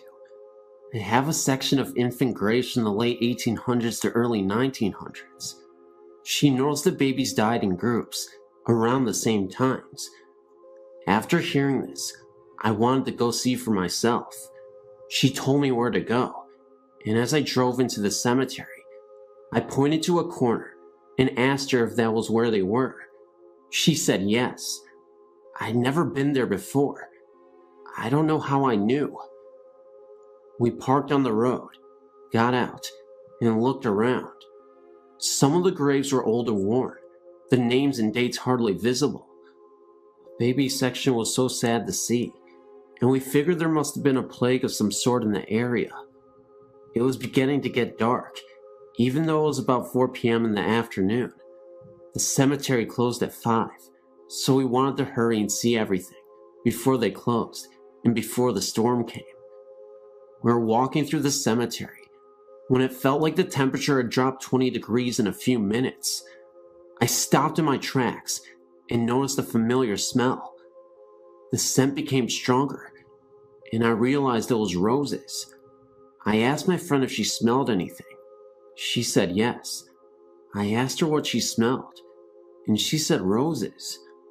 I was bending down to smell the flowers on a grave, which were not roses. I wanted to figure out where the smell suddenly came from. Suddenly, my friend told me to look up, and in the distance was a flower girl. And you guessed it, she was holding onto roses. Both me and my friend were in disbelief. We couldn't even fathom what we were seeing, but yet here was this flower girl holding onto a rose, which had a strong perfume smell. Her attire was in a Victorian-style dress. She looked absolutely beautiful, but it was also really scary because it was in the middle of a cemetery and we were really spooked. Even though it felt like forever, she momentarily appeared and then she was gone, just like that. It must have been about 15 seconds, if that, but we both saw her, and we're not making this up. We're totally sane individuals who actually go out and try to see these things on purpose.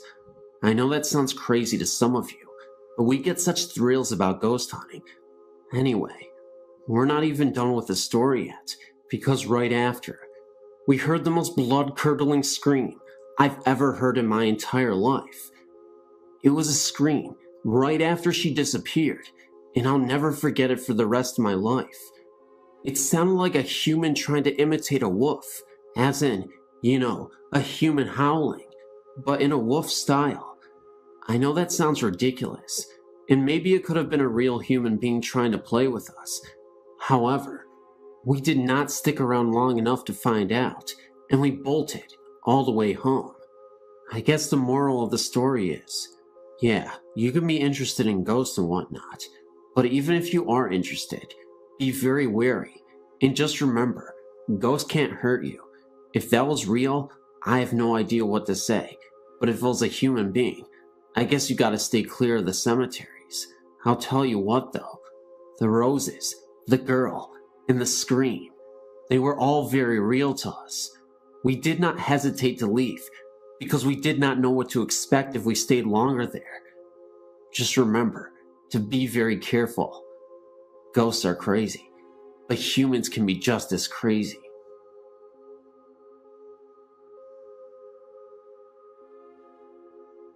This happened to my fiance about 37 years ago in Karn City, Texas. He was about 5 years old and was attending a church function with his grandparents at the St. Paul Lutheran Church there. He was running around with two of his slightly younger cousins, having a good time. This function was taking place outdoors. Now, there were actually two church buildings there.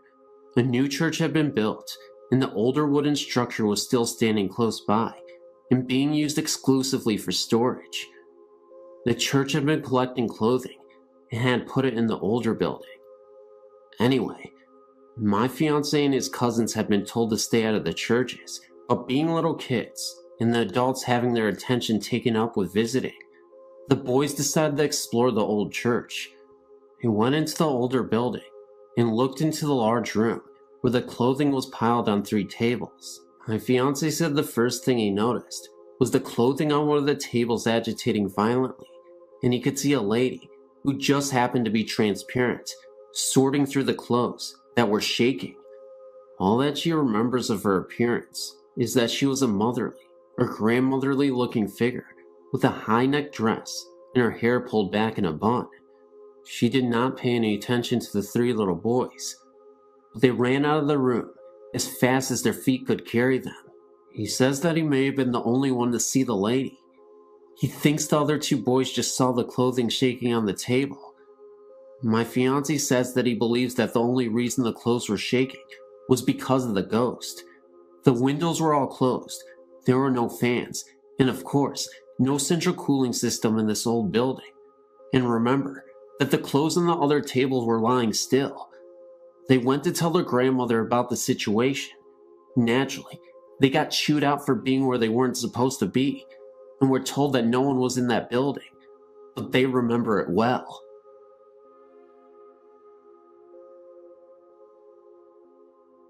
This story is one that may or may not scare you. It's more of a mystery to me and my friends. When I was young, me and my cousin were always together and trying to scare each other. It just so happens that there was an old house which my grandfather had built in the early 1900s, which we thought may be haunted. It should be mentioned that I am from a small town in Virginia, and in the early 1900s, it was a pretty isolated town from the rest of the state. My grandfather was a pastor of the local church. Being that the church was very big, and my grandfather's house was, he would have wakes and funerals in his den. The house was very big, and there was plenty of room for people to attend these funerals. Anyway, my cousin and I used to see things through the windows which we could not explain. The house had not been lived in many years when we would see these unexplainable lights. They were blue in color, and they seemed to go from window to window when we were looking at them. We finally got the nerve to sneak into the house, which probably wasn't too smart. Anyway, we had to enter through the basement in order for my father not to see us trying to get inside. This was very scary because there was no electricity, and we had to try and make it through the dark and up the stairs to the entry of the den. We did this several times, and on some occasions, we heard and seen strange things, and sometimes we didn't. On one occasion, we lived in the house, and we heard a tapping on the ceiling upstairs, as if someone was hitting it with a cane. This was very odd, because my father lived in the house as a child, and said his uncle lived with them, and he had a cane. When he needed something, he would tap on the floor for someone to come and help him. This scared the living daylights out of us, but my cousin was a little more courageous than I, and he persuaded me to go up the stairs. When we got there, he asked whatever it was that we were seeing and hearing to leave us alone in the name of the Lord Jesus Christ. The sound stopped, and we left the house. My father was a little skeptical about the whole thing, but he felt that there may be some truth in it. He himself now saw a ghostly apparition which he can't explain. This is coming from a man who himself is now a preacher, and I don't think he doubts seeing this at all. I really feel that there is some connection to the noises and sightings with the funerals that were held in that house. There are other occurrences which have happened, but would take a while to tell them all. I've read in other experiences about blue lights being represented with the supernatural. This story may not be that scary to you, but to me and my cousin, we know that there is something paranormal about that house.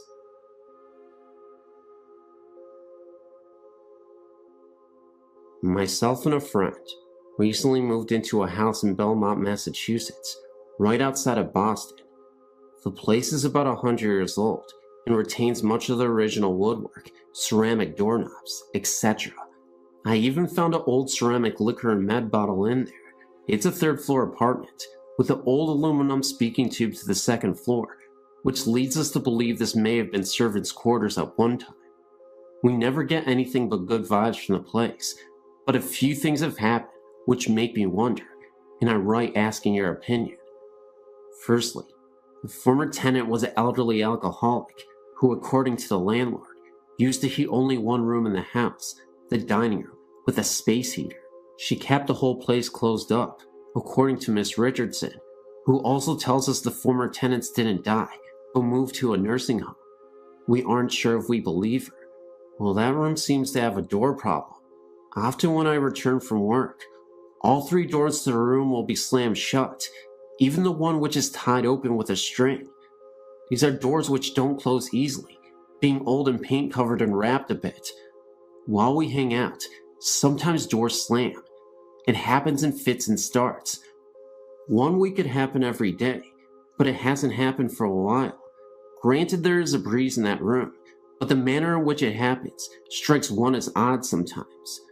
Also, we have both seen a white figure in a long dress, and perhaps a veil, always in the hallway into our place, or in the doorway of the dining room.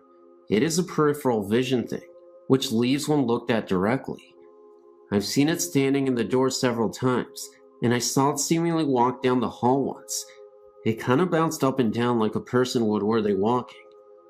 Mike tells me he usually sees it moving past the door, either coming into or exiting the apartment, and he has used the words wedding dress to describe its clothing.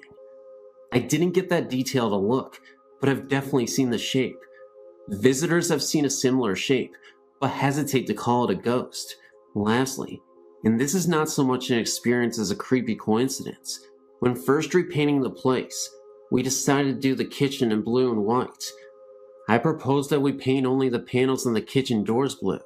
We haven't done this yet, which both of us thought was a good idea. Later, when exploring the basement for the first time, I found an ancient door of the same style as our other doors, removed from the hinges, and brought downstairs years before.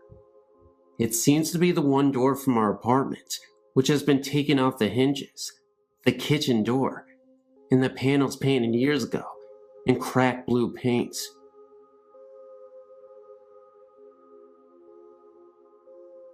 Yesterday, my husband and I toured the Whaley House in San Diego. I think I may have been present to a supernatural occurrence of sorts, but I wanted to ask you about it. Initially, I started out on the first floor, not part of the tour, and I felt a markedly weird sensation in front of the dining area that I can only describe as having a sinking feeling that bordered on nausea. I felt fine walking around Old Town and coming into the house. I hung out in the dining room area for like 10 minutes, thinking what I was feeling was so unusual, and it dissipated. I felt fine again, so I looked around the rest of the house and felt okay, until I came to the first upstairs bedroom, directly right of the stairs. I again felt that same feeling, and I stood there, just looking about the room, and that is when I think I saw something in one of the mirrors, the mirror closest to the hall. It looked as though thin white smoke was being reflected into the mirror, as though someone was standing next to the mirror with a lit cigarette. I could only describe what I saw as smoke, because it curled. I also smelled a very faint smell of cologne that reminded me of violet water. I made sure it was not me, since I was the only person in that area, and it wasn't. It seemed to blow in through the saddled wooden partition. I was a little weirded out, because I was in disbelief at what I thought to be witnessing, so I called to my husband downstairs to come up. I didn't want to cause a stir, because I was unsure what this was. I even saw the presence of a shadow behind my back, in the corner of my eye. I walked back to the area in front of the room, and looked back into the mirror to make sure that it wasn't a reflection of something outside, like a passing vehicle, but I no longer saw the smoke. I really didn't want to tell anyone about the incident, because I would have winded up scaring everybody, including myself. I've been thinking about it ever since, and been trying to find a logical explanation for it.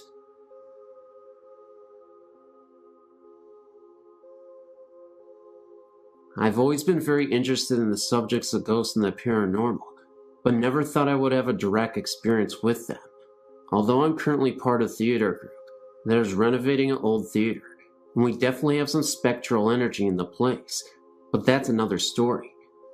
This story is about the first time I had something strange happen to me. I'm originally from a small island off the coast of Italy. The community dates back to 700 BC, so you can imagine they have their fair share of ghost stories.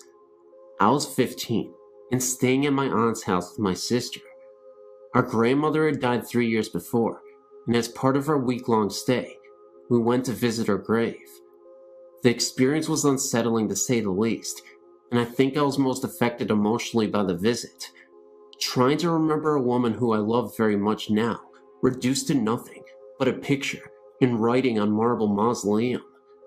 Although it was a very hot and humid summer day, the cemetery seemed to have an unsettling chill about it, and I couldn't wait to get out of there. However, anyone who is Italian or knows of Italian cemetery visits is that they are family events that take a long time. Feeling very sentimental and depressed and somewhat bored, I couldn't help but look around and read more grave sites. With each name and picture that I saw, I thought more about the people behind them, their lives, and who they have been. The atmosphere seemed more oppressive, and I started seeing flashes out of the corner of my eyes. Nothing definite, but it was almost as if something had passed in front of me very quickly, and the experience left me somewhat disturbed. We left not long after, much to my relief, but still with this heavy, depressed feeling. Later on that night, I had fallen into a deep sleep, but was awakened at 3 in the morning by a male and female voice arguing. I was very groggy, but I immediately thought the voices were strange, because they didn't sound like they were coming from anywhere, in particular at least. They sounded as if they were right in my ears. The room I shared with my sister was directly over a busy main street, and being a summer resort, there is always some activity going on. However, the street this night was totally quiet, with no one in sight. The voices continued to argue in Italian, and though I spoke it, I couldn't make out what they were saying. Also, the intensity of the voices didn't change as I moved around the room. They always seemed to be in my ears, and were continuing to grow in intensity. At this point, I thought it was my cousin and her husband who were arguing from their bedroom. They shared the room with their 2 small children, and I thought what could be so important to be arguing at this hour of night, and why weren't their children reacting? I decided to investigate. As I slowly opened the door, the voices suddenly stopped. Not a cutoff in conversation or a conclusion, but as if someone had switched off a radio. I walked to the room and found the whole family sound asleep. I returned to the room dumbfounded, but found the room was very cold. The day had been extremely hot, and the night had not let up, and I was just in the room a minute before. But I knew the temperature had gone down at least 10 degrees. It was then I felt the same heaviness that I had experienced at the cemetery, and a large chill moved right through me. Almost immediately, the room returned to its original temperature. During this whole experience, my sister was asleep next to me, and when I asked her about hearing anything during the night, she thought I was crazy. To this day, I'm not sure what I heard and felt that night. However, I spent many nights in that room over the years, and never had a similar experience. Did I touch something or someone? And did they follow me back from the cemetery? I don't know. I never shared this story before, but this seems like the right place to do it. When I was born, my parents rented a portion of a 3-family house. The house was huge and previously owned by an old German woman. Apparently, The house belonged to the same family since the early 1700s, when it was built. After the old German lady died there was no one left in the family to take on ownership of the house. Someone new took the house over and rented it out to 3 other families. As soon as we moved in, my parents had odd things happening on a daily basis. The TV and all of the lights in the house would constantly turn on in the middle of the night. One night, my dad had some friends over to watch a football game, and all of the power in the house kept going on and off. His friends were so freaked out that they left. What bothered my mom the most was that all the rooms in the house stayed warm, except for mine. My room was always like ice, and being a newborn, my mother was concerned. She would turn the heat way up, and still my room stayed cold. One night, she heard a woman's voice coming from my room. As she neared, she could hear an old lady singing a lullaby. When she opened the door, the rocking chair was swaying back and forth, and my room was warm. After this occurrence, my room remained warm. This became an ongoing thing in the house. The rocking chair would constantly rock, no matter where in the house my mom moved it to, and oftentimes she would hear a soft voice coming from my room. The lights continued to go on frequently in the middle of the night. As I got a little older, into the toddler years, I can still remember certain things happening. My parents found it odd that I am able to remember things so clearly. I can describe my bedroom in distinct detail, as well as the other rooms in the house. I only lived there from newborn to 2.5 years. One night, I woke up and felt absolutely terrified. I remember climbing out of my crib onto the little table and chair set, and stepped onto the floor and dodged for my parents' room. As soon as I climbed into bed with my mom and dad, I heard my aunt, who was asleep on the couch, screaming. My mom woke up and ran into the living room to see what all the fuss was about. My aunt kept crying, I saw her, over there by the lamp." Apparently, my aunt says that she saw the old lady standing at the foot of the couch by the lamp. When my mom reached over to turn the lamp on, she disappeared. All of my parents' old friends remember the house, and everyone has a story of something that they experienced there. We know that the old lady died in the house, probably in the section where we lived. At first, I think she was angered that the house no longer belonged to anyone in her family. She was harmless and just wanted to make her presence known. We only lasted there for 2.5 years. Sometimes we drive by the house and contemplate stopping in to see how the current owners are making out, but I never had the courage to go back. Here's some spooky experiences that I remember from my childhood. The first one didn't happen to me. It's something that my mother told me about. Her mother died in 1959. A few years later, she remembers waking up in the middle of the night and hearing her mother calling her name. This always gave me the chills, especially if I thought about it at night. When I was maybe 6 or 7, something happened that scared the living daylights out of me. I can still picture it in my mind. A short time after I went to bed, I was lying there awake, and I looked up at my bedroom door, which was closed. There was a window across the room from the door. The curtains were open, and the moonlight was shining through the window, making a square of light on the door. In the middle of the square of light, I saw the shadow of a hand slowly moving back and forth. I was so scared that all I could do was just stare at it. I was trying to scream, but no sound would come out. Finally, I managed to get my voice to work, and I yelled as loud as I could, "Mom!" My mother came running in, and I told her what I saw. I don't remember if she saw the shadow too. Probably not. She didn't see anything outside, and she shut the curtains.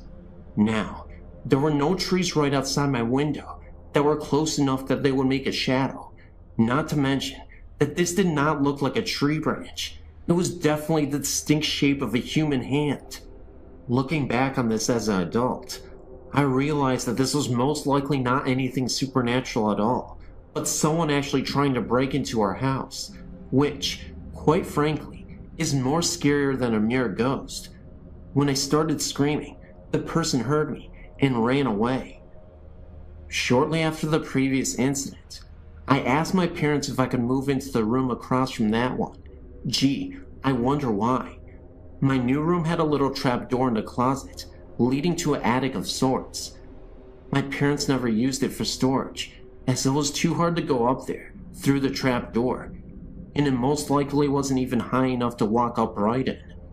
When I was about 10 or 11, my best friend and I were playing in my room, and we noticed that the trap door was open about an inch or so. We slid it closed. Every once in a while, I'd look up there and find that it was open again. I'd keep sliding it closed, and then a few days later, it would be open. My friend and I naturally assumed that we had a ghost in the attic. I really don't remember if I actually heard anything up there or not. Around the same time, this same friend would occasionally spend a night with me. Several times, we'd be lying in bed and hear the sound of a newspaper or some sort of paper being crumpled up in the living room when we knew no one else was up. We called this the newspaper ghost. Another time, I think I was about 7, I was riding my bike around in circles in the street. This was in a housing development where there was very little traffic. My aunt, uncle, and cousins were visiting, and I recall looking at the bathroom window on the side of our house and seeing my aunt's face looking out the window. Later, I mentioned it to my aunt, and she said she hadn't been looking out the bathroom window, and neither had anyone else. Now, I realized that this could have easily been a reflection of something in the window, but at the same time, it seemed pretty spooky to me. In the summer of '69, I was about 13. We had some relatives staying at our house for about a week. One evening, after everyone had gone to bed, I was still awake. As a child, it always took me a long time to get to sleep. I was always too wound up, I guess. Anyway, all of a sudden, there was this loud crash that came from my closet, like something metal or aluminum falling on the untiled floor. The thing that came to mind was a metal vacuum cleaner hose. There was no vacuum cleaner or any other large metal object in my closet that could have fallen and made such a noise, and even if there was, what would have made it fall off the shelf? I was too scared to get up and look in my closet or go and ask anyone if they'd heard it.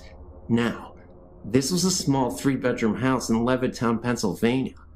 If anyone is familiar with the houses, if a loud noise occurs in any part of the house, it would be impossible not to hear it all over the house.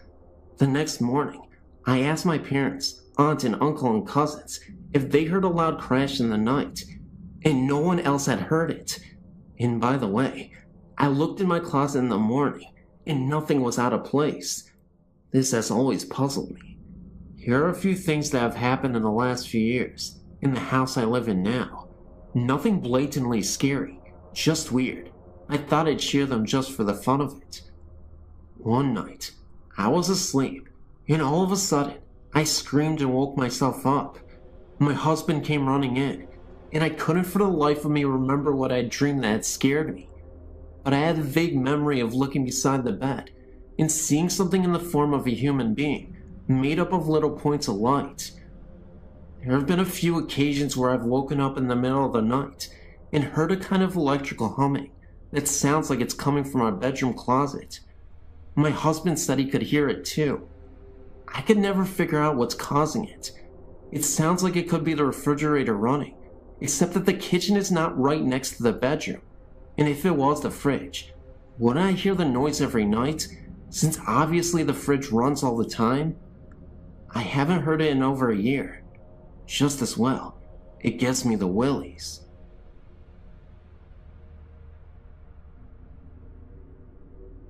I want to say that I can sympathize with your situation, although other than apparitions, my experience varies greatly from yours.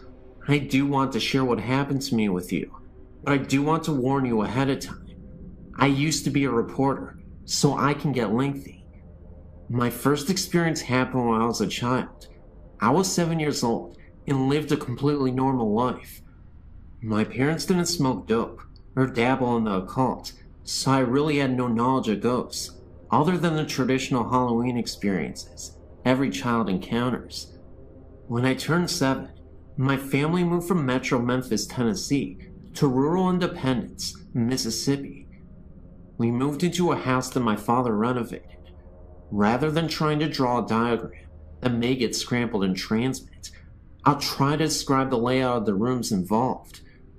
The way the home was originally laid out, you walked in the front door into the living room. To the left was the kitchen, open without walls to the living room. To the right was a bedroom door. Straight ahead was a hallway leading to other bedrooms, laundry room, and bathroom. After my father was finished, the front door was added onto a new wing of the house. The living room was enclosed into a bedroom. The bedroom now directly led out into the hall, which now led to the kitchen also, and had a new doorway to the bedroom that previously opened up to the living room. Is that confusing enough? We moved into the house, and I immediately was terrified of my sister's bedroom, the one that had previously opened up into the old living room. I just felt that something was there, and it was watching me. I felt like it wanted to possess me or something stronger than a mere presence. Also, I never found out why, but hers was the only room with security bars on the window. No other family member noticed anything strange in the house. I ended up in the new bedroom, and sometimes at night, I'd hear noises. Being so small, I don't remember exactly what they were, but frequently, I'd see an incandescent, glowing form in the shape of a human walking across my room. What made me know that it had to be a previous occupant of the home was that it would walk from the bedroom I was so scared of, through my room, into the kitchen, the way the house used to be laid out. Once when my grandmother came to visit, my parents forced me to sleep in my sister's bedroom. I was so terrified, but I finally went to sleep. When I woke up, I saw what appeared to be an ectoplasm swirling above my head. I spent most of my childhood years terrified of sleeping. Being a middle child of an older sister and a younger brother, I'd hide my prized possessions, jewelry, money, whatever I thought I didn't want them to get a hold of. Almost every time I hide something, it would disappear and reappear later in a different location. Thinking my siblings had discovered my hiding place, I'd find a new one, each time to have them disappear and reappear once again. The really strange part came later. We sold the house when I was 13 to another girl's family I went to school with. After she'd moved in, I'd asked her one day if she noticed anything weird in the house, and she said no, but her sister refused to go into the bedroom that scared me. Sister's explanation was that someone was watching her, and she was a middle child also. I guess there must have been some connection to middle children. I said something years later about the house being haunted in front of my aunt. She said she'd always had a feeling that something was wrong with the house. I'd appreciate your input as to what you think my experience meant. I had a person tell me one time I was a demon that wanted me, but I'm not even sure. While I lived there, although I was the only family member that had strange experiences inside the house, I wasn't the only one who had strange experiences in the area.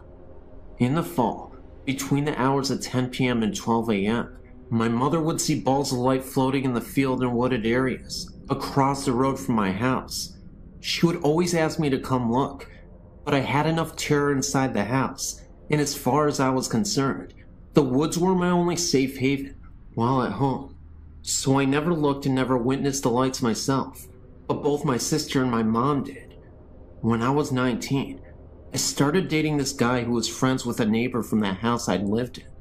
Basically, he lived catty corner from me, with their house backing up to the woods mine faced. My new boyfriend asked me if I ever saw anything strange in the woods. I said no. He told me that his neighbor's kid, who was a friend of his, told him that he'd seen balls of lights in the woods. I then told my boyfriend about my mother and sister's experiences. So apparently, it wasn't just restricted to my family. Another experience I had was when I was in my early 20s, when my grandfather passed away. We'd always loved each other very much, but didn't have a close relationship because of my grandmother, whom I didn't get along with. I was present when he passed away and was devastated. 3 months passed, enough time to allow me to grieve and get on with my life. I was asleep one night and awoke to find my grandfather sitting on the side of my bed. He told me not to be scared, that he had a message for me. He told me I needed to get my life straight, or I was headed for trouble. I remember he held my hand and told me that he was going to tell me what heaven is like, but I'm not allowed to remember what he told me. I remember him being present for a while longer, but can't remember a word he said. Now that I'm an adult and have some time and distance between me and these experiences I had as a child, I'd like to try to discover what these experiences meant, or why I was chosen to have this one. Do you have any suggestions? Also, even now, I can drive by a place or house and tell that it's haunted. Does that mean that I'm psychic or paranormally gifted? Usually I just get kinda jumpy and frightened, but one night, I was out repossessing vehicles, something I did part-time for a while, and my partner pulled up to this house. I was so terrified of that house that I told him he better turn around immediately, or I was getting out of the vehicle and running. Please help me to understand what is going on with me. I'm finally getting to a point I accept it and want to understand it, rather than how I've been so terrified in the past that I didn't even want to talk about it.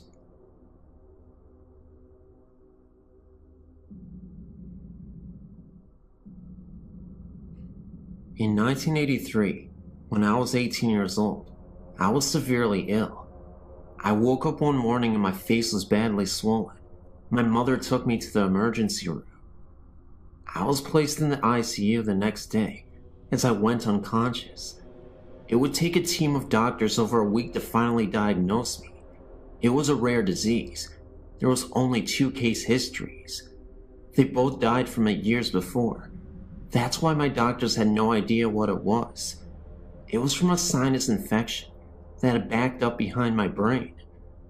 From this, I developed a brain abscess. The night before they would make the decision if I needed brain surgery to remove the abscess, I was lying in my hospital bed, praying that the abscess would have shrunk a little.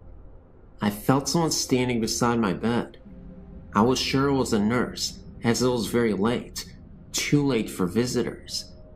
When I turned to talk, it wasn't a nurse at all. It was my grandfather, who died 1 year earlier. At that moment, I wasn't afraid. He said to me, "You'll be fine." When I asked if you were sure, he then replied, "Do you doubt me?" I replied, "No." He then said, "Everything will be fine.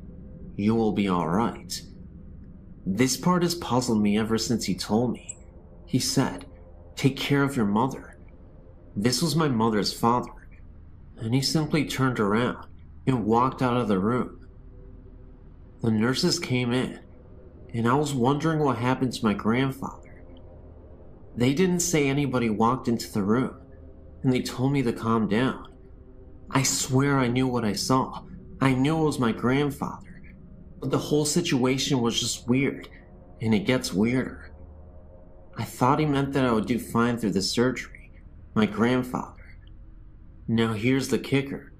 He had brain surgery about 7 years before his own death. Even crazier, the next morning I had an x-ray, and they came to tell me that my abscess was completely gone.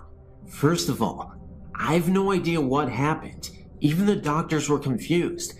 They wanted to take even more x-rays, and I obliged, and they confirmed no abscess whatsoever. As for my grandfather talking about my mother, I had no idea why he was mentioning her. She was pretty healthy at the time, but it makes sense now.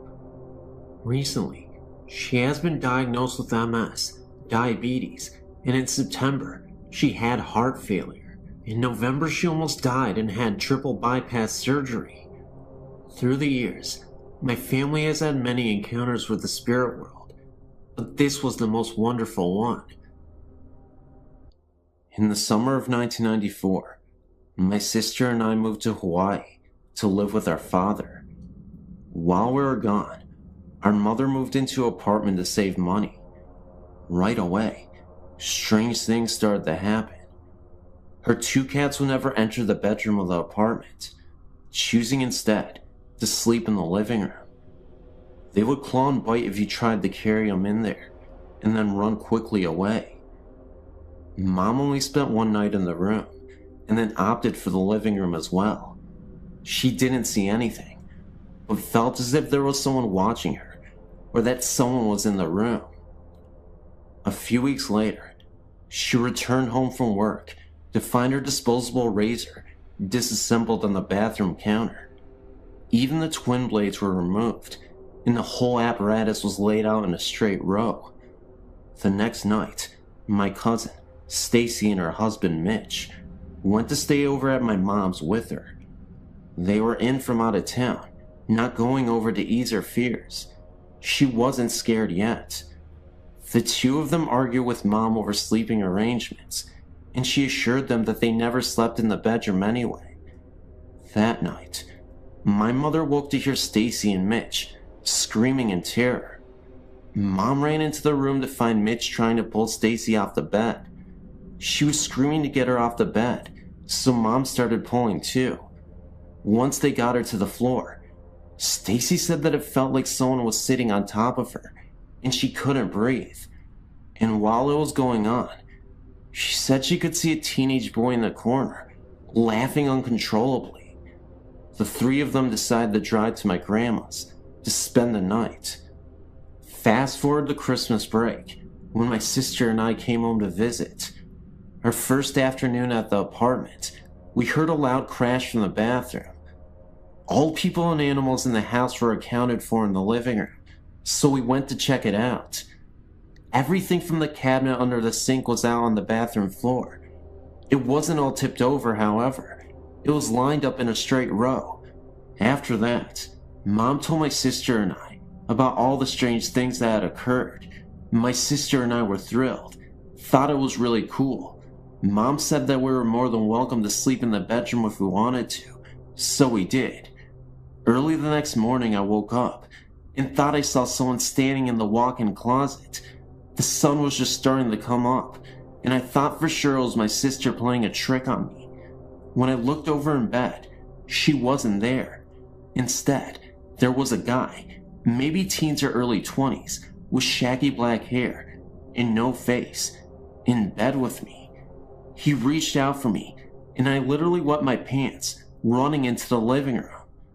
I woke my mom and sister, who had moved during the night, said she had the creeps, and attempted to tell them what happened. Mom told us to get our stuff, and we left. Later that afternoon, I recited the story to Stacy, and she said the guy I described was the one she saw laughing at her. Mom went to the leasing office a week later and asked to be moved to another apartment. All the leasing agent had to say was that no one had lived in that apartment longer than 4 months.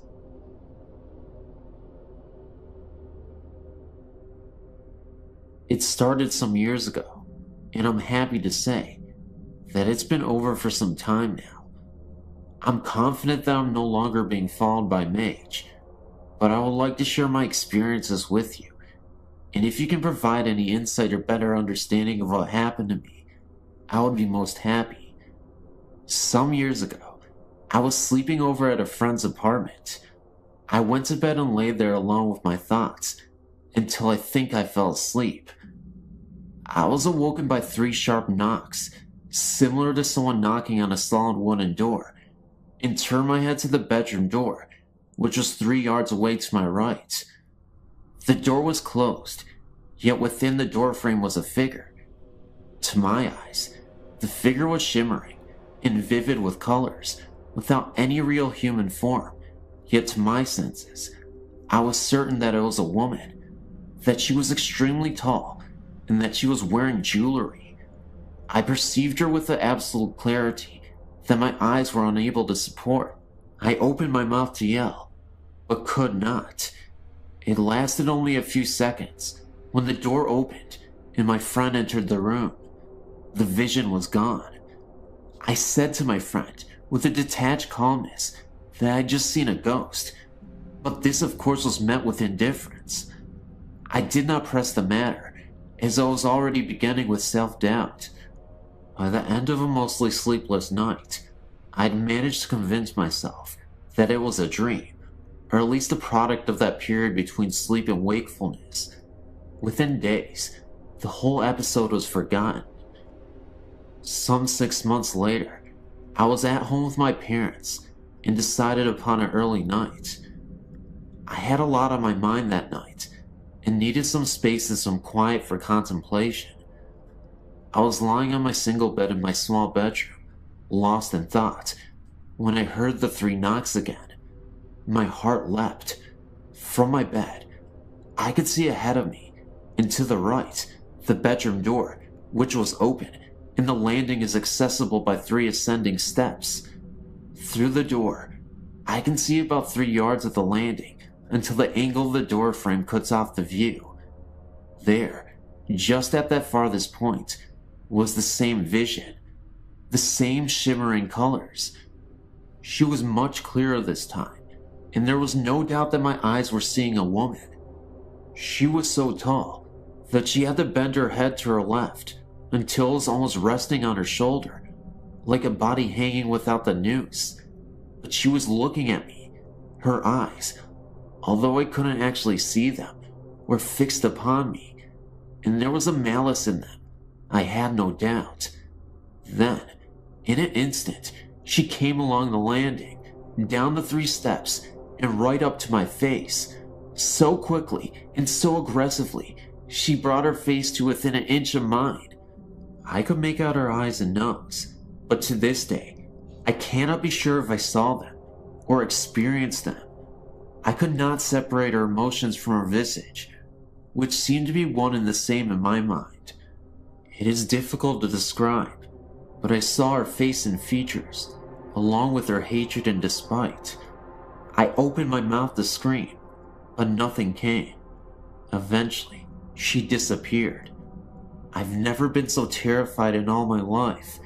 Never has fear removed any capacity to utter or to move a single muscle, and yet this was the case.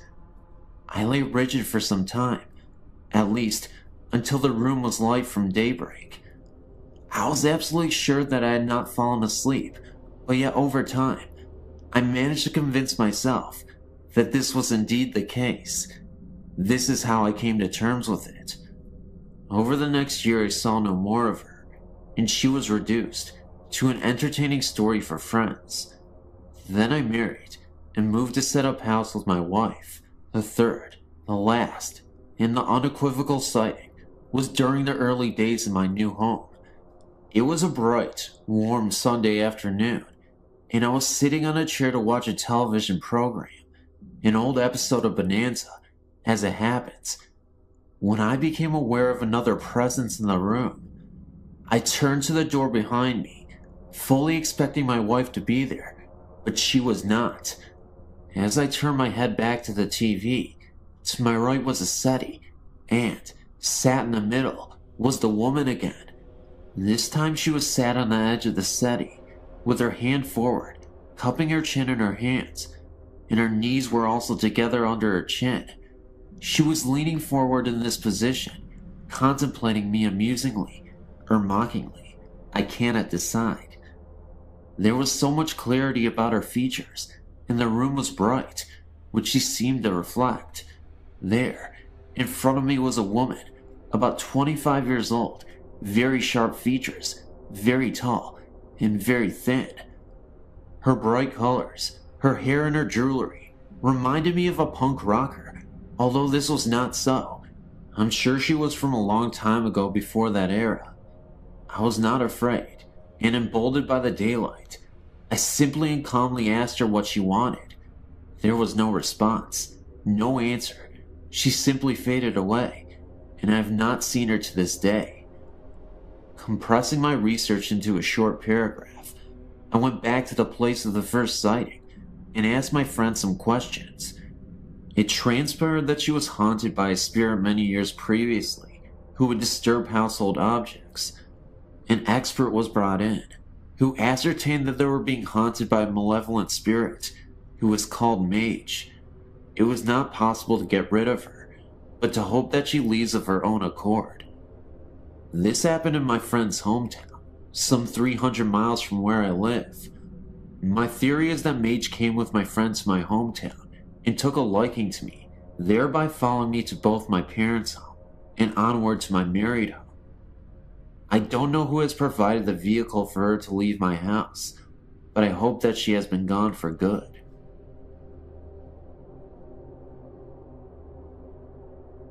When I was in my early 20s, a friend and I decided to rent a house together.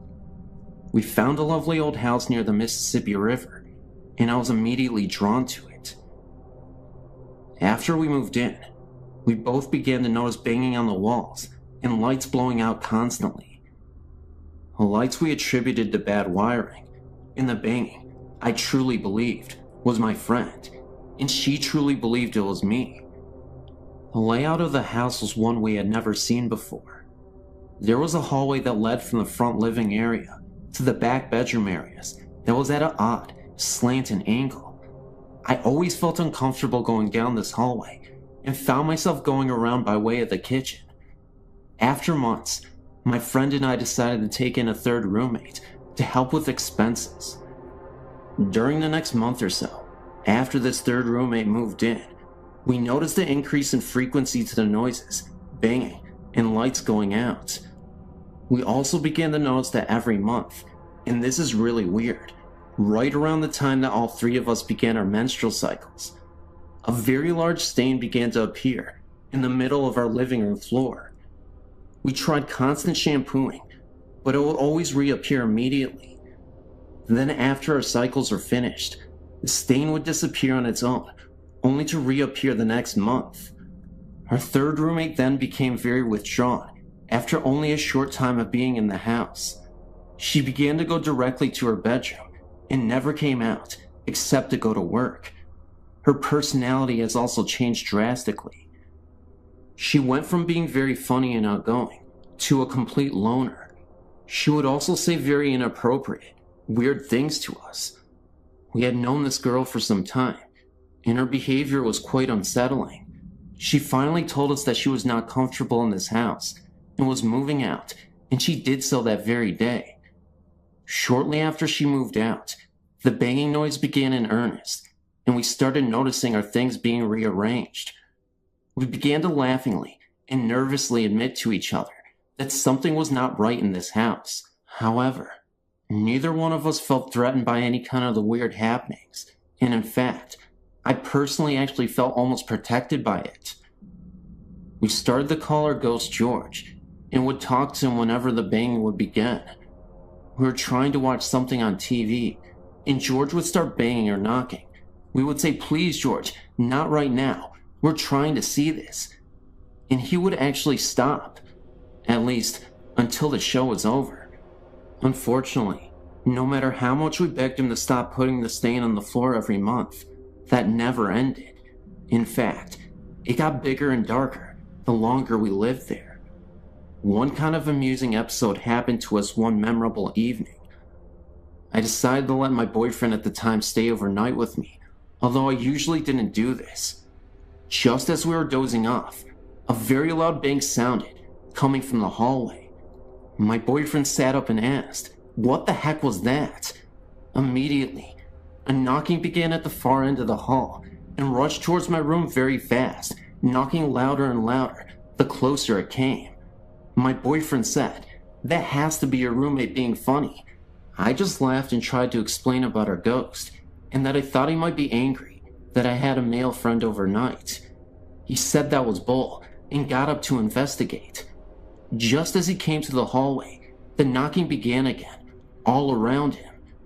Needless to say, my brave 6'4" boyfriend ran straight out the front door and never came back in the house. Anyway, after a few years, my roommate and I decided we were going to move to a cheaper apartment, closer to where we worked. As soon as we started packing, the noises and especially the lights going out, began to get really bad. I was even starting to get a little frightened. One day, as we were finishing up packing, we decided to go check in the basement and see if we had anything left down there. While we were down there, we decided to go in the old fruit cellar, since neither one of us had actually looked in it. We found some old fishing equipment. We also found an old shirt box that was sealed with tape and felt kinda heavy, so we brought it upstairs and opened it up. Inside was a bunch of old pictures. Most of the pictures were of a young man of about 25 or 30. In many of the pictures, he was in our house and standing on the porch of the house. There were also some antique glass slides with pictures of him in the military uniforms. We dated the stuff around World War II. We decided to call our landlady, an elderly woman, around 80 years old, to tell her we had found the box. When we called her and told her what we had found, she hung up on us. We called back, and her daughter answered and said that they didn't want that stuff anymore, and we could have it or throw it away. We thought it was very strange, since normally our landlady was a sweet old lady, so we decided that some of the stuff in the box might be worth more money, and we would sell some of it. Some wore medals, and even an old stock certificate. That night, I put the box on the kitchen table, and we went to bed. In the morning, we were going to move the last of everything, and as we were preparing to go, I asked my roommate what she had done with the box of stuff. She said she hadn't touched it. We looked everywhere and couldn't find it. Finally, around lunch, we got hungry and decided to cook a frozen pizza. We turned on the oven and immediately began to smell something burning. When I opened the oven, there was the box. Okay, I swore my roommate did it, and she swore I did it. So we left the box on the table again and left to move some things to the new place. When we got back, the box was gone again. This time, we found it immediately in the kitchen pantry, so we kinda laughed it off and put it back on the kitchen table. About 10 minutes later, I walked into the kitchen and it was gone again. I decided to heck with it and decided to just go finish the bedroom closet I had just minutes before been working on. When I stepped up on the chair to wipe off the upper shelves, there was the box. That did it. I said out loud, "Okay, George, we promise not to take your stuff," and put the box back in the fruit cellar where we had found it. We left that day and have never been back, but I've always wondered if the next tenants ever heard from George.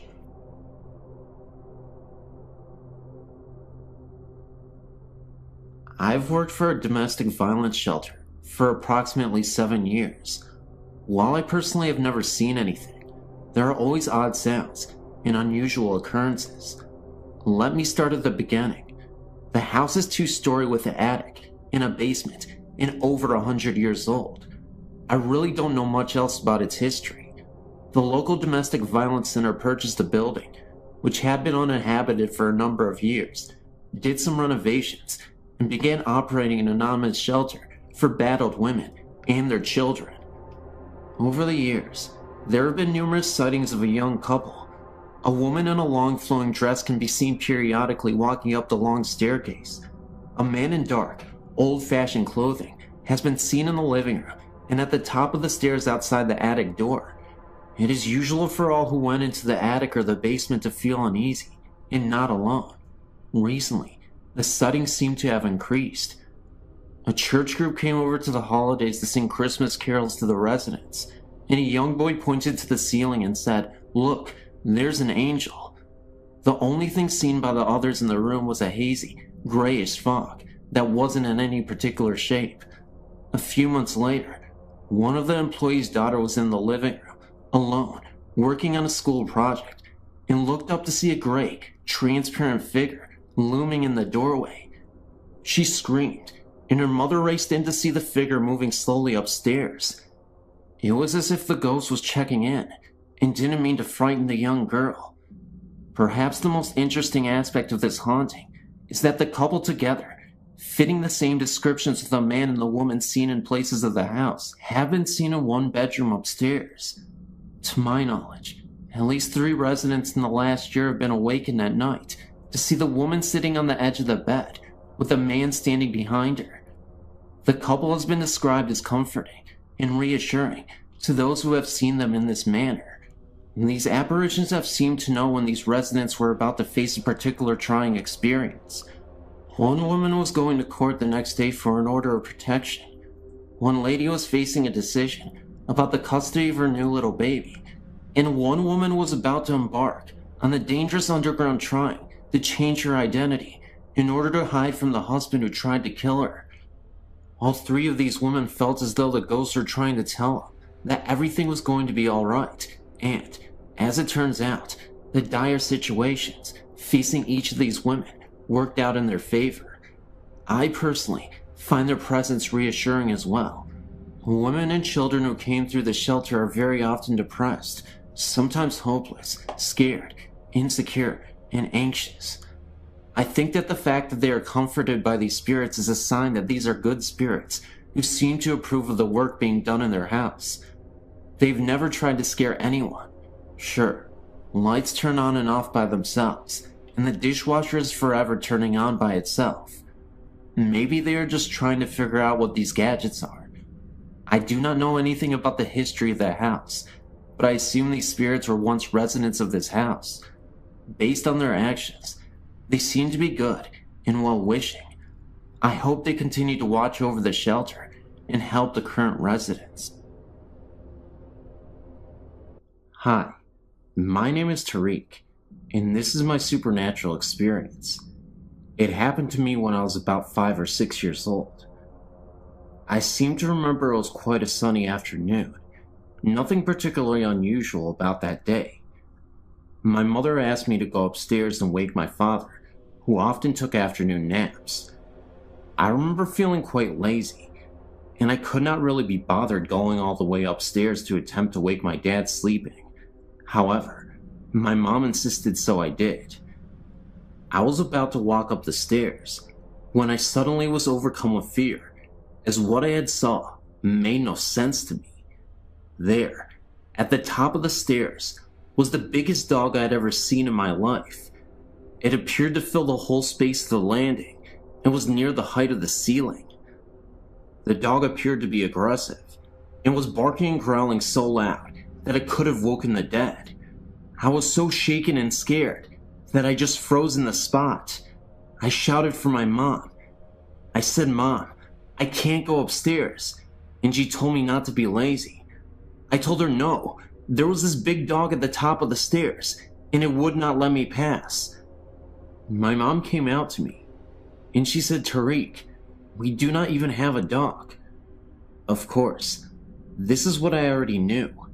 I quickly told my mom to get over here and see what I was seeing, but by the time she arrived and looked up the stairs, it was gone. This perplexed me even more, and being the age I was, I couldn't even understand it. I started to doubt myself, wondering if I ever even saw it at all, and I trusted and believed in my mother. So if she didn't really see it, maybe I was just hallucinating, and it really wasn't there. Obviously, the dog disappeared, and after a while, I forgot about it. It never resurfaced again. However, these memories came back when I was about 12 years old, and I spoke to my mom about it. Looking back on it, I do believe I saw something paranormal, but any ideas on why my mom or dad could not see it or hear it, and why was the dog being so protective, beats me. I don't know, but it was sure a scary sight. It just sucks that I feel like I was the only one who had saw it, and it makes me crazy. But what can you do? I don't know.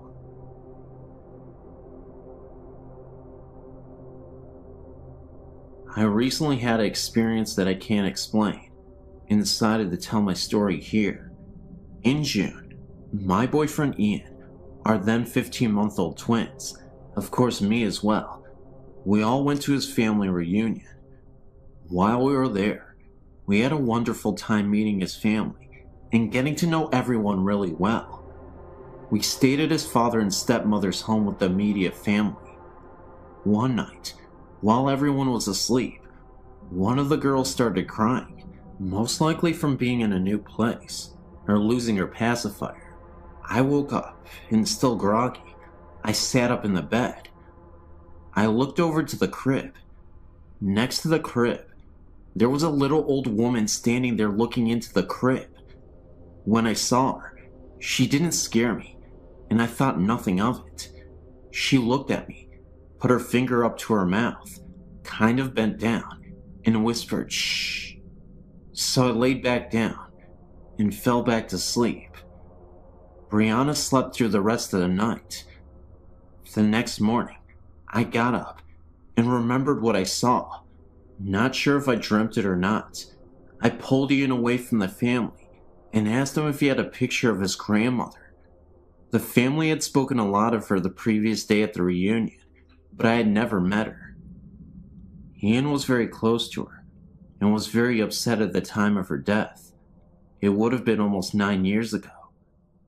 They found one, and after I saw the picture, I felt this warmth, the only way I can describe it, and it filled my body.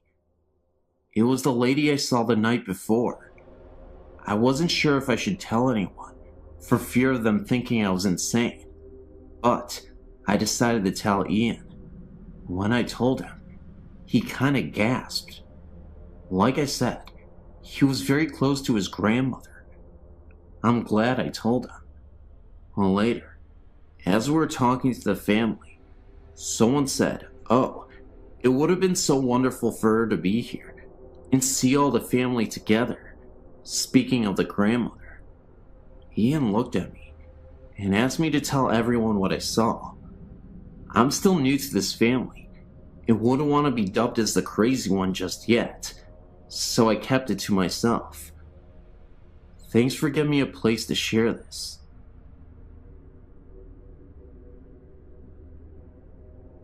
In 1983, we moved into a home that had suddenly been vacated by the owners. The man had suffered a heart attack at the front door and died.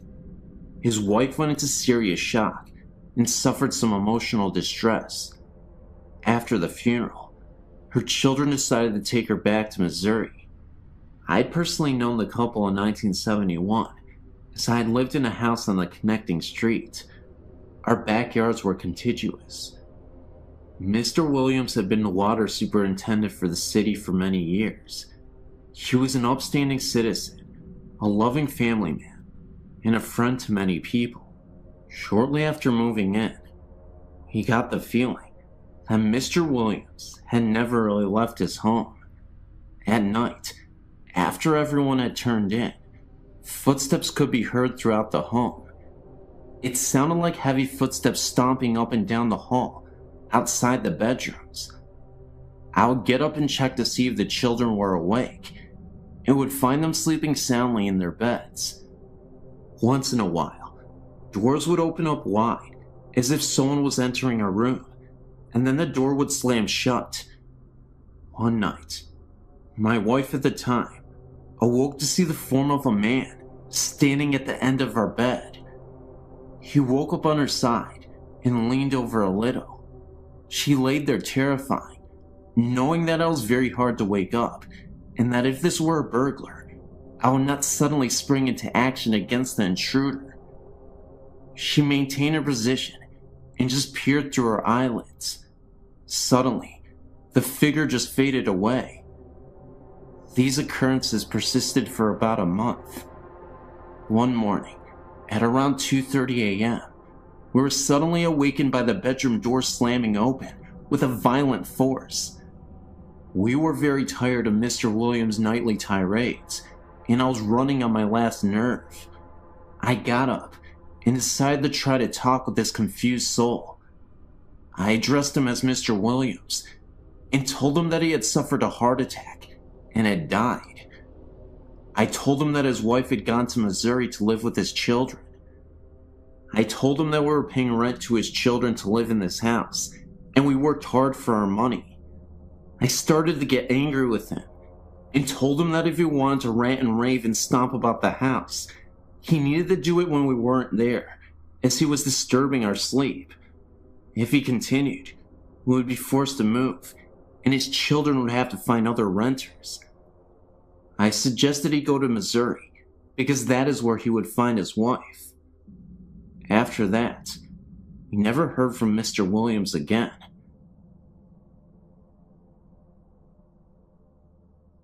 In August of 1997, I was helping a friend deliver some things for a post-funeral reception that was to be held in the officers' quarters number 1 at Fort Concho in San Angelo, Texas. Fort Concho is the best preserved and reconstructed cavalry fort in America. This is where the Buffalo Soldiers were stationed. It was very early in the morning, and we had to get the key to the building from the curator. We drove to the other side of the parade ground and parked the van.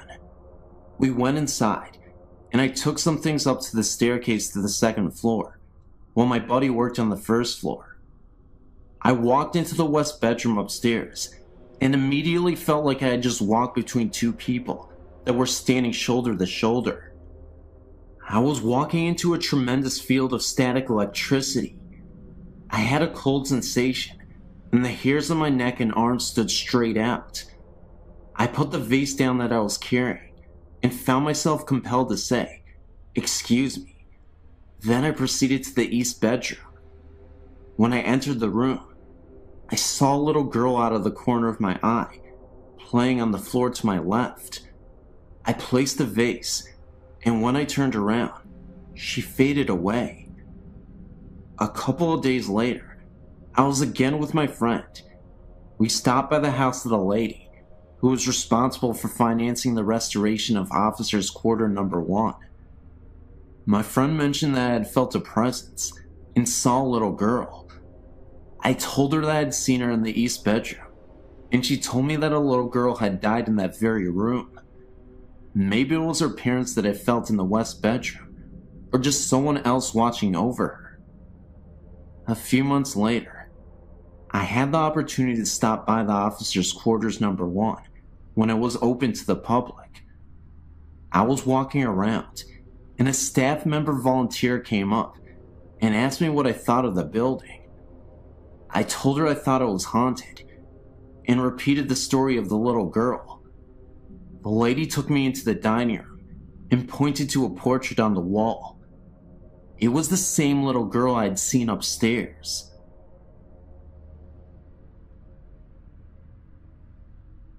I would first like to say, I was not a believer in ghosts or spirits. I was in the Navy at the time, and had been just transferred to Japan. My family and I arrived there in August of '91. I felt very lucky, because the Navy had just opened Harrio, a new housing complex, about 9 miles from the naval base. This meant that my family and I would not have to live off base. My wife and I were taken out to the Harrio to pick out a house. Being newly opened, we basically had the pick of the litter. My wife and I chose a nice 3-bedroom room townhouse in the center of the housing complex. We moved in within 3 days and began to settle down. Nothing much happened for the first month or two. Then one night, my daughter, who was 3 at the time, started waking up at night crying. She would point at the wall and tell me to make the snake lady go away. This happened about once a week. Of course, I thought she was just having bad dreams. We let her sleep in her bed when this happened. My wife became pregnant at the time, and we were allowed to move into a 4-bedroom house. I was hoping this move would solve the snake lady problem. As we moved into the new house, I assured her the snake lady was gone forever. Boy, was I wrong. It was about 2 weeks before our encounters with the snake lady started again. This time my wife and I could actually feel some sort of electrical charge throughout the house.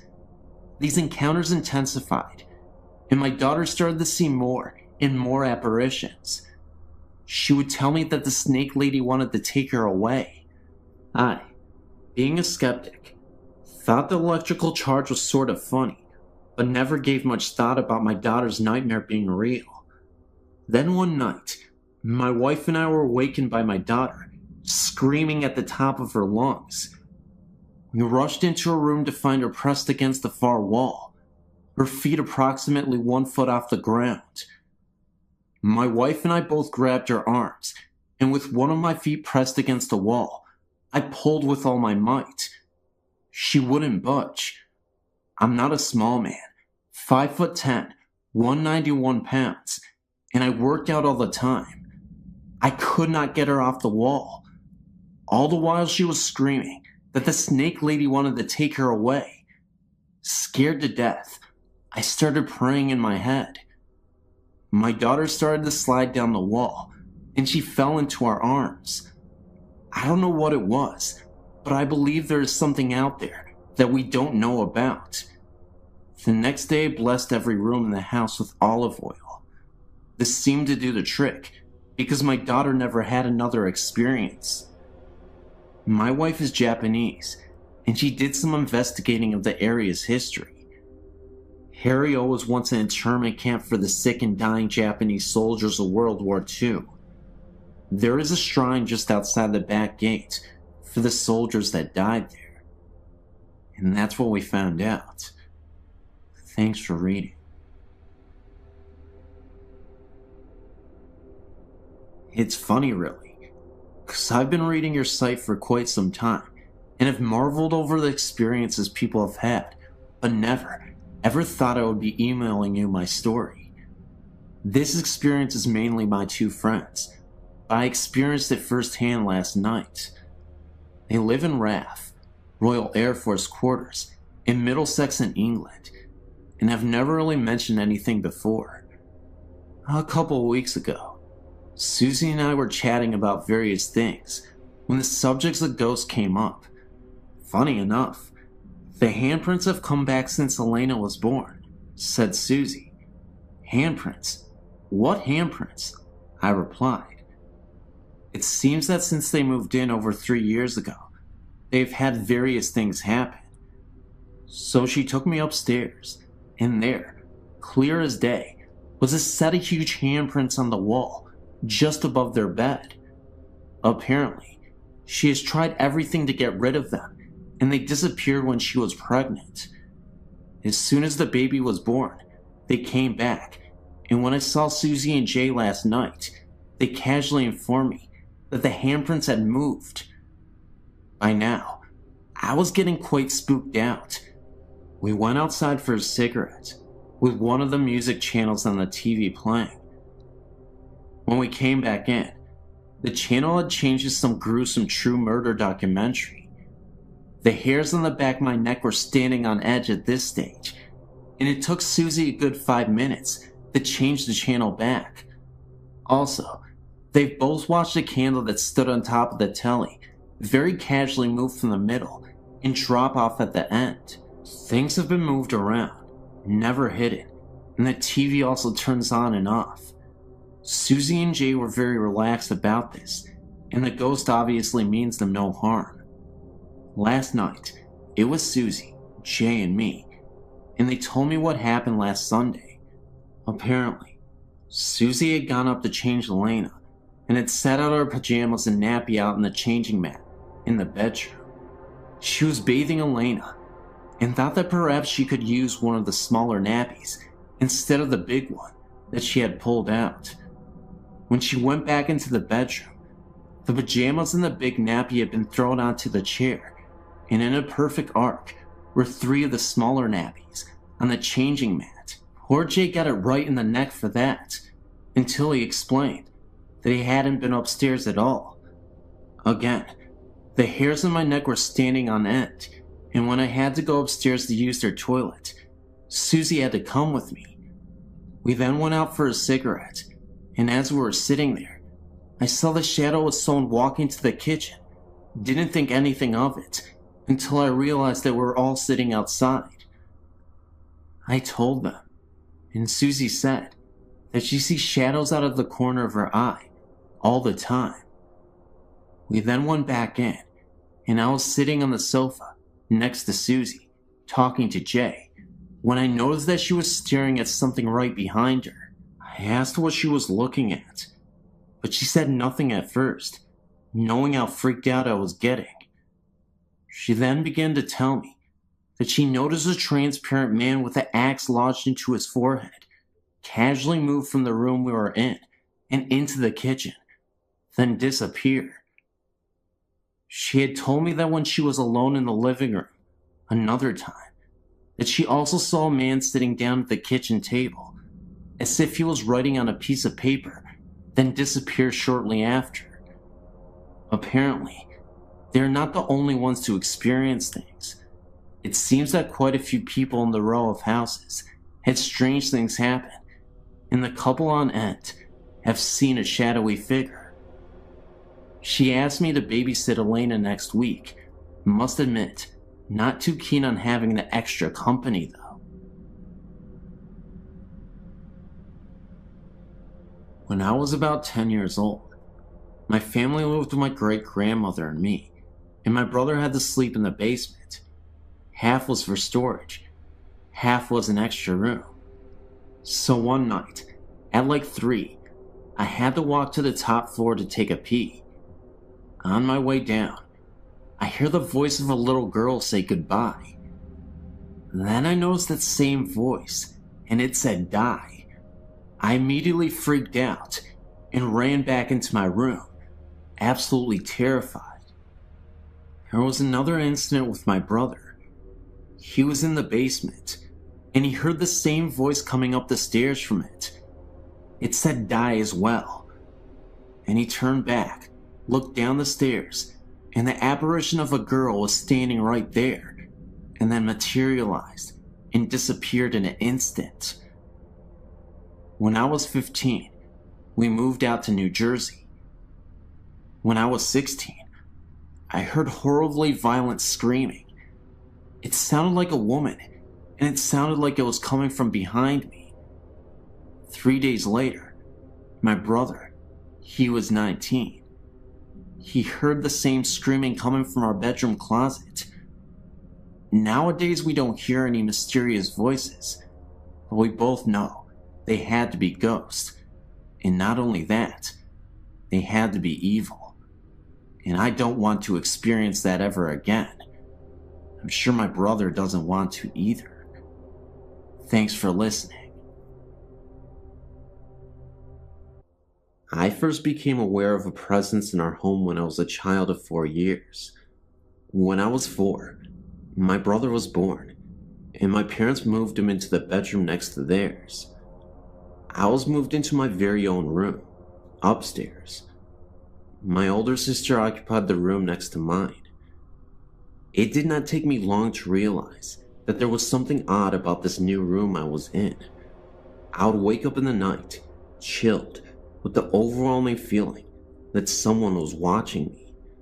Sometimes, I caught fleeting glimpses of what looked like a shadow on one particular wall. When I mentioned the shadow to Mom, she attributed it to light play from the moon and other rational explanations.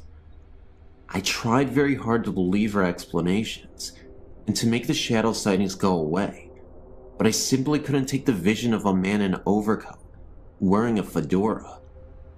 I could never actually see this man, just an outline, a shadow, but I knew he was there.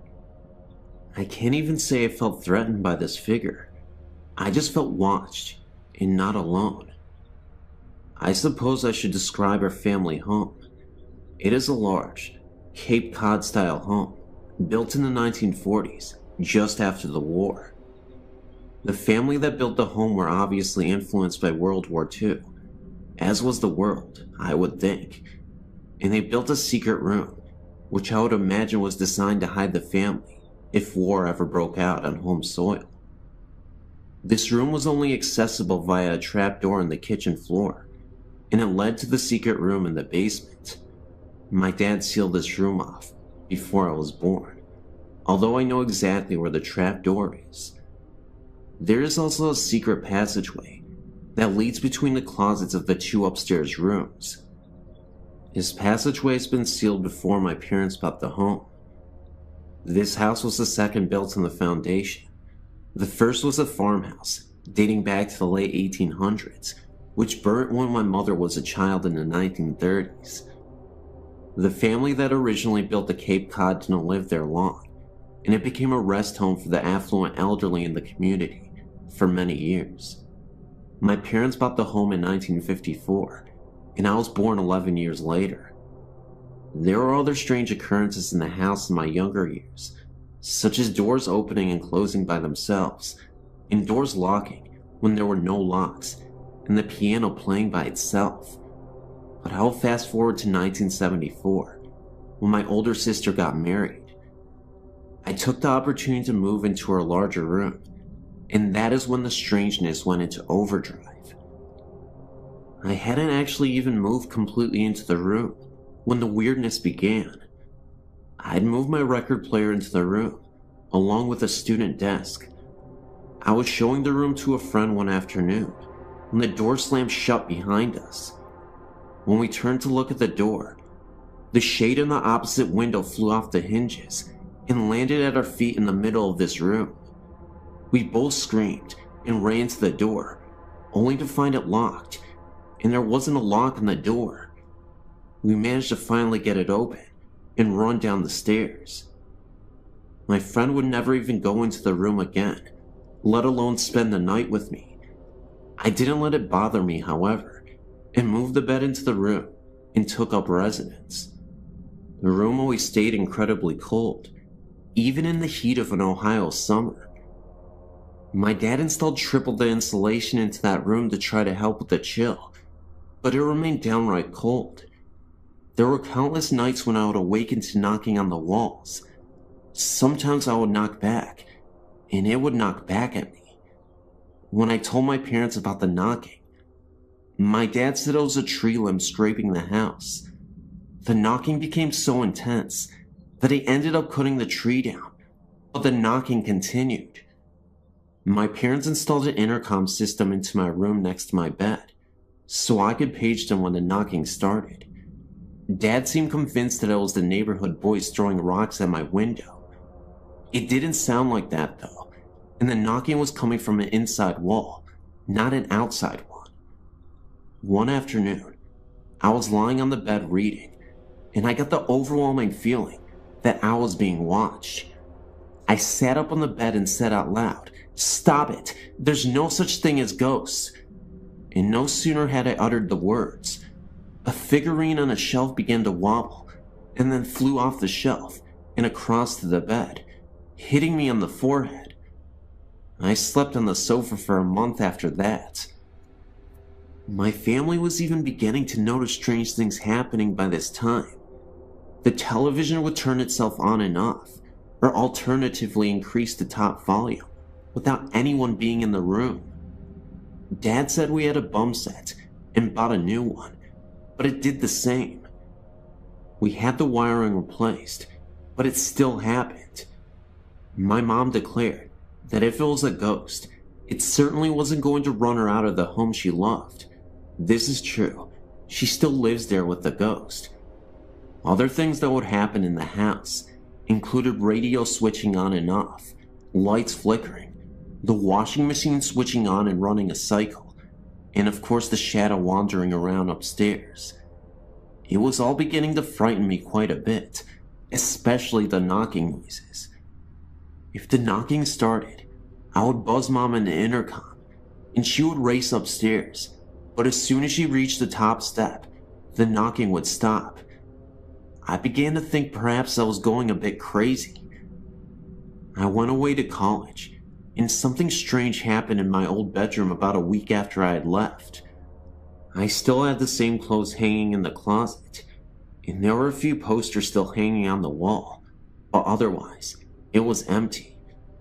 My mom heard a funny noise upstairs one afternoon and went up to investigate. She checked the first bedroom and saw nothing amiss, and went down the hall to my room. She opened the door and discovered that the mirror tile on one wall had exploded all over the place. There were shards of glass sticking in the opposite wall and had scraped across the ceiling like claw marks. My posters hung in shreds. She noticed my closet door hanging open and shreds of glass sticking in the clothes still hanging inside. She shut the door and waited for Dad to get home from work.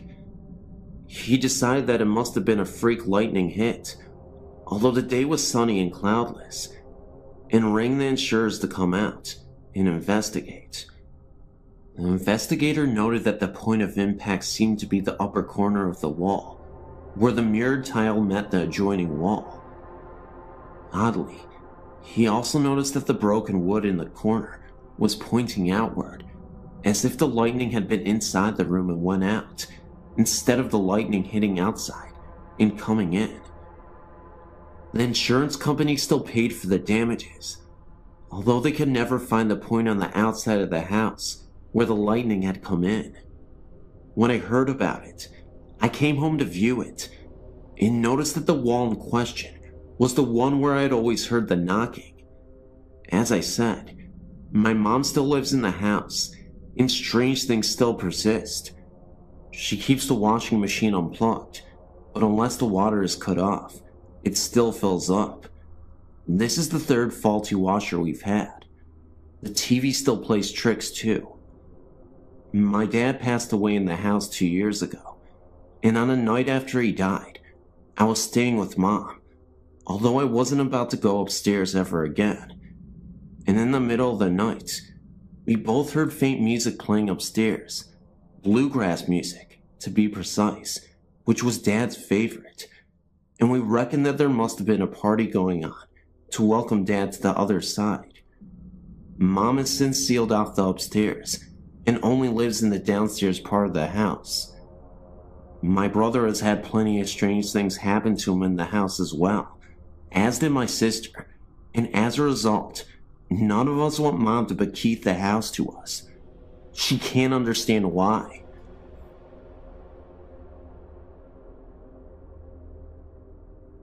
Every single night in my home, when I was 4 years old, my parents would come in and put me in bed. Mostly my mother, because my father wasn't home much. I never liked to sleep in the dark, and there were no outlets in my room for a lamp, or none that wanted to work at the time.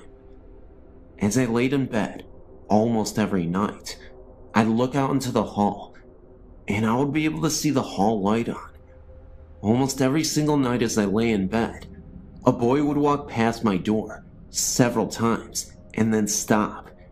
It was a white glowing type thing that I remember perfectly well. It scared me a bit, but I never got an evil aura off of him. A thing about the boy is that he had died a long time ago, before we had moved in. It scared me all the time to recall it though, even though he isn't bad. I've only slept with the door open once. Since then, my parents got the outlets working. I was sleeping in a different room, but it was across the room the boy had died in. I looked outwards from my slumber, my glasses still on my face, because I always fall asleep watching TV. I saw the boy, and he went into my brother's room. That night, my brother got really sick. I don't know what happened, but the boy had died of a sickness. Another thing that happened. Me and my friends were sitting out on my back porch, and my one friend had brought a Ouija board with her. My other friend suggested that we play. Of course, I didn't want to, because I've had past experiences that turned out bad with those things, with other friends. We sat at the table and put each of our hands on it. Before we started though, we read something that had said you must finish a question. We thought we would. Beside the porch is a pool. This will fit into what happened as I go. We didn't believe that the board would actually work though, and so we tried. Even with the past experiences, I didn't think it would. So this is what we did. We tapped our fingers while the thing was moving, so that no one could move it themselves. We did get in contact with a spirit, and we, of course, ended up not finishing a question. Then, we noticed from the pool a mist that started to emerge. I kid you not, it was a ghostly apparition floating above the pool. It lasted for about 10 seconds, and then it faded away. I then decided to finish the question. My friend immediately stopped me and asked me what I was doing. "You're conjuring up evil," she said to me. It was clear that she didn't want to do this anymore, so we stopped, and we never returned to that Ouija board again. In fact, we went out to the fireplace and we burned the Ouija board so that we would never have any bad omens attached to us. Yet another incident occurred. About a year ago, I met up with some different kind of people. Wiccans to mostly say, and I still am Wiccan now. I took it in, because God actually hadn't helped me one slight bit with my life, so I started to believe in gods. I learned some good spells, and some bad. The ones I used most were the exorcism spells for haunted houses around here. My house I knew had quite a lot of ghosts in it, and I decided to get rid of one particular one that would scare the entire family as we slept. At night, if you were to turn the light off in the living room, the room would turn a deep dark blood red, and the windows to the place would disappear. When you looked to one corner of the place, you could see a black figure walking out of it. This is the ghost I decided to rid the house of. It never spoke during anything. It would only appear, and nothing more. My sister and her friends hadn't believed me when I told them of what was going on in the room, and they tested it for themselves. As we did it, they saw exactly what I was saying, and screamed for me to turn the light on. I actually sleep in that room still. The ghost is still there, but it doesn't bother us anymore. When I had tried the exorcism, the ghost had gotten angry and thrown the lamp at me. If not for me dodging it and then grabbing it before it hit the wall, I would have been in trouble. It glared at me and disappeared. You're probably thinking, this is absolute bull, but I can assure you, it was not. And I tell you this, not because I really want you to believe in some fantasy story, but because this actually happened. I couldn't even believe with my own eyes what was occurring. When I returned to the room that night, and from then on, the ghost never came back, or didn't bother us anyway. There are other ghosts in my house, ones that are in the cellar, but I've only heard them, not actually seen them. Anyway, this last event occurred outside of my house. Anyway, one night I was out with my friends, against my parents' will. We had left when they were asleep. It was around 3 a.m. in the morning, and we wanted to see what was around the area. We went up to the graveyard near, and sat down by some of the older graves, deeper into the graveyard. As we were sitting there, I looked up to see a darkened black figure standing by one of the trees. He wasn't looking at me or my friends, but something else. I had been leaning up against a grave. I didn't have much respect for the dead at the time until after this. I turned around and looked up to see a white figure standing there, looking at the black figure. They then turned their eyes towards me. I tugged on my friend's arm, but she didn't reply. She was asleep, along with the two other people that were there with us. I backed up off the grave as the white one glared at me. When I got completely away, they had turned their eyes back to each other and had vanished.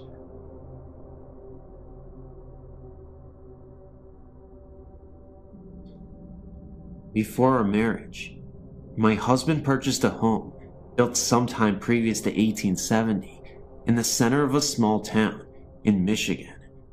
It is a lovely house, we still have it, with high ceilings and wide archways between some of the rooms. When we moved in, we had very modern furniture, which really didn't look right in the house, so our friends would bring us antiques whenever they could find them, very cheaply or for free. One friend bought us a very large round antique mirror that he had found in a house his company was hired to tear down. It was the kind with a gilded wood and molded frame with a medallion at the top. A glass, while it had some dark spots and shadings, was in exceptionally good condition. This was back in the mid to late 70s, and we had parties almost every weekend. In the summer when the doors were left open, no one bothered knocking. They just opened the screen and came in. Late one Friday or Saturday evening, shortly after receiving the mirror, I was sitting on a low sofa against the east wall of the living room. Also on this wall was a large archway leading into the dining room, which is where the main entry door that we used was located. There was also a door leading into the living room from the front porch, but no one used this one. The mirror was hung on the north wall, right next to the couch where I was sitting. Everyone else was sitting in the middle or at the opposite end of the room, large room. I was looking to my right and noticed in the mirror that a young man was walking through the archway into the living room and stopped right at the threshold. At first glance, I did not recognize him, so I turned on the couch to look at him directly, and there was no one there. I looked over at the mirror again, and there he was. He was not a big guy, about 5'8" or 5'9", thin build, dark hair, short for the times, and wearing what looked like one of those blue-gray work shirts. I looked towards the archway again. No one was there. I shot off the couch and into the dining room to see if anyone was playing a trick on me. There was no one in any part of the house other than the living room. It made me very uneasy, and I could never sit in that area again. In fact, I moved that couch a week later, and even though the mirror still hangs there all these years later, I tried to avoid looking at it. A couple of years after this happened, I joined the local historical society. I met a wonderful tiny old lady in her 90s. She told me that she had been in my home many times during her youth, and I found out from her that during Prohibition, the people who owned a house would have parties with bootleg liquor. There was an argument late one evening, and a young man was killed by a blast from the barrels of a shotgun at close range in the area of the front entrance to the dining room. I'm not sure if it was him or not, but for 3 or 4 years after that, every night at 3:10 a.m., I would hear slow but steady footsteps on the creaky wood floors walk from the archway through the living room and up to the bedroom door. They always stopped right there, thank God, and I tried to make sure they would come no further by hanging a crucifix on a hook inside of the bedroom door. After a few years, it either stopped or we grew so accustomed to it that we didn't notice it anymore. So, do you think my spirit came with a mirror, or that the mirror just enabled me to see him? I don't know. I guess we'll find out sooner or later. Early March last year, my husband and I had the most terrifying night of our lives. Avid campers, we had never been scared sleeping out in the middle of nowhere in our tent. We went to a campground called Weldon Springs in Illinois, about 45 miles from our home. We stayed at the backpacking area, which at that time of year is isolated except for a few deer and birds. I felt fear the minute we walked into our spot. We had camped in that spot several times before, with no weird occurrences. I felt like we were being watched. I tried to pass it off as dead trees and grass, and a lack of other people around. By evening, sitting around the fire, I was scared. Our friend came along to stay with us, had a sleeping bag with him, ready to camp. Oddly, he decided not to stay. When we got settled in our tent, hell broke loose. We laid there a minute, and I heard an odd stomping noise in the trail leading to our site. It got louder, like it was getting closer. I asked my husband after we discussed it ourselves, and he said he felt an evil presence there. Even though we were absolutely terrified, I told him to take a peek outside the tent, just so we could ease our minds about the situation and prevent our imagination from running wild. This was a terrible mistake. He told me when he looked out, that he saw the ghost of a hunter with red eyes staring right at him, and then he floated off into the woods and then disappeared. It didn't last very long, but he could still tell that the man was wearing hunting gear from a different era. It definitely didn't look like the attire you would see today. According to him, he told me that the clothes that he wore looked a lot like the people in the Wild West would wear in the 19th century. My husband even said that it looked as if he didn't want to be seen, like he had the look of pure shock on his face. In a way, I wish I had seen it myself, but I know I wouldn't have been able to handle that. We know that there was something strange out there that night, and we'll never forget it.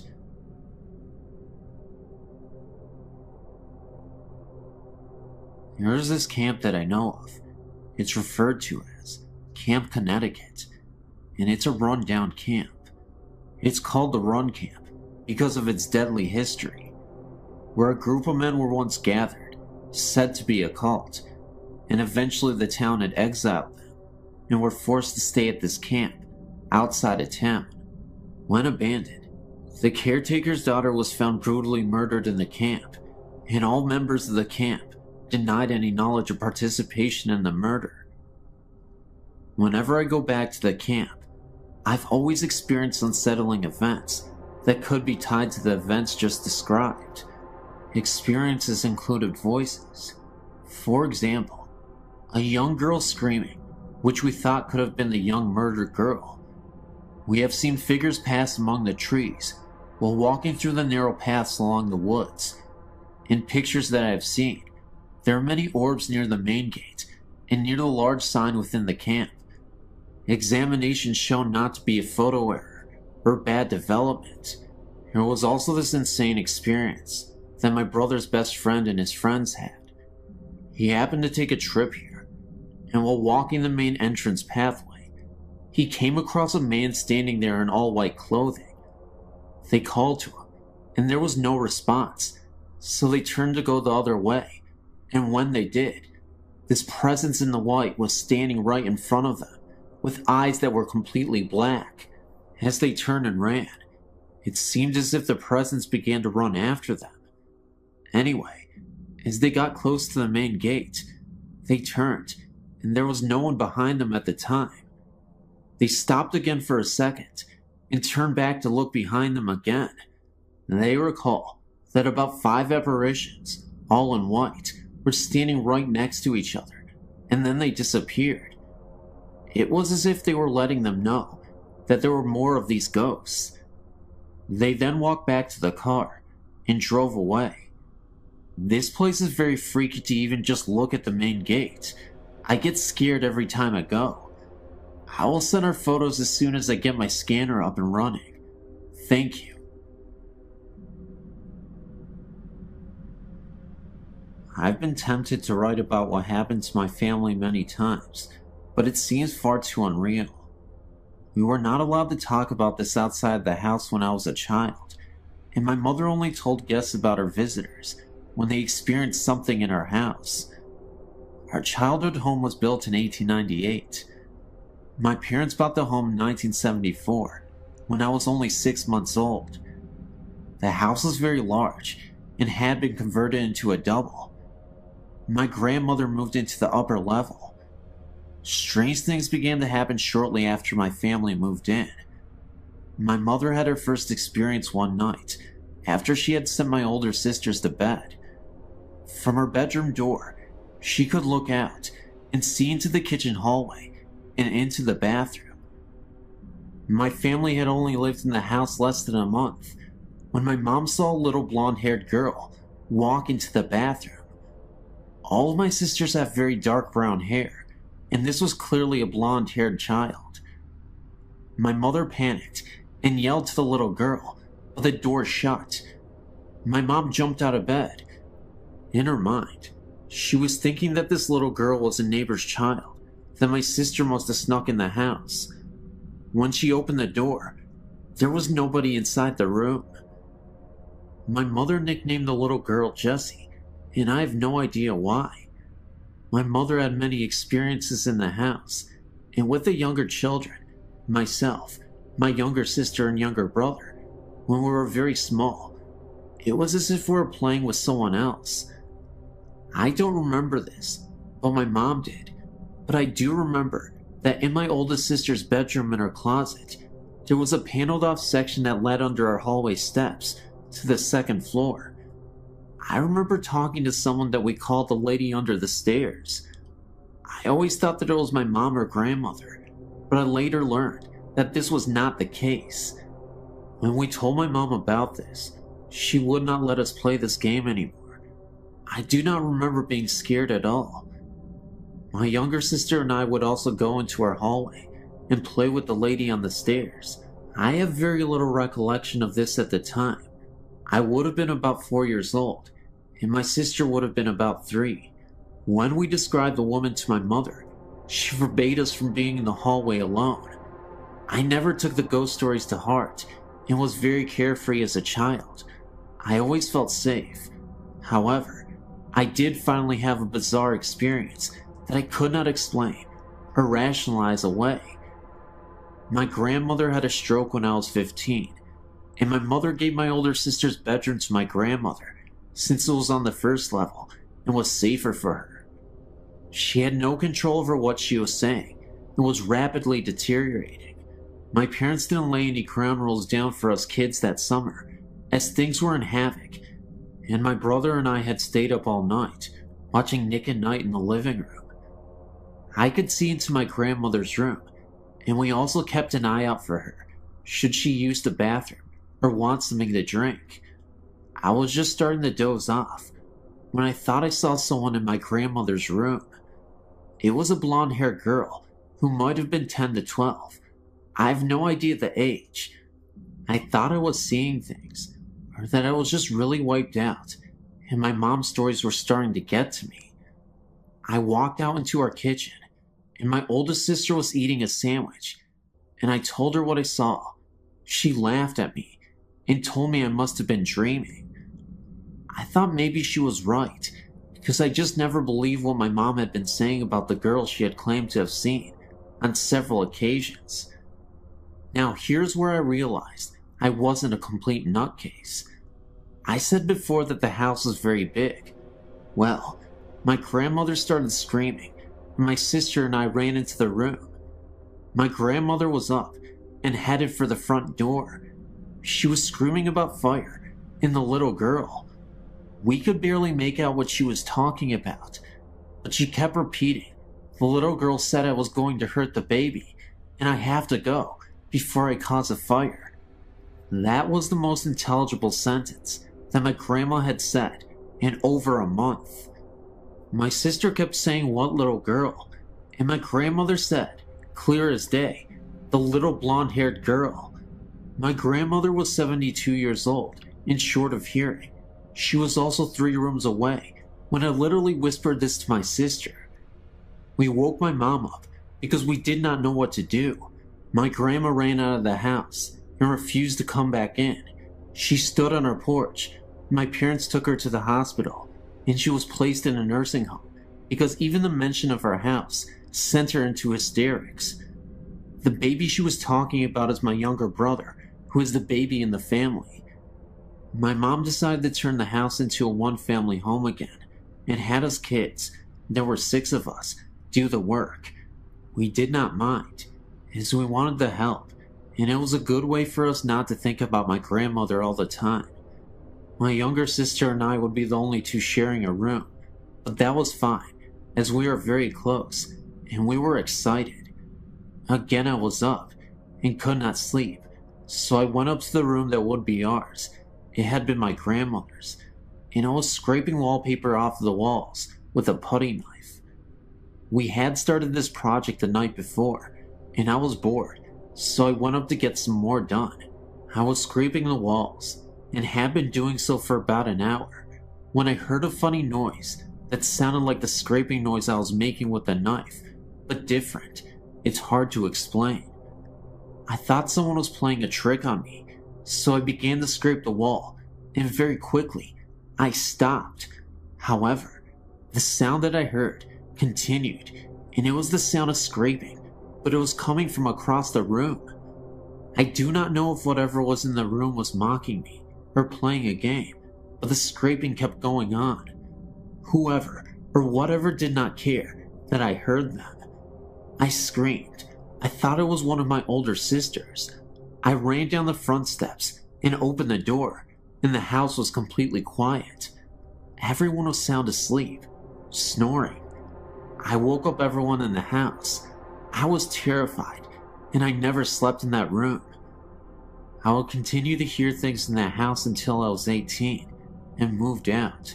As for our house restorations, my mother began working on the kitchen and back hallway that led to our attic. While doing so, she found where the house had burn marks and was scorched. My mother mentioned this to one of our neighbors, a woman who had lived on our street from the day she was born in the early 1920s. Our house had been burnt very badly and had been rebuilt. At that time, it had been converted to a double. A little girl and her parents lost their lives in the fire. My other sisters had things happen to them too. One of my older sisters was looking out the living room windows. Something grabbed her shoulder and called her name. One more thing, please don't think I'm nuts, but I've not had this happen in any house or apartment I've lived in since. And one thing I did notice is that whatever was in the house is not frightening to me in my youth, but only became frightening when each of us hit a certain age. I have no idea why. This was also something I thought that was so weird. The little girl was never visible upstairs, and the woman was only spotted downstairs once. A neighbor who was alive when the house caught on fire remembered that the little girl's name was Jessica. My mom had been calling her that for years, and had never known what the little girl's real name was, but I just called her that because it seemed right.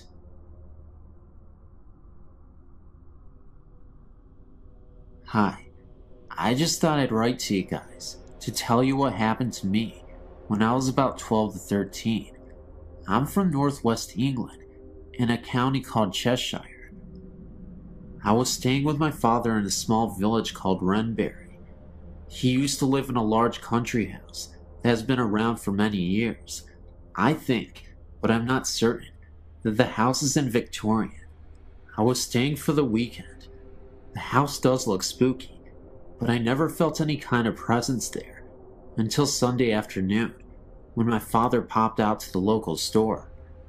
He was only gone for about 15 minutes.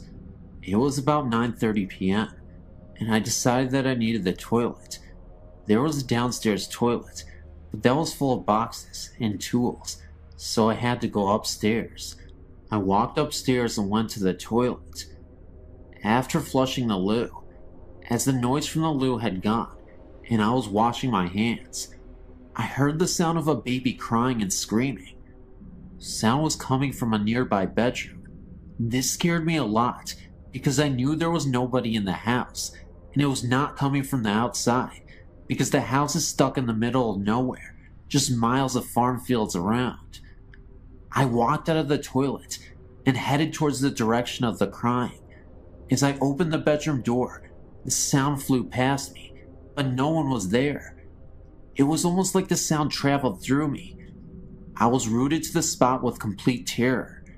I then turned to face the sound, which was now sounding like it was coming from one of the other bedrooms across the hall. I don't know why, but I headed to the other room. The crying baby was really, really loud, and I was sure that someone was hurting a baby. Looking back, maybe that's why I went to see. As I opened the door, I saw something I will never forget. There was a baby lying on the floor, but it didn't look right.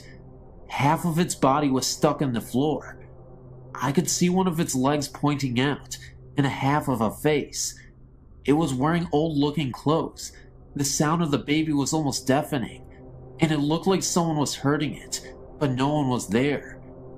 This was all too much for me, and I ran downstairs and outside into the dark, and just waited for my father to return. I never told my dad anything. This is the first time I've ever told anyone. I thought I was going crazy, because I've never believed in ghosts before. My father no longer lives there now, but I did go back once when he was visiting an old friend that now lives there, but I never went up their stairs on my own again. Well, I just thought that maybe you would find that interesting. Nail me back if you wish. Hope you don't think I'm lying, because it was all very real to me. I'm 20 years old now, and I have access to the internet. I spend my time looking for other people who've had similar things happen to them. Thank you for reading.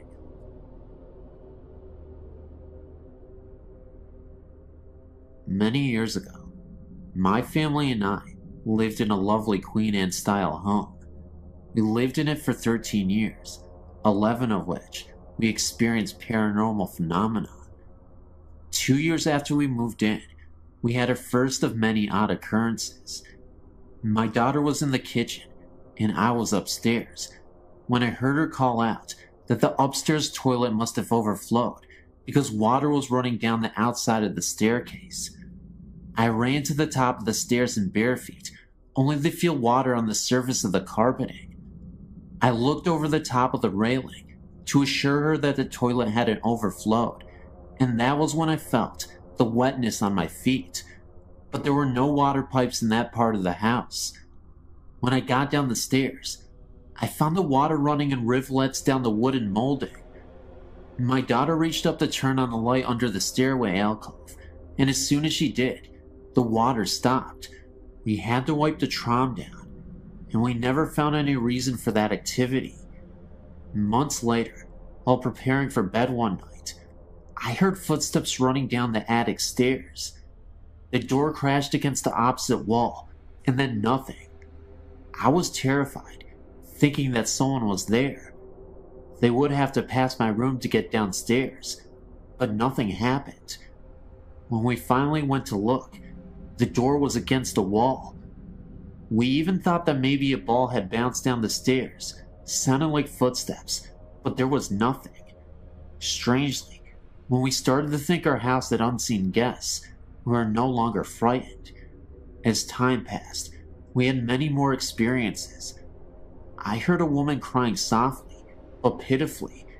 2 of my daughters saw images of old-fashioned children, dressed in long white nightgowns and mob caps.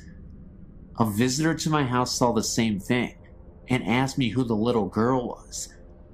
On another occasion, my nephew was spending the night and thought he saw someone standing at the top of the stairs in a long white old-fashioned nightgown. My nephew was 16 at the time, and we hadn't told him about the house. My husband thought we were all crazy because he didn't believe in this sort of thing. My daughter came home late one night and was just lying in bed, going over her evening, and looked up to see a male figure suspended over the bed. She watched the image dissolve from the top, as if it were sand falling. There were other things that happened there, although nothing dangerous, and finally, we sold the house and moved down. It was several years after we moved on from the house that we met a family that had lived there years before we did, and had very similar things happen to them. When they said their experiences were very frightening and mean-spirited. I sometimes think our guests moved with us, because from time to time, we still get very strange sensations in our present Victorian home. I've had quite a few ghostly experiences over my life, all of which have been rather benevolent, except for one that happened a few years back. I was 24, living with my mother, my sister, and my 2-year-old niece. One night, I woke up and looked up into the darkness. This thing flew down from the ceiling, straight at me with its arms out. I can still see it. It looked like a cross between a gargoyle and an alien. It looked so evil. It sounds silly, but I was so terrified that I ran out of my room screaming into the living room to be with my mother. I was shaking uncontrollably, and I sat with her for quite a while before I could convince myself that it was just a dream, and I went back to bed with no further problems. Well, a few months down the road, my sister was at home with her friend. Kelly, who seems to have some sort of connection with the paranormal, like her mother, and she sent her down the hall to get a towel for my niece. The linen closet is down the hall in my mother's room. Kelly came back a couple minutes later, white as a sheet. Now, my sister and Kelly are always talking about stuff like this, but this is what really freaked me out. She said that there was something in my mother's room, and it was a threatening presence. She then went on to describe it. About 3 foot tall, gray, kind of a cross between a gargoyle and something. I'd never mentioned anything to my sister, and the only thing I had told my mother is that something scared me. I'd never described what I saw to anyone. In another related incident, prior to my sighting, my mother was trying to sleep one night in her room, and as she was about to fall asleep, something breathed near her, kind of like a sharp exhale, right into her ear. She woke up the next morning with scratches in the middle of her back, and the freaky thing is, she slept alone, and there were only 3, long, about 6 inches thin, scratches on her back. Needless to say, I'm very happy to be out of the house.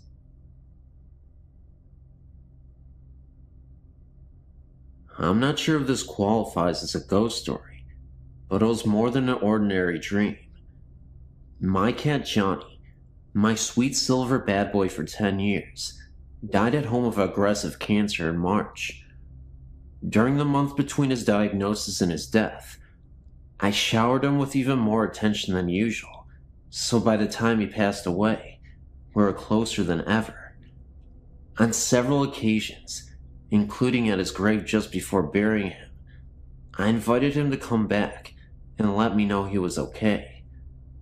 A few nights after his death, I was aroused by a dream by the sound of Johnny's meow, coming from the direction of his special spot at the foot of my bed. Coincidentally, his grave is about 30 feet further in the same direction. I waited with a mixture of hope and anxiety to feel him walking up my body to my face, but it didn't happen.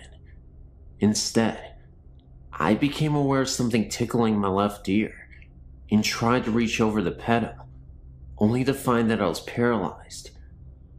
That's when I panicked, remembering all the scary ghost stories involving a period of paralysis. That was the moment where I woke up, and I suddenly saw something in the corner of the room. It was a dark, small figure, but I couldn't really make it out. It was a dark shadow, even though it was a very dark outline of something. I'm assuming it was a kid or something. It was very terrifying. I couldn't even believe what I was seeing. And then all of a sudden, it seemed like 2 Grim Reapers were standing right behind him. So this humanoid ghost, this figure, this creature, this child, was hunched over and was absolutely mortified himself. And these Grim Reaper type ghosts came to take him away. And just like that, within seconds, they were all gone. I guess you can say that my cat didn't return. In fact, I think a demon actually returned. But I guess that's up for debate. Thanks for listening.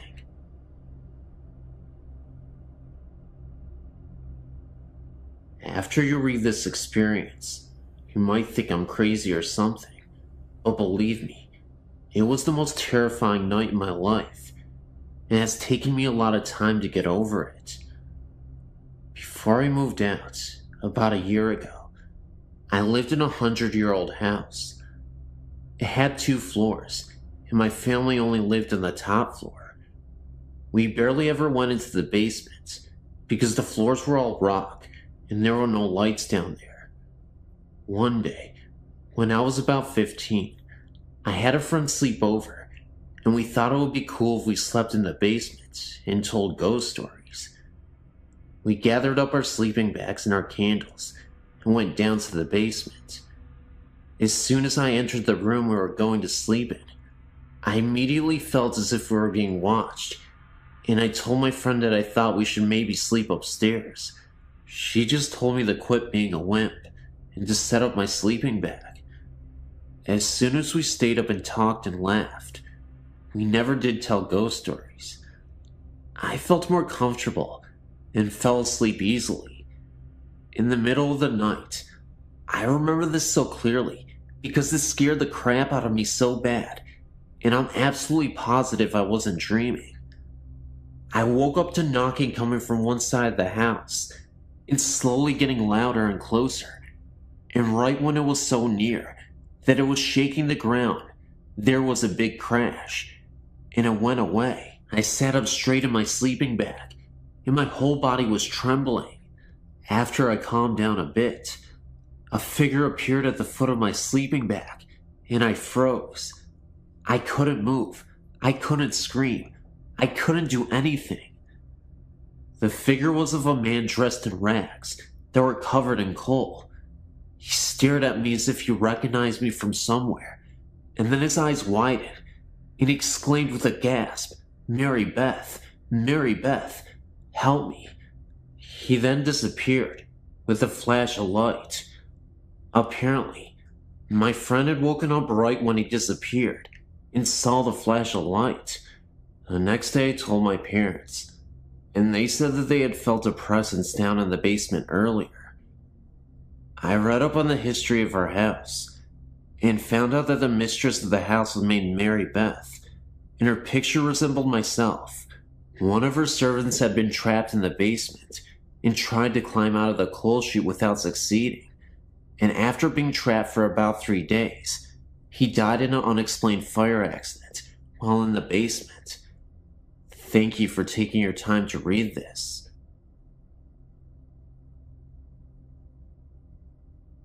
Hello, I have another ghost experience for you. In March of 1994, my husband, my oldest daughter, and I, we visited Venice. We booked a room at the ancient Palazzo. We were assigned a room on the second floor, overlooking a canal. The view was accessed by opening the heavy wooden shutters, which opened into the room. These had a metal rod, which fit into a U-shaped hook on the other window. Opening out were double windows, also heavy, with numerous panes of glass. This room had double beds, with a narrow walkway between them. About 3 times during our 2 days there, we would hear footsteps start from approximately the middle of the room, march smartly over to the windows, at which point the wooden shutters would fly open. We would track this phenomenon with our eyes, but saw nothing and felt no fear. The first time we rushed over to the windows to check them, these shutters were so heavy that it felt doubtful that a gust of wind was blowing them open. What's more interesting is that the glass pane windows remained shut and seemed pretty airtight. The catch was not all that easy to work, either. My daughter, then 14, remembers having to struggle with it to open it. Even my oh-so-logical and mechanical husband looked over the shutters and could come up with no good explanation. The last night we were there, we were retired for the night with my husband and I in one bed, and my daughter in the other. She and I could hold hands in the space between the beds. They were so close together. Right after lights out, we heard the footsteps, this time walking up between the beds to where our heads were. We could hear breathing. We were both too scared to do anything, but we certainly compared notes the next morning. I wanted to ask as we were checking out if the place was haunted, but the only folks on duty that morning didn't speak English, and we don't speak Italian, but we'll never forget the place.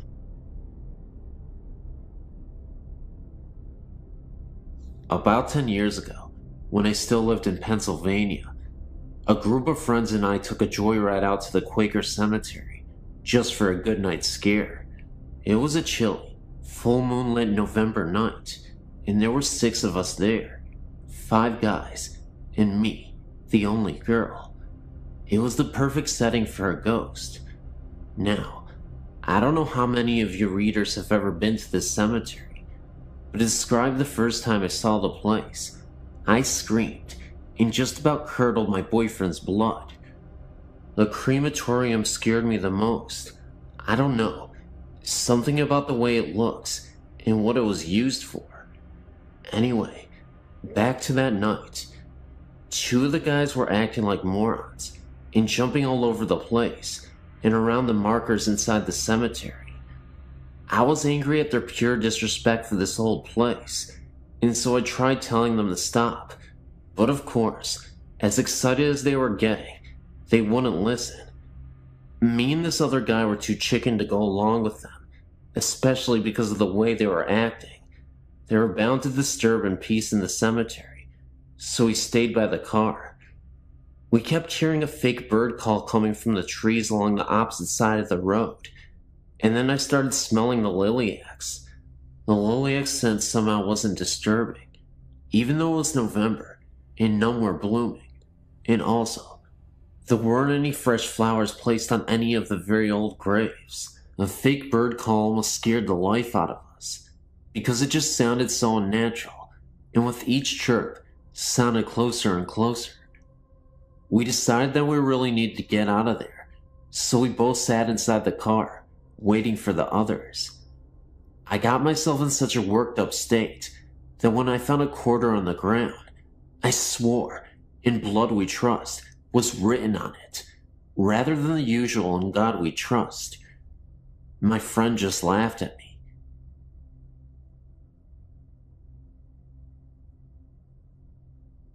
The story that I'm about to relate to you took place when I was about 11 years old. I'm 17 now, and most people whom I've conversed with about this matter shrug it off as the hallucinations of a child. It was the fall of about 92 or 93, maybe before, maybe after. I do not honestly remember. I was living with my father here in Texas at the time, because my mother had hauled off to Arizona to take care of her father, who had succumbed to a stroke. My father and I had gone to my grandmother's house for dinner. My grandfather was out of town visiting relatives in another part of the state. My father, my grandmother, and myself were in the kitchen conversing about things that I can no longer recall, because my memories of this occasion are starting to fade and jostle in my mind. My father told me to go wash my hand in the restroom, as my grandmother had just finished making dinner, and we were about to sit and eat. I walked out of the kitchen and into the dining room. As I looked in the general direction of the restroom, which was about 15 feet from where I was standing, I noticed 2 things immediately. The toilet was making strange noises, which isn't uncommon in houses, and there was what appeared to be a man in a shroud standing in the restroom with his hands under the faucet, staring at me. I don't remember exactly what my feeling was at the time, except for a bit of fear and a bit of awe at the supernatural. I'm a big reader, and around that time in my life, I was getting into ghost stories and other paranormal phenomena. I then walked back into the kitchen, and my father asked me if I'd washed my hands. Of course, being as frightened as I suppose I was, I told him that I had, and then I proceeded to eat my dinner. But the events of that night have never entirely left me. I had seen the man in the cloak on at least 2 other occasions since, but those stories are for a later time. Thanks for reading, and good night. This story was told to me by an ex-boyfriend, Mike, when we first started dating. We were still getting to know each other, so when he told me he was very afraid of spirits, I believed him, because it's not the type of thing you'd say if you were trying to impress a girl. I asked him why, and this is what he told me. Mike's first encounter with ghosts was about 10 to 12 years ago, when he and his family, mom, dad, little brother George, and Mike were living in a house in the northwest side of Chicago. This particular house had an attic, which was used to store the items that came with the house when before Mike's family bought it. Nothing too unusual, mostly furniture and such. At this time, Mike was probably 15 years old, and his brother George was probably 9 years old. They were up in the attic one afternoon, goofing around, pretending to be acrobats and wrestlers. Eventually, they got tired, and George collapsed on the floor, while Mike sat in the old recliner that came with the house. The brothers continued talking until their mother called from downstairs, announcing that dinner was ready. The boys had worked up an appetite, so they bolted out of the attic. Mike was the last one out, and as soon as he shut the door behind him, he remembered that he left the light on. Knowing his mother would be mad if he didn't turn it off, Mike opened the door to the attic, took one step in, and froze. The recliner that Mike had been sitting in was slowly turning towards him. Mike tried to command his body to run, but he was so scared he seemed rooted to the floor. The recliner turned enough so that Mike could see the form of a knee, and it was at that point that Mike got the strength to bolt out of the room and down to the kitchen. He told his parents what he saw, and of course they didn't believe him, but Mike refused to stay in the house any longer. He was so upset that his parents made arrangements for him to sleep at his aunt and uncle's house that night. Furthermore, this was the last time Mike ever stepped foot into the house. He stayed with his aunt and uncle until his family sold the house a few months later. Of course, his parents objected to his imposing on his relatives' hospitality, but they were too afraid to force him to come back, fearing he would have some sort of breakdown. The next house Mike's family moved into was still in Chicago, and not too far from the old house. Everything was going fine until one night, when Mike's family had friends over for dinner. After dinner, the adults and Mike sat around the island in the kitchen, having coffee and talking, while year-old George played outside in the backyard with the guest's little boy, Sam. At one point, George opened the kitchen door and ran through the kitchen, past all the adults, and straight into the adjoining bathroom. Nobody thought anything of this until about 10 minutes later, when Mike's dad questioned why George was taking so long in the bathroom. Mike's dad knocked on the bathroom door, asking George if everything was all right. No answer. Mike's dad tried to open the door, but it was locked from the inside. Everyone started getting concerned until the kitchen door opened again, and in came George and Sam. Mike's father asked George how he snuck back out of the bathroom without anyone seeing him. You see, there is no other way out of the bathroom. If George came out, or even opened the door, he would have been seen. In order to get back outside, he would have had to go through the kitchen again. George swore up and down that he had not been to the bathroom at all. He was outside playing with Sam the whole entire time. Mike's father asked him again to explain about the locked bathroom door, but when they checked it again, it was not locked. There were other strange incidents that happened in the house, mostly to Mike, more than anyone else in the family. The last incident Mike told me about was something that happened to him a few months before we met, when he was about 22 years old. One night, as Mike was laying in bed, he woke up with an uneasy feeling. He was lying on his side facing the wall, and he felt as if someone was staring at him. It was the middle of the night, and pitch black in the room. Mike turned over and opened his eyes and saw a black figure standing next to his bed, staring down at him. Mike shut his eyes and screamed for his mother repeatedly. When she came storming in the room, Mike told her what had happened. It seemed as if such occurrence happened sporadically, strangely enough, when Mike was getting to the point of forgetting them. Seems as if the spooks recognize this and remind them of their presence every now and again. I was kind of skeptical when Mike told me the story, mainly because I was just getting to know him. I couldn't tell if he was a habitual liar or something, but the way he acted and the way he told me the stories was enough to make me wonder if he was a spook magnet. We only dated a couple of months, and maybe that was for the best. I might be younger than some of you, but I've had a lot of experiences. I'm 18 years old. About a week after my 10th birthday, my uncle had taken his own life inside my grandparents' house, the one I'm currently living in now. After his death, I would refuse to go down into the basement where it happened. I would always hear unsettling noises, to the point in which I would feel so uncomfortable being in that home. The odd part is, it would only happen when everyone was in bed, and I was home alone.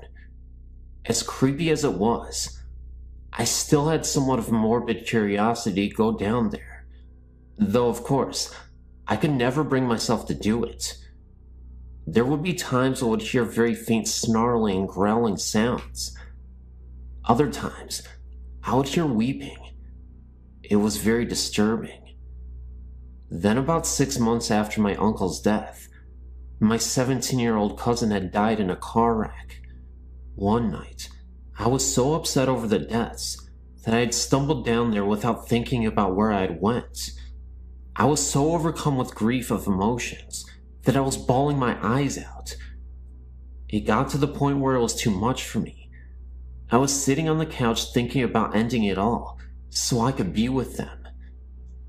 Just when I was about to, I felt a hand on my shoulder, and I knew instantly that it was my uncle. That moment made me realize that it was okay to continue on. That may have been a positive experience, but I assure you, it didn't get better in that basement, in that house moving forward.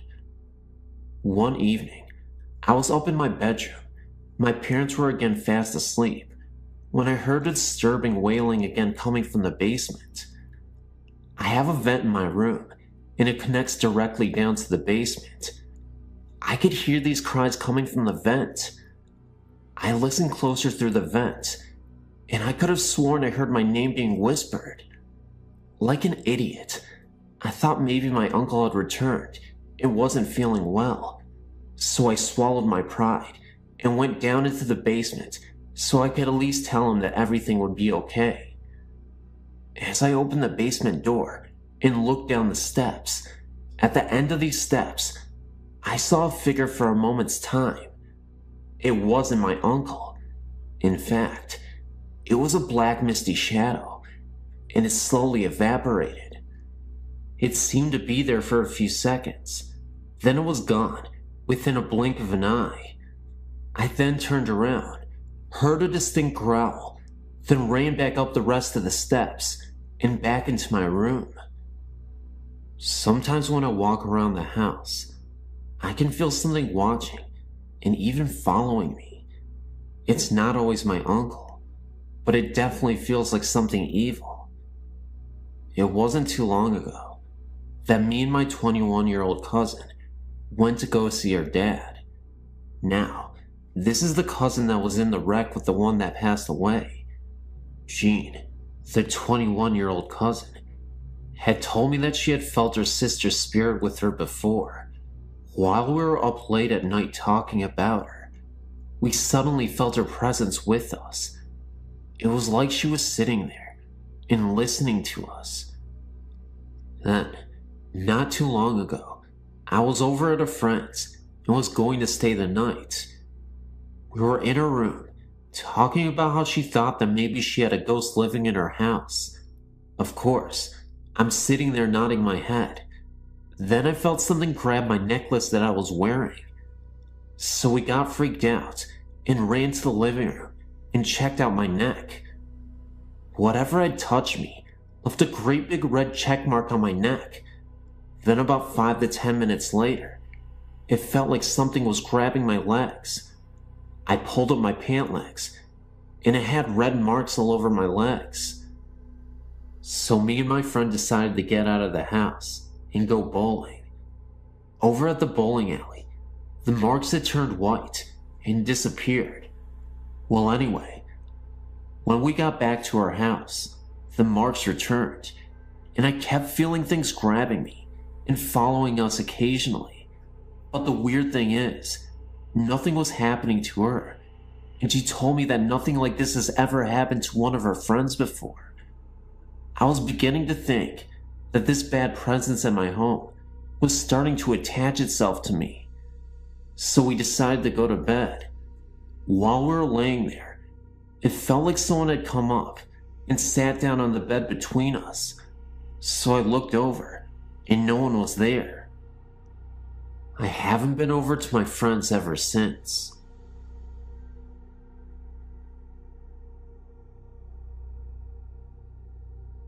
A friend sent me this and suggested that I tell my stories, so here's one of them that I hope you enjoy. I have more if you'd like to hear. I live in Clinton, Illinois, which is a small town. We have a lake, and that's pretty much about it.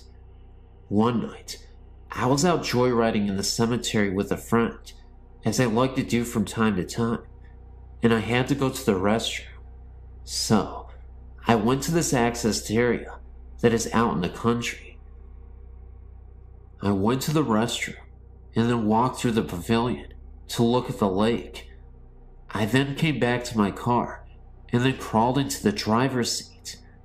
I looked up and there was this little boy ducking behind a garbage can. He had red eyes that glowed like a demon's and teeth that were jagged and white. A black figure that looked like a medium-sized dog was beside him, and it was black. All that you could see was its red eyes. They both stared at us in the car, and I felt fear overwhelm me. I quickly started the car and left. The next day I told my mom about it. She grew up in the area, and she said that they often had Satan worshippers out there, and that rumors were that a little boy was drowned and used as a sacrifice many years ago. My aunt, she says that the little boy was evil and therefore was put to death in that spot. I've tried to research this, but there are no records of any murder of a child taking place in this area. But I will never go there again, night or day. This is just one of the countless stories that I have. I have some photos too. I don't know if you can use this, but if you can, feel free to. You may also edit if needed.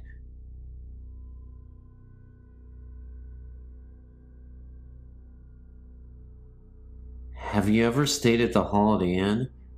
You should, because this story is outrageous. In early of July 1999, I spent a work week there for a regional curriculum camp. I'd originally been slated to share a room with other teachers on the first floor. However, the room was a smoking room, and the odor was causing my asthma to flare up, so I was transferred to a room on the 4th floor. Buggered if I can remember the room number. When I retired on Monday night, I had not heard yet of the ghost or any legends. I was awoken 3 times during the night by the phone ringing. I was really ticked because no one was ever there. I vowed to speak with someone at the front desk about it.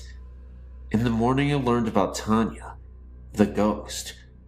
We all laughed at the story, thinking it was something to amuse tourists. Being WNY natives, we weren't going to be suckered by any such nonsense. I forgot to talk to anyone about the phone and decided not to bother. I fell asleep very quickly that night. I was awakened that night by the sensation that someone was staring at me from the left side of the bed. I have small children. My son often wakes me using the stare method. Now, I might have thought the ghost story was crap, but I wasn't going to test the theory by looking to see what was next to me. I said, "Go away. I'm not going to look at you. I need my sleep." The sensation immediately left me, and I slept the rest of the night quite peacefully. I awoke and went to my morning sessions without anything remarkable happening. However, I had to return to my room mid-morning to fetch some papers I needed for the next session. The curtains were open on the doors leading out to my balcony, which was not unusual. Housekeeping always opened the doors after cleaning. What was unusual was the number of small, sticky handprints all over the outside of the doors. These were no higher than my waist. I shook my head at the poor cleaning job. I was sure that the previous guests must have children with them, and that the maid had failed to clean the prints off the glass. I wondered how hard it was to open the doors and give the glass a good cleaning, and then I hustled off to make my session. As the day progressed, I heard more tales of Tanya, like how she throws the poolside chairs into the pool during the night, etc. We giggled amongst ourselves, like good campers should when hearing ghost stories. None of us was going to admit we believed any of it, especially when our principals were listening. So, I was half joking while I was in my room, getting ready for bed, and said out loud, "Listen, Tanya, I don't know how old you are, but I think you'll enjoy the books in the Falls room. If you can read, you'll really like them. Even if you can't, lots of them are full of beautiful pictures that I bet you'll like to look at. Go there instead of bugging me." I slept like a log, without any interruptions that night. When I went to breakfast the next morning, I told a colleague about my chat with Tanya. I mentioned that it must have worked because I had slept so well. I stopped talking when I saw my colleague's jaw drop and her face go white. I asked her what the matter was, and she took me over to the professor who was leading the sessions in the Falls room. My colleague said to the professor, "Tell us what you found in the room this morning." I listened in stunned silence as the professor described what a mess the room was. Books were thrown all over the place. The display table was in shambles, and her boxes of supplies had been unpacked and poorly repacked. In her own words, she said it looks like a kid went through everything and tried to put things back together, but couldn't manage. The professor had questioned the hotel staff about who had access to the room, and all swore that no one had been in the room after we had left, and that the door had been locked until the staff let the professor in the morning. I apologized when she finished and explained that it had probably caused the mess by inviting Tanya to go there. We all laughed uneasily at that. Some other teachers on the fourth floor admitted to strange things, like the ringing phone, no caller, and the sensation of being watched. Suddenly, we weren't so sure that the story was something just to amuse the tourists. Were the phone calls, stirring sensations, sticky fingerprints, and trash conference room related? There could be logical explanations, like incorrectly routed calls, poor cleaning, and staff mischief. Maybe Tanya was drawn to all of us warm, female, motherly-like type teachers. No male teachers that I know of on that floor, and yes, all of us are moms too. One thing is for sure, I'm far less skeptical of the paranormal than I was before, and I will admit, even to my principal, that something odd happened in that hotel. If you really want to check out the paranormal, then you have to go to the Grand Island Holiday Inn. You can pretend you came here to see Niagara Falls.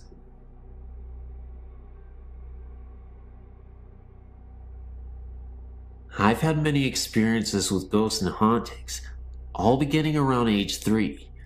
I'm now 28, and my connection to ghosts and spirits has only grown stronger with time. I suppose I should start with my earliest haunting. I was around 10 years of age. My parents had just divorced, and I was feeling alone and angry. I don't like to sleep with my bedroom door open. When I did, I felt I was being watched.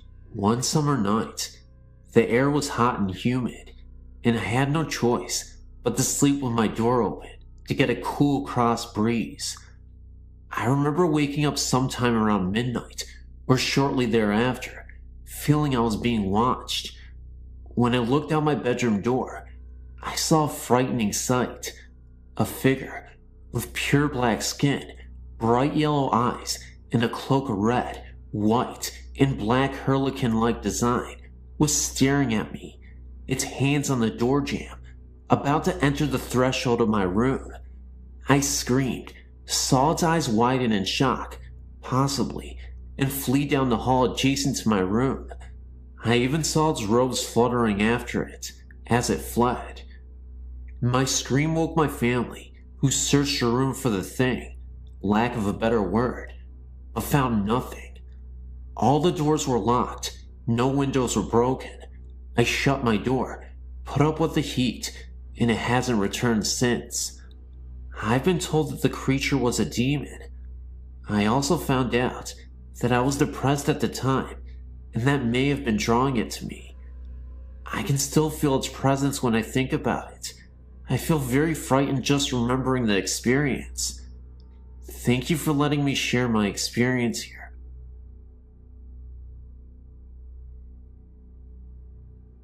I wanted to share my own personal experience with you regarding my beloved Nana. She passed away in 1984. I took her death very hard and would go to visit her grave often. After my now ex-husband and I married in 1998, I became pregnant within the year. Since I knew that my ex and I would not stay together for the long term, and since our marriage was so troubled, I found myself up at Nana's grave many times, sometimes just to talk to her and ask her to guide me and to watch over myself and the baby. The first time I went to see her grave, I hadn't been there for nearly 2 years at the time. I was pretty certain of what row her stone was in, but not completely sure. I asked her out loud to help me find her, and so help me God if I'm lying. I ended up parking directly in front of her row. I thanked her and walked over to her grave, placing a single rose on it and crying. I was about 6 months pregnant with my daughter at the time, and I was very certain that her love for us would get us through the rough months ahead. Shortly after our daughter was born, my ex-husband and I were having major problems, major fights. It was obvious to the both of us that we would eventually split up permanently. We separated when my daughter was 3 months old, and I moved into an apartment with my infant. Shortly after, I could feel my Nana's presence. I never saw anything. I always asked her not to appear to me, as she knew I would be afraid. But her presence was unmistakable, especially in my daughter's nursery. It never frightened me. Conversely, I felt very comforted and protected. As a new mother, I took many photos of my infant those first few months. I never noticed until a friend pointed out to me that in one of them, which was a picture of the nursery, there is a vortex on the right, like a solid bar of white light, and to the left of that, an arched mist that almost looks like the shape of a rainbow, but you can see the wall right through it. Also, the picture of the room came out as if I had taken it from on the floor, or close to the floor, and pointed the camera up. I would have never taken a picture from that angle, and I know I didn't. I cried when I realized that the vortex and the light are my Nana watching over her great-great-granddaughter and me. I don't think it's a coincidence, either, that the photo is focused on the rocking chair and the mist is right across it.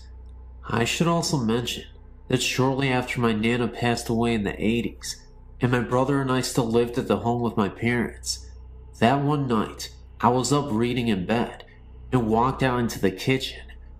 My brother was sitting at the kitchen table, shaken and white as a sheet, almost crying.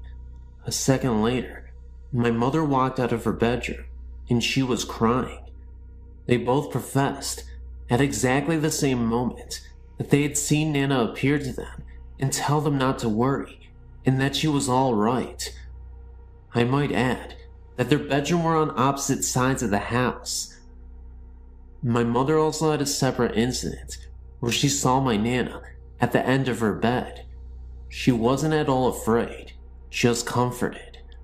I still visit my Nana just to say hello, and it comforts me to know that someday I'll meet her again. Until then, I guess I'll just be comforted by her presence and know that her ghost is still looming around. And no matter what, I'm always a fan of Nana. How can you not like Nana? She's amazing. I miss you, Nana, but I'll see you again. This incident occurred about 20 years ago in Mishikawa, Indiana, when I was only 9. Our house was built in 1904, so it had the huge solid oak doors and trim. The living room was very long, with ceilings which are 12 feet high. I hope you got the idea of the architecture of this house. The basement was a full one, divided into 2 rooms, and this is where most of the presents seem to be. I'll get to that later. Back to the house though. The master bedroom was downstairs, with its entrance being oak sliding doors. All of the fixtures were of the early 1900s also, so the living lights were hanging chandeliers, one at each end of the living room. The upstairs had 3 bedrooms, with a landing at the top with a banister guarding the stairs. The stairs were enclosed and curved, and this will be important in a minute. The house upstairs wasn't insulated well, so in the winter it was cold, and in the summer, hot. As a consequence, my 2 brothers and I slept on the pull-out couch downstairs. One night, my younger brother and I went upstairs to get ready for bed, and as we were going down the stairs, I looked back up due to the feeling something was there, and I saw an apparition coming towards us. I screamed and told my brother to look up. He did, and saw the same, so we flew down the rest of the stairs and yelled at our parents to go look for the man. They did, and of course, nothing was there. Now, let me describe the ghost. He was not opaque, he was complete in his form, and he was dressed in Catholic priest clothes. I noticed this because we're not Catholic, but my friend next door was, and I visited her church just down the road. I thought this was very peculiar, but what I thought was even more peculiar was the fact he was holding a gun, and he pointed it directly at us, or so what I thought was a gun. Of course, my parents told us we were young and had very vivid imaginations, and it was nothing. Years later, however, my mother confessed that she knew the house was haunted, and also because when she was the only one home, she would hear something walking up the stairs and on the stairs. We always had German shepherds, and our dog would growl at the ceiling and would never go in the basement. Now, onto the basement. I knew there was a presence here in the back room where the water heater was, because it was much colder, and felt wrong. It felt evil and bad, and didn't want anyone there, because it felt you, and you just had to leave immediately. I want to say that the upstairs didn't have this feeling to it, even though this is where we saw the man. I'm not sure of the history of this house, and soon after this incident, we moved to Florida on my dad's company transfer. I just want to give my opinion on this. After researching different types of hauntings, I feel that this was a replay of some kind, and I was a witness to it. I do feel that there might have been more than one presence, because the evil in the basement was different than the other, and the one in the basement didn't want anyone there. He did other things to give us this feeling. Mostly, the noises were harmless and no bother to us, but it was the basement that we avoided for whatever reason.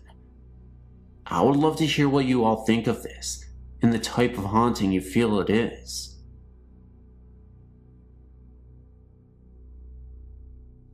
I used to spend a lot of nights driving around in my youth. I was young and reckless, and had no clear direction in life, so I'd often find myself aimlessly driving, late at night. I'd spent a majority of my adolescent years dependent on drugs, and unfortunately, almost succumbed to an overdose. I was harming others, but most importantly, I was on a path to self-destruction. The night before my overdose, I had a creepy paranormal experience that, fortunately for me and those around me, changed my entire life for the better. It was another one of those late night drives. I'd gotten into a verbal altercation with my parents. Words that weren't meant to be said were exchanged, and I ended up running away from home. I took the keys and headed out driving for hours until I ended up in an unfamiliar town. I was starting to get a little exhausted, was 6 hours away from home, and was running low on gas. What happened next will always be embedded into my subconscious for the rest of my life. I pulled up to a gas station in the middle of nowhere. Now, like I said, this area was completely isolated from the rest of the world. It had a last house on the left kind of feel. Until I ended up at the gas station. I'd driven past miles and miles of just cornfields and farmland. Woods all around, nobody in sight. I ended up walking to the gas station and bought myself a pack of cigarettes from the station attendant. He noticed I looked a little confused and asked if I was lost. I said yeah, I was. This was before GPS and cell phones, and I didn't have a map with me. He told me there was a bridge in the distance that was visible from the gas station less than a mile or so away, but said if I crossed it, I could pass another town nearby and find a highway that could take me back home. I thanked him, pumped my gas, and went driving towards the bridge. As I started to make my way through this road, and on my way through the bridge, rain started to pour down, and I could barely see through my windshield. It had rained so much that it almost obscured my vision, and there was no source of light anywhere along the dirt road I was traveling on, except for my headlights. The guy at the gas station told me the bridge was very close by, and even though I could see it in the distance before it started raining hard, it felt like it had been forever before I could see it. Just then, I finally came across the bridge, despite the downpour. This is the part that really startled me. I was driving across the bridge, absolutely nobody in sight, no other cars. It was late at night, 3 a.m., and nothing but trees and bushes scattered around the bridge. I kept driving across this long bridge, and that's when my headlights shined onto this small child who suddenly appeared within my field of vision. All I could remember was that his eyes were glowing, almost like an animal in the night. I was unable to stop in time, and I thought I had hit him. I immediately panicked, stopped the car in the pouring rain, got out to check to see if he was okay, and the kid was nowhere to be found. It confused the hell out of me, because again, what kid would be playing around in the middle of the night, in the middle of nowhere, and in the pouring rain? I didn't even hear a thud, or any noise besides the sound of the rain falling down on my car. At the moment of impact, I looked under the car. It was as if this child didn't even exist. I remember distinctly that the boy was wearing overalls and a hat. It looked like a completely real boy. There was no mistaking that this was a human.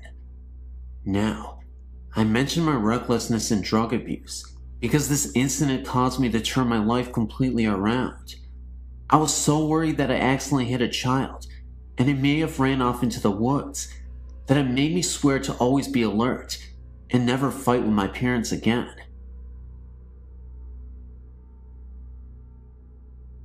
This happened when my brother was around 5 years old. It was around 2 a.m., and he went into my parents' room to get in bed with my mom. My mom's bed was right by one of the bathroom doors. The door on the other end of the bathroom led to where the back door was, and the stairs to the basement. He got in bed and was facing the bathroom.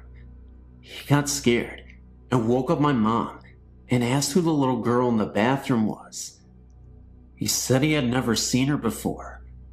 He told my mom that she was just standing there, staring at him.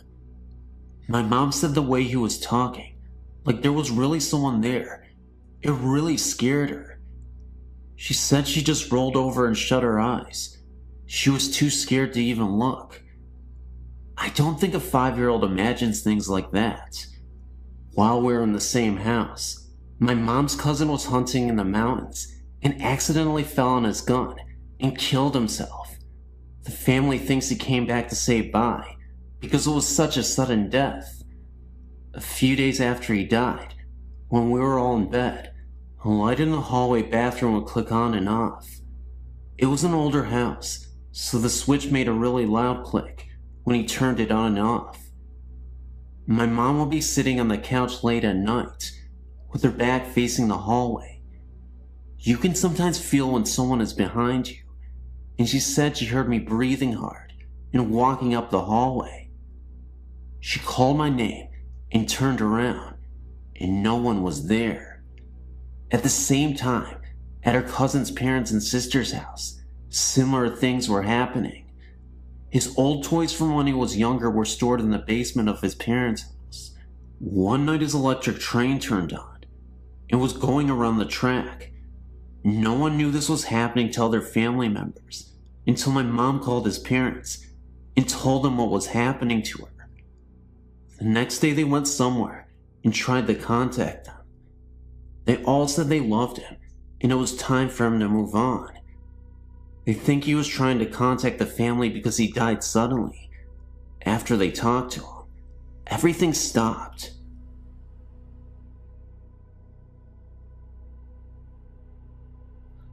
The following happened back in July 1995. Me and a friend traveled around the UK by train. It was about 4 p.m. Then we checked in at a bed and breakfast in Manchester. All double room was occupied, so we got the 2 single rooms, which was located next to each other. We were quite tired after a long day trip by train, so we rest for a moment.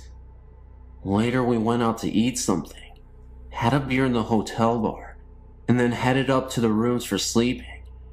The time was about 11 p.m. I closed the Vatican blind, turned off the light, and almost immediately fell asleep. The room was pitch dark. Then, after about 2 hours, I woke up and found the room bathed in light. The light almost blinded me. I had a strong emotion to walk towards the window, just like I was enforced to do so, and then I went up. I heard voices and music, like old folklore or something. The voices was only like a murmur, so I actually couldn't hear what it says. It was like being in a full-up restaurant or a pub or something.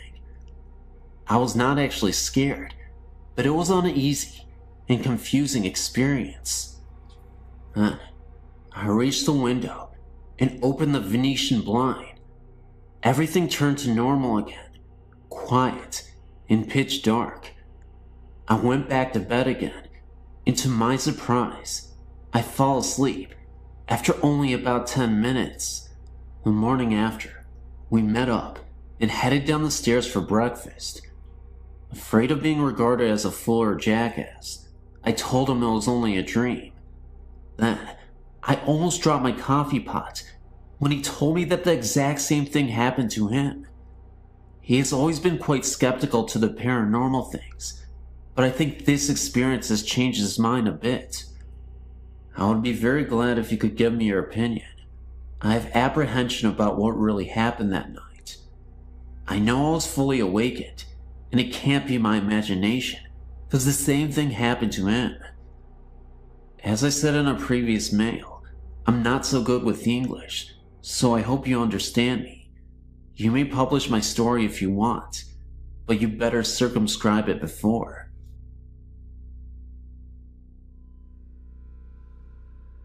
Hi there, my name's Joe. My friend Colin probably wrote you recently about some recent activity.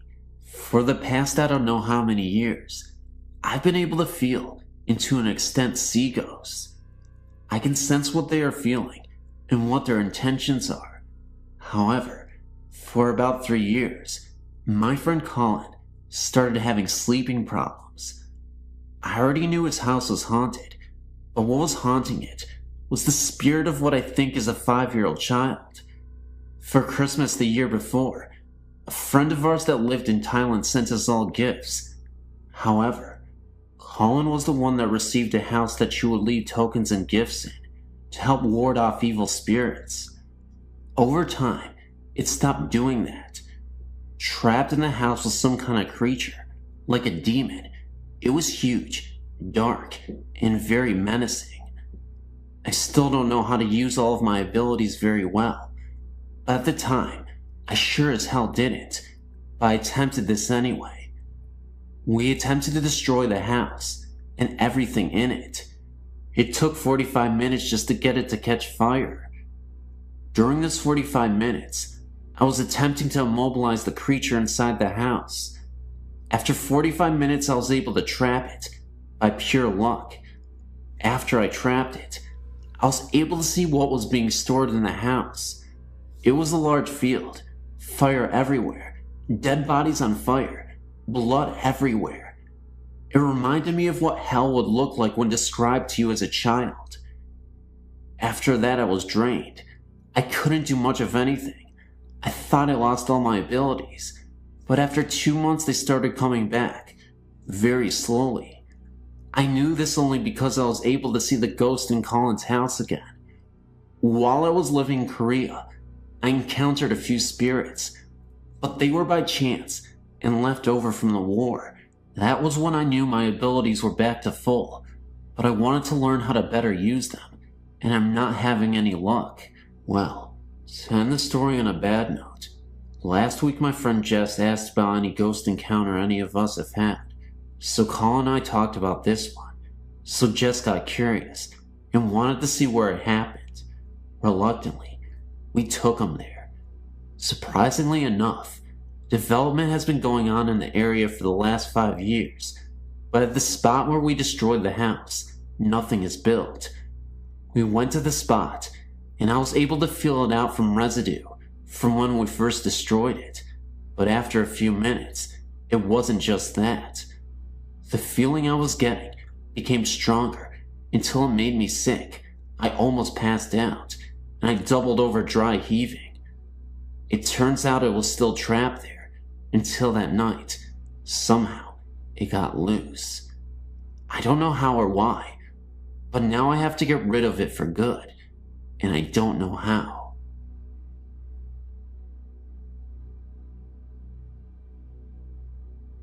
In 1989, I moved into a government apartment in a small town containing 7 units. The last apartment was occupied by a single mom with a small child and her boyfriend. The previous year, they, man and woman, were murdered and shot to death in their bed, in their first bedroom by the woman's estranged ex. No one wanted to move into the apartment because of the history surrounding the apartment. I was a young mother and had 2 children and needed a place to live, and thought nothing of this. In time, I was told of the strange happenings of the place and chalked it up to superstition or small-minded people with too much time on their hands. Things were pretty quiet for me and my little ones for the first few months. Then small things started to occur. Light over the sink area in my kitchen will mysteriously come on in the middle of the night.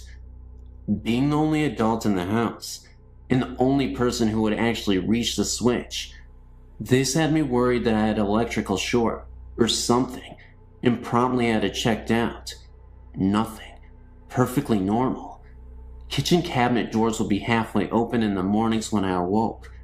I scolded my oldest daughter, 7 years at the time, for climbing the counters and getting snacks out, and she told me that she was asleep and she didn't do it.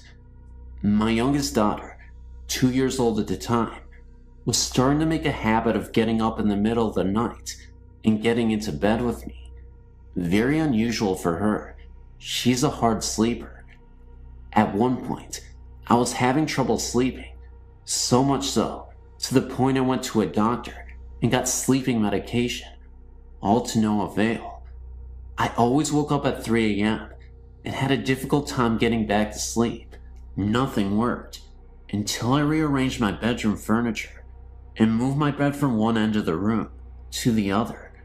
Once, while my oldest daughter was visiting her grandmother overnight, myself and my youngest daughter decided to take a bubble bath together in the late evening. While we were in the tub, I heard jingle bells rattling around in the cup on a shelf not 5 feet from me.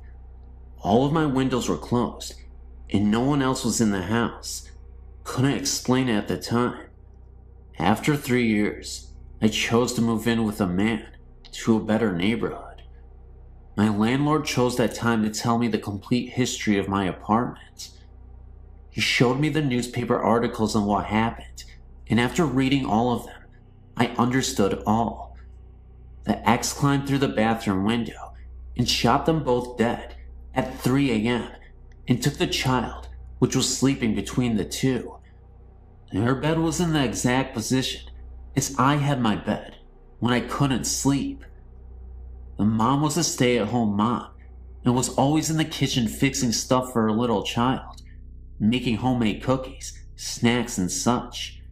She always left the kitchen sink light on for her boyfriend when he came in late at night. My daughter always getting into my bed late at night was quickly understood by me. The other bedroom was never used by the child. She always slept with her mother and the boyfriend. No other tenants have reported any activity in this unit. Of course, they didn't have a smaller female children either. Time will tell if this ghost will ever find peace or her final rest. Before moving out, the last night there, I made my peace with her and told her I understood why she did the things she did. I understand she wasn't trying to scare me or my little girls, and I wished her peace. One afternoon of 1995 or 96, I was dusting our bedroom, the master bedroom, in our apartment. Right beside our bedroom was a small hallway leading up to the bathroom into the other bedroom. I remember being in a very good mood. I'd been doing a few changes in the decoration of the bedroom and was now dusting. I was happy with the results, and as I was dusting, I was talking about the changes with my husband, or what I thought was my husband, standing in the hallway. All smiling and happy, I started to tell him, or what I thought was him, "Hey Frankie, look at what I've just done. Isn't that nice?" I advanced in the hallway to bring him in the bedroom, and as I neared him, he disappeared. I nearly jumped. Now, as I was dusting, I happened to turn my head towards the hallway, which was on my right, and there stood a man who very much looked like my husband and who was dressed in modern clothes, a short and a t-shirt. When I saw him, I was sure he was my husband. That is when I started talking to him, and as I was cheerily and happily explaining the changes to him, he had this most beautiful smile of encouragement. He seemed to be happy for me. What a surprise when I realized that I had been speaking to someone or something else than my husband, and when I saw it, it disappeared. It is when this being disappeared that I realized that my husband was lying on the couch and watching TV. He was very surprised when I told him what happened.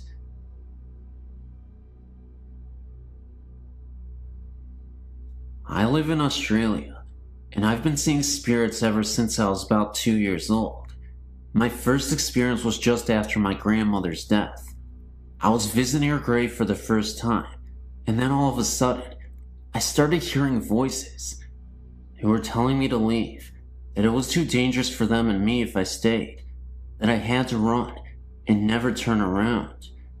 It is weird that I remember it, although my memory is not as clear as my mother's, but I remember most of the details.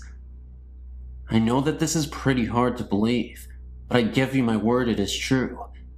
Although I think about it now and realize that I wasn't scared, at the time I knew that I had to leave, so I told my mom and dad, and we left. My dad didn't believe me, but my mom did.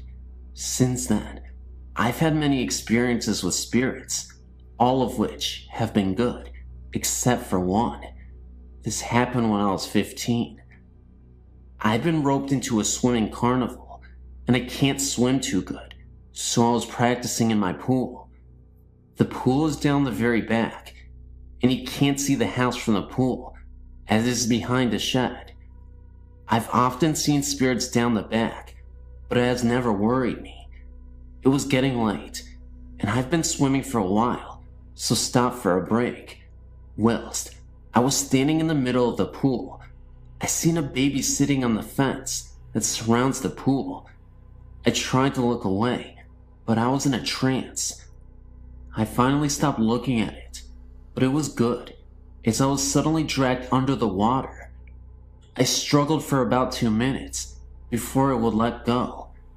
When it finally did, I ran inside. I told my mom, and she never believed me, but I've never been down there on my own ever since. My name is Evan, and my friend's name is Scott. We're making a trip to North Carolina for a concert in August of 1996.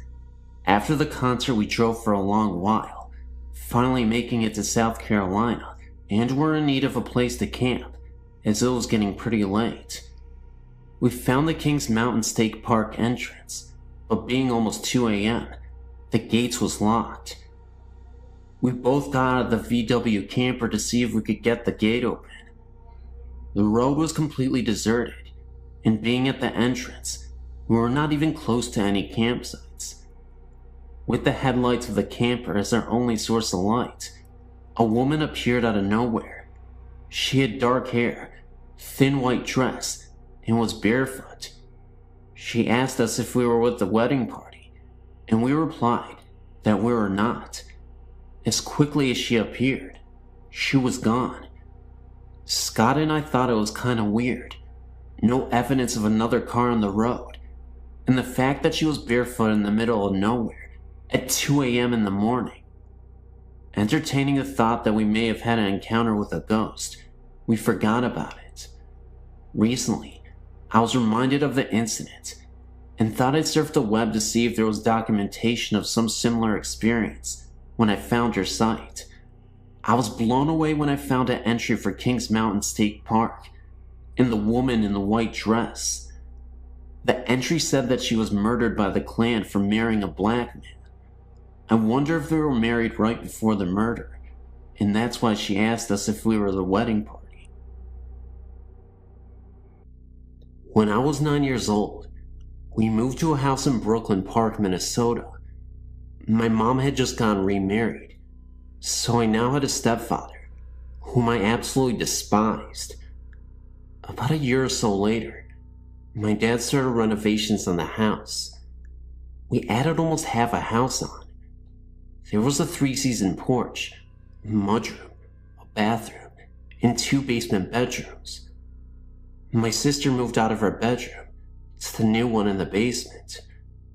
A few days later, I was in my bed.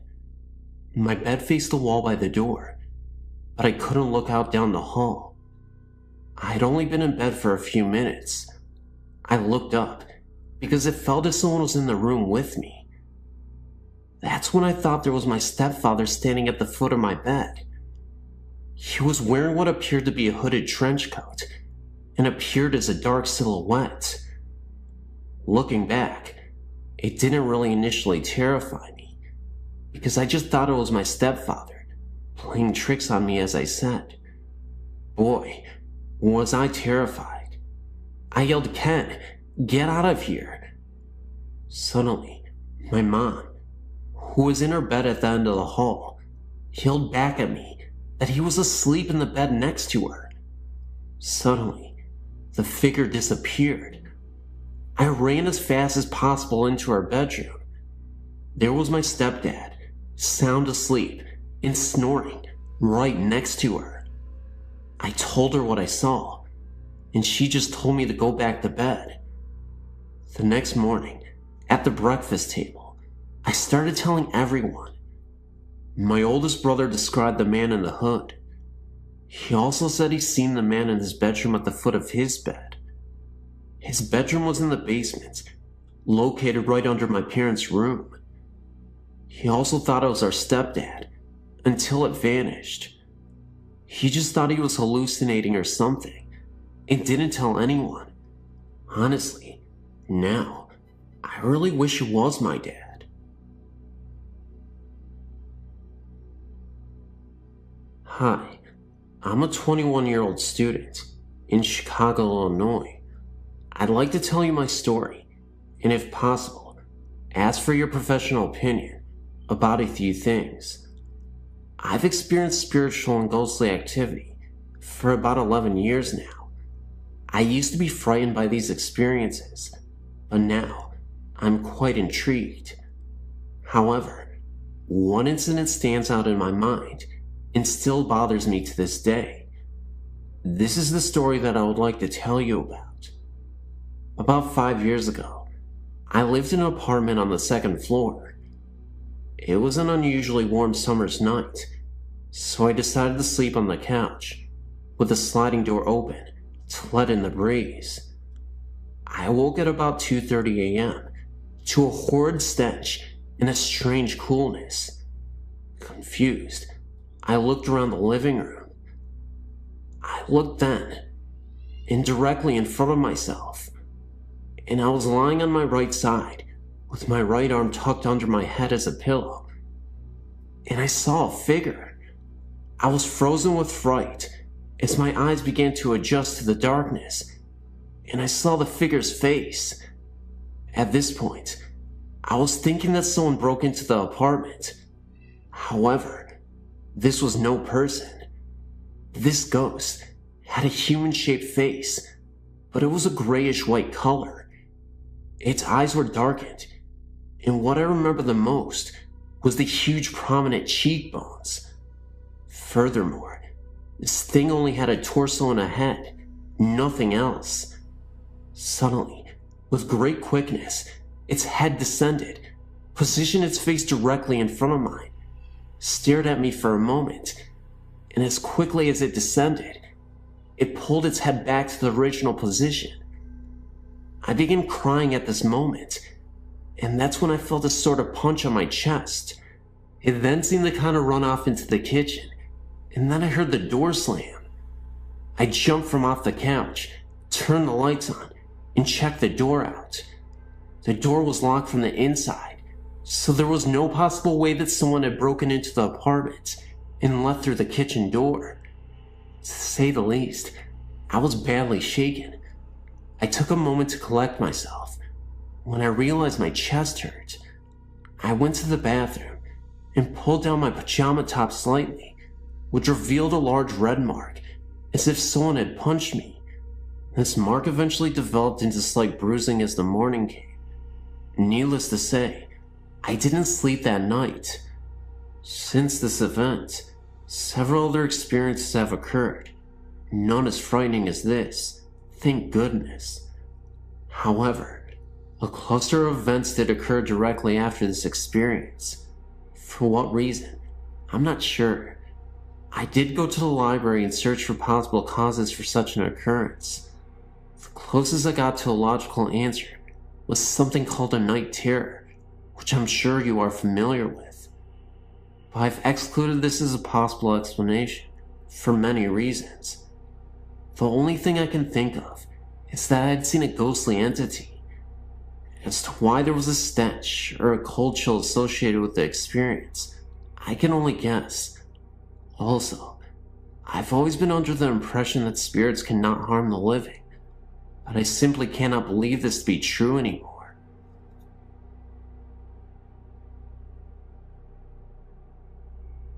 And this is an experience that I had when I was younger.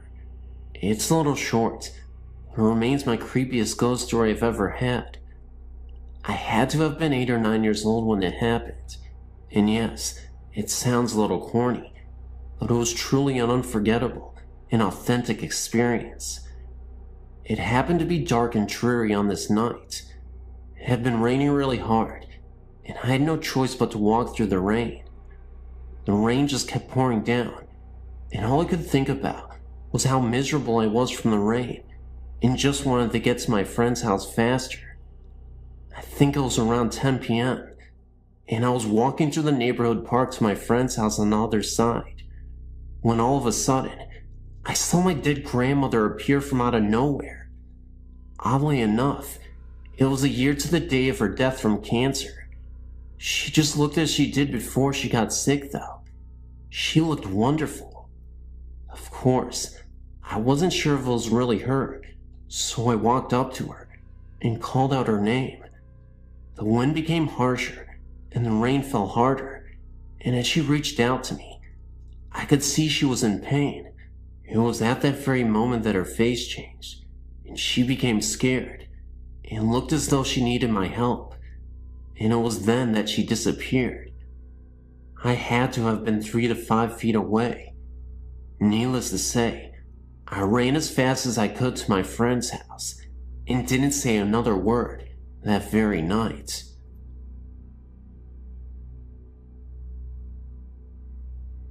I was sent to live with my grandparents when I was 3 years old. I loved my grandpa with all my heart, and he and I became very close because he could not work due to a serious heart condition. We took wonderful care of each other. Even at the age of 5, I've always been very responsible due to my grandfather's ill health. One day, when I was 9, my grandma kept me home from school to look after Grandpa because he was not feeling well.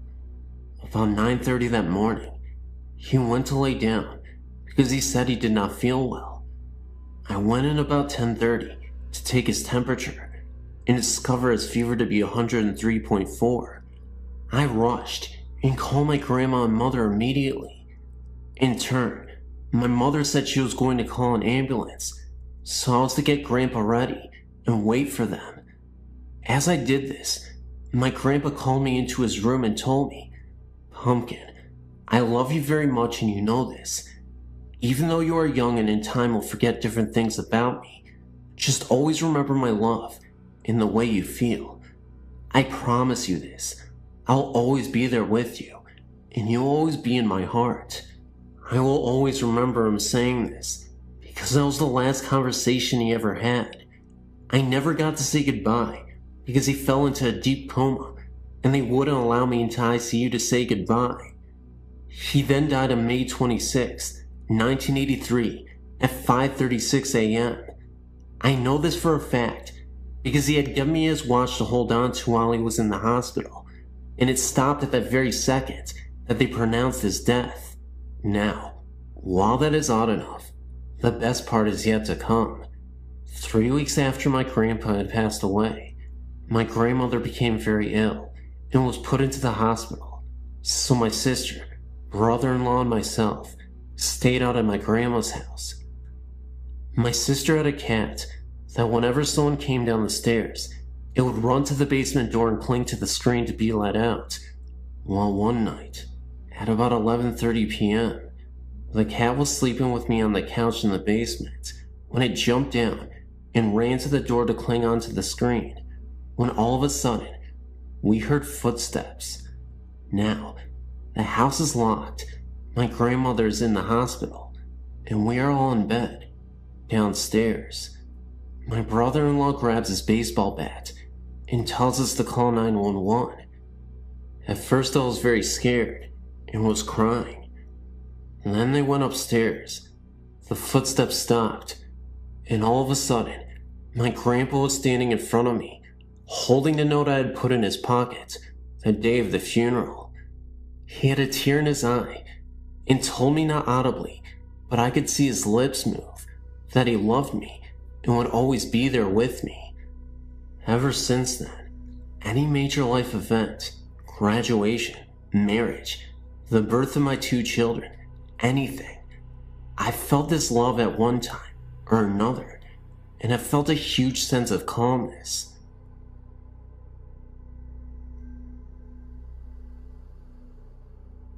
I guess this would be a second account of a previously encountered ghost story.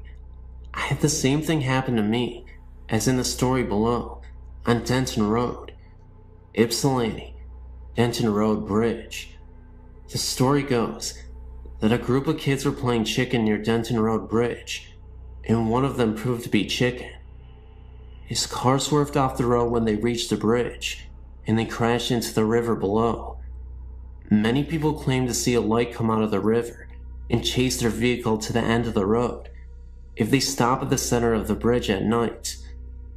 I'm a racer and have a very fast, very built up 1969 Dodge. One stopped on this bridge simply because we were lost, and a pair of headlights came up the embankment and behind me and started coming up on me very fast. I thought some drunken redneck was out four-wheeling and was going to rear-end me. The car was in gear and running, so I simply stepped on the gas and the headlights behind me pulled up within a few feet of my rear bumper. I floored it, and the light stayed right on my bumper.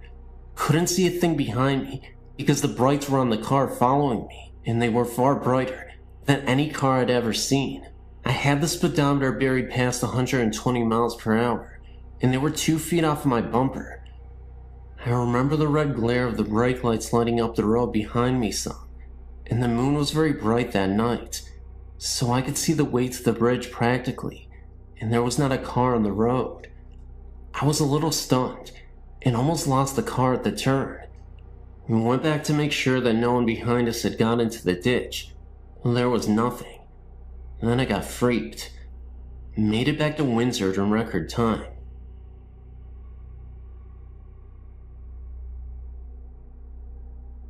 I don't know how to start this, other than saying several years ago, when my children were small, we moved out into the country on the Washington side and lived in a home that I feel has some strange paranormal or ghostly things going on in it. I would have to say that during that time, there was something in there causing all havoc in our home. To make it short, I used to on a regular basis have something come to me, and I'm not sure what, but let me explain what it looked like. I would wake up from a sleep most of the time, but sometimes I was fully awake in bed when it would happen, but for the most part, I would wake up from a sound sleep and notice this lavender-colored smoke, or whatever you want to call it, coming from the corner where my closet was, and it would do different things at different times. It would wrap around my perimeter of my room, and then go to the end of my bed, and separate into 5 different lines, and then dart at me, and then would go away. Sometimes it would wrap around the room, and then come down from above, into 5 different lines. The first few times that this happened to me, I was very frightened, and would wake my husband up, and of course by the time I could wake him up, there was nothing there. He slept very hard. This went on for a whole 7 years that we lived in this home. During that time, my husband also became very mean and violent. Also, in the room adjoining where my closet and my son's closet connect, my son was having these horrific nightmares that we could not wake him up from. We would sit there for sometimes 20 to 30 minutes, trying to wake him up, and he would be begging for his mother or his father, and crying out, asking them to go away and leave him alone. He would describe them as ugly and short, very ugly and mean looking in the face, and they would torment him and scare him and try to hurt him. This was heart-wrenching for me to see him go through this and not be able to wake him up. I would cry right alongside of him when I was holding him, rocking him, trying to wake him up from these nightmares. All of my children used to tell me that in that house, they would see a ball of light sometimes that would move quickly through the home. I saw that occasionally as well. Our television was something quite interesting as well. It would turn off by itself while we were watching it, and then it would turn back on with the remote, and then it would turn back off again. We could play this game for a few minutes, and then it would stop. This only happened a couple of times through the TV. I do feel that there was something evil in that home, because many things went on in that home. What the lavender-colored smoke was, or the ball of light, or even my son's terrifying dreams were, I have no clue. I don't have a great deal about that kind of stuff. I do feel that I have many experiences though, and had some in other homes as well.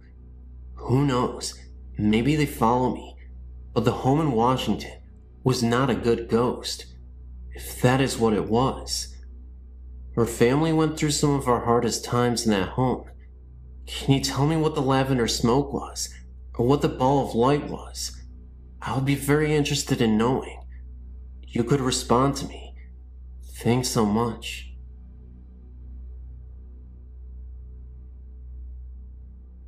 I'm from the Southern California area, so here's how it goes. I was born in the Los Angeles area, but my parents bought a brand new home in the Orange County area. The city of La Palma, to be exact. The house was located on some ranch of some sort, because our backyard faced a very large open but fenced field, with some cattle roaming around in it. Mind you, these are tract homes as we know it today, and at the time, it seemed like we were living in the boondocks. I mean, looking back at it now, it was a rather very lonely area, but it all had these new tract homes. You know, one supermarket, one library, one hospital, fire station, and police station. You get the idea. What the funny thing was, we were only 4 blocks west of Knott's Berry Farm. That is, if you stand at the main entrance, as you get closer to the park. Anyway, the house was well built, new carpet, plumbing, the whole works with upgrades. But on some occasions, I was very scared downstairs in the family room. I was even scared in my own bedroom. I mean, my room looked like a toy room display, so there was no reason for me to get scared, just out of the blue. I mean, I was playing in my room, and it seemed as if evil walked in the room. I got this incredible feeling of hate towards me, as if I shouldn't have been there. It's happened to me several times in the house, and at 7 years of age, I didn't know anything about the supernatural or paranormal activity. Another occasion was during a Saturday afternoon. My mother and I were upstairs, and suddenly, we heard this slamming and crashing noise, and as we came down the stairs, we saw in the living room my mom's favorite painting smashed on the floor. It looked as if someone broke it in anger. I mean, the frame was just trashed, and the small pictures around the one that got smashed were perfectly hanging straight. The ghost made itself seen again in the late afternoon. This time, my mom was doing some house cleaning, and as she turned to one side, she looked up towards the stairs, and she saw a man wearing a white cream-colored suit in pristine condition, except he didn't have a head. No Hollywood genre or anything like that. I saw the same thing myself. This time, I saw him at night, at the end of the hallway. This was very real, and very scary. Another time, as I would sleep at night, the beds were occasionally kicked very hard. Also in the master bedroom, the sliding glass mirror doors were slamming back and forth, and the dresser drawers were also slamming in and out as well. All these things would happen separately from each other on different occasions. The main boulevard is La Palma Avenue, and the street of the house is Comstock Circle. We lived there from 1970 to 1975, my parents and I. And that is the most scary and terrifying ghost story I have. Thanks for listening. I had recently sent a story about my grandfather visiting me about a week after his death. Well, that was one of the more comforting things that has happened to me. The next story I'm about to submit actually happened as a dream, but to this day, I feel a very strong connection with it. It all happened about 6 years ago. A 10-year-old girl mysteriously vanished from a sleepover at her friend's house. I never met this girl, and although we only shared the same first name, I had several odd dreams about her after her disappearance. One day, about 1 week after the child turned up missing, I woke up early one morning to go to work. It wasn't like any day though. I woke up feeling very sad and upset. I didn't have any idea why I was feeling like this, but something just wasn't right. So, I continued to get ready for work. When I got there, I still had this bizarre feeling that something big was about to unfold. About an hour into my long workday, I forgot about the feeling and went on with my day. A woman I work with came into work about an hour later and then asked me, "Did you hear they found the missing girl?" All of a sudden this feeling came back. I said yes. They found her in a dumpster wearing her blue nightgown. She replied, "Then did you hear?" I then started to cry uncontrollably and said no. She, the young girl, came to me in my dreams and showed me where she was and told me that I no longer had to play with her because it was time to move on and now she could rest in peace. A woman just looked at me in disbelief and really didn't know what to say, and neither did I. I then realized this poor young soul felt compelled to have someone to be with her. Why she chose me, I will never know. Again, we did share the same first name, but other than that, I cannot explain what happened. Most people I tell this story to have a tendency of just looking at me with an odd expression on their face, but I too believe that it was all just more than a dream. I've never seen any ghosts or had any sort of experiences with the supernatural, but my friend, Amber, has. She was friends with this guy named Seth, whose mother was my high school coach. She was telling me about this house Seth's parents bought in Monticello, Florida, about 45 minutes away from where we live. It was a real old house with lots of land around it. This house is a weekend house for Seth's family. One day, Amber was invited to spend the weekend with them. She told me that on the way up there, they tried to warn her not to get scared because there were ghosts there. She thought they were pulling her leg and was laughing and playing along. When they got there, Amber was impressed with the 2-story wooden house. It was built in some old style from the 1800s, apparently. She walked upstairs to her room for the weekend and was given a tour of the house. Upon entering one room, she smelled something sour and bitter. It was right beneath the attic. She couldn't describe it to me, but let me know it wasn't pleasant. Then, she was led to the attic, supposedly the most haunted room. There were old rusted chains and shackles attached to the walls.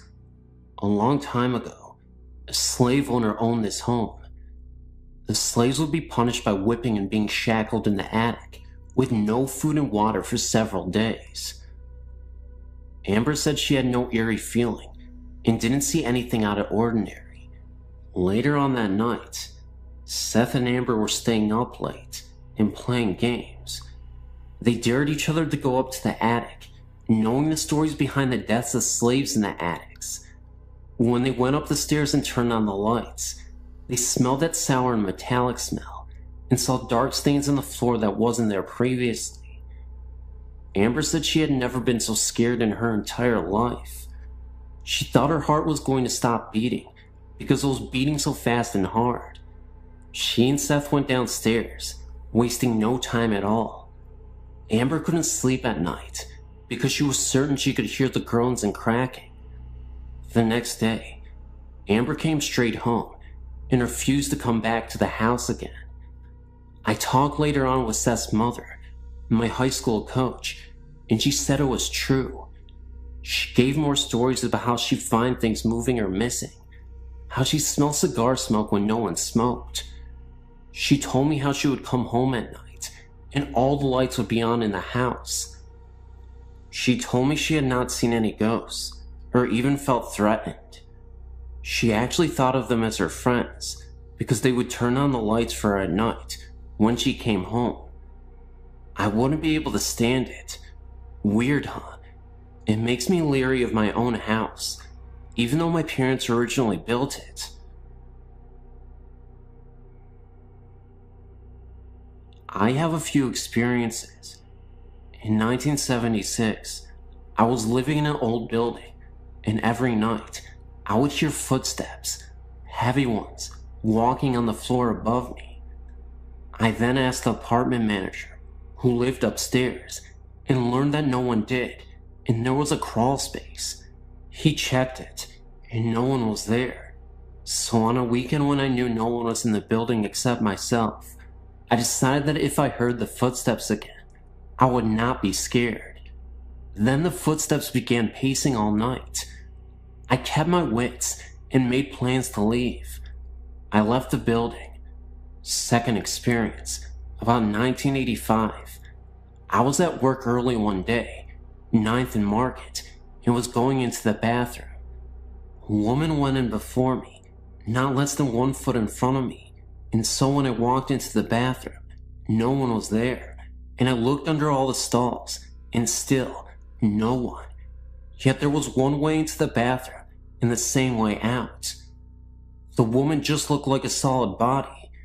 The same thing happened once again late one evening when I was going into the bathroom, and I just rushed in just behind her to see her, and when I got in 2 seconds later, no one, not even in any of the stalls. Later I learned that the cleaning staff in the building saw the same thing. They saw the woman enter the bathroom, and they waited for the woman to leave the bathroom, but no one left, and when they went in to find her, she was not there. In 1977, a friend committed suicide. All that weekend that she had died, I was depressed and could not shake the feeling. Then on Monday, I went to my university library, and as I sat there trying to read late in the morning, I hear that someone yelled in my ear, except it penetrated my body, that Holly committed suicide. I jumped and looked around, but people were quiet, and no one was saying anything, and I thought, where did I hear that? And I must be thinking negatively. I became uncomfortable and left the library to shop. When I returned at about 6 p.m. to read, a woman came up to me and said, "We're looking for you this morning. We're talking about you and wanted to tell you that Holly committed suicide." I said, "So this is true what I heard?" I was told to call Holly's husband, and he verified it and said he searched for me the whole entire weekend. The next day, a strange thing happened. In my grief, I meandered my way to work in a different direction, passing a funeral home where I noticed a coffin in a hearse, and my heart and love went out to it. Then, after I got to work, I checked the obituaries for the funeral home where Holly was. It was the same place I passed that very morning, and so I invited a friend to come with me to pay my last respects to Holly at noon. I met my friend at the funeral home, and we were told that Holly had been sent out that morning for cremation. She had been the only one sent out, and she was in that coffin in the morning in that hearse that I passed on my way to work earlier. In 1982, when my father died, I woke earlier in the morning and was calm. Then my mother called to tell me he died. Everyone in my family woke up, and my mother got out of bed, sat by the phone, then it rang, and she got the word. At this time, I could hear people cry. Only the sound came from their body and not their mouth. My brother was in a deep grief and not crying out loud, but I could hear his spirit cry, and he just had a sad look. In 1992, my mother was very ill and in a rehab center. I did not like staying in her house because I thought it was haunted. On this particular morning, it was 5 a.m., and I was typing and printing a letter on the computer. I typed most of the letter, got up and stuck a mug of water in the microwave, and set it for 1 minute. Also, I prepared a plastic cone with filter and coffee in it. Then I rushed back to the computer to print the letter. I added a few lines to the letter, and then began to hear the microwave beep and beep. I ignored it.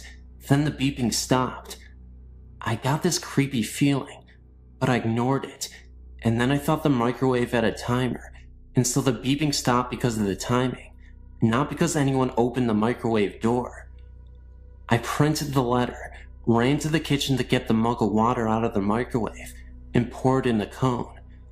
I found instead that the mug had been taken out of the microwave, and the coffee was made, waiting for me on the ledge of the kitchen counter. Yet I know I did not get up from the computer to make it, because I made a conscious decision to ignore the microwave and finish my letter. My mind worked overtime to figure it out. I grabbed the letter and left the house that morning and told whatever it did that it was taking the coffee. I didn't really appreciate it. Other things happened, like the rustling of papers when I was trying to sleep, etc., and I had to leave the house. Sometimes, I've heard other people think that they were not directing their thoughts to me, as what happens with schizophrenics. Enough for now.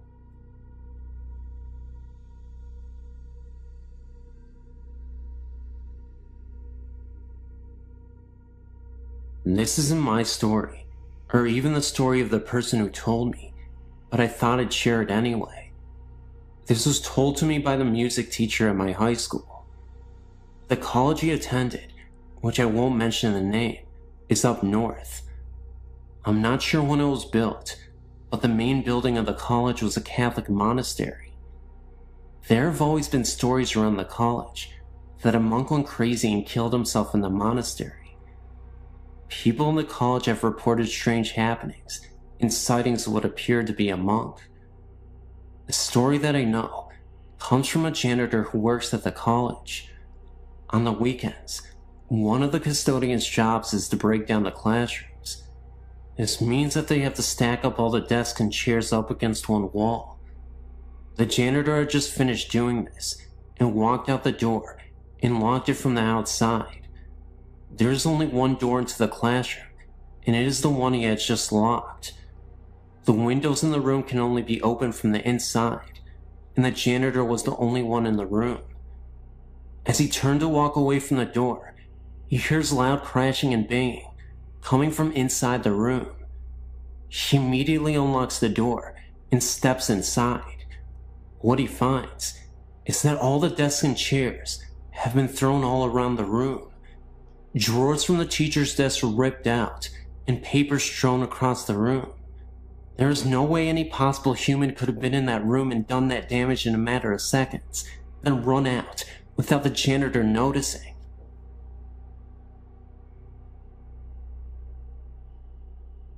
As I was reading your website, I was recalling my own happenings.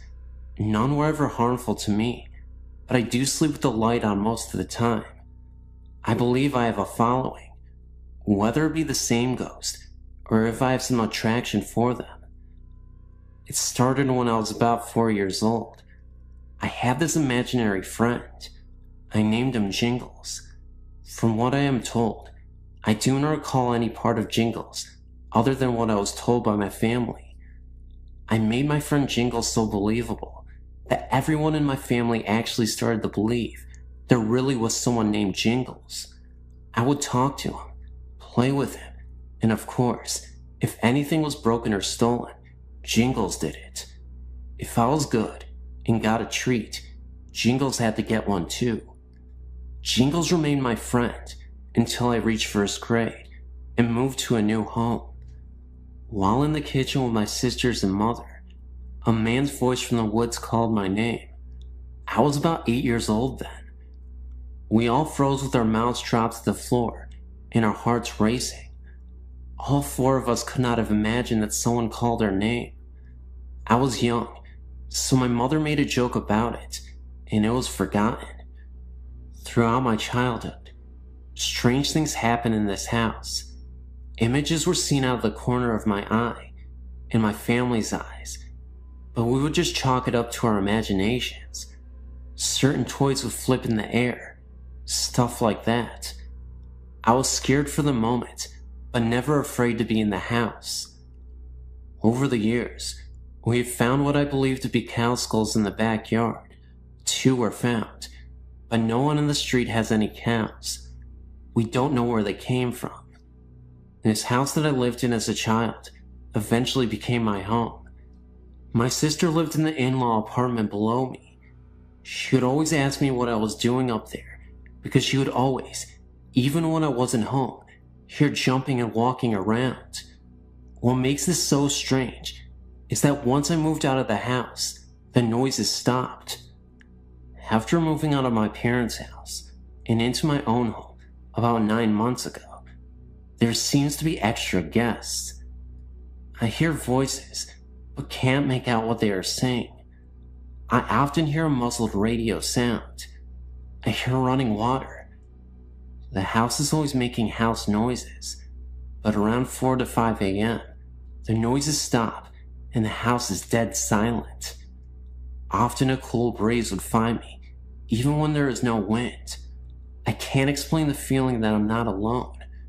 My children, 9 years old and 8 years old, keep saying that they want to move because they think the house is haunted. I don't think moving is going to solve that problem. A little background on the house I own. It is 30 years old in a waterfront property. I found out that the owner of the home died of cancer, not in the house, but has died. There have been 11 deaths around the lake, and they've all died of the same cancer.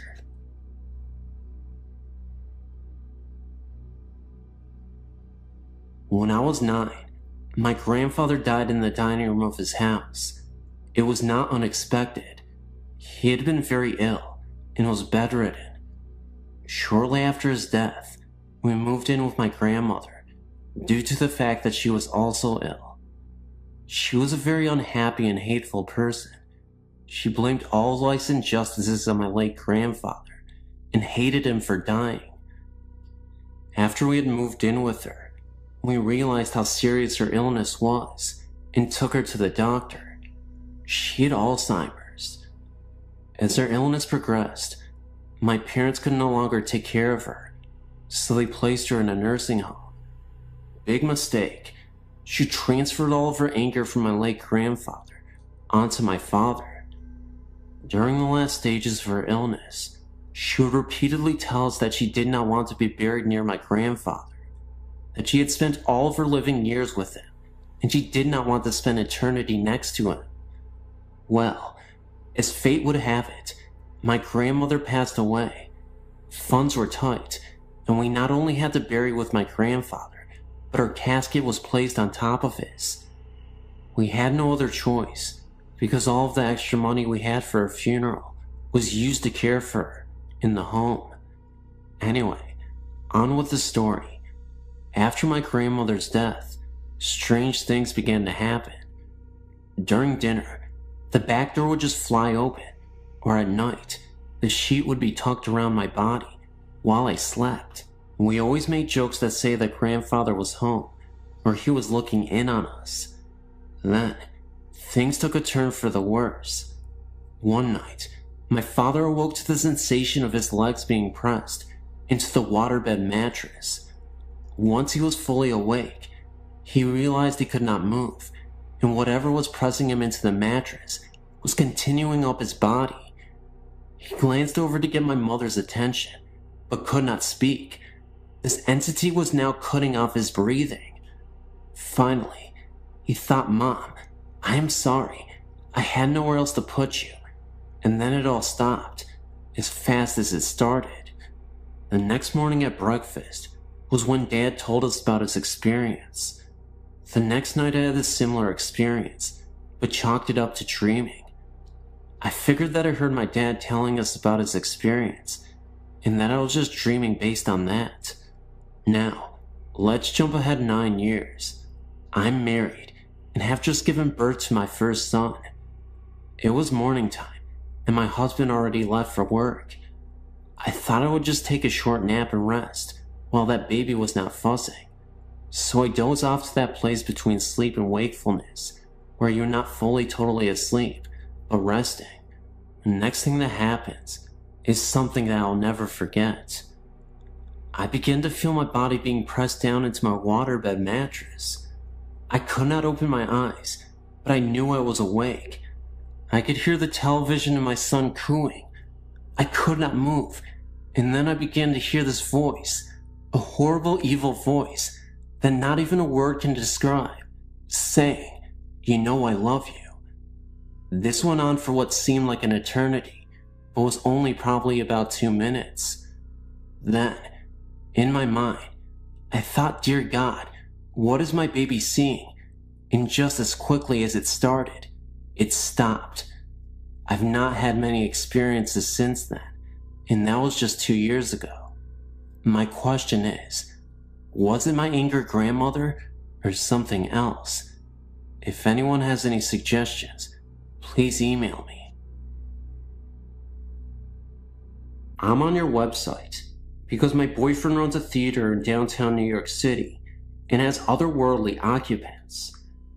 The building has been around since 1897 and was a school until 1978, where a fire killed a little girl. Now, it's an arts community, with theaters and artists that occupy the studios and occupy the whole of the building. My boyfriend and a couple other people who run the theater have seen and heard things. I myself have felt the cold associated with presence in a particular room. All my hair stood up on end, and in my gut, I felt we needed to leave the room. These are two particular events which solidify my suspicions.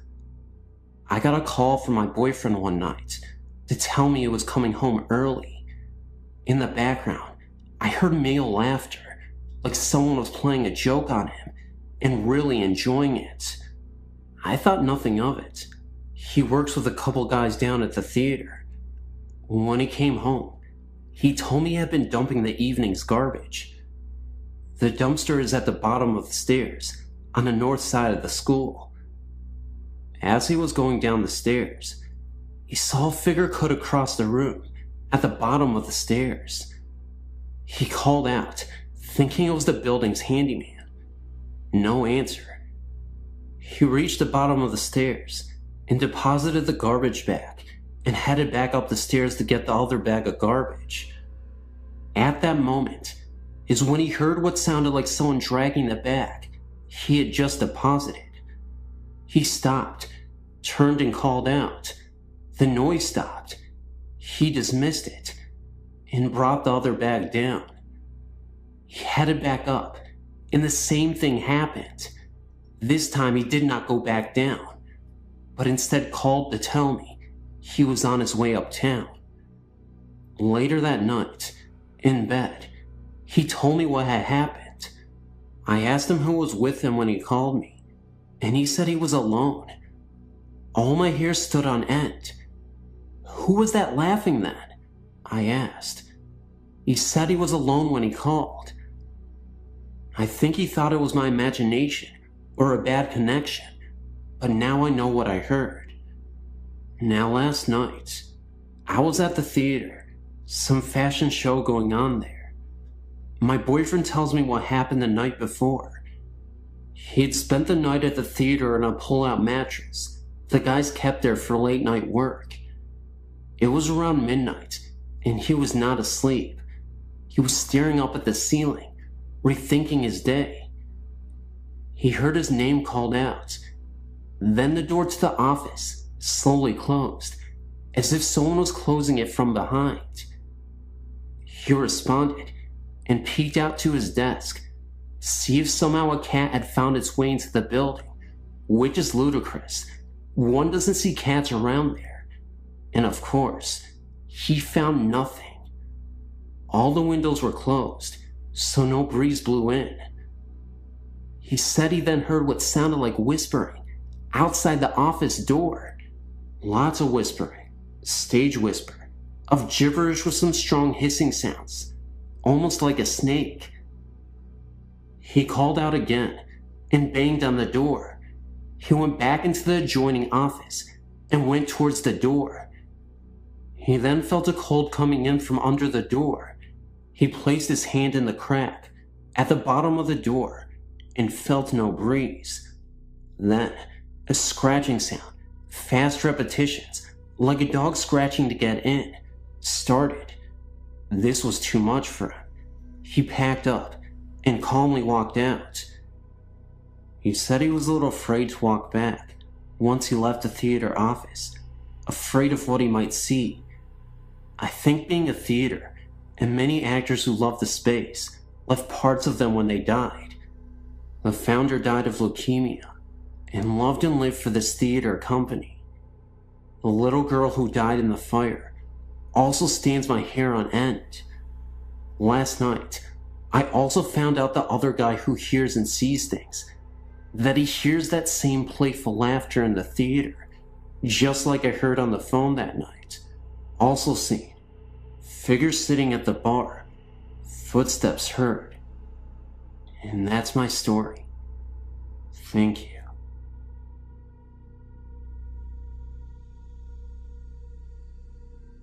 Hello. I'm writing about a few experiences I had at my home. The home is called Edgefield Manor. First, I want you to know that this may sound like the classic haunting in a big old mansion. Well, believe me, what lives in this house is no Casper. I moved in the fall of '86. The estate is huge, gardens and rooms upon rooms. It was originally going to be condemned. Well, anyway, here's a couple of my experiences. One day, I was in one of the parlors. I got up to turn the light on, and as soon as I did that and turned around, I saw a whitish figure glide across the other hallway. Another thing there is poltergeist activity. Explain this to me. The home has a ballroom. I went inside like usual. The grand piano was in the same place as it has been when I moved in. I walked out for 5 minutes and then came back inside.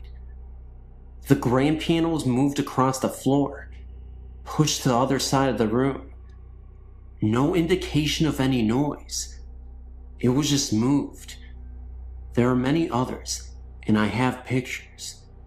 If you want more stories or pictures, just email me. I know this is kind of short, but it's always terrifying.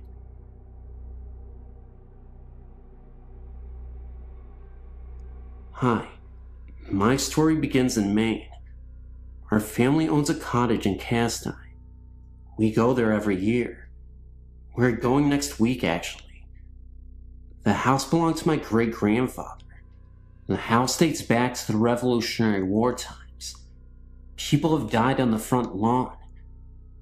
The house is a 3-floor tower. This is a story about a crazy lady who used to live in that house. She used to scream out of the tower at people. Well, I think I saw her in the tower one night. When my great-grandfather lived in the house, he claimed that he saw it a few times when he would read on his rocking chair in the living room. He said it would walk in front of him. 3 other people in my family saw the same thing. I never heard the story about the crazy lady until I brought up my experience to my parents after we got back from vacation. The funny thing was, this ghost, it was wearing a maiden's outfit. When my dad told my grandfather, he said that I experienced it exactly as he saw it. I've never heard the story until I saw it. I am no liar.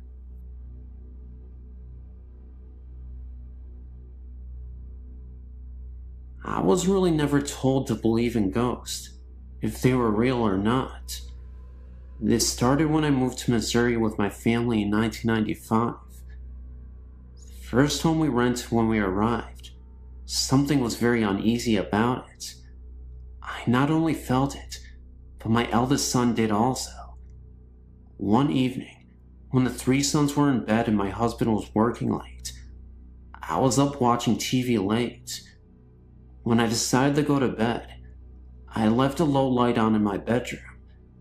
As I was walking down the hallway, past my son's room, there was a blur. I thought it was because my eyes were tired, and there was a mirror on the back wall of the hallway. But as I continued walking, my left eye got real blurry, and I felt a cold chill go through me. There's a basement to this house. I had my washer and dryer down there. I also had my kid's Sega game there. I felt very uneasy every time I went down there. My eldest son heard something pounding on the Sega controllers. He said at one time, he saw some kind of figure down there. The figure was bent over, blurry blackish gray, and it had no real face or features. He said it stood there, and it was shaking its head. He would be downstairs playing, and hear someone coming down the stairs, and no one would be there. My son was very uncomfortable when he first walked in. He said he felt sick to his stomach. When he saw the figure, he felt sick also. We have since moved, same town. We have moved into another house that has been lived in by many people, but not for long periods of time. Someone told me that the reason nobody stays in this house very long is because it is haunted. Again, me and my eldest son have been the ones noticing everything that has been happening here. I hear feet scooting across the floor at night, but no one is there. My son has seen a bright light flashing in the corner of his room. It is in the upper corner of his room, where no lights shine on the wall. I've also seen this myself. He has also seen 3 lights, spinning lights, beside his bed. There was also a time that he felt his bed shake. My son has cancer, and he had been going through a time that he could not sleep. It was right around the time that he felt his bed shake. We do not have an uneasy feeling about these experiences. They are quite comforting. I had an uncle. He was killed on a head-on accident when he was riding a motorcycle, and he was hit by a drunk driver. This was around maybe 20 years ago. I think of him very often. I was just wondering if it was him that was there with my eldest son and me during this time that he, my son, is going through this cancer. We aren't scared of his cancer, even though it's rare. My uncle was a very spiritual man. I feel that this is his way of letting us know that my son is going to be alright. We will get through this year, and his cancer will be done. I have 2 other sons, and they've not experienced anything. Neither has my husband. I told him, and felt foolish. I felt he thought I was crazy.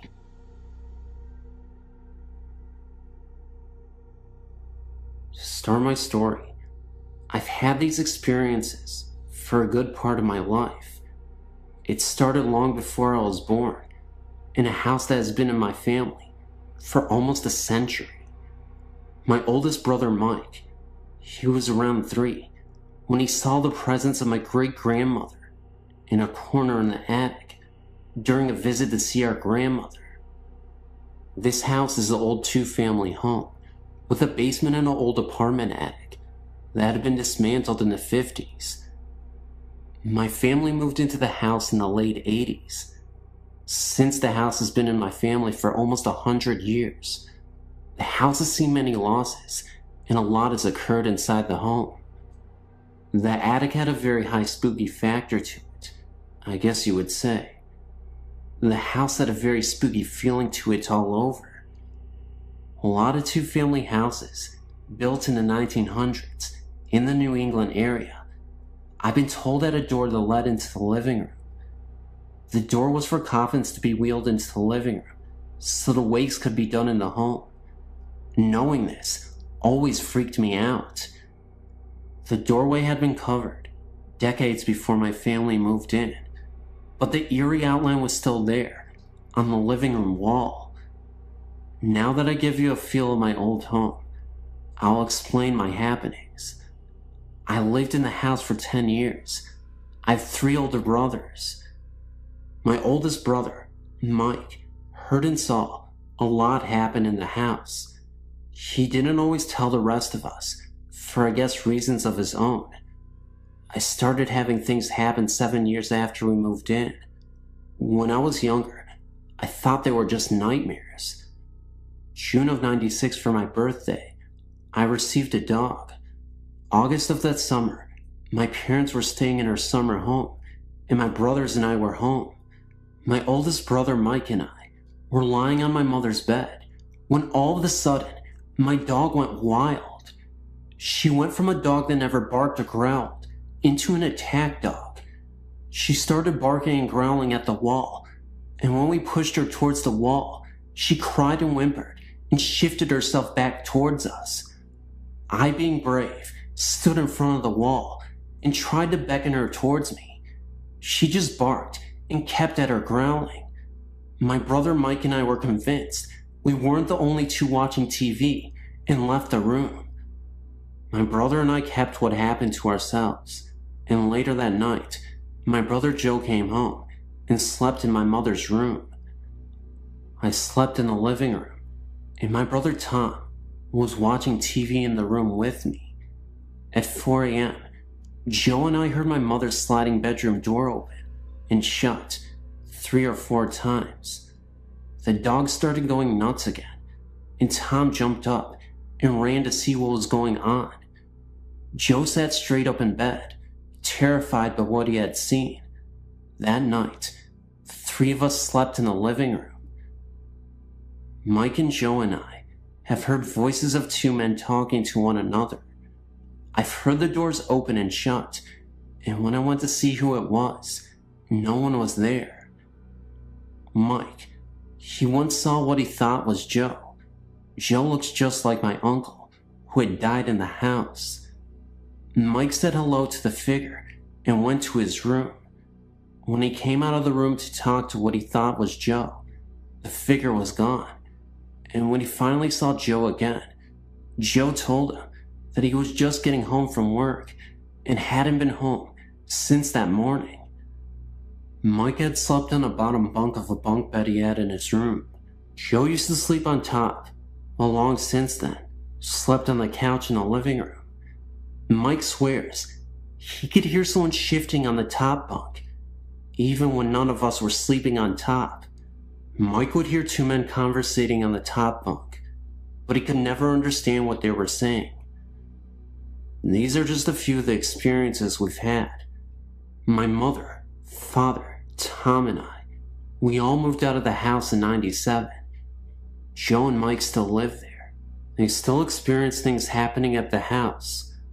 I lived with them from November '98 till July '99, and I had no experiences. I visited them 2 weeks ago and stayed overnight. I slept by my grandmother's on her pullout, and something almost jumped at me. I can't even explain what happened. It was pitch black in the room, and my mother was next to me. I turned my body and opened my eyes, and it almost a flash of light, but with a dark figure behind it, leaped at my face and disappeared. I got so startled, I started crying. I think that whatever was in that house has followed me, or something is new in my home. When I leave my room sometimes, or even when I'm sitting in my room, my stereo would turn on, and my Jewel CD will come on. Last time I came in the room, the song Adrian was on. If you know Jewel, it's a song about a young girl who is a child who becomes disabled. I have no pictures or sound bits to share, just what me and my brothers have experienced. I know it's long, and some of my things may seem a little wild, but what I'm typing is nothing but the truth.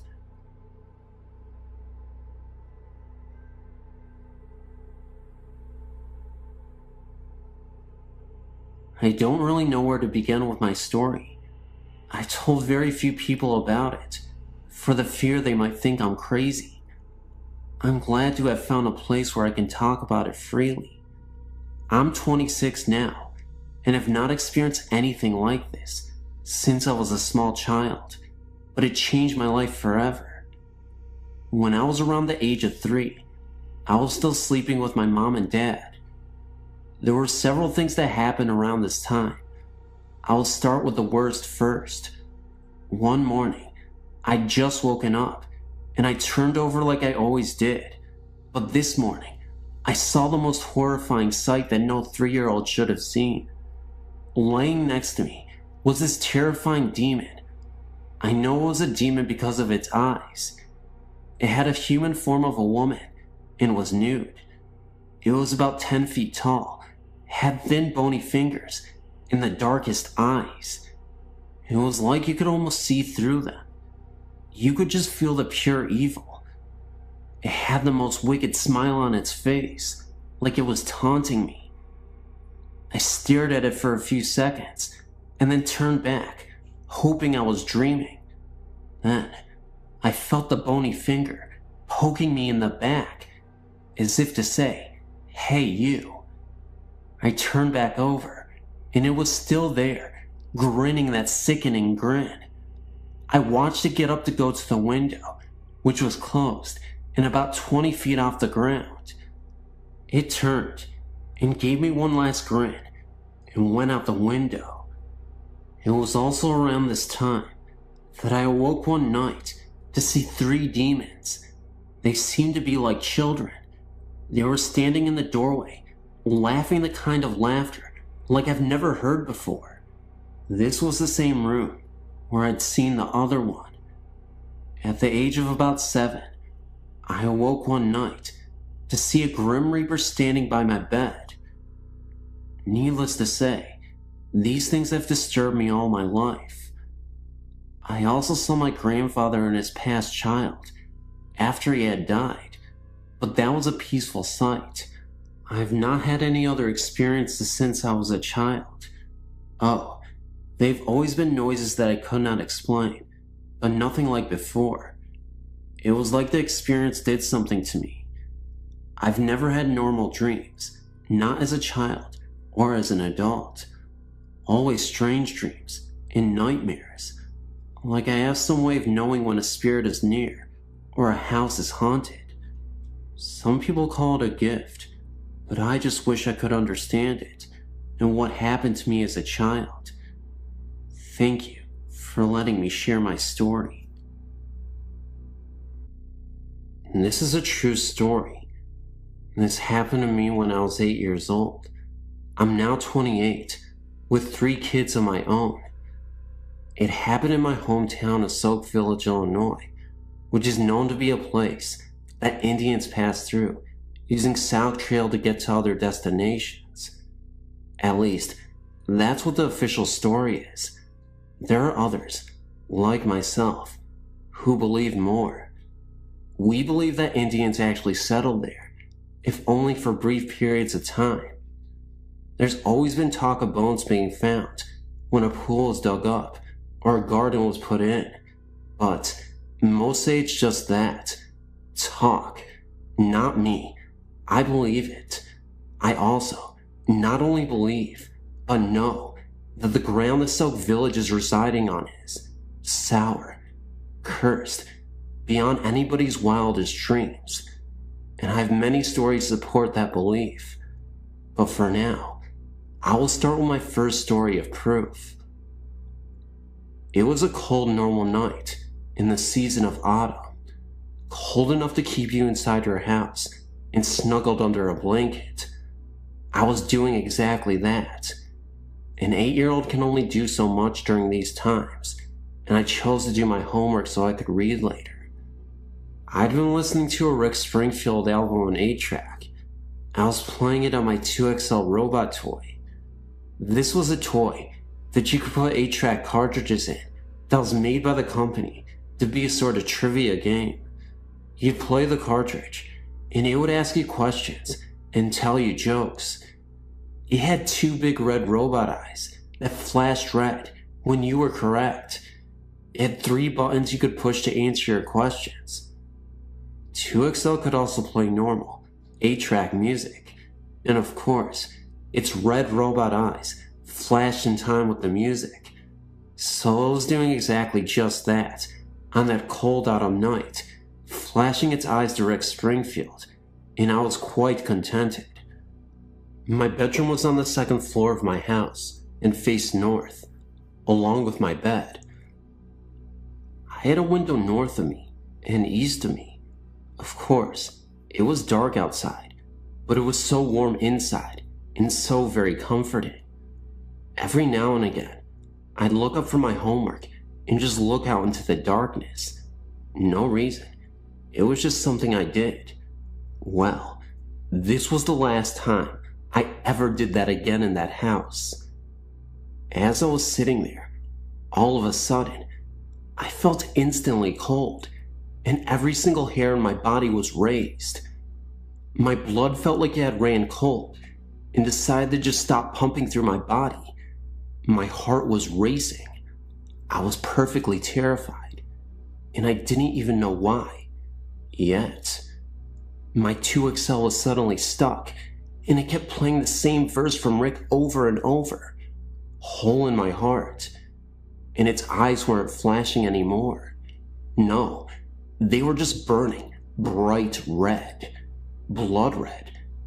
Then I felt this magnetic pull, like something was pulling me to my right.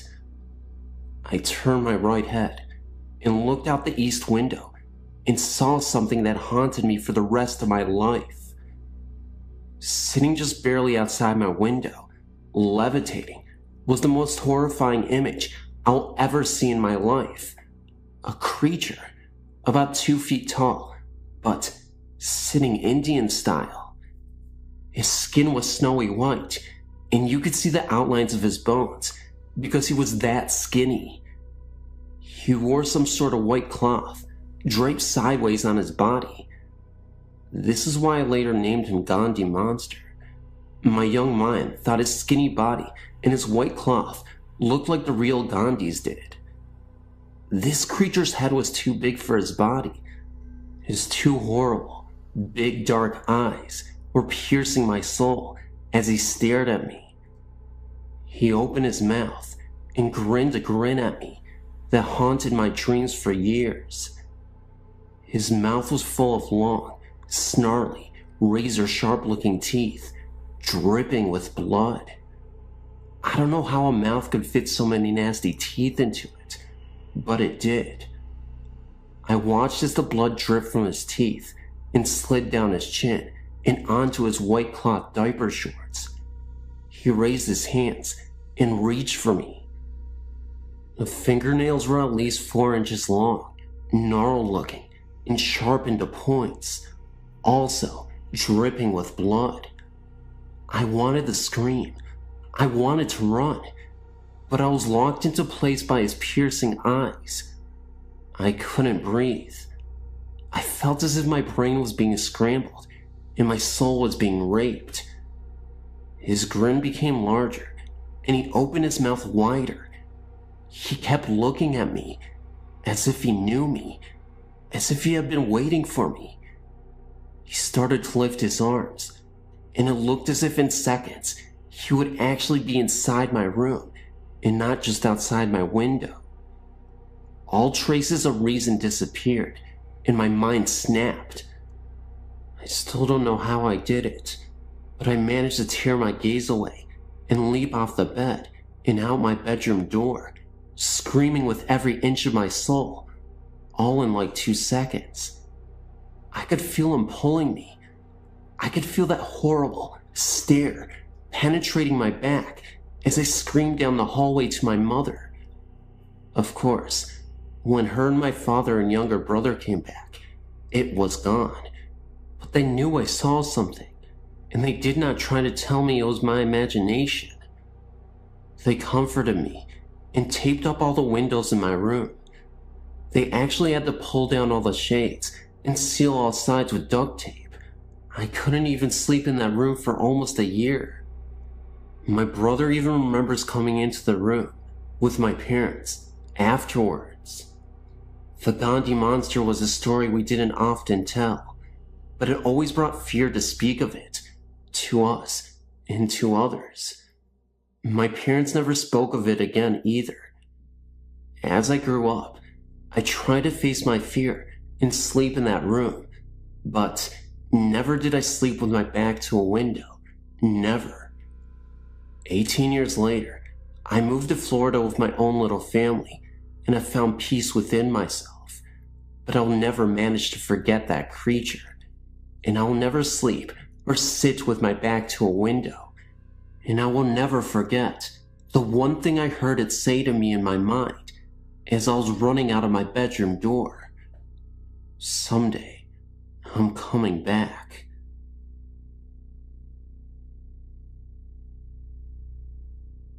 Hey, I'm in my mid-teens, and I've experienced ghostly encounters. The one that really freaked me out was when me and my family moved to Scotland. For a few months, we lived in chalets. Me and my older sister shared one on our own. A few weeks after we moved in, we began to feel uncomfortable and felt as if we were being watched there, and there was also a threatening atmosphere. We told our parents, and they said it was just because we were next to the graveyard. A few weeks later, I was lying in my bed with the door open when a tall dark figure stood, leaning over me. I didn't think at that particular moment, but it wasn't until my sister asked me if I felt somebody was in my room the previous night. We started to talk, and she too felt as if somebody tall was leaning over her. I then started to sleep in my sister's room, and the figure didn't return, so I moved back into my own room. But then again, the figure returned this time. It was kneeling beside me. The next morning I told my sister, and again, she felt the presence of a tall man. Our dad told us that the large house next to us was where the Vikers used to stay until the house was sold. One night, my mom came in, and she was holding 2 necklaces with crosses on it. Me and my sister aren't religious, so her mom thought it had something to do with that. So we went to bed, holding the crosses. That night, it was very uncomfortable in both rooms. After that, we haven't felt the presence of the tall man. The figure that visited did so on a few occasions. Each time, it felt as though it was getting closer and more angry. When the crosses were given to us that night, the figure seemed very angry. Its face was literally pressed into mine, and it felt as if he was gritting his teeth at me. My sister also had this very uncomfortable, menacing figure who was pressed into her face. All you could do was hide under the guilt, closing your eyes really tight, and hope you'd fall asleep quick. Since that last visit, nothing has returned, and we've since moved then, and nothing. We don't even use the crosses anymore. Other things that we didn't think of as being connected at the time now do seem connected, such as the chalet that Mom and Dad were in, although the same, was different in feeling. Because Mom and Dad's chalets always had a comfy feeling, yet ours didn't. Whether it was because there was just me and my sister alone in there, and it was our imaginations or not, we don't know. Although in Mom's and Dad's chalet, there was only one more person over there. From the moment we stepped into the chalet, it was always cold, even with the heaters on. Plus, there was often a bad smell wafting around, a lot like fish, rotten. This was only in my bedroom, possibly me, my sister says. Also in my room, there was a strange noise of scratching, as if someone was sketching or writing. This noise accompanied the presence of another figure, smaller in stature and of the female sex. My sister also felt the smaller presence, but not the noise.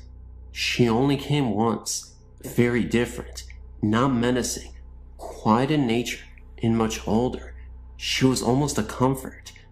But it's still not nice to be watched over at night by ghostly figures. It's strange, because we didn't actually see anything, yet you get so much from these feelings, the sex, age, angry, happy, etc. Plus, we get almost exactly the same feelings. But is it just our imagination? Are we certifiably insane? Are we demented? No, we definitely feel we had a visitor. Previous to this experience, my sister had not really believed in it, ghostly visits and such, but now, I think she has had a change of mind. Me, myself, I've always believed. My mom's granddad often visits, a kind presence, bringing good luck, such as when she was having problems. He visits to let us know everything will be okay. He often visited when we were babies, watching over our cots. Our dad also saw what appeared to be him. Whenever he visits, we know him by the distinct smell of putty. He used to repair windows. So really, we are used to the visits, although my sister had never experienced any until now. Unfortunately, it wasn't a happy experience, one not to forget.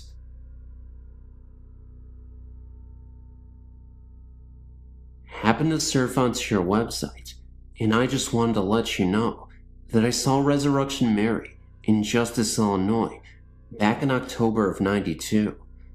After getting off of work at 3 a.m. from a chemical plant, Whitco Corporation, near 51st and Central in Chicago.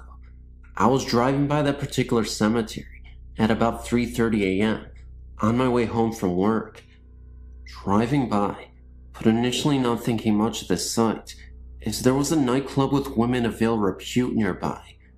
I saw a woman in a light blue or white palm dress standing by the trunk of what looked like a black park limousine at the front SW Cemetery driveway off Archer Avenue to the cemetery. I slowed down quite a bit to get a better look at the odd sight, but then drove off. I thought it was probably a prostitute with her John. However, looking back at my mirror, maybe a second later, the woman and the limo were gone. Let me reassure you that there was no way that I would have missed the limo driving off in that second that it took me to look back in the mirror. They weren't on the road or in the cemetery because I looked for taillights. The cemetery gates are pretty large, and it would have taken a great effort and time to open both of the cemetery gates for the car to get through. I did not think much of the incident until a few days later. I was talking with some of my employees that lived in the area near the cemetery.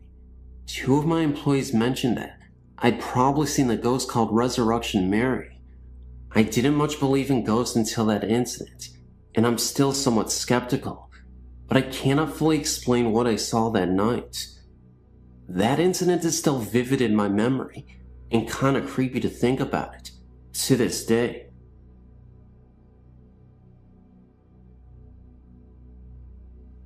Ever since I can remember, I've always had an interest in ghost stories. That is why I'm writing you this letter. No, I don't have a ghost in my house. A friend of mine told me about this place at least 10 months ago. I was so amazed at this story, I asked if he would take me to this place. No one really ever goes there.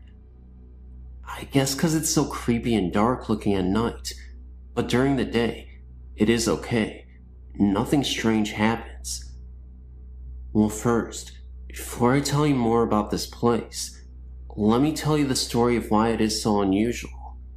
The city is called Lake Forest, California, and they call it Canyon Creek, I guess, because it is nothing but canyon and wide open spaces of nothing but rocks and wildlife. The story goes back 30 years ago, of a lady who was in her 40s. Nobody knew what her name was.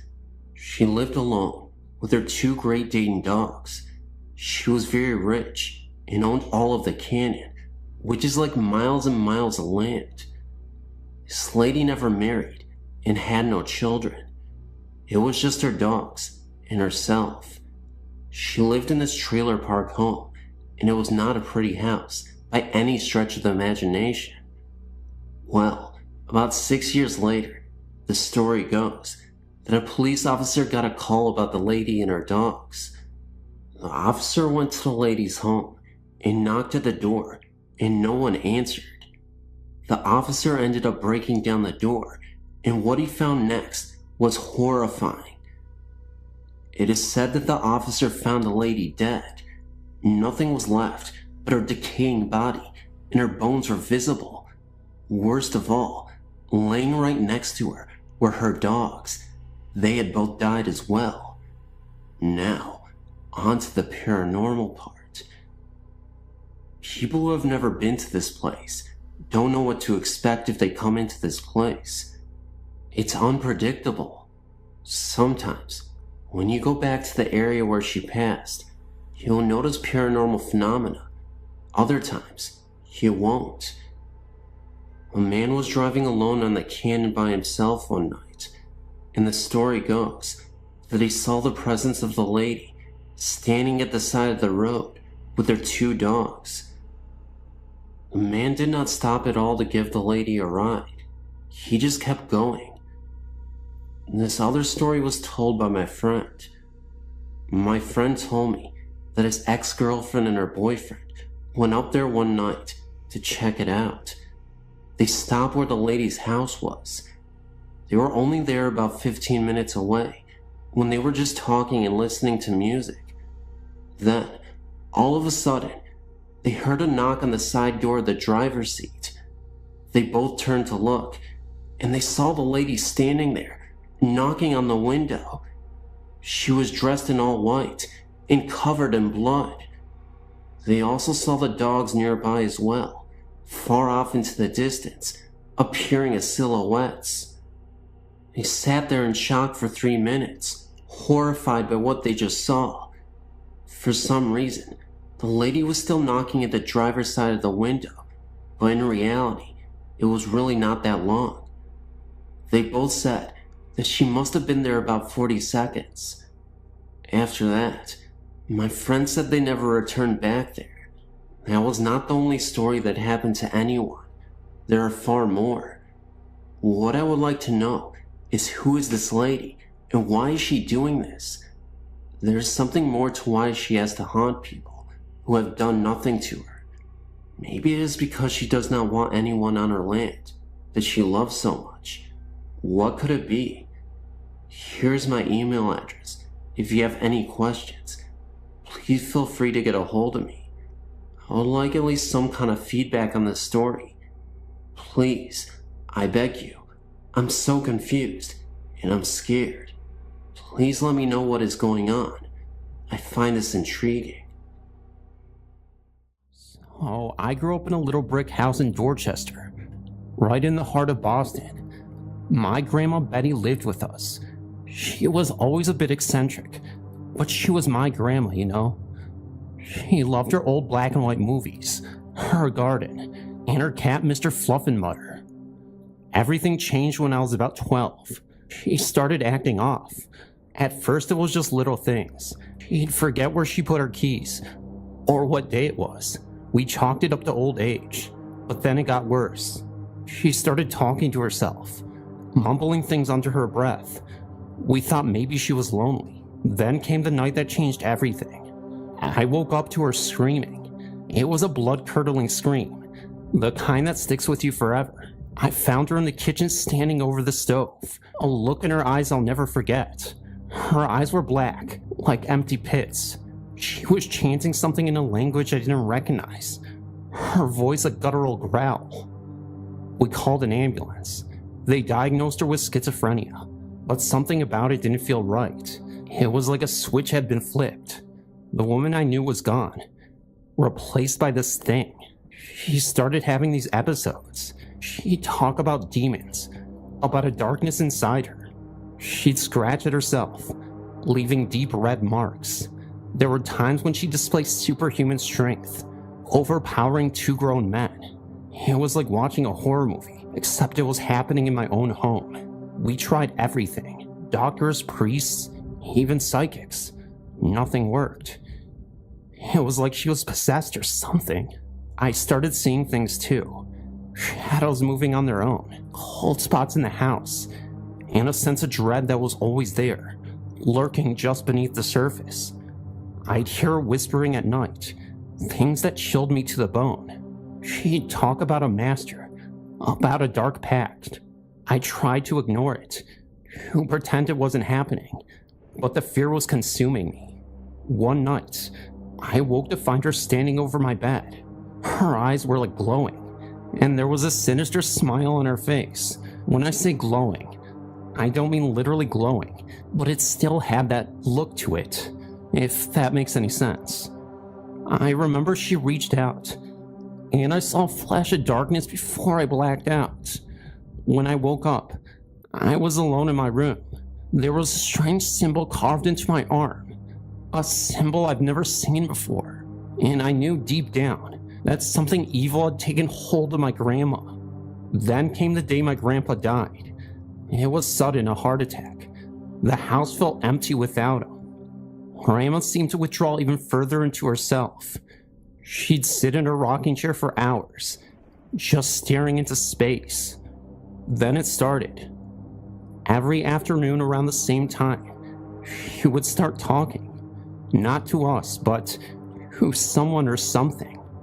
Her voice was soft, almost a whisper, but I could hear the fear in it. And then I'd see it. A shadow. A dark, almost human-shaped void in the corner of the room. It would stay there for a few minutes, then disappear, as suddenly as it had happened. It went on for a week, this daily ritual of madness. Then, as abruptly as it had started, it stopped. Rama was different after that. The fire in her eyes was gone, replaced by a vacant stare. It was like a shell of her former self. I don't even know what happened. Maybe it was just a symptom of her illness, a twisted manifestation of her mind's darkness. Or maybe, just maybe, there was something more sinister at play, something that had taken hold of her, and then for reasons unknown, let go. I still think about this sometimes, about the dark figure in the corner of the room, about the fear in my grandma's eyes. It's a story that haunts me, a reminder that there are things in this world that we can't explain, things that defy logic and reason. And that's the thing about it, you know. The scariest stories aren't the ones with ghosts and ghouls. They're the ones that happen right in your own backyard. The ones that make you question your own sanity.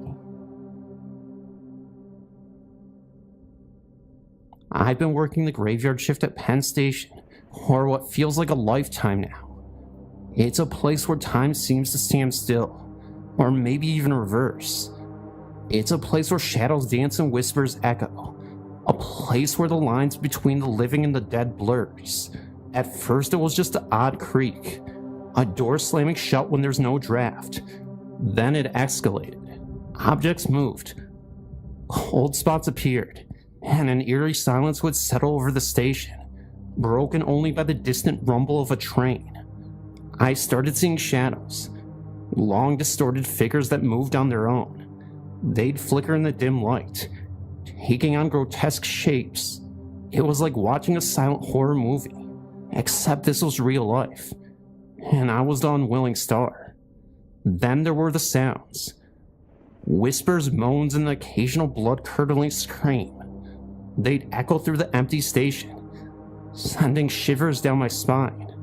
I've started carrying a voice recorder, hoping to capture these sounds, but so far it's just been white noise and the echo of my own paranoia. One night, I saw something that changed everything. A woman dressed in the style of the early 1900s was walking through the crowd, not around them, but through them. She was a ghost, plain and simple. Her face was obscured by the collar of her coat, but her eyes, when they met mine, were filled with a haunting sorrow. There's this one specific spot in the station, a forgotten platform, way down at the end of the tunnel. It's like a black hole sucking me in. I've always felt a strange pull towards it. There's a sense of finality about it, like I'll find the answers there, or maybe, just maybe, an escape. I've started to see patterns. The apparitions seem to be drawn to the older parts of the station, the areas with the deepest history, and there's a sense of urgency to their movements, like they're searching for something or someone. The other night, I had the most terrifying experience. I was cleaning the old waiting room when I heard a child's laughter. It was clear as day. I found a small worn-out rubber ball rolling across the floor, but no child. Then I saw her, a little girl translucent, playing with an imaginary friend. I've started having these dreams, or nightmares. I don't know which. I'm there in the station, but it's different, darker and more sinister. The shadows are alive, reaching out for me.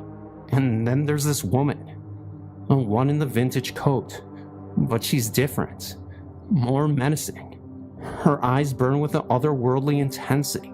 I'm starting to think I'm losing my mind, man. I'm jumping and paranoid. Every shadow looks like a person. Every noise looks like a footstep. I'm starting to think I'm going crazy. I don't know what to do anymore. I'm trapped in a nightmare, and there's no way out. There's something else, something I haven't told anyone. I've started seeing shadows moving on their own, even during the day. They're not just figments of my imagination. I've caught them on camera. Dark, shifting shapes that seem to have a life of their own. And then there are the dreams, nightmares that bleed into reality. I wake up drenched in sweat, heart pounding, with the feeling that something evil is watching me. I'm losing my grip, man. I can feel it. I don't know what's going to happen next, but I know one thing is for sure. I'm not coming out of this unscathed. I'll keep you posted. I'm a big history buff, especially when it comes to the Kennedy era. So when I got a gig as a night watchman at an old Hollywood studio, I was stoked. The place was steeped in history, and I'd figure I'd be spending my nights surrounded by movie magic. Yeah, not so much. The studio was huge. A labyrinth of sound stages, offices, and old sets. Most of it was dark and deserted, with only the occasional security light cutting through the gloom. I'd been working there for a few weeks, and everything had been pretty quiet. Then one night, it happened. I was doing my rounds, checking in on the various buildings. As I passed through one of the older sound stages, I saw it. A figure standing in the middle of the vast empty space. At first I thought it was just a trick of the light, or maybe one of the studio cats. But as I got closer, I realized it was a man. He was tall and slender, with a distinctive profile. He was wearing a suit, and there was an aura of authority about him. It was then that it hit me. It was John F. Kennedy. Why? I mean, I understand it to an extent. Like I said, I was a history buff, but he wasn't related to movies. Anyway, I froze. My heart was pounding in my chest. He turned and looked at me. His eyes were piercing blue, and there was a sadness in them that was almost palatable. He just stood there looking at me, what felt like an eternity. Then, as quickly as he appeared, he was gone. One moment he was there, and the next he was just gone. I stood there stunned for what felt like hours. I've told a few people about it, but most of them just think I'm crazy. I mean, who's gonna believe you when you saw a ghost of a former president? But I know what I saw. It was like looking into a window into the past. A glimpse of a man frozen in time. It's been a long time since that night, and I moved on from that job. But I still think about it often. It's like a piece of history that has somehow seeped into the present, leaving an indelible mark on my life. But then things changed. One night as I was making my rounds, I came upon him again. But this time, there was something that was different. A cold dread washed over me as my eyes adjusted to the dim light. Half his head was empty. I mean, half his head was simply missing. It wasn't a clean cut, like a surgical incision. It was raw and jagged, as if a monstrous force had torn through him. It was horrifying and inhuman. His eyes, what was left of them, were hollow. Black pits that seemed to draw me in. There was no blood. No physical evidence of such a horrific injury. Just a gaping hole where his skull should have been. The rest of him seemed almost ethereal, translucent, as if fading into the background. Yet that missing half of his head was solid, tangible in its horror. This was a sight that burned itself into my retinas, a tormenting image that wasn't fading. From that night forward, the man that haunted the studio was no longer a melancholic ghost, but a grotesque phantom, a terrifying specter of nation's tragedy. I've never been the same since. The studio, once a place of dreams and magic, is now a haunted house in my mind. The image of JFK, that face, a grotesque mask of horror, is a constant companion. Leap is a luxury I can rarely afford, filled as it is, with nightmares of that spectral figure. Some nights I can almost feel his presence, a cold, chilling breath on the back of my neck, and in those moments, I'm transported back to that soundstage, face to face with a horror beyond comprehension. I don't know what I saw, or why I was shown such a grotesque spectacle, but one thing is for certain. The ghost of JFK, or whatever it is a force of pure terror, and I'm a prisoner in its haunting world. You want to hear something crazy? I spent a night in the Villisca Axe murder house. I'm not exactly a daredevil or anything, but I was with the paranormal investigation team, and well, curiosity got the better of me. I've seen a lot of haunted places, old asylums, supposedly cursed hotels, the whole 9 yards. But this place, this was different. It's like the house itself is holding its breath waiting. We got in there at dusk. The place is creepy even in the daylight, but at night, it's something else. It's like the house is alive, watching you. We set up our gear, cameras, recorders, the works. Just standard procedure, but the atmosphere was thick, almost tangible. You could feel the weight of history hanging in the air, heavy and oppressive. We started in the kids' room. It was like walking to the time capsule of tragedy. The beds were still there, tiny and untouched. It was like the ghosts of the children were still there playing and laughing, unaware of their fates. We heard whispers, faint at first, then clearer. Children's laughter, but it was a hollow, empty sound, like a recording played on repeat. Then there was the kitchen. That's where it got really weird. The temperature dropped like a stone. We were wearing jackets in the middle of summer, and then the smell. It was sweet, almost like blood. I know that sounds crazy, but it was there. A metallic tang that made your skin crawl. We split up to cover more ground. I ended up in the parents' room. The air was thick with something, a presence. I felt like I was being watched. It was like eyes were boring into the back of my head. Then I heard it, a low guttural moan. It came from the closet. I froze. My heart was pounding. I wanted to run, but my legs wouldn't move. Then a cold breath washed over me. I could feel something brushing against my skin, like icy fingers tracing my face. I snapped a picture. Nothing on camera, of course, but I know what I felt. I know what I saw. I saw a shadow move in the corner of my eye. It was human-shaped, but distorted and elongated. And the eyes, black, empty pits. After that, I couldn't focus. My heart was racing and my palms were sweaty. We decided to call it a night. As we were leaving, I looked back at the house. It seemed to be watching us, a malevolent grin etched into its dark facade. I haven't been able to shake the feeling since. Nightmares haunt me. The house a recurring character. Its dark secrets slowly unraveling in my sleep. And sometimes when I'm alone, I swear I can hear those whispers again. Those children's laughter, echoing through the silence.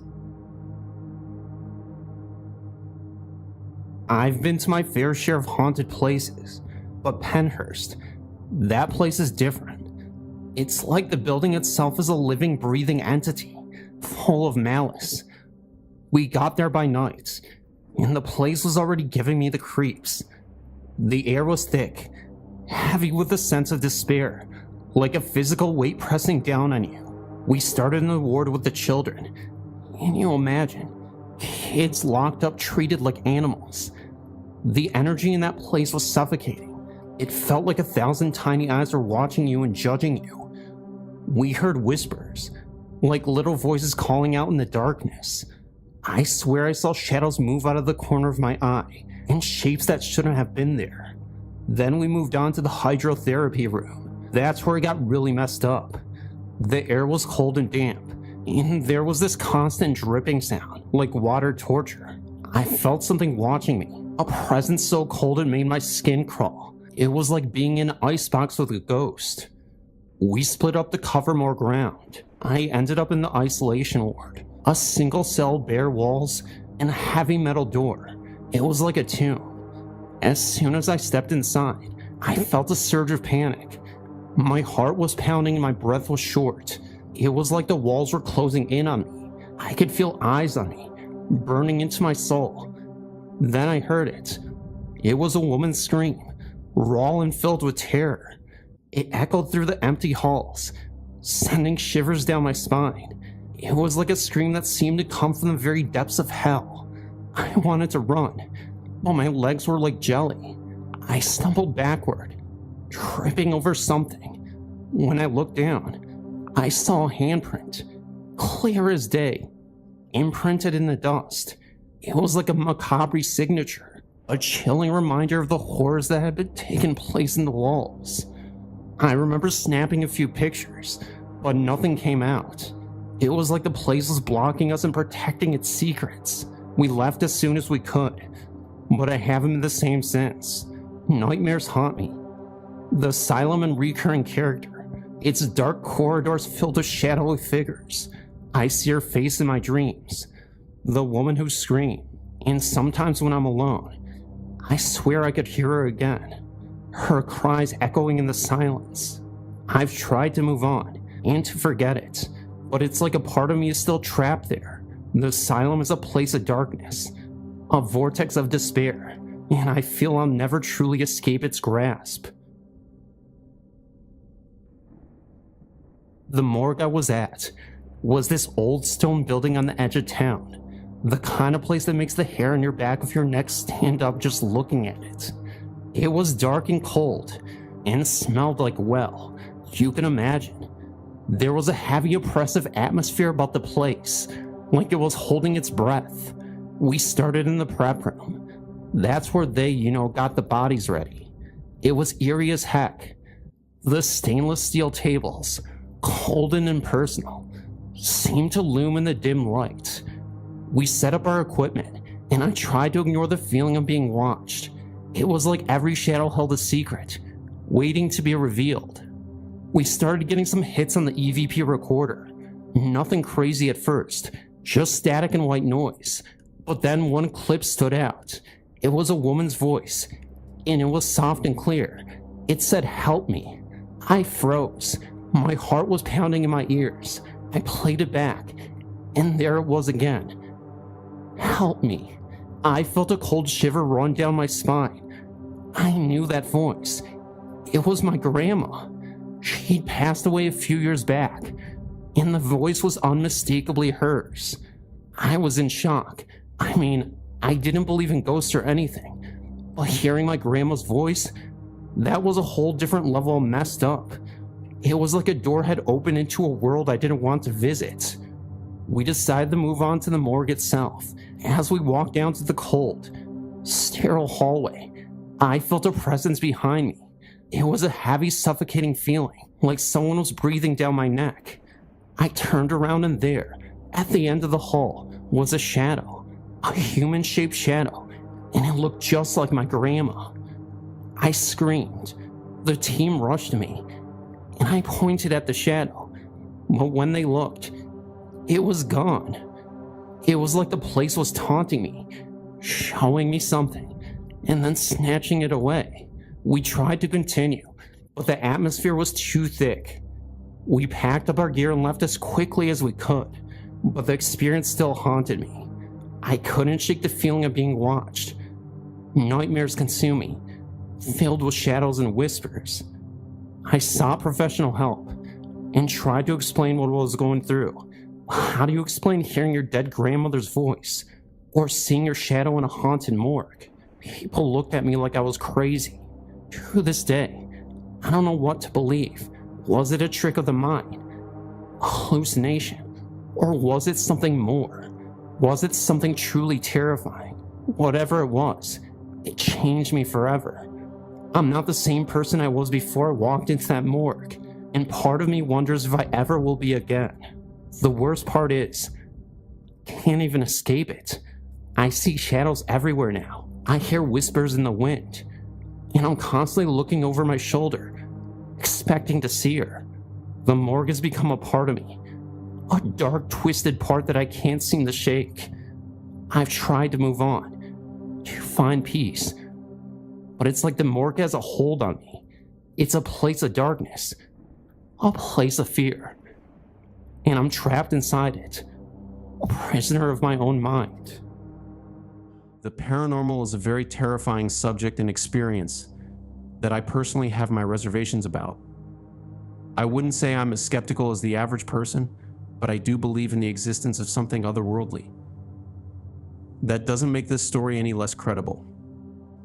I'm actually quite superstitious, the type of person that tends to hold his breath when crossing cemeteries, not using the Ouija board correctly for fear of a negative spirit attachment, never speaking ill of the dead in any capacity for fear I could become riddled with misfortune and tragedy. So, I guess you could say I have a level of paranoia that is a bit illogical. But I don't want to be generic by starting a story off by stating that I'm a skeptic. I just think those types of experiences are less believable. So I'll do my best to recount some of the creepiest ghostly experiences I've ever had. So this particular story happened when I was in my early 20s. I remember it just like it was yesterday. I worked the overnight shift at my hotel in the heart of St. Louis, Missouri, and I was the only manager, as well as staff working in the middle of the night. The hotel was a sprawling Victorian-era structure with dark, winding corridors and rooms that seemed to whisper secrets of the past. I'd heard rumors of ghostly encounters, but had always dismissed them as the stuff of local folklore. One night, I couldn't exactly say what time it was exactly, but I remember it was super late night, so most likely around 2 a.m. Now, of course, hotels are a business. You see many people walk through its halls. The phone is constantly going off due to reservations being made, and generally a very busy place regardless. This was around the autumn season, just before the holiday rush. So, I'd say around November. You could hear the wind howling outside pretty loudly. I was actually kind of concerned that the power might go out because the storm was so severe, so I was kind of expecting it. Anywho, I get a phone call from the landline phone from room 218. The call itself was a bit bizarre, but as staff we need to cater to all hotel guests. The phone rang and I answered hello. There was no answer, but I heard what sounded like chatter in the background. It sounded like some sort of man repeating the word hello, but it wasn't like it was into the phone itself, if that makes sense. I kept hearing hello in the background. It must have been at least 40 seconds before I hung up and rung them back. Nothing but silence. I was confused. Not a second later, I received another phone call from the same room. The same voice I had earlier sounding as if it was in the background, and not into the phone, like seconds before, was heard once again. I'm a little bit weirded out, so I tell the man, "Sir, can you please tell me what you need? I can provide assistance for you." Still, I get nothing but the consecutive hello in the background again, before the line ultimately went dead. I hang up the phone. I figured I'd probably solve this issue easier if I went to the room directly and spoke to the man himself. So I ended up going all the way up to the second floor to room 218. Now this is where everything gets weird. The power goes off for an entire minute as soon as I get up to the second floor. Like right as soon as I turn the knob and walk straight through the hallway, power just goes out. My immediate reaction is, what the heck? The power goes back on, I breathe a sigh of relief, and I'm heading for room 218. I finally get there, and I can see the light is on from under the door. I knock a couple times, no answer. Knock again, wait a couple seconds. Nobody to answer the door. I proceed to knock on the door, then say, "Sir, this is staff, I'm here to help you." A growing concern starts to mount within me. "Sir, I'm just checking to see if everything is all right. You called multiple times. If you don't answer the door, I'm going to use the extra key I have to open the room." Even after saying all that, nobody comes to the door. I hear that same hello from the man I heard on the phone, suddenly coming from the inside of the room, saying it 3 times. Hello, hello, hello. What happened next really sent a chill down my spine. I honestly, to this day, can't explain how this even happened, but here goes. As I grab the key from my pocket to insert it into the keyhole, I open the door, and to my absolute surprise, there is nobody inside the room. This absolutely astounded me. I could have sworn that there was someone in here, and the man's voice was distinct. You could hear it well, though faintly, coming from the room and rather calm. I knew that there was someone there. There had to be. Have I lost my mind? I have no idea. So I quickly ran down to the staff desk to look at the computer, looking for the name of the guest who had the reservation in room 218. To my horror, I found out that the room was vacant. There was nobody staying there with that reservation. Worse yet, I had no explanation for it.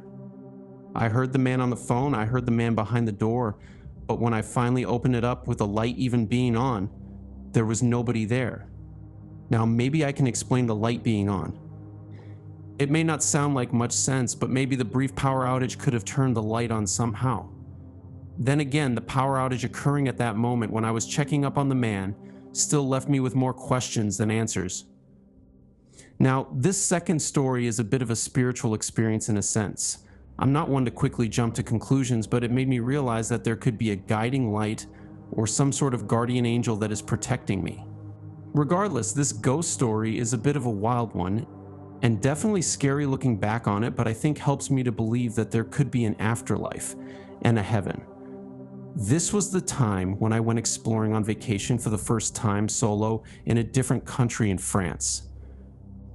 I'm not even close to being an experienced hiker, but I am a thrill seeker.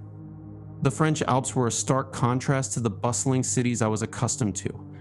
Their towering peaks, shrouded in mist, seemed to dwarf even the most imposing skyscrapers. I'd ventured into this wilderness drawn by the promise of adventure and solitude. But as the days turned into weeks, my initial excitement had waned, replaced by a growing sense of isolation. One particularly treacherous day, I found myself lost, the familiar trails obscured by a thick fog. The wind howled, carrying with it the biting chill of the mountain air. My body ached and my supplies were dwindling. As darkness fell, I realized I was trapped, a tiny speck in a vast, unforgiving landscape. Desperation fueled my efforts to find a way out. I stumbled through the undergrowth, my flashlight barely piercing the gloom. The cold was numbing, and I could feel my strength fading. Just when I thought I couldn't go on, I heard a voice clear and distinct echoing in my mind. "Keep going," it said. "You can do it."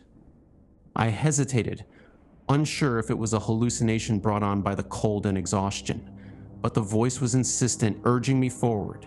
With renewed determination, I pressed on, the voice guiding me through the darkness. Then disaster struck.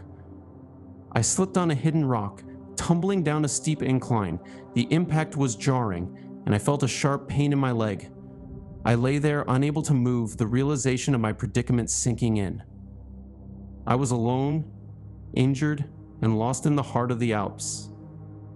The voice returned, stronger than before. "You have to keep moving," it said. "You can't stay here." I tried to stand, but my leg buckled beneath me. The pain was excruciating, but the voice was relentless. With a Herculean effort, I managed to pull myself to my feet. The voice continued to guide me, each step a struggle against the pain and exhaustion. As dawn broke, I found myself at the edge of a cliff. Below me lay a valley, bathed in the soft light of the rising sun. The sight filled me with a sense of hope, and I began to descend, the voice still guiding me. The descent was perilous, but I managed to make my way down the steep slope. As I reached the bottom, I saw a small chapel in the distance. A glimmer of hope ignited within me, and I pushed myself forward, my leg throbbing with every step. When I finally reached the chapel, I collapsed on the worn stone steps. The door was locked, but I managed to find a small window, which I pried open. I crawled inside, the warmth of the interior a welcome relief. As I lay there, recovering, I couldn't shake the feeling that I had been watched over, protected. The voice that had guided me through the darkness, the strength that had allowed me to overcome the pain, it was all too extraordinary to be mere coincidence. A few days later, as I was preparing to leave the chapel, I noticed a peculiar stain on the wall. It was a faint image, almost imperceptible, but it seemed to depict a man with long hair and a gentle smile. As I stared at the image, a chill ran down my spine. It was the face of Jesus, or so it seemed to me. I stood there for a long time contemplating the events of the past few days. Had I truly been guided by a supernatural force? Or was it simply the power of the human spirit pushing me to survive against all odds? Whatever the truth, I knew that I would never forget this experience, this encounter with the unknown that had forever changed my life. Years later, I found myself drawn back to the French Alps. The memory of my harrowing ordeal had faded, but the lingering sense of wonder and gratitude remained. I decided to visit the chapel where I had sought refuge, hoping to find some closure. What I didn't know, however, was that there was actually a cemetery there as well. I must have missed it the very first time I was there. I wandered among the gravestones, reading the names and dates of those who had gone before. I know this sounds a bit creepy, and most people would be thinking, Jason, what the heck are you even doing? Cemeteries are a sign of bad luck and misfortune, but to me it actually brought me peace. I remember seeing a huge cemetery statue. It was of a cross. I decided to think back about my time getting lost in the Alps, and I started to pray. I thanked God for my survival, for the strength He had given me, and for the guardian who had watched over me. As I prayed, I felt a warmth spreading through my body, a sensation that was both comforting and unsettling. That's when I felt the weirdest tickling on my neck. It was very faint and obviously coming from behind. I felt chills. It was almost like the hairs on my neck were being tucked, as if to get my attention. It was very weird. You don't normally hear about stories where someone has their neck hair tugged, but that's exactly how it felt. Now, this is perhaps the most horrific and scary part of my entire encounter. I know this is going to sound like I'm a nut, but I swear, this is what I saw. I don't know if it was the man himself, or some angel, or even a demonic ghost trying to show himself to me, but I know I saw something. Right behind me, there were some trees and woods, of course. I look and I see a man with really long hair and a white robe, just staring at me. He was up in the tree, just sitting there. From a distance, the figure looked cloudy to me. I couldn't make out the face clearly, but I knew it was a man's face with a beard. I went to get a better look, but by the time I got closer, it slowly faded away. I left with a sense of confusion and lack of understanding of what I just saw. But here is my theory. I think it was one of Jesus's angels. I had literally prayed a second before, telling God, thank you for saving my life, for giving me the strength to keep forward when I was lost in those woods. I literally could have died. If I hadn't been pushed by an invisible force to help keep me going, there's no telling what would have happened to me. So I think if I wasn't hallucinating or seeing some weird mirage, that this was God's way of letting me know I got you. Even if it was super scary to see someone there just sitting on a tree.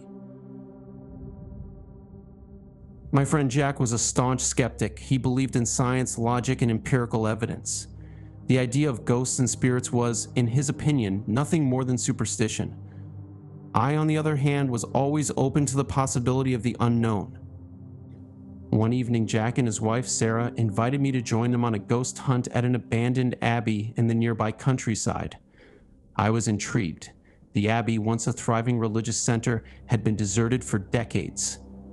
Rumors of ghostly apparitions and unexplained phenomena had circulated for years. We arrived at the abbey under the cover of darkness. The moon cast eerie shadows across the crumbling stone walls. As we ventured inside, the air was thick with the musty scent of decay. Dust motes danced in the beams of our flashlights, revealing the dilapidated interior.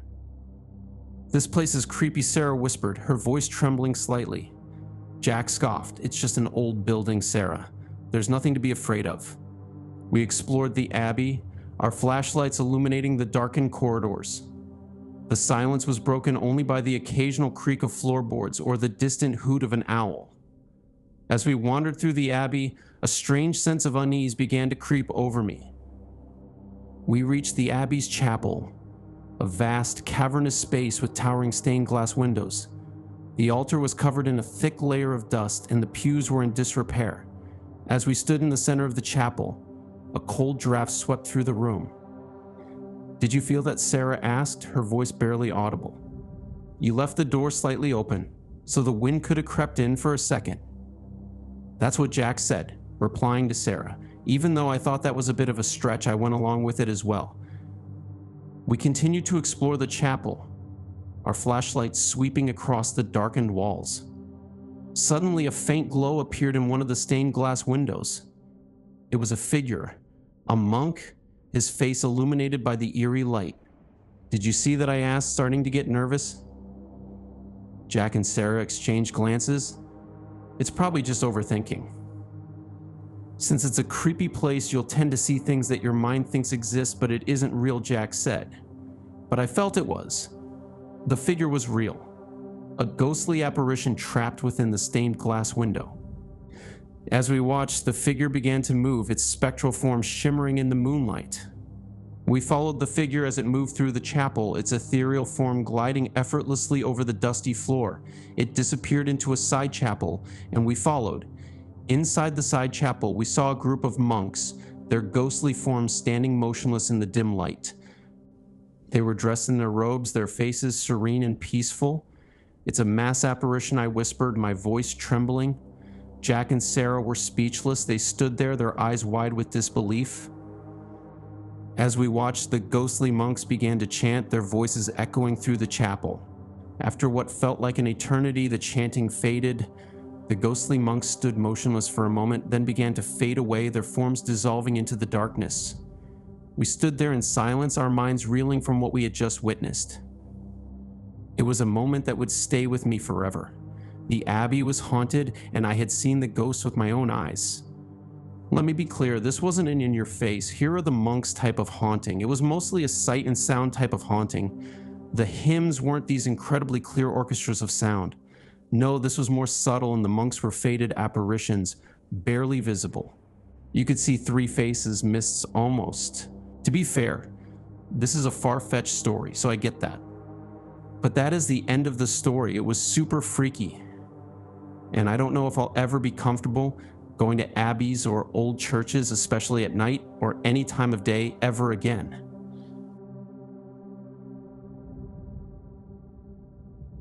So this is somewhat of a stereotypical ghost haunting. I know people are probably sick and tired of hearing them, but I really think it's worth telling.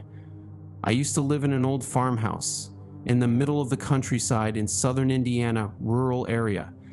I wanted to do a paranormal investigation of the house to detect any paranormal, so me and my friends, we decided to go. We arrived at the farmhouse on a crisp autumn evening, the wind howling through the bare trees. The house was shrouded in darkness, its silhouette looming ominously against the moonlit sky. As we approached the front door, a cold draft swept through the air. As we wandered through the farmhouse, a strange sense of unease began to creep over me. We reached the farmhouse's kitchen, a small, cramped space with peeling wallpaper and a rusty sink. The kitchen table was covered in a thick layer of dust, and the cabinets were filled with empty jars and cans. As we stood in the center of the kitchen, a cold draft swept through the room. Suddenly, a faint sound echoed through the room. It was a whisper, a woman's voice calling out in despair. "Help me," the voice cried. We froze, our minds wired from the scary ambience of the house and freaky vibes we were getting. The voice seemed to come from the pantry. As we approached the pantry, we saw a faint glow emanating from inside. Curiosity piqued, we pushed open the door. The pantry was small and dark, the only source of light coming from a single window high above. In the corner of the pantry, we saw a figure sitting on the floor. It was a woman, her face shrouded in shadows. She was wearing a tattered dress, and her eyes were filled with a haunting sadness. The woman did not say a word. She simply stared at us, her eyes filled with a silent plea for help. We approached the woman cautiously, but the crazy thing was, she was illuminating but solid, not super bright or anything. I think it was natural light shining somehow on her. We could see that she was emaciated, but her skin was pale. I remember then that we had to go and get help, not thinking it was a paranormal experience of the sort. "I'm going to get back to town and ask for help. You guys can stay here." I remember saying, but they both didn't want to be left here alone. Kind of stupid, but we left her alone. We returned, had called the cops to the farmhouse. There was no sign of the girl whatsoever. She was gone. I just remember that we looked back at the Willow Creek farmhouse. It stood there in silence, its windows dark and empty.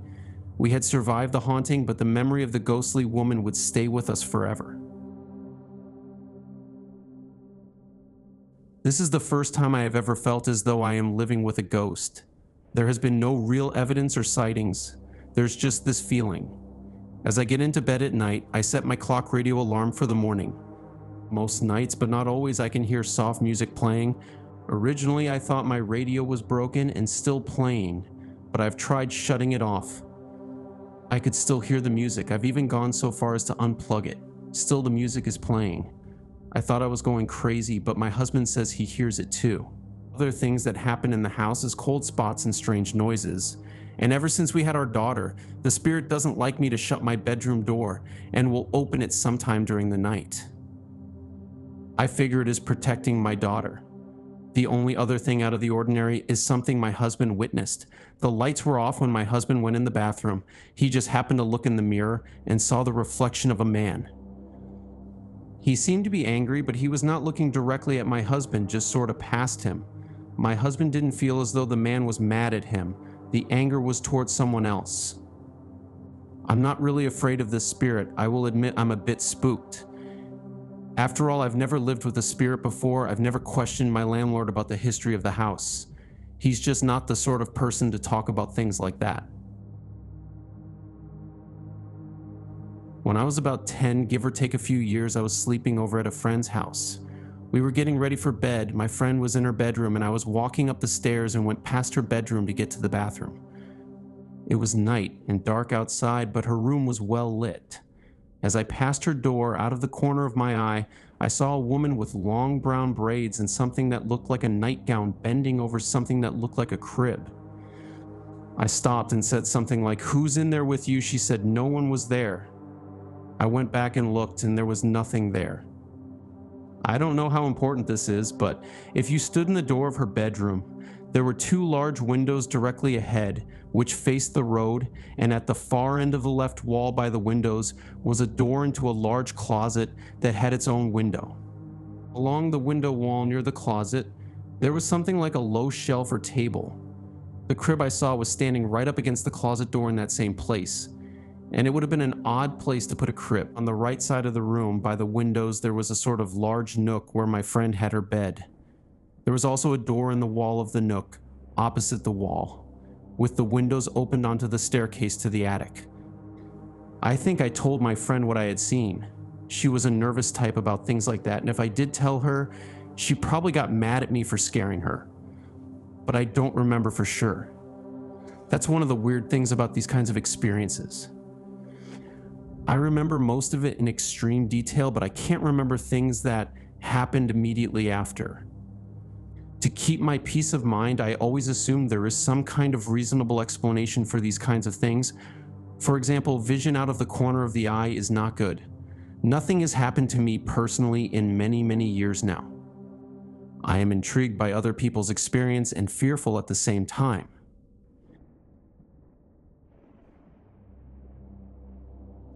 I am just 15 years old, but I have a very interesting story to tell. First of all, I have to say that all these stories are very eerie. Now on with the story. My grandma lives in Bethpage, New York. I live right on the other side of town, so I sleep over her house a lot. I was sleeping over her house one day when she told me this story. First off, I just want to tell you that this encounter happened a couple of days after my uncle's death. One day she was shopping at a store. She came out of the store and went to her car. To her surprise, there was an elderly lady standing by the car. My Grams approached this woman. The woman then asked if she can have a ride to the church. My Grams would have normally said no, but to her surprise, she said yes. So the lady got into the car along with my Grams. They were riding in the car, and the lady kept on saying, "You have to have trust in God," over and over again.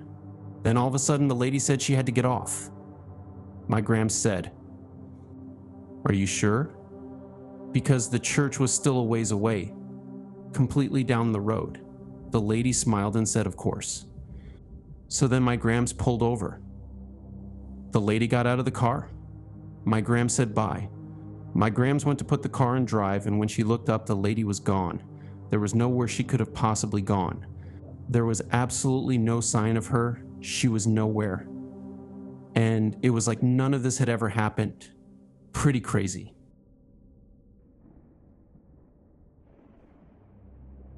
On Easter Sunday in 1997, my brother and I were getting ready to watch a TV show, and we were the only two who were awake at the time. Well, on the TV sat a large stuffed dog, and suddenly it flew across the room at my brother. We looked at each other and couldn't figure out why the dog had done that. It seemed as if an invisible hand slapped it towards Jay.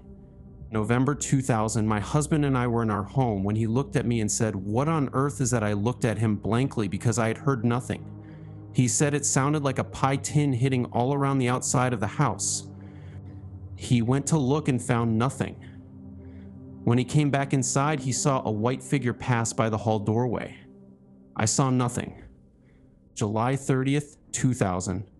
My mother was staying all night with me, and my husband was working the third shift. We were watching the Blair Witch Project when I heard a knock on my door. My mom looked at me funny when I jumped to answer it.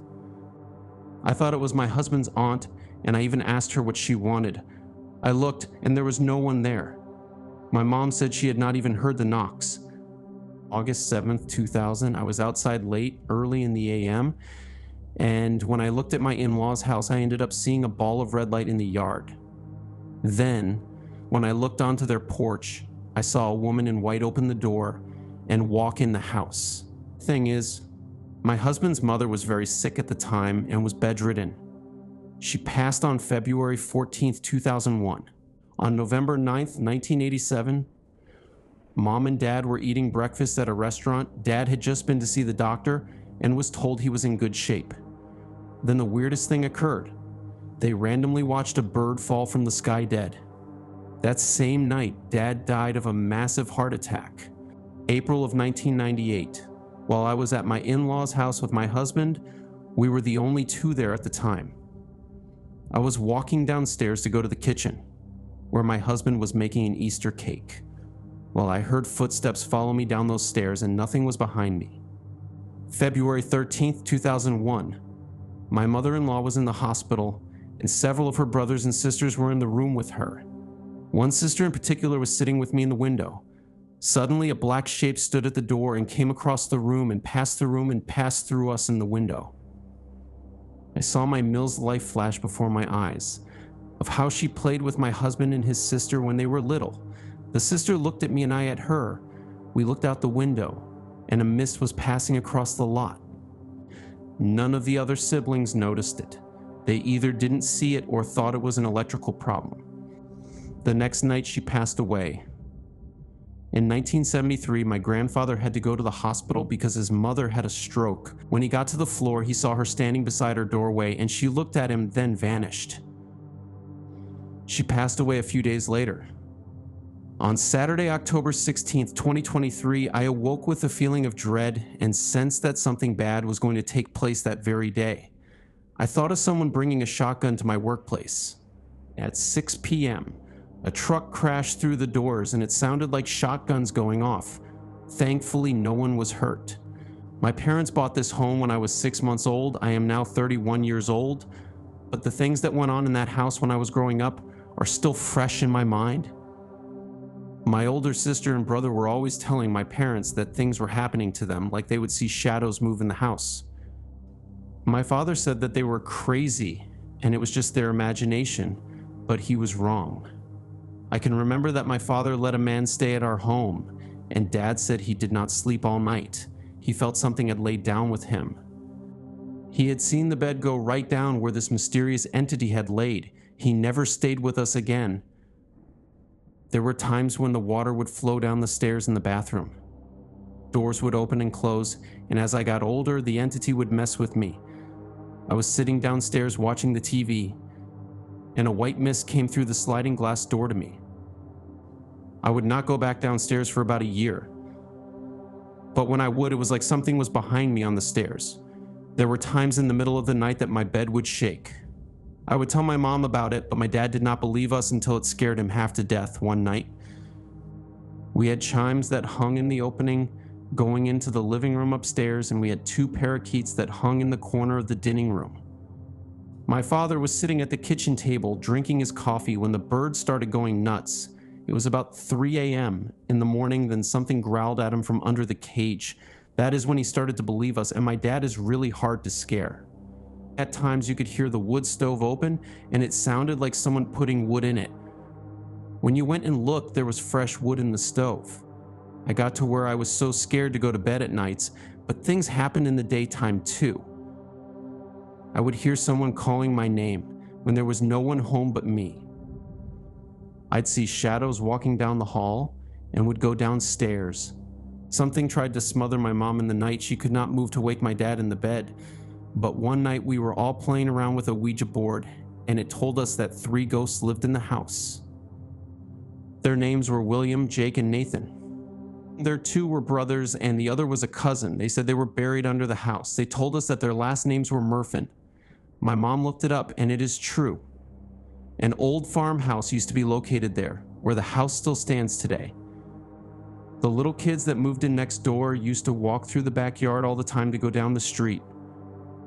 Then they all started going all the way around the house. I asked them why they didn't go through the backyard anymore, and they said that they had seen something standing in the window with red eyes staring at them. The old farmhouse that used to be there burned down, and my dad had our house built on the foundation. Still today, that house will scare you to death. My parents still own the home, and my brother and his family live in it now.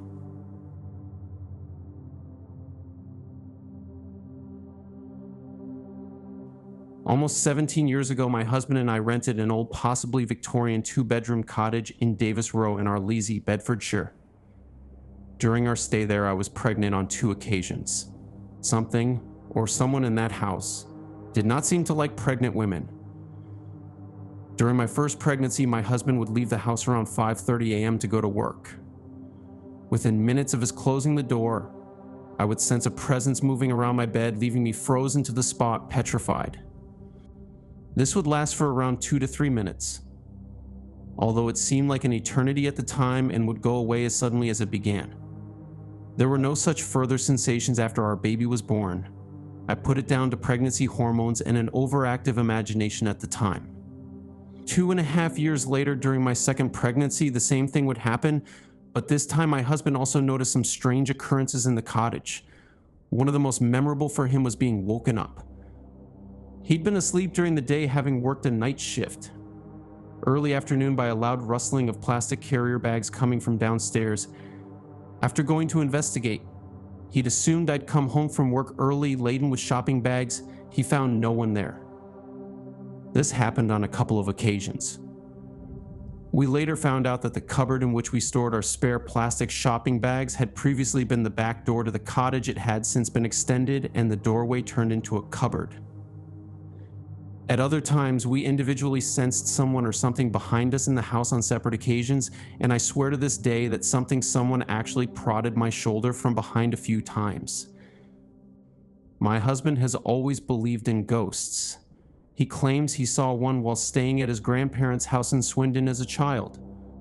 I, however, am a skeptic. However, I must admit to being mightily relieved when we finally moved out of that cottage some 3 months before our second child was born. We lived just 5 minutes walk away from the former Fairfield Hospital in Arlesey. We never discussed this with any of our neighbors there in case they suggested we were in need of a break at Fairfield. I just happened across your site while browsing the web tonight about true ghost stories. I was telling my wife about a strange event that happened to me while I was in boot camp at Paris Island in 1992. I will never forget this event as long as I live. It is giving me chills even as I type this email. It was late October in 1992, and my platoon was at the old White Rifle Range barracks for night fire exercises. I was selected by the drill instructors with 3 other recruits to stay and watch the barracks while the rest of the platoon went out to set up for the exercises later that night. We were all sitting there on the floor in the middle of the squad bay floor, and we were chatting about various things when the conversation turned to Halloween, which was only a few days away. One of the guys began to talk about stories his grandfather had told about the barracks that we were staying in. Stories about unaliving and self-unaliving that took place in the barracks over the years, and about the ghosts that still haunted the buildings. It was still hot that time of year in South Carolina, and the barracks had no AC, so we decided to open the windows. 2 of us opened the left side windows, while the other 2 opened the right side windows. Any Marine would remember these windows well, as it took 2 people practically to open or close these old windows. Once we got them open, we sat back down to continue our conversation. One of the recruits spoke up and began to say how there were no such things as ghosts and the stories were made up to scare people. The same guy who had told us his grandfather's stories began to say how he believed in ghosts and ghost stories. He asked me and the other recruit if we believed in ghosts or not, and we both said we didn't believe in ghosts, He kept insisting that we were wrong, and the first recruit who said he didn't believe in ghosts began to raise his voice. He shouted out, "There are no such things as ghosts." Just as he finished screaming this, a cold wind blew open the back door of the squad bay, and every window we had opened, approximately 20 windows, slammed shut at the same time. We all looked at each other in shock and stood up and ran into the bathroom. All four of us crammed into one toilet stall and slammed the door shut. We sat there for a few seconds, which seemed like an hour. One of the recruits broke the silence and whispered, "What just happened?" The recruit who told the stories replied, "It must be the ghost." The one recruit again said, "No way. I told you there are no such things as ghosts." As God is my witness, as soon as he said that, another cold breeze blew through the bathroom, and the stall door swung open, slamming into the wall. As the door hit the wall, we heard a moaning voice say, "We are real." We all nearly soiled ourselves. It was so spooky and eerie. We sat there for about 30 minutes before we finally got up the nerve to go back into the squad bay. We never heard or saw anything else the rest of the time we were there. We all swore never to tell anyone else in the platoon what had happened. We knew that nobody would believe it. I will never forget the events of that day. Hello, my name is Marla Raj. I would like to share with you a true experience I had quite a few years ago. When my 3 children were around the ages of 14, 13, and 9, we lived in an old farmhouse in Reno County. The house was actually right on the Rice County-Reno County line. My boyfriend Glenn was an oil field driller, so he was gone from the hours of 3 p.m. to 11 p.m. Anyway, one night as we were watching a video we had rented, there came a knock at our front door. I got up and answered it. To my surprise, there stood in front of me 2 Reno County cops. They asked me, "What is your emergency?" I said, "Excuse me, but I have no emergency." The officers went on to explain that they had received an emergency request from this address. I told the officers we had not called 911. The kids and I continued the movie. Lo and behold, around 20 minutes later, there was another knock at the door. When I answered the door, it was again the Reno County cops. They said, "Mom, we received another 911 call from this address saying you had an emergency." I politely explained to the officers that none of us had even left our chairs to go in the kitchen to make a call. The one officer said, "Mom, are you sure no one made a call from this house?" And I said, No one has left this here room to make a call." That's when they had to pause again. So again, they leave. We started our movie once more, feeling a little frustrated. No longer do we get comfortable and just start to enjoy our movie. Would you believe it? Yes, that's right, another knock at the door. I got up and answered it, and yes, it was the Reno County cops again. They said that they had received yet another 911 call from this residence.